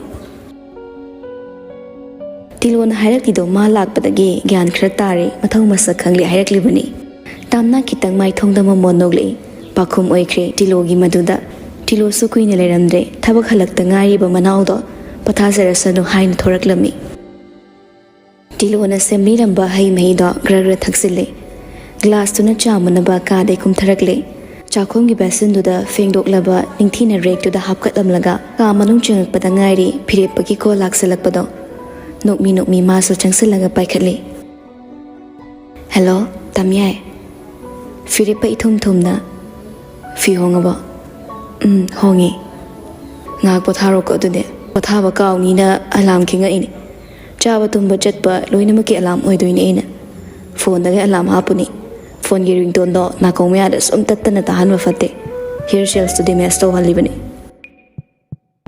adai amu sor hantarak laga ai sunga sidi yam ware ai mo su khra potha biram gira nan ke ai lumba khra lepaga thabai khang do su khra suramadi wa kidra nangi nasana na sawan jabani ai bo karamna adum di hainu da chintibi isane sa karam kan do wahaliba nangi nakta toina laklaga nangbu yengwadudi aina ibula yenglibane nangse aigi thamoi gi doctor ni aduga mental disease so khangbra hauji wara sune horen nangna pisaba vitamin nuna energy jar hekta haptoi ni khangaba ꯊꯕꯛ ꯆꯤꯜꯂꯦ ꯍꯥꯏꯗꯥꯏꯅꯦ ꯁꯠ ꯇꯧꯊꯣꯛꯑꯝꯃꯒ ꯍꯜꯂꯛꯅꯕ ꯇꯧꯔꯣ ꯋꯥꯀꯣꯏ ꯁꯨꯗꯅ ꯂꯩꯗꯧ ꯁꯔꯨꯛ ꯍꯣꯏꯅꯦ ꯑꯗꯣ ꯑꯩꯒꯤ ꯃꯍꯨꯠꯁꯨ ꯈꯔ ꯄꯣꯊꯥꯕꯤꯔꯝꯃꯣ ꯍꯥꯏꯕꯁꯤꯗ ꯅꯪꯅ ꯌꯥꯅꯤꯡꯗ꯭ꯔꯤꯁꯤꯅ ꯀꯩꯒꯤꯅꯣꯕ ꯄꯣꯊꯥꯒꯦ ꯍꯥꯏꯌꯣ ꯊꯝꯃꯒꯦ ꯑꯗꯨꯗꯤ ꯑꯩꯁꯨ ꯇꯝꯅ ꯏꯉꯥꯎ ꯉꯥꯎꯁꯤꯟꯅꯕ ꯐꯤꯔꯦꯞꯄꯗ ꯆꯩꯔꯛꯏ ꯇꯝꯌꯥꯏ ꯃꯤ ꯑꯃꯒꯤ ꯃꯍꯨꯠꯄꯨ ꯑꯩꯅ ꯀꯃꯥꯏꯅ ꯄꯣꯊꯥꯍꯟꯗꯣꯏꯅꯣ ꯐꯤꯔꯦꯞꯄꯁꯨ ꯃꯣꯜꯂꯤ ꯃꯣꯜꯂꯤ ꯅꯪꯅ ꯇꯨꯝꯕꯗ ꯑꯩꯒꯤ ꯋꯥꯈꯜ ꯈꯜꯂꯒ ꯇꯨꯝꯕ ꯅꯪꯅ ꯃꯤꯀꯞ ꯊꯣꯔꯛꯑꯁꯨ ꯑꯩꯕꯨ ꯅꯤꯡꯁꯤꯡꯂꯒ ꯃꯃꯣ ꯅꯣꯛꯑꯝꯃꯣ ꯑꯗꯨꯒ ꯅꯪꯅ ꯇꯨꯝꯃꯝꯗꯥꯏꯗ ꯀꯣꯜ ꯇꯧꯔꯛꯑꯒ ꯅꯪꯅ ꯇꯨꯝꯊꯈꯤꯕꯒꯤ ꯁꯣꯔꯒꯤ ꯃꯈꯣꯜꯗꯣ ꯅꯪꯅ ꯈꯖꯤꯛ ꯈꯖꯤꯛ ꯑꯣꯏꯔꯁꯨ ꯇꯥꯍꯟꯕꯤꯔꯝꯕ ꯑꯗꯨꯝ ꯂꯥꯏꯟꯗ ꯂꯩꯕꯗꯤ ꯅꯪꯅ ꯁꯥꯎꯔꯛꯀꯅꯤ ꯁꯤꯕꯨ ꯀꯧꯏ ꯑꯩꯒꯤ ꯃꯍꯨꯠ ꯅꯪꯅ ꯄꯣꯊꯥꯕ ꯍꯥꯏꯗꯣ ꯅꯪꯅ ꯅꯁꯥꯗꯣ ꯋꯥꯏ ꯁꯪꯅ ꯄꯣꯊꯥꯕꯒꯤ ꯁꯣꯔ ꯃꯈꯣꯜꯗ ꯑꯩꯁꯨ ꯋꯥꯏ ꯁꯪꯅ ꯄꯣꯊꯥꯕ ꯐꯪꯏ ꯐꯤꯔꯦꯞꯄꯒꯤ ꯑꯗꯨꯛ ꯇꯥꯕꯗ ꯅꯨꯡꯉꯥꯏꯖꯕ ꯋꯥꯉꯥꯡꯗꯨꯅ ꯇꯥꯝꯅꯥꯒꯤ ꯃꯥꯏꯊꯣꯡꯗ ꯍꯦꯟꯅ ꯃꯃꯣꯟ ꯃꯤꯅꯣꯛꯅ ꯂꯩꯇꯦꯡ ꯑꯣꯏꯍꯟꯈ꯭ꯔꯦ ꯋꯥ ꯁꯝꯖꯤꯜꯂꯛꯏ ꯐꯤꯔꯦꯞꯄꯁꯨ ꯐꯔꯦꯅꯦ ꯇꯨꯝꯊꯣꯛꯑꯣ ꯉꯥꯏꯍꯥꯛ ꯇꯝꯌꯥꯏꯁꯨ ꯊꯝꯃꯒꯦꯀꯣ ꯍꯣꯏ ꯕꯥꯏ ꯊꯝꯃꯣ ꯑꯥꯏ ꯃꯤꯁꯤꯡ ꯌꯨ ꯍꯥꯏꯔꯒ ꯑꯃꯨꯛꯁꯨ ꯐꯣꯟꯗꯨ ꯃꯆꯤꯟꯗ ꯆꯨꯞꯁꯤꯜꯂꯒ ꯊꯝꯂꯛꯈ꯭ꯔꯦ ꯐꯣꯟ ꯊꯝꯅꯈꯤꯕꯒ ꯑꯦꯔꯣꯟꯁꯨ ꯌꯧꯔꯛꯂꯦ ꯐꯤꯔꯦꯞꯄꯅ ꯀꯧꯗꯨꯅ ꯂꯥꯛꯄꯅꯤ ꯀꯪꯂꯥꯁꯥꯒꯤ ꯍꯦꯗ ꯑꯣꯐꯤꯁꯇꯨꯗ ꯍꯟꯗꯛ ꯐꯤꯔꯦꯞꯄꯅ ꯍꯥꯞꯀꯠꯀꯦ ꯈꯜꯂꯤꯕ ꯑꯅꯧꯕ ꯕꯤꯖꯤꯅꯦꯁꯁꯤꯒꯤ ꯃꯇꯥꯡꯗ ꯇꯥꯊꯣꯛ ꯇꯥꯁꯤꯟ ꯇꯧꯅꯔꯒ ꯑꯋꯥꯠ ꯑꯄꯥ ꯆꯦꯛ ꯇꯧꯃꯤꯟꯅꯔꯤ ꯑꯗꯨꯕꯨ ꯃꯔꯨ ꯑꯣꯏꯅ ꯐꯤꯔꯦꯞꯄꯒꯤ ꯃꯊꯧꯅꯤꯅ ꯑꯦꯔꯣꯟꯒꯤ ꯊꯕꯛ ꯀꯌꯥ ꯌꯥꯎꯔꯝꯗꯦ ꯃꯥꯒꯤ ꯊꯕꯛ ꯀꯌꯥ ꯌꯥꯎꯗꯕꯗꯨꯗ ꯑꯦꯔꯣꯟꯗꯤ ꯍꯀꯝ ꯋꯥꯠꯆꯜꯂꯛꯂꯕꯅꯤ ꯑꯦꯔꯣꯟ ꯏꯕꯣ ꯏꯇꯣꯝꯇ ꯂꯩꯔꯒ ꯕꯣꯔꯤꯡ ꯆꯨꯏꯌꯦꯅ ꯅꯪ ꯀꯧꯔꯒ ꯅꯪꯅ ꯑꯣꯏꯅ ꯍꯀꯥꯝ ꯂꯥꯎ ꯂꯥꯎ ꯆꯟꯁꯤꯜꯂꯛꯑꯕ꯭ꯔꯥ ꯑꯗꯣ ꯇꯥꯃꯣ ꯍꯧꯖꯤꯛꯀꯥꯟꯗꯤ ꯇꯥꯃꯣꯅ ꯇꯧꯒꯦ ꯈꯜꯂꯤꯗꯣ ꯕꯤꯠ ꯊꯨꯗꯦꯛꯄꯒꯤꯗꯤ ꯅꯠꯇꯦ ꯄ꯭ꯔꯣꯐꯤꯠ ꯌꯥꯝ ꯂꯩꯗꯧ ꯃꯥꯟꯗꯦꯗ ꯍꯩ ꯑꯄꯪ ꯃꯥꯟꯅꯕ ꯕꯤꯖꯤꯅꯦꯁ ꯇꯧꯕꯁꯤꯅꯤꯅꯦ ꯀꯝꯄꯤꯇꯤꯁꯟ ꯌꯥꯝꯅ ꯅꯨꯡꯉꯥꯏꯔꯤꯁꯦ ꯋꯦꯜ ꯒ꯭ꯔꯨꯝ ꯑꯣꯏꯕ ꯁꯔꯐ ꯇꯧꯕꯗ ꯌꯥꯝ ꯅꯥꯟꯕ ꯁ꯭ꯃꯥꯏꯂꯤꯡ ꯐꯦꯁꯅ ꯒꯦꯁ ꯋꯦꯜꯀꯝ ꯇꯧꯕ ꯑꯦꯟ ꯃꯦꯅ꯭ꯌꯨꯗ ꯌꯥꯝ ꯇꯥꯡꯕꯗꯣ ꯅꯠꯇꯕ ꯌꯥꯝ ꯍꯥꯎꯁꯨ ꯍꯥꯎꯕ ꯁꯨꯝꯕ ꯅꯠꯇ꯭ꯔꯣ ꯃꯌꯥꯝ ꯄꯥꯝꯅꯩꯁꯦ ꯑꯦꯛꯖꯥꯝꯄꯜ ꯑꯣꯏꯅ ꯏꯔꯣꯟꯕ ꯃꯇꯝꯗ ꯃꯈꯨꯠ ꯈꯨꯖꯤꯟꯕ ꯁꯣꯛ ꯃꯨꯔꯒ ꯃꯈꯨꯠꯅ ꯕ꯭ꯔꯤ ꯅꯣꯏꯔꯒ ꯇꯣꯠꯂꯝꯕꯗꯣ ꯅꯪ ꯆꯥꯅꯤꯡꯕ ꯐꯥꯎꯕ꯭ꯔꯣ ꯑꯦꯔꯣꯟꯗꯣ ꯑꯣꯠꯊꯥꯔꯛꯀꯦ ꯇꯧꯔꯛꯏ ꯑꯁ ꯇꯥꯃꯣ ꯌꯥꯝ ꯍꯩꯅꯗꯦꯀꯣ ꯖꯨꯠ ꯆꯥꯕ ꯑꯃꯠꯇ ꯍꯦꯛ ꯉꯥꯡꯗꯦ ꯍꯛꯆꯥꯡꯅ ꯈꯔ ꯄꯥꯊꯔꯛꯄꯅꯦ ꯁꯦꯔꯥꯟꯒ ꯇꯨꯔꯥꯟꯒ ꯏꯔꯣꯟꯕ ꯃꯣꯔꯣꯛ ꯃꯦꯠꯄ ꯇꯣꯛꯈ꯭ꯔꯣ ꯃꯤꯠꯅ ꯊꯣꯡꯕ ꯎꯍꯧꯗꯕ ꯃꯐꯝꯗꯩꯗꯤ ꯑꯩ ꯀꯩꯝ ꯆꯥꯗꯦꯀꯣ ꯑꯗꯨꯅ ꯍꯥꯏꯖꯤꯅꯤꯛ ꯑꯣꯏꯕ ꯃꯑꯣꯡꯗ ꯁꯦꯝꯗꯧꯔꯤꯕꯅꯤ ꯑꯩꯈꯣꯏꯅ ꯊꯣꯡꯕ ꯊꯥꯛꯄ ꯀꯁꯇꯃꯔꯒꯤ ꯃꯃꯥꯡꯗ ꯂꯣꯏ ꯎꯍꯟꯗꯣꯏꯅꯤ ꯑꯗꯨꯒ ꯁꯦꯐ ꯑꯃꯗꯤ ꯁꯔꯚꯤꯁꯀꯤ ꯁ꯭ꯇꯥꯐ ꯈꯨꯗꯤꯡꯃꯛ ꯌꯨꯅꯤꯐꯣꯔꯝ ꯅꯥꯏꯅꯤ ꯃꯁꯥ ꯌꯥꯝ ꯅꯥꯟꯅ ꯁ꯭ꯃꯥꯔꯠ ꯑꯣꯏꯍꯟꯅꯤ ꯃꯦꯟ ꯑꯣꯏꯅ ꯑꯩꯅ ꯕ꯭ꯌꯨꯇꯤ ꯁ꯭ꯄꯥꯁꯤꯒꯤ ꯒ꯭ꯔꯥꯎꯟ ꯐ꯭ꯂꯣꯔꯗ ꯍꯥꯞꯄꯩ ꯃꯔꯝꯁꯦ ꯁꯤꯗ ꯂꯥꯛꯄ ꯀꯁꯇꯃꯔꯁꯤꯡꯅ ꯀꯣꯐꯤ ꯑꯃꯃꯝꯇꯪ ꯊꯛꯑꯁꯨ ꯑꯇꯣꯞꯄ ꯃꯐꯝ ꯑꯃꯠꯇꯗ ꯆꯠꯅꯗ꯭ꯔꯦꯗꯅ ꯐꯤꯔꯦꯞꯄ ꯆꯦ ꯆꯥꯡꯁꯤꯡꯗꯨ ꯁꯠ ꯁꯠ ꯈꯟꯗꯣꯛꯏ ꯑꯗꯨꯒ ꯁꯥꯏꯟ ꯇꯧꯒꯗꯕ ꯗꯣꯀꯨꯃꯦꯟꯠꯁꯤꯡꯗꯨꯅ ꯇꯣꯉꯥꯟꯕ ꯐꯥꯏꯜ ꯑꯃꯗ ꯍꯥꯞꯈ꯭ꯔꯦ ꯕꯤꯖꯤꯅꯦꯁ ꯇꯧꯔꯛꯄ ꯑꯦꯅꯤꯚꯔꯁꯔꯤ ꯅꯨꯃꯤꯠꯇ ꯍꯥꯡꯕ ꯅꯪꯍꯧꯅꯕ ꯍꯥꯏꯅ ꯍꯣꯠꯅꯔꯤꯕꯅꯤ ꯃꯥ ꯇꯥꯟꯖꯥꯗꯨꯗ ꯑꯣꯐꯤꯁꯇꯨꯒꯤ ꯁꯦꯀ꯭ꯌꯨꯔꯤꯇꯤ ꯑꯣꯏꯕ ꯑꯍꯜꯗꯣ ꯊꯣꯡꯗ ꯀꯣꯛ ꯊꯤꯜꯂꯒ ꯁꯥꯔ ꯍꯟꯕꯤꯔꯒꯗꯣꯏꯔꯥ ꯑꯩ ꯑꯝꯇ ꯆꯪꯖꯔꯛꯀꯦ ꯐꯤꯔꯦꯞꯄꯅ ꯍꯜꯂꯗꯧꯅꯤ ꯀꯀꯥ ꯆꯪꯕꯤꯔꯛꯑꯣ ꯀꯩ ꯇꯥꯟꯅꯁꯦ ꯍꯥꯏꯕꯅꯣ ꯑꯍꯜꯗꯨ ꯐꯤꯔꯦꯞꯄ ꯇꯦꯕꯜꯗꯨꯒꯤ ꯃꯅꯥꯛꯇ ꯂꯦꯞꯄꯒ ꯈꯔꯁꯨ ꯏꯀꯥꯏꯒꯨꯝ ꯑꯩ ꯍꯟꯗꯛꯁꯦ ꯁꯥꯔ ꯁꯦꯜꯈꯔ ꯆꯤꯟꯕ ꯇꯣꯂꯣꯞꯁꯨ ꯃꯥꯡꯖꯧꯅꯅ ꯈꯔ ꯂꯧꯕ ꯌꯥꯒꯗ꯭ꯔꯅ ꯃꯦꯅꯦꯖꯔꯁꯨ ꯂꯩꯔꯝꯗꯕ ꯑꯗꯨꯗ ꯀꯌꯥꯝ ꯗꯔꯀꯥꯔ ꯑꯣꯏꯔꯤꯅꯣ ꯀꯀꯥ ꯑꯉꯥꯡꯒꯤ ꯁ꯭ꯀꯨꯜꯒꯤ ꯐꯤꯁ ꯈꯔ ꯁꯦꯡꯗꯣꯛꯀꯗꯕ ꯐꯤꯔꯦꯞꯄ ꯋꯥꯂꯦꯠꯇꯒꯤ 500 ꯆꯠꯄꯤ 9 ꯂꯧꯊꯣꯛꯑꯒ ꯑꯍꯜꯗꯨꯗ ꯄꯤꯔꯛꯏ ꯁꯤ ꯀꯀꯥ ꯁꯤ ꯁꯤꯖꯤꯟꯅꯕꯤꯔꯣ ꯁꯥꯔ 2,000 ꯈꯛꯇꯪ ꯂꯧꯔꯒꯦ 2,000 ꯈꯛꯇꯪ ꯄꯤꯕꯤꯔꯛꯑꯣ 3 ꯂꯧꯊꯣꯛꯈ꯭ꯔꯕꯗꯤ ꯍꯌꯦꯡ ꯇꯣꯂꯣꯞ ꯐꯪꯕꯗꯅꯦ ꯕꯤꯠ ꯑꯃꯠꯇ ꯌꯥꯎꯔꯔꯣꯏ ꯄꯥꯏꯁꯤꯜꯂꯣꯅꯦ ꯀꯀꯥ ꯇꯣꯂꯣꯞꯀꯤ ꯋꯥ ꯅꯠꯇꯤ ꯑꯆꯤꯟꯕꯗꯣ ꯁꯤꯅ ꯁꯤꯖꯤꯟꯅꯕꯤꯔꯣ ꯑꯉꯥꯡꯒꯤ ꯂꯥꯏꯔꯤꯛ ꯇꯝꯕꯒꯤꯅꯤꯅ ꯁꯤ ꯑꯗꯨꯝ ꯁꯤꯖꯤꯟꯅꯕꯤꯔꯣ ꯂꯩꯔꯒꯅ ꯁꯤꯡꯉꯣ ꯂꯩꯇ꯭ꯔꯒꯅ ꯁꯤꯡꯉꯛꯑꯅꯨ ꯑꯍꯜꯗꯣ ꯍꯔꯥꯎꯅ ꯁꯦꯜꯗꯣ ꯂꯧꯔꯒ ꯊꯣꯛꯈ꯭ꯔꯦ ꯏꯀꯥꯏꯕꯒꯤ ꯉꯝꯃꯀꯥꯟꯗ ꯏꯟꯈꯠꯂꯛꯀꯦ ꯍꯥꯏꯕꯁꯤꯃꯗꯤ ꯍꯥꯏꯖꯔꯝꯃꯤ ꯑꯍꯜꯗꯣ ꯊꯣꯛꯈ꯭ꯔꯕ ꯇꯨꯡꯗ ꯐꯤꯔꯦꯞꯄ ꯀꯩꯒꯨꯝꯕ ꯑꯃ ꯅꯤꯡꯁꯤꯡꯂꯛꯄꯒꯨꯝꯅ ꯃꯈꯨꯠ ꯆꯞ ꯂꯦꯞꯄꯒ ꯑꯦꯔꯣꯟꯗ ꯌꯦꯡꯂ ꯍꯥꯏꯔꯛꯏ ꯑꯦꯔꯣꯟ ꯑꯩꯗꯤ ꯍꯥꯟꯅ ꯈꯜꯂꯝꯗꯦ ꯑꯗꯨꯕꯨ ꯍꯧꯖꯤꯛ ꯌꯥꯝ ꯀꯟꯅ ꯈꯜꯂꯛꯄ ꯋꯥꯈꯜ ꯑꯃꯗꯤ ꯂꯩꯔꯤ ꯆꯤꯡꯅꯕ ꯁꯨꯝ ꯐꯥꯎꯔꯛꯏ ꯑꯦꯔꯣꯟꯁꯨ ꯂꯨꯁꯤꯟꯅ ꯍꯥꯏꯔꯛꯄꯗꯨꯗ ꯁꯤꯔꯤꯌꯁ ꯑꯣꯏꯁꯤꯜꯂꯛꯏ ꯍꯥꯏꯕꯤꯌꯨ ꯇꯥꯃꯣ ꯃꯇꯝꯁꯤ ꯌꯥꯝ ꯐꯠꯇ꯭ꯔꯦ ꯅꯨꯄꯤꯁꯤꯡꯅ ꯑꯀꯦ ꯑꯃꯧ ꯄꯥꯝꯕꯒꯤꯗꯃꯛ ꯕ꯭ꯌꯨꯇꯤ ꯁ꯭ꯄꯥꯁꯤꯡꯗ ꯆꯪꯕꯗ ꯃꯌꯥꯝꯅ ꯃꯣꯏꯗ ꯑꯃꯥꯡꯕ ꯃꯤꯠꯌꯦꯡ ꯑꯃ ꯌꯦꯡꯕꯒꯤ ꯐꯤꯕꯝ ꯑꯣꯏꯔꯛꯂꯦ ꯕ꯭ꯌꯨꯇꯤ ꯁ꯭ꯄꯥ ꯑꯃꯗ ꯆꯪꯕ ꯃꯇꯝꯗ ꯂꯨꯗꯕ ꯂꯝꯆꯠ ꯆꯠꯅꯕꯒꯤꯗꯃꯛ ꯑꯔꯣꯠꯄ ꯃꯐꯝ ꯊꯤꯔꯛꯄꯒꯨꯝ ꯇꯥꯍꯜꯂꯛꯀꯗꯧꯔꯦ ꯑꯗꯨꯒ ꯁ꯭ꯄꯥ ꯍꯥꯡꯉꯤꯕꯁꯤꯡꯕꯨꯅ ꯃꯤ ꯀꯔꯕꯥꯔ ꯇꯧꯕ ꯄ꯭ꯔꯣꯁꯇꯤꯇ꯭ꯌꯨꯠꯀꯤ ꯕꯤꯖꯤꯅꯦꯁ ꯍꯥꯡꯕ ꯑꯣꯏꯅ ꯎꯅꯔꯛꯄꯒꯤ ꯐꯤꯕꯝꯗ ꯂꯥꯛꯂꯦ ꯁꯤꯅ ꯃꯔꯝ ꯑꯣꯏꯔꯒ ꯆꯨꯝꯅ ꯁꯦꯜ ꯇꯥꯟꯖꯔꯤꯕ ꯁ꯭ꯄꯥꯁꯤꯡꯒꯤ ꯃꯄꯨ ꯑꯗꯨꯒ ꯁ꯭ꯇꯥꯐꯁꯤꯡꯗ ꯑꯦꯐꯦꯛ ꯇꯧꯍꯜꯂꯦ ꯇꯥꯃꯣ ꯌꯥꯝ ꯆꯨꯝꯃꯤ ꯑꯩꯅ ꯌꯥꯝꯅ ꯀꯨꯞꯅ ꯁꯦꯟꯅꯕ ꯁ꯭ꯇꯥꯐ ꯅꯨꯄꯥ ꯑꯃꯁꯨ ꯌꯥꯎꯔꯤ ꯃꯥ ꯐꯔꯝꯕ ꯌꯥꯏ ꯐꯔꯝꯗꯕꯁꯨ ꯌꯥꯏ ꯑꯗꯨꯒꯤ ꯑꯩꯅ ꯃꯥꯕꯨ ꯀꯨꯞꯅ ꯁꯦꯟꯅꯔꯒ ꯊꯝꯃꯤꯕꯅꯤ ꯑꯩꯅ ꯍꯥꯟꯅ ꯍꯥꯏꯖꯈꯤꯕꯗꯣ ꯃꯥꯅ ꯁꯔꯚꯤꯁꯄꯨ ꯄꯤꯔꯕ ꯁ꯭ꯇꯥꯐ ꯍꯦꯛꯇ ꯇꯣꯛꯈꯤꯅ ꯅꯪ ꯑꯗꯨ ꯂꯥꯏꯅ ꯂꯧꯅꯨꯀꯣ ꯃꯔꯝ ꯑꯃ ꯂꯩꯔꯝꯒꯅꯤ ꯌꯥꯝ ꯊꯨꯅ ꯊꯤꯖꯤꯟꯅꯕ ꯇꯧꯁꯦ ꯍꯧꯖꯤꯛ ꯕꯤꯖꯤꯅꯦꯁꯁꯦ ꯑꯦꯛꯁꯄꯥꯟ ꯌꯥꯝ ꯊꯨꯅ ꯇꯧꯔꯛꯑꯗꯧꯅꯤ ꯐꯠꯇꯕ ꯏꯃꯦꯖ ꯂꯩꯍꯟꯕ ꯌꯥꯗꯦ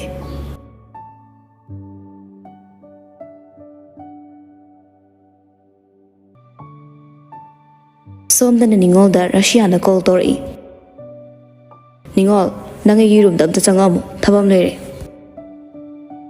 ꯅꯤꯡꯉꯣꯜꯁꯨ ꯈꯔ ꯊꯕꯛ ꯀꯣꯝꯃꯤ ꯈꯜꯂꯤꯉꯩ ꯊꯕꯛ ꯊꯧꯗꯥꯔꯛꯂꯤ ꯍꯥꯏꯅ ꯈꯔꯗꯤ ꯁꯥꯎꯅꯤꯡꯕ ꯐꯥꯎꯔꯤ ꯑꯗꯨꯕꯨ ꯃꯁꯥꯒꯤ ꯗ꯭ꯌꯨꯇꯤꯅꯤ ꯍꯥꯏꯅ ꯀꯩꯁꯨ ꯍꯥꯏꯖꯔꯝꯗꯦ ꯅꯤꯡꯉꯣꯜ ꯔꯁꯤꯌꯥꯒꯤ ꯃꯅꯥꯛ ꯆꯪꯉꯛꯏ ꯃꯦ ꯀꯃꯤꯟ ꯁꯔ ꯌꯦꯁ ꯀꯃꯤꯟ ꯇꯦꯛ ꯑꯦ ꯁꯤꯠ ꯌꯥꯅꯤ ꯁꯔ ꯑꯗꯨꯝ ꯂꯦꯞꯄꯒꯦ ꯀꯩ ꯑꯣꯏꯔꯕꯅꯣ ꯔꯁꯤꯌꯥ ꯑꯦꯗ꯭ꯔꯦꯁ ꯌꯥꯎꯕ ꯀꯥꯔꯗ ꯑꯃ ꯄꯤꯔꯛꯏ ꯑꯦꯄꯣꯏꯟꯃꯦꯟꯁꯦ ꯉꯥꯛꯇꯪ ꯂꯥꯛꯄꯤꯌꯨ ꯍꯌꯦꯡ ꯑꯊꯨꯕꯒꯤꯅꯦꯅ ꯀꯣꯜ ꯇꯧꯔꯛꯑꯝꯃꯤ ꯅꯪ ꯉꯥꯛꯇꯪ ꯆꯠꯄꯤꯔꯝꯃꯨ ꯁꯔ ꯄꯨꯡꯗꯤ ꯇꯥꯗꯧꯔꯦ ꯑꯦꯛꯁꯇ꯭ꯔꯥ ꯃꯇꯝꯒꯤ ꯇꯤꯞꯁ ꯍꯥꯞꯀꯅꯤ ꯇꯤꯞꯁ ꯍꯥꯏꯔꯛꯄꯗꯨꯗ ꯅꯤꯡꯉꯣꯜꯗꯣ ꯃꯇꯤꯟ ꯀꯨꯠ ꯌꯣꯠꯂꯤ ꯃꯥꯗꯤ ꯁꯦꯜꯗꯣ ꯄꯥꯝꯃꯤ ꯊꯥ ꯑꯃꯗ ꯂꯥꯛꯄ ꯁꯦꯜꯗꯒꯤ ꯍꯦꯟꯀꯠꯅ ꯂꯥꯛꯄ ꯁꯦꯜꯗꯨꯅꯤ ꯃꯥꯅ ꯄꯥꯝꯂꯤꯕ ꯅꯤꯡꯉꯣꯜ ꯔꯁꯤꯌꯥꯗ ꯑꯦꯗ꯭ꯔꯦꯁ ꯂꯧꯔꯒ ꯁꯔꯚꯤꯁꯇꯨꯒꯤꯗꯃꯛ ꯊꯣꯛꯈ꯭ꯔꯦ ꯑꯗꯨꯝꯅ ꯁꯔꯚꯤꯁ ꯆꯠꯄꯒꯤꯗꯤ ꯕ꯭ꯌꯨꯇꯤ ꯁꯦꯂꯣꯟꯅ ꯒꯥꯔꯤ ꯄꯨꯊꯣꯛꯏ ꯊꯕꯛ ꯃꯐꯝꯅ ꯄꯤꯕ ꯒꯥꯔꯤ ꯃꯆꯥꯗꯨꯗ ꯊꯣꯔꯛꯂꯦ ꯑꯦꯗ꯭ꯔꯦꯁꯇꯨꯗ ꯆꯠꯈ꯭ꯔꯦ ꯍꯦꯛ ꯊꯧꯗꯣꯛꯈꯤꯕꯒꯤꯅꯦ ꯑꯦꯔꯣꯟꯗ ꯃꯥꯒꯤ ꯁ꯭ꯇꯥꯐ ꯑꯃꯅ ꯐꯣꯟ ꯇꯧꯔꯛꯏ ꯑꯦꯔꯣꯟ ꯄꯥꯏꯈꯠꯂꯒ ꯍꯜꯂꯣ ꯀꯩ ꯂꯩꯔꯦ ꯁꯔ ꯑꯩꯈꯣꯏꯅ ꯍꯥꯏꯅꯕꯗꯨ ꯆꯠꯈ꯭ꯔꯦ ꯑꯦꯔꯣꯟ ꯚꯥꯞ ꯇꯥꯕꯅ ꯐꯨꯛ ꯍꯧꯒꯠꯂꯛꯏ ꯃꯇꯣꯝ ꯆꯠꯈꯤꯕ꯭ꯔꯥ ꯑꯣꯏꯔ ꯃꯥꯜꯂꯦ ꯈꯪꯗ꯭ꯔꯦ ꯁꯔ ꯑꯩ ꯎꯍꯧꯗ꯭ꯔꯦ ꯑꯦꯗ꯭ꯔꯦꯁꯇꯨ ꯁꯔꯚꯤꯁ ꯔꯦꯀꯣꯔꯗꯇ ꯆꯪꯉꯒ ꯑꯩꯗ ꯐꯣꯇꯣ ꯊꯥꯔꯛꯑꯣ ꯌꯥꯝ ꯊꯨꯅ ꯑꯦꯔꯣꯟ ꯐꯣꯟ ꯊꯝꯈ꯭ꯔꯦ ꯐꯤꯔꯦꯞꯄꯗ ꯑꯃꯨꯛ ꯑꯣꯟꯁꯤꯜꯂꯛꯏ ꯇꯥꯃꯣ ꯑꯩ ꯏꯃꯥꯔꯖꯦꯟꯁꯤ ꯑꯃ ꯂꯩꯔꯦ ꯈꯔ ꯍꯜꯂꯝꯃꯒꯦ ꯍꯣꯔꯦꯟ ꯆꯪꯉꯛꯀꯦ ꯑꯩꯅ ꯍꯥꯏꯕꯗꯨꯅꯤ ꯐꯤꯔꯦꯞꯄꯒꯤ ꯄꯥꯎꯈꯨꯝ ꯉꯥꯏꯔꯝꯗ ꯑꯦꯔꯣꯟ ꯌꯥꯝ ꯊꯨꯅ ꯊꯣꯔꯛꯏ ꯐꯤꯔꯦꯞꯄ ꯃꯉꯣꯟꯗꯒꯤ ꯍꯦꯟꯅ ꯃꯥ ꯄꯥꯈꯠ ꯆꯥꯎꯈ꯭ꯔꯕꯅꯤ ꯐꯤꯕꯝꯗꯨꯗ ꯐꯤꯔꯦꯞꯄꯁꯨ ꯍꯧꯒꯠꯂꯛꯂꯒ ꯑꯦꯔꯣꯟꯒꯤ ꯃꯇꯨꯡ ꯇꯥꯟꯅꯔꯛꯂꯦ ꯑꯗꯨꯕꯨ ꯃꯥꯅ ꯑꯣꯐꯤꯁꯇꯨꯗꯒꯤ ꯊꯣꯡꯗꯨ ꯀꯥꯟꯊꯣꯔꯛꯄꯗꯗꯤ ꯑꯦꯔꯣꯟꯒꯤ ꯒꯥꯔꯤꯗꯨ ꯅꯨꯡꯁꯤꯠꯇꯒꯤ ꯍꯦꯟꯅ ꯌꯥꯡꯅ ꯊꯧꯔꯒ ꯆꯠꯈ꯭ꯔꯦ ꯐꯤꯔꯦꯞꯄꯁꯨ ꯑꯦꯔꯣꯟꯗ ꯐꯣꯟ ꯇꯧꯁꯤꯜꯂꯛꯏ ꯑꯦꯔꯣꯟꯁꯨ ꯄꯥꯏꯔꯛꯏ ꯐꯤꯔꯦꯞꯄꯅ ꯋꯥ ꯍꯥꯏꯔꯛꯇ꯭ꯔꯤꯉꯩꯗ ꯑꯦꯔꯣꯟꯅ ꯇꯥꯃꯣ ꯉꯁꯤꯒꯤ ꯍꯨꯔꯥꯟꯕꯁꯤꯗꯤ ꯅꯅꯥꯎꯅ ꯐꯥꯔꯒꯦ ꯇꯥꯃꯣ ꯃꯊꯥ ꯁꯥꯕꯤꯔꯨꯅꯨ ꯇꯥꯃꯣꯒꯤ ꯊꯕꯛꯇꯨ ꯂꯣꯏꯁꯤꯟꯕꯤꯔꯝꯃꯣ ꯍꯥꯏꯔꯒ ꯑꯃꯨꯛ ꯀꯛꯊꯠꯈ꯭ꯔꯦ ꯐꯤꯔꯦꯞꯄ ꯃꯥꯁꯨ ꯑꯦꯔꯣꯟꯅ ꯏꯔꯥꯏ ꯂꯥꯏꯅ ꯉꯝꯗꯧꯕ ꯊꯕꯛ ꯑꯣꯏꯕꯅ ꯃꯥꯅꯁꯨ ꯌꯥꯝꯅ ꯄꯥꯈꯠꯅꯤꯡꯉꯥꯏꯗꯤ ꯑꯣꯏꯕꯗꯨꯗꯤ ꯐꯥꯎꯔꯗ꯭ꯔꯦ ꯕ꯭ꯌꯨꯇꯤ ꯁ꯭ꯄꯥꯒꯤꯗꯤ ꯑꯦꯔꯣꯟꯅ 99% ꯍꯣꯠꯅꯕꯅꯤꯅ ꯑꯦꯔꯣꯟꯒꯤ ꯑꯣꯏꯕꯒ ꯆꯞ ꯃꯥꯟꯅꯔꯕꯅꯤ ꯃꯥꯅꯁꯨ ꯊꯥꯗꯣꯛꯑꯕꯅꯤ ꯍꯣꯠꯅꯖꯔꯣ ꯍꯥꯏꯗꯨꯅꯁꯨ ꯃꯥꯅ ꯗꯥꯏꯔꯦꯛꯇꯔꯅꯤ ꯍꯥꯏꯕꯒꯤ ꯋꯥꯈꯛꯅꯤ ꯐꯤꯔꯦꯞꯄ ꯍꯟꯖꯤꯜꯂꯛꯂꯦ ꯊꯕꯛ ꯑꯃ ꯉꯥꯛꯇꯪ ꯁꯨꯈꯤꯁꯤꯔ ꯈꯜꯂꯤꯉꯩ ꯃꯁꯥꯗꯨ ꯁꯨꯝ ꯁꯨꯝ ꯆꯣꯛꯊꯔꯛꯄꯒꯨꯝꯅ ꯌꯨꯝꯗ ꯑꯣꯏꯅ ꯍꯟꯅꯤꯡꯂꯛꯂꯦ ꯄꯣꯊꯥꯅꯤꯡꯉꯛꯂꯦ ꯑꯗꯨꯒ ꯑꯃꯨꯛꯁꯨ ꯑꯦꯔꯣꯟꯅ ꯍꯨꯔꯥꯟꯕ ꯐꯥꯔꯛꯂꯗꯤ ꯃꯥꯁꯨ ꯂꯥꯛꯑꯣ ꯁꯣꯏꯗꯅ ꯍꯥꯏꯔꯛꯀꯅꯤ ꯑꯗꯨꯅ ꯌꯨꯝ ꯐꯥꯎꯗꯪ ꯌꯧꯊꯣꯛꯎꯔꯒ ꯃꯁꯥꯗꯨ ꯇꯦꯛꯍꯜꯂꯨꯔꯒꯦ ꯍꯥꯏꯅ ꯃꯥꯁꯨ ꯀꯦꯕꯤꯟ ꯃꯅꯨꯡꯗ ꯆꯪꯉꯝꯗ꯭ꯔꯦ ꯂꯩꯊꯣꯛꯇꯨꯅ ꯊꯣꯔꯛꯂꯒ ꯃꯌꯨꯝꯗ ꯑꯣꯏꯅ ꯍꯜꯂꯛꯂꯦ ꯂꯝꯕꯤꯗꯒꯤ ꯑꯆꯥꯄꯣꯠꯁꯨ ꯈꯔ ꯂꯩꯔꯛꯏ ꯑꯁꯨꯝꯅ ꯍꯜꯂꯛꯂꯦ ꯃꯌꯨꯝꯗ ꯊꯧꯖꯤꯜꯂꯛꯏ ꯒꯥꯔꯤ ꯈꯥꯝꯃꯝꯂꯒ ꯆꯥꯅꯕꯗꯨꯁꯨ ꯄꯨꯁꯤꯜꯂꯛꯏ ꯆꯥꯛꯈꯨꯝꯗ ꯍꯥꯟꯅ ꯆꯪꯉꯛꯏ ꯇꯤꯜꯂꯣꯁꯨ ꯐ꯭ꯂꯥꯛꯁ ꯍꯩꯅꯕ ꯏꯁꯤꯡ ꯑꯁꯥꯕ ꯈꯔ ꯊꯥꯡꯒꯠꯂ ꯂꯩꯔꯝꯃꯤ ꯐꯤꯔꯦꯞꯄ ꯆꯥꯅꯕꯗꯣ ꯇꯦꯕꯜꯗ ꯊꯝꯃꯒ ꯏꯇꯩꯃ ꯆꯥ ꯊꯛꯁꯦ ꯑꯆꯥꯄꯣꯠ ꯂꯩꯔꯛꯄꯅꯦ ꯍꯣꯏ ꯁꯦꯝꯃꯛꯀꯦ ꯆꯉꯥꯡ ꯑꯣꯏꯅ ꯇꯧꯁꯦ ꯁꯪꯒꯣꯝꯗꯣ ꯇꯧꯒꯨꯝꯁꯦ ꯇꯥꯝꯅꯥꯒꯤꯅ ꯁꯪꯒꯣꯝ ꯑꯣꯏꯅ ꯂꯣꯟꯕꯤꯔꯛꯑꯣ ꯍꯣꯏ ꯁꯦꯝꯃꯛꯑꯒꯦ ꯐꯤꯔꯦꯞꯄ ꯆꯥꯛꯈꯨꯝꯗꯩ ꯊꯣꯔꯛꯂꯦ ꯁꯤꯔ ꯃꯊꯛꯇ ꯀꯥꯈꯠꯂꯛꯏ ꯊꯨꯅ ꯐꯤꯔꯣꯜ ꯍꯣꯡꯗꯣꯛꯅꯤꯡꯕꯒꯤ ꯆꯠꯅ ꯐ꯭ꯔꯨꯏꯠꯀꯤ ꯕꯇꯝꯗ ꯂꯧꯊꯣꯛꯄ ꯍꯧꯔꯛꯏ ꯉꯥꯁꯤꯜꯂ ꯂꯩꯔꯝꯕ ꯀꯥꯒꯤ ꯊꯣꯡꯗꯣ ꯇꯞꯅ ꯍꯥꯡꯂꯒ ꯆꯪꯉꯛꯄꯗ ꯇꯤꯚꯤ ꯑꯣꯟ ꯇꯧꯔꯒ ꯁꯣꯐꯥ ꯑꯁꯥꯡꯕꯗꯨꯗ ꯇꯥꯝꯅꯥꯗꯣ ꯐꯦꯟ ꯊꯥꯔꯒ ꯇꯨꯝꯃꯝꯃꯤ ꯁ꯭ꯇꯦꯟ ꯐꯦꯟꯅꯤ ꯑꯗꯨꯁꯨ ꯃꯀꯣꯛꯀꯤ ꯂꯋꯥꯏ ꯂꯦꯝꯐꯨꯗ ꯗꯥꯏꯔꯦꯛ ꯍꯦꯛꯇ ꯃꯀꯣꯛꯁꯤ ꯆꯤꯛꯄ ꯇꯥꯔꯦ ꯇꯧꯔꯤꯁꯦ ꯍꯥꯏꯔꯒ ꯑꯦꯁꯤꯗꯣ ꯑꯣꯟ ꯇꯧꯏ ꯚꯣꯂꯨꯝ ꯄꯤꯛꯅ ꯂꯩꯊꯔꯒ ꯊꯥꯏ ꯑꯗꯨꯒ ꯐꯦꯟꯗꯣ ꯃꯨꯊꯠꯈ꯭ꯔꯒ ꯅꯥꯀꯟ ꯀꯥꯆꯤꯟ ꯑꯃꯗ ꯊꯥꯡꯖꯤꯜꯂꯒ ꯊꯝꯈ꯭ꯔꯦ ꯐꯤꯔꯦꯞꯄ ꯃꯥꯁꯨ ꯃꯐꯤ ꯍꯣꯡꯂꯒ ꯕꯥꯠꯔꯨꯝ ꯆꯪꯈ꯭ꯔꯦ ꯃꯤꯅꯤꯠ 15ꯃꯨꯛ ꯂꯩꯔꯒ ꯂꯨꯖꯕ ꯂꯣꯏꯔꯒ ꯊꯣꯔꯛꯏ ꯑꯅꯧꯕ ꯌꯨꯝꯗ ꯁꯦꯠꯅꯕ ꯐꯤꯔꯣꯜ ꯈꯣꯡꯒ꯭ꯔꯥꯎ ꯍꯣꯡꯂꯒ ꯁꯣꯐꯥ ꯃꯆꯤ ꯑꯃꯗ ꯐꯝꯊꯔꯛꯂꯒ ꯇꯤꯚꯤ ꯆꯦꯅꯦꯜꯗꯨ ꯍꯣꯡꯉꯤ ꯇꯤꯂꯨꯁꯨ ꯆꯥ ꯄꯨꯁꯤꯜꯂꯛꯂꯒ ꯀꯥꯗ ꯆꯪꯉꯛꯏ ꯇꯦꯕꯜ ꯃꯊꯛꯇ ꯊꯝꯂꯒ ꯆꯥ ꯂꯩꯔꯦ ꯊꯛꯇꯣꯛꯑꯣ ꯍꯩ ꯃꯍꯤ ꯊꯛꯀꯦꯔꯣ ꯁꯦꯝꯃꯛꯎꯔꯥ ꯆꯥ ꯍꯥꯟꯅ ꯊꯛꯀꯦ ꯏꯇꯩꯃ ꯍꯨꯃꯥꯡ ꯈꯔ ꯊꯣꯛꯍꯟꯈꯤꯒꯦ ꯆꯥ ꯑꯁꯥꯕꯁꯤ ꯊꯛꯆꯤꯜꯂꯒ ꯇꯤꯂꯣꯁꯨ ꯇꯥꯝꯅꯥꯅ ꯃꯣꯏꯅ ꯋꯥꯔꯤ ꯁꯥꯟꯅꯔꯤꯗꯣ ꯇꯥꯗꯈꯩ ꯇꯨꯝꯃꯤꯕꯗ ꯎꯕꯗ ꯏꯁꯦ ꯉꯁꯥꯏꯗꯩ ꯊꯕꯛ ꯍꯜꯂꯛꯄꯗꯩ ꯇꯨꯝꯃꯤꯕꯅꯤ ꯍꯧꯖꯤꯛꯐꯥꯎ ꯍꯧꯒꯠꯂꯝꯗ꯭ꯔꯤꯅꯤ ꯃꯁꯤꯕꯣ ꯐꯔꯦ ꯐꯔꯦ ꯅꯣꯏꯁꯨ ꯆꯥꯗꯣ ꯊꯛꯇꯣꯛꯑꯝꯃꯣ ꯑꯩ ꯕꯣꯔꯤꯁꯀꯤꯁꯨ ꯆꯥ ꯍꯩꯔꯝꯃꯒ ꯂꯥꯛꯀꯦꯀꯣ ꯕꯣꯔꯤꯁꯕꯨ ꯍꯜꯂꯛꯑꯕꯣ ꯍꯜꯂꯛꯑꯧꯔꯦ ꯏꯇꯩꯃ ꯍꯩꯕꯤꯔꯝꯃꯣ ꯃꯥꯏ ꯆꯥꯗꯣ ꯑꯗꯨꯒ ꯏꯇꯩꯃꯁꯨ ꯁꯤꯗ ꯄꯨꯟꯅ ꯊꯛꯅꯕ ꯑꯩ ꯇꯥꯝꯅ ꯍꯧꯗꯣꯛꯑꯝꯃꯒꯦ ꯇꯤꯂꯣꯁꯨ ꯍꯣꯏ ꯍꯥꯏꯔꯝꯂꯒ ꯆꯠꯈ꯭ꯔꯦ ꯐꯤꯔꯦꯞꯄ ꯇꯥꯝꯅꯥꯒꯤ ꯃꯈꯣꯡ ꯋꯥꯏꯗꯨꯗ ꯄꯥꯏꯔꯒ ꯅꯣꯝꯗꯨꯅ ꯍꯧꯗꯣꯛꯏ ꯇꯥꯝꯅꯥ ꯇꯥꯔꯕꯣ ꯍꯧꯒꯠꯂꯣ ꯆꯥ ꯊꯛꯁꯦ ꯍꯧꯗꯣꯛꯄꯗꯨ ꯇꯥꯗꯕꯗꯨꯗ ꯇꯨꯃꯤꯟꯅ ꯇꯨꯝꯃꯤꯕ ꯇꯥꯝꯅꯥꯒꯤ ꯃꯁꯛꯇꯣ ꯌꯦꯡꯂꯒ ꯃꯣꯟꯗ꯭ꯔꯪ ꯁꯥꯟꯅꯈ꯭ꯔꯦ ꯇꯨꯝꯃꯤꯅꯦꯅ ꯌꯦꯡꯉꯨꯅꯁꯦ ꯁꯤꯗꯕꯨ ꯑꯩꯅ ꯀꯃꯥꯏꯅ ꯅꯨꯡꯁꯤꯔꯣꯏꯗꯣꯏꯅꯣꯕ ꯁꯤꯗ ꯅꯨꯡꯁꯤꯕ ꯉꯝꯗ꯭ꯔꯗꯤ ꯑꯩꯁꯨ ꯊꯃꯣꯏ ꯄꯥꯟꯗꯕ ꯃꯤꯒ ꯆꯞ ꯃꯥꯟꯅꯔꯦꯗꯅ ꯁꯨꯝꯕ ꯃꯇꯧ ꯑꯃꯗꯤ ꯑꯗꯨꯝ ꯌꯥꯎꯔꯤ ꯑꯩꯅ ꯍꯥꯏꯖꯟꯕ ꯅꯠꯇꯦ ꯑꯦꯁꯤꯗꯣ ꯑꯃꯨꯛ ꯌꯦꯡꯈꯠꯂꯒ ꯃꯤꯆꯤ ꯊꯣꯛ ꯈꯠꯆꯤꯜꯂꯒ ꯅꯠꯇ꯭ꯔꯅꯦ ꯑꯗꯩ ꯑꯃꯨꯛ ꯅꯥꯀꯟꯗ ꯈꯤꯜꯂꯤꯕ ꯐꯦꯟꯗꯨꯗ ꯑꯃꯨꯛ ꯌꯦꯡꯊꯣꯛꯂꯒ ꯅꯪꯒꯤ ꯃꯄꯣꯛꯁꯤꯗꯨꯝ ꯑꯣꯏꯅꯤꯡꯉꯛꯏꯗ ꯑꯍꯤꯡ ꯆꯨꯞꯄ ꯑꯃ ꯑꯩꯒꯤ ꯏꯊꯥꯅꯨꯡꯗ ꯂꯩꯈ꯭ꯔꯕꯁꯨ ꯑꯩꯒꯤ ꯐꯣꯡ ꯐꯣꯡ ꯁꯥꯕ ꯏꯊꯥꯅꯨꯡꯗꯒꯤꯗꯤ ꯅꯪꯅ ꯍꯨꯝꯖꯤꯜꯂꯛꯄ ꯑꯏꯪꯕ ꯅꯨꯡꯁꯤꯠ ꯄꯥꯝꯂꯛꯇꯨꯅ ꯃꯥꯅ ꯑꯩꯒꯤ ꯏꯊꯥꯅꯨꯡꯗꯒꯤ ꯊꯣꯛꯈꯤꯕꯗ ꯑꯩꯅ ꯅꯪꯕꯨ ꯀꯜꯂꯛꯏ ꯃꯥꯅ ꯑꯩꯒꯤ ꯃꯥꯏꯊꯣꯡꯒꯤ ꯃꯍꯨꯠ ꯑꯇꯤꯌꯥ ꯊꯛꯇ ꯑꯣꯏꯅ ꯌꯦꯡꯈꯤꯕꯗ ꯂꯩꯆꯤꯜ ꯈꯨꯗꯤꯡꯃꯛ ꯃꯥꯒꯤ ꯃꯤꯠꯃꯥꯡꯗꯒꯤ ꯆꯤꯡꯊꯣꯛꯅꯤꯡꯂꯨꯏ ꯑꯗꯨꯒ ꯀꯩꯒꯨꯝꯕꯗ ꯑꯩꯒꯤ ꯃꯤꯠ ꯑꯅꯤꯁꯤꯗ ꯄꯨꯛꯅꯤꯡ ꯍꯨꯅ ꯌꯦꯡꯂꯝꯕꯗꯩ ꯂꯩꯔꯥꯡ ꯑꯃꯗ ꯃꯍꯨꯠ ꯄꯥꯛꯃꯨꯖꯅ ꯌꯦꯡꯈꯤꯕ ꯃꯤꯀꯨꯞꯇ ꯃꯥꯂꯦꯝꯁꯤꯗꯒꯤ ꯁꯤꯡꯒꯤ ꯂꯩꯔꯥꯡ ꯈꯨꯗꯤꯡꯃꯛꯁꯦ ꯑꯩꯅ ꯇꯨꯝꯅ ꯃꯨꯠꯊꯠꯅꯤꯡꯂꯨꯏ ꯑꯩꯁꯦ ꯌꯥꯝ ꯐꯠꯇꯕ꯭ꯔꯥ ꯑꯗꯨꯕꯨ ꯈꯪꯗꯦ I'm jealous of everything that she lacks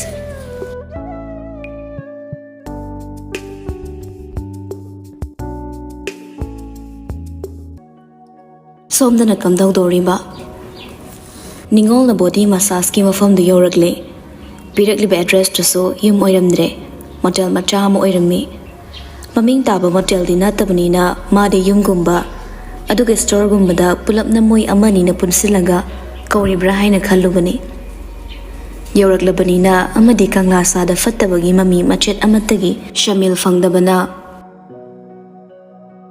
ꯅꯤꯡꯉꯣꯜ ꯐ꯭ꯔꯟꯠ ꯗꯦꯛꯁꯇꯨꯗ ꯀꯥꯔꯠꯇꯨ ꯎꯠꯂꯝꯃꯤ ꯀꯪꯂꯥꯁꯥꯗꯒꯤ ꯁꯔꯚꯤꯁ ꯂꯥꯛꯄꯅꯤꯁꯨ ꯇꯥꯛꯂꯦ ID ꯄꯨꯊꯣꯛꯂꯒ ꯁ꯭ꯇꯥꯐꯇꯨꯅ ꯔꯨꯝ ꯅꯝꯕꯔ ꯇꯥꯛꯂꯛꯇꯨꯅ ꯅꯤꯡꯉꯣꯜꯁꯨ ꯁ꯭ꯇꯦꯌꯔ ꯃꯊꯛꯇꯨꯗ ꯀꯥꯔꯛꯂꯦ 3ꯁꯨꯕ ꯐ꯭ꯂꯣꯔꯗꯅꯤ ꯂꯤꯐ ꯁꯤꯁꯇꯦꯝꯒ ꯂꯩꯕ ꯅꯠꯇꯦ ꯅꯤꯡꯉꯣꯜꯅ ꯔꯨꯝ ꯅꯝꯕꯔ 3005ꯇꯨꯒꯤ ꯊꯣꯡꯗꯨꯗ ꯀꯣꯛ ꯊꯤꯜꯂꯨꯕꯗ ꯊꯣꯡꯗꯨ ꯂꯣꯛ ꯂꯩꯔꯝꯗ꯭ꯔꯦ ꯃꯥꯁꯨ ꯂꯣꯛ ꯂꯩꯔꯝꯗꯕꯗꯨꯗ ꯇꯞꯂꯤ ꯇꯞꯂꯤ ꯆꯪꯂꯛꯏ ꯕꯥꯠꯔꯨꯝꯗꯒꯤ ꯇꯥꯋꯦꯜ ꯁꯦꯠꯄ ꯅꯨꯄꯥ ꯑꯃ ꯊꯣꯔꯛꯏ ꯃꯗꯨ ꯎꯕꯗ ꯅꯨꯄꯥꯗꯨꯒꯤ ꯃꯁꯛꯇꯣ ꯈꯪꯂꯦ ꯑꯗꯨꯗꯒꯤꯗꯤ ꯃꯥ ꯆꯤꯡꯅꯕꯁꯨ ꯍꯧꯈ꯭ꯔꯦ ꯅꯨꯄꯥꯗꯨꯗ ꯍꯥꯏꯔꯛꯏ ꯁꯔ ꯂꯥꯛꯆꯔꯤꯁꯦ ꯕ꯭ꯌꯨꯇꯤ ꯁꯦꯂꯨꯟꯗꯒꯤ ꯂꯥꯛꯆꯕꯅꯦ ꯁꯤꯗ ꯑꯦꯗ꯭ꯔꯦꯁ ꯄꯤꯔꯛꯄ ꯁꯣꯏꯕ ꯑꯣꯏꯗꯣꯏꯔꯥ ꯌꯥꯅꯤ ꯌꯥꯅꯤ ꯁꯣꯝꯗ ꯂꯦꯡꯁꯤꯟꯕꯤꯌꯨ ꯁꯣꯏꯗꯦ ꯍꯥꯏꯗꯨꯅ ꯀꯣꯠ ꯁꯤꯠꯇꯨꯗ 3 ꯆꯟꯕ ꯑꯃꯈꯛ ꯊꯥꯔꯤꯗꯨꯗ ꯃꯈꯨꯠꯅ ꯇꯥꯛꯂꯛꯏ ꯅꯤꯡꯉꯣꯜꯁꯨ ꯆꯪꯁꯤꯜꯂꯒ ꯐꯝꯃꯤ ꯁꯤꯡꯈ꯭ꯔꯕ ꯅꯤꯡꯉꯣꯜ ꯅꯨꯄꯥꯗꯨꯒꯤ ꯃꯑꯣꯡ ꯃꯇꯧ ꯃꯤꯠꯌꯦꯡ ꯅꯥꯌꯦꯡꯗ ꯃꯥ ꯀꯩꯅꯣꯝꯃ ꯈꯟꯈ꯭ꯔꯕꯅꯤ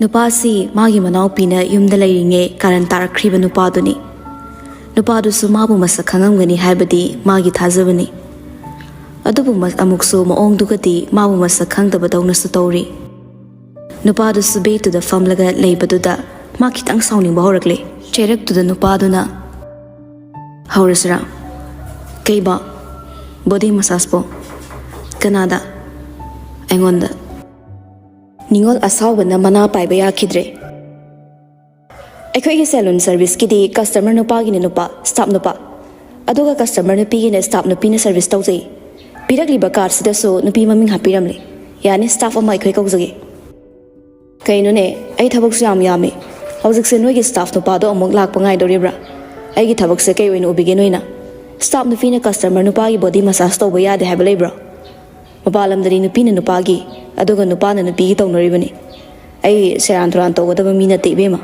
ꯑꯩꯁꯦ ꯏꯖꯠ ꯌꯥꯎꯗꯕ ꯃꯤ ꯅꯠꯇꯦꯀꯣ ꯄꯥꯏꯔꯤꯕ ꯀꯥꯔꯠꯁꯦ ꯑꯩꯅ ꯍꯦꯛꯇ ꯁꯥꯕ ꯌꯥꯕ ꯅꯠꯇꯦ ꯁꯔ ꯍꯣꯏꯅ ꯑꯦꯄꯣꯏꯟꯃꯦꯟ ꯂꯧꯕ ꯃꯇꯝꯗ ꯄꯤꯕꯤꯔꯝꯕ IDꯗꯨꯗꯒꯤ ꯁꯦꯝꯖꯕꯅꯦ ꯁꯣꯏꯔꯤꯁꯦ ꯁꯔ ꯍꯣꯏꯅꯅꯦ ꯑꯩꯈꯣꯏꯒꯤ ꯁꯥꯏꯠꯇꯒꯤꯗꯤ ꯃꯤꯁꯇꯦꯛ ꯑꯃꯠꯇ ꯂꯩꯕ ꯅꯠꯇꯦ ꯀꯗꯥꯏ ꯌꯦꯡꯒꯦ ꯍꯥꯏꯔꯒ ꯑꯃꯨꯛꯁꯨ ꯅꯤꯡꯉꯣꯜꯒꯤ ꯃꯅꯥꯛ ꯆꯪꯁꯤꯜꯂꯛꯏ ꯌꯧꯐꯥꯠꯇ꯭ꯔꯤꯉꯩ ꯅꯤꯡꯉꯣꯜꯅ ꯀꯥꯔꯠꯇꯨ ꯁꯣꯐꯥꯗꯨꯗ ꯁꯠ ꯊꯝꯃꯒ ꯃꯥꯅ ꯈꯔ ꯆꯠꯊꯣꯛꯏ ꯃꯁꯤꯡ ꯃꯇꯥꯗꯨꯒ ꯍꯥꯏꯔꯨꯔꯗꯤ ꯎꯔꯥꯎ ꯊꯔꯥꯎ ꯈꯠꯅꯅꯤꯡꯉꯕꯅꯤ ꯀꯝꯃꯨꯅꯤꯀꯦꯁꯟꯗ ꯒꯦꯞ ꯈꯔ ꯂꯩꯈꯤꯕ꯭ꯔꯥ ꯍꯥꯏꯕꯒꯤ ꯈꯥ ꯆꯤꯛꯇꯨꯅ ꯈꯥꯡꯂꯕꯅꯤ ꯅꯨꯄꯥꯗꯨꯁꯨ ꯁꯨꯝ ꯃꯔꯩ ꯌꯦꯠꯁꯤꯟꯅꯔꯒ ꯅꯨꯄꯤ ꯃꯅꯥꯛ ꯆꯪꯗꯣꯏ ꯍꯣꯠꯅꯔꯝꯃꯤ Ningolsu khara chathoklaga wa pumnamak samjillaga roomdagi thokhinaba hotnabada Bikina roomgi thongdu toksinaraga mamangda fatchat khatlaga lepsilaga thingzinkhre Ningol fada phawbi orabaso nupadu gi nature mami pairai Prapra maning hallaga wa ngang Kainu somhina tawbirisiba yaragadi niyam nataba thawak tawnaroise Naram chat aranba chatlaga nangai bu side hatu okhondu omba ngamdoba natamnina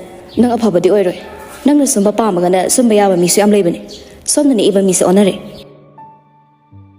Haina haina fingan miningoldo nupini pangal muknabada ngamaroi haina napal kariba mapukla amaba nongsado paisile Ningol sufat chenthoi aduga dressing table mamangda lighting oina khilliba flower vase su thak pairaga Biki gi lawai da khangthok me thomdatli aduga amuk su chongsilaga Biki gi pukseptuda mayana kan hekta chikthale Biki kana lauraga Ningol gi masamda laktana chinglaga khangin inthoki fana sangna paithu inupi duso upak upaga tabada hogwanaba tawringe makok mayam ga manadaba mental problem khra leiba Biki na flower vase su khullaga Ningol gi masado magi makhong ani karakta thamkraga makok tu da khangtom he thomge tawbaga thongdu makol hongna thugairagi matagum dog ko khairakpaduda Biki makut chaplepki tanjadu da Ningol Biki da khangkaw kawraga chenthораktuna thongkhak anghangkre erondo mamit mana lang thoklaga lepalerami manakta motel dugi HR du sulepami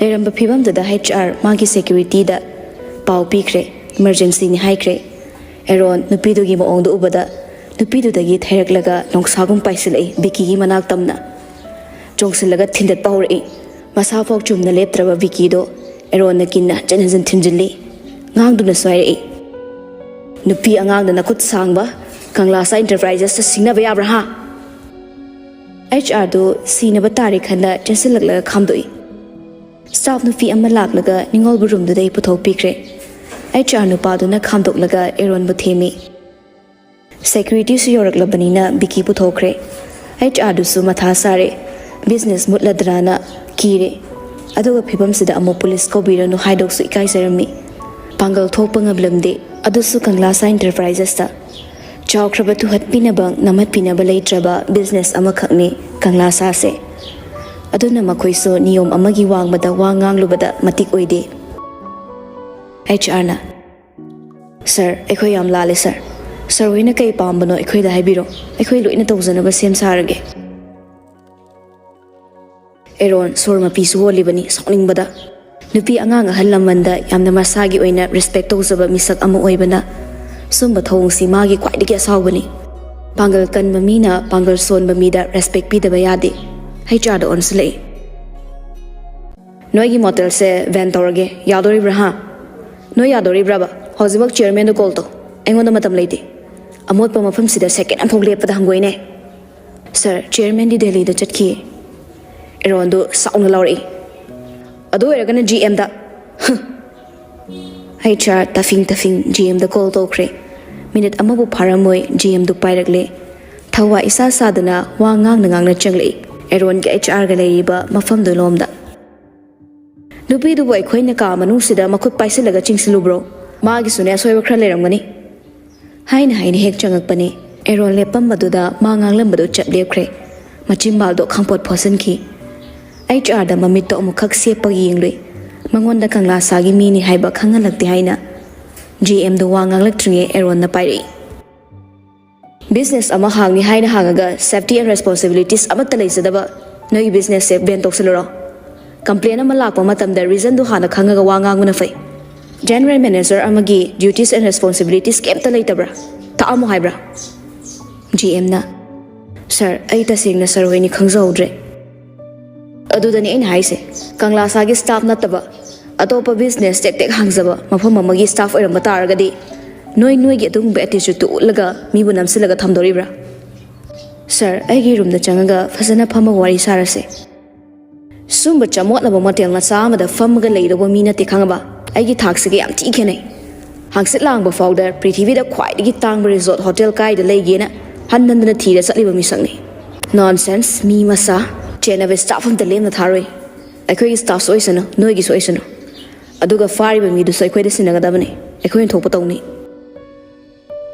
hair ge aron thokre GM HR da saurang yingamaga masu gam gam matung na tanaki khudakta kanglasa gi security su kauduna biki gypsy da hapkatre Aaron ga ningol ga na Aaron gi gari da lagle ningol na thorok pe scooter duna staff amana thokre ningol makok tuk sikli tawi aduga laktane inbada tuition kibagi thabak aduga makut khoning dusu china ko khra nari Aaron ta singne ma yam nungaitre ningol gi ira thangba ingangang sin ba mato makni Aaron na pung mari dara kanda bu kanana service na geba nangona kana chalo haige Russia haiba south ki chapmon aba manba khayak na batuna ne aidi thingi haibane mani yadrini emergency ne na nangbu oida pa da bangang mem haidai ne oida bangang do kan na ngang di kai da sui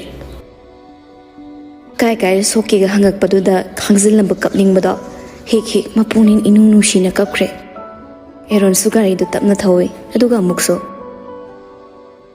adugi bu kappa hongna dena ningol aduga khumbanate ma hik kaptuna laikre Aaron masu makha ta na kappanu haiduna themziludre ningol na kappa pharak po oina ngai duna laikre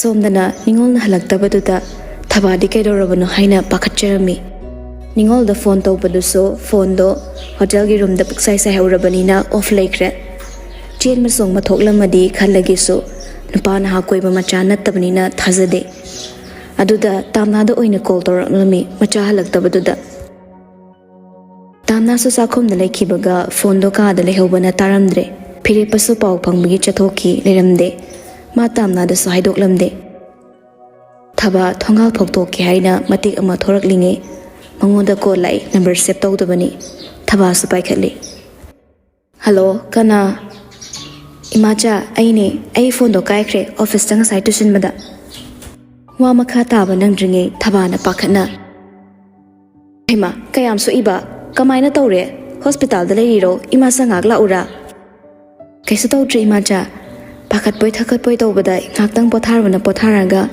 halakine laithore hasupudi lambi da lai imacha pakhalamini na call tor ini phare kada yor aba yoshilak dore lambi da leire la imasa thongal da ngairamage hoi asumna thamnakre thabasu manung da changmado hek nungai jaduna thongal da sum leire ningol ge Aaron ga su lambi da lai atop staff naga thilaktre wa ngang de animak tumin leine wa ngangan khrabanu pi amana gyan tabi oikhibada Aaron na su wakhal inu nuaitre hayeng day walking hour pongkhai amaga chontharani kaige kushini phare ne ai bu yamna nakta thamning lagana lifetime oina ba ai loro nupa su phangre naral haira tapta ge saramni na ai su nungai dong male nangon lerandi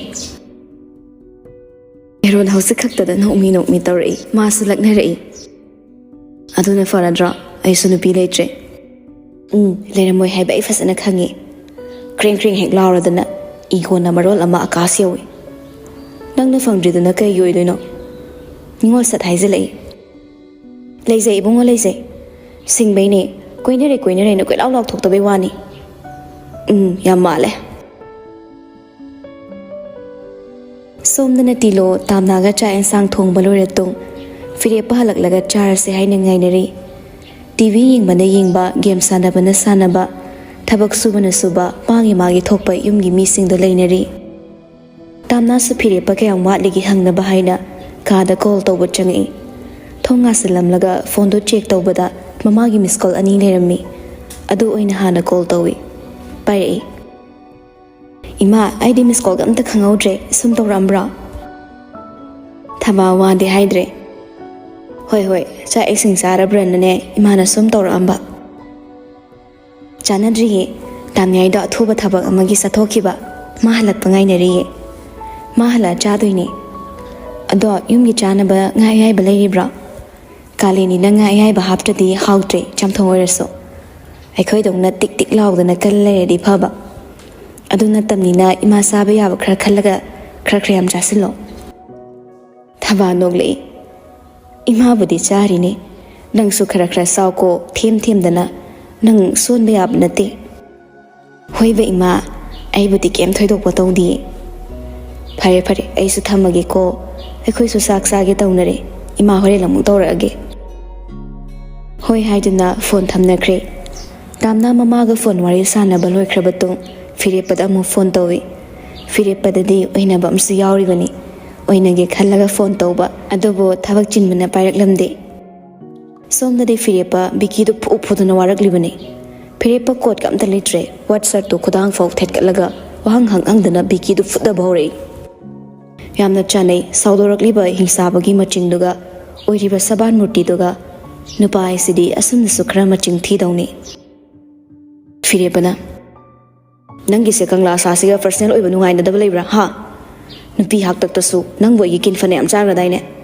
ꯅꯪꯗꯤ ꯑꯩꯒꯤ ꯅꯨꯄꯤꯁꯨ ꯅꯨꯡꯁꯤꯕꯩ ꯇꯥꯟꯅꯕ ꯑꯣꯏꯔꯝꯗ꯭ꯔꯦꯅꯦ ꯍꯥ ꯂꯩꯔꯥꯡ ꯑꯃꯕꯨ ꯁꯥꯠꯂꯗꯤ ꯂꯩꯍꯤ ꯆꯨꯞꯀꯦꯅ ꯍꯦꯛꯇ ꯊꯣꯛꯂꯛꯄꯅꯦꯕ ꯅꯠꯇ꯭ꯔꯣ ꯅꯪ ꯄꯨꯂꯤꯁꯇ ꯁꯤꯟꯅꯔꯁꯨ ꯀꯥꯟꯅꯔꯣꯏꯅꯦ ꯅꯪ ꯐꯥꯗꯧ ꯁꯔꯨꯛ ꯖꯨꯗ ꯌꯣꯡ ꯈꯔ ꯀꯧꯔꯒ ꯎ ꯑꯥ ꯂꯥꯎꯕ ꯃꯈꯣꯜꯗꯣ ꯅꯥꯎ ꯑꯣꯏꯅ ꯃꯦꯟꯁꯤꯜꯂꯒ ꯇꯥꯒꯦ ꯍꯥꯏꯔꯛꯀꯅꯤ ꯕꯤꯀꯤꯅ ꯅꯣꯏ ꯑꯩꯉꯣꯟꯗ ꯈꯨꯠ ꯊꯥꯕ ꯍꯥꯏꯕ꯭ꯔꯣ ꯇꯨꯡꯗ ꯔꯤꯒ꯭ꯔꯦꯠ ꯌꯥꯝ ꯆꯥꯔꯛꯀꯅꯤꯀꯣ ꯑꯩꯁꯦ ꯀꯅꯥꯅꯣ ꯈꯪꯕ꯭ꯔꯣ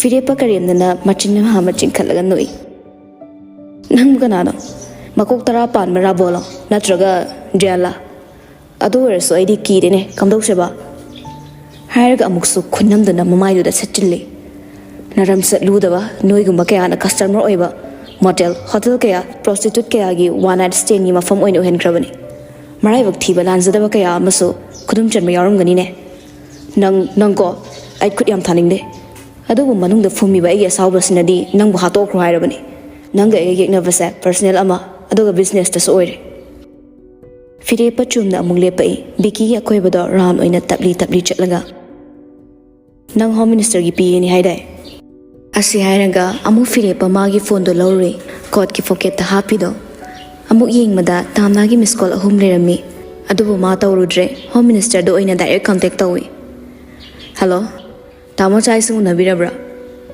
ꯎꯅꯗ꯭ꯔꯤꯅꯦ ꯀꯩ ꯂꯩꯔꯦ ꯐꯤꯔꯦꯞꯄ ꯇꯥꯃꯣꯒꯤ ꯄꯤ ꯑꯦꯁꯦ ꯑꯩꯒꯤ ꯁ꯭ꯇꯥꯐꯇ ꯀꯥꯔꯟ ꯇꯨꯔꯟ ꯇꯧꯅꯕ ꯍꯣꯠꯅꯔꯝꯕꯗꯩ ꯐꯥꯔꯦ ꯄꯨꯂꯤꯁꯇ ꯁꯤꯟꯅꯧꯔꯥ ꯀꯝꯗꯧꯁꯤꯒꯦ ꯑꯁ ꯍꯟꯗꯛꯁꯨ ꯑꯃꯨꯛ ꯇꯧꯔꯕ꯭ꯔꯥ ꯈꯔ ꯀꯥꯟꯅꯩ ꯍꯥꯏꯗꯅ ꯊꯝꯕꯅꯤ ꯃꯥꯅ ꯄꯨꯂꯤꯁ ꯌꯧꯈ꯭ꯔꯗꯤ ꯑꯩꯒꯤ ꯏज्ꯖꯠꯇꯤ ꯂꯣꯏꯔꯦꯍꯦ ꯐꯤꯔꯦꯞꯄ ꯏꯅꯥꯎ ꯅꯪ ꯑꯗꯨꯃꯗꯤ ꯑꯩꯒꯤ ꯃꯥ ꯌꯦꯡꯂ ꯇꯧꯔꯅꯨ ꯑꯩ ꯄꯤ ꯑꯃꯅꯦ ꯌꯥꯝ ꯊꯨꯅ ꯁꯤꯜꯂꯒꯦ ꯃꯥꯏ ꯍꯥꯛꯇꯛꯇ ꯑꯩ ꯌꯥꯝ ꯆꯣꯞꯄ ꯅꯪꯉꯕꯅꯤ ꯑꯩꯒꯤ ꯄꯤ ꯑꯦꯅꯤ ꯍꯥꯏꯔꯒ ꯑꯩꯒꯤ ꯏज्ꯖꯠ ꯐꯅ ꯌꯣꯜꯂꯕꯅꯤ ꯃꯥꯅ ꯍꯣꯏ ꯐꯔꯦꯅꯦ ꯇꯥꯃꯣ ꯑꯗꯨꯗꯤ ꯑꯩ ꯄꯨꯂꯤꯁꯇ ꯑꯥꯔꯣꯏꯒꯦ ꯈꯔꯗꯤ ꯇꯣꯠꯂꯒꯦ ꯍꯥꯏꯗꯨꯅ ꯀꯣꯜ ꯀꯛꯊꯠꯂꯦ ꯑꯗꯨꯒ ꯑꯃꯨꯛ ꯐꯤꯔꯦꯞꯄ ꯕꯤꯀꯤꯗ ꯍꯥꯏꯔꯛꯏ ꯄꯤ ꯑꯦ ꯐꯝꯗꯩ ꯑꯥꯎꯠꯁ ꯑꯣꯏꯔꯦ ꯀꯝꯗꯧꯕꯁꯤꯅ ꯑꯗꯩ ꯑꯃꯨꯛ ꯁꯦꯀ꯭ꯌꯨꯔꯤꯇꯤ ꯑꯃꯗ ꯑꯣꯟꯁꯤꯜꯂꯒ ꯃꯈꯣꯡ ꯃꯈꯨꯠꯁꯦ ꯄꯨꯜꯂꯒ ꯃꯥꯏ ꯊꯣꯡꯒꯥꯜ ꯂꯪꯊꯣꯛꯑꯝꯃꯨ ꯈꯔ ꯍꯥꯟꯅ ꯐꯨꯗꯈꯣ ꯃꯈꯣꯡ ꯑꯅꯤꯃꯛꯁꯨ ꯊꯨꯗꯦꯛꯎ ꯑꯁꯤ ꯍꯥꯏꯔꯝꯃꯒ ꯐꯤꯔꯦꯞꯄ ꯃꯥꯒꯤ ꯀꯣꯠꯇꯨꯁꯨ ꯃꯈꯨꯠ ꯅꯥꯝꯃꯅ ꯄꯥꯏꯔ ꯊꯣꯔꯛꯏ ꯔꯨꯝꯗꯨ ꯍꯦꯛ ꯋꯥꯡꯃ ꯀꯥꯟꯊꯣꯔꯛꯄꯒ ꯁꯛꯐꯝ ꯑꯃ ꯍꯣꯡꯉꯤ ꯍꯥꯊꯨ ꯍꯥꯊꯨ ꯇꯥꯝꯅꯥꯗ ꯐꯣꯟ ꯇꯧꯔꯒ ꯊꯣꯔꯛꯏ ꯑꯗꯨꯕꯨ ꯕꯤꯖꯤ ꯍꯥꯏꯔꯛꯈ꯭ꯔꯦ ꯄꯥꯏꯔꯛꯈꯤꯗ꯭ꯔꯦ ꯃꯃꯥꯏꯗ ꯔꯨꯃꯥꯜ ꯑꯃꯅ ꯁꯤꯠ ꯅꯥꯟꯅ ꯇꯩꯊꯣꯛꯑꯒ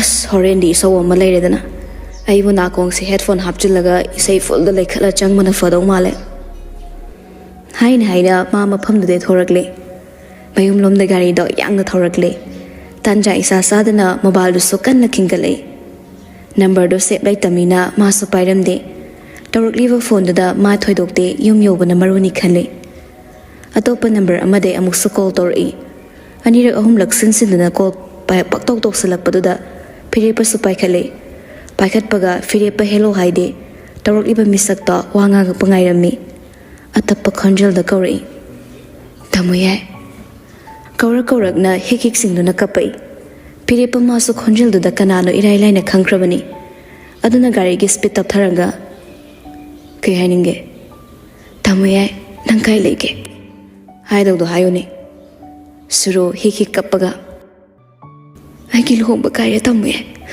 ꯑꯩ ꯂꯨꯍꯣꯡꯉꯔꯣꯏ ꯇꯥꯃꯣ ꯌꯥꯏ ꯑꯩꯒꯤ ꯂꯨꯍꯣꯡꯕ ꯀꯥꯏꯔꯦ ꯅꯪ ꯑꯩꯒꯤ ꯅꯥꯛꯇ ꯂꯥꯛꯄꯤꯒꯦꯔꯥ ꯑꯩ ꯏꯇꯣꯝꯇ ꯂꯩꯕꯁꯨ ꯌꯥꯝ ꯀꯤꯔꯦ ꯅꯪꯅ ꯑꯩꯒꯤ ꯅꯥꯛꯇ ꯂꯩꯔꯗꯤ ꯑꯩ ꯀꯩꯝꯇ ꯑꯀꯤꯕ ꯐꯥꯎꯗꯦ ꯅꯪ ꯑꯩꯒꯤ ꯅꯥꯛꯇ ꯂꯥꯛꯅꯤꯡꯉꯝꯃꯣꯏꯁꯨ ꯈꯪꯉꯤ ꯑꯗꯨꯕꯨ ꯑꯩ ꯅꯪꯕꯨ ꯌꯥꯝ ꯎꯅꯤꯡꯉꯤ ꯁꯨꯔꯣ ꯀꯩꯅꯣ ꯅꯪ ꯄꯥꯝꯃꯤꯁꯦ ꯅꯪꯅ ꯁꯨꯃꯥꯏꯅ ꯁꯨꯝ ꯑꯩꯉꯣꯟꯗ ꯌꯦꯠꯄ ꯄꯥꯝꯃꯤꯁꯦ ꯀꯩꯒꯤꯅꯣ ꯅꯪꯅ ꯅꯤꯡꯁꯤꯡ ꯈꯨꯗꯤꯡꯒꯤ ꯁꯨꯃꯥꯏꯅ ꯁꯨꯝ ꯑꯩꯉꯣꯟꯗ ꯄꯥꯎ ꯐꯥꯎꯅꯕ ꯍꯣꯠꯅꯔꯛꯄꯁꯦ ꯇꯥꯝꯅꯥꯒ ꯑꯩꯒꯒꯤ ꯌꯨꯝꯕꯥꯟ ꯃꯔꯤꯗ ꯑꯀꯥꯏꯕ ꯂꯥꯛꯀꯅꯤ ꯑꯩ ꯅꯪꯒ ꯎꯅꯅꯤꯡꯗꯦ ꯅꯪꯗꯤ ꯑꯩꯅ ꯋꯥꯆꯦꯞꯇ ꯃꯦꯁꯦꯖ ꯊꯥꯕꯁꯨ ꯁꯤꯟꯐꯧ ꯇꯧꯔꯛꯇꯦ Facebook IGꯗ ꯇꯦꯛꯁ ꯊꯥꯕꯁꯨ ꯁꯤꯟ ꯇꯧꯔꯛꯇꯦ ꯑꯗꯨꯅ ꯑꯩ ꯀꯣꯜ ꯇꯧꯔꯛꯄꯅꯤ ꯇꯥꯃꯣ ꯌꯥꯏ ꯑꯩ ꯅꯪꯒ ꯋꯥꯔꯤ ꯌꯥꯝ ꯁꯥꯟꯅꯅꯤꯡꯉꯤ ꯑꯁꯨꯛ ꯁꯥꯡꯕ ꯑꯩꯅ ꯍꯤꯡꯉꯛꯄꯁꯤꯗ ꯏꯃꯥ ꯄꯥꯕꯨꯡꯗꯩꯗꯤ ꯇꯥꯃꯣ ꯌꯥꯏꯅ ꯍꯦꯟꯅ ꯂꯨꯝꯕꯒꯨꯝ ꯑꯩꯅ ꯋꯥꯔꯗꯤ ꯅꯪ ꯅꯤꯡꯁꯤꯡꯉꯒ ꯑꯩ ꯍꯦꯟꯅ ꯀꯞꯄꯦ ꯅꯪꯉꯣꯟꯗ ꯀꯅꯥꯅ ꯑꯩꯒꯤꯗꯃꯛ ꯀꯞꯄꯨ ꯍꯥꯏꯒꯦ ꯑꯩꯗꯤ ꯅꯪꯕꯨ ꯅꯣꯡꯃꯇ ꯅꯤꯡꯁꯤꯡꯕ ꯈꯪꯗꯦ ꯑꯩꯈꯣꯏ ꯄꯥꯕꯨꯡ ꯌꯥꯏ ꯍꯣꯏꯅꯁꯨ ꯇꯥꯃꯣ ꯌꯥꯏ ꯅꯪꯉꯣꯟꯗ ꯂꯥꯟꯈ꯭ꯔꯦ ꯍꯥꯏꯅ ꯍꯥꯏꯅꯤꯡꯉꯤ ꯍꯥꯏ ꯅꯪ ꯃꯣꯏꯒ ꯋꯥꯔꯤ ꯁꯥꯟꯅꯕ ꯑꯣꯏꯅ ꯅꯣꯡꯃ ꯈꯛꯇꯤ ꯑꯩꯈꯣꯏꯗ ꯂꯥꯛꯄꯤꯔꯝꯃꯨꯕ ꯁꯤ ꯅꯠꯇꯕ ꯑꯩ ꯅꯪꯉꯣꯟꯗꯒꯤ ꯀꯩꯝꯇ ꯅꯤꯖꯔꯣꯏ ꯐꯤꯔꯦꯞꯄ ꯑꯃꯨꯛꯁꯨ ꯇꯥꯝꯅꯥꯒꯤ ꯋꯦꯇꯤꯡ ꯆꯪꯉꯛꯄꯗ ꯊꯨꯅ ꯁꯨꯔꯨꯒꯤ ꯀꯣꯜꯗꯣ ꯀꯛꯊꯠꯂꯒ ꯇꯥꯝꯅꯥꯗ ꯑꯃꯨꯛ ꯀꯣꯜ ꯕꯦꯛ ꯇꯧꯁꯤꯜꯂꯤ ꯑꯣꯏꯅ ꯆꯥꯎꯕꯤꯗꯣ ꯀꯛꯊꯠꯂꯛꯏ ꯐꯤꯔꯦꯞꯄ ꯁꯨꯔꯨꯗ ꯍꯜꯂꯒ ꯀꯣꯜ ꯇꯧꯒꯦ ꯈꯜꯂꯝꯗꯦ ꯇꯥꯝꯅꯥꯗꯁꯨ ꯇꯧꯔꯨꯗ꯭ꯔꯦ ꯍꯟꯖꯤꯟꯅ ꯌꯨꯝ ꯌꯧꯕꯒ ꯑꯣꯏꯅ ꯍꯜꯂꯒꯦ ꯍꯥꯏꯅ ꯍꯜꯂꯛꯂꯦ ꯑꯗꯨꯕꯨ ꯊꯥꯖꯤꯜꯂꯛꯂꯤꯕ ꯁꯨꯔꯨꯒꯤ ꯇꯦꯛꯁꯇꯨꯃꯗꯤ ꯎꯔꯨꯔꯦ ꯇꯦꯛꯁꯇꯨꯗ ꯀꯔꯤꯕꯨ ꯏꯔꯛꯂꯤꯕ ꯕ꯭ꯔꯦꯛ ꯃꯈꯣꯜ ꯍꯧꯅ ꯐꯥꯔꯒ ꯒꯥꯔꯤ ꯈꯪꯈꯥꯝ ꯈꯥꯝꯃꯤ ꯑꯗꯨꯒ ꯇꯦꯛꯁꯇꯨꯗ ꯃꯨꯟꯅ ꯌꯦꯡꯂꯒ ꯂꯩꯈ꯭ꯔꯦ ꯃꯤꯀꯨꯞ ꯈꯔ ꯌꯦꯡꯗꯨꯅ ꯂꯩꯔꯨꯔꯕ ꯃꯇꯨꯡ ꯐꯤꯔꯦꯞꯄ ꯇꯞꯅ ꯁꯣꯔ ꯍꯣꯜꯂꯛꯏ ꯒꯥꯔꯤꯗꯣ ꯑꯃꯨꯛ ꯊꯧꯕ ꯍꯧꯔꯛꯂꯦ ꯑꯗꯨꯕꯨ ꯃꯥ ꯃꯥꯏꯊꯣꯡ ꯑꯃꯗꯤ ꯇꯧꯈ꯭ꯔꯦ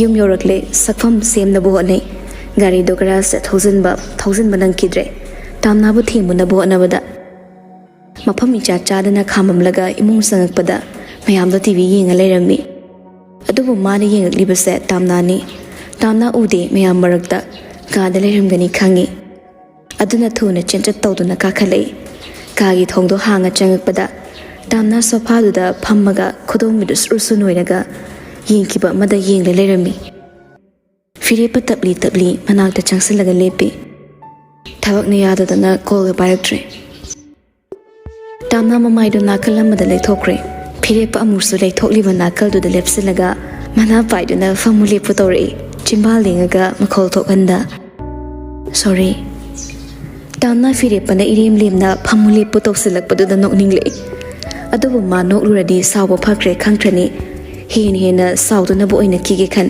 ꯄꯨꯛ ꯍꯧꯒꯠꯂꯒ ꯆꯠꯈ꯭ꯔꯦ ꯐꯤꯔꯦꯞꯄ ꯃꯥꯁꯨ ꯃꯈꯣꯡ ꯏꯐꯤꯡ ꯐꯤꯡꯅ ꯊꯥꯡꯂꯒ ꯇꯥꯝꯅꯥꯏ ꯃꯃꯥꯛ ꯂꯦꯞꯁꯤꯜꯂꯛꯏ ꯁꯣꯏꯈ꯭ꯔꯦ ꯍꯥꯏꯕ ꯊꯕꯛꯅ ꯌꯥꯗꯕꯩ ꯄꯥꯏꯗꯕꯅꯤ ꯋꯦꯇꯤꯡꯁꯨ ꯊꯦꯡꯅꯩ ꯑꯩꯅ ꯑꯃꯨꯛ ꯀꯣꯜ ꯇꯧꯕꯗ ꯅꯪꯅ ꯑꯃꯨꯛ ꯀꯛꯊꯠꯂꯛꯏꯗꯨꯗꯤ ꯍꯌꯦꯡꯗꯩꯗꯤꯅꯦ ꯑꯩꯒꯤ ꯃꯣꯕꯥꯏꯜꯁꯦ ꯁ꯭ꯄꯤꯀꯔ ꯊꯥꯗꯣꯛꯑꯒ ꯊꯝꯕꯅꯤ ꯅꯪꯅ ꯀꯣꯜ ꯇꯧꯔꯛꯄ ꯈꯨꯗꯤꯡ ꯃꯤꯁ ꯑꯣꯏꯗꯅꯕ ꯇꯥꯝꯅꯥ ꯑꯃꯨꯛꯁꯨ ꯐꯤꯔꯦꯞꯄ ꯕꯨꯠ ꯂꯥꯛꯇꯅ ꯏꯟꯊꯣꯛꯈꯤ ꯑꯗꯨꯕꯨ ꯍꯟꯗꯛꯃꯨꯛꯇꯤ ꯏꯟꯕꯁꯨ ꯆꯠꯈꯤꯗ꯭ꯔꯦ ꯂꯥꯏꯅꯁꯨ ꯏꯟꯊꯣꯛꯄ ꯉꯝꯈꯤꯗ꯭ꯔꯦ ꯇꯥꯝꯅꯥ ꯑꯃꯨꯛꯀꯁꯨ ꯏꯜꯂꯤ ꯐꯤꯔꯦꯞꯄ ꯃꯆꯤ ꯂꯦꯡꯗꯦ ꯇꯥꯝꯅꯥꯒꯤ ꯈꯨꯗꯥꯡꯗꯣ ꯇꯥꯞ ꯐꯥꯔꯒ ꯃꯥꯒꯤ ꯄꯦꯟꯇꯨꯒꯤ ꯄꯣꯀꯦꯠꯇ ꯄꯨꯟꯅ ꯍꯨꯝꯖꯤꯟꯃꯤꯟꯅꯩ ꯇꯥꯝꯅꯥꯅ ꯊꯨꯅ ꯁꯠꯇꯣꯏ ꯇꯧꯔꯛꯄꯗ ꯐꯤꯔꯦꯞꯄ ꯁꯠꯇꯣꯔꯛꯂꯒ ꯃꯈꯨꯠ ꯁꯝꯂꯒ ꯇꯥꯝꯌꯥꯏ ꯋꯥ ꯍꯥꯏꯒꯦꯁꯦ ꯑꯁꯤ ꯍꯥꯏꯔꯒ ꯕꯦꯜꯀꯅꯤꯗ ꯊꯣꯛꯃꯤꯟꯅꯔꯛꯂꯦ ꯐꯤꯔꯦꯞꯄ ꯄꯨꯟꯅ ꯂꯦꯞꯃꯤꯟꯅꯩ ꯑꯅꯤꯃꯛ ꯍꯧꯖꯤꯛꯁꯨ ꯊꯥꯗꯣꯛꯄ ꯅꯠꯇ꯭ꯔꯦ ꯇꯥꯝꯅꯥꯒꯤ ꯈꯨꯠꯇꯣ ꯒꯥꯔꯗꯤꯡꯗꯨꯗ ꯃꯈꯨꯠ ꯑꯅꯤꯃꯛꯅ ꯄꯨꯟꯅ ꯄꯥꯏꯃꯤꯟꯅꯩ ꯐꯤꯔꯦꯞꯄ ꯃꯤꯠꯅ ꯁꯥꯝꯂꯞꯅ ꯌꯦꯡꯂꯨꯔꯒ ꯇꯥꯝꯅꯥꯗ ꯂꯩꯁꯤꯜꯂꯛꯂꯒ ꯃꯉꯣꯟꯗ ꯌꯦꯡꯗꯨꯅ ꯂꯦꯞꯂꯤꯕ ꯇꯥꯝꯅꯥꯒꯤ ꯅꯥꯞꯆꯦꯞ ꯑꯣꯏꯕ ꯁꯛꯇꯝꯗ ꯌꯦꯡꯂꯨꯔꯒ ꯑꯃꯨꯛ ꯑꯇꯤꯌꯥ ꯊꯛꯇ ꯌꯦꯡꯈꯠꯂꯤ ꯑꯇꯤꯌꯥꯁꯤ ꯌꯦꯡꯉꯨꯅꯦ ꯇꯥꯝꯅꯥꯁꯨ ꯃꯊꯛꯇ ꯐꯤꯔꯦꯞꯄꯒꯤ ꯃꯤꯠ ꯇꯨꯡ ꯏꯟꯅꯔꯒ ꯌꯦꯡꯉꯤ The sky says his soldier is only for the moon. The universe says the sun is only their hope. The earth says this universe is her everything. The whole land says she cannot live without lake, ocean and rivers. Aday amok Tamnada yingli. Tamna su Fireppada yingthari mitchane animakto Fireppa tapna. You know what my heart says cannot live without you. Fireppagi punsida Tamnana machune. Machu thoktaba punsidi fazafam leidabani. Nangna oinaraga sauraso aina oinaduna thembagi mahut leitade. Pakat yamna chawi. Punsina maikei lana humbiruraba. Ai ama oirubana nangna ibu thasabagi mayeng takitra haina. Ai yamna wai. Ai yam wai.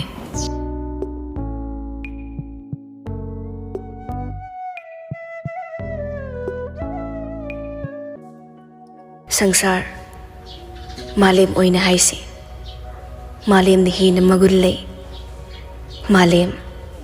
Malem sinba thongna koirure Thamoina handuna suthizaba Wakhalna mateng pangsilakba nungshiba ama Phangki aina Amakak supnagi amakak Nakna leiba kaya ꯂꯥꯞꯅ ꯂꯩꯕ ꯀꯌꯥ ꯃꯃꯤ ꯁꯥꯃꯤ ꯂꯥꯛꯂꯝꯕ ꯀꯌꯥꯗꯨꯗꯒꯤ ꯁꯨꯞꯅꯒꯤ ꯈꯟꯖꯈꯤꯕ ꯑꯃꯈꯛ ꯑꯣꯏꯔꯝꯂꯦ ꯅꯪꯅ ꯑꯃ ꯁꯨꯞꯅꯒꯤ ꯑꯃꯈꯛꯇꯣ ꯅꯨꯡꯗꯁꯨ ꯄꯥꯜꯗꯁꯨ ꯅꯨꯡꯄꯥꯜ ꯑꯅꯤꯃꯛꯀꯤ ꯈꯣꯏꯗꯥꯖꯕ ꯑꯆꯨꯝꯕ ꯃꯤꯁꯛ ꯑꯌꯨꯛꯀꯤ ꯂꯤꯛꯂꯥꯅ ꯍꯛꯆꯥꯡꯗ ꯊꯦꯡꯂꯛꯄ ꯅꯣꯡꯂꯤꯛꯅ ꯂꯦꯛꯅ ꯁꯣꯛꯂꯛꯄ ꯊꯃꯣꯏ ꯋꯥꯈꯜ ꯑꯅꯤꯃꯛ ꯄꯨꯡꯏꯪ ꯍꯦꯛ ꯏꯪꯍꯜꯂꯤꯗꯣ ꯑꯗꯨꯗꯒꯤꯁꯨ ꯍꯦꯜꯂꯤ ꯅꯍꯥꯛꯅ ꯑꯗꯨꯅ ꯅꯪꯗꯤ ꯇayingbꯤꯅꯤ ꯄꯨꯝꯅꯃꯛꯇꯒꯤ ꯍꯦꯟꯅ ꯇayingbꯤ ꯁꯩꯊꯥꯔꯁꯤꯔ ꯅꯪꯕꯨ ꯂꯥꯏꯔꯦꯟꯕꯤꯅꯤ ꯍꯦꯟꯕꯣꯏ ꯅꯤꯡꯉꯤ ꯅꯍꯥꯛꯅ ꯍꯥꯏꯁꯤꯔ ꯅꯪꯕꯨ ꯂꯥꯏꯔꯩꯕꯥꯛꯀꯤ ꯃꯦꯅꯀꯥ ꯑꯗꯨꯕꯨ ꯌꯥꯡꯃꯜꯂꯤ ꯆꯥꯡꯗꯝꯅꯔꯤꯕꯗꯣ ꯆꯩꯔꯛꯏ ꯃꯤꯠꯌꯦꯡꯅ ꯀꯨꯕꯦꯔꯒꯤ ꯂꯩꯀꯣꯜꯗ ꯇꯥꯡꯅ ꯁꯥꯠꯄꯤ ꯁꯅꯥꯒꯤ ꯂꯩꯍꯥꯎꯁꯨ ꯅꯣꯡꯃꯇ ꯀꯜꯂꯛꯅ ꯌꯦꯡꯅꯤꯡꯕ ꯐꯥꯎꯔꯨꯗꯦ ꯃꯥꯂꯦꯝꯁꯤꯗ ꯂꯩꯔꯤꯕ ꯑꯉꯛꯄ ꯇꯔꯦꯠꯇꯒꯤ ꯍꯦꯟꯅ ꯉꯛꯂꯕ ꯅꯪꯒꯤ ꯅꯇꯤꯛ ꯅꯒꯨꯟꯅꯤ ꯍꯥꯏꯅ ꯂꯧꯗꯕ ꯉꯝꯗꯦ ꯑꯩꯍꯥꯛꯅ ꯍꯛꯆꯥꯡꯁꯤꯅ ꯄꯤꯊꯣꯛꯈꯤꯕꯗ ꯌꯥꯎꯈꯤꯕꯅꯤ ꯊꯃꯣꯏꯁꯨ ꯃꯤꯠꯌꯦꯡꯁꯤꯃꯅ ꯃꯤꯇꯥꯔꯨꯕꯗ ꯆꯟꯈꯤꯕꯅꯤ ꯈꯨꯗꯨꯝ ꯋꯥꯈꯜꯅꯁꯨ ꯌꯦꯛꯇꯨꯅ ꯂꯩꯈ꯭ꯔꯕ ꯂꯥꯏ ꯑꯃꯈꯛꯅꯤ ꯊꯃꯣꯏꯗ ꯃꯨꯠꯅꯥꯏꯔꯔꯣꯏꯗꯕ ꯋꯥꯈꯜꯅ ꯈꯣꯔꯖꯩ ꯑꯣꯏ ꯇꯥꯝꯅ ꯐꯤꯔꯦꯞꯄꯗ ꯌꯦꯡꯅ ꯅꯣꯡꯃ ꯅꯣꯡꯃꯒꯤ ꯍꯦꯟꯖꯜꯂꯛꯂꯤꯕ ꯐꯤꯔꯦꯞꯄꯒꯤ ꯅꯨꯡꯁꯤ ꯃꯇꯧꯗ ꯑꯃꯨꯛꯁꯨ ꯏꯀꯥꯏꯖꯔꯛꯏ ꯀꯩꯒꯨꯝꯕ ꯀꯥꯟꯗ ꯐꯤꯔꯦꯞꯄ ꯃꯥꯒꯤ ꯅꯨꯡꯁꯤꯕ ꯃꯇꯧꯗ ꯃꯥꯕꯨꯁꯨ ꯏꯀꯥꯏꯍꯜꯂꯛꯂꯤꯕꯅꯤ ꯑꯗꯨꯝꯅꯁꯨ ꯍꯥꯏꯒꯅꯣ ꯏꯀꯥꯏꯖꯩ ꯅꯪꯒꯤ ꯋꯥꯍꯩꯅ ꯅꯥꯞꯄ ꯁꯤꯡꯁꯥ ꯌꯩꯔꯛꯄꯗ ꯑꯩꯒꯤ ꯃꯥꯏꯊꯣꯡꯗ ꯏꯀꯥꯏꯕꯅ ꯅꯣꯟꯈꯠꯇꯨꯅ ꯅꯪꯒꯤ ꯃꯤꯠ ꯆꯥꯅꯕꯁꯨ ꯉꯝꯗꯦ ꯅꯪꯅ ꯑꯩꯕꯨ ꯅꯨꯡꯁꯤꯕꯗ ꯑꯩꯒꯤ ꯊꯃꯣꯏꯅ ꯄꯦꯟꯕ ꯍꯦꯟꯃꯜꯂꯁꯨ ꯀꯩꯒꯨꯝꯕꯗ ꯅꯪꯒꯤ ꯅꯨꯡꯁꯤꯕꯗꯨꯅ ꯍꯦꯟꯈꯤꯕꯅ ꯑꯩꯅ ꯅꯣꯐꯧꯕꯒꯨꯝ ꯐꯥꯎꯏ ꯅꯪ ꯑꯩꯕꯨ ꯅꯨꯡꯁꯤꯕꯁꯨ ꯌꯥꯝꯅ ꯎꯠꯂꯛꯀꯅꯨ ꯊꯃꯣꯏꯒꯤ ꯃꯃꯤꯗꯤ ꯃꯥꯏꯊꯣꯡꯒꯤ ꯑꯁꯦꯡꯕ ꯁꯛꯇꯝꯅ ꯀꯌꯥꯝ ꯌꯥꯝꯅ ꯂꯣꯠꯄ ꯉꯝꯂꯨꯅꯤ ꯃꯃꯤ ꯁꯥꯃꯤ ꯊꯃꯣꯏꯗ ꯐꯥꯎꯔꯛꯄ ꯏꯍꯨꯜꯗꯤ ꯏꯔꯥꯏ ꯂꯥꯏꯅ ꯂꯣꯠꯈ꯭ꯔꯕꯁꯨ ꯀꯥ ꯍꯦꯟꯕ ꯏꯍꯨꯜꯗꯤ ꯀꯩꯗꯧꯅꯨꯡꯗꯁꯨ ꯂꯣꯠꯁꯤꯟꯕ ꯉꯝꯂꯣꯏ ꯏꯐꯣꯡ ꯐꯣꯡꯅ ꯃꯥꯏꯊꯣꯡꯗ ꯇꯥꯔꯛꯀꯅꯤ ꯅꯪꯕꯨ ꯅꯨꯡꯁꯤꯕꯒꯤ ꯃꯇꯣꯝꯇ ꯊꯣꯛꯈꯤꯕ ꯑꯩꯒꯤ ꯏꯇꯧꯅꯤ ꯑꯍꯦꯟꯕ ꯏꯇꯧ ꯅꯠꯇꯦ ꯑꯗꯨꯒ ꯑꯃꯅ ꯅꯪꯒꯤ ꯃꯥꯏꯊꯣꯡꯗꯒꯤ ꯑꯍꯣꯡꯕ ꯅꯨꯡꯉꯥꯏꯇꯕ ꯁꯛꯇꯝ ꯑꯃ ꯐꯥꯎꯕ ꯑꯩ ꯎꯅꯤꯡꯂꯤ ꯐꯤꯔꯦꯞꯄ ꯑꯃꯨꯛꯁꯨ ꯇꯥꯝꯅꯥꯒꯤ ꯃꯈꯨꯠ ꯁꯝꯂꯒ ꯄꯨꯁꯤꯜꯂꯛꯂꯒ ꯗ꯭ꯔꯦꯁꯤꯡ ꯇꯦꯕꯜ ꯃꯃꯥꯡꯗ ꯂꯦꯞꯃꯤꯟꯅꯩ ꯃꯥꯅ ꯇꯨꯡꯋꯥꯏꯔꯞꯅ ꯑꯗꯨꯒ ꯄꯨꯟꯅ ꯃꯤꯔꯔꯗꯨꯗ ꯌꯦꯡꯃꯤꯟꯅꯩ ꯇꯣ ꯃꯤꯡꯁꯦꯜꯗ ꯇꯥꯔꯤꯕ ꯁꯛꯇꯝꯁꯦ ꯎꯕ꯭ꯔꯥ ꯃꯤꯡꯁꯦꯜꯗ ꯇꯥꯔꯤꯕ ꯅꯪꯒꯤ ꯁꯛꯇꯝꯁꯦ ꯅꯪ ꯅꯁꯥꯅ ꯎꯖꯗꯕ ꯃꯤꯀꯨꯞꯇ ꯑꯩꯅꯗꯤ ꯎꯕ ꯐꯪꯉꯤ ꯅꯪꯒꯤ ꯃꯥꯏꯊꯣꯡꯗ ꯑꯄꯦꯟꯕꯒꯤ ꯃꯃꯤ ꯇꯥꯕꯗꯣ ꯑꯩꯒꯤ ꯊꯃꯣꯏꯅꯁꯨ ꯍꯔꯥꯎꯏ ꯑꯩꯁꯦ ꯅꯪꯒꯤ ꯃꯤꯡꯁꯦꯜꯒꯨꯝꯕꯅꯤ ꯅꯪꯅ ꯋꯥꯔꯦ ꯑꯩꯁꯨ ꯋꯥꯅ ꯎꯒꯅꯤ ꯅꯪꯅ ꯀꯞꯂꯦ ꯑꯩꯁꯨ ꯀꯞꯄꯅꯤ ꯅꯪꯅ ꯅꯣꯛꯂꯒ ꯑꯩꯁꯨ ꯅꯣꯛꯏ ꯑꯗꯨꯅ ꯅꯪꯅ ꯑꯩꯒꯤ ꯃꯥꯏꯊꯣꯡꯗꯒꯤ ꯅꯨꯡꯉꯥꯏꯕꯒꯤ ꯃꯁꯛ ꯎꯕ ꯐꯪꯅꯤꯡꯂꯗꯤ ꯅꯪ ꯑꯩꯉꯣꯟꯗ ꯍꯔꯥꯎꯅ ꯅꯨꯡꯁꯤꯅ ꯌꯦꯡꯂꯛꯎ ꯑꯩꯗꯤ ꯅꯪꯒꯤ ꯃꯤꯡꯁꯦꯜꯅꯤ ꯅꯪꯒꯤ ꯃꯥꯏꯊꯣꯡꯒꯤ ꯃꯈꯥ ꯄꯣꯟꯕ ꯅꯪꯒꯤ ꯁꯛꯌꯦꯡ ꯃꯤꯡꯁꯦꯜ ꯑꯃꯨꯛ ꯁꯣꯔ ꯍꯣꯟꯗꯣꯛꯂꯛꯂꯒ ꯈꯣꯟꯖꯦꯜꯗ ꯇꯣꯟ ꯍꯣꯡꯂꯒ ꯍꯥꯏꯔꯛꯏ ꯍꯧꯔꯞꯅ ꯄꯨꯡ ꯊꯦꯡꯂꯦ ꯂꯥꯛꯑꯣ ꯃꯌꯥꯝ ꯆꯥꯛ ꯆꯥꯊꯣꯛꯅꯕ ꯇꯧꯅꯕ ꯏꯇꯩꯃꯒ ꯆꯥꯛ ꯊꯤꯃꯤꯟꯅꯔꯝꯃꯣ ꯑꯩꯁꯨ ꯏꯁꯥꯁꯦ ꯐꯨꯠꯂꯦ ꯑꯗꯨꯅ ꯁꯠ ꯆꯥꯏꯊꯔꯛꯂꯒꯦ ꯇꯥꯝꯅꯥꯁꯨ ꯍꯣꯏ ꯍꯥꯏꯔꯝꯂꯒ ꯀꯥꯗꯨꯗꯒꯤ ꯊꯣꯛꯈ꯭ꯔꯦ ꯐꯤꯔꯦꯞꯄ ꯇꯥꯝꯅꯥ ꯍꯦꯛ ꯊꯣꯛꯈꯤꯕꯒ ꯁꯨꯔꯨꯗ ꯀꯣꯜ ꯕꯦꯛ ꯇꯧꯁꯤꯜꯂꯦ ꯁꯨꯔꯨꯅ ꯍꯦꯛ ꯄꯥꯏꯈꯠꯂꯛꯄꯒ ꯀꯌꯥꯝ ꯀꯨꯏꯔꯦ ꯈꯪꯂꯛꯄ ꯁꯨꯔꯨ ꯈꯣꯟꯖꯦꯜ ꯅꯤꯛꯂꯛꯏ ꯍꯟꯗꯛꯈꯛꯅꯤ ꯁꯨꯇꯤꯡ ꯃꯐꯝꯗꯩ ꯋꯥꯟꯊꯔꯛꯄꯗ ꯍꯣꯁꯄꯤꯇꯥꯜꯗ ꯃꯌꯥꯝ ꯆꯪꯗꯨꯅ ꯄꯨꯈꯠꯂꯛꯄꯅꯤ ꯗꯣꯛꯇꯔꯅ ꯍꯥꯏꯔꯤꯗꯣ ꯑꯣꯏꯔꯝꯗꯕꯁꯨ ꯌꯥꯏꯗ ꯑꯩ ꯅꯪꯉꯣꯟꯗ ꯋꯥꯔꯤ ꯂꯣꯏꯅꯃꯛ ꯄꯦꯟꯅ ꯂꯤꯅꯤꯡꯉꯤ ꯅꯪ ꯑꯩꯒꯤ ꯅꯥꯛꯇ ꯑꯝꯇ ꯂꯥꯛꯑꯣ ꯐꯤꯔꯦꯞꯄ ꯃꯥꯅ ꯅꯨꯡꯉꯥꯏꯔꯣꯏ ꯑꯩꯅꯁꯨ ꯂꯥꯛꯅꯤꯡꯗꯦ ꯁꯨꯔꯨ ꯀꯞꯄꯛꯏ ꯄ꯭ꯂꯤꯖ ꯅꯣꯡꯃꯈꯛ ꯁꯨꯞꯅꯒꯤ ꯅꯣꯡꯃꯈꯛ ꯅꯪꯅ ꯑꯩꯒꯤ ꯅꯥꯛꯇ ꯁꯨꯛꯂꯥꯛ ꯂꯥꯛꯅꯤꯡꯗ꯭ꯔꯤꯁꯦ ꯀꯩꯒꯤꯅꯣ ꯁꯥꯊꯤꯅ ꯈꯠꯅꯈꯤꯕ ꯃꯔꯨꯞ ꯑꯅꯤ ꯅꯣꯡꯃ ꯏꯈꯪ ꯈꯪꯍꯧꯗꯅ ꯊꯦꯡꯅꯈꯤꯕꯗꯤ ꯑꯅꯤꯃꯛꯇꯨ ꯌꯦꯡꯅꯔꯒ ꯅꯣꯛꯄꯅꯤ ꯑꯗꯨꯕꯨ ꯅꯪꯗꯤ ꯑꯩꯒꯤ ꯄꯨꯟꯁꯤꯗ ꯇꯤꯡꯈꯪꯅꯤ ꯑꯩꯅ ꯊꯩꯔꯒ ꯆꯠꯂꯁꯨ ꯇꯥꯟꯅꯗꯨꯅ ꯑꯩꯉꯣꯟꯗ ꯌꯣꯛꯈꯤꯕ ꯇꯤꯡꯈꯪ ꯑꯃꯈꯛ ꯑꯗꯨꯒ ꯑꯃꯨꯛꯁꯨ ꯅꯪꯗꯤ ꯑꯩꯅ ꯅꯣꯡꯃꯈꯛ ꯆꯥꯝꯊꯣꯛꯅꯕ ꯀꯧꯔꯨꯕꯗ ꯍꯟꯖꯤꯜꯂꯒ ꯑꯃꯨꯛ ꯌꯦꯠꯀꯤ ꯈꯟꯕ ꯑꯃꯥꯡꯕ ꯂꯝꯆꯠ ꯑꯃ ꯍꯧꯖꯤꯛꯁꯨ ꯅꯪꯒꯤ ꯃꯥꯏꯊꯣꯡꯗ ꯇꯥꯔꯤ ꯑꯩ ꯅꯪꯒꯤ ꯅꯥꯛꯇ ꯍꯌꯦꯡ ꯆꯪꯉꯛꯑꯝꯒꯦ ꯃꯈꯥ ꯇꯥꯕꯗ ꯑꯩꯉꯣꯟꯗ ꯃꯊꯥ ꯍꯥꯞꯄꯛꯀꯅꯨ ꯁꯤ ꯍꯥꯏꯔꯒ ꯐꯤꯔꯦꯞꯄ ꯀꯣꯜ ꯊꯝꯈ꯭ꯔꯒ ꯕꯥꯠꯔꯨꯝꯗ ꯆꯪꯈ꯭ꯔꯦ ꯑꯗꯨꯕꯨ ꯇꯥꯝꯅꯥꯅ ꯇꯥꯍꯧꯔꯦ ꯁꯥꯟꯅꯔꯝꯂꯤꯕ ꯋꯥꯔꯤꯗꯨꯃꯗꯤ Wari kutsanadudha kananu haibadi tamnana khaludriso khudakta khangkrabani. Phirepan mana khanganda suruga pau phaunari haibasimaso khangkibana ma maithong maksinkhre. Tabli mangduna makha kumthakre.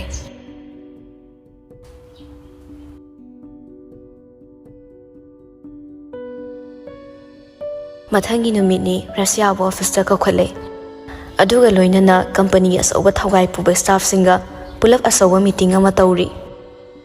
Erona mamang the staff nupi singna home service amumuk thengna chatpa khudingi thabak tokhibagi maramse Russia nahangi thodok kumbani haibada haiman mathokloi haina ina khalle. Staff amana tokhibe staff khudima Russia ga mari leineba service tangaktani. Aduna Russia nang ekhoida fazana explanation ama pibana nangi apabo ini khalle. Nangna lan khrebu harasu natradi wase am chawthonara kadore aduga nang su senfam leiroi. Ningolna Garam du so ay chatloin haizabane namdana chatlalibane sa Russiana magi sakri khutawdo ay su kaino ni hainadi khandi khanbane madu sumaina nupi mayamse oktabi wehalandaw tawe habadi khaludabana asumna haidok luraga amok haire sorry mayam wase khara kanmalaso aigi de haipam thokpane numittuda sarhoila amano ay kay uramdoino ipangani subasu nate izat manganga lehawdoribra mamang rusamba case mayam leramgani Nanthokpa ngamba kaya ama nanthokpa ngamkidaba kaya ama se daita se kanana puba ngamdoino Phirepana Phare Russia hojik nangna ekoida hainingliba wase kaino hairo ekoi tarage Russia marului mamai khra ngangsile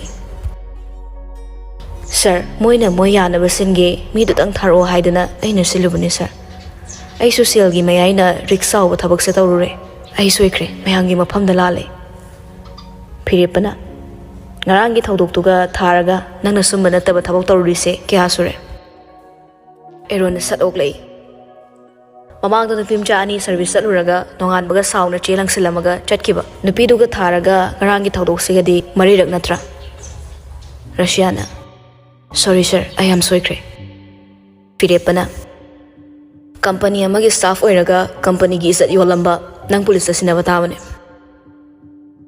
Russia fat yingkhalak makhulonare Sir adudadi tawbino ai sir oina fine thi haibadu thizage Fare adu eragana nangna aran mathabak to hondu honaramba nupi sungdugi mayumda staff ama yauraga chatlaga nanglale haisarugadabani aduga mafamsida amuk laknaba appointment letter aina pigani aduga nangdi kangla sa business sida amuk hanna khongul tarak payaroi makha samtatlaga Eron yam thuna thabak sinkro aduga mayam su isa isa gi thabak tawbiro Russia da mu haire aina nangbu ngakpi banate nupi singdugi khallaga wa sawthokpa pamdabagini aduna lamdraba nanga fawa khak oiramloi nupi singduna nangbu kanbirabani haibase nang khakawgono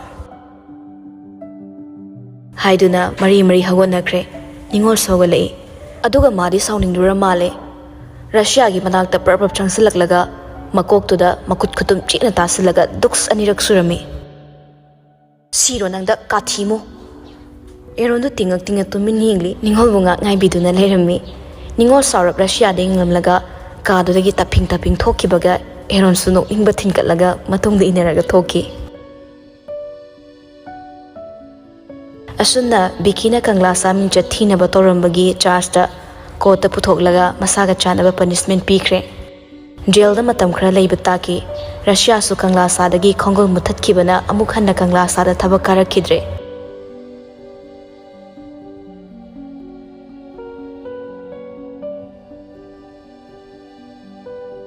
Numit kharani su hauki Phireppa handak si isaw sawi ma isaw su khra langi makok saribra natraga topa maram leibanara ngasige ayuk haurakpadagi so mana ubu khuding chiibase ayuk ki sak sabadu so prabab charaga hagotki kokilana kaino asiga ngangsibo makok si susa abra kaino nupa na tadona langami ba isaw sibo hadaksi asibo kari lai sangaba jano ba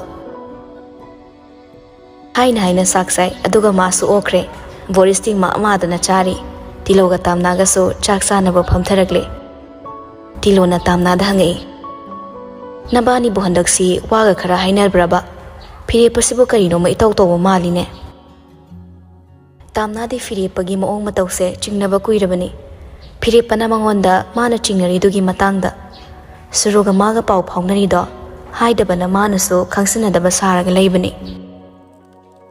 Borisna Imai Pema mana langning ek langsasanu kaino mawa laudi amta aikoi che mayum pandringe dadi mai asumai paithokpa pomthokpa se yadabai thina phubibani.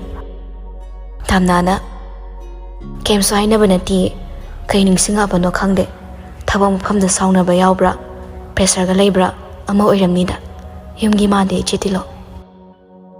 Oh chasilo aduga nang sunya thabang phamda ngak yoruni haidai.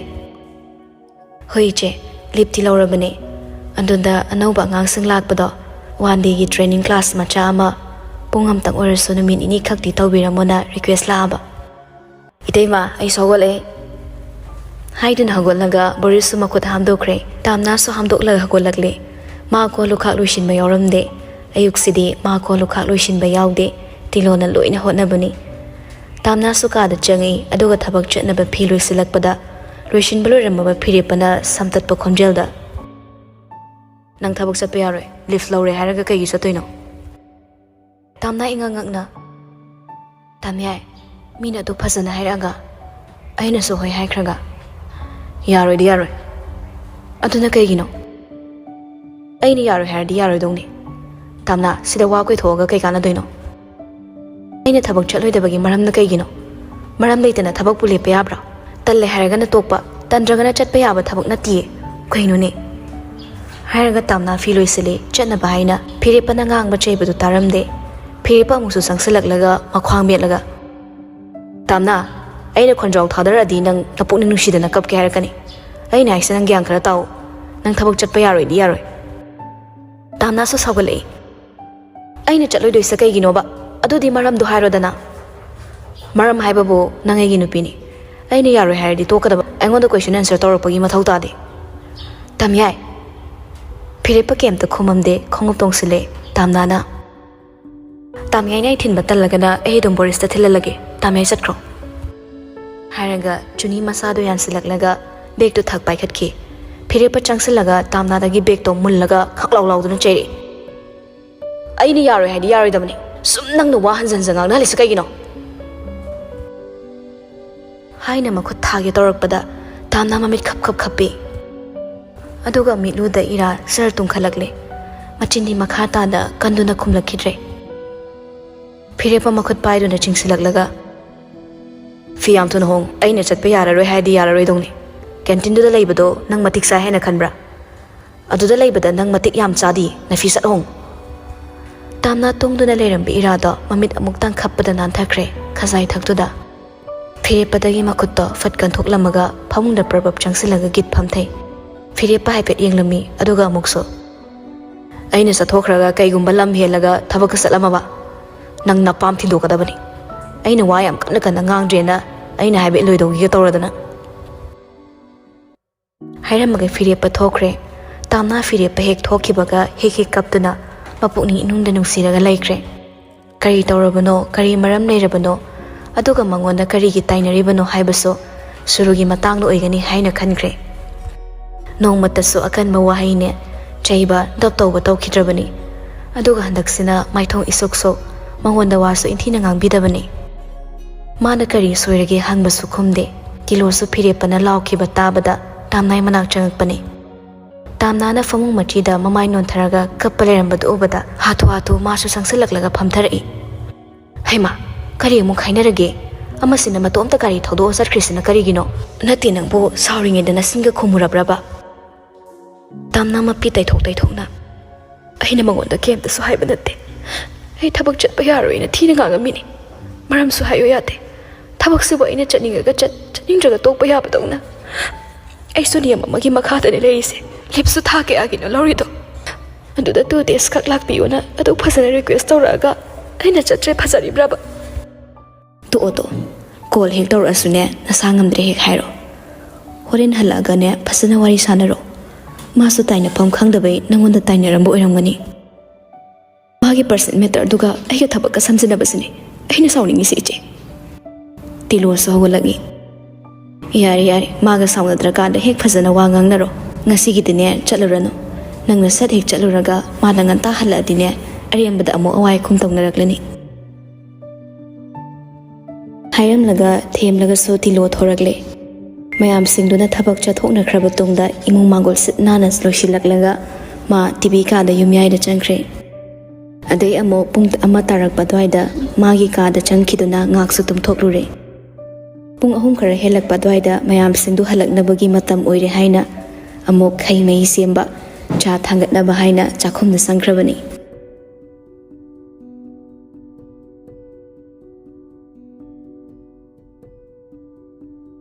ꯗꯨꯛ ꯊꯥꯎꯃꯩ ꯀꯠꯈ꯭ꯔꯕ ꯄꯨꯡ 3 ꯈꯔ ꯍꯦꯜꯂꯛꯄ ꯑꯗꯨꯋꯥꯏꯗ ꯐꯤꯔꯦꯞꯄ ꯊꯕꯛ ꯍꯜꯂꯛꯏ ꯃꯐꯤ ꯃꯔꯣꯜ ꯍꯣꯡꯗꯣꯛꯂꯒ ꯕꯥꯠꯔꯨꯝ ꯆꯪꯈꯤ ꯉꯥꯛ ꯑꯋꯥꯕ ꯍꯟꯗꯣꯛꯂꯒ ꯑꯃꯨꯛ ꯅꯨꯃꯤꯗꯥꯡꯒꯤ ꯆꯥꯛ ꯆꯥꯅꯈ꯭ꯔꯦ ꯆꯥꯛ ꯆꯥꯕꯗꯨꯁꯨ ꯋꯥ ꯀꯌꯥ ꯉꯥꯡꯂꯝꯗ ꯈꯔ ꯆꯥꯔꯒ ꯍꯧꯒꯠꯂꯛꯏ ꯃꯈꯨꯠ ꯃꯁꯥ ꯍꯥꯝꯕ ꯂꯣꯏꯔꯒ ꯀꯥꯗ ꯆꯪꯂꯛꯏ ꯁꯣꯐꯥꯗ ꯐꯝꯂꯒ ꯐꯣꯟ ꯉꯥꯛ ꯃꯦꯠꯂꯤ ꯄꯨꯡ 9:30 ꯇꯥꯔꯛꯄ ꯑꯗꯨꯋꯥꯏꯗꯅꯤ ꯇꯥꯝꯅꯥꯅ ꯀꯥꯗ ꯆꯪꯉꯛꯄꯗꯣ ꯐꯤꯔꯦꯞꯄꯗ ꯋꯥ ꯑꯃꯗꯤ ꯉꯥꯡꯅꯤꯡꯉꯤ ꯑꯗꯨꯕꯨ ꯐꯤꯔꯦꯞꯄꯒꯤ ꯃꯇꯧꯗ ꯇꯜꯂꯗꯨꯅ ꯕꯥꯠꯔꯨꯝ ꯆꯪꯉꯒ ꯃꯁꯥ ꯁꯦꯡꯗꯣꯛꯏ ꯑꯗꯨꯒ ꯑꯃꯨꯛ ꯊꯣꯔꯛꯂꯒ ꯐꯝ ꯊꯥꯈ꯭ꯔꯦ ꯀꯥꯡꯈꯜ ꯊꯥꯗꯈ꯭ꯔꯦ ꯐꯤꯔꯦꯞꯄꯁꯨ ꯐꯣꯛ ꯍꯧꯒꯠꯂꯛꯂꯒ ꯇꯥꯝꯅꯥꯒꯤ ꯃꯅꯥꯛ ꯂꯥꯛꯏ ꯐꯃꯨꯡꯗ ꯃꯥ ꯍꯥꯟꯅ ꯄ꯭ꯔꯕꯣꯛ ꯀꯥꯈꯠꯈꯤ ꯍꯌꯦꯡ ꯄꯨꯡ 10 ꯆꯞ ꯆꯥꯅ ꯑꯣꯐꯤꯁꯇ ꯏꯚꯦꯟ ꯑꯃ ꯂꯩ ꯅꯪꯁꯨ ꯌꯥꯎ ꯆꯠꯀꯗꯕꯅꯤ ꯄꯨꯡ 10 ꯆꯞ ꯆꯥꯅ ꯇꯥꯝꯅꯥ ꯇꯞꯅ ꯇꯥꯝꯌꯥꯏ ꯐꯤꯔꯦꯞꯄ ꯍꯤꯞꯈ꯭ꯔꯦ ꯅꯥꯀꯜ ꯑꯃꯗ ꯑꯣꯟꯊꯣꯛꯏ ꯋꯥꯔꯤ ꯁꯥꯔꯒꯨꯝꯁꯦ ꯑꯩ ꯇꯦꯟꯁꯟ ꯌꯥꯝ ꯂꯩ ꯑꯄꯦꯟ ꯄꯦꯟꯗ ꯅꯨꯡꯉꯥꯏꯕ ꯅꯨꯡꯉꯥꯏꯇꯕ ꯋꯥꯔꯤꯗꯣ ꯁꯥꯗꯣꯛꯅꯗ꯭ꯔꯗꯤ ꯀꯃꯥꯏꯅ ꯁꯥꯎꯕ ꯐꯅꯗꯣꯏꯅꯣ ꯑꯩ ꯅꯉꯣꯟꯗ ꯁꯥꯎꯋꯦ ꯍꯥꯏꯈ꯭ꯔꯕꯣ ꯇꯨꯝꯃꯨ ꯇꯨꯃꯤꯟꯅ ꯋꯥꯔꯤ ꯍꯌꯦꯡ ꯁꯥꯔꯁꯦ ꯅꯪꯅ ꯂꯣꯟꯅ ꯇꯧꯕ ꯊꯕꯛ ꯑꯩꯅ ꯍꯪꯗ꯭ꯔꯦꯅ ꯅꯪꯅ ꯁꯨꯝ ꯂꯣꯟꯅ ꯇꯧꯔꯗꯤ ꯇꯨꯡꯗ ꯋꯥ ꯌꯥꯝ ꯀꯥꯏꯅꯔꯛꯀꯅꯤ ꯐꯤꯔꯦꯞꯄ ꯇꯥꯝꯅꯥꯅ ꯉꯥꯡꯂꯤꯗꯣ ꯃꯥ ꯂꯧꯁꯤꯜꯂꯝꯗꯦ ꯁꯨꯔꯨꯒ ꯃꯥꯒ ꯁꯥꯟꯅꯈꯤꯕ ꯋꯥꯔꯤꯗꯣ ꯇꯥꯝꯅꯥꯅ ꯇꯥꯔꯝꯒꯅꯤ ꯍꯥꯏꯕꯁꯤꯁꯨ ꯃꯥ ꯈꯜꯂꯨꯗꯕꯅꯤ ꯑꯗꯨꯕꯨ ꯇꯥꯝꯅꯥꯗꯤ ꯄꯦꯟꯗꯕꯅ ꯂꯣꯏꯈ꯭ꯔꯦ ꯐꯅ ꯑꯣꯏꯗꯨꯅꯁꯨ ꯑꯇꯣꯞꯄ ꯃꯔꯝ ꯑꯃꯕꯨ ꯑꯣꯏꯔꯕꯁꯨ ꯃꯉꯣꯟꯗ ꯋꯥꯏ ꯑꯃ ꯐꯥꯎꯕ ꯍꯥꯏꯗꯕꯁꯦ ꯃꯥꯅ ꯄꯦꯟꯖꯗ꯭ꯔꯤꯕꯅꯤ ꯇꯥꯝꯅꯥ ꯁꯣꯔ ꯇꯞꯊꯕ ꯑꯃ ꯇꯞꯅ ꯍꯣꯟꯗꯣꯛꯂꯒ ꯐꯃꯨꯡ ꯀꯥꯈꯠꯂꯛꯂꯦ ꯃꯥꯁꯨ ꯏꯞꯊꯔꯦ ꯑꯗꯨꯕꯨ ꯅꯨꯄꯥꯁꯤꯒꯤ ꯃꯑꯣꯡ ꯃꯇꯧꯃꯛꯅꯤ ꯇꯨꯝꯊꯕ ꯍꯦꯛ ꯌꯥꯗꯅ ꯅꯣꯡꯉꯥꯟꯈ꯭ꯔꯦ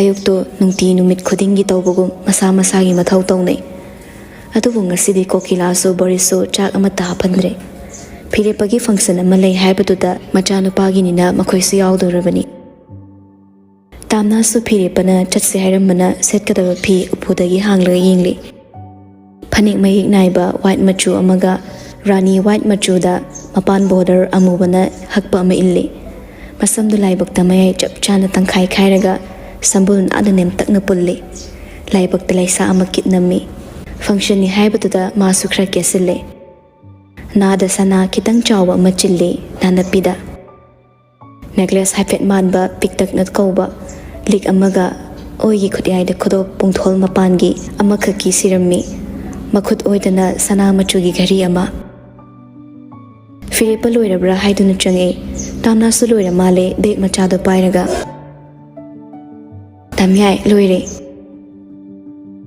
ꯃꯥꯡ ꯊꯥꯔꯣ ꯊꯣꯛꯑꯁꯦ ꯄꯥꯕꯨꯡ ꯍꯣꯏ ꯆꯠꯈ꯭ꯔꯕꯅꯤ ꯑꯁꯨꯝꯅ ꯇꯥꯝꯅꯥ ꯃꯥꯡ ꯊꯥꯗꯨꯅ ꯂꯥꯛꯏ ꯈꯣꯡꯎꯞꯇꯨ ꯀꯌꯥ ꯋꯥꯡꯗꯕꯤ ꯑꯃ ꯇꯣꯡꯉꯤ ꯗ꯭ꯔꯦꯁ ꯀꯝꯕꯥꯏꯅꯦꯁꯟ ꯌꯥꯝꯅ ꯍꯩꯈ꯭ꯔꯦ ꯏꯆꯝ ꯆꯝꯖꯕꯗꯤ ꯃꯥꯜꯂꯒ ꯐꯤꯔꯦꯞꯄ ꯌꯦꯡꯗꯕ ꯁꯥꯔꯒ ꯍꯨꯔꯥꯟ ꯍꯨꯔꯥꯟ ꯌꯦꯡꯂꯒ ꯊꯣꯛꯃꯤꯟꯅꯔꯛꯏ ꯐꯖꯩ ꯍꯥꯏꯅ ꯊꯃꯣꯏꯗ ꯈꯜꯂꯕꯁꯨ ꯆꯤꯟꯕꯥꯟ ꯌꯧꯔꯨꯗꯦ ꯏꯌꯥꯡ ꯌꯥꯡꯈꯤꯅꯤ ꯃꯇꯥꯒꯨꯝ ꯒꯥꯔꯤꯒꯤ ꯊꯣꯡ ꯍꯥꯡꯂꯒ ꯀꯥꯈꯠꯂꯦ ꯑꯗꯨꯒ ꯑꯃꯨꯛ ꯃꯥꯁꯨ ꯀꯥꯈꯠꯂꯛꯏ ꯒꯥꯔꯤ ꯁ꯭ꯇꯥꯔꯠ ꯇꯧꯏ ꯐꯤꯔꯦꯞꯄ ꯇꯥꯝꯅꯥꯒꯤ ꯁꯝꯅ ꯀꯦꯕ ꯈꯨꯠꯀꯦꯗꯨꯒ ꯅꯍꯥꯟꯈꯩ ꯀꯦꯕ ꯑꯃꯨꯛꯇ ꯎꯗ꯭ꯔꯤꯕꯒ ꯃꯥ ꯍꯦꯟꯅ ꯃꯃꯤꯠ ꯉꯥꯎꯔꯛꯏ ꯍꯨꯔꯥꯟꯕ ꯁꯥꯔꯒ ꯑꯃꯃꯨꯛꯁꯨ ꯌꯦꯡꯖꯩ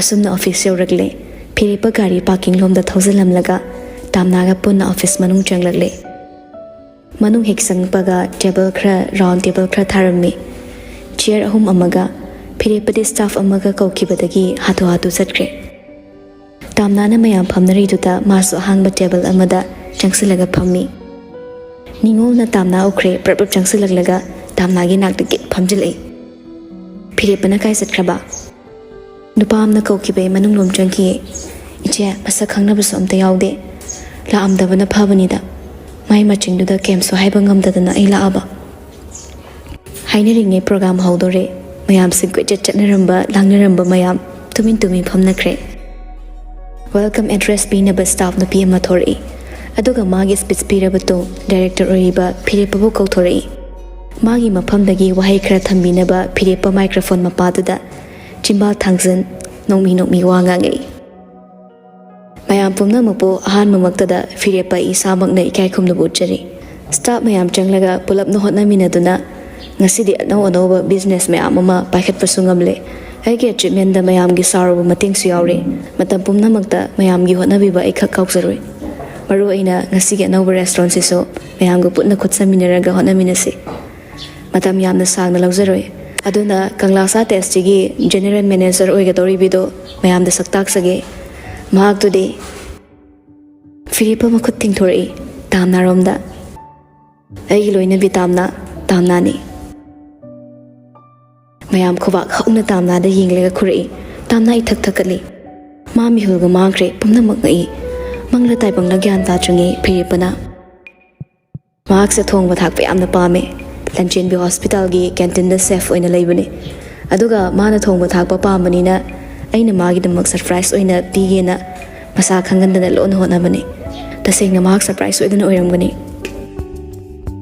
hairaga phirepa magi nupida nok phet tawsale mayam da suwangang da hauna noglei pumnin henin le tamna de phirepa gi minok ti ira thangre phirepa tapthau haina mamit ushilnaga sor tapna honthabagi ingit piki phirepa na surprise pigi khalibo khudol do tasengna mak surprise oikre handak isau kana tawbagi maramse asomna mangol da khudol si pinabagi oira male khanglei phirepa magi adok nungsiba maongda tamna hena pirang na thumalai mayam singlunaga mangonda nongmi onselak khobaga khujilak pane tamna kapubaso ikaigom ira thanglasu mamon toraklami phirepa magi speech to da makasa thai miyoiba khudingma masa gi pithok sarakpa talent amamam loina le isai sakpa pamjaba acting to pamjaba jagoi sabada ngaujaba sahittya da lupsaba adubu magi ri chakum se magi pamjabane makhal mathel thong bathakpa aduga kari hapaga healthy su oigani aduga chabadu su hawgani aduna magi maglan se best chef ni haidi maming chatpa chef ama oibasini aduna aina magi maglan se fulfill tawbiragena khankiba magi haijabaduna magi su income ama lakfam ohenbiba si su economics ta develop tawribani ai isa ama saukhatpa matamda society ama saukhatpada asoba thawdang ama lawribani masi ekhoi ketong da kawba yade aduga amana ai ama motpa matamda society ama masinbada mateng yamna chawna pangi aduna ai isa fanaba kan honagadabani naha kaya ama halama matik sadre ai bulairik taman bidrena nisa sisinaraga mamal yamla masa gi punsido manganjari ahalaman mathong sadre khanglaga masa amu mathong sadaba oibadudi suningdaba hotnaningdaba misakni haina aina lawi misak to aphabani haidoribra aduna ai family ai gi ima ipa isilinaw fatrena ai isana isa manghanjado sharo isado aphaba misak ama oiraga aina aphaba icha ama pokpadi kari kai phirepa makha tarai strong oiba tamba mina back fight torokpada nada haptaba aina uriba aigi aphaba lambidudagi mitchoi thoktana chatpa sini aphaba misak hairise side hek yeng thoklubada mina nokshilakpada nang back haladi nang nasa adu manglakpatawa nang na matam pumnamakta kawroidabadi nang ama manghanna bohana misak to nang amana mai paglakpada khubak su khurakani so let's make a good society stay strong and stay healthy so I lo shilage mayam thank you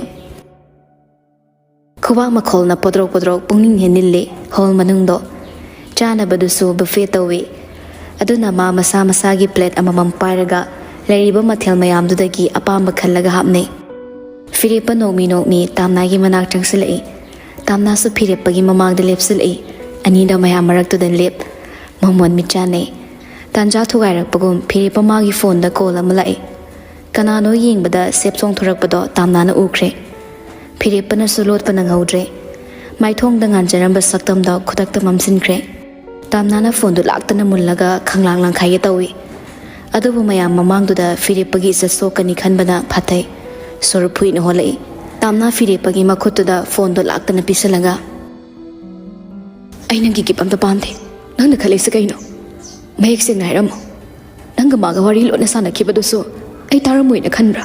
ꯅꯪ ꯑꯩꯉꯣꯟꯗ ꯅꯝꯊꯥꯛ ꯇꯧꯔꯕ꯭ꯔꯥ?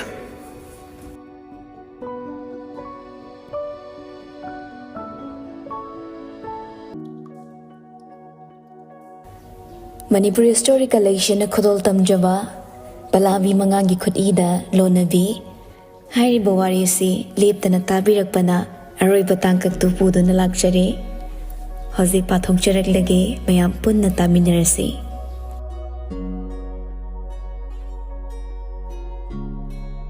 Tamthokpada nungaikirui haina lotluba wahaiduna karigumbadasu hena phajaba mari ama athiba ohelakpasu yare. Phirepa chumna chumna masu lanbagumna thamoida akiba phaurai. Phirepa tamnana sauba henmanbagi sor phuina holakpada madi pai hokrabani. Pakhum tapna ingna pina bohonai. Adobo mana tapthana bohonabaduna hena tamnadi ngaingamlaktaba oina thokre. Ira tungkhatpasu helai. Aduga sathina sauri haibasimasu maithongduna mayek sengna taglakle. Nang maga pau phongnei phangnade. Phirepana aina ngangi sahanamda ta khoba tamna ai tapna haigeba nangamda tapthako maga pau phongnei phangnade. Mana call torpani aduda nangna paibani natro maramdo ai haige yare ai nangi sengdok sengsingi maramda taba pamdre nang mafamsida lehoro ai halamage hairaga mamai leiduna gam satkre. Phirepa matha sana sor holaga amuk tamnagi manakta tamnabu tanagi haina yenglubadadi tamnadi makhong sapleblaga murti onduna leiramle. Phibamduda ma masa nungairaktrabani. Phirepa thuna jangsilai tamnabu kauraga adai manakna leiramba kharasu taraduna chansilakpada yauri. Ningol Borisu uraduna thuna chansilakle. Tamnadi surma piholaga haithakrabani. Phirepana paidok torokpada ma phatkanthoi. Borisu phibamduda khrading ngaglap haifet thangkhak aniduda yenglamlaga Borisna oina matai mangak pirakle. Ningolga punna samboi thangboi toraga maphamdudagi puthorakle. Phirepana chelaga gari thodorakle. Mamongna onthokpa phibam amada chatkibaduda kokila su senthoraklaga masu mana purakpa gari duda kakhatkre. Mai khudaktuda taunaribado onthokpa ama oikrabani. Kokila su gari thorakle aduga mana lambida lakna yumgi halsing amadi tilodaso tamnada hospital da pukhatli haina pau pinakre. Somda eronna ngasigi event tugi sinlangba oina lehore. Masu yauna chathokladi mafamsida amatta mamai makok khangnararoi haina. Minute kharagi matungda hospital yaurakle. Hospital gi emergency casualty room da gari thozalai. Hanana thoida pau pikhrabana manasu makhoiba ngaiduna leiramle. Hospital gi rolling bed to the staff nupa ahum mariduna hapkatlaga thuna insilakle. Mayam singduna insinbado ngaiba ngamda Phirepa masu inbaduda yauri. Khara hena thuna bahaina. Mapisu tap tare pakhatpana. Aduga ma tamnada suwa ngang na buwanay, sengdok na buwanay. Lanfam ama changam daida magi maramgi tamna na warawraga changkibado ma na pamlamde. Tamna ay maga tamari lay na diye. Nangibu thazaw, nangibu lana uduna pakhanda khanjin kino. Ay na ma na phone torokpada haidabadi nang nanungay kiri haibagini. Yam luba wa oidabagi ay haidabani. Ay sinatabaron amata nangonda thamdi. Tamna hawzikso ma saurap na wangang bahori. Nang na ingon da wam tahay na layraga ay nanungayrang khanbra. Sumay tawba marid ay pamte. Aduna ay sikipa na hena pare. Nang ay sikray na lay kurumamo. Sinatra nang napamise. Nang kisuning batong sarani. Ay na sikrati. Haiduna pinjala na kapagpada Phirepa suhi na kapai. Chayduna sutheme. Kaygino, phibam sida nang natumay haidubo. Phati, adum na haibak nabra. Sorry ni, waruri ni na fataba wa haigano. Emergency ward tinsin badumadi Phirepa su lehoro haina thambiramle. Adubo ma asum na su lahowi. ꯑꯩ ꯅꯪꯅ ꯊꯣꯔꯛꯄ ꯋꯥꯅ ꯉꯥꯏꯔꯝꯒꯦ ꯅꯪ ꯉꯥꯏꯔꯝꯗꯣꯏꯅꯦ ꯑꯩ ꯅꯪꯅ ꯁꯣꯏꯗ ꯉꯥꯝꯗꯅ ꯊꯣꯔꯛꯄꯗꯣ ꯑꯩ ꯋꯥꯅ ꯉꯥꯏꯔꯝꯒꯅꯤ ꯊꯣꯡꯗꯨꯁꯨ ꯊꯤꯡꯖꯤꯟꯈ꯭ꯔꯦ ꯐꯤꯔꯦꯞꯄ ꯀꯞꯅ ꯀꯞꯅ ꯃꯈꯥꯗ ꯐꯝꯊꯔꯛꯏ ꯕꯣꯔꯤꯁꯁꯨ ꯃꯌꯥꯝꯕꯒꯤ ꯃꯅꯥꯛ ꯆꯪꯁꯤꯜꯂꯛꯂꯒ ꯃꯈꯨ ꯅꯥꯝꯃ ꯁꯧꯔꯒ ꯀꯨꯝꯊꯔꯛꯏ ꯇꯥꯃꯣ ꯌꯥꯏ ꯐꯤꯔꯦꯞꯄ ꯃꯅꯥꯎꯄꯥꯗ ꯌꯦꯡꯈꯠꯂꯛꯂꯒ ꯅꯇꯩꯃꯁꯦ ꯑꯩꯉꯣꯟꯗ ꯁꯥꯎꯔꯤꯅꯦꯅ ꯍꯩꯍꯩꯗꯕ ꯃꯌꯥꯝ ꯑꯃ ꯍꯥꯏꯔꯝꯃꯒ ꯆꯪꯈ꯭ꯔꯦ ꯑꯩ ꯌꯥꯝ ꯂꯩ ꯇꯥꯗꯦ ꯕꯣꯔꯤꯁ ꯅꯤꯡꯉꯣꯜꯁꯨ ꯆꯪꯁꯤꯜꯂꯛꯂꯒ ꯆꯩꯕꯗ ꯌꯥꯎꯁꯤꯜꯂꯛꯏ ꯑꯩꯈꯣꯏ ꯕꯦꯝꯃꯅ ꯁꯥꯎꯔꯤꯁꯦ ꯃꯔꯝ ꯑꯃ ꯁꯣꯏ ꯂꯩꯔꯝꯒꯅꯤ ꯐꯤꯔꯦꯞꯄ ꯐꯅ ꯃꯔꯝ ꯑꯃꯕꯨ ꯑꯣꯏꯔꯁꯨ ꯐꯤꯕꯝꯁꯤꯗ ꯅꯪꯅ ꯕꯦꯝꯃꯅ ꯋꯥꯔꯧꯅꯕ ꯇꯧꯕꯁꯦ ꯑꯩ ꯅꯉꯣꯟꯗ ꯈꯔ ꯁꯥꯎꯅꯤꯡꯉꯤ ꯀꯩꯒꯨꯝꯕ ꯑꯉꯥꯡꯁꯤꯅ ꯐꯠꯇ ꯅꯨꯡꯗ ꯊꯣꯛꯈ꯭ꯔꯗꯤꯅꯦ ꯄꯨꯝꯅꯃꯛꯀꯤ ꯍꯧꯔꯛꯐꯝ ꯅꯪ ꯑꯣꯏꯒꯗꯕꯅꯤ ꯕꯣꯔꯤꯁꯅ ꯏꯇꯩꯃ ꯐꯤꯕꯝꯁꯤꯗ ꯑꯋꯥꯏ ꯑꯈꯨꯝ ꯇꯧꯅꯕ ꯍꯧꯅꯗꯤꯌꯦ ꯇꯥꯃꯌꯥꯏꯗꯁꯨ ꯄꯛꯉꯥꯡ ꯉꯥꯡꯁꯤꯜꯂꯨꯔꯅꯨ ꯁꯣꯏꯗ ꯉꯥꯝꯗꯕ ꯂꯣꯏꯅꯃꯛ ꯑꯣꯏꯁꯤ ꯅꯤꯡꯉꯣꯜꯅ ꯉꯥꯡꯗ꯭ꯔꯗꯤ ꯕꯦꯝꯃꯅ ꯁꯥꯎꯈ꯭ꯔꯤꯁꯦ ꯃꯔꯝ ꯂꯩꯔꯝꯅꯤ ꯑꯗꯨ ꯅꯠꯇꯅ ꯃꯥ ꯁꯨꯛꯁꯥꯎ ꯁꯥꯎꯔꯤ ꯃꯆꯤꯟꯁꯤꯗ ꯐꯤꯔꯦꯞꯄ ꯈꯛꯇꯪ ꯁꯣꯟꯕ ꯃꯥꯅ ꯐꯤꯔꯦꯞꯄꯗ ꯁꯥꯎꯔꯤꯁꯦ ꯑꯆꯧꯕ ꯃꯔꯝ ꯑꯃ ꯂꯩꯔꯝꯒꯅꯤ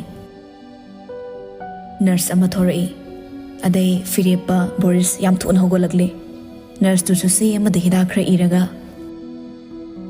ꯁꯤ ꯍꯤꯗꯥꯛꯁꯦ ꯈꯤꯇꯪ ꯊꯨꯅ ꯂꯧꯕꯤꯔꯛꯑꯣ ꯕꯣꯔꯤꯁꯅ ꯇꯥꯐ ꯂꯧꯔꯒ ꯍꯣꯠꯇꯅ ꯆꯦꯟꯈ꯭ꯔꯦ ꯍꯤꯗꯥꯛ ꯂꯧꯕ ꯐꯤꯔꯦꯞꯄ ꯅꯔꯁꯇꯨꯗ ꯁꯤꯁꯇꯔ ꯄꯦꯁꯦꯟꯒꯤꯁꯦ ꯌꯥꯝ ꯂꯨꯕ ꯑꯣꯏꯕ꯭ꯔꯥ ꯃꯥꯒꯤꯁꯦ ꯇꯦꯟꯁꯟ ꯈꯔ ꯂꯩꯕꯗꯨꯗ ꯇꯧꯔꯤꯅꯤ ꯑꯗꯨꯕꯨ ꯗꯦꯂꯤꯚꯔꯤ ꯃꯟꯁꯨ ꯑꯣꯏꯔꯕꯅꯤꯅ ꯑꯉꯥꯡ ꯗꯦꯂꯤꯚꯔꯤ ꯇꯧꯕꯒꯤ ꯐꯤꯕꯝꯗ ꯂꯩꯔꯦ ꯅꯣꯔꯃꯦꯜ ꯗꯦꯂꯤꯚꯔꯤꯗꯤ ꯇꯧꯕ ꯌꯥꯔꯔꯣꯏ ꯑꯣꯄꯔꯦꯁꯟꯗ ꯇꯥꯔꯅꯤ ꯀꯩꯁꯨ ꯊꯣꯏꯗꯣꯛꯄ ꯇꯧꯔꯣꯏꯗꯕ꯭ꯔꯥ ꯁꯤꯁꯇꯔ ꯀꯩ ꯃꯔꯝꯒꯤꯅꯣ ꯅꯣꯔꯃꯦꯜꯗ ꯇꯧꯔꯣꯏꯗꯣꯏꯁꯦ ꯍꯥꯟꯅꯗꯤ ꯅꯣꯔꯃꯦꯜꯗ ꯇꯧꯁꯦ ꯍꯥꯏꯗꯥꯏꯅꯦ ꯀꯩꯁꯨ ꯇꯧꯗꯦ ꯍꯥꯏꯕꯁꯨ ꯌꯥꯗꯦ ꯑꯗꯨꯒ ꯌꯥꯝ ꯂꯨꯏ ꯍꯥꯏꯕꯁꯨ ꯌꯥꯗꯦ ꯁꯣꯏꯗ ꯉꯥꯝꯗꯕ ꯑꯣꯏꯁꯅꯨ ꯌꯥꯔꯒꯗꯤ ꯁꯣꯝ ꯀꯥꯎꯟꯇꯔꯗ ꯆꯠꯄꯤꯔꯒ ꯐꯣꯝ ꯑꯃ ꯃꯦꯟꯁꯤꯟꯕꯤꯔꯝꯃꯣ ꯑꯣꯄꯔꯦꯁꯟꯗꯣ ꯍꯧꯖꯤꯛ ꯇꯧꯕ ꯇꯥꯔꯅꯤ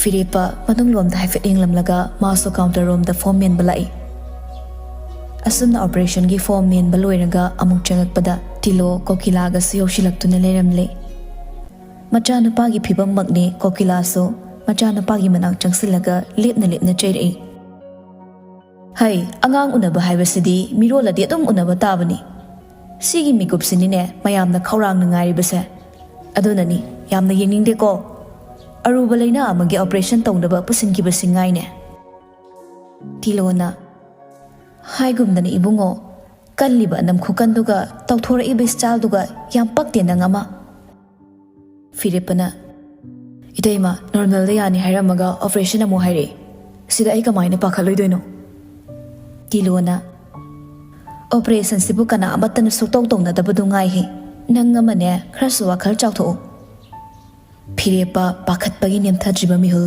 ꯅꯦꯝꯅ ꯍꯨꯜꯂꯛꯅꯕ ꯍꯣꯠꯅꯔꯕꯁꯨ ꯎꯄꯥꯏ ꯂꯩꯇꯦ ꯃꯌꯥꯝꯅ ꯉꯥꯡꯁꯤꯜꯂꯛꯄꯗꯣ ꯃꯥ ꯁꯥꯎꯅꯤꯡꯕ ꯐꯥꯎꯔꯨꯗꯦ ꯑꯗꯨꯒ ꯏꯀꯥꯏꯕꯁꯨ ꯐꯥꯎꯔꯛꯂꯝꯗꯦ ꯃꯥꯒꯤ ꯅꯥꯀꯣꯡꯗ ꯅꯤꯟꯗꯨꯅ ꯂꯩꯔꯤꯕꯁꯦ ꯇꯥꯝꯅꯥꯅ ꯋꯥꯔꯧꯅ ꯍꯥꯏꯔꯝꯕ ꯋꯥꯍꯩꯗꯨꯅꯤ ꯑꯗꯨꯒ ꯃꯥꯅꯁꯨ ꯈꯨꯗꯛꯇꯨꯗ ꯇꯥꯝꯅꯥꯕꯨ ꯃꯀꯣꯛꯇ ꯅꯨꯡꯁꯤꯅ ꯅꯥꯟꯊꯕꯤꯔꯒ ꯁꯣꯏꯗ ꯉꯥꯝꯗꯕ ꯑꯣꯏꯖꯧ ꯍꯥꯏꯅ ꯕꯣꯔꯁꯨ ꯃꯄꯨꯡ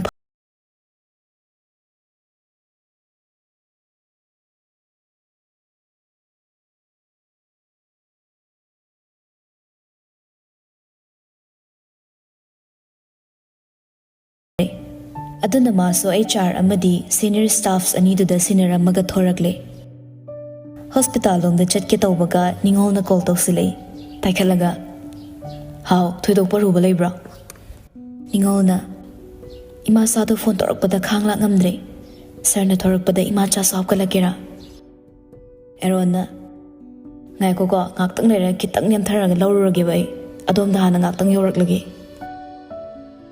ꯁꯣꯝꯒꯤꯗꯤ ꯃꯤ ꯌꯥꯝ ꯂꯩꯌꯦ ꯃꯇꯣꯝꯇ ꯄꯥꯈꯠꯄꯗ ꯏꯁꯤꯡ ꯊꯥꯅꯔꯅꯤꯕ ꯑꯝꯇ ꯄꯤꯛ ꯑꯞ ꯇꯧꯕꯤꯔꯛꯑꯣ ꯍꯣꯏ ꯑꯩ ꯂꯧꯔꯨꯔꯒꯦ ꯍꯥꯏꯗꯨꯅ ꯐꯣꯟ ꯊꯝꯅꯈ꯭ꯔꯦ ꯑꯦꯔꯣꯟꯅ ꯊꯕꯥ ꯂꯧꯕ ꯑꯃꯨꯛ ꯌꯨꯝꯂꯣꯝꯗ ꯍꯥꯏꯊꯈ꯭ꯔꯦ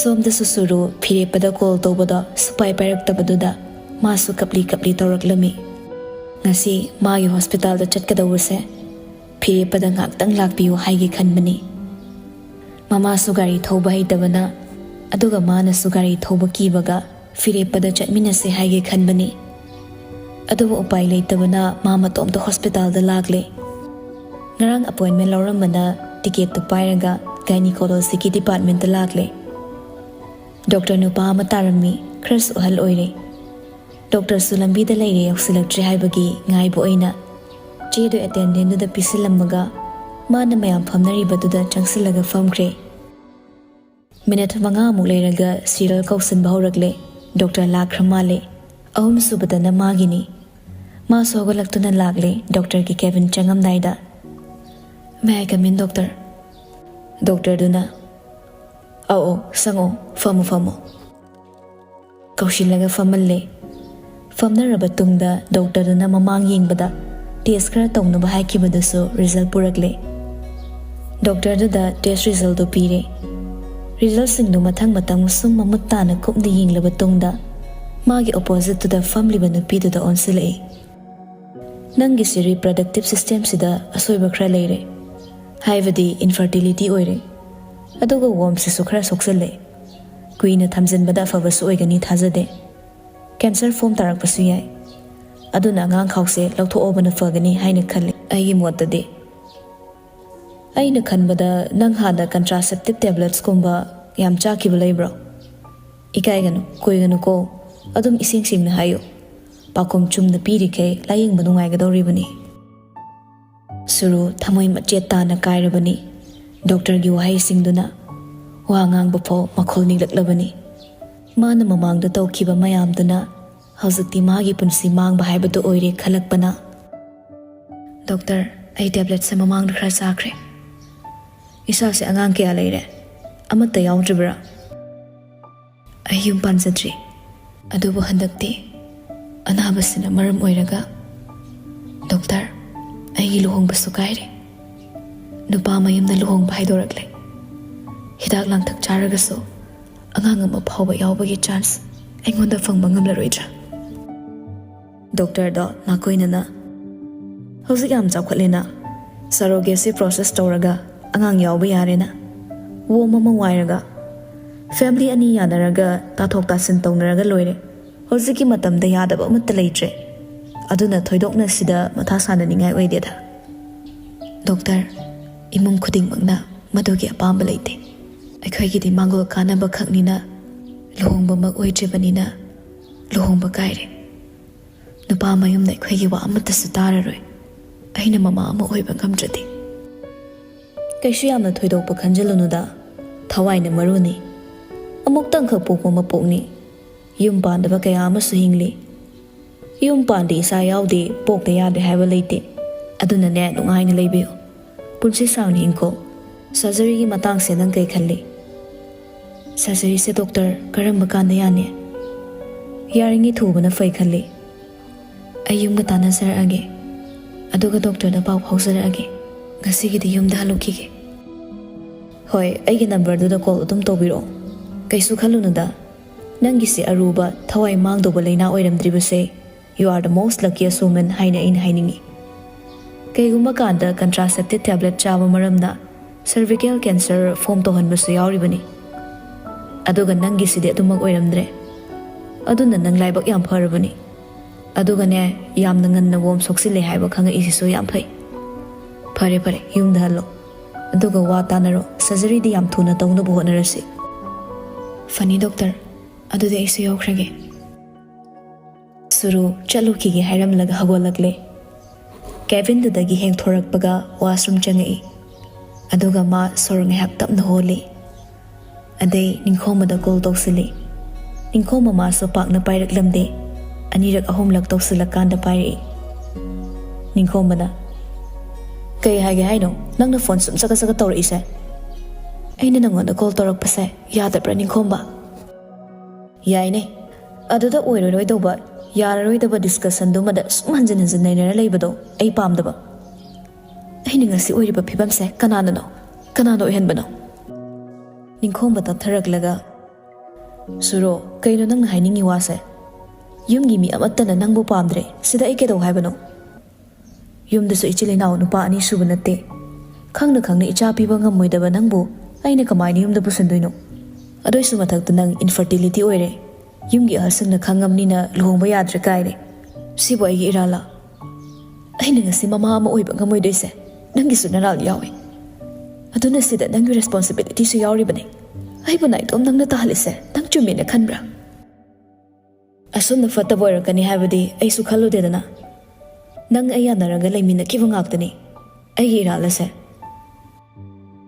ꯅꯪꯒꯤ ꯅꯔꯥꯜꯅ ꯑꯌꯥꯝꯕꯅꯤ ꯁꯤꯗꯤ ꯅꯪ ꯑꯩꯉꯣꯟꯗ ꯇꯥꯏꯅꯐꯝ ꯊꯣꯛꯇꯦꯅ ꯅꯨꯄꯤꯁꯦ ꯃꯃꯥ ꯑꯃ ꯑꯣꯏꯗ꯭ꯔꯗꯤ ꯑꯉꯥꯡ ꯑꯃ ꯄꯤꯕ ꯉꯝꯗ꯭ꯔꯗꯤ ꯌꯨꯝ ꯄꯥꯟꯕ ꯁꯨꯛꯌꯥꯃꯛ ꯌꯥꯗꯕ꯭ꯔꯥ ꯑꯩꯈꯣꯏꯅꯤ ꯅꯨꯡꯁꯤꯅꯅ ꯍꯤꯡꯃꯤꯟꯅꯕ ꯅꯪ ꯄꯥꯝꯗꯕ꯭ꯔꯥ ꯅꯪ ꯑꯩ ꯅꯨꯡꯁꯤ ꯍꯥꯏꯕꯗꯥꯏꯅꯦ ꯑꯩꯗꯤ ꯄꯥꯈꯪꯅꯤ ꯏꯆꯥ ꯂꯩꯕꯁꯨ ꯅꯠꯇꯦ ꯑꯗꯨꯒ ꯑꯩꯒꯤ ꯁꯥꯒꯩ ꯑꯩꯒꯤ ꯏ ꯃꯔꯤ ꯑꯗꯨꯝ ꯃꯨꯊꯠꯄꯗꯣ ꯑꯩ ꯄꯥꯝꯗꯦ ꯅꯨꯡꯁꯤꯕ ꯈꯛꯅ ꯌꯥꯗꯦꯅꯦꯁꯨ ꯑꯗꯨꯏꯁꯨ ꯃꯊꯛꯇ ꯌꯨꯝꯒꯤ ꯑꯍꯜꯁꯤꯡꯅ ꯌꯥꯗꯕꯅꯤꯅ ꯑꯩ ꯎꯄꯥꯏ ꯂꯩꯇꯦ ꯑꯩꯅ ꯑꯍꯦꯟꯕ ꯅꯨꯄꯤ ꯑꯃ ꯐꯪꯂꯒ ꯅꯪꯕꯨ ꯃꯤꯔꯥꯏꯔꯝꯕꯗꯤ ꯅꯠꯇꯦꯗꯅ ꯋꯥ ꯑꯃꯨꯛ ꯍꯣꯡꯂꯒ ꯑꯁꯨꯝꯅ ꯍꯥꯏꯔꯛꯏ ꯐꯔꯦ ꯅꯪꯁꯨ ꯏꯔꯦꯟꯖꯅ ꯇ꯭ꯔꯤꯠꯃꯦꯟꯗꯣ ꯇꯧꯔꯣ ꯑꯩꯁꯨ ꯁꯣꯝꯗ ꯁꯨꯇꯤꯡ ꯇꯧꯔꯤ ꯅꯣꯡꯃ ꯏꯃꯥꯒ ꯂꯥꯛꯀꯦ ꯍꯣꯔꯦꯟ ꯀꯣꯟ ꯇꯧꯔꯛꯑꯒꯦꯀꯣ ꯑꯩ ꯊꯝꯃꯦ ꯍꯥꯏꯗꯨꯅ ꯊꯝꯈ꯭ꯔꯦ ꯀꯣꯟꯅ ꯇꯧꯔꯛꯀꯦ ꯍꯥꯏꯔꯝꯂꯤꯕꯗꯣ ꯇꯧꯕꯤꯔꯛꯀꯗꯧꯕ ꯅꯠꯇꯦ ꯋꯥꯍꯩꯒꯤ ꯋꯥꯅꯤ ꯁꯨꯔꯨ ꯏꯔꯥꯏ ꯂꯥꯏꯅ ꯈꯪꯉꯤ ꯑꯗꯨꯅ ꯃꯥ ꯋꯥꯁꯔꯨꯝ ꯃꯅꯨꯡꯗꯨꯗ ꯆꯪꯉꯛꯂꯒ ꯍꯤꯛ ꯍꯤꯛ ꯀꯞꯈ꯭ꯔꯦ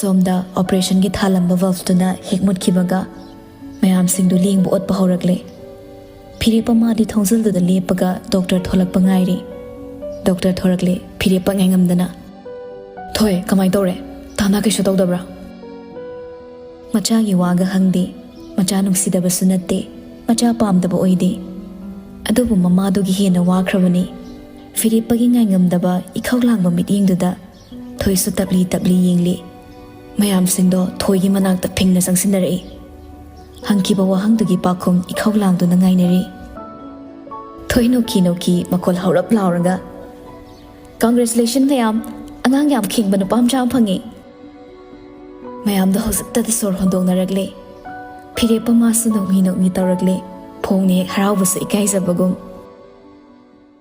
ꯕꯣꯔꯤꯁꯅ ꯑꯩꯒꯤ ꯅꯨꯄꯤ ꯁꯕꯥꯁ ꯃꯊꯪꯗ ꯅꯪꯒꯤ ꯄꯥꯜꯂꯤꯃꯨꯛ ꯇꯧꯔꯁꯦ ꯈꯪꯂꯥꯎ ꯍꯦꯛ ꯂꯥꯎꯔꯛꯄꯗꯨꯗ ꯃꯌꯥꯝ ꯄꯨꯂꯞꯇꯣ ꯕꯣꯔꯤꯁꯇ ꯑꯣꯟꯁꯤꯜꯂꯒ ꯇꯤꯡꯉꯛ ꯇꯤꯡꯉꯛ ꯌꯦꯡꯅꯔꯛꯏ ꯕꯣꯔꯤꯁ ꯃꯌꯥꯝꯁꯤꯡꯗꯨꯅ ꯂꯥꯟꯅ ꯂꯧꯅꯈꯤꯅꯤ ꯍꯥꯏꯕꯒꯤ ꯁꯦꯡꯗꯣꯛꯅꯕ ꯍꯣꯠꯅꯔꯛꯏ ꯍꯥꯏ ꯋꯥꯈꯜꯒꯤ ꯁꯦꯔꯥꯟ ꯇꯨꯔꯥꯟ ꯈꯟꯅꯔꯣꯏꯁꯤꯀꯣ ꯁꯨꯝ ꯍꯥꯏꯕꯅꯤ ꯁꯨꯝ ꯂꯛꯅꯕꯅꯤ ꯅꯨꯡꯉꯥꯏꯃꯟꯈꯤꯗꯅ ꯇ꯭ꯔꯦꯖꯦꯗꯤꯗ ꯁꯨꯝ ꯂꯩꯔꯝꯕꯗꯣ ꯀꯣꯃꯦꯗꯤ ꯑꯣꯟꯊꯣꯛꯁꯦ ꯇꯧꯕꯅꯤꯗ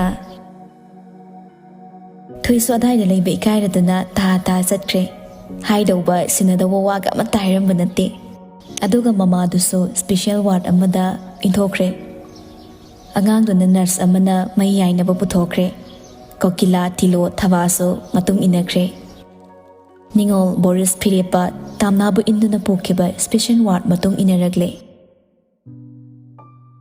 ꯃꯁꯥ ꯌꯥꯝꯅ ꯀꯥ ꯍꯦꯟꯅ ꯁꯣꯟꯕ ꯑꯣꯏꯗꯕꯅ ꯃꯃꯤꯠ ꯃꯃꯥꯏ ꯐꯖꯅ ꯄꯥꯡꯂꯦ ꯃꯃꯥꯗꯨꯁꯨ ꯕꯣꯔꯤꯁꯅ ꯃꯇꯩꯃꯒꯤ ꯃꯅꯥꯛꯇ ꯆꯪꯁꯤꯜꯂꯛꯂꯒ ꯂꯦꯞꯇꯨꯅ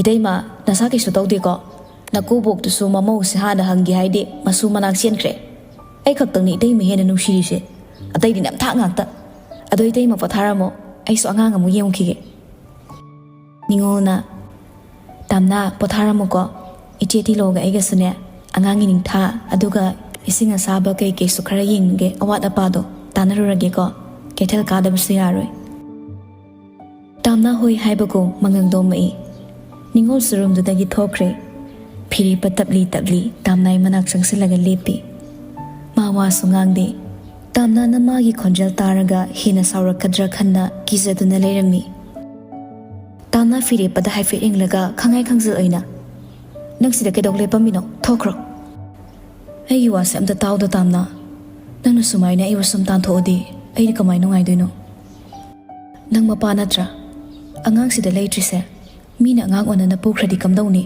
ꯑꯗꯨꯅ ꯌꯥꯝ ꯊꯨꯅ ꯑꯉꯥꯡ ꯁꯪꯉꯨꯆꯣ ꯏꯆꯥꯅ ꯃꯔꯨ ꯑꯣꯏ ꯐꯤꯔꯦꯞꯄ ꯇꯥꯝꯅꯥꯅ ꯊꯧꯗꯥꯔꯛꯂꯤꯗꯣ ꯍꯣꯏ ꯍꯥꯏꯅ ꯃꯉꯛ ꯅꯣꯝꯂꯒ ꯇꯥ ꯑꯃꯨꯛ ꯔꯨꯝꯗꯨꯗꯒꯤ ꯊꯣꯛꯈ꯭ꯔꯦ ꯑꯃꯨꯛꯁꯨ ꯆꯪꯁꯤꯜꯂꯛꯂꯒ ꯅꯪ ꯅꯇꯣꯝꯇ ꯅꯨꯡꯉꯥꯏꯒꯗ꯭ꯔꯥ ꯑꯗꯨꯒ ꯊꯨꯅ ꯂꯥꯛꯑꯣ ꯐꯤꯔꯦꯞꯄ ꯍꯣꯏ ꯍꯥꯏꯔꯝꯂꯒ ꯊꯣꯔꯛꯂꯦ ꯃꯥꯅ ꯆꯦꯟꯈꯤꯕꯗꯣ ꯁꯨꯔꯨꯅꯁꯨ ꯎꯍꯧꯔꯦ ꯀꯅꯥ ꯀꯩꯗꯧꯕ ꯌꯥꯎꯔꯕꯅꯣ ꯈꯟꯅ ꯃꯥ ꯐꯤꯔꯦꯞꯄꯅ ꯊꯣꯔꯛꯄ ꯔꯨꯝꯗꯨꯒꯤ ꯃꯅꯥꯛꯇ ꯆꯪꯉꯛꯄꯗ ꯊꯣꯡꯗꯨꯗꯒꯤ ꯇꯥꯝꯅꯥ ꯍꯤꯞꯄꯤꯕꯗꯣ ꯎꯕꯗ ꯀꯩꯗꯧꯔꯕꯅꯣ ꯈꯜꯂꯤ ꯑꯉꯥꯡ ꯎꯅꯈ꯭ꯔꯕ꯭ꯔꯥ ꯅꯠꯇ꯭ꯔꯒꯅ ꯐꯤꯔꯦꯞꯄꯅ ꯏꯐꯤꯡ ꯐꯤꯡꯅ ꯊꯣꯛꯈꯤꯕꯗꯨꯗ ꯁꯣꯏꯕ ꯉꯥꯝꯕꯒ ꯊꯣꯛꯂꯕ꯭ꯔꯥ ꯍꯥꯏꯅꯁꯨ ꯆꯤꯡꯅꯔꯛꯂꯝꯃꯤ ꯑꯗꯨꯕꯨ ꯉꯥꯁꯤꯜꯂꯤꯕ ꯊꯣꯡꯗꯨ ꯇꯞꯅ ꯍꯥꯡꯂꯒ ꯆꯪꯂꯛꯏ꯫ ꯇꯥꯝꯅꯥꯁꯨ ꯊꯣꯡꯂꯣꯝꯗ ꯌꯦꯡꯉꯛꯄꯗ ꯁꯨꯔꯨꯒ ꯃꯤꯠ ꯆꯥꯟꯅꯈ꯭ꯔꯦ꯫ ꯅꯨꯄꯤꯗꯨ ꯎꯕꯗ ꯑꯃꯨꯛꯁꯨ ꯇꯥꯝꯅꯥ ꯃꯐꯝꯁꯤꯗ ꯂꯩꯕꯁꯦ ꯐꯤꯔꯦꯞꯄꯅ ꯍꯥꯏꯔꯤꯕ꯭ꯔꯥ ꯍꯥꯏꯅ ꯑꯃꯨꯛꯁꯨ ꯑꯍꯦꯟꯕ ꯋꯥꯈꯜꯅ ꯃꯄꯨꯛꯅꯤꯡ ꯃꯥꯡꯕ ꯍꯧꯔꯛꯂꯦ꯫ ꯍꯦꯟꯅ ꯁꯥꯎꯅꯤꯡꯕꯁꯨ ꯐꯥꯎꯔꯛꯂꯕꯅꯤ꯫ ꯐꯤꯔꯦꯞꯄꯅ ꯑꯔꯥꯟꯕ ꯂꯣꯟꯆꯠ ꯆꯠꯂꯣꯏ, ꯑꯗꯨꯕꯨ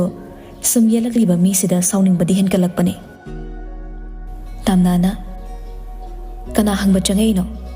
ꯅꯠꯇ꯭ꯔꯒ ꯑꯩ ꯁꯤꯔꯕ꯭ꯔꯥ ꯍꯤꯡꯉꯤꯕ꯭ꯔꯥꯅ ꯌꯦꯡꯕ ꯆꯪꯉꯛꯏꯔꯥ?" ꯁꯨꯔꯨ ꯇꯥꯝꯅꯥꯒꯤ ꯕꯦꯠ ꯃꯅꯥꯛꯇ ꯌꯧꯁꯤꯜꯂꯛꯂꯦ, ꯂꯦꯞꯅ "ꯀꯩ ꯉꯝꯗꯕꯒꯤꯅꯣ ꯅꯪꯅ ꯁꯤꯗ ꯂꯩꯔꯝꯃꯤꯁꯦ? ꯇꯥꯝꯅꯥ, ꯅꯪ ꯀꯩꯗꯧꯕ ꯌꯥꯎꯔꯒꯦ? ꯑꯇꯩ ꯂꯥꯏꯔꯤ, ꯅꯪꯅ ꯃꯐꯝꯁꯤꯗ ꯂꯥꯛꯏꯁꯦ ꯀꯩꯒꯤꯅꯣ? ꯇꯥꯝꯌꯥꯏꯗ ꯍꯟꯖꯤꯟ ꯀꯣꯜ ꯇꯧꯔꯛꯏꯁꯦ ꯀꯩꯒꯤꯅꯣ? ꯅꯪ ꯂꯣꯅꯕꯤ ꯃꯤꯡꯊꯣꯜꯁꯤꯗ ꯑꯁꯨꯛ ꯌꯥꯝ ꯆꯣꯞꯄꯨꯔꯤꯁꯦ ꯀꯩꯒꯤꯅꯣ? ꯑꯩꯒꯤ ꯏꯅꯥꯛꯇ ꯂꯥꯛꯂꯒ ꯃꯌꯥꯝꯗ ꯂꯣꯅꯕꯤ ꯍꯥꯏꯅ ꯆꯤꯕꯣꯟ ꯉꯥꯡꯅꯈꯤꯕ ꯇꯥꯕꯗ ꯅꯪ ꯅꯨꯡꯉꯥꯏꯕ ꯐꯥꯎꯕ꯭ꯔꯥ? ꯅꯠꯇ꯭ꯔꯒ ꯃꯥꯒ ꯑꯩꯒ ꯅꯪꯒꯤ ꯃꯔꯝꯗ ꯏꯇꯠ ꯇꯠꯇꯅ ꯁꯥꯎꯅꯕꯗꯣ ꯅꯪꯅ ꯌꯦꯡꯅꯤꯡꯕ꯭ꯔꯥ?" ꯁꯨꯔꯨ ꯇꯞꯅ "ꯃꯇꯝ ꯑꯃꯗꯗꯤ ꯌꯥꯝꯅ ꯌꯦꯡꯅꯤꯡꯉꯝꯃꯦ. ꯑꯩꯅ ꯅꯈꯣꯏꯅꯤꯒꯤ ꯃꯔꯛꯇ ꯆꯪꯁꯤꯜꯂꯒ ꯍꯟꯖꯤꯟ ꯌꯦꯠꯁꯤꯟꯕꯁꯨ ꯄꯥꯝꯃꯝꯃꯦ. ꯑꯗꯨꯕꯨ ꯑꯣꯏꯔꯔꯣꯏ ꯈꯪꯕꯅ ꯋꯥꯈꯜ ꯃꯅꯤꯡ ꯍꯜꯂꯛꯂꯦ. ꯑꯅꯧꯕ ꯑꯩꯒꯤ ꯄꯨꯟꯁꯤ ꯂꯝꯕꯤ ꯑꯃꯗ ꯆꯠꯂꯒꯦ ꯍꯥꯏꯅ ꯈꯜꯂꯣꯏ. ꯑꯗꯨꯕꯨ ꯋꯥ ꯃꯈꯥ ꯇꯥꯕ ꯉꯝꯗ ꯃꯆꯤꯟꯕꯥꯜ ꯆꯛꯁꯤꯜꯂꯒ ꯑꯗꯨꯕꯨ ꯑꯩꯅ ꯇꯧꯈꯤꯕ ꯃꯌꯥꯝꯗꯨꯅ ꯇꯞꯅ ꯑꯩꯕꯨ ꯅꯣꯡꯗꯝꯕꯅ ꯋꯥꯔꯛꯄ ꯍꯧꯔꯛꯂꯦ. ꯇꯥꯝꯅꯥ, ꯑꯩ ꯊꯩꯗꯨꯅ ꯆꯦꯟꯕ ꯉꯝꯗ꯭ꯔꯦ." ꯁꯤ ꯍꯥꯏꯔꯒ ꯀꯞꯂꯤ ꯇꯧꯔꯛꯏ꯫ ꯀꯞꯊꯣꯛꯄꯁꯨ ꯉꯝꯗꯕꯅ ꯃꯄꯨꯡ ꯐꯥꯅ ꯀꯞꯄꯁꯨ ꯉꯝꯈꯤꯗ꯭ꯔꯦ꯫ ꯇꯥꯝꯅꯥ ꯍꯧꯖꯤꯛꯁꯨ ꯃꯤꯅꯨꯡꯁꯤ ꯐꯥꯎꯕ ꯉꯝꯂꯝꯗꯦ꯫ ꯁꯨꯔꯨꯅ ꯇꯞꯅ ꯃꯈꯥ ꯇꯥꯔꯛꯏ꯫ "ꯅꯈꯣꯏ ꯑꯅꯤꯅ ꯀꯨꯟꯗꯣ ꯄꯔꯦꯡ ꯍꯨꯛꯈꯤꯕ ꯃꯤꯀꯨꯞꯇ ꯑꯩꯅ ꯀꯜꯂꯛꯇꯨꯅ ꯅꯈꯣꯏꯅꯤꯒꯤ ꯄꯨꯟꯁꯤꯗ ꯂꯥꯛꯁꯤꯟꯈꯤ. ꯍꯟꯖꯤꯟ ꯐꯤꯔꯦꯞꯄꯅ ꯅꯪꯒꯤꯗꯃꯛ ꯐꯥꯎꯖꯔꯛꯄ ꯅꯨꯡꯁꯤꯕꯗꯣ ꯑꯔꯥꯟꯕ ꯑꯣꯏꯅ ꯎꯍꯟꯅꯕ ꯍꯣꯠꯅꯈꯤ. ꯑꯗꯨꯕꯨ ꯑꯩ ꯃꯥꯏꯊꯤꯈꯤ. ꯅꯪꯒ ꯀꯥꯏꯅꯕ ꯉꯝꯃꯣꯏ, ꯅꯪꯕꯨ ꯅꯨꯡꯁꯤꯐꯝꯗ ꯁꯦꯡꯗꯣꯔꯛꯈꯤ. ꯑꯗꯨꯕꯨ ꯑꯩꯅꯕꯨ ꯍꯦꯟꯅ ꯅꯪꯉꯣꯟꯗ ꯀꯜꯂꯛꯈꯤꯕꯅꯤ. ꯃꯥꯕꯨ ꯄꯥꯝꯖꯕꯅ ꯄꯨꯝꯅꯃꯛ ꯄꯦꯟꯊꯣꯛꯄ ꯁꯥꯔꯒ ꯑꯩꯅ ꯃꯥꯕꯨ ꯅꯛꯅ ꯃꯔꯨꯞ ꯑꯃꯒꯤ ꯃꯥꯏꯈꯨꯝꯗ ꯂꯣꯏꯅꯔꯛꯈꯤ. ꯏꯃꯨꯡ ꯃꯅꯨꯡ ꯐꯥꯎꯁꯤꯟꯅꯔꯒ ꯇꯥꯝꯅꯥ, ꯅꯝꯗꯨꯅ ꯑꯩꯅ ꯃꯉꯣꯟꯗ ꯂꯩꯁꯤꯟꯈꯤ. ꯑꯩꯒꯤ ꯁꯥꯒꯩꯒꯤ ꯑꯍꯜꯁꯤꯡꯅ ꯃꯥꯕꯨ ꯍꯟꯖꯤꯟ ꯁꯥꯊꯤꯅ ꯐꯨꯔ ꯐꯥꯎꯕ ꯅꯨꯃꯤꯠꯇꯨꯗ ꯃꯥꯒꯤ ꯆꯤꯝꯕꯥꯜꯗꯒꯤ ꯅꯪ ꯀꯥꯏꯅꯕ ꯉꯝꯃꯣꯏ ꯍꯥꯏꯕ ꯋꯥꯍꯩꯁꯤ ꯀꯛꯊꯣꯔꯛꯈꯤ. ꯃꯥꯗꯤ ꯂꯨꯍꯣꯡꯉꯕ ꯃꯤꯁꯛꯅꯤ, ꯑꯔꯥꯟꯕ ꯂꯝꯆꯠ ꯇꯧꯈꯤꯕ ꯂꯩꯇꯦ, ꯑꯔꯥꯟꯕ ꯋꯥꯈꯜ ꯈꯟꯈꯤꯕ ꯂꯩꯇꯦ ꯍꯥꯏꯕ ꯋꯥꯍꯩꯅ ꯅꯨꯃꯤꯠꯇꯨ ꯄꯨꯝꯅꯤꯟ ꯅꯤꯟꯈꯤꯕꯅꯤ. ꯃꯥꯅ ꯑꯩꯕꯨ ꯅꯨꯡꯁꯤꯗ꯭ꯔꯁꯨ ꯅꯝꯗꯨꯅ ꯑꯩꯒꯤ ꯏꯃꯨꯡꯅ ꯃꯉꯣꯟꯗ ꯑꯩꯕꯨ ꯁꯤꯟꯅꯔꯛꯄꯗꯣ ꯑꯩ ꯃꯥꯒꯤ ꯊꯃꯣꯏ ꯈꯪꯕꯅ ꯑꯄꯦꯟꯕ ꯑꯣꯏꯈꯤꯗꯦ. ꯃꯥꯒꯤ ꯅꯨꯡꯁꯤꯕꯁꯨ ꯐꯪꯕ ꯉꯝꯈꯤꯗꯦ. ꯑꯗꯨ ꯐꯥꯎꯕ ꯑꯩ ꯅꯝꯗꯨꯅ ꯃꯥꯒꯤ ꯃꯅꯥꯛꯇ ꯁꯨꯔꯁꯨꯅꯩꯗꯨꯅ ꯂꯩꯔꯛꯈꯤꯕꯅꯤ. ꯑꯗꯨꯕꯨ ꯇꯥꯝꯅꯥ, ꯑꯩꯅ ꯃꯥ ꯄꯥꯝꯖꯔꯁꯨ ꯃꯥꯈꯛ ꯑꯩꯅ ꯂꯥꯏꯅꯤꯡ ꯑꯣꯏꯗꯨꯅ ꯂꯩꯕ ꯉꯝꯈꯤꯗ꯭ꯔꯦ. ꯃꯃꯥꯡꯗꯒꯤ ꯍꯧꯅ ꯑꯩꯅ ꯆꯪꯂꯤꯕ ꯐꯤꯜꯁꯤꯗ ꯑꯩꯒꯤ ꯃꯤꯡꯆꯠ ꯆꯥꯎꯅ ꯇꯥꯅꯤꯡꯕꯅ ꯑꯩꯁꯤꯗꯕꯨ ꯐꯥꯎꯔꯗꯤ, ꯑꯩꯒꯤ ꯀꯦꯔꯤꯌꯔꯁꯤꯗꯕꯨ ꯃꯄꯨꯡ ꯐꯥꯔꯗꯤ ꯍꯥꯏꯅ ꯑꯩꯒꯤ ꯍꯛꯆꯥꯡꯁꯦ ꯌꯣꯟꯗꯨꯅ ꯃꯊꯛ ꯀꯥꯔꯛꯄꯅꯤ. ꯑꯗꯨꯕꯨ ꯉꯁꯤꯗꯤ ꯀꯦꯔꯤꯌꯔ ꯁꯦꯝꯒꯠꯂꯁꯨ ꯄꯨꯟꯁꯤꯗꯤ ꯂꯩꯈꯥ ꯇꯥꯅ ꯃꯥꯡꯍꯧꯔꯦ." ꯇꯥꯝꯅꯥ ꯁꯨꯔꯨꯅ ꯇꯞꯂꯤ ꯍꯥꯏꯔꯛꯂꯤꯕꯁꯤꯡꯗꯣ ꯕꯥꯛ ꯂꯥꯝꯁꯤꯟꯕꯗ ꯈꯔ ꯋꯥꯔꯛꯄ ꯊꯣꯛꯂꯦ꯫ ꯀꯩꯗꯧꯕ ꯌꯥꯎꯔꯕꯅꯣ ꯈꯟꯅ ꯃꯔꯝꯗꯨꯁꯨ ꯍꯪꯂꯒ ꯃꯈꯥ ꯁꯥꯟꯊꯅꯤꯡꯕꯗꯤ ꯄꯣꯛꯂꯝꯗꯦ꯫ ꯑꯗꯨꯕꯨ ꯂꯩꯔꯝꯕ ꯑꯁꯥꯎꯕꯗꯨꯗꯤ ꯇꯞꯅ ꯐꯔꯛꯂꯦ꯫ ꯁꯨꯔꯨꯅ "ꯑꯩ ꯑꯉꯥꯡꯈꯥꯛꯁꯨ ꯂꯧꯊꯣꯛꯇꯣꯔꯦ, ꯑꯗꯨꯒ ꯏꯟꯐꯔꯇꯤꯂꯤꯇꯤꯁꯨ ꯑꯣꯏꯕꯒꯤ ꯅꯨꯄꯥ ꯃꯌꯨꯝꯗ ꯂꯨꯍꯣꯡꯕꯁꯨ ꯊꯨꯒꯥꯏꯔꯛꯂꯦ. ꯅꯪꯁꯨ ꯄꯥꯎꯗꯤ ꯇꯥꯔꯝꯂꯅꯤ.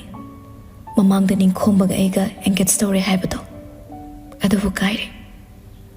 ꯄꯨꯝꯅꯃꯛꯁꯦ ꯑꯩꯅ ꯇꯧꯔꯨꯕꯅꯅꯦ. ꯑꯩ ꯍꯧꯖꯤꯛꯇꯤ ꯈꯜꯂꯛꯂꯦ. ꯍꯧꯖꯤꯛꯇꯤ ꯑꯩꯕꯨ ꯁꯦꯡꯅ ꯅꯨꯡꯁꯤꯕꯤꯕ ꯃꯤꯁꯛꯇꯨꯁꯨ ꯑꯩ ꯊꯤꯅꯤꯡꯂꯦ. ꯑꯗꯨꯕꯨ ꯏꯃꯥ ꯅꯠꯇꯅ ꯀꯅꯥꯝꯇ ꯐꯪꯗ꯭ꯔꯦ. ꯑꯩꯅ ꯐꯤꯔꯦꯞꯄꯗ ꯀꯣꯜ ꯇꯧꯏ. ꯑꯩꯅ ꯋꯥ ꯇꯥꯅꯅꯤꯡꯉꯥꯏ ꯂꯩꯇꯕꯒꯤ ꯑꯩ ꯄꯨꯛꯅꯤꯡ ꯌꯥꯝ ꯁꯣꯟꯊꯃꯟꯈꯤꯕꯅ ꯐꯤꯔꯦꯞꯄꯗ ꯀꯣꯜ ꯇꯧꯕꯅꯤ. ꯅꯈꯣꯏꯅꯤꯒꯤ ꯃꯔꯤ ꯊꯗꯠꯀꯦ ꯈꯟꯈꯤꯗꯕꯗꯤ ꯀꯨꯏꯔꯦ." ꯃꯄꯤꯗꯨ ꯇꯩꯊꯣꯛꯂꯒ "ꯅꯨꯡꯉꯥꯏꯅ ꯄꯥꯜꯂꯣ. ꯑꯩ ꯑꯃꯨꯛ ꯍꯟꯅ ꯅꯈꯣꯏꯅꯤꯒꯤ ꯃꯔꯛꯇ ꯌꯦꯠꯂꯣꯏ. ꯌꯦꯠꯂꯕꯁꯨ ꯑꯩ ꯃꯥꯏꯊꯤꯒꯅꯤ ꯈꯪꯉꯦ. ꯑꯩꯁꯨ ꯋꯥꯔꯦ, ꯅꯣꯏꯁꯨ ꯋꯥꯎ ꯍꯥꯏꯕꯗꯣ ꯑꯣꯏꯖꯕ ꯊꯤꯕ ꯋꯥꯈꯜ ꯑꯩ ꯈꯟꯗꯕ ꯀꯨꯏꯔꯦ. ꯆꯠꯂꯨꯈꯤꯒꯦ."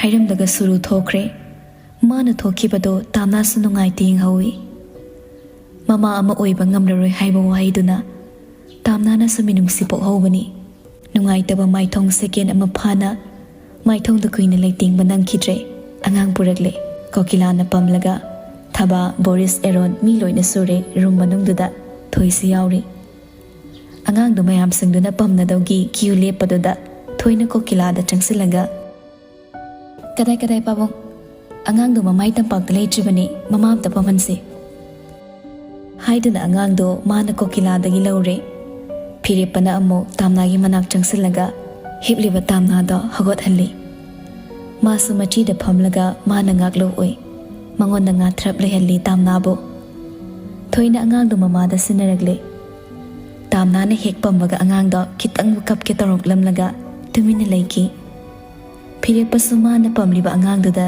ꯅꯣꯛꯃꯤ ꯄꯥꯝꯃꯣꯅ ꯌꯦꯡꯖꯩ ꯊꯕꯥ ꯆꯪꯁꯤꯜꯂꯛꯂꯒ ꯃꯁꯨꯗꯣ ꯌꯦꯡꯅ ꯏꯁ ꯐꯤꯔꯦꯞꯄ ꯁꯤꯗꯤ ꯅꯪ ꯌꯨꯝꯗ ꯍꯟꯖꯤꯜꯂꯛꯇꯕ ꯀꯥꯟ ꯌꯥꯎꯔꯁꯨ ꯅꯆꯥꯅꯨꯄꯥꯒꯤ ꯐꯣꯇꯣ ꯀꯥꯞꯄꯒ ꯑꯉꯥꯡꯁꯤꯒꯤ ꯃꯄꯥ ꯍꯜꯂꯛꯇ꯭ꯔꯦ ꯍꯥꯏꯕꯗ ꯏꯔꯥꯏ ꯂꯥꯏꯅ ꯐꯪꯒꯅꯤꯕꯣ ꯍꯦꯛ ꯍꯥꯏꯔꯛꯄꯗꯨꯗ ꯃꯌꯥꯝꯗꯣ ꯋꯥ ꯂꯥꯎꯅ ꯅꯣꯛꯏ ꯐꯤꯔꯦꯞꯄꯒ ꯇꯥꯝꯅꯥꯒꯁꯨ ꯃꯉꯣꯟ ꯇꯧꯖꯩ ꯀꯣꯀꯤꯂꯥꯅ ꯄꯤꯁꯨꯝꯁꯤꯗꯤ ꯑꯩ ꯃꯥꯜꯂꯦ ꯑꯩ ꯃꯥꯟꯕ ꯃꯁꯦꯠ ꯑꯃ ꯌꯥꯎꯔꯗꯤ ꯌꯥꯔꯦ ꯕꯣꯔꯤꯁꯅ ꯅꯥꯇꯣꯟꯅ ꯑꯩ ꯑꯃꯨꯛꯁꯨ ꯍꯧꯅ ꯅꯣꯛꯏ ꯃꯌꯥꯝꯗꯣ ꯕꯣꯔꯤꯁꯅ ꯑꯉꯥꯡ ꯃꯃꯤꯡꯗꯤ ꯃꯄꯨꯗ ꯈꯨꯠꯁꯤꯟꯅꯖꯔꯦ ꯑꯗꯨꯒ ꯄꯥꯕꯨꯡ ꯏꯃꯥ ꯅꯨꯡꯁꯤꯔꯤꯅꯦ ꯀꯥꯏꯅ ꯏꯃꯥꯗꯩ ꯃꯃꯤꯡ ꯃꯆꯦꯠ ꯑꯃ ꯂꯧꯊꯣꯛꯑꯒ ꯑꯃꯨꯇꯣꯟ ꯀꯥꯏꯅ ꯊꯣꯜꯂꯛꯀꯅꯨꯀꯣ ꯊꯥꯏꯅꯒꯤ ꯑꯍꯜ ꯅꯣꯏꯅ ꯊꯣꯟꯕ ꯃꯤꯡꯁꯦ ꯆꯣꯛꯅꯝ ꯌꯥꯝ ꯆꯥꯗꯦꯕ ꯀꯣꯀꯤꯂꯥꯅ ꯏꯁꯨꯒꯤ ꯃꯤꯡꯁꯦ ꯀꯣꯊꯤꯗ ꯏꯍꯜꯂꯒ ꯄꯥꯟꯖꯤꯒ ꯇꯥꯟꯅꯔꯒ ꯃꯥꯒ ꯆꯥꯟꯅꯕ ꯃꯃꯤꯡ ꯑꯃ ꯊꯣꯟꯗꯧꯔꯤꯕꯅꯤꯅꯦ ꯏꯔꯥꯏ ꯂꯥꯏꯅꯒ ꯌꯥꯡꯅ ꯊꯣꯜꯂꯣꯏ ꯍꯌꯦꯡꯅꯦ ꯑꯐꯥꯎꯕ ꯃꯤꯁꯛ ꯑꯃ ꯑꯣꯏꯍꯟꯗꯧꯔꯤꯕꯅꯤ ꯕꯣꯔꯤꯁꯅ ꯊꯣꯏꯒꯤ ꯃꯅꯥꯛ ꯑꯃꯨꯛ ꯆꯪꯁꯤꯜꯂꯒ ꯅꯥꯔꯨꯡꯋꯥꯏꯗ ꯆꯤꯔꯣꯜ ꯇꯧꯔꯛꯏ ꯑꯉꯥꯡ ꯌꯥꯝ ꯄꯣꯛꯅꯤꯡꯉꯦ ꯊꯨꯅ ꯍꯣꯡꯉꯁꯦ ꯑꯩꯈꯣꯏ ꯄꯥꯕꯨꯡꯁꯦ ꯃꯁꯨ ꯎꯔꯤꯈꯩ ꯍꯔꯥꯎꯕ ꯑꯣꯏꯍꯜꯂꯛꯇꯧ ꯃꯥꯜꯂꯦ ꯊꯣꯏꯁꯨ ꯇꯥꯟꯖꯥꯗꯨꯒꯤ ꯐꯥꯒꯤꯗꯨꯗ ꯅꯣꯛꯂꯛꯏ ꯁꯣꯝꯗꯁꯨ ꯅꯤꯡꯉꯣꯜꯒꯤ ꯑꯦꯔꯣꯟꯒꯗꯣ ꯅꯛꯅꯅ ꯂꯦꯞꯄꯅꯤ ꯑꯦꯔꯣꯟꯅ ꯅꯤꯡꯉꯣꯜꯗ ꯃꯈꯨꯠ ꯈꯨꯅꯤꯡꯅ ꯈꯤꯇꯪ ꯊꯦꯡꯂꯒ ꯃꯃꯣꯟ ꯇꯧꯁꯤꯜꯂꯤ ꯅꯤꯡꯉꯣꯜꯁꯨ ꯃꯃꯣꯟ ꯇꯧꯅ ꯏꯔꯥꯡꯅ ꯃꯤꯠꯌꯦꯡꯅ ꯍꯟꯈꯤ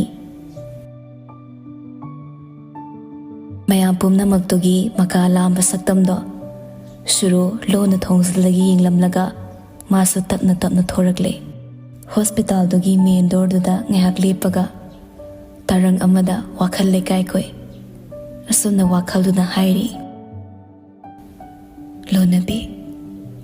ꯂꯣꯅꯕꯤ ꯅꯪꯗꯤ ꯀꯅꯥ ꯑꯃꯠꯇꯅ ꯅꯤꯡꯁꯤꯡꯕꯤꯗꯦ ꯀꯅꯥ ꯑꯃꯠꯇꯅ ꯅꯪꯒꯤ ꯄꯤꯔꯥꯡ ꯎꯗꯦ ꯀꯅꯥ ꯑꯃꯠꯇꯅ ꯅꯪꯕꯨ ꯅꯨꯡꯁꯤꯕ ꯉꯝꯗꯦ ꯀꯔꯤꯒꯤ ꯄꯥꯝꯂꯨꯔꯤ ꯂꯣꯅꯕꯤ ꯑꯣꯏꯕ ꯀꯔꯤꯒꯤ ꯌꯦꯠꯂꯨꯔꯤ ꯃꯤꯒꯤ ꯃꯀꯥꯗ ꯃꯊꯪ ꯃꯄꯣꯛꯇꯨꯃꯗꯗꯤ ꯑꯩꯒꯤꯁꯨ ꯑꯁꯦꯡꯕ ꯑꯩꯕꯨ ꯅꯨꯡꯁꯤꯕꯤꯕ ꯃꯤꯁꯛ ꯑꯃ ꯐꯪꯗꯨꯅ ꯅꯨꯡꯁꯤꯕ ꯏꯆꯥ ꯏꯊꯥꯅꯨꯡꯗ ꯆꯦꯠꯅ ꯀꯣꯟꯁꯤꯟꯕ ꯐꯪꯖꯒꯦ ꯃꯇꯥꯡ ꯑꯁꯤꯒ ꯂꯣꯏꯅꯅ ꯂꯣꯅꯕꯤ ꯍꯥꯏꯔꯤꯕ ꯋꯥꯔꯤꯁꯤ ꯇꯥꯡꯀꯛꯁꯤꯗ ꯂꯣꯏꯁꯤꯟꯖꯔꯦ ꯋꯥꯔꯤꯁꯤꯕꯨ ꯇꯥꯕꯤꯔꯤꯕ ꯂꯤꯁꯅꯔ ꯈꯨꯗꯤꯡꯃꯛꯀꯤ ꯃꯐꯝꯗꯒꯤ ꯑꯗꯣꯝꯒꯤ ꯈꯨꯕꯤꯒꯤ ꯃꯃꯜ ꯋꯥꯏꯖꯒꯦ ꯋꯥꯔꯤꯁꯤ ꯇꯥꯕ ꯃꯇꯝꯗ ꯏꯁꯥꯗ ꯐꯥꯎꯕꯤꯕ ꯋꯥꯈꯜꯂꯣꯟꯁꯤꯡꯗꯣ ꯀꯃꯦꯟꯇ ꯏꯕꯤꯗꯨꯅ ꯐꯣꯡꯗꯣꯛꯄꯤꯔꯝꯃꯣ ꯃꯊꯪꯗ ꯑꯃꯨꯛ ꯁꯤꯗꯒꯤ ꯍꯦꯟꯅ ꯅꯨꯡꯉꯥꯏꯕ ꯋꯥꯔꯤ ꯑꯃ ꯄꯨꯗꯨꯅ ꯁꯨꯡꯁꯣꯏ ꯁꯣꯏꯗꯅ ꯂꯥꯛꯆꯒꯦ ꯏꯀꯨꯏ ꯀꯨꯏꯗꯅ ꯃꯌꯥꯝ ꯄꯨꯟꯅ ꯉꯥꯏꯕꯤꯔꯝꯃꯣ